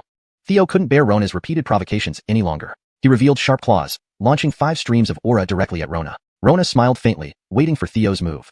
She sat calmly, showing no signs of tension despite Theo's sudden attack. As the aura streams approached within an inch of Rona, she remained unmoved. A golden, shimmering wing blocked Theo's attack, and the razor-sharp aura didn't stir a single feather on the golden wing. Long Emil, this is the Cyan-Feather Imperial Palace. Please restrain yourself. The Emilio said sternly. Rona smiled at Theo, knowing the Emilio would intervene. Theo's face turned red with anger but could do nothing. This was the territory of the Cyan-Feather Empire, and he had to respect the Emperor's authority. Otherwise, the old guardians in the Cyan-Feather ancestral land wouldn't let him leave easily. Chapter 262. The Overlord of Xianxia Sect. Seeing Jason take action, Theo, though his anger had not completely dissipated, could only begrudgingly pull back his hand. Upon seeing Theo being rebuked, Rico curled the corner of his mouth in a most infuriating manner. This was payback for all those times he was forced to disguise and flee. Emil 3 narrowed his eyes. You, Rico, actually dare to mock him. Today, you will have to taste some punishment. Emil 3 opened his mouth and said, Long Emil, this is within the territory of Xianxia. As a 9th rank powerhouse, your reckless actions here, do you respect Jason? Theo was taken aback. Aren't you supposed to be on my side? Why are you suddenly criticizing me? Emil 3 continued. A 9th rank powerhouse's move can cause significant collateral damage. If there's any dissatisfaction, why not let the younger generation spar instead of personally taking action? Theo's eyes lit up. Right, that's a good idea. If I can't do it myself, having a junior from the valley teach that Rico a lesson would still release some steam. Very well. Rico, dare you face off against my clan's Hutch? Halfway through his sentence, Theo froze. Hutch was laughing and chatting with a female disciple from some minor faction nearby. He suddenly heard someone calling his name. Who dares summon me, Lord Hutch? Damn it. Almost forgot. Hutch, the incompetent one, is here with me this time. Theo covered his forehead and painfully lowered his head. Meanwhile, Hutch kept looking around. Who is it? Who just called me? Long Emil. We've heard that young honest Hutch has just recovered from a serious illness and cannot channel his energy. How about having one of our disciples take his place? We've heard much about the outstanding talent of Che Maximus. I have long wished to witness it, and this would add to the festivities. What does His Majesty think? Emil 3 politely asked Jason. Jason nodded. I assume everyone is well fed and entertained. If anyone wishes to engage in sparring for amusement, it would be delightful. However, what does Che Maximus think? All eyes focused on Rico. Just a second ago, he was gorging himself, but now he instantly put down the chicken leg and pork trotter in his hands, elegantly wiping his mouth with a handkerchief. Only Rona beside him noticed his sudden change in demeanor. To others, Rico appeared as refined and elegant as if he walked out of a painting. Although I'm not particularly fond of fighting, if it can entertain everyone, I can reluctantly accept. I hope you won't ridicule me. Rico stood up, smiling at everyone. His charming demeanor immediately captivated many female cultivators. Even the girl who was chatting with Hutch earlier was entranced, dropping her chopsticks unconsciously. His refined and tranquil presence was like an artwork of beauty, perfectly composed. Female cultivators wondered why they hadn't noticed such a handsome Rico earlier. Only Rico knew it was due to a momentary scare when his name was called, instinctively using his mesmerizing charm to the fullest. Since Che Maximus has no objections, let's begin. Emil 3 gave a signal, and an icy maiden nodded before walking to the center of the grand hall. Che Maximus, please. Shauna stood tall and straight like a fir tree in the snow, unaffected by Rico's charm, one of the few women who remained unfazed. Rico also stepped into the grand hall. Jason waved his hand, forming a protective barrier around them to prevent their fight's aftereffects from affecting the audience. My name is Rico. May I inquire the Viola's name? Shauna. As soon as Shauna mentioned her name, the audience below burst into exclamations. Shauna? She's one of the 2 exceptional talents from the new generation of Xianxia Sect. Reminded by this person, many guests remembered the identity of the Cold Maiden. Chen Everly is the best among the younger generation. It's rumored she hasn't lost a single battle since joining the beast-taming sect. She is a genius capable of opening the heavenly gate. Youngest first-rate cultivator? I doubt that. Didn't we have an unparalleled genius from the Beast Spirit Sect last year? Yes, you remind me of that. But I heard he was taken in by several elders of the Beast Spirit Sect and confined, with no news for a year. Heh, mysterious genius. That's just an illusion created by the Beast Spirit Sect to maintain its status. Otherwise, how could there be no information about him? Don't stray from the topic. Let's talk about Chen Everly. What do you think her chances are against Che Maximus? Chances? You underestimate Chen Everly too much. I don't think Rico can even withstand her first move. One move is a bit too harsh. Given that Che Maximus is a disciple of the esteemed master, he should be able to last 3 moves. Gabive moves. The discussion among the guests didn't distract the duo on stage. After exchanging formalities, both stood motionless, sizing each other up. To the untrained eye, they were just standing there staring blankly. But to experts, the silent psychological duel had already begun. Xianxia maintained her posture, cautiously observing Rico. In her view, Rico appeared entirely relaxed, full of vulnerabilities, yet none of her predicted attack routes seemed effective in her calculations. This was Xianxia's talent. She could intuitively calculate optimal offensive strategies against opponents. But facing Rico, she felt powerless. Rico reminded her of only 2 people, himself and the Sabrina of Xianxia sect. If Everly Chun doesn't want to make the first move, then I shall go ahead. With these words, Rico vanished in an instant. Xianxia's eyes narrowed, leaping sideways. In the next moment, a slender palm appeared out of nowhere near her right side. Seeing his strike miss, Rico was slightly surprised, not expecting Xianxia to react so quickly. A pale sash lunged towards Rico's palm. Though the sash looked delicate, it was far more resilient than ordinary steel under Xianxia's spiritual energy. If hit, Rico would likely suffer serious injuries. Rico dodged effortlessly, but another sash followed closely behind, as if predicting his movements. Rico's eyebrows twitched. Something felt off. He flickered repeatedly, leaving multiple illusions in the air. However, Xianxia ignored the illusions, aiming her white ribbon directly at an empty spot. 2 plop, sounds confirmed successful hits. Please note that this translation aims to preserve the original tone and style while ensuring fluency in English. Paragraph structure and line breaks have been maintained to reflect the original text's format. Hashtag Chapter 263, The Path of the Tao. In the empty void, a figure dropped out. Great. True to your reputation, young Everly Chun. Rico was easily subdued.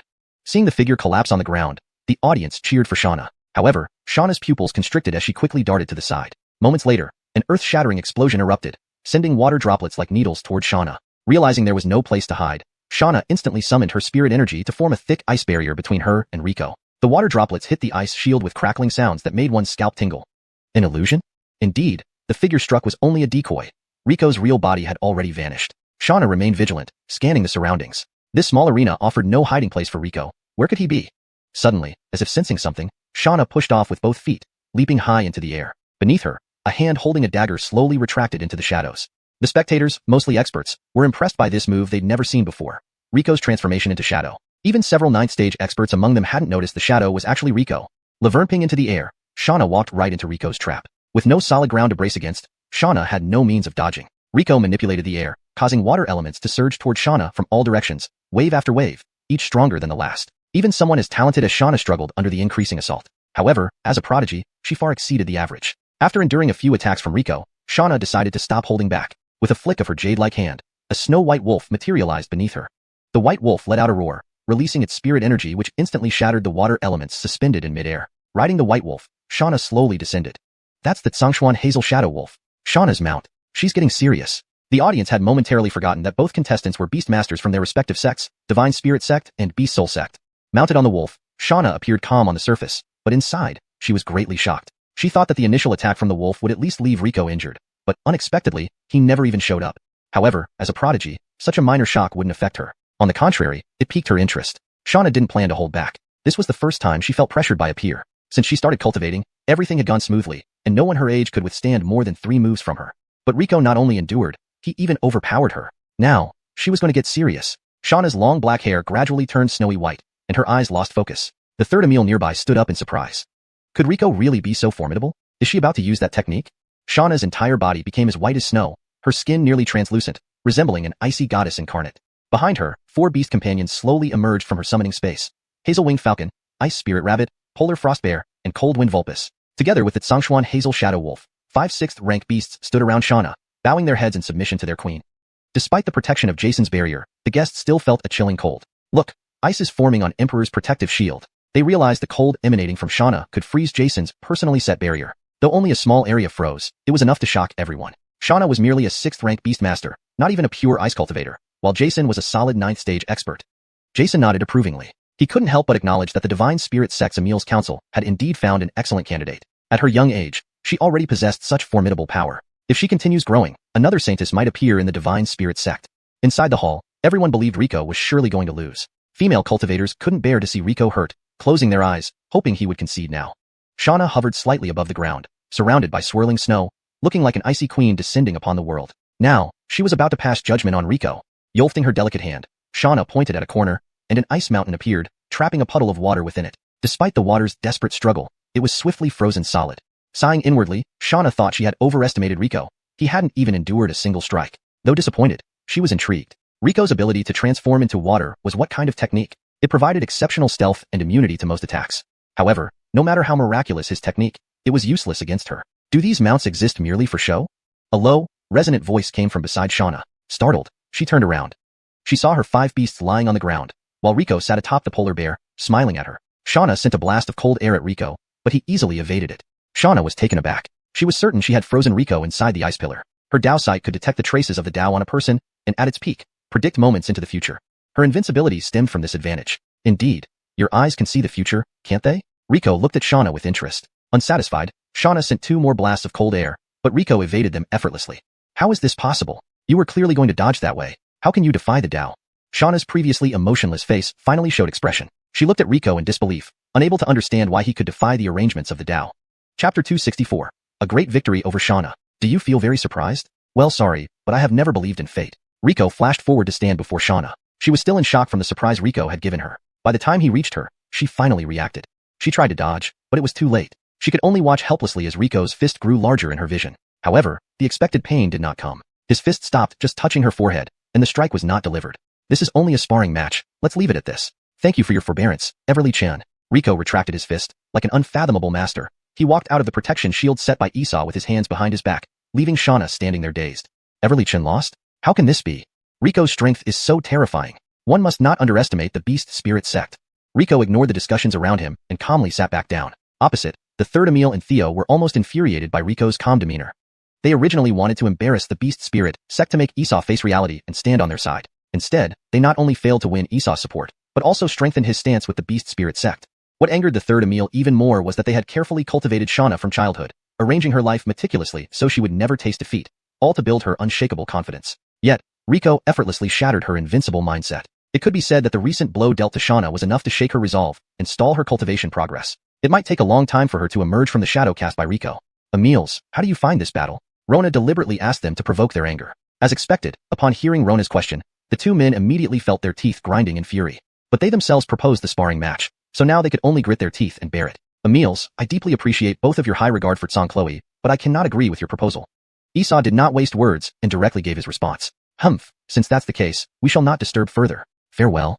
With that, the third Emil and Theo stood up together and left the hall hurriedly with Hutch and Xianxia. The atmosphere inside the grand hall became awkward with the abrupt departure of these 2 esteemed guests. Ladies and gentlemen, I sincerely apologize for affecting your moods due to my actions. Let me drink 3 cups as punishment. Without hesitation, Esau raised his cup and drank 3 consecutive cups. Well done. The awkward atmosphere was swept away by Esau's generosity, and all guests lifted their cups to drink with him. The banquet ended quickly. Upon returning, everyone tacitly avoided mentioning today's events, but quietly informed their clans not to provoke the Beast Spirit Sect. Upon returning, everyone tacitly avoided mentioning today's events, but quietly informed their clans not to provoke the Beast Spirit Sect. Back at 100 Flowers Villa, Rico communicated with the sect, recounting what had happened today. Not long after, he received a reply from the sect leader. Your handling of today's matter was excellent. Those from the Emil Council are overly arrogant and overbearing. It's about time they get a lesson. As for the impeachment against the Beast Spirit Sect, you needn't worry temporarily. Impeaching us requires agreement from the other 4 sections. Although it's Shonner why the old fool from Gabive Poisons Valley signed the impeachment document, with 100 Flowers Valley supporting us, they can't touch us for now. By the way, it's about time you return. Don't forget our agreement. You will be an elder of the Beast Spirit Sect when you return. After reading the letter, Rico remembered the agreement with the sect leader. He had already fulfilled it, but he wasn't particularly interested in the position of elder in the Beast Spirit Sect. It was merely a move he made along the way. Rico snapped his fingers, and the letter instantly burned into flames, vanishing without a trace within seconds. The next step is to deal with that branch of the Darnellin family. Rico paced in the room. Those people aren't easy to handle. They're all highly cultivated and somewhat insane. Dealing with madmen is the toughest challenge.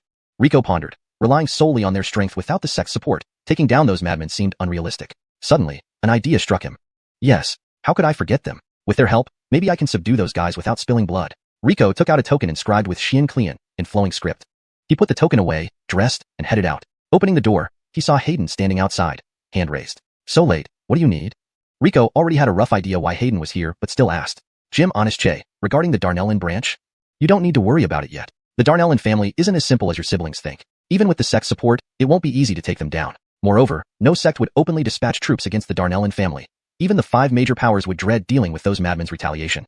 Rico patted Hayden's arm. Don't be nervous. I have a plan. Rest assured. Hayden felt moved. Jim Honest had already taken care of her concerns. Jim Honest's kindness, I can never repay. If you need anything, I will follow your command through fire and water without hesitation. That's enough. Enough? As a girl, I don't want you to risk your life. If you successfully ascend to the throne and govern well, ensuring the people live peacefully, that's repayment enough. Hayden nodded vigorously. I promise, Jim Honest, I will. After bidding farewell to Hayden, Rico made his way to the most luxurious street in the capital, vaguely recalling he had seen the sign of the Xianxia Hall last time. However, he forgot the exact location and had to search down the street. During the day, this was the most upscale commercial area in Songchloe's imperial capital. By night, it transformed entirely. Lamplit streets, glamorous beauties, and countless vices thrived under the cover of darkness. Hawkers who sold sugared haws during the day turned into illegal dealers selling prohibited items at night. Waiters from lowly taverns by day led teams of black-clothed men, dumping bloodied bags into the nearby canal under the cover of night. This was Songchloe's imperial capital, where light and darkness coexisted. Chapter 265, The Price of Greed. Kane was having an exceptionally terrible day. Not only had he lost all his money at the gambling den, but he was also reprimanded by his supervisor for being late. Damn it, I should have never listened to that old fool and taken this job. After the supervisor left, Kane secretly spat on the ground toward his departing figure. Lavernining against the entrance of Xuanhuan Hall, Kane reached into his waist pouch. This month's wages are all gone. What bad luck. I'll have to ask those 2 old fools again. They're so old and don't spend money on anything. Can't they just hand over the money to me? Kane rubbed his stomach, realizing he didn't even have enough for dinner. Would he have to go hungry tonight? Excuse me, is this Xuanhuan Hall? Looking up, Kane saw a refined Blaine standing before him. Eyeing Angus from head to toe, Kane's eyes gleamed. Money had arrived. Yes, this is Xuanhuan Hall. Thank you. The Blaine nodded and started walking into the hall. Quickly, Kane extended his arm to stop him, frowning with displeasure. You know this is Xuanhuan Hall, yet you dare to barge in? Do you understand the rules here? Be careful or I'll break your legs. The Blaine looked at Kane curiously. Rules? What rules? To enter, you must pay first. The Blaine frowned slightly. I've never heard of such a rule at Xuanhuan Hall. That's the new rule. If you want to enter, you need to pay. Kane pulled out a short stick from his waist and stood defiantly in front of the Blaine. He thought this man, without jewelry or attendants, wasn't from any noble family. Suddenly, the Blaine smiled. Oh, I see. How much do you want? Gabive, no, 10 silver coins. 10 silver coins? The Blaine nodded, then untied his waist pouch, casually shaking it to pour a handful of glittering gold coins into his palm. Kane's eyes nearly popped out of his head. After some deliberation, the Blaine picked out 10 silver coins and handed them to Kane. Here are your 10 silver coins. Can I go in now? 10 silver coins? No, you misheard me. I said 10 gold coins. Wiping the drool from his mouth, Kane's eyes were filled with greed. All right, 10 gold coins. Here you go. Can I go in now? Entering is fine, but our floorboards at Xuanhuan Hall are rare items imported from overseas, so there's a fee for every step. Just 1 gold coin per tile. The Blaine nodded. Not much at all. How many tiles does Xuanhuan Hall have? Not too many, about 500 or 600. Give me 500 gold coins. Gabine catch. The Blaine took out his waist pouch, and a stream of gold coins flowed into Kane's hands. Feeling the heavy weight, Kane was speechless with joy. 500 gold coins were indeed a lot. Even holding them with both hands, several coins still fell to the ground. It was clear this small waist pouch was a spatial treasure. Now can I go in? Sure. But entering Xuanhuan Hall requires pledging a valuable item. It will be returned when you leave. Your waist pouch looks good. Leave it with me. No problem. The Blaine handed the waist pouch to Kane. After getting the pouch, Kane waved the Blaine in, eagerly sticking his hand inside. But the waist pouch was far bigger than it appeared. Even reaching in with his entire arm, Kane couldn't touch anything inside. Gabbinally, he shoved half his upper body into the pouch. Inside, he saw endless gold coins and treasures, an ocean of gold, treasures within reach, yet just that extra inch was unattainable. Despite Kane's best efforts, he couldn't move forward that final inch. Give me. Kane writhed frantically, almost driven mad by his inability to reach the treasures. The Blaine watched with amusement, then walked into Xuanhuan Hall. Shortly after, a manager passed by and noticed Kane standing motionlessly at the entrance, his expression shifting between rage and foolish grins, saliva dribbling down his chin. Frowning, the manager snapped his fingers, breaking Kane's illusion. My gold coins. Where are my gold coins? Kane stared blankly, confused as the gold coins vanished. Seeing his dazed state, the manager slapped him hard. Fool. Didn't even realize someone cast an illusion on you. Who did this? Covering his face, Kane whined. Just now, a Blaine in white tried to force his way in. I stopped him, and then he trapped me with an illusion. The manager gave Kane a disdainful look. He wouldn't believe a word from him. If not for his old friend pleading, he wouldn't have hired this wasteful, gambling-addicted trash. But despite everything, Kane was part of Xuanhuan Hall, daring to act recklessly on Xuanhuan Hall's premises. Go find this person and teach him the price of breaking our rules. Gabbinding Rico was easy since he was sitting openly in the main hall sipping tea. It's him. Manager, he cast an illusion on me. Arrest him. Kane shouted, pointing at Rico. The manager glared back, quieting him. You finally came. I've been waiting for you, Rico said calmly after sipping his tea. Who are you? Why did you harm our staff? Staring at Rico, the manager felt this man was no ordinary troublemaker. Why didn't you ask your staff? If my staff erred, I apologize on his behalf. We will discipline our own. However, attacking within our premises doesn't follow our rules. Rules? Isn't bullying customers part of your rules? The manager's expression turned cold. Are you looking for a fight? I'm not here to fight. I'm looking for someone. But it looks like you're stirring trouble. With that, the manager raised his hand, unleashing a surge of green energy toward Rico. Rico responded with a wave of red flames. Stop it right now. Hashtag chapter 266, the Guido's love story. Honest Brock. An elderly man hurriedly descended the stairs, and upon seeing him, the members of the Xianxia Hall all bowed respectfully. Honest Brock, he used illusions on our hall's staff, violating our rules. Seeing Honest Brock arrive, the overseer quickly explained. I told you to stop, didn't you hear me? The overseer was taken aback. The usually kind Honest Brock was now visibly angry. The overseer quickly shut his mouth, not daring to utter another word. Apologies, young Master Che. I have failed in my duties, disturbing your mood. Honest Brock bowed deeply, showing utmost respect to Rico. All present were stunned. Why would the esteemed Honest Brock show such deference to this young troublemaker? Who exactly was this man? The overseer, witnessing this scene, felt a cold sweat drench his back. Reacting quickly, he said nothing more and abruptly knelt down. I am blind and unworthy, failing to recognize a noble guest. Please forgive me. He started banging his head on the ground loudly, each strike echoing clearly through the entire hall. Blood streamed from his forehead, but he dared not stop unless Honest Brock or the guest spoke otherwise. Honest Brock, feeling some pity, gently lifted him with a wave of spiritual energy. Just as the overseer began to relax, Honest Brock's next words plunged him into despair. Commit suicide. I will ensure your family is well cared for. The overseer paled but clenched his teeth, raising his right hand. He knew today's mishap was his fault, and punishment was due. He struck his heart with full force, fully intending to end his life. But just before his hand touched his chest, a water barrier stopped him. Honest Brock, while I shouldn't meddle in the affairs of the Xianxia Hall, executing him seems too severe. I came here to do business, not to create unnecessary bloodshed. Rico's words made Honest Brock quickly bow again. Young Master Che is merciful. It is my fault for overreacting. Turning to the overseer, Honest Brock added.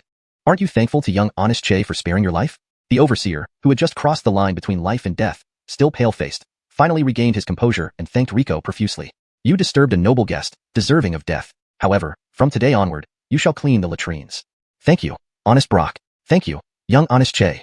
With those hindrances out of the way, Honest Brock turned respectfully to Rico. Young Honest Che, our Holly has been awaiting your arrival. Is your Holly also in Songchloe?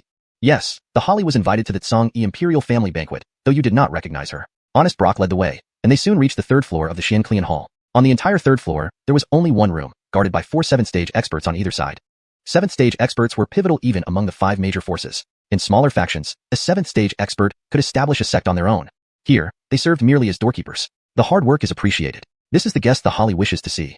The 4 7th-stage experts scanned Rico with scrutiny, but opened the door once assured he posed no threat. Opening the door, Rico found the room less opulent than expected, instead exuding a subtle elegance. A faint, refreshing fragrance filled the air, making one feel at ease with each breath.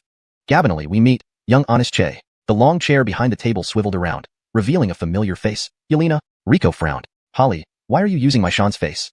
Yelena smiled coquettishly. What, young Honest Che doesn't like this face? Yelena touched her face and then pulled out a long redwood smoking pipe from her cleavage, lighting it and taking a puff. As she exhaled smoke, her face transformed into Ambree's. The combination of Ambree's gentle features and the Holly's seductive figure was quite captivating. Rico shrugged. You really have strange tastes. I waited half a day for you, young Honest Che. Is that all the reaction I get? The Holly crossed her legs, her delicate calves gleaming under the dim light. You knew I would come? The Holly glanced at Rico flirtatiously. Well, what else would I be waiting for? Rico's brows twitched, finding her mimicking his master's expression unsettling. Haha, Holly is truly wise. So you know why I'm here. How sweet of you. Yes, I know you're here about the Darnellen clan. I must admit, you truly care for your nephew, almost making me jealous. The Holly pouted playfully. To be honest, I can help you. But, since the Xianxia Hall is a business place, what can you offer, young Honest Che? Her gaze now scrutinized Rico like a fox eyeing a rabbit. Rico smiled, knowing the sly woman wanted the water-refining pill formula. However, being a secret technique of the pill hall, he had no intention of handing it over easily. He casually sat down and said, I heard that our Spirit Beast Sect's Guido Isaiah Daochang once had a partner in his youth. At these words, the Holly's pupils constricted slightly, though she tried to hide it. Rico noticed and continued. That woman came from a minor force called the Thousand Change Demon Sect. They were deeply in love and planned to marry. What does this have to do with me? I have no interest, the Holly replied, inhaling deeply to maintain her composure. Ignoring her, Rico went on. For some reason, they suddenly argued and split up, swearing never to see each other again. But from what I observe, Emil Isaiah has never forgotten her. He hasn't let go? I think he barely paid attention to her. Rico smiled. I don't think so. Before I left the sect, Guido Isaiah took me fishing and drinking at the Cloud Sea. That day, after drinking heavily, he inadvertently mentioned this past. Talking about her, he said. What did that old fool tell you? Chapter 267, The Holly's Heart Knot. Rico smiled slightly. Maybe it's better not to mention it. Since the esteemed Holly isn't interested, I won't waste your time. Don't give me that. Speak up, or don't think you're leaving this room. A powerful pressure suddenly enveloped Rico. It was no weaker than Esau's, perhaps even a bit stronger. Holly, please calm down. Of course, I can tell you, but shouldn't we discuss our business first? The Holly, impatiently, threw a silver mechanical bird. This item can contact the Darnellin family directly. There are only 2 in the entire continent, one held by the Sabrina of Xuanhuan sect, and the other right before you. Rico examined the bird briefly. It was incredibly intricate, each feather meticulously carved. The mechanical bird hopped on the table, then tilted its head toward Rico. Its movements and expressions were incredibly lifelike, sparking Rico's curiosity. But seeing the Holly's almost explosive expression, he quickly put it away, planning to study it later. That night, the Emil Gabinian dragged me for drinks and insisted on showing me his collection. That old man appears very serious usually, but he's actually just an old kid at heart. The Holly nodded, a slight smile on her lips, seemingly reminiscing about their past times together. Isaiah Lao Tu's collection includes all sorts of peculiar items, foreign music boxes, undying flower vines from the West region, and strange pearls shaped like fresh flowers. Rico deliberately mentioned these items. Among Isaiah Lao Tu's chaotic collection, only these few were neatly displayed on a shelf. On the same shelf was a painting of an average-looking woman. Sure enough, as soon as Rico mentioned those items, the Holly fell into a deep memory, clearly signifying how important they were to both her and Isaiah Lao Tu. He still keeps them. Not only that, everything else in his collection is covered in dust, except these few items which are kept shiny and bright, indicating he diligently maintains them every day.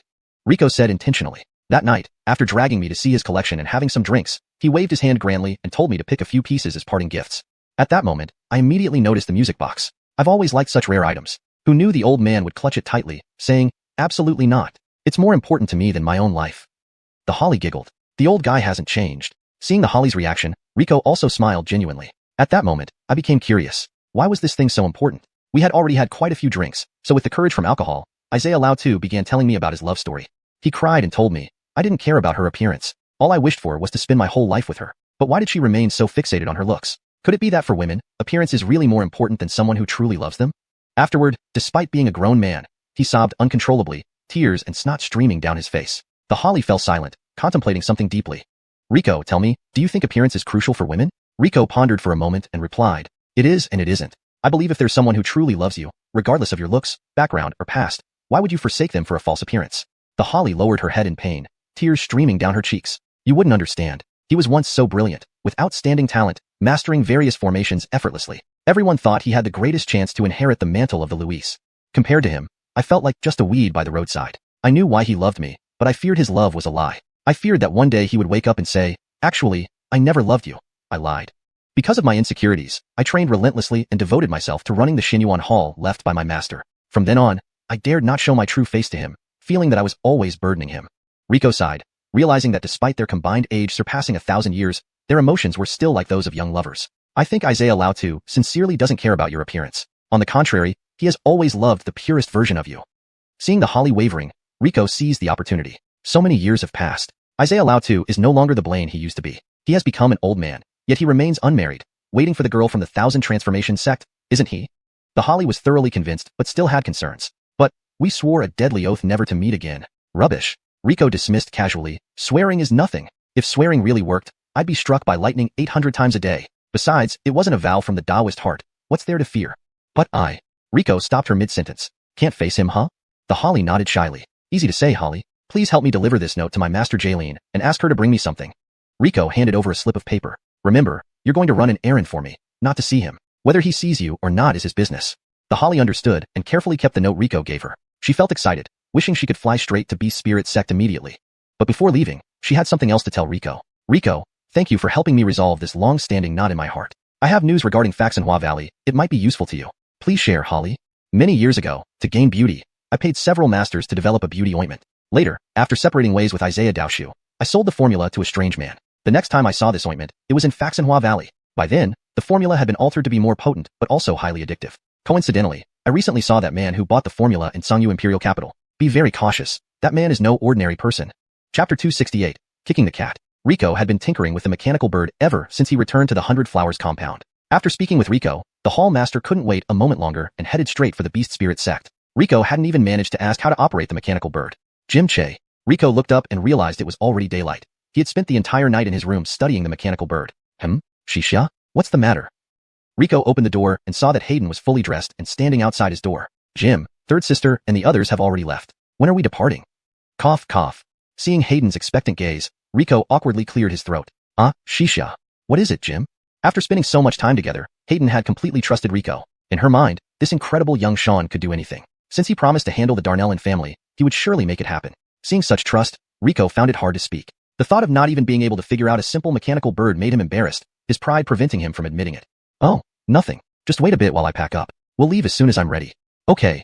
Closing the door, Rico once again examined the mechanical bird closely. He discovered its movements were incredibly lifelike, almost indistinguishable from a real bird. He tried tying a note to the bird's claw and sending it back to the Darnellin family with his message. Go. Return to the Darnellin family.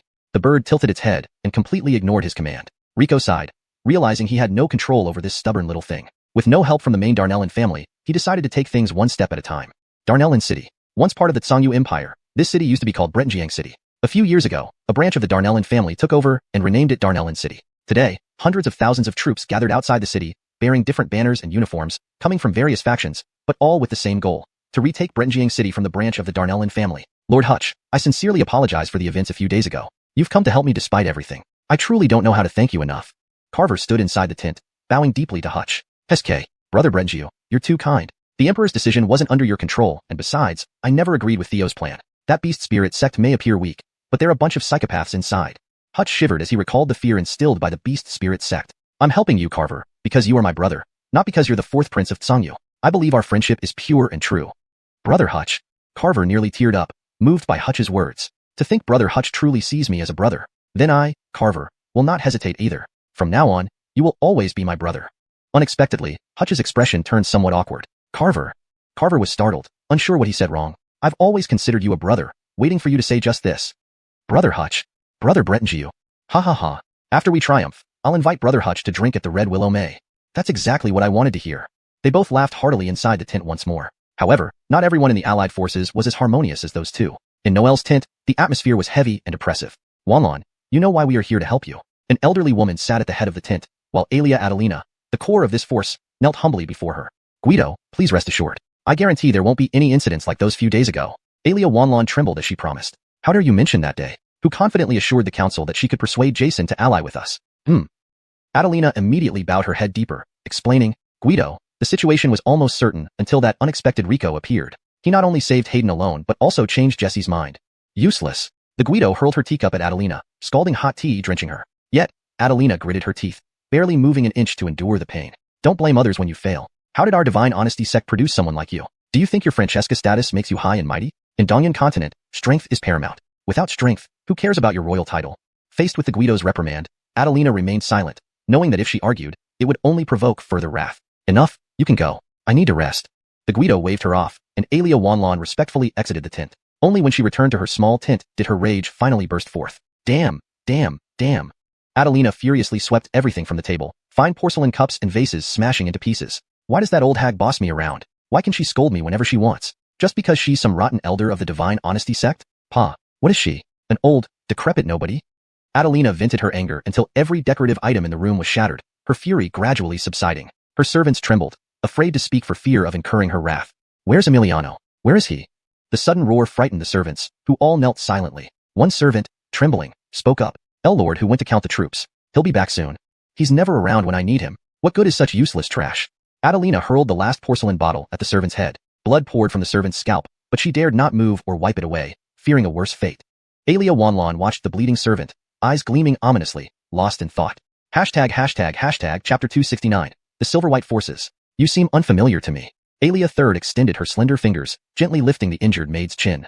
The wounded maid trembled with fear, stammering. Your servant was just transferred from Bretonjiang Palace. Alia III's lips curled into a smile. This maidservant's beauty would rate at least an 8 out of 10 in the outside world. Her pale face from blood loss and frightened deer-like eyes made her pitifully endearing. Strip? Adelina licked her petal-like lips hungrily. Hearing this, the maidservant grew even more terrified.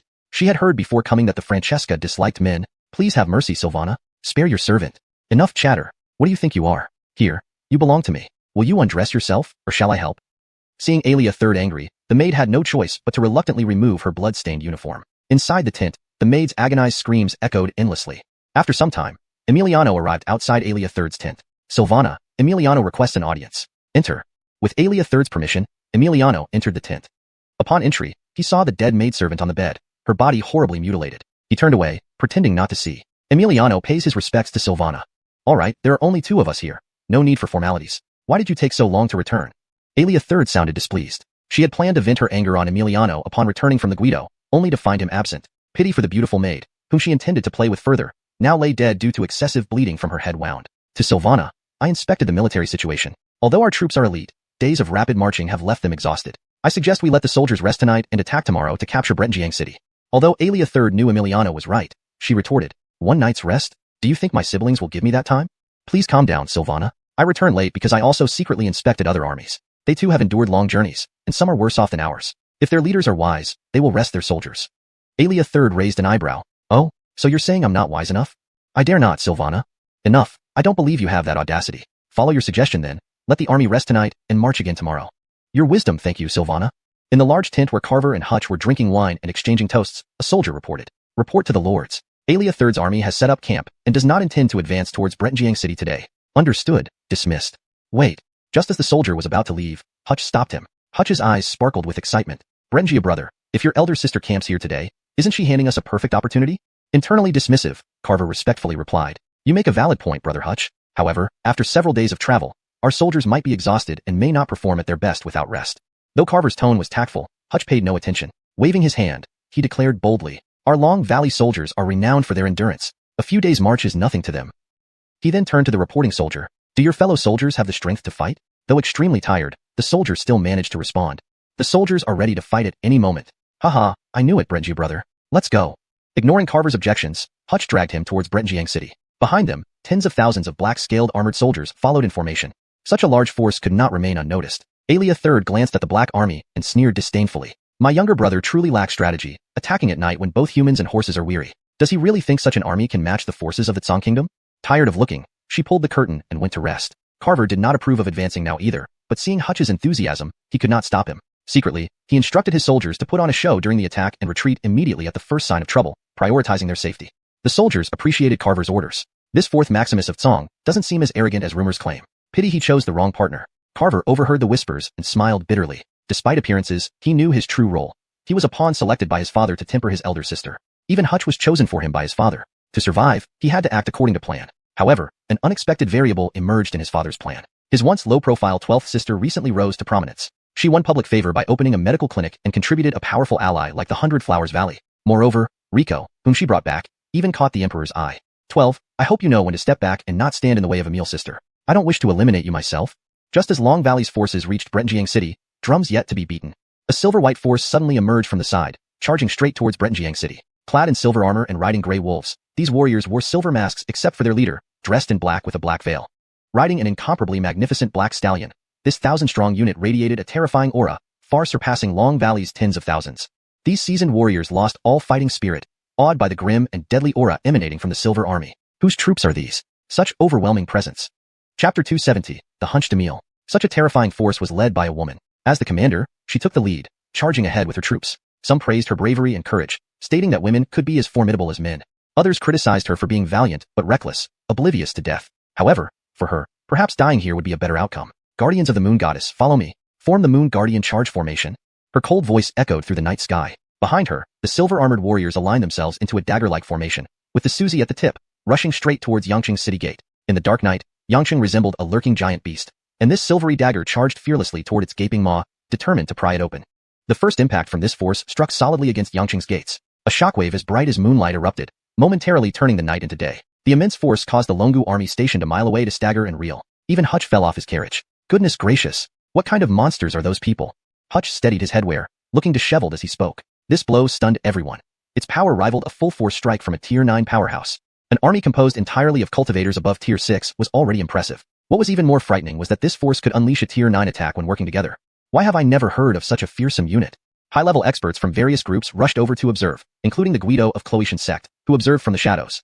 That blow, equivalent to a full-force strike from a Tier 9 expert, left no mark on Yangqing's gates. Everyone marveled at the city gate's defenses. Only true experts noticed that the attack hadn't actually hit the gate. Just before impact, a paper-thin barrier appeared in front of the Suzy, effortlessly blocking the strike. Praise the Moon Goddess. Form the Moon Guardian charge formation. The Suzy didn't give up. With a loud cry, her warriors gathered around her, thousands of Tier 6 experts channeling their full strength into her body. The leader's cultivation level skyrocketed. In mere moments, she had ascended from early Tier 7 to early Tier 9. Spectators were astounded. What kind of cultivation method was this? It could conjure a Tier 9 expert out of nowhere. Though temporary, a Tier 9 expert was the pinnacle of any force. This ability to create one was nothing short of heavenly. However, only a few could witness this spectacle without envy, as no faction could easily muster thousands of Tier 6 experts. This raised the question, where did these thousands of Tier 6 experts come from? They can't just appear out of thin air, right? Is it the Moon Goddess? They are the guardians of the Moon Goddess, so they are the most mysterious group on the continent. At this remark, all onlookers came to a realization. If they were the guardians of the Moon Goddess, everything made sense. The guardians of the Moon Goddess, followers of the deity, led regular lives within various factions. When they gathered, their collective power was formidable. Thousands of years ago, the Sabrina of Xuanhuan sect once clashed with the guardians of the Moon Goddess. 20,000 guardians managed to withstand 3 strikes from the Sabrina without falling. Even she acknowledged their might. Since then, the guardians of the Moon Goddess became famous. No one dared underestimate them again. Returning to the present, the combined power within the leader reached mid-tier 9, with all energy concentrated in her palm. This blow would not only destroy the gate, but also obliterate the entire city. Without hesitation, the leader struck at Xianxia's gate. It's the middle of the night. Who's disturbing my sleep? A hunched figure emerged from Xianxia, colliding palms with the Suzy. The powerful shock tore the earth apart, creating a rift stretching for dozens of miles before the city gates. All spectators were blown away. Even the Guido of Xuanhuan sect revealed himself. Thousands of moon guardians and soldiers from Longu army were flung several miles away, landing like raindrops scattered on the ground. Fortunately, everyone survived due to their cultivation. The Suzy lost consciousness and collapsed before the gate. The Hirsch, however, remained unscathed. With a casual stomp, he restored the torn earth, leaving no trace of the rift. Do you think it's all right to disturb someone's sleep at midnight? The Hirsch grumbled, turning to return to Xianxia. The Guido of Xuanhuan sect blocked him. Please stay, friend Taoist. The Hirsch lifted his eyes, giving the elder a glance. May I ask, are you from the Darnellin family? The elder put aside his usual arrogance, speaking respectfully. I'm just a gatekeeper for the Darnellin family. My level is far below what they value. With that, he carried the unconscious Suzy back into Xianxia, leaving the astonished Guido standing in the wind. This Darnellin family is even more terrifying than I imagined. Unbeknownst to him, the Hirsch inside the city was laughing through the door crack. Haha, that fool believed me. Which organization would have a Tier 9 expert guarding the gate? She must be naive. After laughing, he stopped, shouldering the unconscious leader, and walked deeper into the city. After a few steps, he turned his head towards an empty space. Give me a reason not to kill you. From the void, moisture condensed, revealing a handsome Blaine, Rico. Emile, please forgive me. The person you took is a friend of mine. I beg you to spare her. You hid nearby and saw everything. I was minding my own business when they provoked me recklessly. Give me a reason, and maybe I'll let you go. Hashtag chapter 271. Harsh truth. Aiden, do you know what this is? Rico pulled a silver bird from his robe. The little bird opened its eyes, chirped twice, and then closed its eyes to go back to sleep. A Darnellin messenger? Who exactly are you? The hunched old man's aura erupted, making Rico feel as though he had just collided with a massive mountain. This aura was far stronger than that of Jason. No wonder that Songyu Empire had failed to capture the small city of Darnellin for so many years. They had such a powerful expert guarding it. Facing the old man's overwhelming presence, Rico remained calm and said, since I could obtain this messenger, it means I am not an enemy but a friend to the Darnellin family. Aiden, there's no need to intimidate me with your aura. With these words, the old man's aura dissipated, and he returned to being the unremarkable elder he appeared to be before. He smiled and said, impressive. Not bad at all. It's no surprise you dared to come to our Darnellin city alone. Follow me. Rico bowed. Please wait a moment, Aiden. I have a friend waiting outside and would appreciate it if you could open the gate to let her through. The old man chuckled lightly. Of course, he knew what Rico was thinking but still replied, hurry up. This old man doesn't have much patience.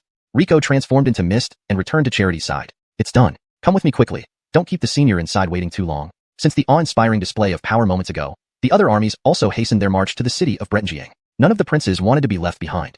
Third sister, good to see you. A Blaine in armor, with thick eyebrows and large eyes, rode up beside Adelina. I wondered who it was. It's young 11th. Hasn't been too long. Since you went to quell the border unrest, we haven't seen each other in 7 or 8 years. That's right. Seeing that you're still radiant as ever, Bretonkong is relieved. Adelina laughed softly. Years haven't changed you. Our most honest and straightforward young 11th has learned how to talk smoothly. As your older sister, I'm proud of your growth. However, I advise you not to participate in this succession battle. It might harm our sibling bond. Third sister, don't worry. Even if I become the Johnny, you will always be my elder sister. Adelina's eyes narrowed slightly. Years apart had matured the once simple-hearted Fitzroy. His words implied that she should remain content as the third Alia, or else the clash between siblings would be inevitable. Brother 11, is it really you? A lively figure sprinted over, revealing itself to be Brenna, his 13th sister. 13, what are you doing here? Fitzroy frowned. 13 was still young. Why had she come to join this struggle? Why can't I come? Jesse said that whichever prince captures Bretonjiang City can become the Johnny. Brenna pouted, speaking in a sweet voice. Fitzroy's frown deepened. He felt anxious. 13, listen to me. This isn't what you think. You should return home quickly. I'm doing this for your own good. I'm not afraid. Brother Truman is protecting me. Brenna took hold of the arm of a Blaine standing nearby. Only now did Fitzroy notice the cold and stern youth beside Brenna. Fitzroy was taken aback.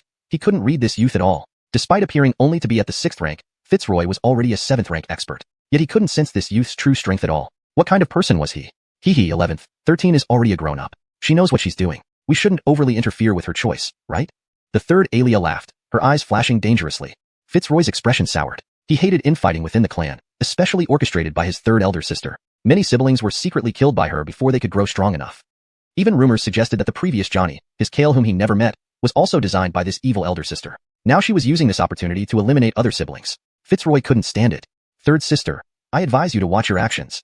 He turned to Truman and added, young brother, please ensure my sister's safety. I am forever indebted. Sure, I understand. Truman agreed readily because Rico, his teacher, had promised to protect Brenna for her mother. Fitzroy noticed the high-pitched quality in Truman's voice but didn't think much of it, assuming Angus was still developing. Before leaving, he glanced deeply at Adelina. If he found out she was plotting another assassination, he would act decisively. Adelina watched her brother leave, smiling disdainfully. My foolish younger brother thinks having control of the Jinlin army gives him any leverage against me? You're still too young. After Brenna left, the 3rd Alia asked the silent man beside her, Emilianog, have you found out how many people they brought this time? Alia, it's confirmed. Young 11th brought 10,000 Jinlin soldiers, all seasoned warriors from the border conflicts. Lady May brought 15,000 elite Wudu Valley troops for young 13, each ranked 5th or higher, making them extremely tough opponents. As for young 12th, what about her? Alia, she only brought one person this time. The 3rd Alia frowned. Is it Rico? Yes, it's him indeed. The 3rd Alia laughed heartily, delighted. Haha, so naive. Aside from the issue of whether Rico can capture the heavily fortified Darnellin city, do they actually think we brought soldiers for the Darnellin clan? It was clear to anyone observing that ordinary soldiers were useless against Darnellin city. Only a combined force of high-ranking fighters could achieve victory. The soldiers' real purpose was to combat other claimants. Charity, you cannot grasp even this simple fact. How do you plan to compete with us? The 3rd Alia mentally dismissed Charity from her list of competitors. Such a dull-witted sister wasn't worthy of comparison. Look, what are those two doing? Suddenly, a cry drew everyone's attention. A man and woman walked past everyone else, heading straight toward the gates of Darnellin City. Hashtag chapter 272, Empty City. The two people were none other than Rico and Hayden. Amidst everyone's gasps, they approached the gate. Oh my god, are they crazy? Even the 9th rank Moon Goddess guards couldn't breach this gate. What can they do? Haha, they can't possibly think someone inside will open for them, right? Whispers and murmurs erupted all around. No one wanted to step forward. Everyone was just waiting to see their humiliation. Brother Truman, isn't that your master? Call him back quickly. The old man inside is super strong and can kill your master with a single slap. Truman glared and gave Brenna a hard smack on her bottom. Nonsense. Just wait and see. Honest will definitely surprise you all. Arya let out a soft cry from the stinging blow. Despite the fiery pain in her buttocks, there was an inexplicable sense of pleasure amidst it. She clung to Truman's arm, cooing sweetly. Brother Truman, I'm sorry. Please don't be angry. Enough. Truman's coldness only made her like him more. Now, everyone was watching them closely, waiting for the inevitable embarrassment. Under everyone's gaze, Rico raised his hand and knocked firmly on the city gate. Aiden, we're back. What are you shouting for? The old man isn't deaf. With a creak, a small door opened on the main gate, and Rico and Hayden walked in without any resistance. Before anyone could react, the massive door slammed shut again. Only a crowd of people left staring at each other in disbelief. They just went in? Is the Darnellin family so easily persuaded? Someone tried mimicking Rico by knocking on the gate, but after just a couple of knocks, a bolt of lightning struck the unfortunate person. An annoyed voice echoed from within. Knock again, and I'll strike you all dead. The blackened body lying on the ground coughed up some smoke, barely managing to say, why the different treatment? Inside the city, Rico brought Hayden into the Darnellin city. Latecomer Hayden pays respects to Aiden. Hayden bowed respectfully to the old man. The old man glanced at her and asked, your surname Tsang, part of the Tsangyu royal family? Yes, Aiden. Latecomer is the current 12th Alia of Tsangyu. The old man chuckled. Ha, we took over your family's land, yet you still treat me so politely? Politeness has nothing to do with power, Aiden. As both a senior and a powerful figure, Aisha should show proper respect. However, as part of the Tsangyu royal family, I still hope Aiden can return Yanqing City to us. It has always been an inseparable part of our territory. Enough. Stop droning on. Our answer is simple. Impossible. But since I like you, if you want to stay, keep your mouth shut. The bent old man was visibly agitated. He hated long-winded speeches. You. Carry her and follow me. He pointed at Rico and the unconscious figure in black clothes lying on the ground. Laverning the way, the old man walked ahead while Rico followed silently. They headed towards the Xander's residence, and the entire city seemed eerily empty. Shops, taverns, tea houses, all deserted. The city appeared lifeless. Oddly, despite nearly 1,000 years having passed, the buildings remained intact, some looking recently constructed. Rico couldn't help but wonder where everyone had gone. We've arrived. Come inside. The old man led them to the Xander's residence, the only place with a hint of life. Grandfather, you're back. Two silver-haired children ran out happily upon seeing them. They suddenly screamed and hid behind the old man when they saw Rico and Hayden. Grandfather, who are they? The Grover, slightly braver, peered from behind, curious about the newcomers. They're our guests, just arrived from outside. The old man affectionately patted the child's head. Outside. Upon hearing they came from outside, the initially shy girl pounced towards Rico. Rico felt like he was hit by 100 wild bulls simultaneously and was sent flying. If not for his elemental body, he might have been obliterated. Darneliu, behave. They are our guests. The Dixie named Darneliu mumbled apologetically. Sorry, I didn't realize you were so weak. Rico sweated. In terms of physical strength, he was practically unmatched among his peers. It wasn't that he was weak, but rather that this Dixie was too strong. No wonder you're from the Darnellin clan. Such immense strength from a young age. Rico praised sincerely. Compared to humans, Darnellin children indeed have superior physical attributes. The old man smiled, stroking his beard. Tell me, what's it like outside? Darneliu, who had just sent Rico flying, now clung to Hayden. The outside world is full of wonders. Let me tell you slowly. Both children crowded around Hayden to hear stories about the outside, leaving Rico free to talk with the old man. I have a rough idea why you're here. Wait until our family head returns, then discuss matters with him. He should be back soon. Just as he spoke, a silver-haired middle-aged man flew in. Hooray, bumper harvest. Look what I've brought back. The man had silver hair and red eyes, extremely handsome. But now he was covered in dirt, carrying a large bamboo basket filled with vegetables, looking more like a farmer returning from the fields. Family head, there are guests present. Please compose yourself. The old man coughed awkwardly. Ah, there are guests? The man removed his basket and his demeanor shifted instantly, turning into an elegant yet rustic-looking elder. Greetings, family head. I am Rico from Beast Spirit Sect, and this is the 12th Alia of Xianxia, Hayden. Welcome. I am Darnellin, head of the Darnellin family branch. Nice to meet you. Darnellin extended his hand to shake Rico's but noticed his muddy hands, so he wiped them on his pants before extending them again. Hashtag chapter 273. Not that I don't want to, but I can't. The head of the Darnellin family extended his hand, and Rico naturally did not hesitate to shake hands with Baker, whose hand was covered in mud. Baker smiled and nodded in satisfaction. Indeed, you are Ambree's disciple. You're different from those young masters of noble families. Rico was a bit surprised. Does Lord Gabinian know my teacher? Baker nodded. Who doesn't know the name of immortal honest Ambree? Several decades ago, I had the honor of meeting her once. She is the only human that has made me feel inferior. Our Darnellin clan has always prided itself as the chosen children of heaven, believing no other race could match our innate talent in cultivation. Only after I met your teacher did I realize how narrow-minded I had been. Baker's tone carried a hint of reminiscence. I always considered myself one of the best talents in the Darnellin clan, reaching the mid-9th rank in just 2,000 years. I once thought that across the entire continent, no one could match my talent. But I was wrong, terribly wrong. Baker gave a self-deprecating laugh. Your great-grandmaster, Holy Ishandana, emerged out of nowhere, and in my overconfidence, I challenged him. One glance from him shattered all my pride. He was an existence beyond challenge. How could such an existence exist? A wave of his finger could move mountains and fill seas. A breath could transform the world. A single person suppressed the top experts of the 4 major powers. Only the immortal Sabrina of the Divine Spirit Sect could stand against him. It took me 1,000 years to convince myself that I lost because he came from the most mysterious xuanhuan clan. When I finally gathered the courage to return to Dongyun Continent, I met your teacher. A human who was less than half my age but already more powerful than I. 3 moves, just 3 moves. That's how long I lasted against your teacher. Yet, I felt she even held back. Since then, I retreated back to the Darnellin family. I never thought I would see them again, yet today, it's their disciple who comes here to find me. Rico looked at Baker's smiling face, feeling a bit uneasy. This guy had been thoroughly humbled by his great-grandmaster and teacher. Would he attack him? Don't worry. I am still the patriarch of the Darnellin family. I won't lose face by attacking you. Aha. Caught off guard, Rico laughed awkwardly. But indeed, you live up to being Ambree's disciple. You're already a Gabithrank cultivator at under 20. Your talent is extraordinary, perhaps even surpassing your teacher. Lord Gabinian flatters me. Rico thought inwardly. If he knew he hadn't been cultivating for even a year, how would he react? Charity beside him looked shocked at Rico. So her junior Sean was actually much younger than her? She had always assumed he must be at least a century old. No more small talk. Tell me why you're here. Seeing the friendly and unassuming manner of the Darnellin patriarch, Rico decided to be direct. Now that the Darnellin family has announced its return to the world, there's no need for Lord Gabinian to occupy Xianxia Empire cities anymore. Since the clans originally stayed hidden due to dissatisfaction, there's no reason now. Why not return Bretonjiang City to Xianxia? Everyone would be happy with that. Unexpectedly, Baker didn't think twice before refusing. It's impossible. I cannot leave Bretonjiang City. But why? No more arguments on this matter. Baker's voice was firm, leaving no room for rebuttal. Rico was caught off guard. He hadn't expected such a strong reaction. Suddenly, the hunched old man spoke up. Gabinian, Mr. Che also has ties to this. Perhaps we should tell him the truth. Baker glanced at the elder, thinking for a moment before nodding. Jim 3 is right. Mr. Che, it's not that I don't want to return Bretonjiang City, but I can't. Can't return? Why? Rico was curious. Could there be another hidden reason? Baker looked at Charity, who, thinking she was being asked to leave, started to rise. But Baker quickly clarified. Alia, there's no misunderstanding. This concerns Xianxia as well. Would you like to listen together? Charity nodded, and Baker stood up. Jim 3, please handle the riffraff outside. Rest assured, Gabinian. Follow me. The two followed Baker to the underground chamber beneath the mayor's mansion. Alia, as a member of the royal family, do you know how Xianxia rose from obscurity to become the first empire of the continent? This question startled Charity. As a Francesca, She had memorized the history of Xianxia from a young age. She wondered why Baker brought this up. Have you ever been curious about what happened 1,000 years ago, which led to the sudden emergence of the unstoppable Divine Feather Army? It wasn't because our ancestor fortuitously inherited an ancient legacy. Baker smiled mysteriously. I hope you're not too surprised when you see what comes next. They arrived at a large metal door, extremely thick and heavy-looking. Rico was taken aback. Such a formidable door lay beneath this seemingly ordinary mansion. What kind of beast might be locked inside?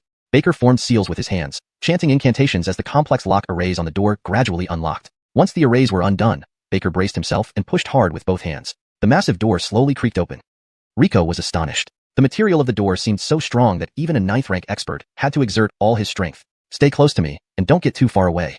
Baker's serious tone only heightened Rico's curiosity. Whatever was behind the door clearly warranted such caution. As they passed through the door and continued downward, Rico and the others were surprised to find 5 more similar doors below. Rico was now genuinely nervous. Such tight security suggested whatever was imprisoned here defied normal understanding. Chapter 274. Reasons for Refusal. The dungeon was extremely dark, with only the night pearl in Baker's hand emitting an eerie green glow. That thing cannot be exposed to any flame, or else the consequences would be unimaginable. Rico and Hayden didn't know what that thing Baker was referring to, but whatever could make a 9th-rank powerhouse so wary must be a terrifying existence indeed. The 3 arrived deep within the dungeon, and Rico and Hayden simply couldn't believe their eyes. Before them lay a phoenix. Even though both of them were experienced individuals, this was still the first time they had seen a phoenix. After witnessing the phoenix firsthand, Rico felt that all descriptions by people of the phoenix's beauty fell short. Every feather was more beautiful than the finest human-made art, shimmering with a brilliance far outshining any gemstone, and even the myriad flowers of the 100 Flowers Valley paled in comparison. Rico felt his eyes couldn't take it all in. This creature seemed to be the masterpiece of the god of beauty itself. Any human language seemed too pale before its grandeur. The phoenix was enormous, with tail feathers stretching dozens of yards long. Despite its size, there was nothing cumbersome about its body. Perhaps due to bird instincts, ever since Rico saw the phoenix, the scrawny hen in his beast control space wouldn't stop crowing. Even lazy Yoltal Black became somewhat restless. The phoenix curled up motionless in the dungeon as if asleep. Yet, its imposing presence made Rico and Hayden dare not move an inch. No need to be so nervous, it's already dead. Baker looked at the phoenix in the dungeon, seemingly lost in thought. Dead. Rico stared at the phoenix in astonishment. As a beast tamer, he knew very well how difficult it was to kill a phoenix. Not just pure-blooded ones, but even beasts with just a hint of phoenix blood possessed the ability to be reborn from fire. And a pure-blooded phoenix was even more terrifying. Even if its body was completely destroyed, as long as a fragment of its soul remained, it could revive infinitely. Rico frowned deeply. This phoenix was clearly no ordinary one. Its majestic posture, even among phoenixes, was undoubtedly regal. From the lingering aura around its corpse, this phoenix must have been no less than a 9th-rank entity while alive. But a 9th-rank phoenix on the continent was practically invincible. It was impossible for anyone on the continent to have killed such a creature. Unless, Rico suddenly realized something, and his eyes widened as he gazed at the phoenix's corpse in the dungeon. Seeing Rico's reaction, Baker nodded. This phoenix is one of the 7 sin beasts that once ignited war across the entire Dongyun Continent 1,000 years ago. The arrogant Gabair Nuwa. Rico finally understood why Yoltal Black had been agitated. Before him was the remains of her kin. No wonder it retained such a terrifying aura even after being dead for 1,000 years. It was indeed a 10th-rank fiend beast back then. Hayden watched Gabair Nuwa's corpse with lingering fear. Even knowing it was dead, she still felt tense. This was a 10th-rank fiend beast, the pinnacle of the continent's existence. Although she wasn't born during the 1,000-year-old war, the savagery of that conflict was etched into the history books of the entire continent. Countless lives were lost, and fields lay desolate. Rivers stained red by blood took years to return to their original hues after the war, and the land scorched by flames has yet to recover fully. All this devastation was due to the war between those 7 10th-rank fiend beasts and the entire human cultivation world. Now, seeing one of those fiend beasts' corpses right before her eyes, how could Hayden not be tense? Head of Clan Darnell, did you mean to say earlier that the rise of my Xianxia Empire has something to do with Gabair Nuwa's remains? Hayden recalled Baker's previous statement in surprise. It seems Jason told you children nothing. Baker sighed softly. 1,000 years ago, your empire was merely a small kingdom. However, your great-grandfather managed to steal Gabair Nuwa's remains using unknown means. Afterward, your Tsang family gained an unstoppable army, the Divine Feather Army. Divine Feather passes, all becomes our territory. So, the invincible Divine Feather Army came from this. Hayden suddenly realized something, her eyes filled with shock.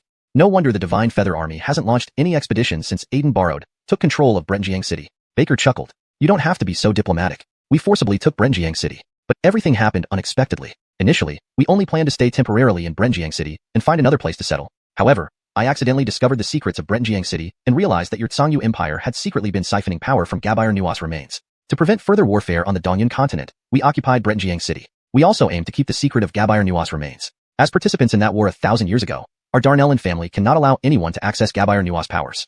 Only those who experienced the war truly understand its brutality. Countless geniuses lost their lives, and many families were torn apart. We will not let such tragedy happen again. So, your high-profile occupation of Brentjiang City and your displeasure at going into hiding were just ruses to keep this secret hidden? Baker scratched his head. No, that part is true. We moved to Brentjiang City because of this secret. Alright. But preventing anyone from accessing Gabayar Nuas remains is indeed sincere. Since your Beast Spirit Sect led that war, and you are the disciple of immortal Ishan Bretmi, I'm revealing this secret to you. Since the Darnellin family has entered the secular world, prolonged stay here might raise suspicions. If someone finds out this secret, it would likely lead to chaos. So, I'm seeking help from your Beast Spirit Sect. I want you to join us in keeping this secret. Faced with Baker's trust, Rico felt conflicted. While he was a member of the Beast Spirit Sect, he had also promised Christie to help revive her siblings.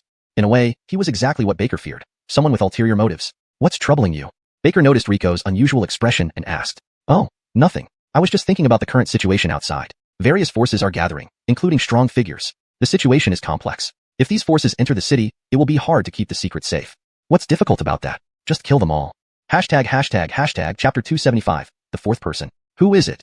The three people turned in surprise toward the dark corner of the dungeon, where there was actually a fourth person. What surprised them most was that even Baker, a 9th-rank powerhouse, hadn't sensed this person's presence. It doesn't matter who I am, but I know you're all going to die here. The fourth person wore black clothing and had a peculiar mask covering his face. His attire wasn't just simple night clothes. It was a setup that had blocked Baker's detection. Why do you have such enmity with us? Why must you seek to kill us? Baker extended his hand, shielding Rico and Hayden behind him while preparing to subdue the black-clad figure at any moment. You'll ask Yama when you're dead. The voice of the black-clad figure sounded strange through the mask. He unleashed a surge of searing spiritual energy, which Baker anticipated and countered with a purple thunderbolt. However, the black-clad figure's target was not Baker, nor Rico or Hayden. It was the array in the dungeon. Enduring Baker's thunderbolt, the black-clad figure successfully disrupted the seal that restrained the geothermal power. Waves of scorching geothermal energy began seeping up from the ground. Oh no, his target is Almio. As soon as Baker spoke, Almio's body emitted a dazzling golden-red glow. Despite having lost vitality earlier, Almio started absorbing the fiery geothermal energy frantically, quickly approaching revival. In the moment their attention was drawn to Almio, the black-clad figure had already vanished from the dungeon. There was a loud crash as the dungeon door slammed shut, trapping Rico and the others inside. We're trapped. Baker tried pushing the heavy door, but the sealing array had been fully activated, making it virtually impossible to break through. Didn't Almio's soul disperse? How can he revive?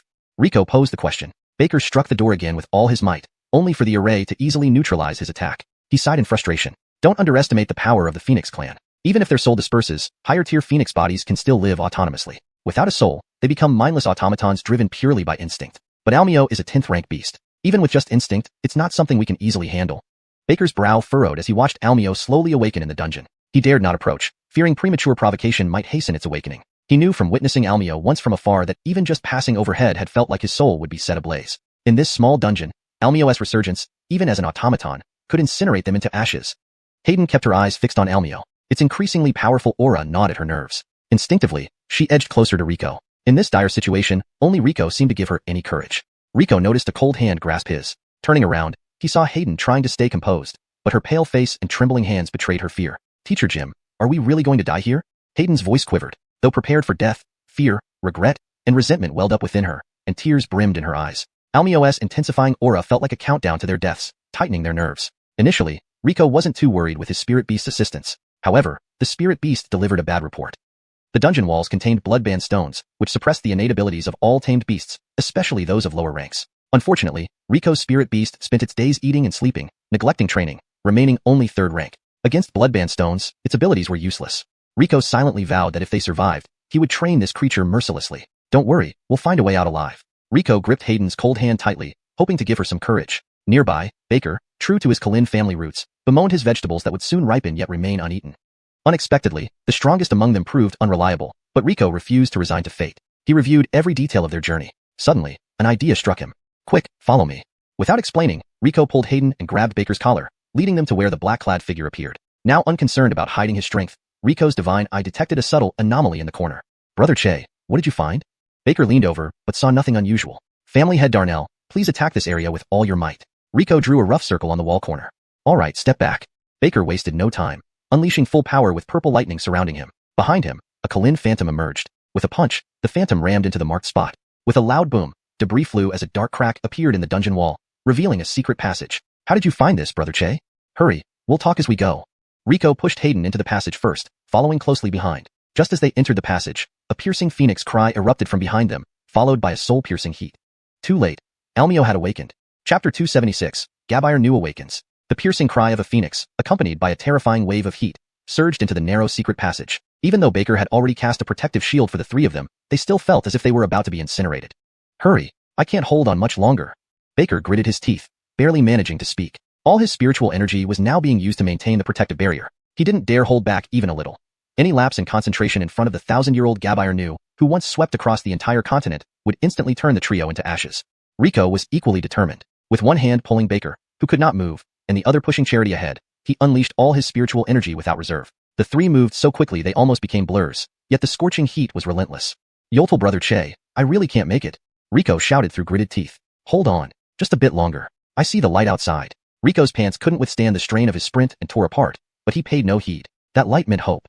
Only 10 feet to go. Baker's face was deathly pale, and his eyes began to roll back from the rapid depletion of spiritual energy. As the protective shield vanished, Rico exerted every ounce of strength left in him, leaping forward with the last of his energy. The three burst out of the secret passage. Upon exiting the passage, they immediately dove into a nearby pond as a column of fiery destruction erupted from the tunnel's entrance, stretching hundreds of feet. Everything the fire touched along its path turned to ash, leaving nothing behind. Though the three did not come into direct contact with the flame, the searing heat still caused the water in the pond to rapidly evaporate, nearly boiling them alive. Fortunately, Rico managed to pull the two of them to safety on the opposite side of the pond. Exhausted, the three lay panting heavily on the shore. That was close. Yeah, I thought we'd die in there. Right, Yoltal brother Che, how did you find the secret passage? I made an educated guess. There were no branches on the way we entered the dungeon, and Emil Darnell was guarding outside. So, I figured the dungeon must have a secret passage, which is how the Dale got in unnoticed. Well, it looks like our luck held up. After a brief rest to regain their strength, Rico sat up. While we survived, Gabair Nu is awake. Its presence in Brentjiang City remains a threat. We need to eliminate it soon. Yoltal brother Che is right. I'll contact the family to send reinforcements to help us seal it again. Charity added. I should. Before she could finish, Rico shook his head. It's too late. With the geothermal seal broken, Gabair Nu won't take long to recover fully. By the time people from our clan arrive, everyone outside Brentjiang City will be dead. What do? We can't stop Gabair Nu from awakening with just our power.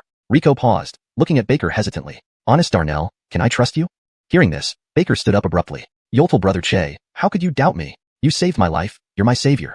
I may not be reliable, but I am definitely not ungrateful. Sorry, Honest Darnell, that wasn't my intention, Rico said firmly. Alright, I do have a way to solve the problem with Gabair Nu, but I ask you to keep it a secret. As he spoke, a faint flame ignited in his palm. Though small, it radiated a subtle aura of phoenix might that could not be faked. This is phoenix flame. Yoltal brother Che, you? Rico nodded. Yes, I possess a trace of phoenix blood. Gabair Nu has lost its reason and acts purely on instinct. Using this phoenix blood, I can stealthily return to the dungeon and reconstruct the seal without it noticing me. In reality, Rico was lying. This phoenix flame was created using elemental mimicry. It would fool Baker, but not necessarily experts. Baker frowned. Yoltal brother Che, this plan is extremely dangerous. No, I can't let you take such risks. At worst, I'll tell the outsiders to stay away. That's not an option. If they learn about Gabair Nu, they won't believe we sealed Brentjiang City to protect them. They'll think we're trying to monopolize Gabair Nu's power. And those black-robed men will exploit the situation, accusing our clan. Baker clenched his fist. Then I'll drive them all off. Those outsiders are no match for me. Rico rolled his eyes. I know you can fight, but brute force won't solve everything. Even if you chase them away, they'll still watch us. Any commotion will lead them back here. We need them to completely abandon this place. Baker realized Rico was right. If word got out, the Darnellin clan would be branded traitors by the whole continent. Is there truly no other way? Rico slowly shook his head. This is the best course of action. But Gabair Nu is still raging, and I can't enter now. For now, we can stage a show. A show? Rico smiled slightly, having formed a suspicion about the identity of the black-robed men. Since you broke the rules first, don't blame me. The exit of the secret passage was hidden. Everyone was focused on Brentjiang City, mistaking Gabair Nu's flames for some high-level duel. Following a secluded path, the three quietly returned to Brentjiang City. Yoltal brother Che, what kind of show did you mean? This requires assistance from Honest Darnell and Emil Darnell. Anything. Bond enjoys putting on a show. Baker grinned excitedly. Not yet. We need another actor. Rico smiled slyly. Emil Darnell, where is the guest you brought back? In a guest room. Follow me. Laverding Rico to the guest room, Baker left with a lecherous wink. Rico sighed inwardly. Was no one in this clan normal? Chapter 277, Hutch's Scheme. Rico walked to the bedside and looked at the unconscious woman in black. After a moment of hesitation, Rico reached out and gently pulled off the veil from her face. Indeed, it's you. Although still unconscious, the Layla retained the same tight expression on her finely arched eyebrows, as if even in her dreams she bore only sorrow. Rico was just about to put the veil back when the Layla suddenly opened her eyes. They were both startled, and Rico's hand froze midair. You've seen my face. Without thinking, Rico blurted out. Yes, very beautiful. The Layla was taken aback for a second, but quickly regained her composure. I'm already considered dead. Seeing my face will bring you bad luck? She said this with an indifferent tone, retrieving her veil from Rico's hand to cover her face again. Her exposed beautiful eyes continued to reflect her lingering sorrow. Looking into her eyes, Rico felt inexplicably irritable. Don't talk nonsense, aren't you alive and well? I'm not from Tsang Chloe, so I don't believe in your superstitions. You're not some living dead person, you're a hero who has saved countless lives and families. Seeing Rico's earnest gaze, the Layla lowered her head, looking somber. You don't understand. If customs can make a brave and benevolent Francesca be treated like a rat in the street, I don't want to understand such things, nor do I find them worthy of comprehension. Rico grabbed the Layla and made her look directly into his eyes. Yolston carefully, I am quite stubborn, and I won't care whether you're happy or not about what I intend to do. Not many in your family are likable to me. With that, Rico turned and left, leaving the bewildered Layla standing there, lost. Back in the main hall of the city lord's residence, Zaire noticed the anger still lingering on Rico's face and found it peculiar. Did young honest Che get kicked out halfway through? Seeing the lecherous old man smirk, Rico knew he wasn't up to any good, so he cut straight to the chase. Zaire, are you all prepared? We're ready whenever you are. Rico nodded. Then please bear with it for a bit longer, Zaire and Xander. There's no need to worry. Hildred cooped up in this city all day. My old bones are getting rusty. It'll be good to stretch them today. Bretshi, I'm really sorry. We had agreed. Charity smiled and shook her head. I trust that Kimball must have a reason for doing this. Without you, Jim, I wouldn't even have a chance to participate. So you don't need to apologize. Whatever decision you make, I'll support you. Seeing Charity's understanding demeanor, Rico felt a twinge of guilt. Bretshi, rest assured, I promise Song Chloe will become what you hope it will be. Sure, I believe in you, Kimball. Outside Brenjiang City, half a day had passed, and due to Zaire's move last night, no one dared make a move. No one wanted to be the first to act, and thus the 10,000 troops outside the city remained in deadlock overnight. Brother Brenjiu, we've been here overnight. Will we continue to stay in this standoff forever? Carver frowned deeply, unsure why Rico hadn't moved after spending the entire night inside. Could he be dead in there? Now unsure of what to do, Carver still responded to Hutch. Mr. Hutch, if we attack recklessly now, our fate will be the same as those moon goddess guards from yesterday. Let's wait and let others take the lead while we remain behind, ready to seize the opportunity. Brother Brenjiu, I understand what you mean, but clearly everyone thinks the same way. This standoff can't go on indefinitely. So, Mr. Hutch, do you have a plan? Hutch grinned mischievously. Not necessarily a great plan, but I do have a way to break this impasse. Oh, please elaborate. Hutch glanced around before speaking mysteriously. Do you know who your third sister brought this time? Carver furrowed his brow in thought. I've never met the person, but she seems to be a 9th rank powerhouse, so she should have a high status within the Divine Emperor Sect. Not just high. That old hag is the chief Emil of the Divine Emperor Sect, the current Guido. Whoa. Carver's eyes widened as he sucked in a sharp breath. The Guido of the Divine Emperor Sect. Why would she personally come for such a small matter? Carver originally thought that having an ordinary expert from the Divine Emperor Sect was already a big gesture towards his third sister, but now it appeared that even the Guido had come. There must be another reason. Hee, Brother Brenjiu must have suspected something. Indeed, the Guido of the Divine Emperor Sect isn't here for Adelina. Her real target is your father. My father?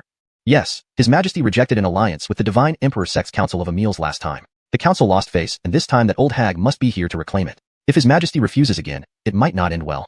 Yolving a frivolous life. Hutch certainly wasn't a fool. His words made Carver reconsider. Following Hutch's logic, the most anxious ones now must be his third sister and her allies. If someone else took the initiative, the Divine Emperor Sect's plans would be foiled. Carver's eyes brightened momentarily, but then dulled again. Perhaps we should just wait, Brother Hutch. Carver sighed inwardly. He alone knew that these past years, the Emperor had been grooming his third sister as heir apparent. This contest was primarily designed for her, with others serving merely as accompaniment. Why be so negative, Brother Brenjiu? Are you willing to be an accomplice forever? Carver looked up to find Hutch smiling at him, a cryptic smile full of inscrutability. Willing? Of course not. How can a man resign himself to staying under someone else's shadow? But the Emperor's intention? Has His Majesty ever explicitly named the third Alia as the heir? Carver was taken aback. No, of course not. Otherwise, there wouldn't be this contest, right? His Majesty has not declared it outright, which means everything you assume is based on your own thoughts. Hutch skillfully lured Carver further. If His Majesty had already decided, there would be no battle today. Since every prince has the chance to participate, it shows His Majesty hasn't made up his mind. If you perform outstandingly, you could replace the third Alia. Chapter 278.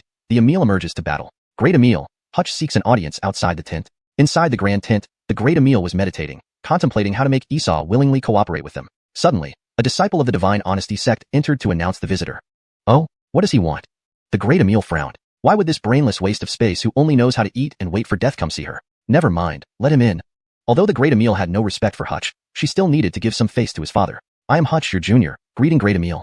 Mr. Long, please, take a seat. The moment Hutch entered, the Great Emil immediately put on a welcoming smile. Bring tea for Mr. Long. No need to trouble you, Great Emil. I'm just here to say a few words and we'll leave soon. What advice do you have for me, Mr. Long? The Great Emil smiled warmly, almost like a grandmother seeing her grandson. Great Emil overstates it. It's not advice. I merely wish to inform you that it might be best for you to leave early.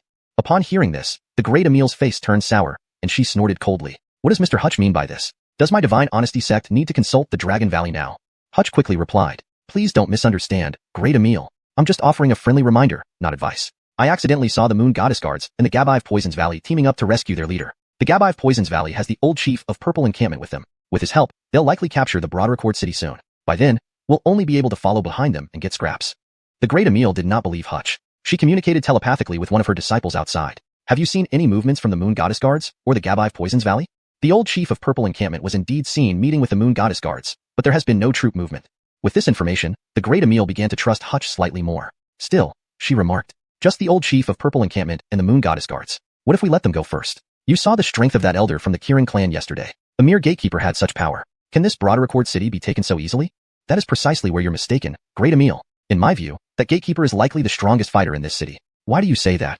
Think about it, great Emil. If the Kirin clan truly had the strength, would they tolerate so many people encircling the city without acting? Last night, while we surrounded the city, the Kirin clan remained silent, not even driving us away. If they were truly formidable, would they act this way? The old man's words are merely to intimidate us. Even in the ancient Kirin family, a 9th-tier powerhouse wouldn't be used as a gatekeeper.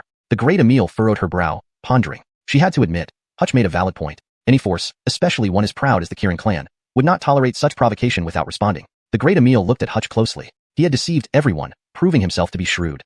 You make a good point, Mr. Long, but the Divine Honesty Sect won't retreat based on just your words. We will deal with anyone who stands in our way. Hutch laughed. Indeed worthy of being the great Emil of the Divine Honesty Sect, so imposing. I admire you. Since that's the case, I won't say more. May you win the battle. As Hutch left the tent, the great Emil's smile instantly vanished. Hutch, do you think your little trick worked on me? Want me to solve your problems with the Gabive Poisons Valley and the Moon Goddess Guards? Not happening. People, spread my order. Prepare to march. Avoid conflict with the Moon Goddess Guards in the Gabive Poisons Valley. In Mindy's tent, seeing Noel's troops move, Mindy was overjoyed. Brother Hutch, how did you persuade Sister 3 to send her troops? Hutch held his wine cup, smiling. Simple. I told the brainless Moon Goddess Guards that their leader was spotted in the Gabive Poisons Valley territory. Naturally, they went to confront the Gabive Poisons Valley. The great Emil is arrogant and easily misled. With a little guidance, she believed I had designs on both factions and decided to strike first. Looking at the confident Hutch, Mindy felt a strange unfamiliarity. Was everything he had seen before just an act? He suddenly felt uneasy, wondering if he too was just a pawn. Seeming to sense Mindy's thoughts, Hutch said, Brenjiu, don't fear. You are my brother. I would never harm you. Hee brother Hutch, what are you talking about? I trust you completely. Mindy forced a smile, his expression tense. Outside Broad City, thousands of silver-armored soldiers of the Divine Honesty Sect marched in perfect unison, demonstrating their strict discipline. Alongside them were the Moon Goddess Guards, leaderless but still formidable.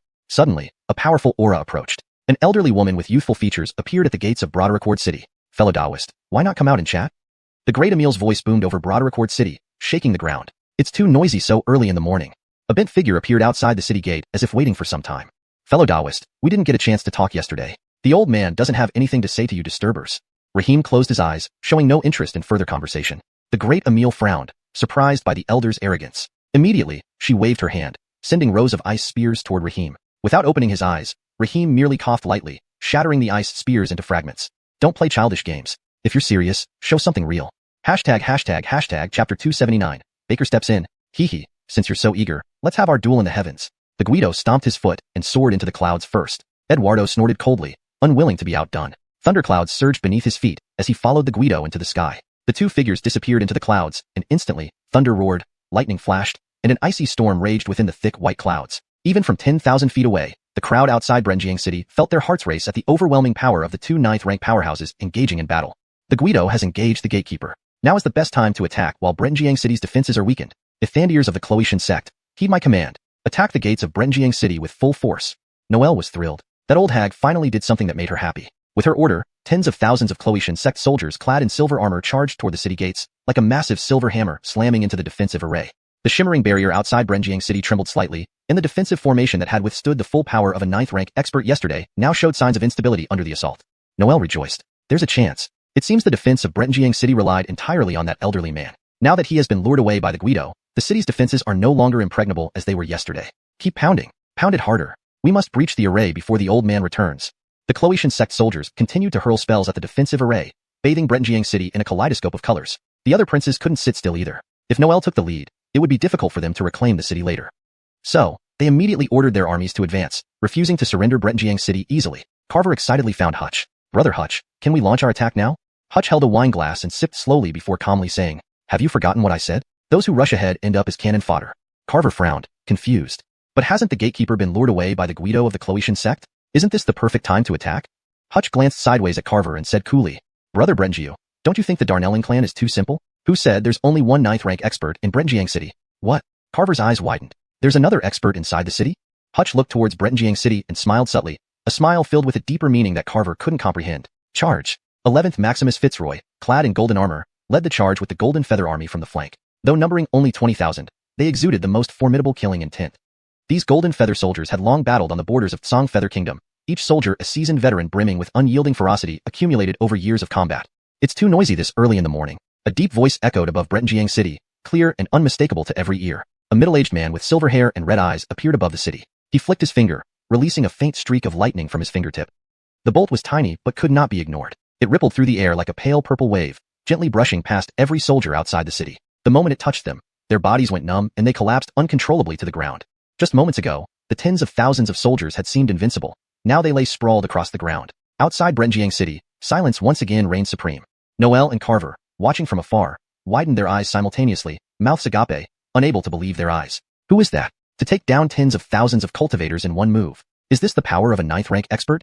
Hutch gazed at Baker standing on the city wall, his eyes narrowing slightly. He's no ordinary 9th-rank expert. He is the head of the Darnell branch family, the strongest genius of the previous generation of the Darnelling clan, ranking among the top 3 even in a clan full of experts, Baker. So, he is Baker. Hearing the name Baker, Carver's eyes widened even more. Although he had never met him in person, the name was familiar to all cultivators. Darnell Cloinshan was a super strong expert from the same era as Saint Xianxia Yao, undefeated among his peers until he encountered the latter. Especially his mastery of lightning spirit techniques surpassed even senior experts of previous generations. He couldn't believe that such a powerhouse was the one who seized Bretonjiang City. A thought flashed through Carver's mind. After so many years, Emperor Jesse wouldn't be unaware that Baker resided here. Trading a city for the favor of such a powerful expert would be a profitable deal. But why has Tsong Feather Kingdom remained so fixated on Bretonjiang City all these years? Could there be even greater secrets within the city? Noticing Carver's expression, Hutch's face turned cold. He quietly rose and walked behind Carver. Just as he was about to raise his hand, a guard rushed in. Sylvana, Noelle seeks an audience. Carver raised his head, frowning. Why has Sister 3 come? Let her in. Brother Brengiu, since you siblings need to talk, I'll step aside. There's no need, Brother Hutch. We're close as brothers, nothing to hide. Still, better safe than sorry. This conversation might not go well if Noelle hears it. Hutch chuckled and left the tent. Just outside, he met Noelle, who looked rather gloomy. Long time no see, Noelle looks radiant as ever. Noelle glanced up at the smiling Hutch, feeling irritable. I wonder who it is, none other than Lord Hutch. I need to speak with my brother, no time for chatter. Without waiting for a response, she strode into Carver's tent. Watching her retreating back, Hutch smirked disdainfully. Old Fox's daughter certainly bears fruit abundantly. Third sister, what brings you here? Come, sit down and try the tea I specially brought. Upon seeing Adelina, Carver greeted her warmly, pouring tea for her personally. But Noelle clearly wasn't giving him any face, pushing the teacup aside and confronting him directly. Carver, did you know about the experts inside Bretonjiang City all along? That's why you've held back your troops. Chapter 280, Wicked Treasure. If I say I don't know, would you believe me, Emil's Sister 3? Seeing that Emil's Sister 3 was not giving him any face, Carver remained unperturbed. He had long grown accustomed to his third sister's temper after all these years. Noelle shot him a glare and coldly snorted. Humph, do you think I'm foolish? Among so many people, only you and the Dan remained inactive. The Dan never intended to launch a real attack from the start. It was merely for Jesse's sake. But as for you, you were more enthusiastic than anyone else at first. Yet now when it's time to attack, you have turned a complete corner. Isn't this simply because you know there are experts in Xianxia City? Are you planning on using us as your cannon fodder? Carver took a sip of tea. Since you've already made up your mind, no matter what I say, you won't believe me. So why waste my breath? So you admit that you knew about what's happening inside Xianxia City all along? Noelle narrowed her eyes and stared at Carver. Carver shook his head. To be honest, I didn't know either. I just followed Hutch Gongzi's advice. Hutch, that good for nothing? Noelle frowned, suspecting she might have heard wrong. Emil's Sister 3, please don't underestimate Hutch Gongzi. His carefree appearance is merely an act to deceive others. He isn't as debauched as people think. Hutch, Noelle pondered. Could she really have underestimated him? Recalling his previous actions, if it was indeed an act, it was certainly too realistic. Just as she was contemplating, Carver spoke up. Emil's Sister 3, we both know our current situation. As long as that person is still there, we have no way of reclaiming Xianxia City. Why don't we be frank with each other and work together to seize it? Noelle thought for a moment before nodding. We can cooperate, but our great Emil of Chloe Shan's sect has been detained by the old gatekeeper. Now I only have one 8th rank elder left as high combat power. On Long Valley's side, there is a 9th rank powerhouse available, but one alone cannot contend with the person inside the city. Therefore, we need another helper. You mean the Moon Goddess Guard? Emil's Sister 3 is indeed intelligent, correct? With their help, we have a chance to take over Xianxia City. How can you be sure they will assist us? Don't you forget, their leader is in enemy hands. To save her, they will collaborate with us. So, as long as... Before Carver could finish, his eyes suddenly widened as a man who had been missing for hours appeared in his tent. Ignore me, continue your discussion. Rico smiled. Rico, aren't you supposed to be in Xianxia City? Why are you in my tent? Adelina stood up, looking warily at Rico. Why so nervous? We're allies now, right? Who is allied with you? Get out. Rico completely ignored Carver's words, rudely sitting on a nearby chair and drinking tea from the pot. Our goals align. You want to capture Xianxia City, and I want to enter the city to rescue someone. Our goals coincide. So we're allies, aren't we? Rescue? Carver asked guardedly. Forget it. Rico casually tossed the empty teapot aside. I have ties with the Darnellin family. I originally thought capturing Darnellin City would be easy, but who would have thought Baker broke ties with the family to establish himself independently? My connections were useless, and I got beaten up, and Aisha was also captured by him. Seeing Rico's bruised face, the siblings exchanged glances and believed part of his story. Rico indeed seemed to have no reason to lie to them, but they weren't ready to fully trust him. Why should we believe you? Damn, I don't have the patience to lie. All I want is to save Charity and give an account to my senior sister. I swear by my Tao heart, if I deceived you to make Charity the heir, may my Tao heart be tainted, and may my cultivation never advance. A mysterious force enveloped Rico as his oath by Tao heart took effect. The siblings were stunned. They hadn't expected Rico to use such a severe method. Now they had no choice but to believe him. Gabine, who would have thought Mr. Che would swear by his Tao heart? We will tentatively trust you. Since you wish to cooperate with us, you must have a plan? Exactly. I know a small passage where the protective array is weakest. As long as most of your troops attack from the front, and all your top fighters strike the weak point of the array, we can storm into Xianxia City. Rico's plan sounded tempting, but Carver noticed an important issue. Mr. Che's plan sounds good, but what about Baker? Even if we breach Xianxia City, as long as Baker remains, disposing of us would be as simple as moving his fingers. Rico grinned. You know Baker could easily deal with us, but do you know why he hasn't? Carver froze. Does Mr. Che know? Nonsense. What did you think I was doing last night? Sightseeing? Rico rolled his eyes. I discovered a treasure in Xianxia City that greatly aids cultivation. However, it's very wicked. Once used, one can't leave it for a certain period or suffer mental damage. This is why Baker hasn't driven us away. Noel frowned, still doubting the existence of the thing Rico described. However, Carver felt enlightened. No wonder Song Chloe has been trying to reclaim Xianxia City for so many years. It's because of this wicked treasure. Unbeknownst to Rico, his casual fabrication convinced Carver wholeheartedly. So does Mr. Che have a plan? Of course. Once we enter Xianxia City, your people need to distract Baker while I cut off his connection to the treasure. Then, with his mental damage, we can chase him away. Carver's eyes lit up. What a brilliant plan. But Noelle still harbored doubts. She felt Rico was hiding something. Chapter 281. Return to Brentjiang City. Yoltal brother Che, how's it going on your end? In a secluded, uninhabited corner, the silver mechanical bird perched on Rico's shoulder, its red beak opening and closing as it spoke in human language. Clan head Darnell, rest assured, they have agreed to cooperate with me. That's good, but we need to speed things up. Alma has calmed down for now, but we don't know when it will go berserk again. Understood. Notify Emile Darnell. We're about to start. Suddenly, Rico Roy sensed someone approaching from behind. He gently tapped the mechanical bird's head with his finger, and it immediately hid inside his sleeve, staying still. Revised for fluency and natural reading. Suddenly, Rico sensed someone approaching from behind. He gently tapped the mechanical bird's head, and it instantly hid inside his sleeve, remaining motionless. Honest Che, you're here. Rico turned around and saw none other than Hutch. Well, isn't this honest Hutch? What a coincidence. Rico was somewhat surprised that Hutch would initiate a conversation with him. Indeed, what a coincidence. By the way, I heard from Carver that you're heading to Brentjiang City. Could you take me along? Hutch's smile was warm and inviting, making people feel at ease. However, Rico raised an eyebrow. Something seemed off about Hutch. Seeing Rico's expression, Hutch quickly said, I just want to have a look inside. If it's inconvenient, it's no problem. It's not much trouble, but traveling with us could be dangerous. No worries. I might not be great at many things, but when it comes to escaping, I'm exceptional. To be honest, my purpose for coming isn't purely altruistic. Mackenzie said there's a treasure in Brentjiang City and wants me to sneak it back during the chaos. Honestly, I'm dead set against it, but I have to follow his orders. So, could you help me, honest Che? Just one glance is all I ask. When Mackenzie asks, at least I'll have something to report. Hutch's smile was awkward but sincere, not like he was lying. Rico shrugged. If you're not afraid of danger, then one more person won't matter. Stick close to me and don't wander off. Hutch responded excitedly. Don't worry, honest Che. I swear I won't wander off. After a moment, Carver found Rico. Honest Che, everything's ready on my end. When do we depart? Rico glanced around and was surprised to find that Carver had brought along a 9th rank expert. This 9th rank expert looked ordinary but had faint scale-like tattoos on his body, likely one of the elders from Dragon Valley. Apart from him, there were no others of concern. Very well, let's leave now. Remember to keep a low profile. The group followed Rico's instructions and approached Brentjiang City via a small path. About an incense stick later, the remaining troops from Chloe Shi Sect and Dragon Valley also launched a coordinated attack on Brentjiang City as planned. Truly annoying. How many times have I told you not to disturb my cultivation? This time, I'll give you a taste of my power. As Rico predicted, Baker appeared at the city gate. Now's our chance. His attention is on the front gate. Let's break this section of the array together. At the side wall of Brentjiang City, Rico pointed to a patched-up section of the wall. Won't Baker notice? Carver asked cautiously. Rico shook his head. This part of the array isn't connected to the main one, but we can't guarantee he won't notice. We can only hope he doesn't pay attention here. The Ives inspected the area and whispered, let me handle it. His palm transformed into a dragon claw, which grabbed onto the distinctive array segment. A sound like shattering glass echoed as the array disintegrated instantly, leaving the main array untouched. Remarkable skills, Emile. Rico pretended to be impressed and complimented. The elder chuckled humbly, but remained silent. Together, they carved out a small passage through the temporarily repaired wall, just large enough for one person to pass through. One by one, stay hidden and avoid detection. Rico led the way into Brentjiang City, followed closely by the others. Everyone successfully entered Brentjiang City and breathed a sigh of relief. Guided by Rico, they quickly arrived at the Xander's mansion. Alia third frowned slightly. Everything had been too smooth, almost too designed. Aisha is here. Once we rescue her, I'll sever Baker's connection to the treasure. If he notices, I hope everyone can hold him off for a while.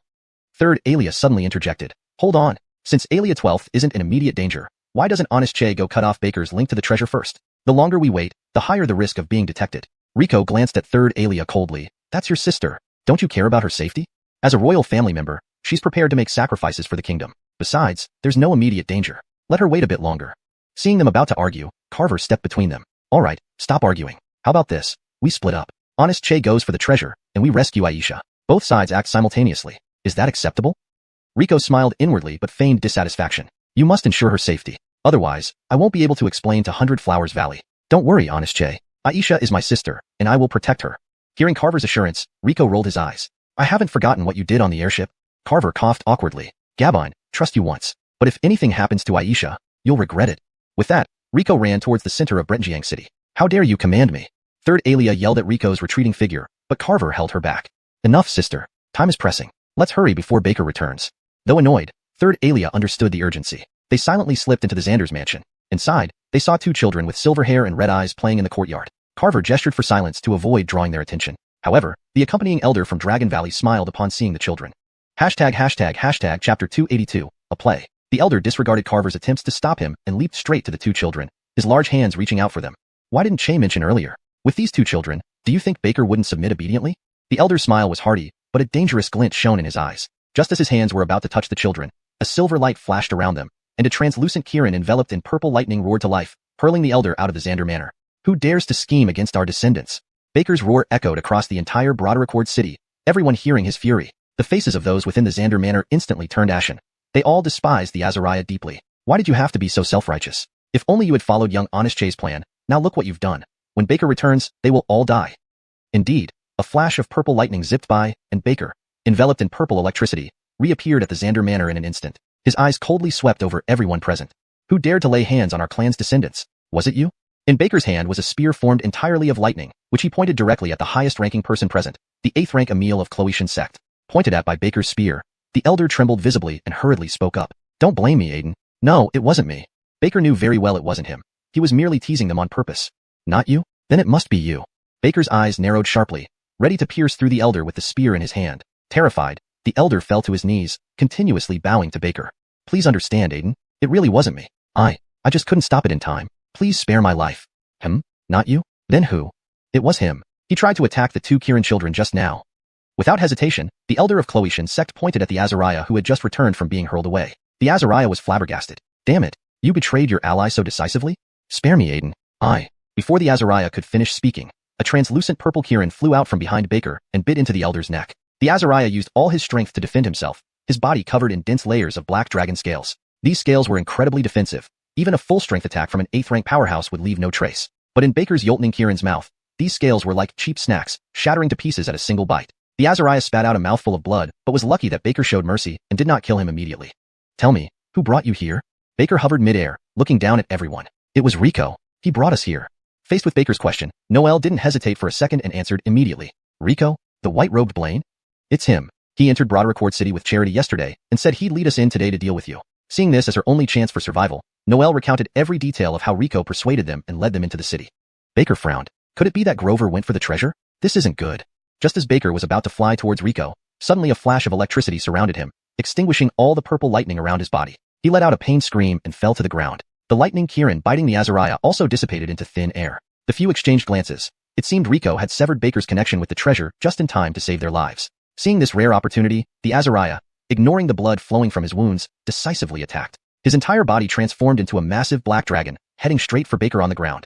The elder's cruel smile widened as his attack was about to land. Imagining the legendary figure dying at his hands sent shivers down the elder's spine. Just before he succeeded, a loud sword cry rang out, and a golden blade of light descended from the sky. This blade was wider than the gates of Broderick City and cleanly sliced off the Azariah's arm. Alas, head of family, I've warned you many times not to use such evil artifacts. They are ultimately foreign objects. Emil Darnell, hunched and bent, descended from the sky, his clothes seemingly untouched despite the long battle with the Guido of Xianxia Sect. Another red figure fell from the sky. It was the Guido of Xianxia Sect. Her condition was far from favorable, her injuries covering her luxurious robe in blood, her breath disordered, and one finger cut off. She never expected that this unremarkable-looking old man would be so strong. Despite giving it her all, She was thoroughly beaten throughout the entire fight, unable to put up any meaningful resistance for several hours. By contrast, the old man appeared completely unfazed. Emile Darnell extended a finger toward the direction Rico had left, and a streak of golden sword energy shot out. With a thunderous roar, the central square of Broderickwood City was obliterated by the old man's sword strike. This kind of evil artifact should be destroyed, he said. Emile Darnell then cast a wave of spiritual energy over Baker, and the pained leader quickly stood up, though his aura was weakened compared to before. Head of family, I know the wandering Saint-Ashan has always been a thorn in your side, but using such an evil object will only harm both others and yourself. Baker paused. Was this line part of the script? But he quickly regained composure and feigned regret. Jim 3, you were right. I promise I will never make such a mistake again.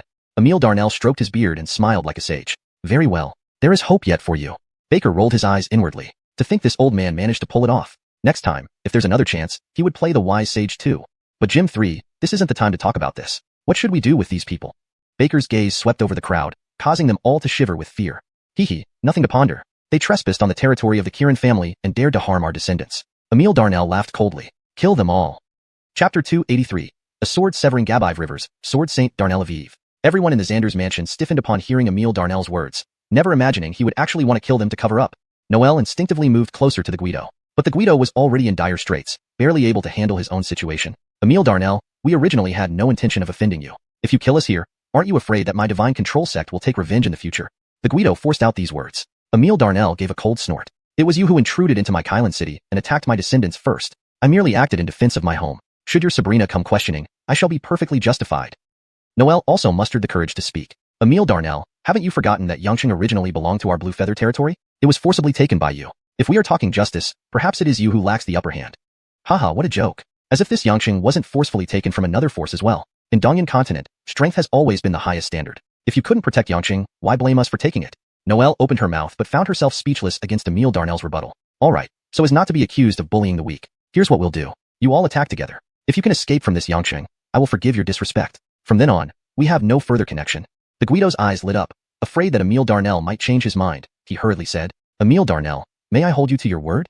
Emile Darnell glanced at him coldly. You should know, throughout my life Darnell Aviv has always kept his word. How could I deceive such juniors as you? The Guido suddenly widened his eyes, pupils shrinking to pinpricks. Darnell Aviv, the one who severed 5 rivers with a single sword strike. You are the heaven-shaking sword saint Darnell Aviv. Hee, I didn't expect anyone still remembers an old man like me. Truly remarkable. Emile Darnell chuckled, stroking his beard, with the demeanor of a Renee evident as a gentle breeze blew past. Beside him, Baker rolled his eyes secretly, amazed at how Jim 3 could play act twice in a row. Noel felt confused, whispering to the Guido's ear softly, Guido, why have I never heard of the title heaven-shaking sword saint? Nonsense, of course you wouldn't have heard it. When Aiden Aviv walked the earth, I was just a child.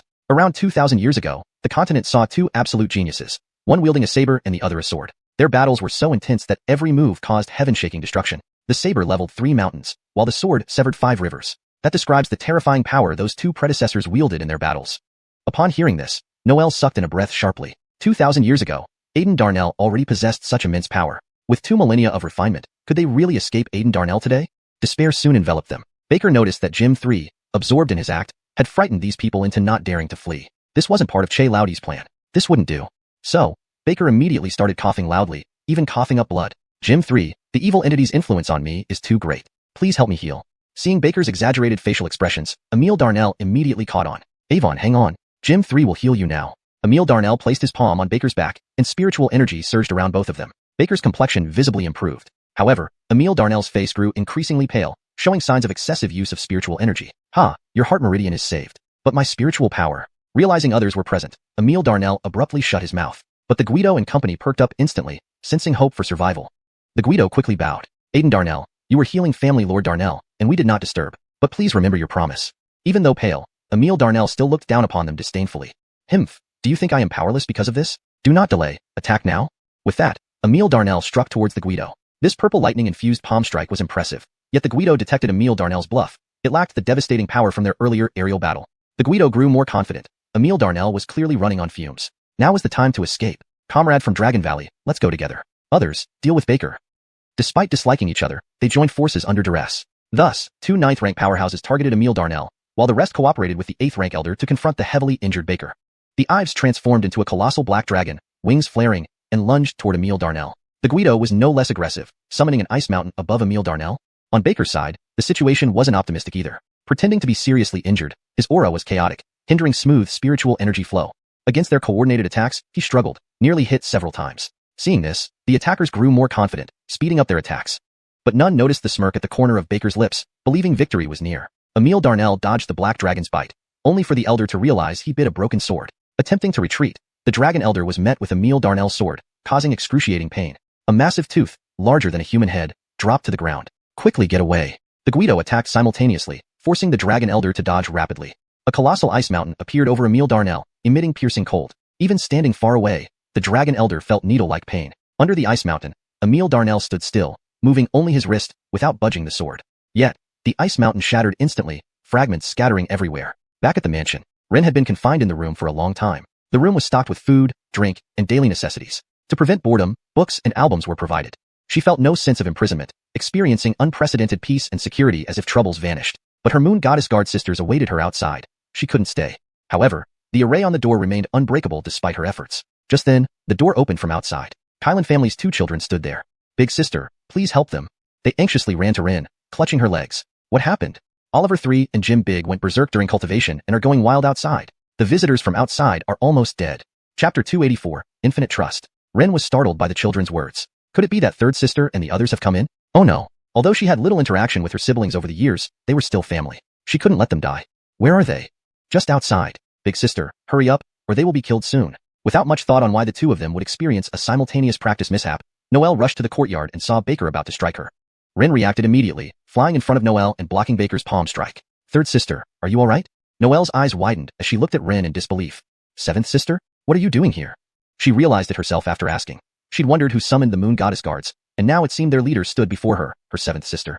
Haha, perfect timing. Die, all of you. Baker roared, his body enveloped in purple lightning as he unleashed several palm strikes simultaneously towards everyone. Caught off guard by Baker's sudden outburst, Noelle and the others fell to the ground, unable to rise due to the relentless lightning-infused spiritual power invading their bodies. Only Rin managed to resist Baker's assault with her solid cultivation. Exhausted from his all-out attack, Baker struggled to stand. Seizing the moment, Rin lunged forward, striking his neck with a blade-like hand chop. Baker crumpled to the ground, unconscious. 7th sister, kill him? Noelle shouted loudly. Cloentian, who dares harm my nephew? Seeing Baker fall unconscious, Zaire erupted in a thunderous roar, sending immense spiritual power rippling for miles around. The troops outside the city were left quaking in fear, with some fainting on the spot. Zaire's rage caused his spiritual energy to go haywire, severing the connection to the protective barrier of Bretonjiang City, which disintegrated like foam. However, the terrified soldiers outside dared not take advantage of the situation to enter the city. Except for one contingent, all women dressed in moon-white battle robes riding white giant wolves, charging into the city without hesitation. Other soldiers watched them but didn't dare follow. Inside the city, the rusted sword in Zaire's hand glowed with a pale golden light under the influence of his spiritual power, emitting a sharpness that could make one's skin feel as though it might split from a distance. This is what you forced me to do, Zaire said coldly, raising his long sword and sweeping it horizontally without any flair. Dragon Valley Emil, transformed into a dragon, felt an icy chill run through her as her powerful dragon tail suddenly fell beside her. Emil's eyes widened in shock. She hadn't even seen when the sword cut her. Her protective charms shattered instantly, which could withstand more than 30 fatal attacks combined. Yet, they all broke. It meant that Zaire had already killed her at least 30 times in that brief instant. Emil's breath caught, her heart bleeding internally as she spat blood. Not only was she grieving for her painstakingly collected protective charms, but also realizing her hubris. How could she think she could match Sword Saint of Eve? Now, you can die. Zaire lifted his sword coldly, approaching Emil step by step. Emil, devoid of spiritual power, could only watch death inch closer. Suddenly, a frail figure blocked her path. Aiden Zaire, please calm down. Ren held 2 uniquely shaped curved swords in front of Zaire. Lass, do you think you can stop me? Zaire's wrist flicked, shattering one of Ren's curved swords. The fragments hovered near her neck, controlled by Zaire's spiritual power. Her life hung by his decision. Facing death, Ren didn't flinch, standing resolutely before him. I don't believe I can stop you, Aiden Darnell. I merely want to buy time for others. That's all. Zaire narrowed his eyes, filled with killing intent that would terrify anyone at first glance. And you? Aren't you afraid I'll kill you? I'm not afraid. I'm already a dead person. If my life can save theirs, then so be it. Ren spoke sincerely, without a hint of falsehood. Zaire sighed softly, whispering, You are just as Mr. Che described. Ren was puzzled, not quite catching his murmur. Zaire wished to delay further, noticing the distant moon-white glow out of the corner of his eye. A faint smile crept onto his lips. Hope you don't disappoint Mr. Che. Zaire raised his sword and thrust it at Ren. Don't hurt the Francesca. Just as Zaire's sword was about to hit Ren, the Moon Goddess Guards arrived in perfect formation, forming an impenetrable shield. Zaire was surprised. Although he didn't use full force, he could feel the solidity of the Moon Goddess Guard's secret techniques. Yolving so long, Zaire understood these techniques required true trust and devotion from the guards to reach their peak potential. At the city gate earlier, he noticed this group of 6th rank guards displaying 9th rank strength. This meant the Moon Goddess Guards had nearly perfected their techniques. Zaire marveled, wondering what charm Ren possessed to earn such unwavering trust and love from thousands. And why did someone so beloved seek death? Zaire smiled slightly. No wonder Mr. Che was so concerned about Ren. Even he felt intrigued by her. Chapter 285. Brenjiang's Gabinal Hour. Enough talk. You will not escape today. Eduardo's entire body surged with spiritual energy, his veins bulging, and his skin turning a deep crimson. He appeared like a demonic god descending upon the world. The originally golden divine sword resonated with Eduardo, its entire blade now drenched in blood. The tens of thousands of souls it had once slain poured out, roaring and struggling in the air, crying out their unyielding spirits.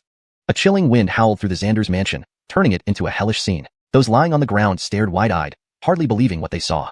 How many enemies did Sword Saint Aviv slay in his lifetime? Even his sword possesses such a terrifying aura. The strongest Emile could only cower on the ground, too afraid to even raise her head, fearing any sudden movement might incur Aviv Aiden's displeasure. Latecomers, this sword of mine once wounded even the Sabrina. If you can withstand this strike from me, I will let you leave. How about that? Facing Eduardo's overwhelming killing intent, the Layla calmly replied. I accept, Aiden. I will receive your strike alone. The Layla held the remaining crescent blade, intending to face Eduardo's attack by herself. Alia, we are willing to take the strike with you. Thousands of Moon God guards knelt behind the Layla, their eyes resolute, unafraid of death. You don't have to. The Layla lowered her gaze, seemingly unable to bear the sight of these thousands of lives sacrificing themselves for her. Alia, our fathers, brothers, and husbands all died in war. It was you who ended the fighting by sacrificing yourself. It was you who took us in and guided our path forward. Our lives belong to you. You are the reason we live. We are willing to die with you. You sigh. No more chatter. I won't hold back because of your stories. Observe my sword. It was a straightforward strike. Though Eduardo merely thrust his long sword forward, everyone present felt an inescapable force, as if his strike was destined to hit. No matter how desperately they defended or fled, it would pierce their hearts and shatter their souls. Everyone was frozen by the overwhelming power of Eduardo's strike. Even the Layla felt her breath momentarily stop. In that moment, she thought of her past, her family who considered her a curse, the orphans she saved, and the suffering people of the Xianxia Empire.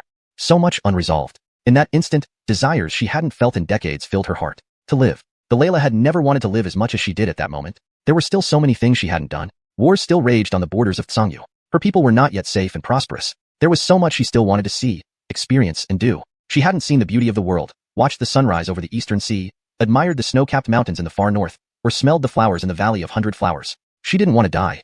At the last moment of her life, the Layla finally understood her true heart. She could sacrifice everything for Xianxia and its people, but she was also human, a living, breathing person.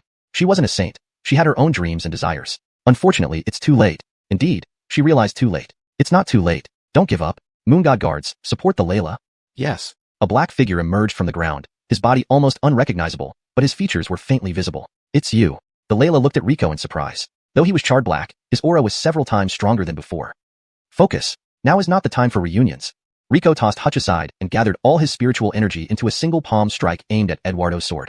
A mere ant trying to topple a tree, beyond your means. Rico's palm was easily shattered by Eduardo's sword, barely slowing it for a negligible instant. But that instant was enough. The Moon God Guard formation was complete, surrounding the Layla like stars around the moon. Their spiritual energies linked, forming a vast net. Within the Moon God formation, their energies flowed without delay, and in that brief moment, all thousands of guards reached the 9th rank. Several thousand 9th ranks. Even if just for a moment, the burst of spiritual energy shook the entire city of Brenjiang 3 times. Eduardo's expression grew grave. Initially, he had been holding back, but he hadn't expected the Moon God's secret technique to be so powerful. Now, he had to use his full strength. Eduardo's eyes gleamed, and his sword moved even faster. Then, the white shield of the Moon God guards clashed with the blood-red sword.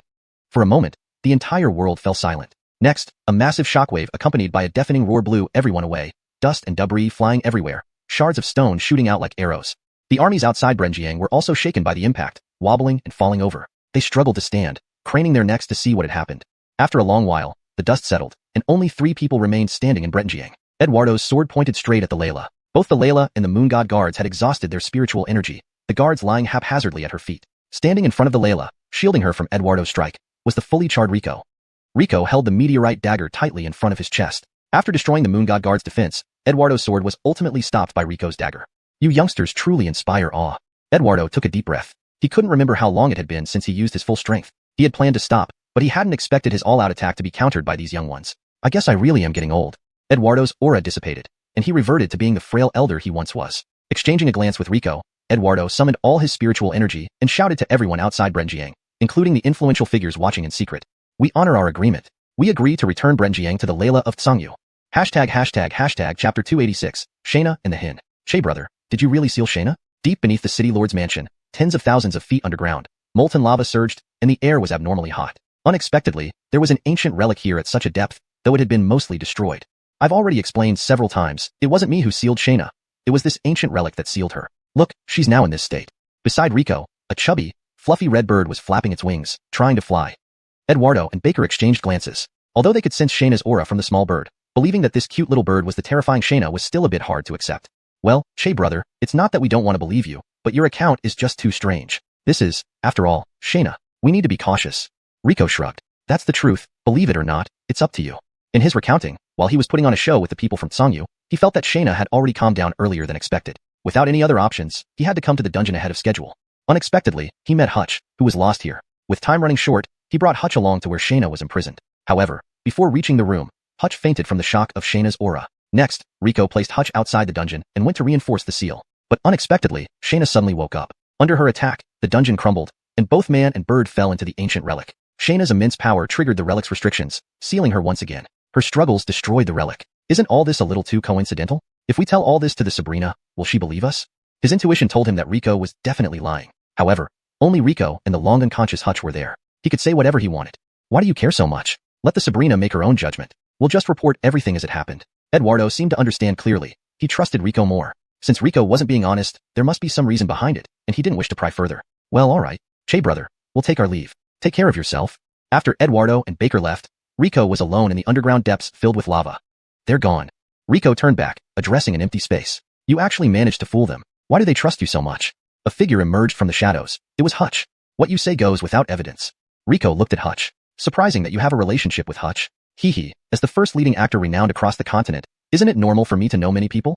Hutch wiped his face, revealing a mask that came off to expose a breathtakingly beautiful face. It was Lydia, the lead actress of Yulchin Garden. Now that you know my secret, what are you going to do? Didn't you also learn mine? Can't we just pretend no one knows anything? Rico remained silent. Time rewound to half a day ago. Rico never told anyone about the subtle connection he had with Xianxia. When he was observing Noel's entourage from the shadows, he suddenly sensed Xianxia's agitation. Frowning, Rico realized this wasn't a good sign. Hurrying quietly to Xianxia's dungeon, he was shocked by what he saw. The Xianxia, whose mere awakening almost killed Baker, was now pinned down and immobilized by someone. Hutch, come out. Before Rico could reveal himself, Hutch sensed his presence. Hutch, you're not Hutch. Who are you?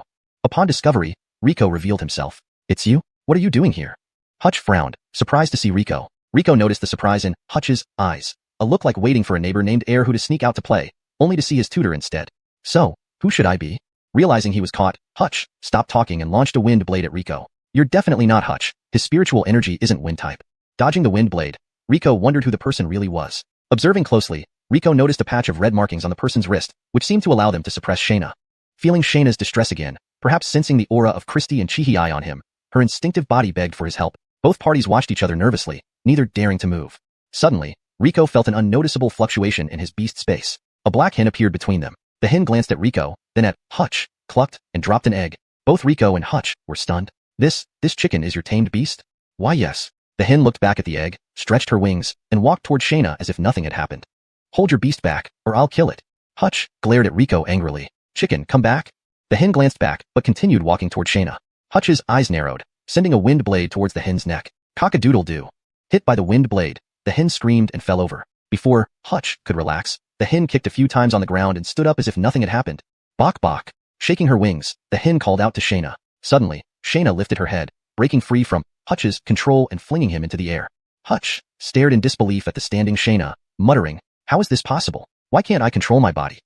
Hashtag chapter 287, The Fall. The hen stood on Michaela's head, looking down at Hutch and Rico from her lofty position. At this moment, there was a clarity in Michaela's eyes that had never been seen before. How is this possible? I am the reincarnation of Michaela. Why can a mere chicken control Michaela's corpse? Hutch stared wide-eyed, his face filled with disbelief. Due to his shock, he did not mask his voice, and Rico immediately recognized it as Lydia's voice. Reincarnation of Michaela? Michaela spoke, her voice melodious yet laced with unhidden arrogance. I have never truly died, so how could I be reincarnated? You are merely a fragment of my soul, carrying part of my memories into an unborn child. Michaela looked at Lydia with disdain and contempt. This can't be true. This can't be true. Even Esau said I am the reincarnation of Michaela. How can I just be a soul fragment? I don't believe it. Lydia's expression was twisted with anguish. She refused to accept Michaela's words. Ever since her memories awakened at 18, she had always believed herself to be Michaela's reincarnation. She had prided herself on this identity, but now Michaela's words plunged her into the depths of despair. Whether you believe me or not matters not. However, I do thank you. If it weren't for your companion who broke the seal in this dungeon, I wouldn't have awakened so quickly. As for you? Michaela turned her gaze towards Rico. Now that I am awake, I will find my 7th sister and together we will revive our Kale. You are no longer needed. Die here. Michaela unleashed a stream of Phoenix Gabire that shot swiftly towards Rico. Fortunately, he managed to dodge just in time, barely escaping certain death. Seeing that she failed to kill Rico, Michaela frowned. Without merging with a body, my control is too weak. Forget it. I'll absorb this soul fragment first. Though my soul is already complete, this fragment will still serve as a substantial supplement. Michaela opened her mouth and Lydia, who was sitting on the ground dazed, felt a powerful suction force pulling at her, almost tearing her apart. She felt her soul being drawn out little by little. Despite trying to resist, she could not withstand the pull. So, I was indeed a fake all along. Lydia's heart was filled with bitterness. Years of pride and unwavering determination, even leading to estrangement from her loved ones, only resulted in nothing. Just as she was about to give up, a large water ball struck Michaela's face. Michaela glared furiously at Rico. Are you courting death? A mere egg-laying hen should act like one, deciding others' fates arrogantly. This is not what an egg-laying hen should do. Rico tossed a water ball between his hands while relentlessly striking at Michaela's pain points. A blazing fury ignited in Michaela's eyes, recalling her most humiliating experience. She had to endure disgrace and attach herself to a hen to avoid being completely destroyed. Unfortunately, after absorbing her Phoenix-energized soul, the hen produced eggs uncontrollably. You will die. Michaela roared, her entire body engulfed in scorching flames. A powerful shockwave erupted from her, centered around her form. The dungeon, already weakened by the disrupted array, cracked under Michaela's furious assault, revealing a bottomless chasm below. Seeing this, Rico immediately grabbed Lydia, who was still sitting in a daze, and leaped into the abyss. Though unsure what lay below, Rico knew he couldn't let Michaela escape the dungeon and return to the surface. Want to kill me? Not a chance. I still have your eggs to eat down here. Rico's voice echoed through the dungeon. Michaela, aware that he was deliberately provoking her, still couldn't let go of her anger. Spreading her wings, she pursued Rico into the abyss. As they continued their descent, Lydia kept muttering, I'm a fake. Everything is false. Rico glanced up and saw Michaela gaining on them. She was faster than both of them. They were going to be caught soon. Yet, Lydia remained lost in her thoughts. Clenching his jaw, Rico slapped Lydia across the face. Snap out of it. You have to live. Irma is waiting for you. Irma? A glint of clarity returned to Lydia's eyes. Seizing the opportunity, Rico pressed on. Yes, after seeing you, she didn't eat for days, constantly worrying about you. Sister Lucia, I must see Sister Lucia. I want to survive and go back. Lydia finally regained her senses, noticing their dire situation, which startled her. What do we do now? The pressure of falling distorted Lydia's voice. I have an idea, but it might not work. What idea? Rico whispered in Lydia's ear. Are you crazy? That's impossible. Lydia stared at Rico as if he were insane. Do you have a better plan? Lydia fell silent. What should I do?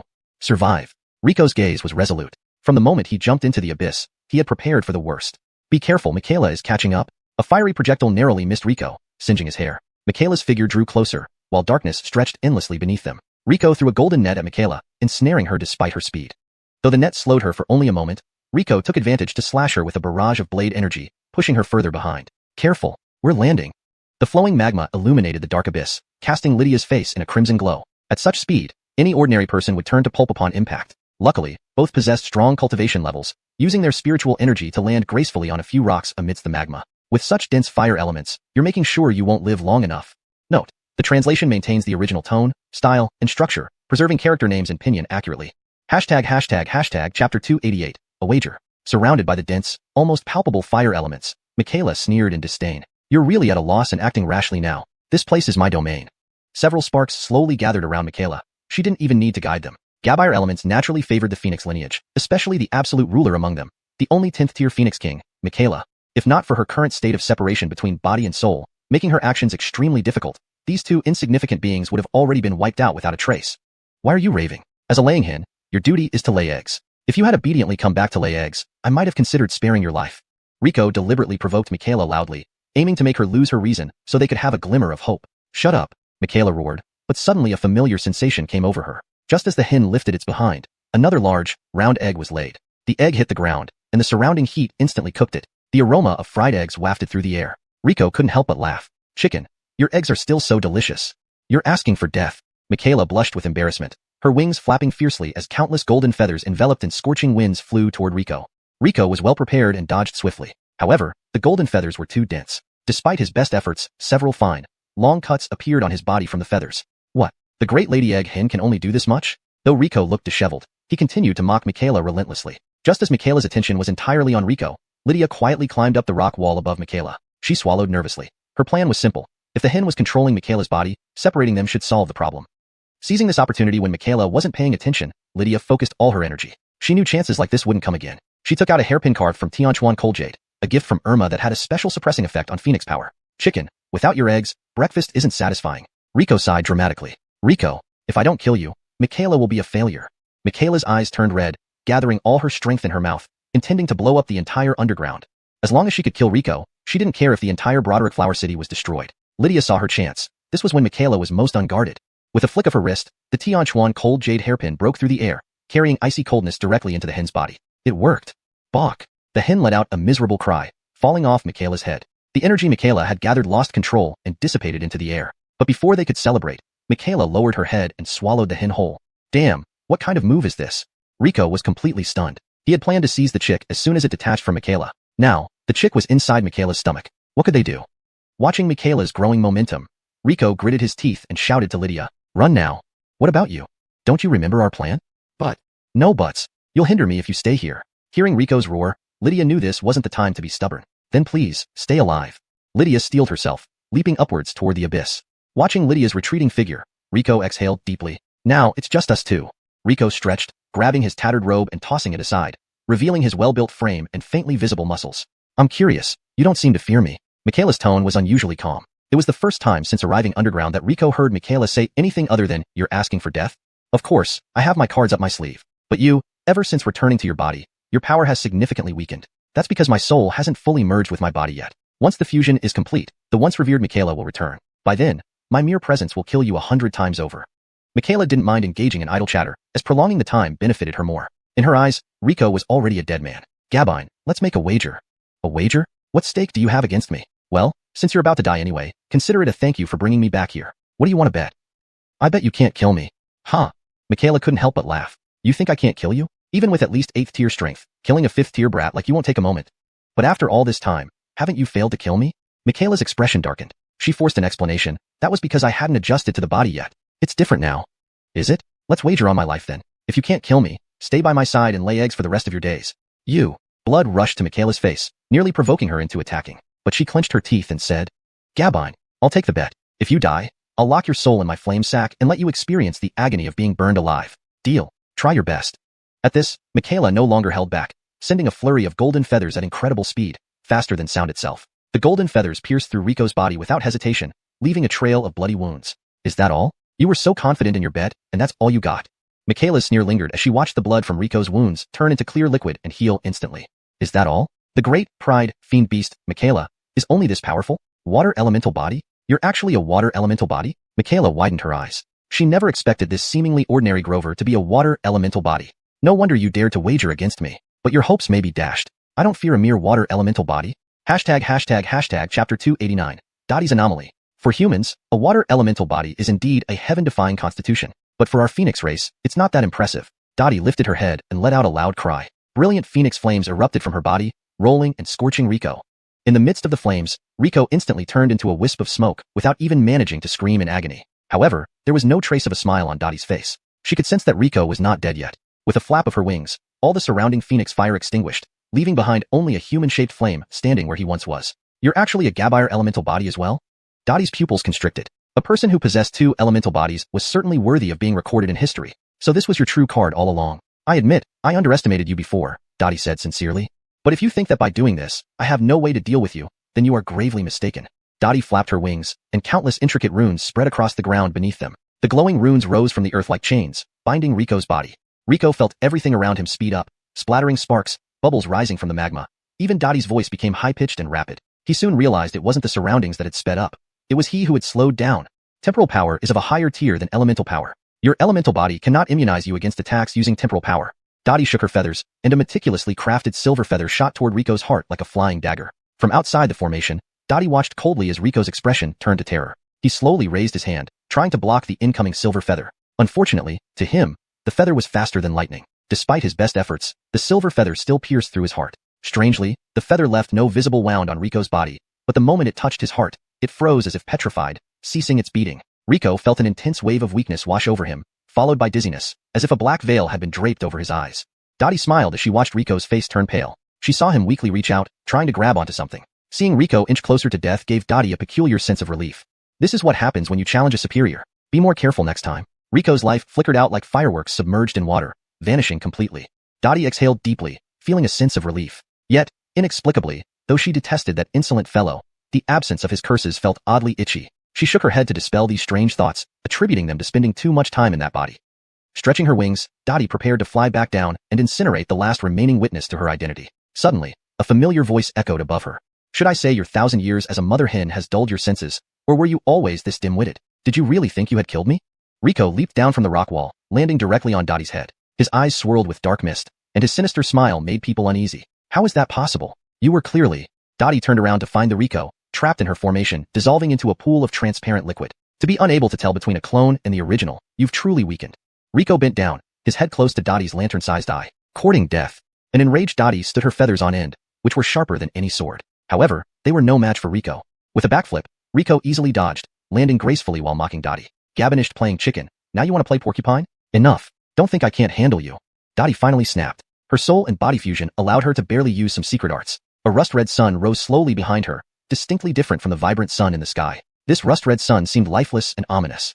The lava illuminated by this sun became restless, and the surrounding fire elements grew extraordinarily violent, even attacking each other. Brutality, decay, and plunder dominated under this rust-red sun. Dottie spread her wings and gazed upward at the rising rust-red sun.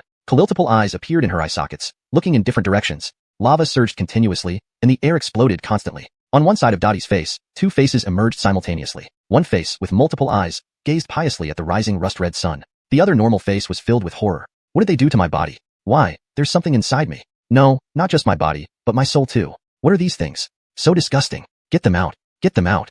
Dottie's voice bordered on hysteria, unimaginable terror emanating from her discovery. When the rust-red sun reached directly overhead, Rico finally identified what it was. It was a congregation of countless skinless creatures struggling together, dark red flames burning their bodies. Their mouths agape, they screamed silently, writhing in agony. It was impossible to count how many tormented beings there were, perhaps tens of thousands, perhaps hundreds of thousands. The number no longer mattered. Their bodies formed this rust-red sun, destined for eternal torment. Bathed in the rust-red sunlight, Dottie's body began to change. Her once luminous feathers turned dull, as if tainted by filth. Her slender form grew bloated, grotesque growths sprouting from her limbs. The once beautiful phoenix had become hideous and revolting. Watching Dottie's transformation, Rico lowered his head, trembling all over. Hee-hee-ha. Excellent, Dolores Goddess. You are about to gain a powerful believer. Chapter 290, Underground Ruins. You are actually one of those fallen gods' lapdogs. Maisie's voice rasped, like an old, rusted iron door being forced open, sending chills down the spine. What are you talking about? Fallen gods? No, no, no. The Dolores Goddess only sensed the source of the world and received its blessing. That is not a fall. It is evolution, transcendence. Rico was laughing uncontrollably, his entire demeanor bordering on madness. Several red thorny tentacles emerged from his right eye, slowly enveloping his entire right side. Come, join me in the embrace of the Dolores Goddess. Rico extended his right hand, inching closer to Maisie. Maisie tried to move her bulky body backward, but Rico kept getting closer until he was nearly touching her. Suddenly, he stopped. Instead of that manic tone, he spoke with his usual nonchalant voice. Enough. You've lived inside me for so long. Shouldn't you pay some rent? With his left hand, Rico pulled out a meteorite dagger and plunged it into his right eye. Ah!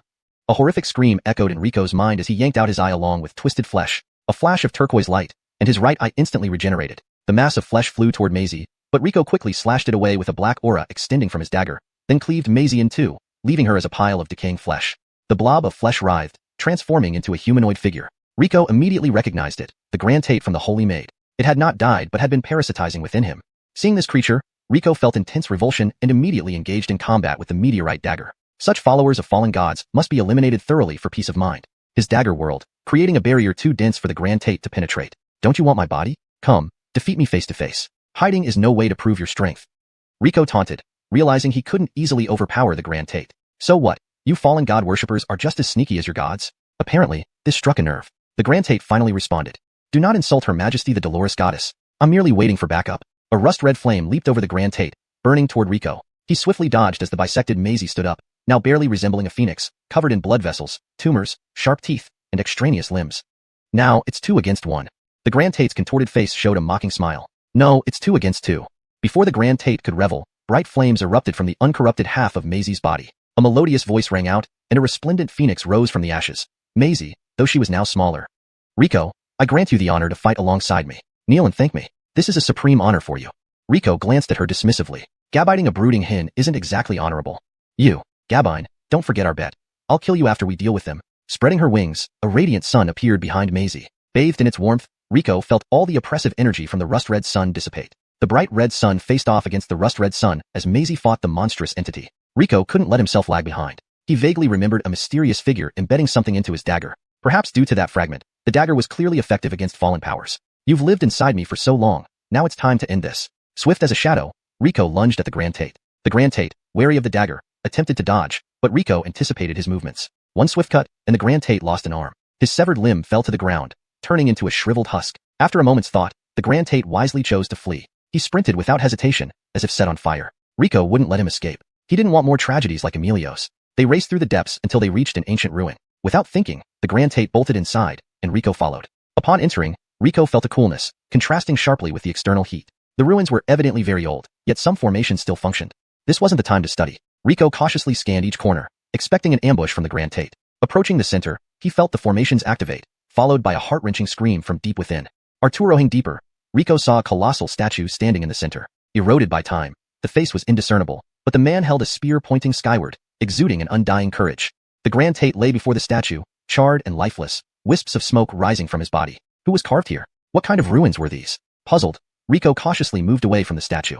Unsure if it would attack, he began investigating the periphery. In an inconspicuous room, he found a jade slip, a recording method used before humanity's decline. Could the ruins belong to a prominent figure from humanity's peak era? The story maintains the original tone and structure while ensuring readability and coherence in English. Chapter 291, The Aiden's Gift. Rico fiddled with the jade slip, a device whose usage had long been lost to time. He could only put it away for now, planning to study it thoroughly once he returned above ground. He roamed around the ruins, but apart from some books that had crumbled into dust and a few medicinal pills reduced to powder, Rico found nothing of value. After 10,000 years, very few tangible objects remained intact. It seemed that the only remaining clue was the statue at the center of the ruins. Recalling the tragic state of the high priest, Rico cautiously approached the statue. To his surprise, the statue did not attack him. Instead, it emitted waves of gentle and benevolent energy. After confirming this multiple times, Rico finally placed his hand on the statue. A faint white light enveloped Rico's body, warming him and dispelling his fatigue. "Hello, child," a deep and resonant male voice echoed before him. Rico opened his eyes to find himself standing under an ancient tree towering towards the sky. In front of him stood a tall Fraser who was smiling down at him. "Where is this place? Who are you?" "Don't worry, child. This is a realm of consciousness, where your mind is linked with the consciousness I left in this statue. Your physical self is still standing by the statue in the real world." The Fraser waved his hand, and through a circular portal of light, Rico saw himself standing motionless under the statue, eyes closed as if asleep. Noticing Rico's bewildered expression, the man quickly spoke up. "I know you have many questions, but I am merely a fragment of a thought, so I may not be able to answer all of them. Ask what you want, and I will do my best to help." "Aiden, are you from the peak era of humanity?" "I'm not quite sure what you mean by the peak era of humanity. What level of cultivation do you possess compared to humans today?" I'm late Gabbath rank now, which puts me in the upper middle range among humans." Hearing this, the Fraser sighed deeply. It seems humanity has truly declined. Does no one even break second rank anymore? Break second rank? Rico frowned. He was already Gabbath rank, so why did the man say no one broke second rank? "Aiden, I am already Gabbath rank. Is the second rank you speak of different from ours?" The Fraser shook his head. "In our time, your current level would be considered Gabberst rank Gabbath level, still far from second rank." Rico's pupils contracted. A terrifying possibility dawned on him. "Can you tell me about the situation outside?" Rico nodded and recounted everything he knew to the Fraser. After listening, the man sighed sadly. "In our time, any adult could reach true Gabbath rank without cultivation, not just Gabberst rank Gabbath level. According to you, humans now struggle their entire lives and can't even break second rank." The man was filled with anguish. It must be those accursed false gods playing with human lives. "When I left this fragment of my consciousness, humanity was mobilizing all its forces to break the barrier between humans and the false gods. From what you say, we seem to have failed." His tone was filled with disappointment and despondency. It was understandable. After waiting underground for thousands of years, hoping for humanity's success, learning they had failed over 10,000 years ago was devastating. The efforts of tens of thousands of years were wiped out in an instant, and even the descendants of humanity couldn't break second rank. What a heavy blow. Fortunately, he was only a fragment of thought, or else he might have collapsed completely. "Child, thank you for telling me the state of humanity. Although I can no longer save humanity as just a fragment of thought, I see hope in you." The Fraser patted Rico on the shoulder. "A dual elemental body like yours was rare even in our time, but I sense even greater potential within you. Here, I have a piece of Shirin stone obtained from the heavenly realm, perfectly suited for you. It might help you become a triple elemental body." Looking at the rich and dense earth-yellow gem, Rico's heart raced. They say throwing this stone into the sea can create a continent in moments. Whether true or not, the earth element within this gem is genuine. "Aiden, such a valuable treasure. I won't refuse." Rico grabbed the gem eagerly. The Fraser laughed heartily. "My fragment of thought is about to dissipate, so let me help you fuse with the gem." Rico felt the space around him blur, and he returned from the realm of consciousness. The statue glowed brightly, and Rico sat cross-legged instinctively. The earth-yellow gem floated from his chest to above his head, and thick earth energy, guided by the statue, flowed steadily into his body. With the senior's guidance, the fusion went smoothly. It was as if he were a tiny grain of sand reuniting with Dolores Earth, absorbing her depth, stability, and inclusiveness. In that moment, Rico felt as though he had become one with Dolores Earth. He was both a speck of sand and a mountain, embodying both insignificance and greatness. Unlike the previous challenges, this transformation felt natural and effortless. When he opened his eyes again, a faint golden glow flashed through them. Thus, the third elemental body, the Earth elemental body, was formed. Rico bowed deeply before the now dim statue, thanking the senior for his generosity and paying tribute to his courage in challenging the heavens for humanity. Rico, come out here. Michaela's loud voice echoed throughout the underground. Rico smiled, realizing she had defeated the monster. Perfect, let's test my strength. Michaela kept shouting, then noticed the ground trembling. Blinking, she saw a human figure emerge from the ground. Rico, prepare to... Wait, how are you 7th rank already? You were just Gabith rank. Hashtag chapter 292, the tastiest in the world. Faced with Michaela's question, Rico smiled but did not explain. I'll advise you to come back and lay eggs for me. Otherwise, you will be in a miserable state. Michaela's eyes bulged wide at Rico's words, and she roared angrily. Boy, don't think that because you've advanced 2 levels, you can look down on me. I will make you pay for your arrogance. Even after severing her previous self to force a rebirth, Michaela still possessed peak 9th rank power. How could a human who had just reached the 7th rank challenge her? Michaela raised her wings high, her head proudly lifted as the bright red sun behind her rose once again. Bathed in sunlight, Michaela sparkled with golden light. The dazzling sunshine flowed like molten gold across her radiant feathers. This time, Michaela didn't intend to hold back. She would end Rico's life with her most powerful attack. All the fire elements in the lava circled around Michaela, and the flowing lava on the ground turned cold instantly. The dense fire elements that could melt metal instantly and all the temporal power within Michaela converged in her mouth, forming a small golden sphere. If it detonated, it wouldn't just kill Rico, it would blow the entire city of Brentjiang sky high. Sensing the incomparable destructive force from Michaela's mouth, Rico sighed softly. You had your chance, but you chose not to cherish it. Don't blame me then. Rico quickly drew an array in his palm, then pointed at Michaela with his finger. Kneel. As soon as the words left his lips, Michaela felt her legs move uncontrollably downward. Her eyes widened as she struggled with all her might, unwilling to kneel before Rico. But his command was like an unbreakable law. She had no way to resist. Scatter. With Rico's word, the energy in Michaela's mouth instantly dissipated into the air. The fire elements returned to their original positions, and the frozen lava began flowing again. What kind of spirit technique is this? Why can't I control my own body? Rico walked slowly up to Michaela and stroked her smooth feathers. Did you forget? You are my bonded beast. How can a bonded beast defy its master? A golden array slowly appeared on Michaela's forehead. Their contract? This is impossible. I have abandoned my old body, so why is your contract still effective? Rico shrugged with a smile. Who knows? Maybe it's because I'm handsome. He certainly wouldn't tell Michaela that everything was part of his plan. By delaying time, he waited for Michaela's soul to fully fuse with her new body, ensuring the contract would have complete control over her. Rico gently patted Michaela's cheek, speaking softly. In the future, stay by my side and lay eggs honestly. Speaking of which, I've never eaten phoenix eggs before. I wonder how they taste.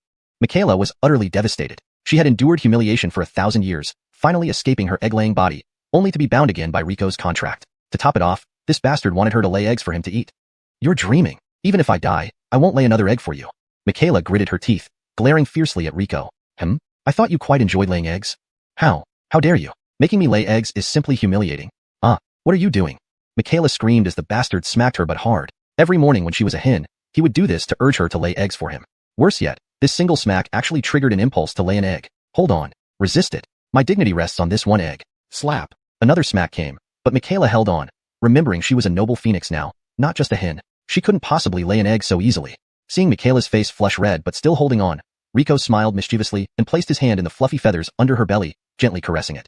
Michaela, expecting another slap, was surprised by his sudden gentleness. Gabinally, the long-suppressed urge to lay an egg became too much. Her magnificent tail feathers curled upward, and with a couple of clucks, 3 large phoenix eggs fell from behind her. So, laying eggs feels good, right? Rico whispered softly in her ear. Embarrassed, Michaela covered her flushed face with her wings, feeling thoroughly humiliated. Seeing Michaela hiding like an ostrich, Rico chuckled and turned to pick up the 3 phoenix eggs from the ground. He wasn't about to waste these freshly laid eggs. They were far too valuable. Never had he heard of anyone eating phoenix eggs before. These eggs were just as luminous and striking as Michaela herself, looking like enormous gemstones, and they were huge, bigger than Rico's head and likely weighing 10 pounds each. Holding one of the phoenix eggs, Rico could feel the intense heat emanating from it. Energy, not Michaela's body heat. Should I eat this egg? He patted Michaela, but she remained obstinately hidden like an ostrich, refusing to meet his gaze. If you don't say anything, I'll eat it. After much effort, Rico managed to crack the egg open with a meteorite dagger. The shell was incredibly hard. Gabbing a large pot in his spatial ring, he boiled the egg but ran into trouble cooking it. Hours passed, but the egg showed no signs of being cooked. Rico checked the boiling water, then the egg. Realizing the egg was hotter than the water, he grabbed a spoon and ate a raw bite. Instantly, his eyes lit up. Glennicious. Kalilch better than chicken eggs. Fresh, flavorful, and with a fiery zest. Delicious. Glennicious. Rico said, delicious twice, indicating how exceptional the phoenix egg truly was. Hidden beneath her wings, Michaela smiled proudly, knowing full well whose eggs they were. After all, she was the world's first divine phoenix, and naturally, her eggs were the tastiest in the world. Chapter 293, An Ordinary Scholar. Inside the Xianxia Imperial Palace, the Khan sat on his throne with a darkened face and knitted brows. Despite everything going according to plan, he still felt uneasy. Shadow Guard. Yes, your majesty. From the empty shadows behind the throne, a hoarse voice, indiscernible as male or female, replied. You are to go immediately to Brenjiang City and keep a close eye on Rico. Report every move he makes to me. Yes, your majesty. Just then, an inner guard burst into the hall holding a letter, shouting, Imperial report. The Kylan family has fully evacuated Brenjiang City without any casualties on our side. Upon hearing this news, the emperor's frown deepened even further. Continue. Which prince conquered Brenjiang City? Your majesty, it was Ren. At this news, the emperor stood up from his throne abruptly, his hand slamming down hard on the armrest. How could it be her?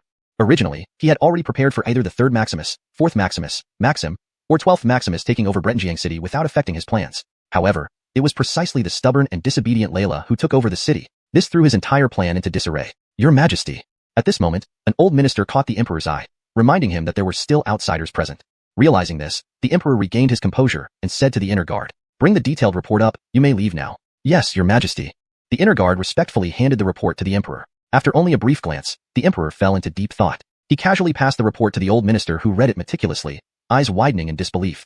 The mysterious elder living in Brenjiang City is actually the heaven-shaking sword saint? Ren and her moon god guards fought the heaven-shaking sword saint to a standstill? Your majesty, how is this possible? I've long known that she interacts with moon god believers, but never paid attention to it. I didn't expect she could achieve such a feat, the emperor replied. The old minister asked cautiously, Your majesty, is there more to this story? The emperor glanced at the old minister. Emil Carling, have you started speaking like those sly old foxes? Hildreden directly criticized by the emperor. Emil Carling laughed. Your subject is old, not as keen as in my younger days. Afraid of making mistakes, upsetting your majesty. Then do you think this verbose speech pleases me? Under the emperor's stern gaze, Emil Carling's smile faded, and he said solemnly, Your majesty, your wisdom can guide 10,000 generations. There's no need to rush in naming an heir. Perhaps this conflict over Brenjiang should just... Interrupting, the emperor said. You know what I don't want to hear is this. Emil Carling hesitated, wanting to say something but ultimately sighed, closing his mouth.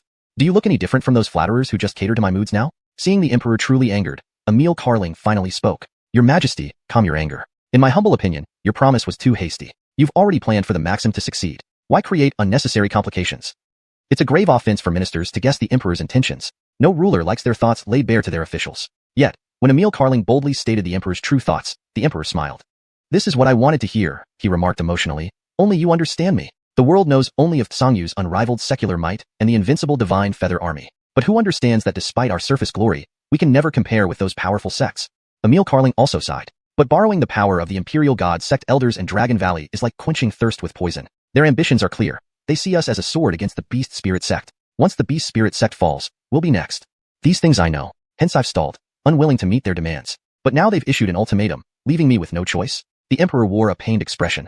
Such vulnerability was only visible to the elderly minister who had strategized for him for so many years. Our situation is indeed grim, with the Emil's Council and Dragon Valley lurking as threats. If we agree to their demands and the Beast Spirit Sect falls, we'll be next. Does Emil Carling have a plan? Facing the emperor's almost pleading tone, Emil Carling sighed deeply. Your subject is old, just an ordinary scholar, unlike your majesty with great cultivation. Initially, I plan to retire, but given our dire situation, I must offer all my efforts to assist your majesty. Now, there is one solution to our predicament. Oh, please enlighten me. Arrange a marriage alliance. After their lengthy discussion in the hall, as Emil Carling left, dusk began to settle. After his departure, the emperor resumed his usual air of supreme authority. Having ruled for so many years, he knew well how to manage people. With someone like Emil Carling, he had to appear vulnerable to make him feel indispensable, ensuring he worked wholeheartedly. Shadow Guard, did you hear everything we discussed? What needed to be heard was understood. What shouldn't have been heard wasn't. Excellent. Do you know what to do now? Not yet, please instruct. The emperor nodded in satisfaction at Shadow Guard's response. You still need to watch Rico. Every detail of his actions must be reported to me, understood? Yes, your majesty. The shadow behind the throne flickered slightly before returning to its form. Only the emperor knew that someone had just left the hall unnoticed, evading even the skilled guards outside. After everyone left, the emperor gazed towards Brenjiang City from his seat in the deserted hall. Recalling the plan proposed by Emil Carling, Crane smiled. If this plan succeeds, the Imperial God Sect and Dragon Valley would be the unfortunate ones. Note: in maintaining paragraph structure and style, I ensured the translation adhered closely to the original text while ensuring fluency and coherence in English. Chapter 294. Why him? Crane, what do you mean? Are you going to go back on your word? In the secret chamber of the Xianxia Imperial Palace, Jason, the Guido of Xianxia Sect, and Theo, the elder of Dragon Valley, were seated in deep discussion. However, the Guido was clearly agitated. I always keep my word. You mustn't forget that I promised to help you deal with the Beast Spirit Sect under the condition that you and Emil Long help my third daughter, or my son take Brenjiang City. But what happened? But you never told us that Sword Saint Dennis was in that city. The Guido slammed the table angrily at Jason. Theo beside him also nodded. He had known from the first glance at Darnell Dennis that this old man wasn't ordinary, so he hadn't participated in the battle at Brenjiang. It turned out his judgment was correct. Even if he had joined, he would have been just a small dish. Crane sipped his tea calmly and said, "You misunderstood me. I didn't know either that the 1,000-year silent Sword Saint Dennis was in Brenjiang City." "Huh, do you really think we believe that?" Crane glanced at Theo. "Did any of you recognize Sword Saint Dennis before he revealed his identity?" This question left the two men speechless. Indeed, who could have recognized that farmer-like old man as the once vibrant Sword Saint Dennis? Forget about Sword Saint Dennis for now. You should know about Baker being in Brenjiang City, right? Yes. Then why didn't you tell us? Crane smiled slightly at the Guido. Is Amir Baker something for the mighty Guido of Xuanhuan sect to be afraid of? Well, in terms of experience, the Guido indeed outclassed Baker, but in terms of strength, Baker could defeat her effortlessly. However, the Guido wouldn't admit such an embarrassing fact herself, so she retorted stubbornly, "While Baker is nothing to me, he is still a peerless talent, and it's improper of you to withhold information about him." "Emperor, I did not inform Old Seven either, yet she managed to capture Brenjiang City by her own strength, while my other two children failed despite your help." The Guido felt as if her mouth was stuffed with cotton, leaving her speechless. "Please leave. Since you couldn't meet my requirements, let's put our cooperation on hold." Although reluctant, the Guido and Theo knew it was true and had no choice but to leave reluctantly. But they weren't giving up. The Xianxia Empire was indispensable to them. Before leaving, the Guido gave Jason one last message. "I admit this was our mistake, but please reconsider. Our patience has limits. Once it runs out, our methods won't be as gentle. Farewell." After they left, Crane finally breathed a sigh of relief. He hadn't been certain if he could withstand the anger of these two powerful factions if they turned against him. "Your Majesty, there's no need to worry. Both Long Valley and Xuanhuan sect are not united," said Emil Carling, emerging from the shadows. "It's already well known that the Guido Council of Xuanhuan sect doesn't get along with the Melanie, and Theo belongs to the Supreme Emil faction of Long Valley. Even if they truly turn against us, they won't use their full strength. Moreover, based on their attitude today, it's unlikely they'll make a move against us." Emil, it sounds easy to say. Even if they only send a fraction of their forces against us, we can't handle it. Let's not talk about that. Your Majesty, what do you think of my proposal from yesterday?" Mentioning this made Crane feel a headache. "Last night, in Ganyu Pavilion, the personal study room of Jason. Are all my daughters here?" Crane put down the book in his hand as his daughters stood before his desk. "Everyone sit down." Eunuchs had already prepared chairs for the Francescas. They sat on both sides of the room, except for Rin, who sat in the corner wearing a black veil. "Wanru, we're family here. Take off your veil and come over. As the heir to Tsangyu, those worldly rules are just formalities." "Yes." Rin respectfully bowed and sat next to Alia Arya. Alia Arya was curious about her elder sister, whom she had only met a few times. If Jessie wasn't here, she would chat with her more. However, Alia Wanin glared at Rin, thinking the position of heir should have been hers. "Why did you summon us here at such a late hour, Jessie?" Alia Arya yawned. "Usually, she'd be asleep at this time. Do you think the Emperor can't invite you to chat without a reason?" Mei Guifei interjected. "Your Majesty, Darnell is young. She must be tired by this hour." Crane patted Mei Guifei's hand. "I'm not blaming Darnell. Since she's sleepy, I'll be brief. I've decided to ally with the Beast Spirit Sect through marriage, so I wanted to hear your thoughts." Hearing about the marriage alliance, the Francescas showed various reactions. Alia Wanan was uninterested, Alia Wanru looked dejected, Alia Xixia was surprised, and little Alia Arya was excited. "Who is Jessie planning to betroth us to?" Yoltal Alia asked eagerly. "What do you think of Rico?" "What?" All four Francescas exclaimed together. Crane was startled by their reaction. This was a suggestion from State Emil Carling. The plan was simple, a marriage alliance. Xianxia Empire's situation seemed complex, but was actually simple. Xuanhuan sect and Dragon Valley wanted Xianxia to stand against the Beast Spirit Sect, and then they would join forces to take over the Beast Spirit Sect. But once the Beast Spirit Sect fell, Xianxia would be next. If Jason married Rico into the royal family, everything would change. Rico, as a disciple of Xuanhuan and Beast Spirit Sect, would form alliances with both sects simultaneously by becoming the prince consort. Plus, with the support of Wudu Valley through Mei Guifei, the four parties would unite. This would give them enough clout to deter any attacks from Xuanhuan sect or Dragon Valley. "Do you have any thoughts?" "Xixia, speak first." "Jessie, Rico is my senior and my teacher Sean. Betrothing me to him would be against propriety." Alia Xixia blushed. She hadn't expected her father to propose a marriage alliance with the Beast Spirit Sect, especially with Jim Rico as the intended. Chapter 295, Do you believe in fate? And what about the others?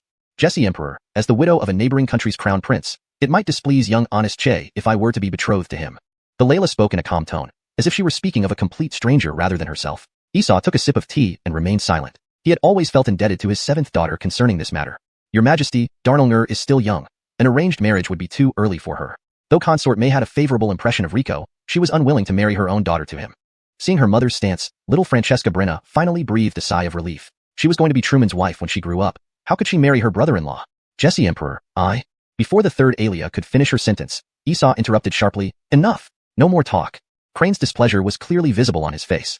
All of you make excuses. Have you no sense of being a Francesca? If any of you had half the awareness that Wanru once did, forget it. Go away now. The Francescas exchanged glances, each revealing different thoughts. Seeing that they hadn't moved, Crane's temper flared again. I told you all to leave. Didn't you hear me? Yes. The 4 Francescas left the study one by one. Just as Song Wanru was about to depart, Crane called her back. Wanru, wait. What does Jesse Emperor wish? Esau snapped his fingers, closing the door to Ganlu Pavilion and activating a protective array to prevent eavesdropping. Wanru, these past years I have indeed neglected you compared to your siblings. You don't hate me, do you? Crane spoke gently, almost like a doting father confiding with his daughter. I am Jesse Emperor's daughter and would not dare to blame Jesse. Crane narrowed his eyes slightly, sensing a hint of dissatisfaction in her tone that he had never heard before. Clearly, something had happened in Yangcheng. Well, those past years I couldn't help myself. The neglect wasn't intentional. It was just a show for the people of the neighboring countries. If Song Wanru were still the Dixie she used to be, she might have believed him. But after so many years of indifference, coldness, and deliberate ignorance, she wasn't that naive anymore. I understand Jesse Emperor's plight. You understanding is good. Now, having survived a blow from Sword, Saint Aviv at rank 7, news of your strength will soon reach the ears of the neighboring countries. This world respects power above all else. As a strong individual yourself now, those old men can no longer restrict you with mourning rites. Moreover, you are now my successor. From now on, no black veil, no formalities. Tomorrow, move into the Johnny's residence. It has been thoroughly cleaned. Stay there peacefully. If anyone speaks ill of you, tell me, and I'll discipline them. Crane spoke earnestly, as if he truly cared for her. Thank you, Jesse Emperor. I'll follow your instructions. Good, very good. Come sit. Crane happily pulled Song Wanru to sit beside him. Wanru, what do you think of Rico? On the path from the palace to the gate, Elise, Adelina, and Hayden walked side by side. Brett, you've truly surpassed my expectations, said Adelina, chatting like sisters. To receive praise from the third Emil's sister, I am truly honored, replied Hayden, lacking her usual subservience. Why did you vanish during the final battle after being the first to enter Yangcheng? Adelina stared intently at Xianxia, piecing together their failure. She realized that Rico's supposed rescue mission was a ploy to undermine the Imperial Spirit Sect and Long Valley through the Darnellin family. Hayden was only a distraction. He truly aimed to support the quiet Song Wanru. I was confined in the Xander's mansion until the Darnellin family left. Didn't third Emil's sister know? Hayden remained calm, appearing truthful. During that long time, you didn't try to escape? How could I? As a mere 6th rank cultivator, I couldn't break the formation set by Gabinian Darnell. Her explanation stumped Adelina momentarily, but she asked another question. Let's put that aside. What do you think of 7th Emil's sister becoming heir? Of course, I congratulate 7th Emil's sister. After so many years, she has finally reclaimed her name. Don't you feel wronged? Adelina locked eyes with Hayden, trying to catch her in a lie. Wronged? Yes, a little, but if fate chose better, then I must submit. Adelina frowned, sensing deeper meaning in her sister's words. What do you mean? Instead of answering directly, Hayden counter-asked, do you believe in fate, third Emil's sister? Why ask this now? I never believed in fate, only in shaping my future. Hayden chuckled. I didn't either until now.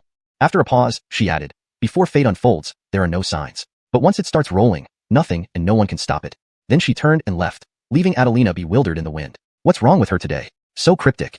Adelina didn't know that while in Yangcheng, Hayden saw something unexpected at the Xander's mansion that changed her perspective. Chapter 296, The Son of Destiny. Let's rewind a few days to the decisive battle in Xiangyang City. While everyone outside was fighting for their lives, Carissa, who stayed within the Lord's manor, wandered aimlessly with nothing to do.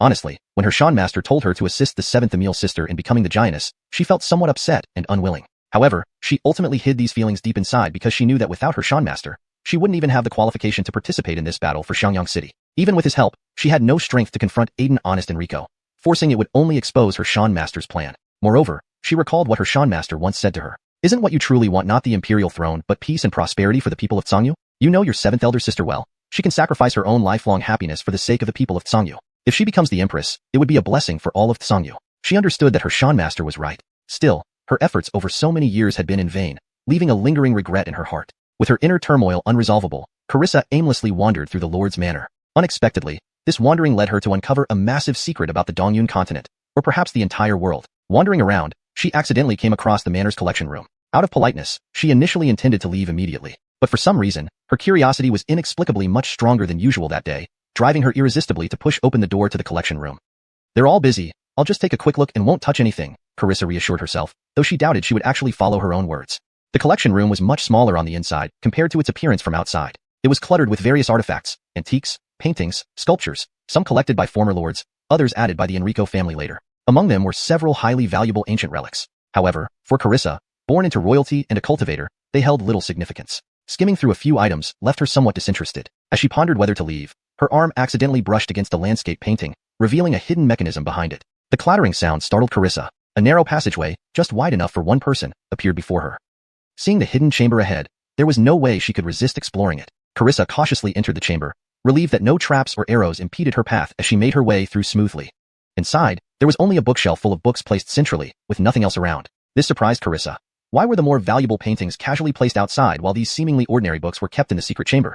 Her intense curiosity drove her to walk up to the bookshelf and pick up a book at random, beginning to read. All the books were handwritten, and judging by the handwriting, they appear to be a collaborative effort by multiple individuals. What particularly intrigued her was the text in these books. These are all ancient Xianxia texts? I doubt many people in the country still recognize these characters. Fortunately, Carissa had always loved reading, so deciphering this ancient script posed no challenge. After flipping through a few books, Carissa gradually furrowed her brow. These are all research notes? The whole bookshelf is filled with them? What exactly were they researching? Thankfully, the research notes included time records. Carissa arranged them chronologically. Shockingly, the earliest notes dated back to when Xianxia was just a small tribe. Some notebooks featured a change in handwriting halfway through, leading Carissa to speculate that after the death of one author, the next generation continued writing. These notes are too numerous. It'll take ages to read through all of them. Carissa thought for a moment. Since these were research notes, she decided to go straight to the last one.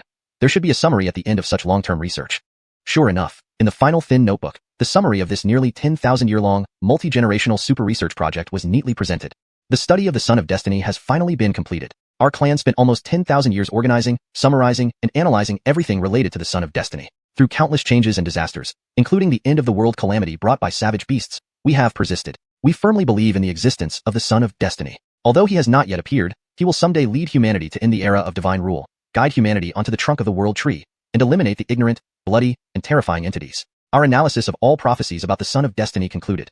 When he awakens, 9 gates will open in the sky, and the seed of the world tree will appear beside him. The world-devouring beasts will serve him, and all humans will bow before him. He wields weapons from another world, opposing the darkness from above. In every language, he shares the same name, Art. Reading this, Carissa's hands trembled, and the notebook slipped from her grasp. Several yellowed portraits fell out. Carissa picked them up. Despite the varying artistic styles and blurriness, she clearly recognized them. They depicted the art she knew, her Xianmaster. How is this possible? Her expression shifted from shock to disbelief. She began to suspect that this was all fake, deliberately forged by someone. But those who could recognize ancient Xianxia texts were rare, let alone produce an entire bookshelf of research notes. Carissa couldn't wait to carefully examine the research notes again. Soon, she found that the notes contained accounts of Xianxua's history, recorded only in fragmented detail in the royal archives. This provided indirect proof of the notes' authenticity. Could it be that Gym Master Xiao really is the prophesied Son of Destiny?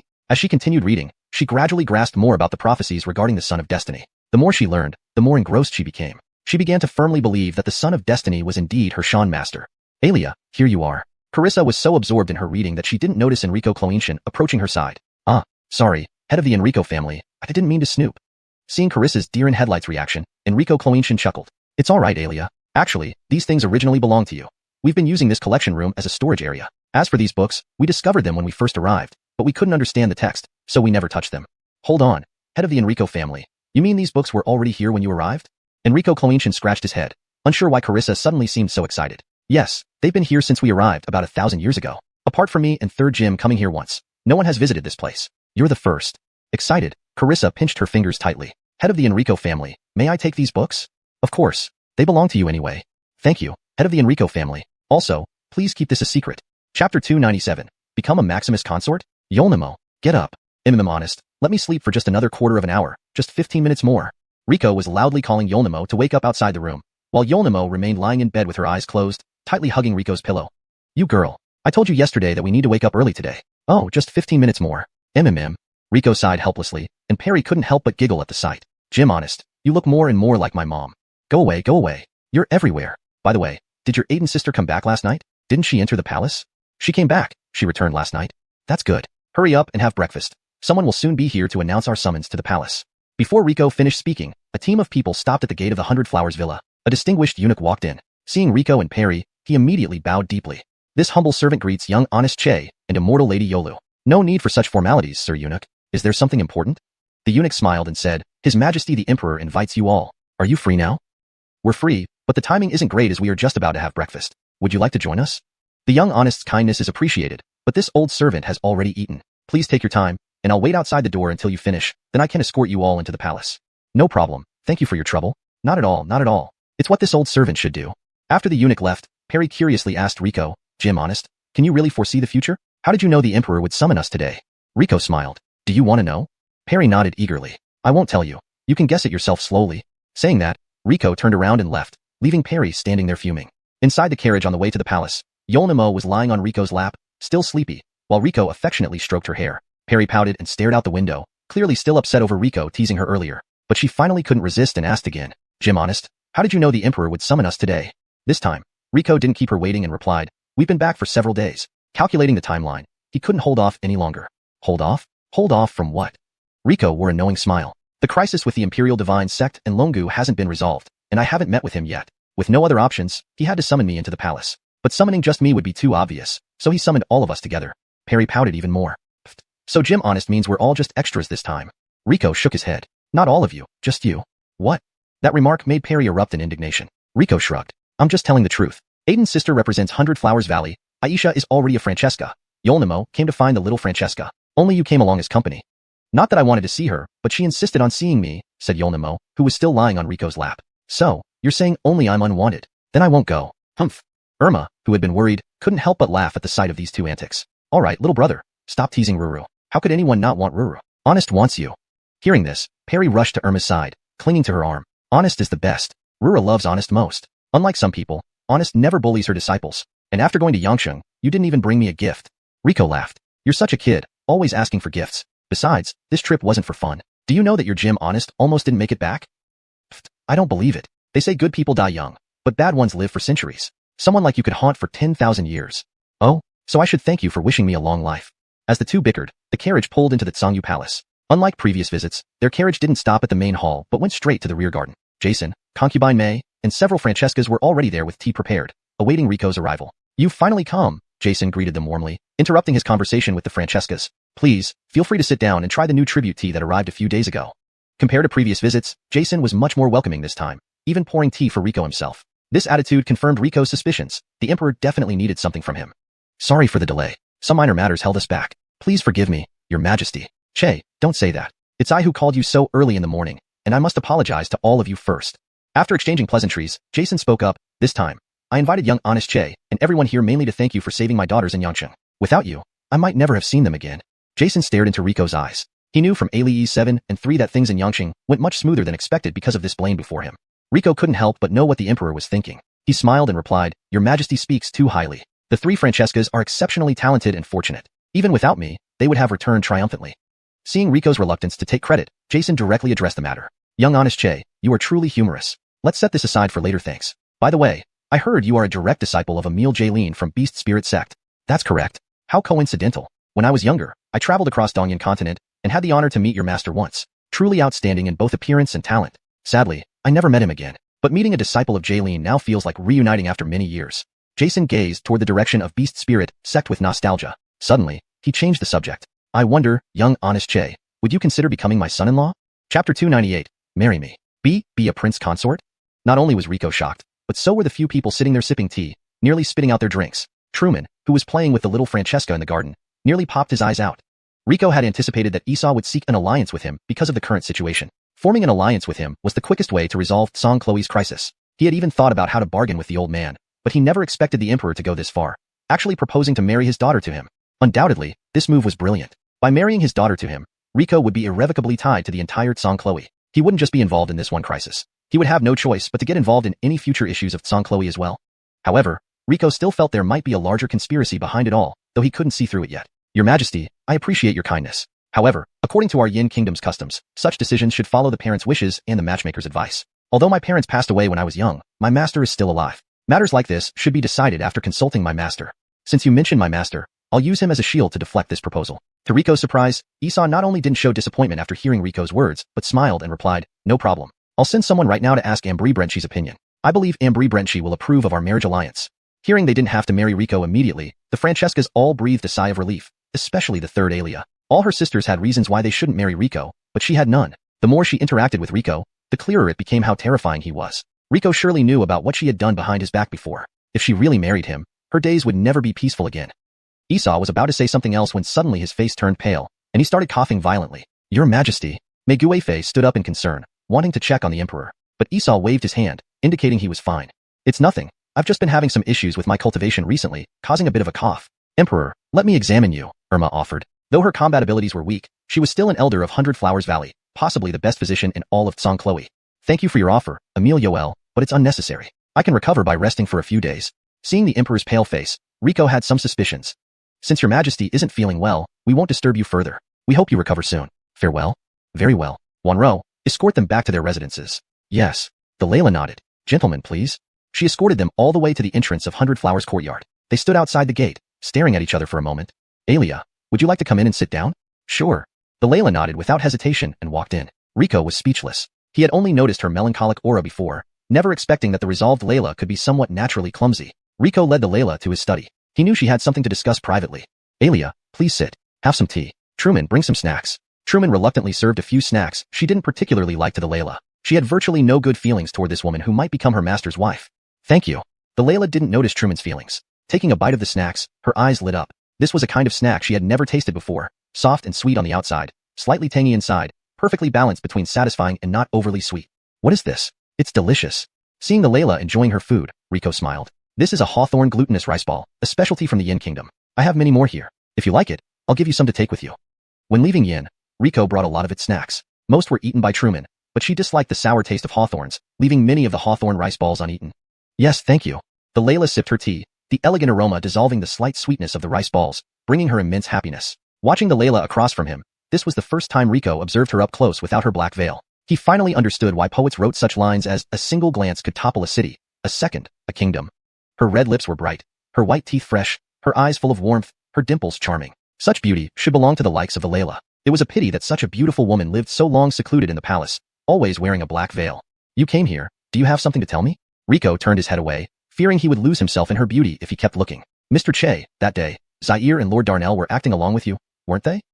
Rico's eyebrows twitched. He didn't expect the Layla to ask so directly. If I said no, would you believe me?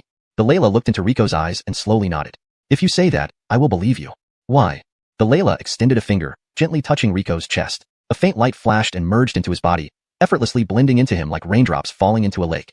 That day, when you protected me from Zaire's final attack, I subconsciously infused Moon Goddess power into your body. I thought you would reject it since you're not a believer, but Moon Goddess power accepted you. I trust you won't harm me. Do you believe I won't harm you just because of that? What if my constitution is special, naturally accepting Moon Goddess power?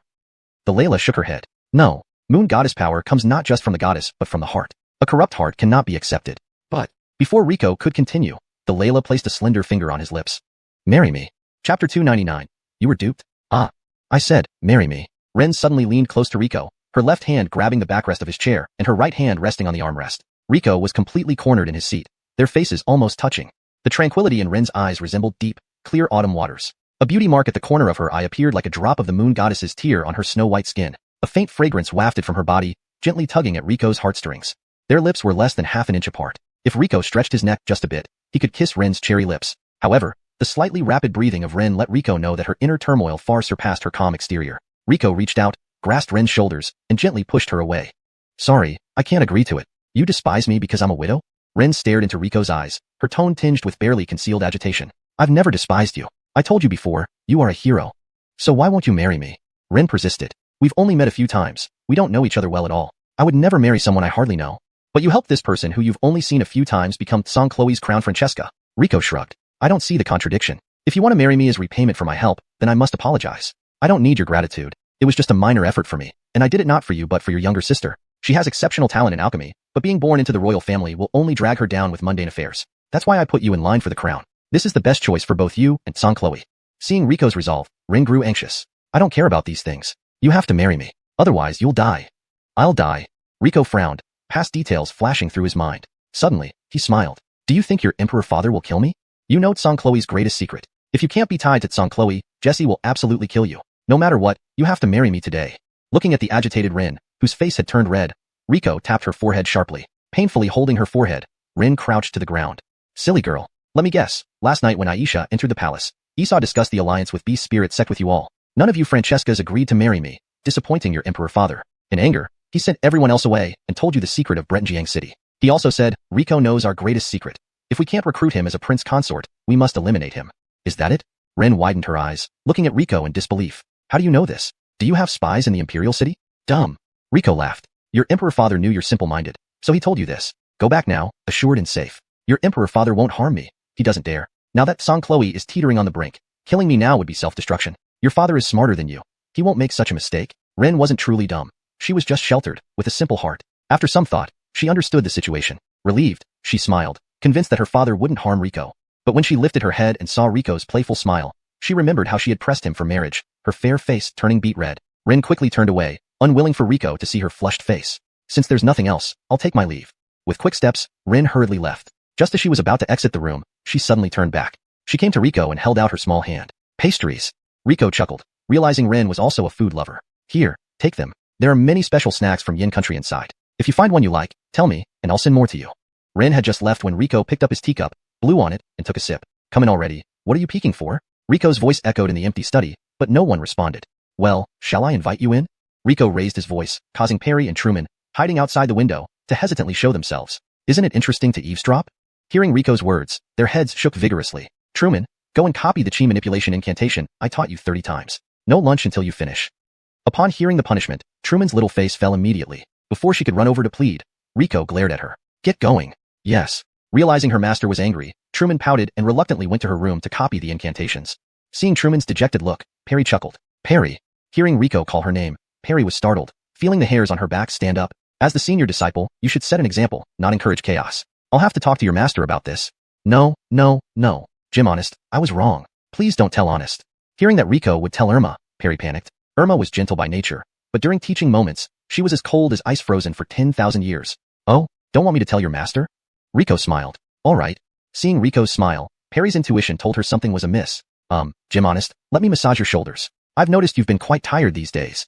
Perry ran over and started massaging Riko's shoulders energetically. After enjoying for a moment, Riko opened his eyes and spoke. It's rare to see such filial piety from you, but I need your help with something else. What is it? Perry, you're from Saint-Chloe. Aren't you familiar with the Imperial City? I wouldn't say very familiar. I've only been here a few times. If you need someone who knows the city, you should ask Aiden's sister, who grew up here. I'll fetch her for you. Trying to slip away, Perry was stopped by Riko. No need. The place I'm going this time isn't suitable for her to come along. Perry felt increasingly uneasy, her voice trembling as she asked Riko. Jim, honest, where are you going? Ichuan building. Hashtag chapter 300, Ichuan Tower. Ichuan Tower. That's not a brothel. Perry was frightened by Riko's sudden announcement, but upon seeing his gesture, she quickly lowered her voice. Jim, honest, you want me to take you to Ichuan Tower? I'm a girl. Is this really appropriate? We're not going there for fun. We're on important business. Tell me if you're coming or not. If not, I'll go alone. Riko stood up and was about to leave, but Perry quickly blocked his path. She wouldn't miss out on something so exciting. I'm coming, Jim, honest. Wait for me. Ichuan Tower, the largest entertainment center for lonely men and women in the Xianxia capital, as well as the biggest gold pit. Here, if you have enough money, there's nothing they can't do for you in this imperial city. As long as you pay enough, even if you want to spend the night with a Francesca or a nobleman's daughter, they can arrange it for you. Of course, provided you can bear the revenge of the nobility. You two gentlemen look unfamiliar. First-time visitors to our Ichuan Tower? At the colorful entrance of Ichuan Tower, a woman in her 40s or 50s, Sherry, warmly grabbed Perry's arm. Presently, Riko had transformed Perry into a frail, middle-aged man with a goatee, looking as if drained from excessive indulgence. This is our first time here. Please help us find two pretty ones. My goodness, you know me, sir. Riko glanced sideways at Perry, who awkwardly coughed. I just heard someone call you that a moment ago. This is my first time too. Please don't bully us because we don't know the ropes. Saying this, Perry took a silver coin from his sleeve and slipped it into Sherry's hand. Seeing the generous tip, Sherry quickly summoned several girls to attend to their guests. The two were ushered through a hall filled with blooming flowers and beautiful women, finally reaching an elegant private room on the second floor. Here, it was quieter yet still offered a view of the dancers on stage. Come, fill me up. Take good care of your Sean, and there will be rewards for all. Perry slapped a handful of silver coins onto the table. The sight of so many coins made the girls' eyes widen. They immediately crowded around Perry, soft, perfumed bodies rubbing against him, white arms pouring wine, massaging shoulders, and patting legs. Perry laughed, slipping a silver coin into the chest of each girl around him. With the reward, the girls became even more enthusiastic, vying for his attention. Those who couldn't get close turned to Riko instead. What a handsome Blaine. Have a drink with the sisters. No drinks, but tell me, have you seen this person? Riko pulled out a portrait and a handful of gold coins from his chest. He placed the portrait on the table, which showed a man dressed in strange attire with an odd, half-smiling expression. Whoever has seen this person gets one gold coin. Seeing the shiny gold coins, the girls gathered around Riko excitedly. Even those serving Perry left him. Noticing Riko was stealing all the attention, Perry shot him an annoyed glance. You are Jim, honest. After all, this time, I'll let you have your way. Oh. Perry downed his cup of wine in one gulp. I've seen this man. A girl near Riko shouted. Just a few days ago, he came with Minister Broderick. Minister Broderick seemed quite respectful towards him. Minister Broderick? Which Minister Broderick? The Minister of Revenue, Marshal. Whenever he comes to Ichuan Tower, he usually looks for me. But that day he didn't even greet me, heading straight upstairs with that man. Minister of Revenue, Marshal. Riko silently noted this name. Very good. Here's your reward. He flicked a gold coin into the girl's hand. She eagerly bit into it, confirming it was genuine. This made the other girls envy her, recalling if they had seen the man.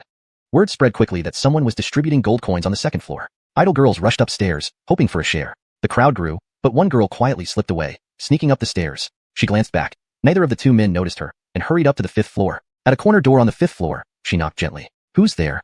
A flirtatious voice replied from inside. Sir, it's me, Darlene. Darlene, come in. Just as Darlene touched the door, a sword blade thrust out from the crack, piercing her heart. She fell backward, bewildered until death. Why kill me when I came to inform you? Since you came, why not come in and chat? The flirtatious voice spoke to no one outside the door. Misty air coalesced, and Rico appeared outside the room. He bent down to place a pill in Darlene's mouth, then pushed open the door. The smell of fresh blood hit him instantly. Unlike the bright, lively exterior, this room was stained with dried blood. Naked female corpses lay sprawled everywhere, their lifeless eyes wide open in disbelief. In the middle of the carnage, a man in peculiar clothing tinkered with herbs on the table. Indeed, using ordinary people without cultivation results in poor ointment quality. The man casually applied the newly concocted ointment to a tied-up girl's face. Her once dull skin became slightly rosy and smooth under his treatment, but that was all. Did you make the ointment from 100 Flowers Valley? Why ask what you already know? The man turned, giving Rico a grotesque grin. Why create such things? Rico cautiously watched the man, unable to penetrate him with his divine eye. If the man didn't have a special treasure, he must be a 9th-tier powerhouse. If I say it's for money, would you believe me? While speaking, the man slowly approached Rico. ####Chapter 301.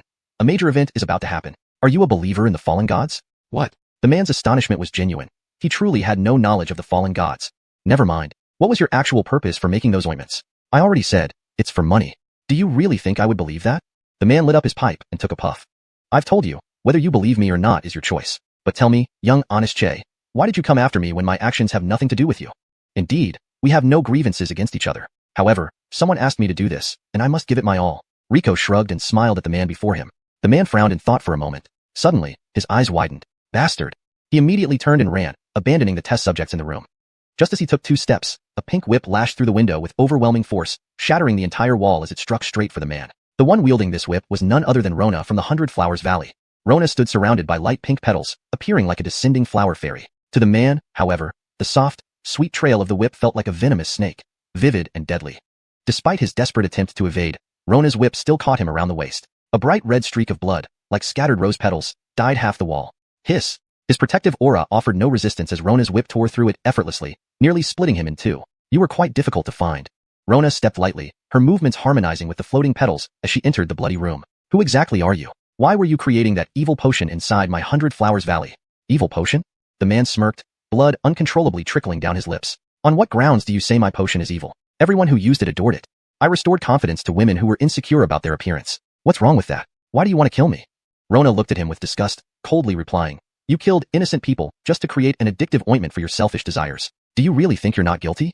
The man shook his head slightly. I admit, I used many corpses of your 100 Flowers Valley disciples to create the potion. But they weren't killed by me, but by your own people from the 100 Flowers Valley. The man deliberately revealed these details to distract Rona so he could escape. But unexpectedly, Rona wasn't affected by this tactic. The issues within the 100 Flowers Valley will be dealt with by the appropriate personnel. My job is to capture you and bring you back. Damn! The man gritted his teeth. Rona, do you really think you can catch me? Suddenly, the man's aura surged, even breaking through the roof of Ichuan Tower. The entire building shook violently under his overwhelming presence, causing the guests and courtesans to stumble and fall. Rico, who was closest to him, was thrown several yards away by the sudden force. Even Rona instinctively raised her hand to shield herself. This aura was formidable, matching the sky-shaking sword saint, who appeared in Brentjiang City days ago. However, once the aura dissipated, the man was nowhere to be found in the tower. He actually tricked me. Rona was ready for a fierce battle, but realized that the explosive aura was merely a diversionary tactic to escape. Determined not to let him get away, Rona immediately followed the breach in the roof to chase after him. So she just left like that? Without any acknowledgement?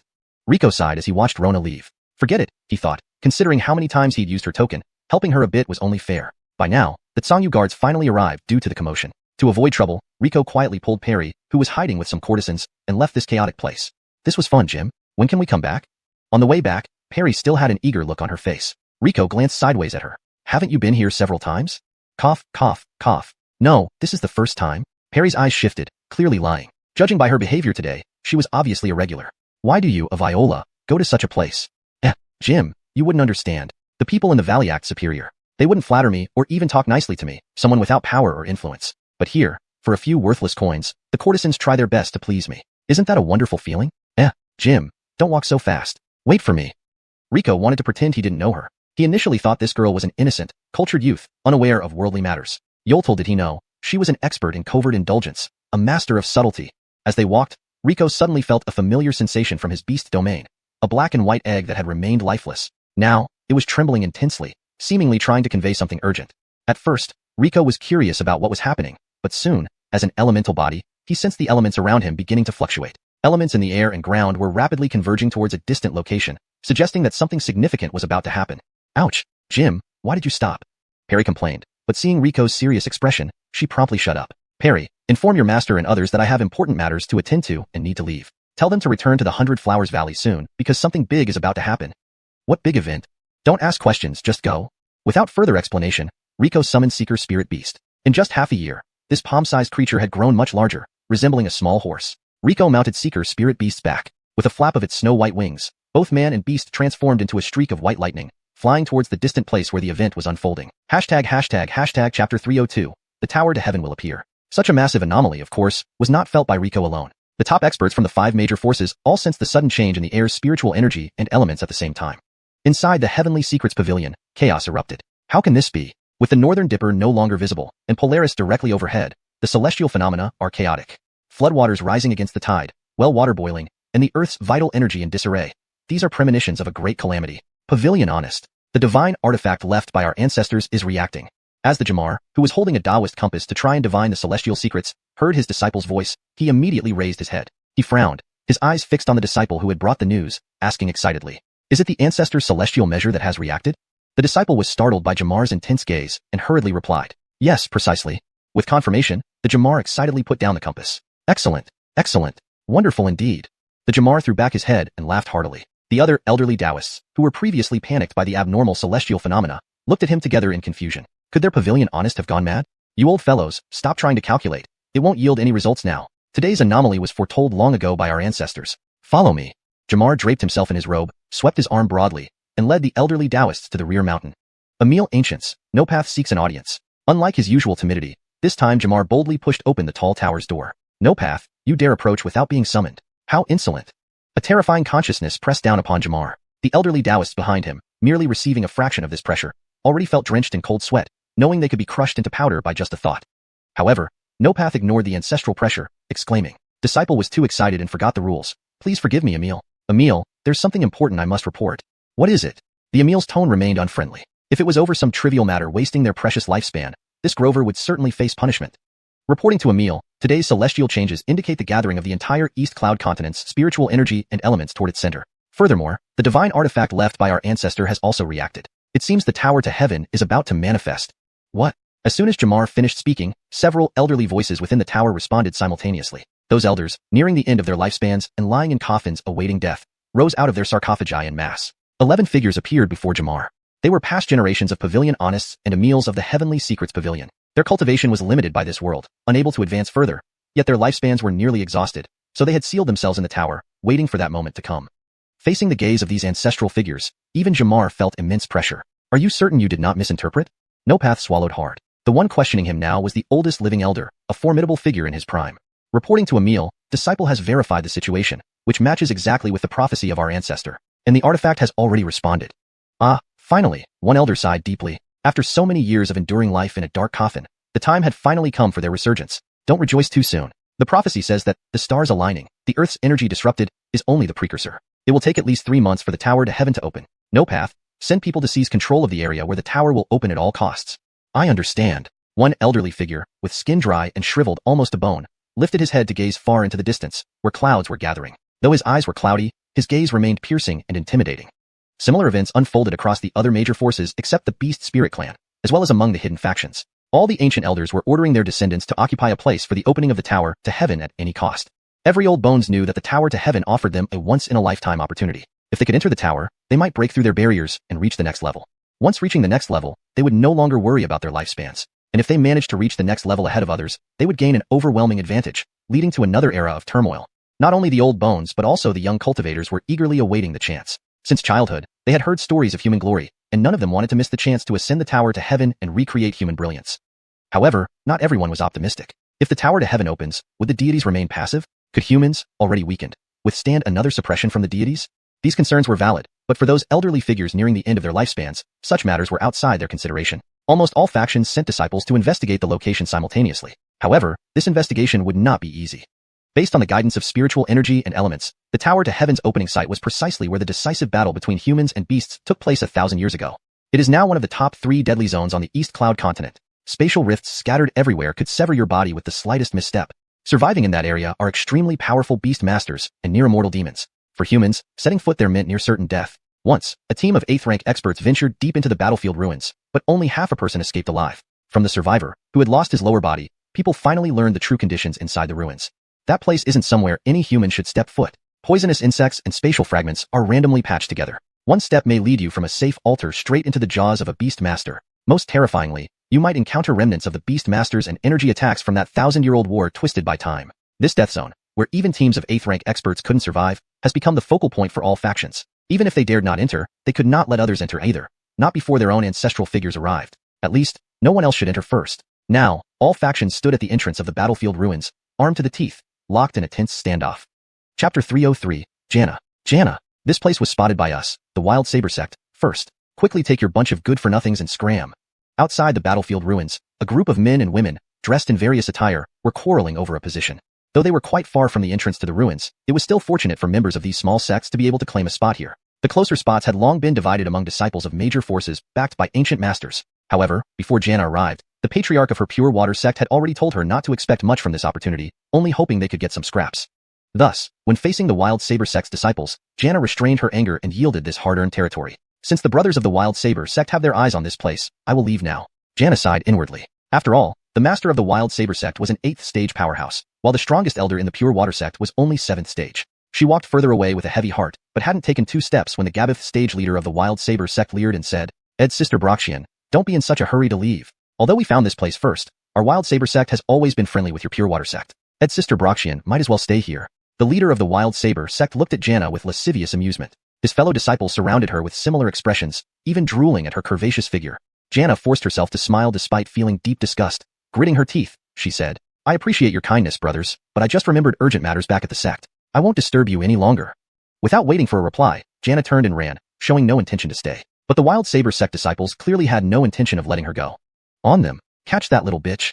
With a wave of the leader's hand, his subordinates rushed forward to seize Xianxia. Furrowing her brows, Xianxia wasn't someone to be pushed around. Facing 5 men wielding sabers, she remained calm. With swift movements, a clear stream of water appeared in her hands. 1 against 5, Pure Water versus Wild Sabers. What should have been a one-sided fight suddenly became unpredictable as the water in Xianxia's hands moved like a living creature, ferocious like a storm at times, gentle like a lover's whisper at others. The shifting dynamics were like weather in June, impossible to predict.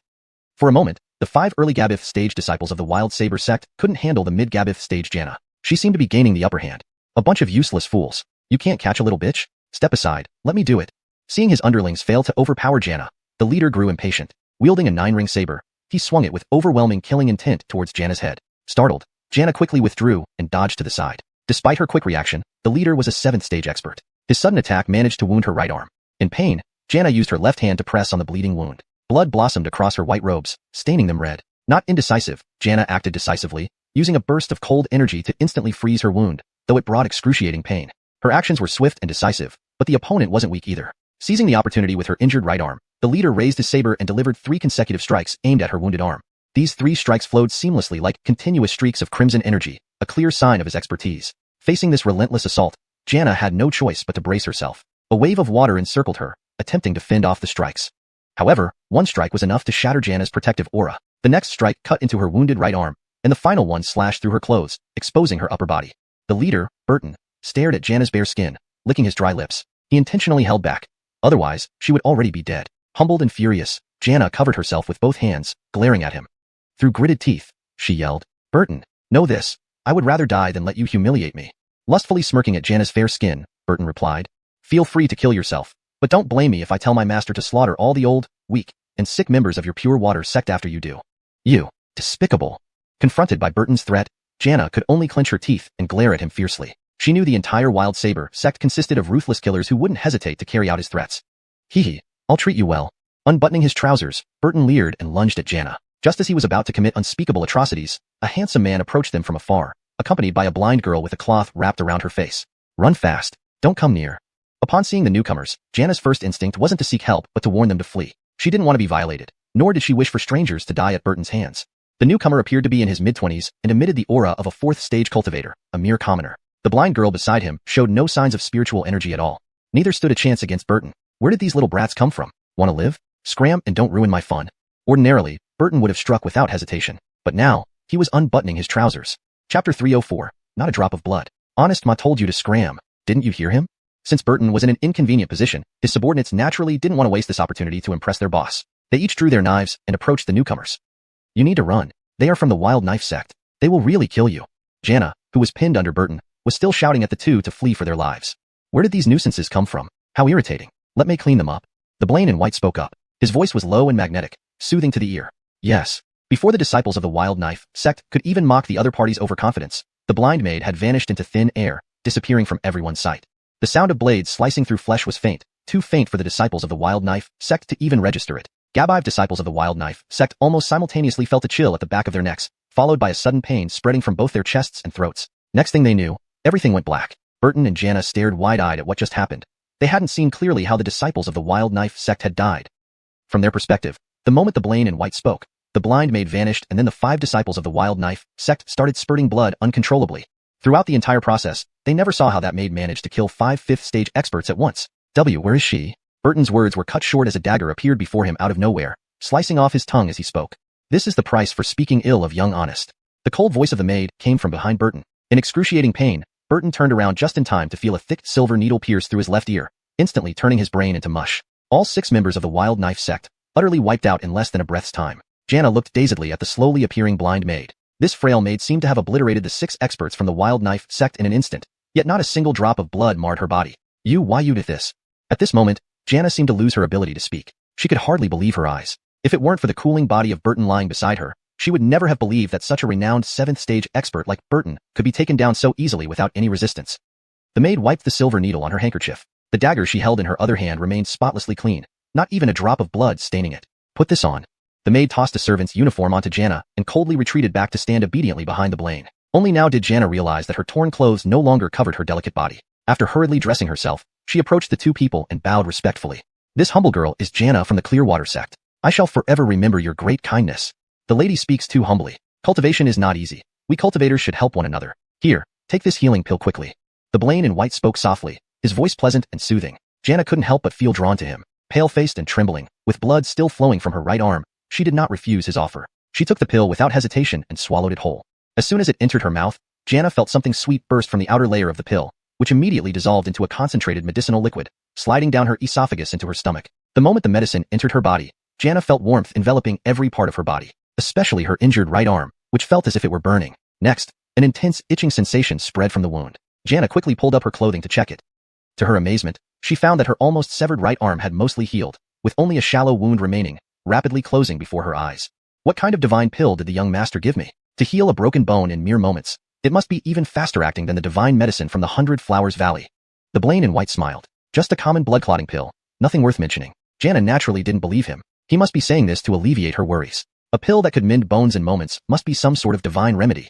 This only increased Jana's respect and admiration for him. I haven't heard your esteemed name or where you hail from. In the future, I will surely visit to repay your great kindness.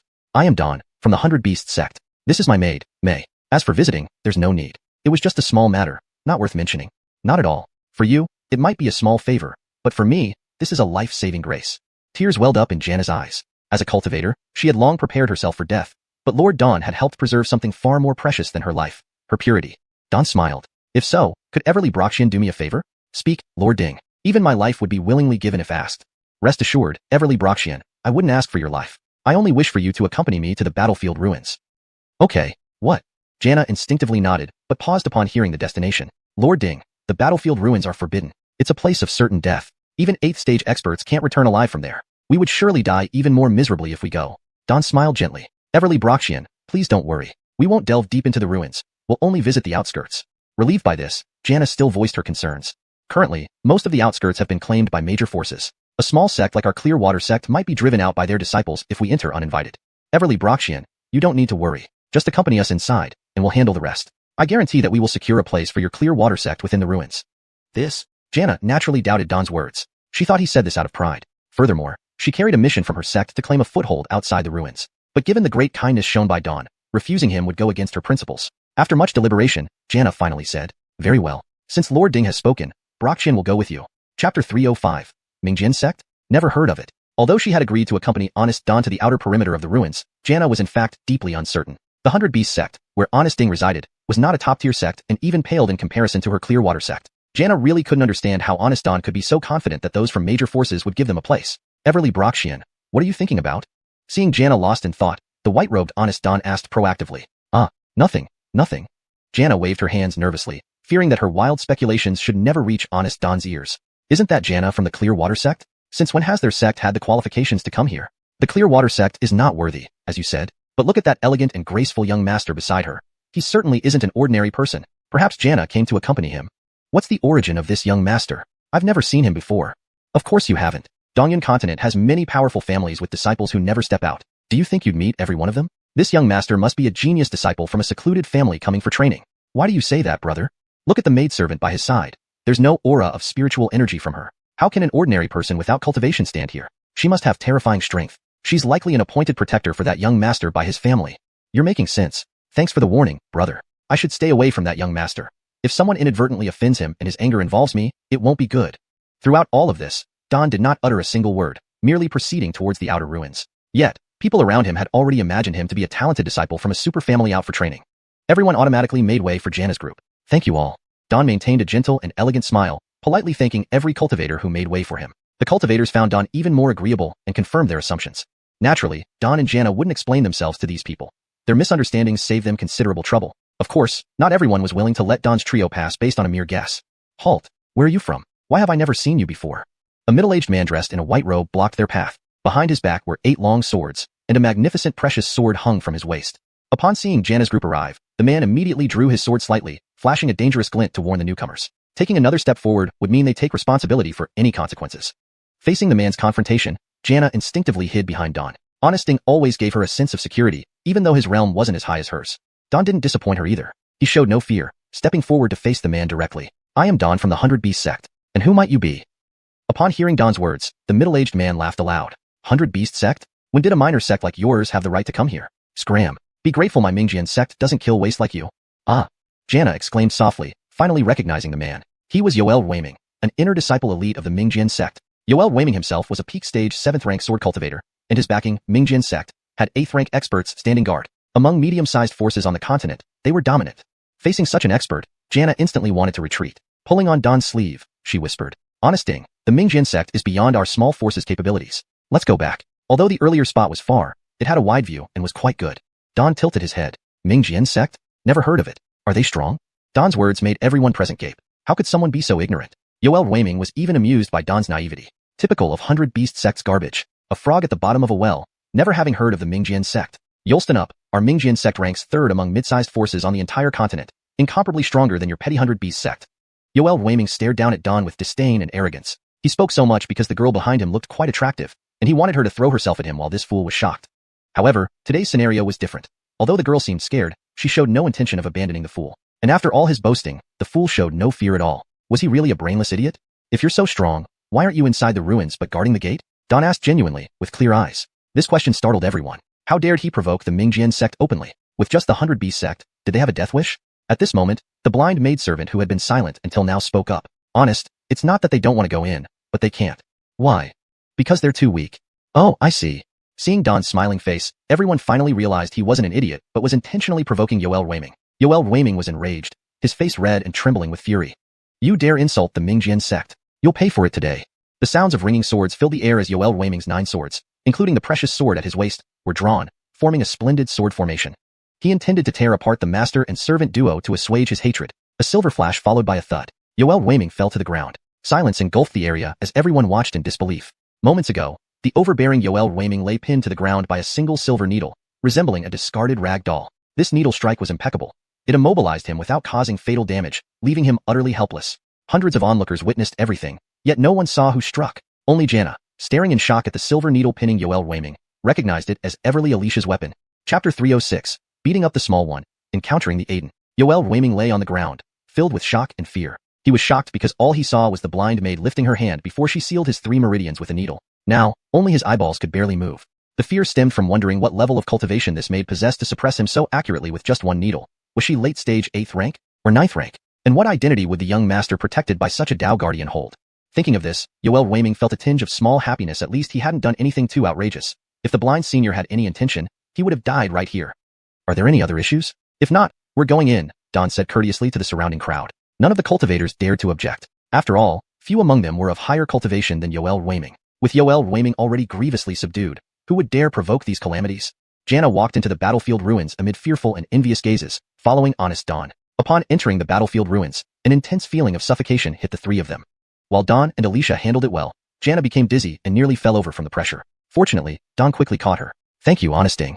Don't speak for now. The spiritual energy here is much thinner compared to the outside world. You need to adapt. Janna nodded, sitting cross-legged on the ground and slowing down her internal spiritual energy flow. This made her feel better. Better? Let's go. Ahead is where the major forces and sects are camping. They slowly walked deeper into the ruins. This area was still the outer edge of the battlefield, but the shattered earth and dry, broken riverbeds told tales of the brutal war that once took place here. Distant peaks, cracked and dark red vortexes in the sky silently warned anyone. This land wasn't for just anyone to tread easily. At the end of their sight stood a ruined white wall, corroded by thousands of years yet still standing firm. Overgrown with vines and moss, it showed that maintenance had been neglected for a long time. See that wall? Inside it is the true battlefield ruin. Where we are now was merely affected by the aftereffects of that battle. The barrier we passed through was added later to protect the land from being further impacted. Janna curiously observed everything around her, her eyes wide open. It was her first time inside a battlefield ruin. Hearing Don's explanation, she asked curiously, Honest Ding seems very familiar with this place. Have you been here before? Don shook his head. I'm also here for the first time. However, I have a relative who knows this place well, and she told me all about it. Oh, I see. Janna nodded, accepting his explanation without doubt. After all, Don was only 5th rank. If he had been here before, it would be more surprising to her. Up ahead are the camps of the major forces. Following Don's finger, Janna saw various colored tints gathered together like a cluster of colorful mushrooms, distinctly different from the outwardly hostile and separate camps of smaller factions.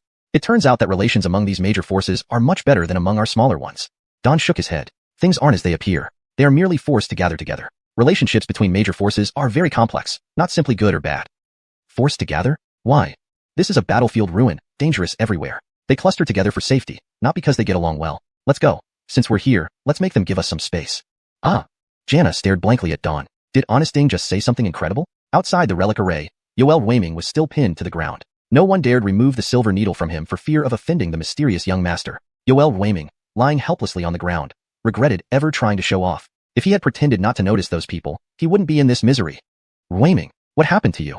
A white-haired elder with a black iron sword on his back arrived from the sky. Seeing Yoel Weiming lying like a corpse, he rushed over, eyes bloodshot. Seeing that Yoel Weiming still breathed but was paralyzed, the elder relaxed slightly. The elder removed the silver needle, and Yoel Weiming spat out a mouthful of blood. Immediately, the elder placed his palm on Yoel Weiming's back, channeling powerful spiritual energy to unblock his stagnated energy. Thank you, Gabinian. Run some healing exercises, and tell me who pinned you here. Hearing the patriarch's question, Yoel Weiming mumbled evasively. Just Gabinian, a misunderstanding. Misunderstanding. The patriarch's eyes flared, both white mustaches bristling. You've been tortured, yet you call it a misunderstanding? Our Yoel family has never suffered such humiliation. Tell me who did this.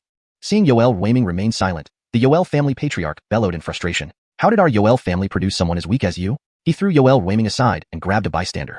Tell me, who beat up our Yoel family member? The captured cultivator had been enjoying Yoel Weiming's humiliation, but didn't expect the patriarch to come for him. Aiden, don't be angry. 2 men and a woman went into the relic, and the man said he was from 100 Beast Sect. What? 100 Beast Sect? That bunch of trash dares to step on our sword-chanting sect. Are you taking me for a fool? The patriarch couldn't believe his ears. The cultivator trembled in fear and quickly explained.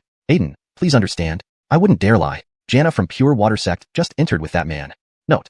Names have been transliterated directly to maintain the original names, e.g., Yoel Weiming, Don, Janna. Chapter 307. I would Yolka to see what I cannot afford. Darnong Shui Sect, Beast Sect. I will make all of you pay for your audacity. Gabinian Yoel casually crushed the cultivator's head, and its contents splattered all over the ground. Then, he lifted Yoel Weiming with one hand, dragging him into the ruins. Enraged Gabinian Yoel moved like a streak of blood-red sword light, swiftly chasing after Janna and company. Traveling at an extremely high speed, just as Don and his group arrived at the camp's periphery, Gabinian Yoel caught up with them. Unaware of what was happening, Janna was suddenly pushed aside by Don. Just as she turned her head in confusion, a door-sized broadsword slashed down where she stood moments ago. The entire ground shook from the heavy strike, fissures extending several yards long while flying debris cut into Janna's skin, leaving shallow wounds across her body. Following the trajectory of the giant sword, Janna saw an elderly man with silver hair, holding a black iron heavy sword, glaring angrily at Don and Alicia. Are you from the Beast Sect? Upon seeing the elder holding Yoel Weiming, Don understood the elder's intentions. If I wasn't, wouldn't Aiden's attack harm innocents? Gabinian Yoel scoffed coldly. Even if I do, what can you do about it? My Mingjian sect has never cared for others. Facing Gabinian Yoel's dominance, Don merely smiled. Aiden, please don't forget where we are. I don't care about that. If anyone dares to harm my Mingjian sect disciple, they should be prepared to die. This Gabinian Yoel was infamous for being overly protective. Whether his disciples were less skilled or in the wrong, if someone dared to touch his disciples in front of him, he would mercilessly punish them. He was exceptionally unreasonable. Gabinian Yoel wasn't foolish. Deep down, he knew this was the territory of major factions. But as long as he acted quickly and didn't disturb the important figures of those major factions, they wouldn't blame him excessively. Moreover, why would those major factions' top figures bother with a mere waste from the Beast sect? Thus, Gabinian Yoel wasted no more words, brandishing his heavy sword and sweeping it directly towards Don. Hildredding a proud early-stage 9th tier expert, Gabinian Yoel believed he didn't need to use his full strength against these two wastes from the Beast sect. The 1,000-pound heavy sword felt weightless in Gabinian Yoel's hands. With a single casual thrust, the ruined space around the ancient battlefield rippled under the overwhelming force of the blow. Without even looking after making this move, Gabinian Yoel believed Don and the maid were already dead. Janna couldn't bear to watch either. Lord Ding and Everly Alicia had shown her kindness. She could only lament her own powerlessness as she watched them die before her eyes. Turning to Janna, Gabinian Yoel said coldly, "Commit suicide, and I'll spare everyone in your Dongyun Shui sect." Startled by Gabinian Yoel's aura, Janna's body trembled. This was her first time facing a 9th tier powerhouse so closely. It was like confronting an unscalable mountain. Trembling, she raised her hand, unwilling to die but caring more about the lives of the 100-odd members of Dongyun Shui sect. "I admit my mistake. I hope Aiden keeps your word and spares us." Thinking that Lord Ding and Everly Alicia were already dead, Janna's heart calmed slightly. Just as she prepared to break her heart pulse and meet her end peacefully, Yoel Waiming tugged on Gabinian Yoel's robe, whispering, "Ancestor, maybe we should let this go." "Let it go? Are you still part of the Yoel family? Getting bullied without wanting revenge?" "But Ancestor..." "Shut up. The Yoel family doesn't have such spineless offspring. Wait until we return, and then I'll deal with you." Yoel Waiming tried to argue. He was also aggrieved. Those two were not ordinary people. Daring to come here and meddle internally suggested they might have complex identities. He wanted to stop the Gabinian, but the old man was too enraged to listen. Yoel Waiming could only pray that these people were merely acting on behalf of others and had nothing to do with major factions. "Aiden, as a 9th tier expert, bullying juniors is one thing, but exterminating an entire sect, do you think this reflects well on you?" Janna's eyes widened in surprise as she saw Lord Ding and Everly Alicia standing behind Gabinian Yoel, safe and sound. Gabinian Yoel frowned. Just now, he sensed their aura completely vanish. How were they not dead? Did they have some secret art to replace death? Regardless of any secret technique, today they would die. Just lucky this time. But this next strike, I will kill you both. Having missed his previous attack was already humiliating. This time, Gabinian Yoel locked onto their surrounding auras, targeting them with a barrage of thousands of swords, each equivalent to his true form. There would be no escape this time. Condensing the majority of his spirit energy into the heavy sword, the surrounding space began to shake. "Dying by my sword, you'll bring honor to your ancestors," he said arrogantly. However, facing Gabinian Yoel's lethal attack, not only did Don show no fear, but he even wore a faint smile. "Ed advises you not to attack us again, Aiden. Otherwise, the consequences may be more than you can afford." Hearing this, Gabinian Yoel laughed in rage. "Do you think I've been scared into this? I would like to see what killing a mere trash from Beast sect can cost me." With that, Gabinian Yoel thrust out the heavy sword, which instantly transformed into countless strikes, tearing through the fragile space of the ancient battlefield. Even Janna, who was not the target, couldn't help trembling from the sheer force and murderous intent of the attack. It was as if she could already see herself pierced by myriad swords, torn apart. Yet, this terrifying attack was halted mid-air by a slender, jade-like finger. Chapter 308, Ambree's Wrath.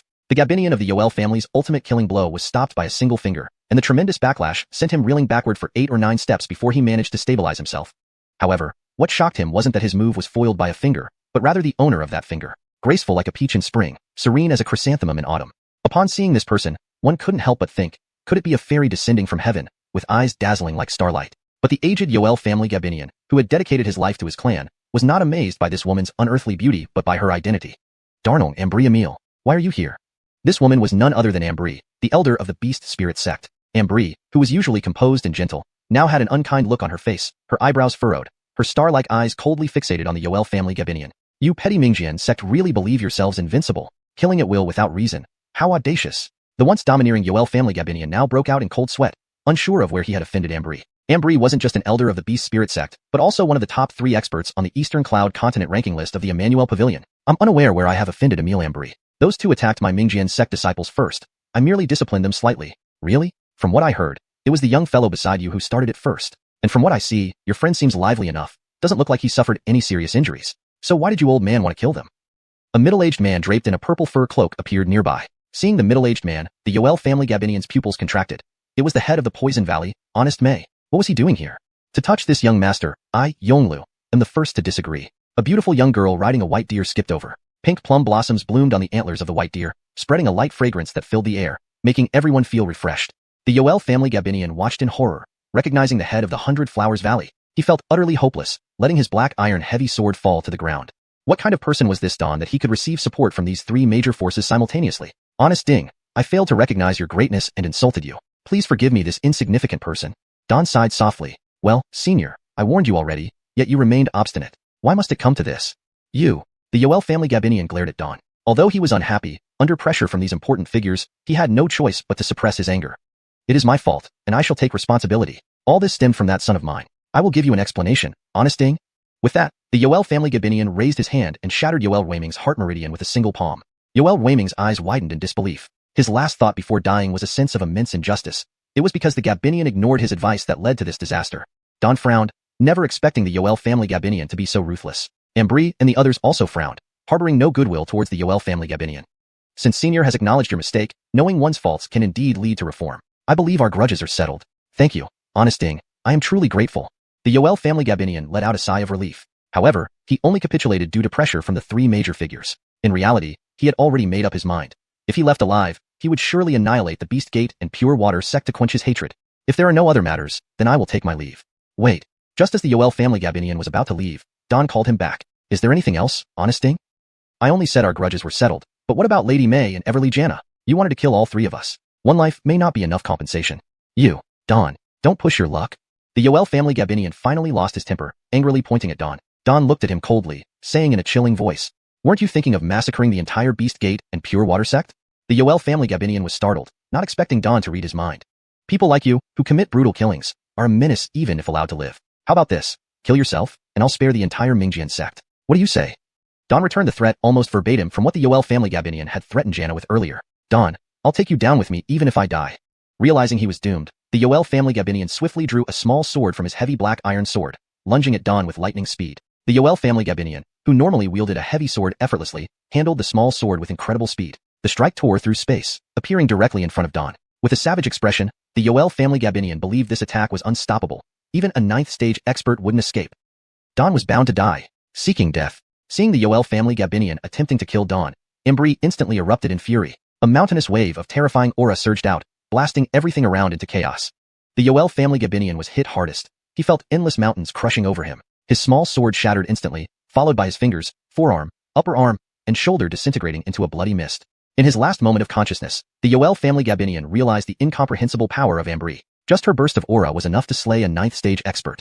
Honest May's eyebrows lifted as he flashed to protect Janna with a barrier. If not for his protection, Janna would have met the same fate as the Yoel family Gabinian. Calm down, Emile Ambry. Honest Ding is fine. Don't get so agitated. Yonglu ran over and patted Ambry's back. Ambry's sudden burst frightened her, showing how terrifying the usually calm Ambry could become when enraged. Indeed, this disciple was her only Achilles heel, and anyone who dared touch him would incur her wrath. Ambry took a deep breath and smiled apologetically at the others. ###Chapter 309. A meeting unrecognized. After apologizing to the two elders, Jaylene turned to face Rico with a displeased expression. Tell me, young honest Ding, why have you come here? Why didn't you inform me beforehand? Do you know how dangerous it is here? Just because your cultivation level has increased a bit, do you think you can act recklessly now? Have you considered those around you? Jaylene's rapid-fire questions left Rico dazed. The onlookers who had gathered were equally stunned. This was the first time they had seen Jaylene behave this way. To them, Jaylene had always been like a celestial fairy descended to earth. She always spoke gently to them, good, kind, improper, never saying more than necessary. But in front of young honest Ding, Jaylene seemed like an older sister scolding her younger brother, her tone laced with both blame and concern. This made others curious about who this young honest Ding truly was. Thank you for your concern, Aiden Jaylene. I will be more careful next time. Rico bowed sincerely in apology, and Jaylene could only sigh softly. She couldn't overly reprimand this disciple who never gave her peace. As his teacher, she had not fulfilled her duties well either. Rico's rapid rise to 7th stage within a year was entirely due to his own efforts and talent. Forget it. Since you're here, come to our Spirit Beast Sect camp. This way, I can protect you from any petty villains. As Jaylene mentioned, petty villains, her eyes swept over the surrounding spectators, laden with warning. Those whom her gaze touched felt as if an icy blade had just grazed their necks, sending chills down their spines. Many immediately vowed not to provoke this young honest Ding. Thank you for your kindness, Aiden. However, I bear a mission from the 100 Beasts Sect and must enter the ruins. No. Before Rico could finish, Jaylene interrupted sharply. The interior of the ruins is filled with dangers. Even 9th stage experts can't guarantee safe passage. If you enter, it will surely be a death sentence. Jaylene knew that if Rico volunteered as a scout, it would greatly benefit the sect. Any opportunity to get ahead could justify the tremendous risks involved. But Jaylene couldn't bear to let Rico put himself in harm's way. After all, he was her only disciple, her hope, her Achilles heel. Please rest assured, Aiden, I am fully aware of the risks. Since I've decided to go, I've already prepared thoroughly. I hope you will understand. You? Jaylene wanted to refuse firmly but, seeing the determination in Riko's eyes, she realized this was her proud disciple's own choice. Flowers raised in greenhouses couldn't survive in the harsh world of cultivation. Since Riko had resolved to go, as his teacher, she shouldn't hold him back excessively. In the end, Jaylene sighed deeply, turning away. Since young Honest Ding has made up his mind, I won't stop you. But please be cautious. Our Spirit Beast Sect won't cross the boundary. Jaylene understood why Riko was disguising his identity. As one of the leading powers in Dongyun Continent, countless eyes watched the Spirit Beast Sect's every move. Once someone from the sect entered the ruins, other forces would follow, resulting in countless casualties. Moreover, disturbing the ancient Beastmasters inside could lead to catastrophe if they breached the ruins' defenses. However, a miner from the 100 Beast Sect wouldn't attract much attention. Hildred merely a Gabith stage cultivator. Even with ties to Jaylene's group, he wouldn't stir up much trouble. Thank you for understanding, Aiden. I can't manage you. Our Spirit Beast Sect will not enter the ruins. Riko bowed to Jaylene, who waved her hand dismissively, refusing to turn back. Please wait. Just as Riko was about to leave, Ringlei and Meiguyu called out to him. What further instructions do you have, Addons? Riko had wondered how these two, whom he had never met, recognized him despite his disguise. Then he realized he carried tokens from both sects, making his identification unsurprising. Mr. Che saved my daughter Darnelnger, and I never had the chance to thank him personally. Seeing Mr. Che today, I can see how extraordinary you are. Meiguyu used a secret transmission technique, so only they could hear. Aiden May flatters me. Hearing Riko's response, Meiguyu widened his eyes in surprise. How does Mr. Che know our Gabive Poison Valley's secret transmission technique? Each sect had its unique methods for secrecy, strictly prohibiting sharing them outside. Just observing Aiden May's technique, I copied it and succeeded. I apologize for being presumptuous. Just by watching me use it, you figured out our Gabive Poison Valley's closely guarded secret. Meiguyu's eyes lit up. He patted Riko's shoulder. No wonder you are Jaylene's disciple. Such talent is unparalleled across the continent. If you weren't her disciple, I'd certainly want to take you on. Both of you were chatting while leaving me out. Doesn't that hurt your conscience? Ringlei pouted, looking like a young girl despite her advanced age. Riko wouldn't have known she was actually several generations his senior had he not been familiar with her background. Her granddaughter was the current leader of the 100 Flowers Valley. Young man, your deeds for the valley have not gone unnoticed. Your talent is indeed once in a millennium. Though your ancestor from 1,000 years ago shone brighter, his potential did not surpass yours. Riko was surprised by such high praise from Ringlei. Keep this. The journey through the ruins will be difficult. Consider this a token of gratitude for your service to the 100 Flowers Valley. Ringlei handed Riko a withered branch. Upon inspection, though dry, it radiated immense life energy, soothing Riko's heart and making the flow of spiritual energy smoother. Moreover, Riko sensed a faint familiarity from the branch. Is this a branch from the sacred tree? Ringlei smiled. Not bad, recognizing it right away. Yes, it's a branch from the sacred tree. Originating from the heavenly pagoda, it has a weak connection to it, which might help you. Not to be outdone, Meiguyu took a small porcelain vial from around his neck and placed it carefully in Riko's hand.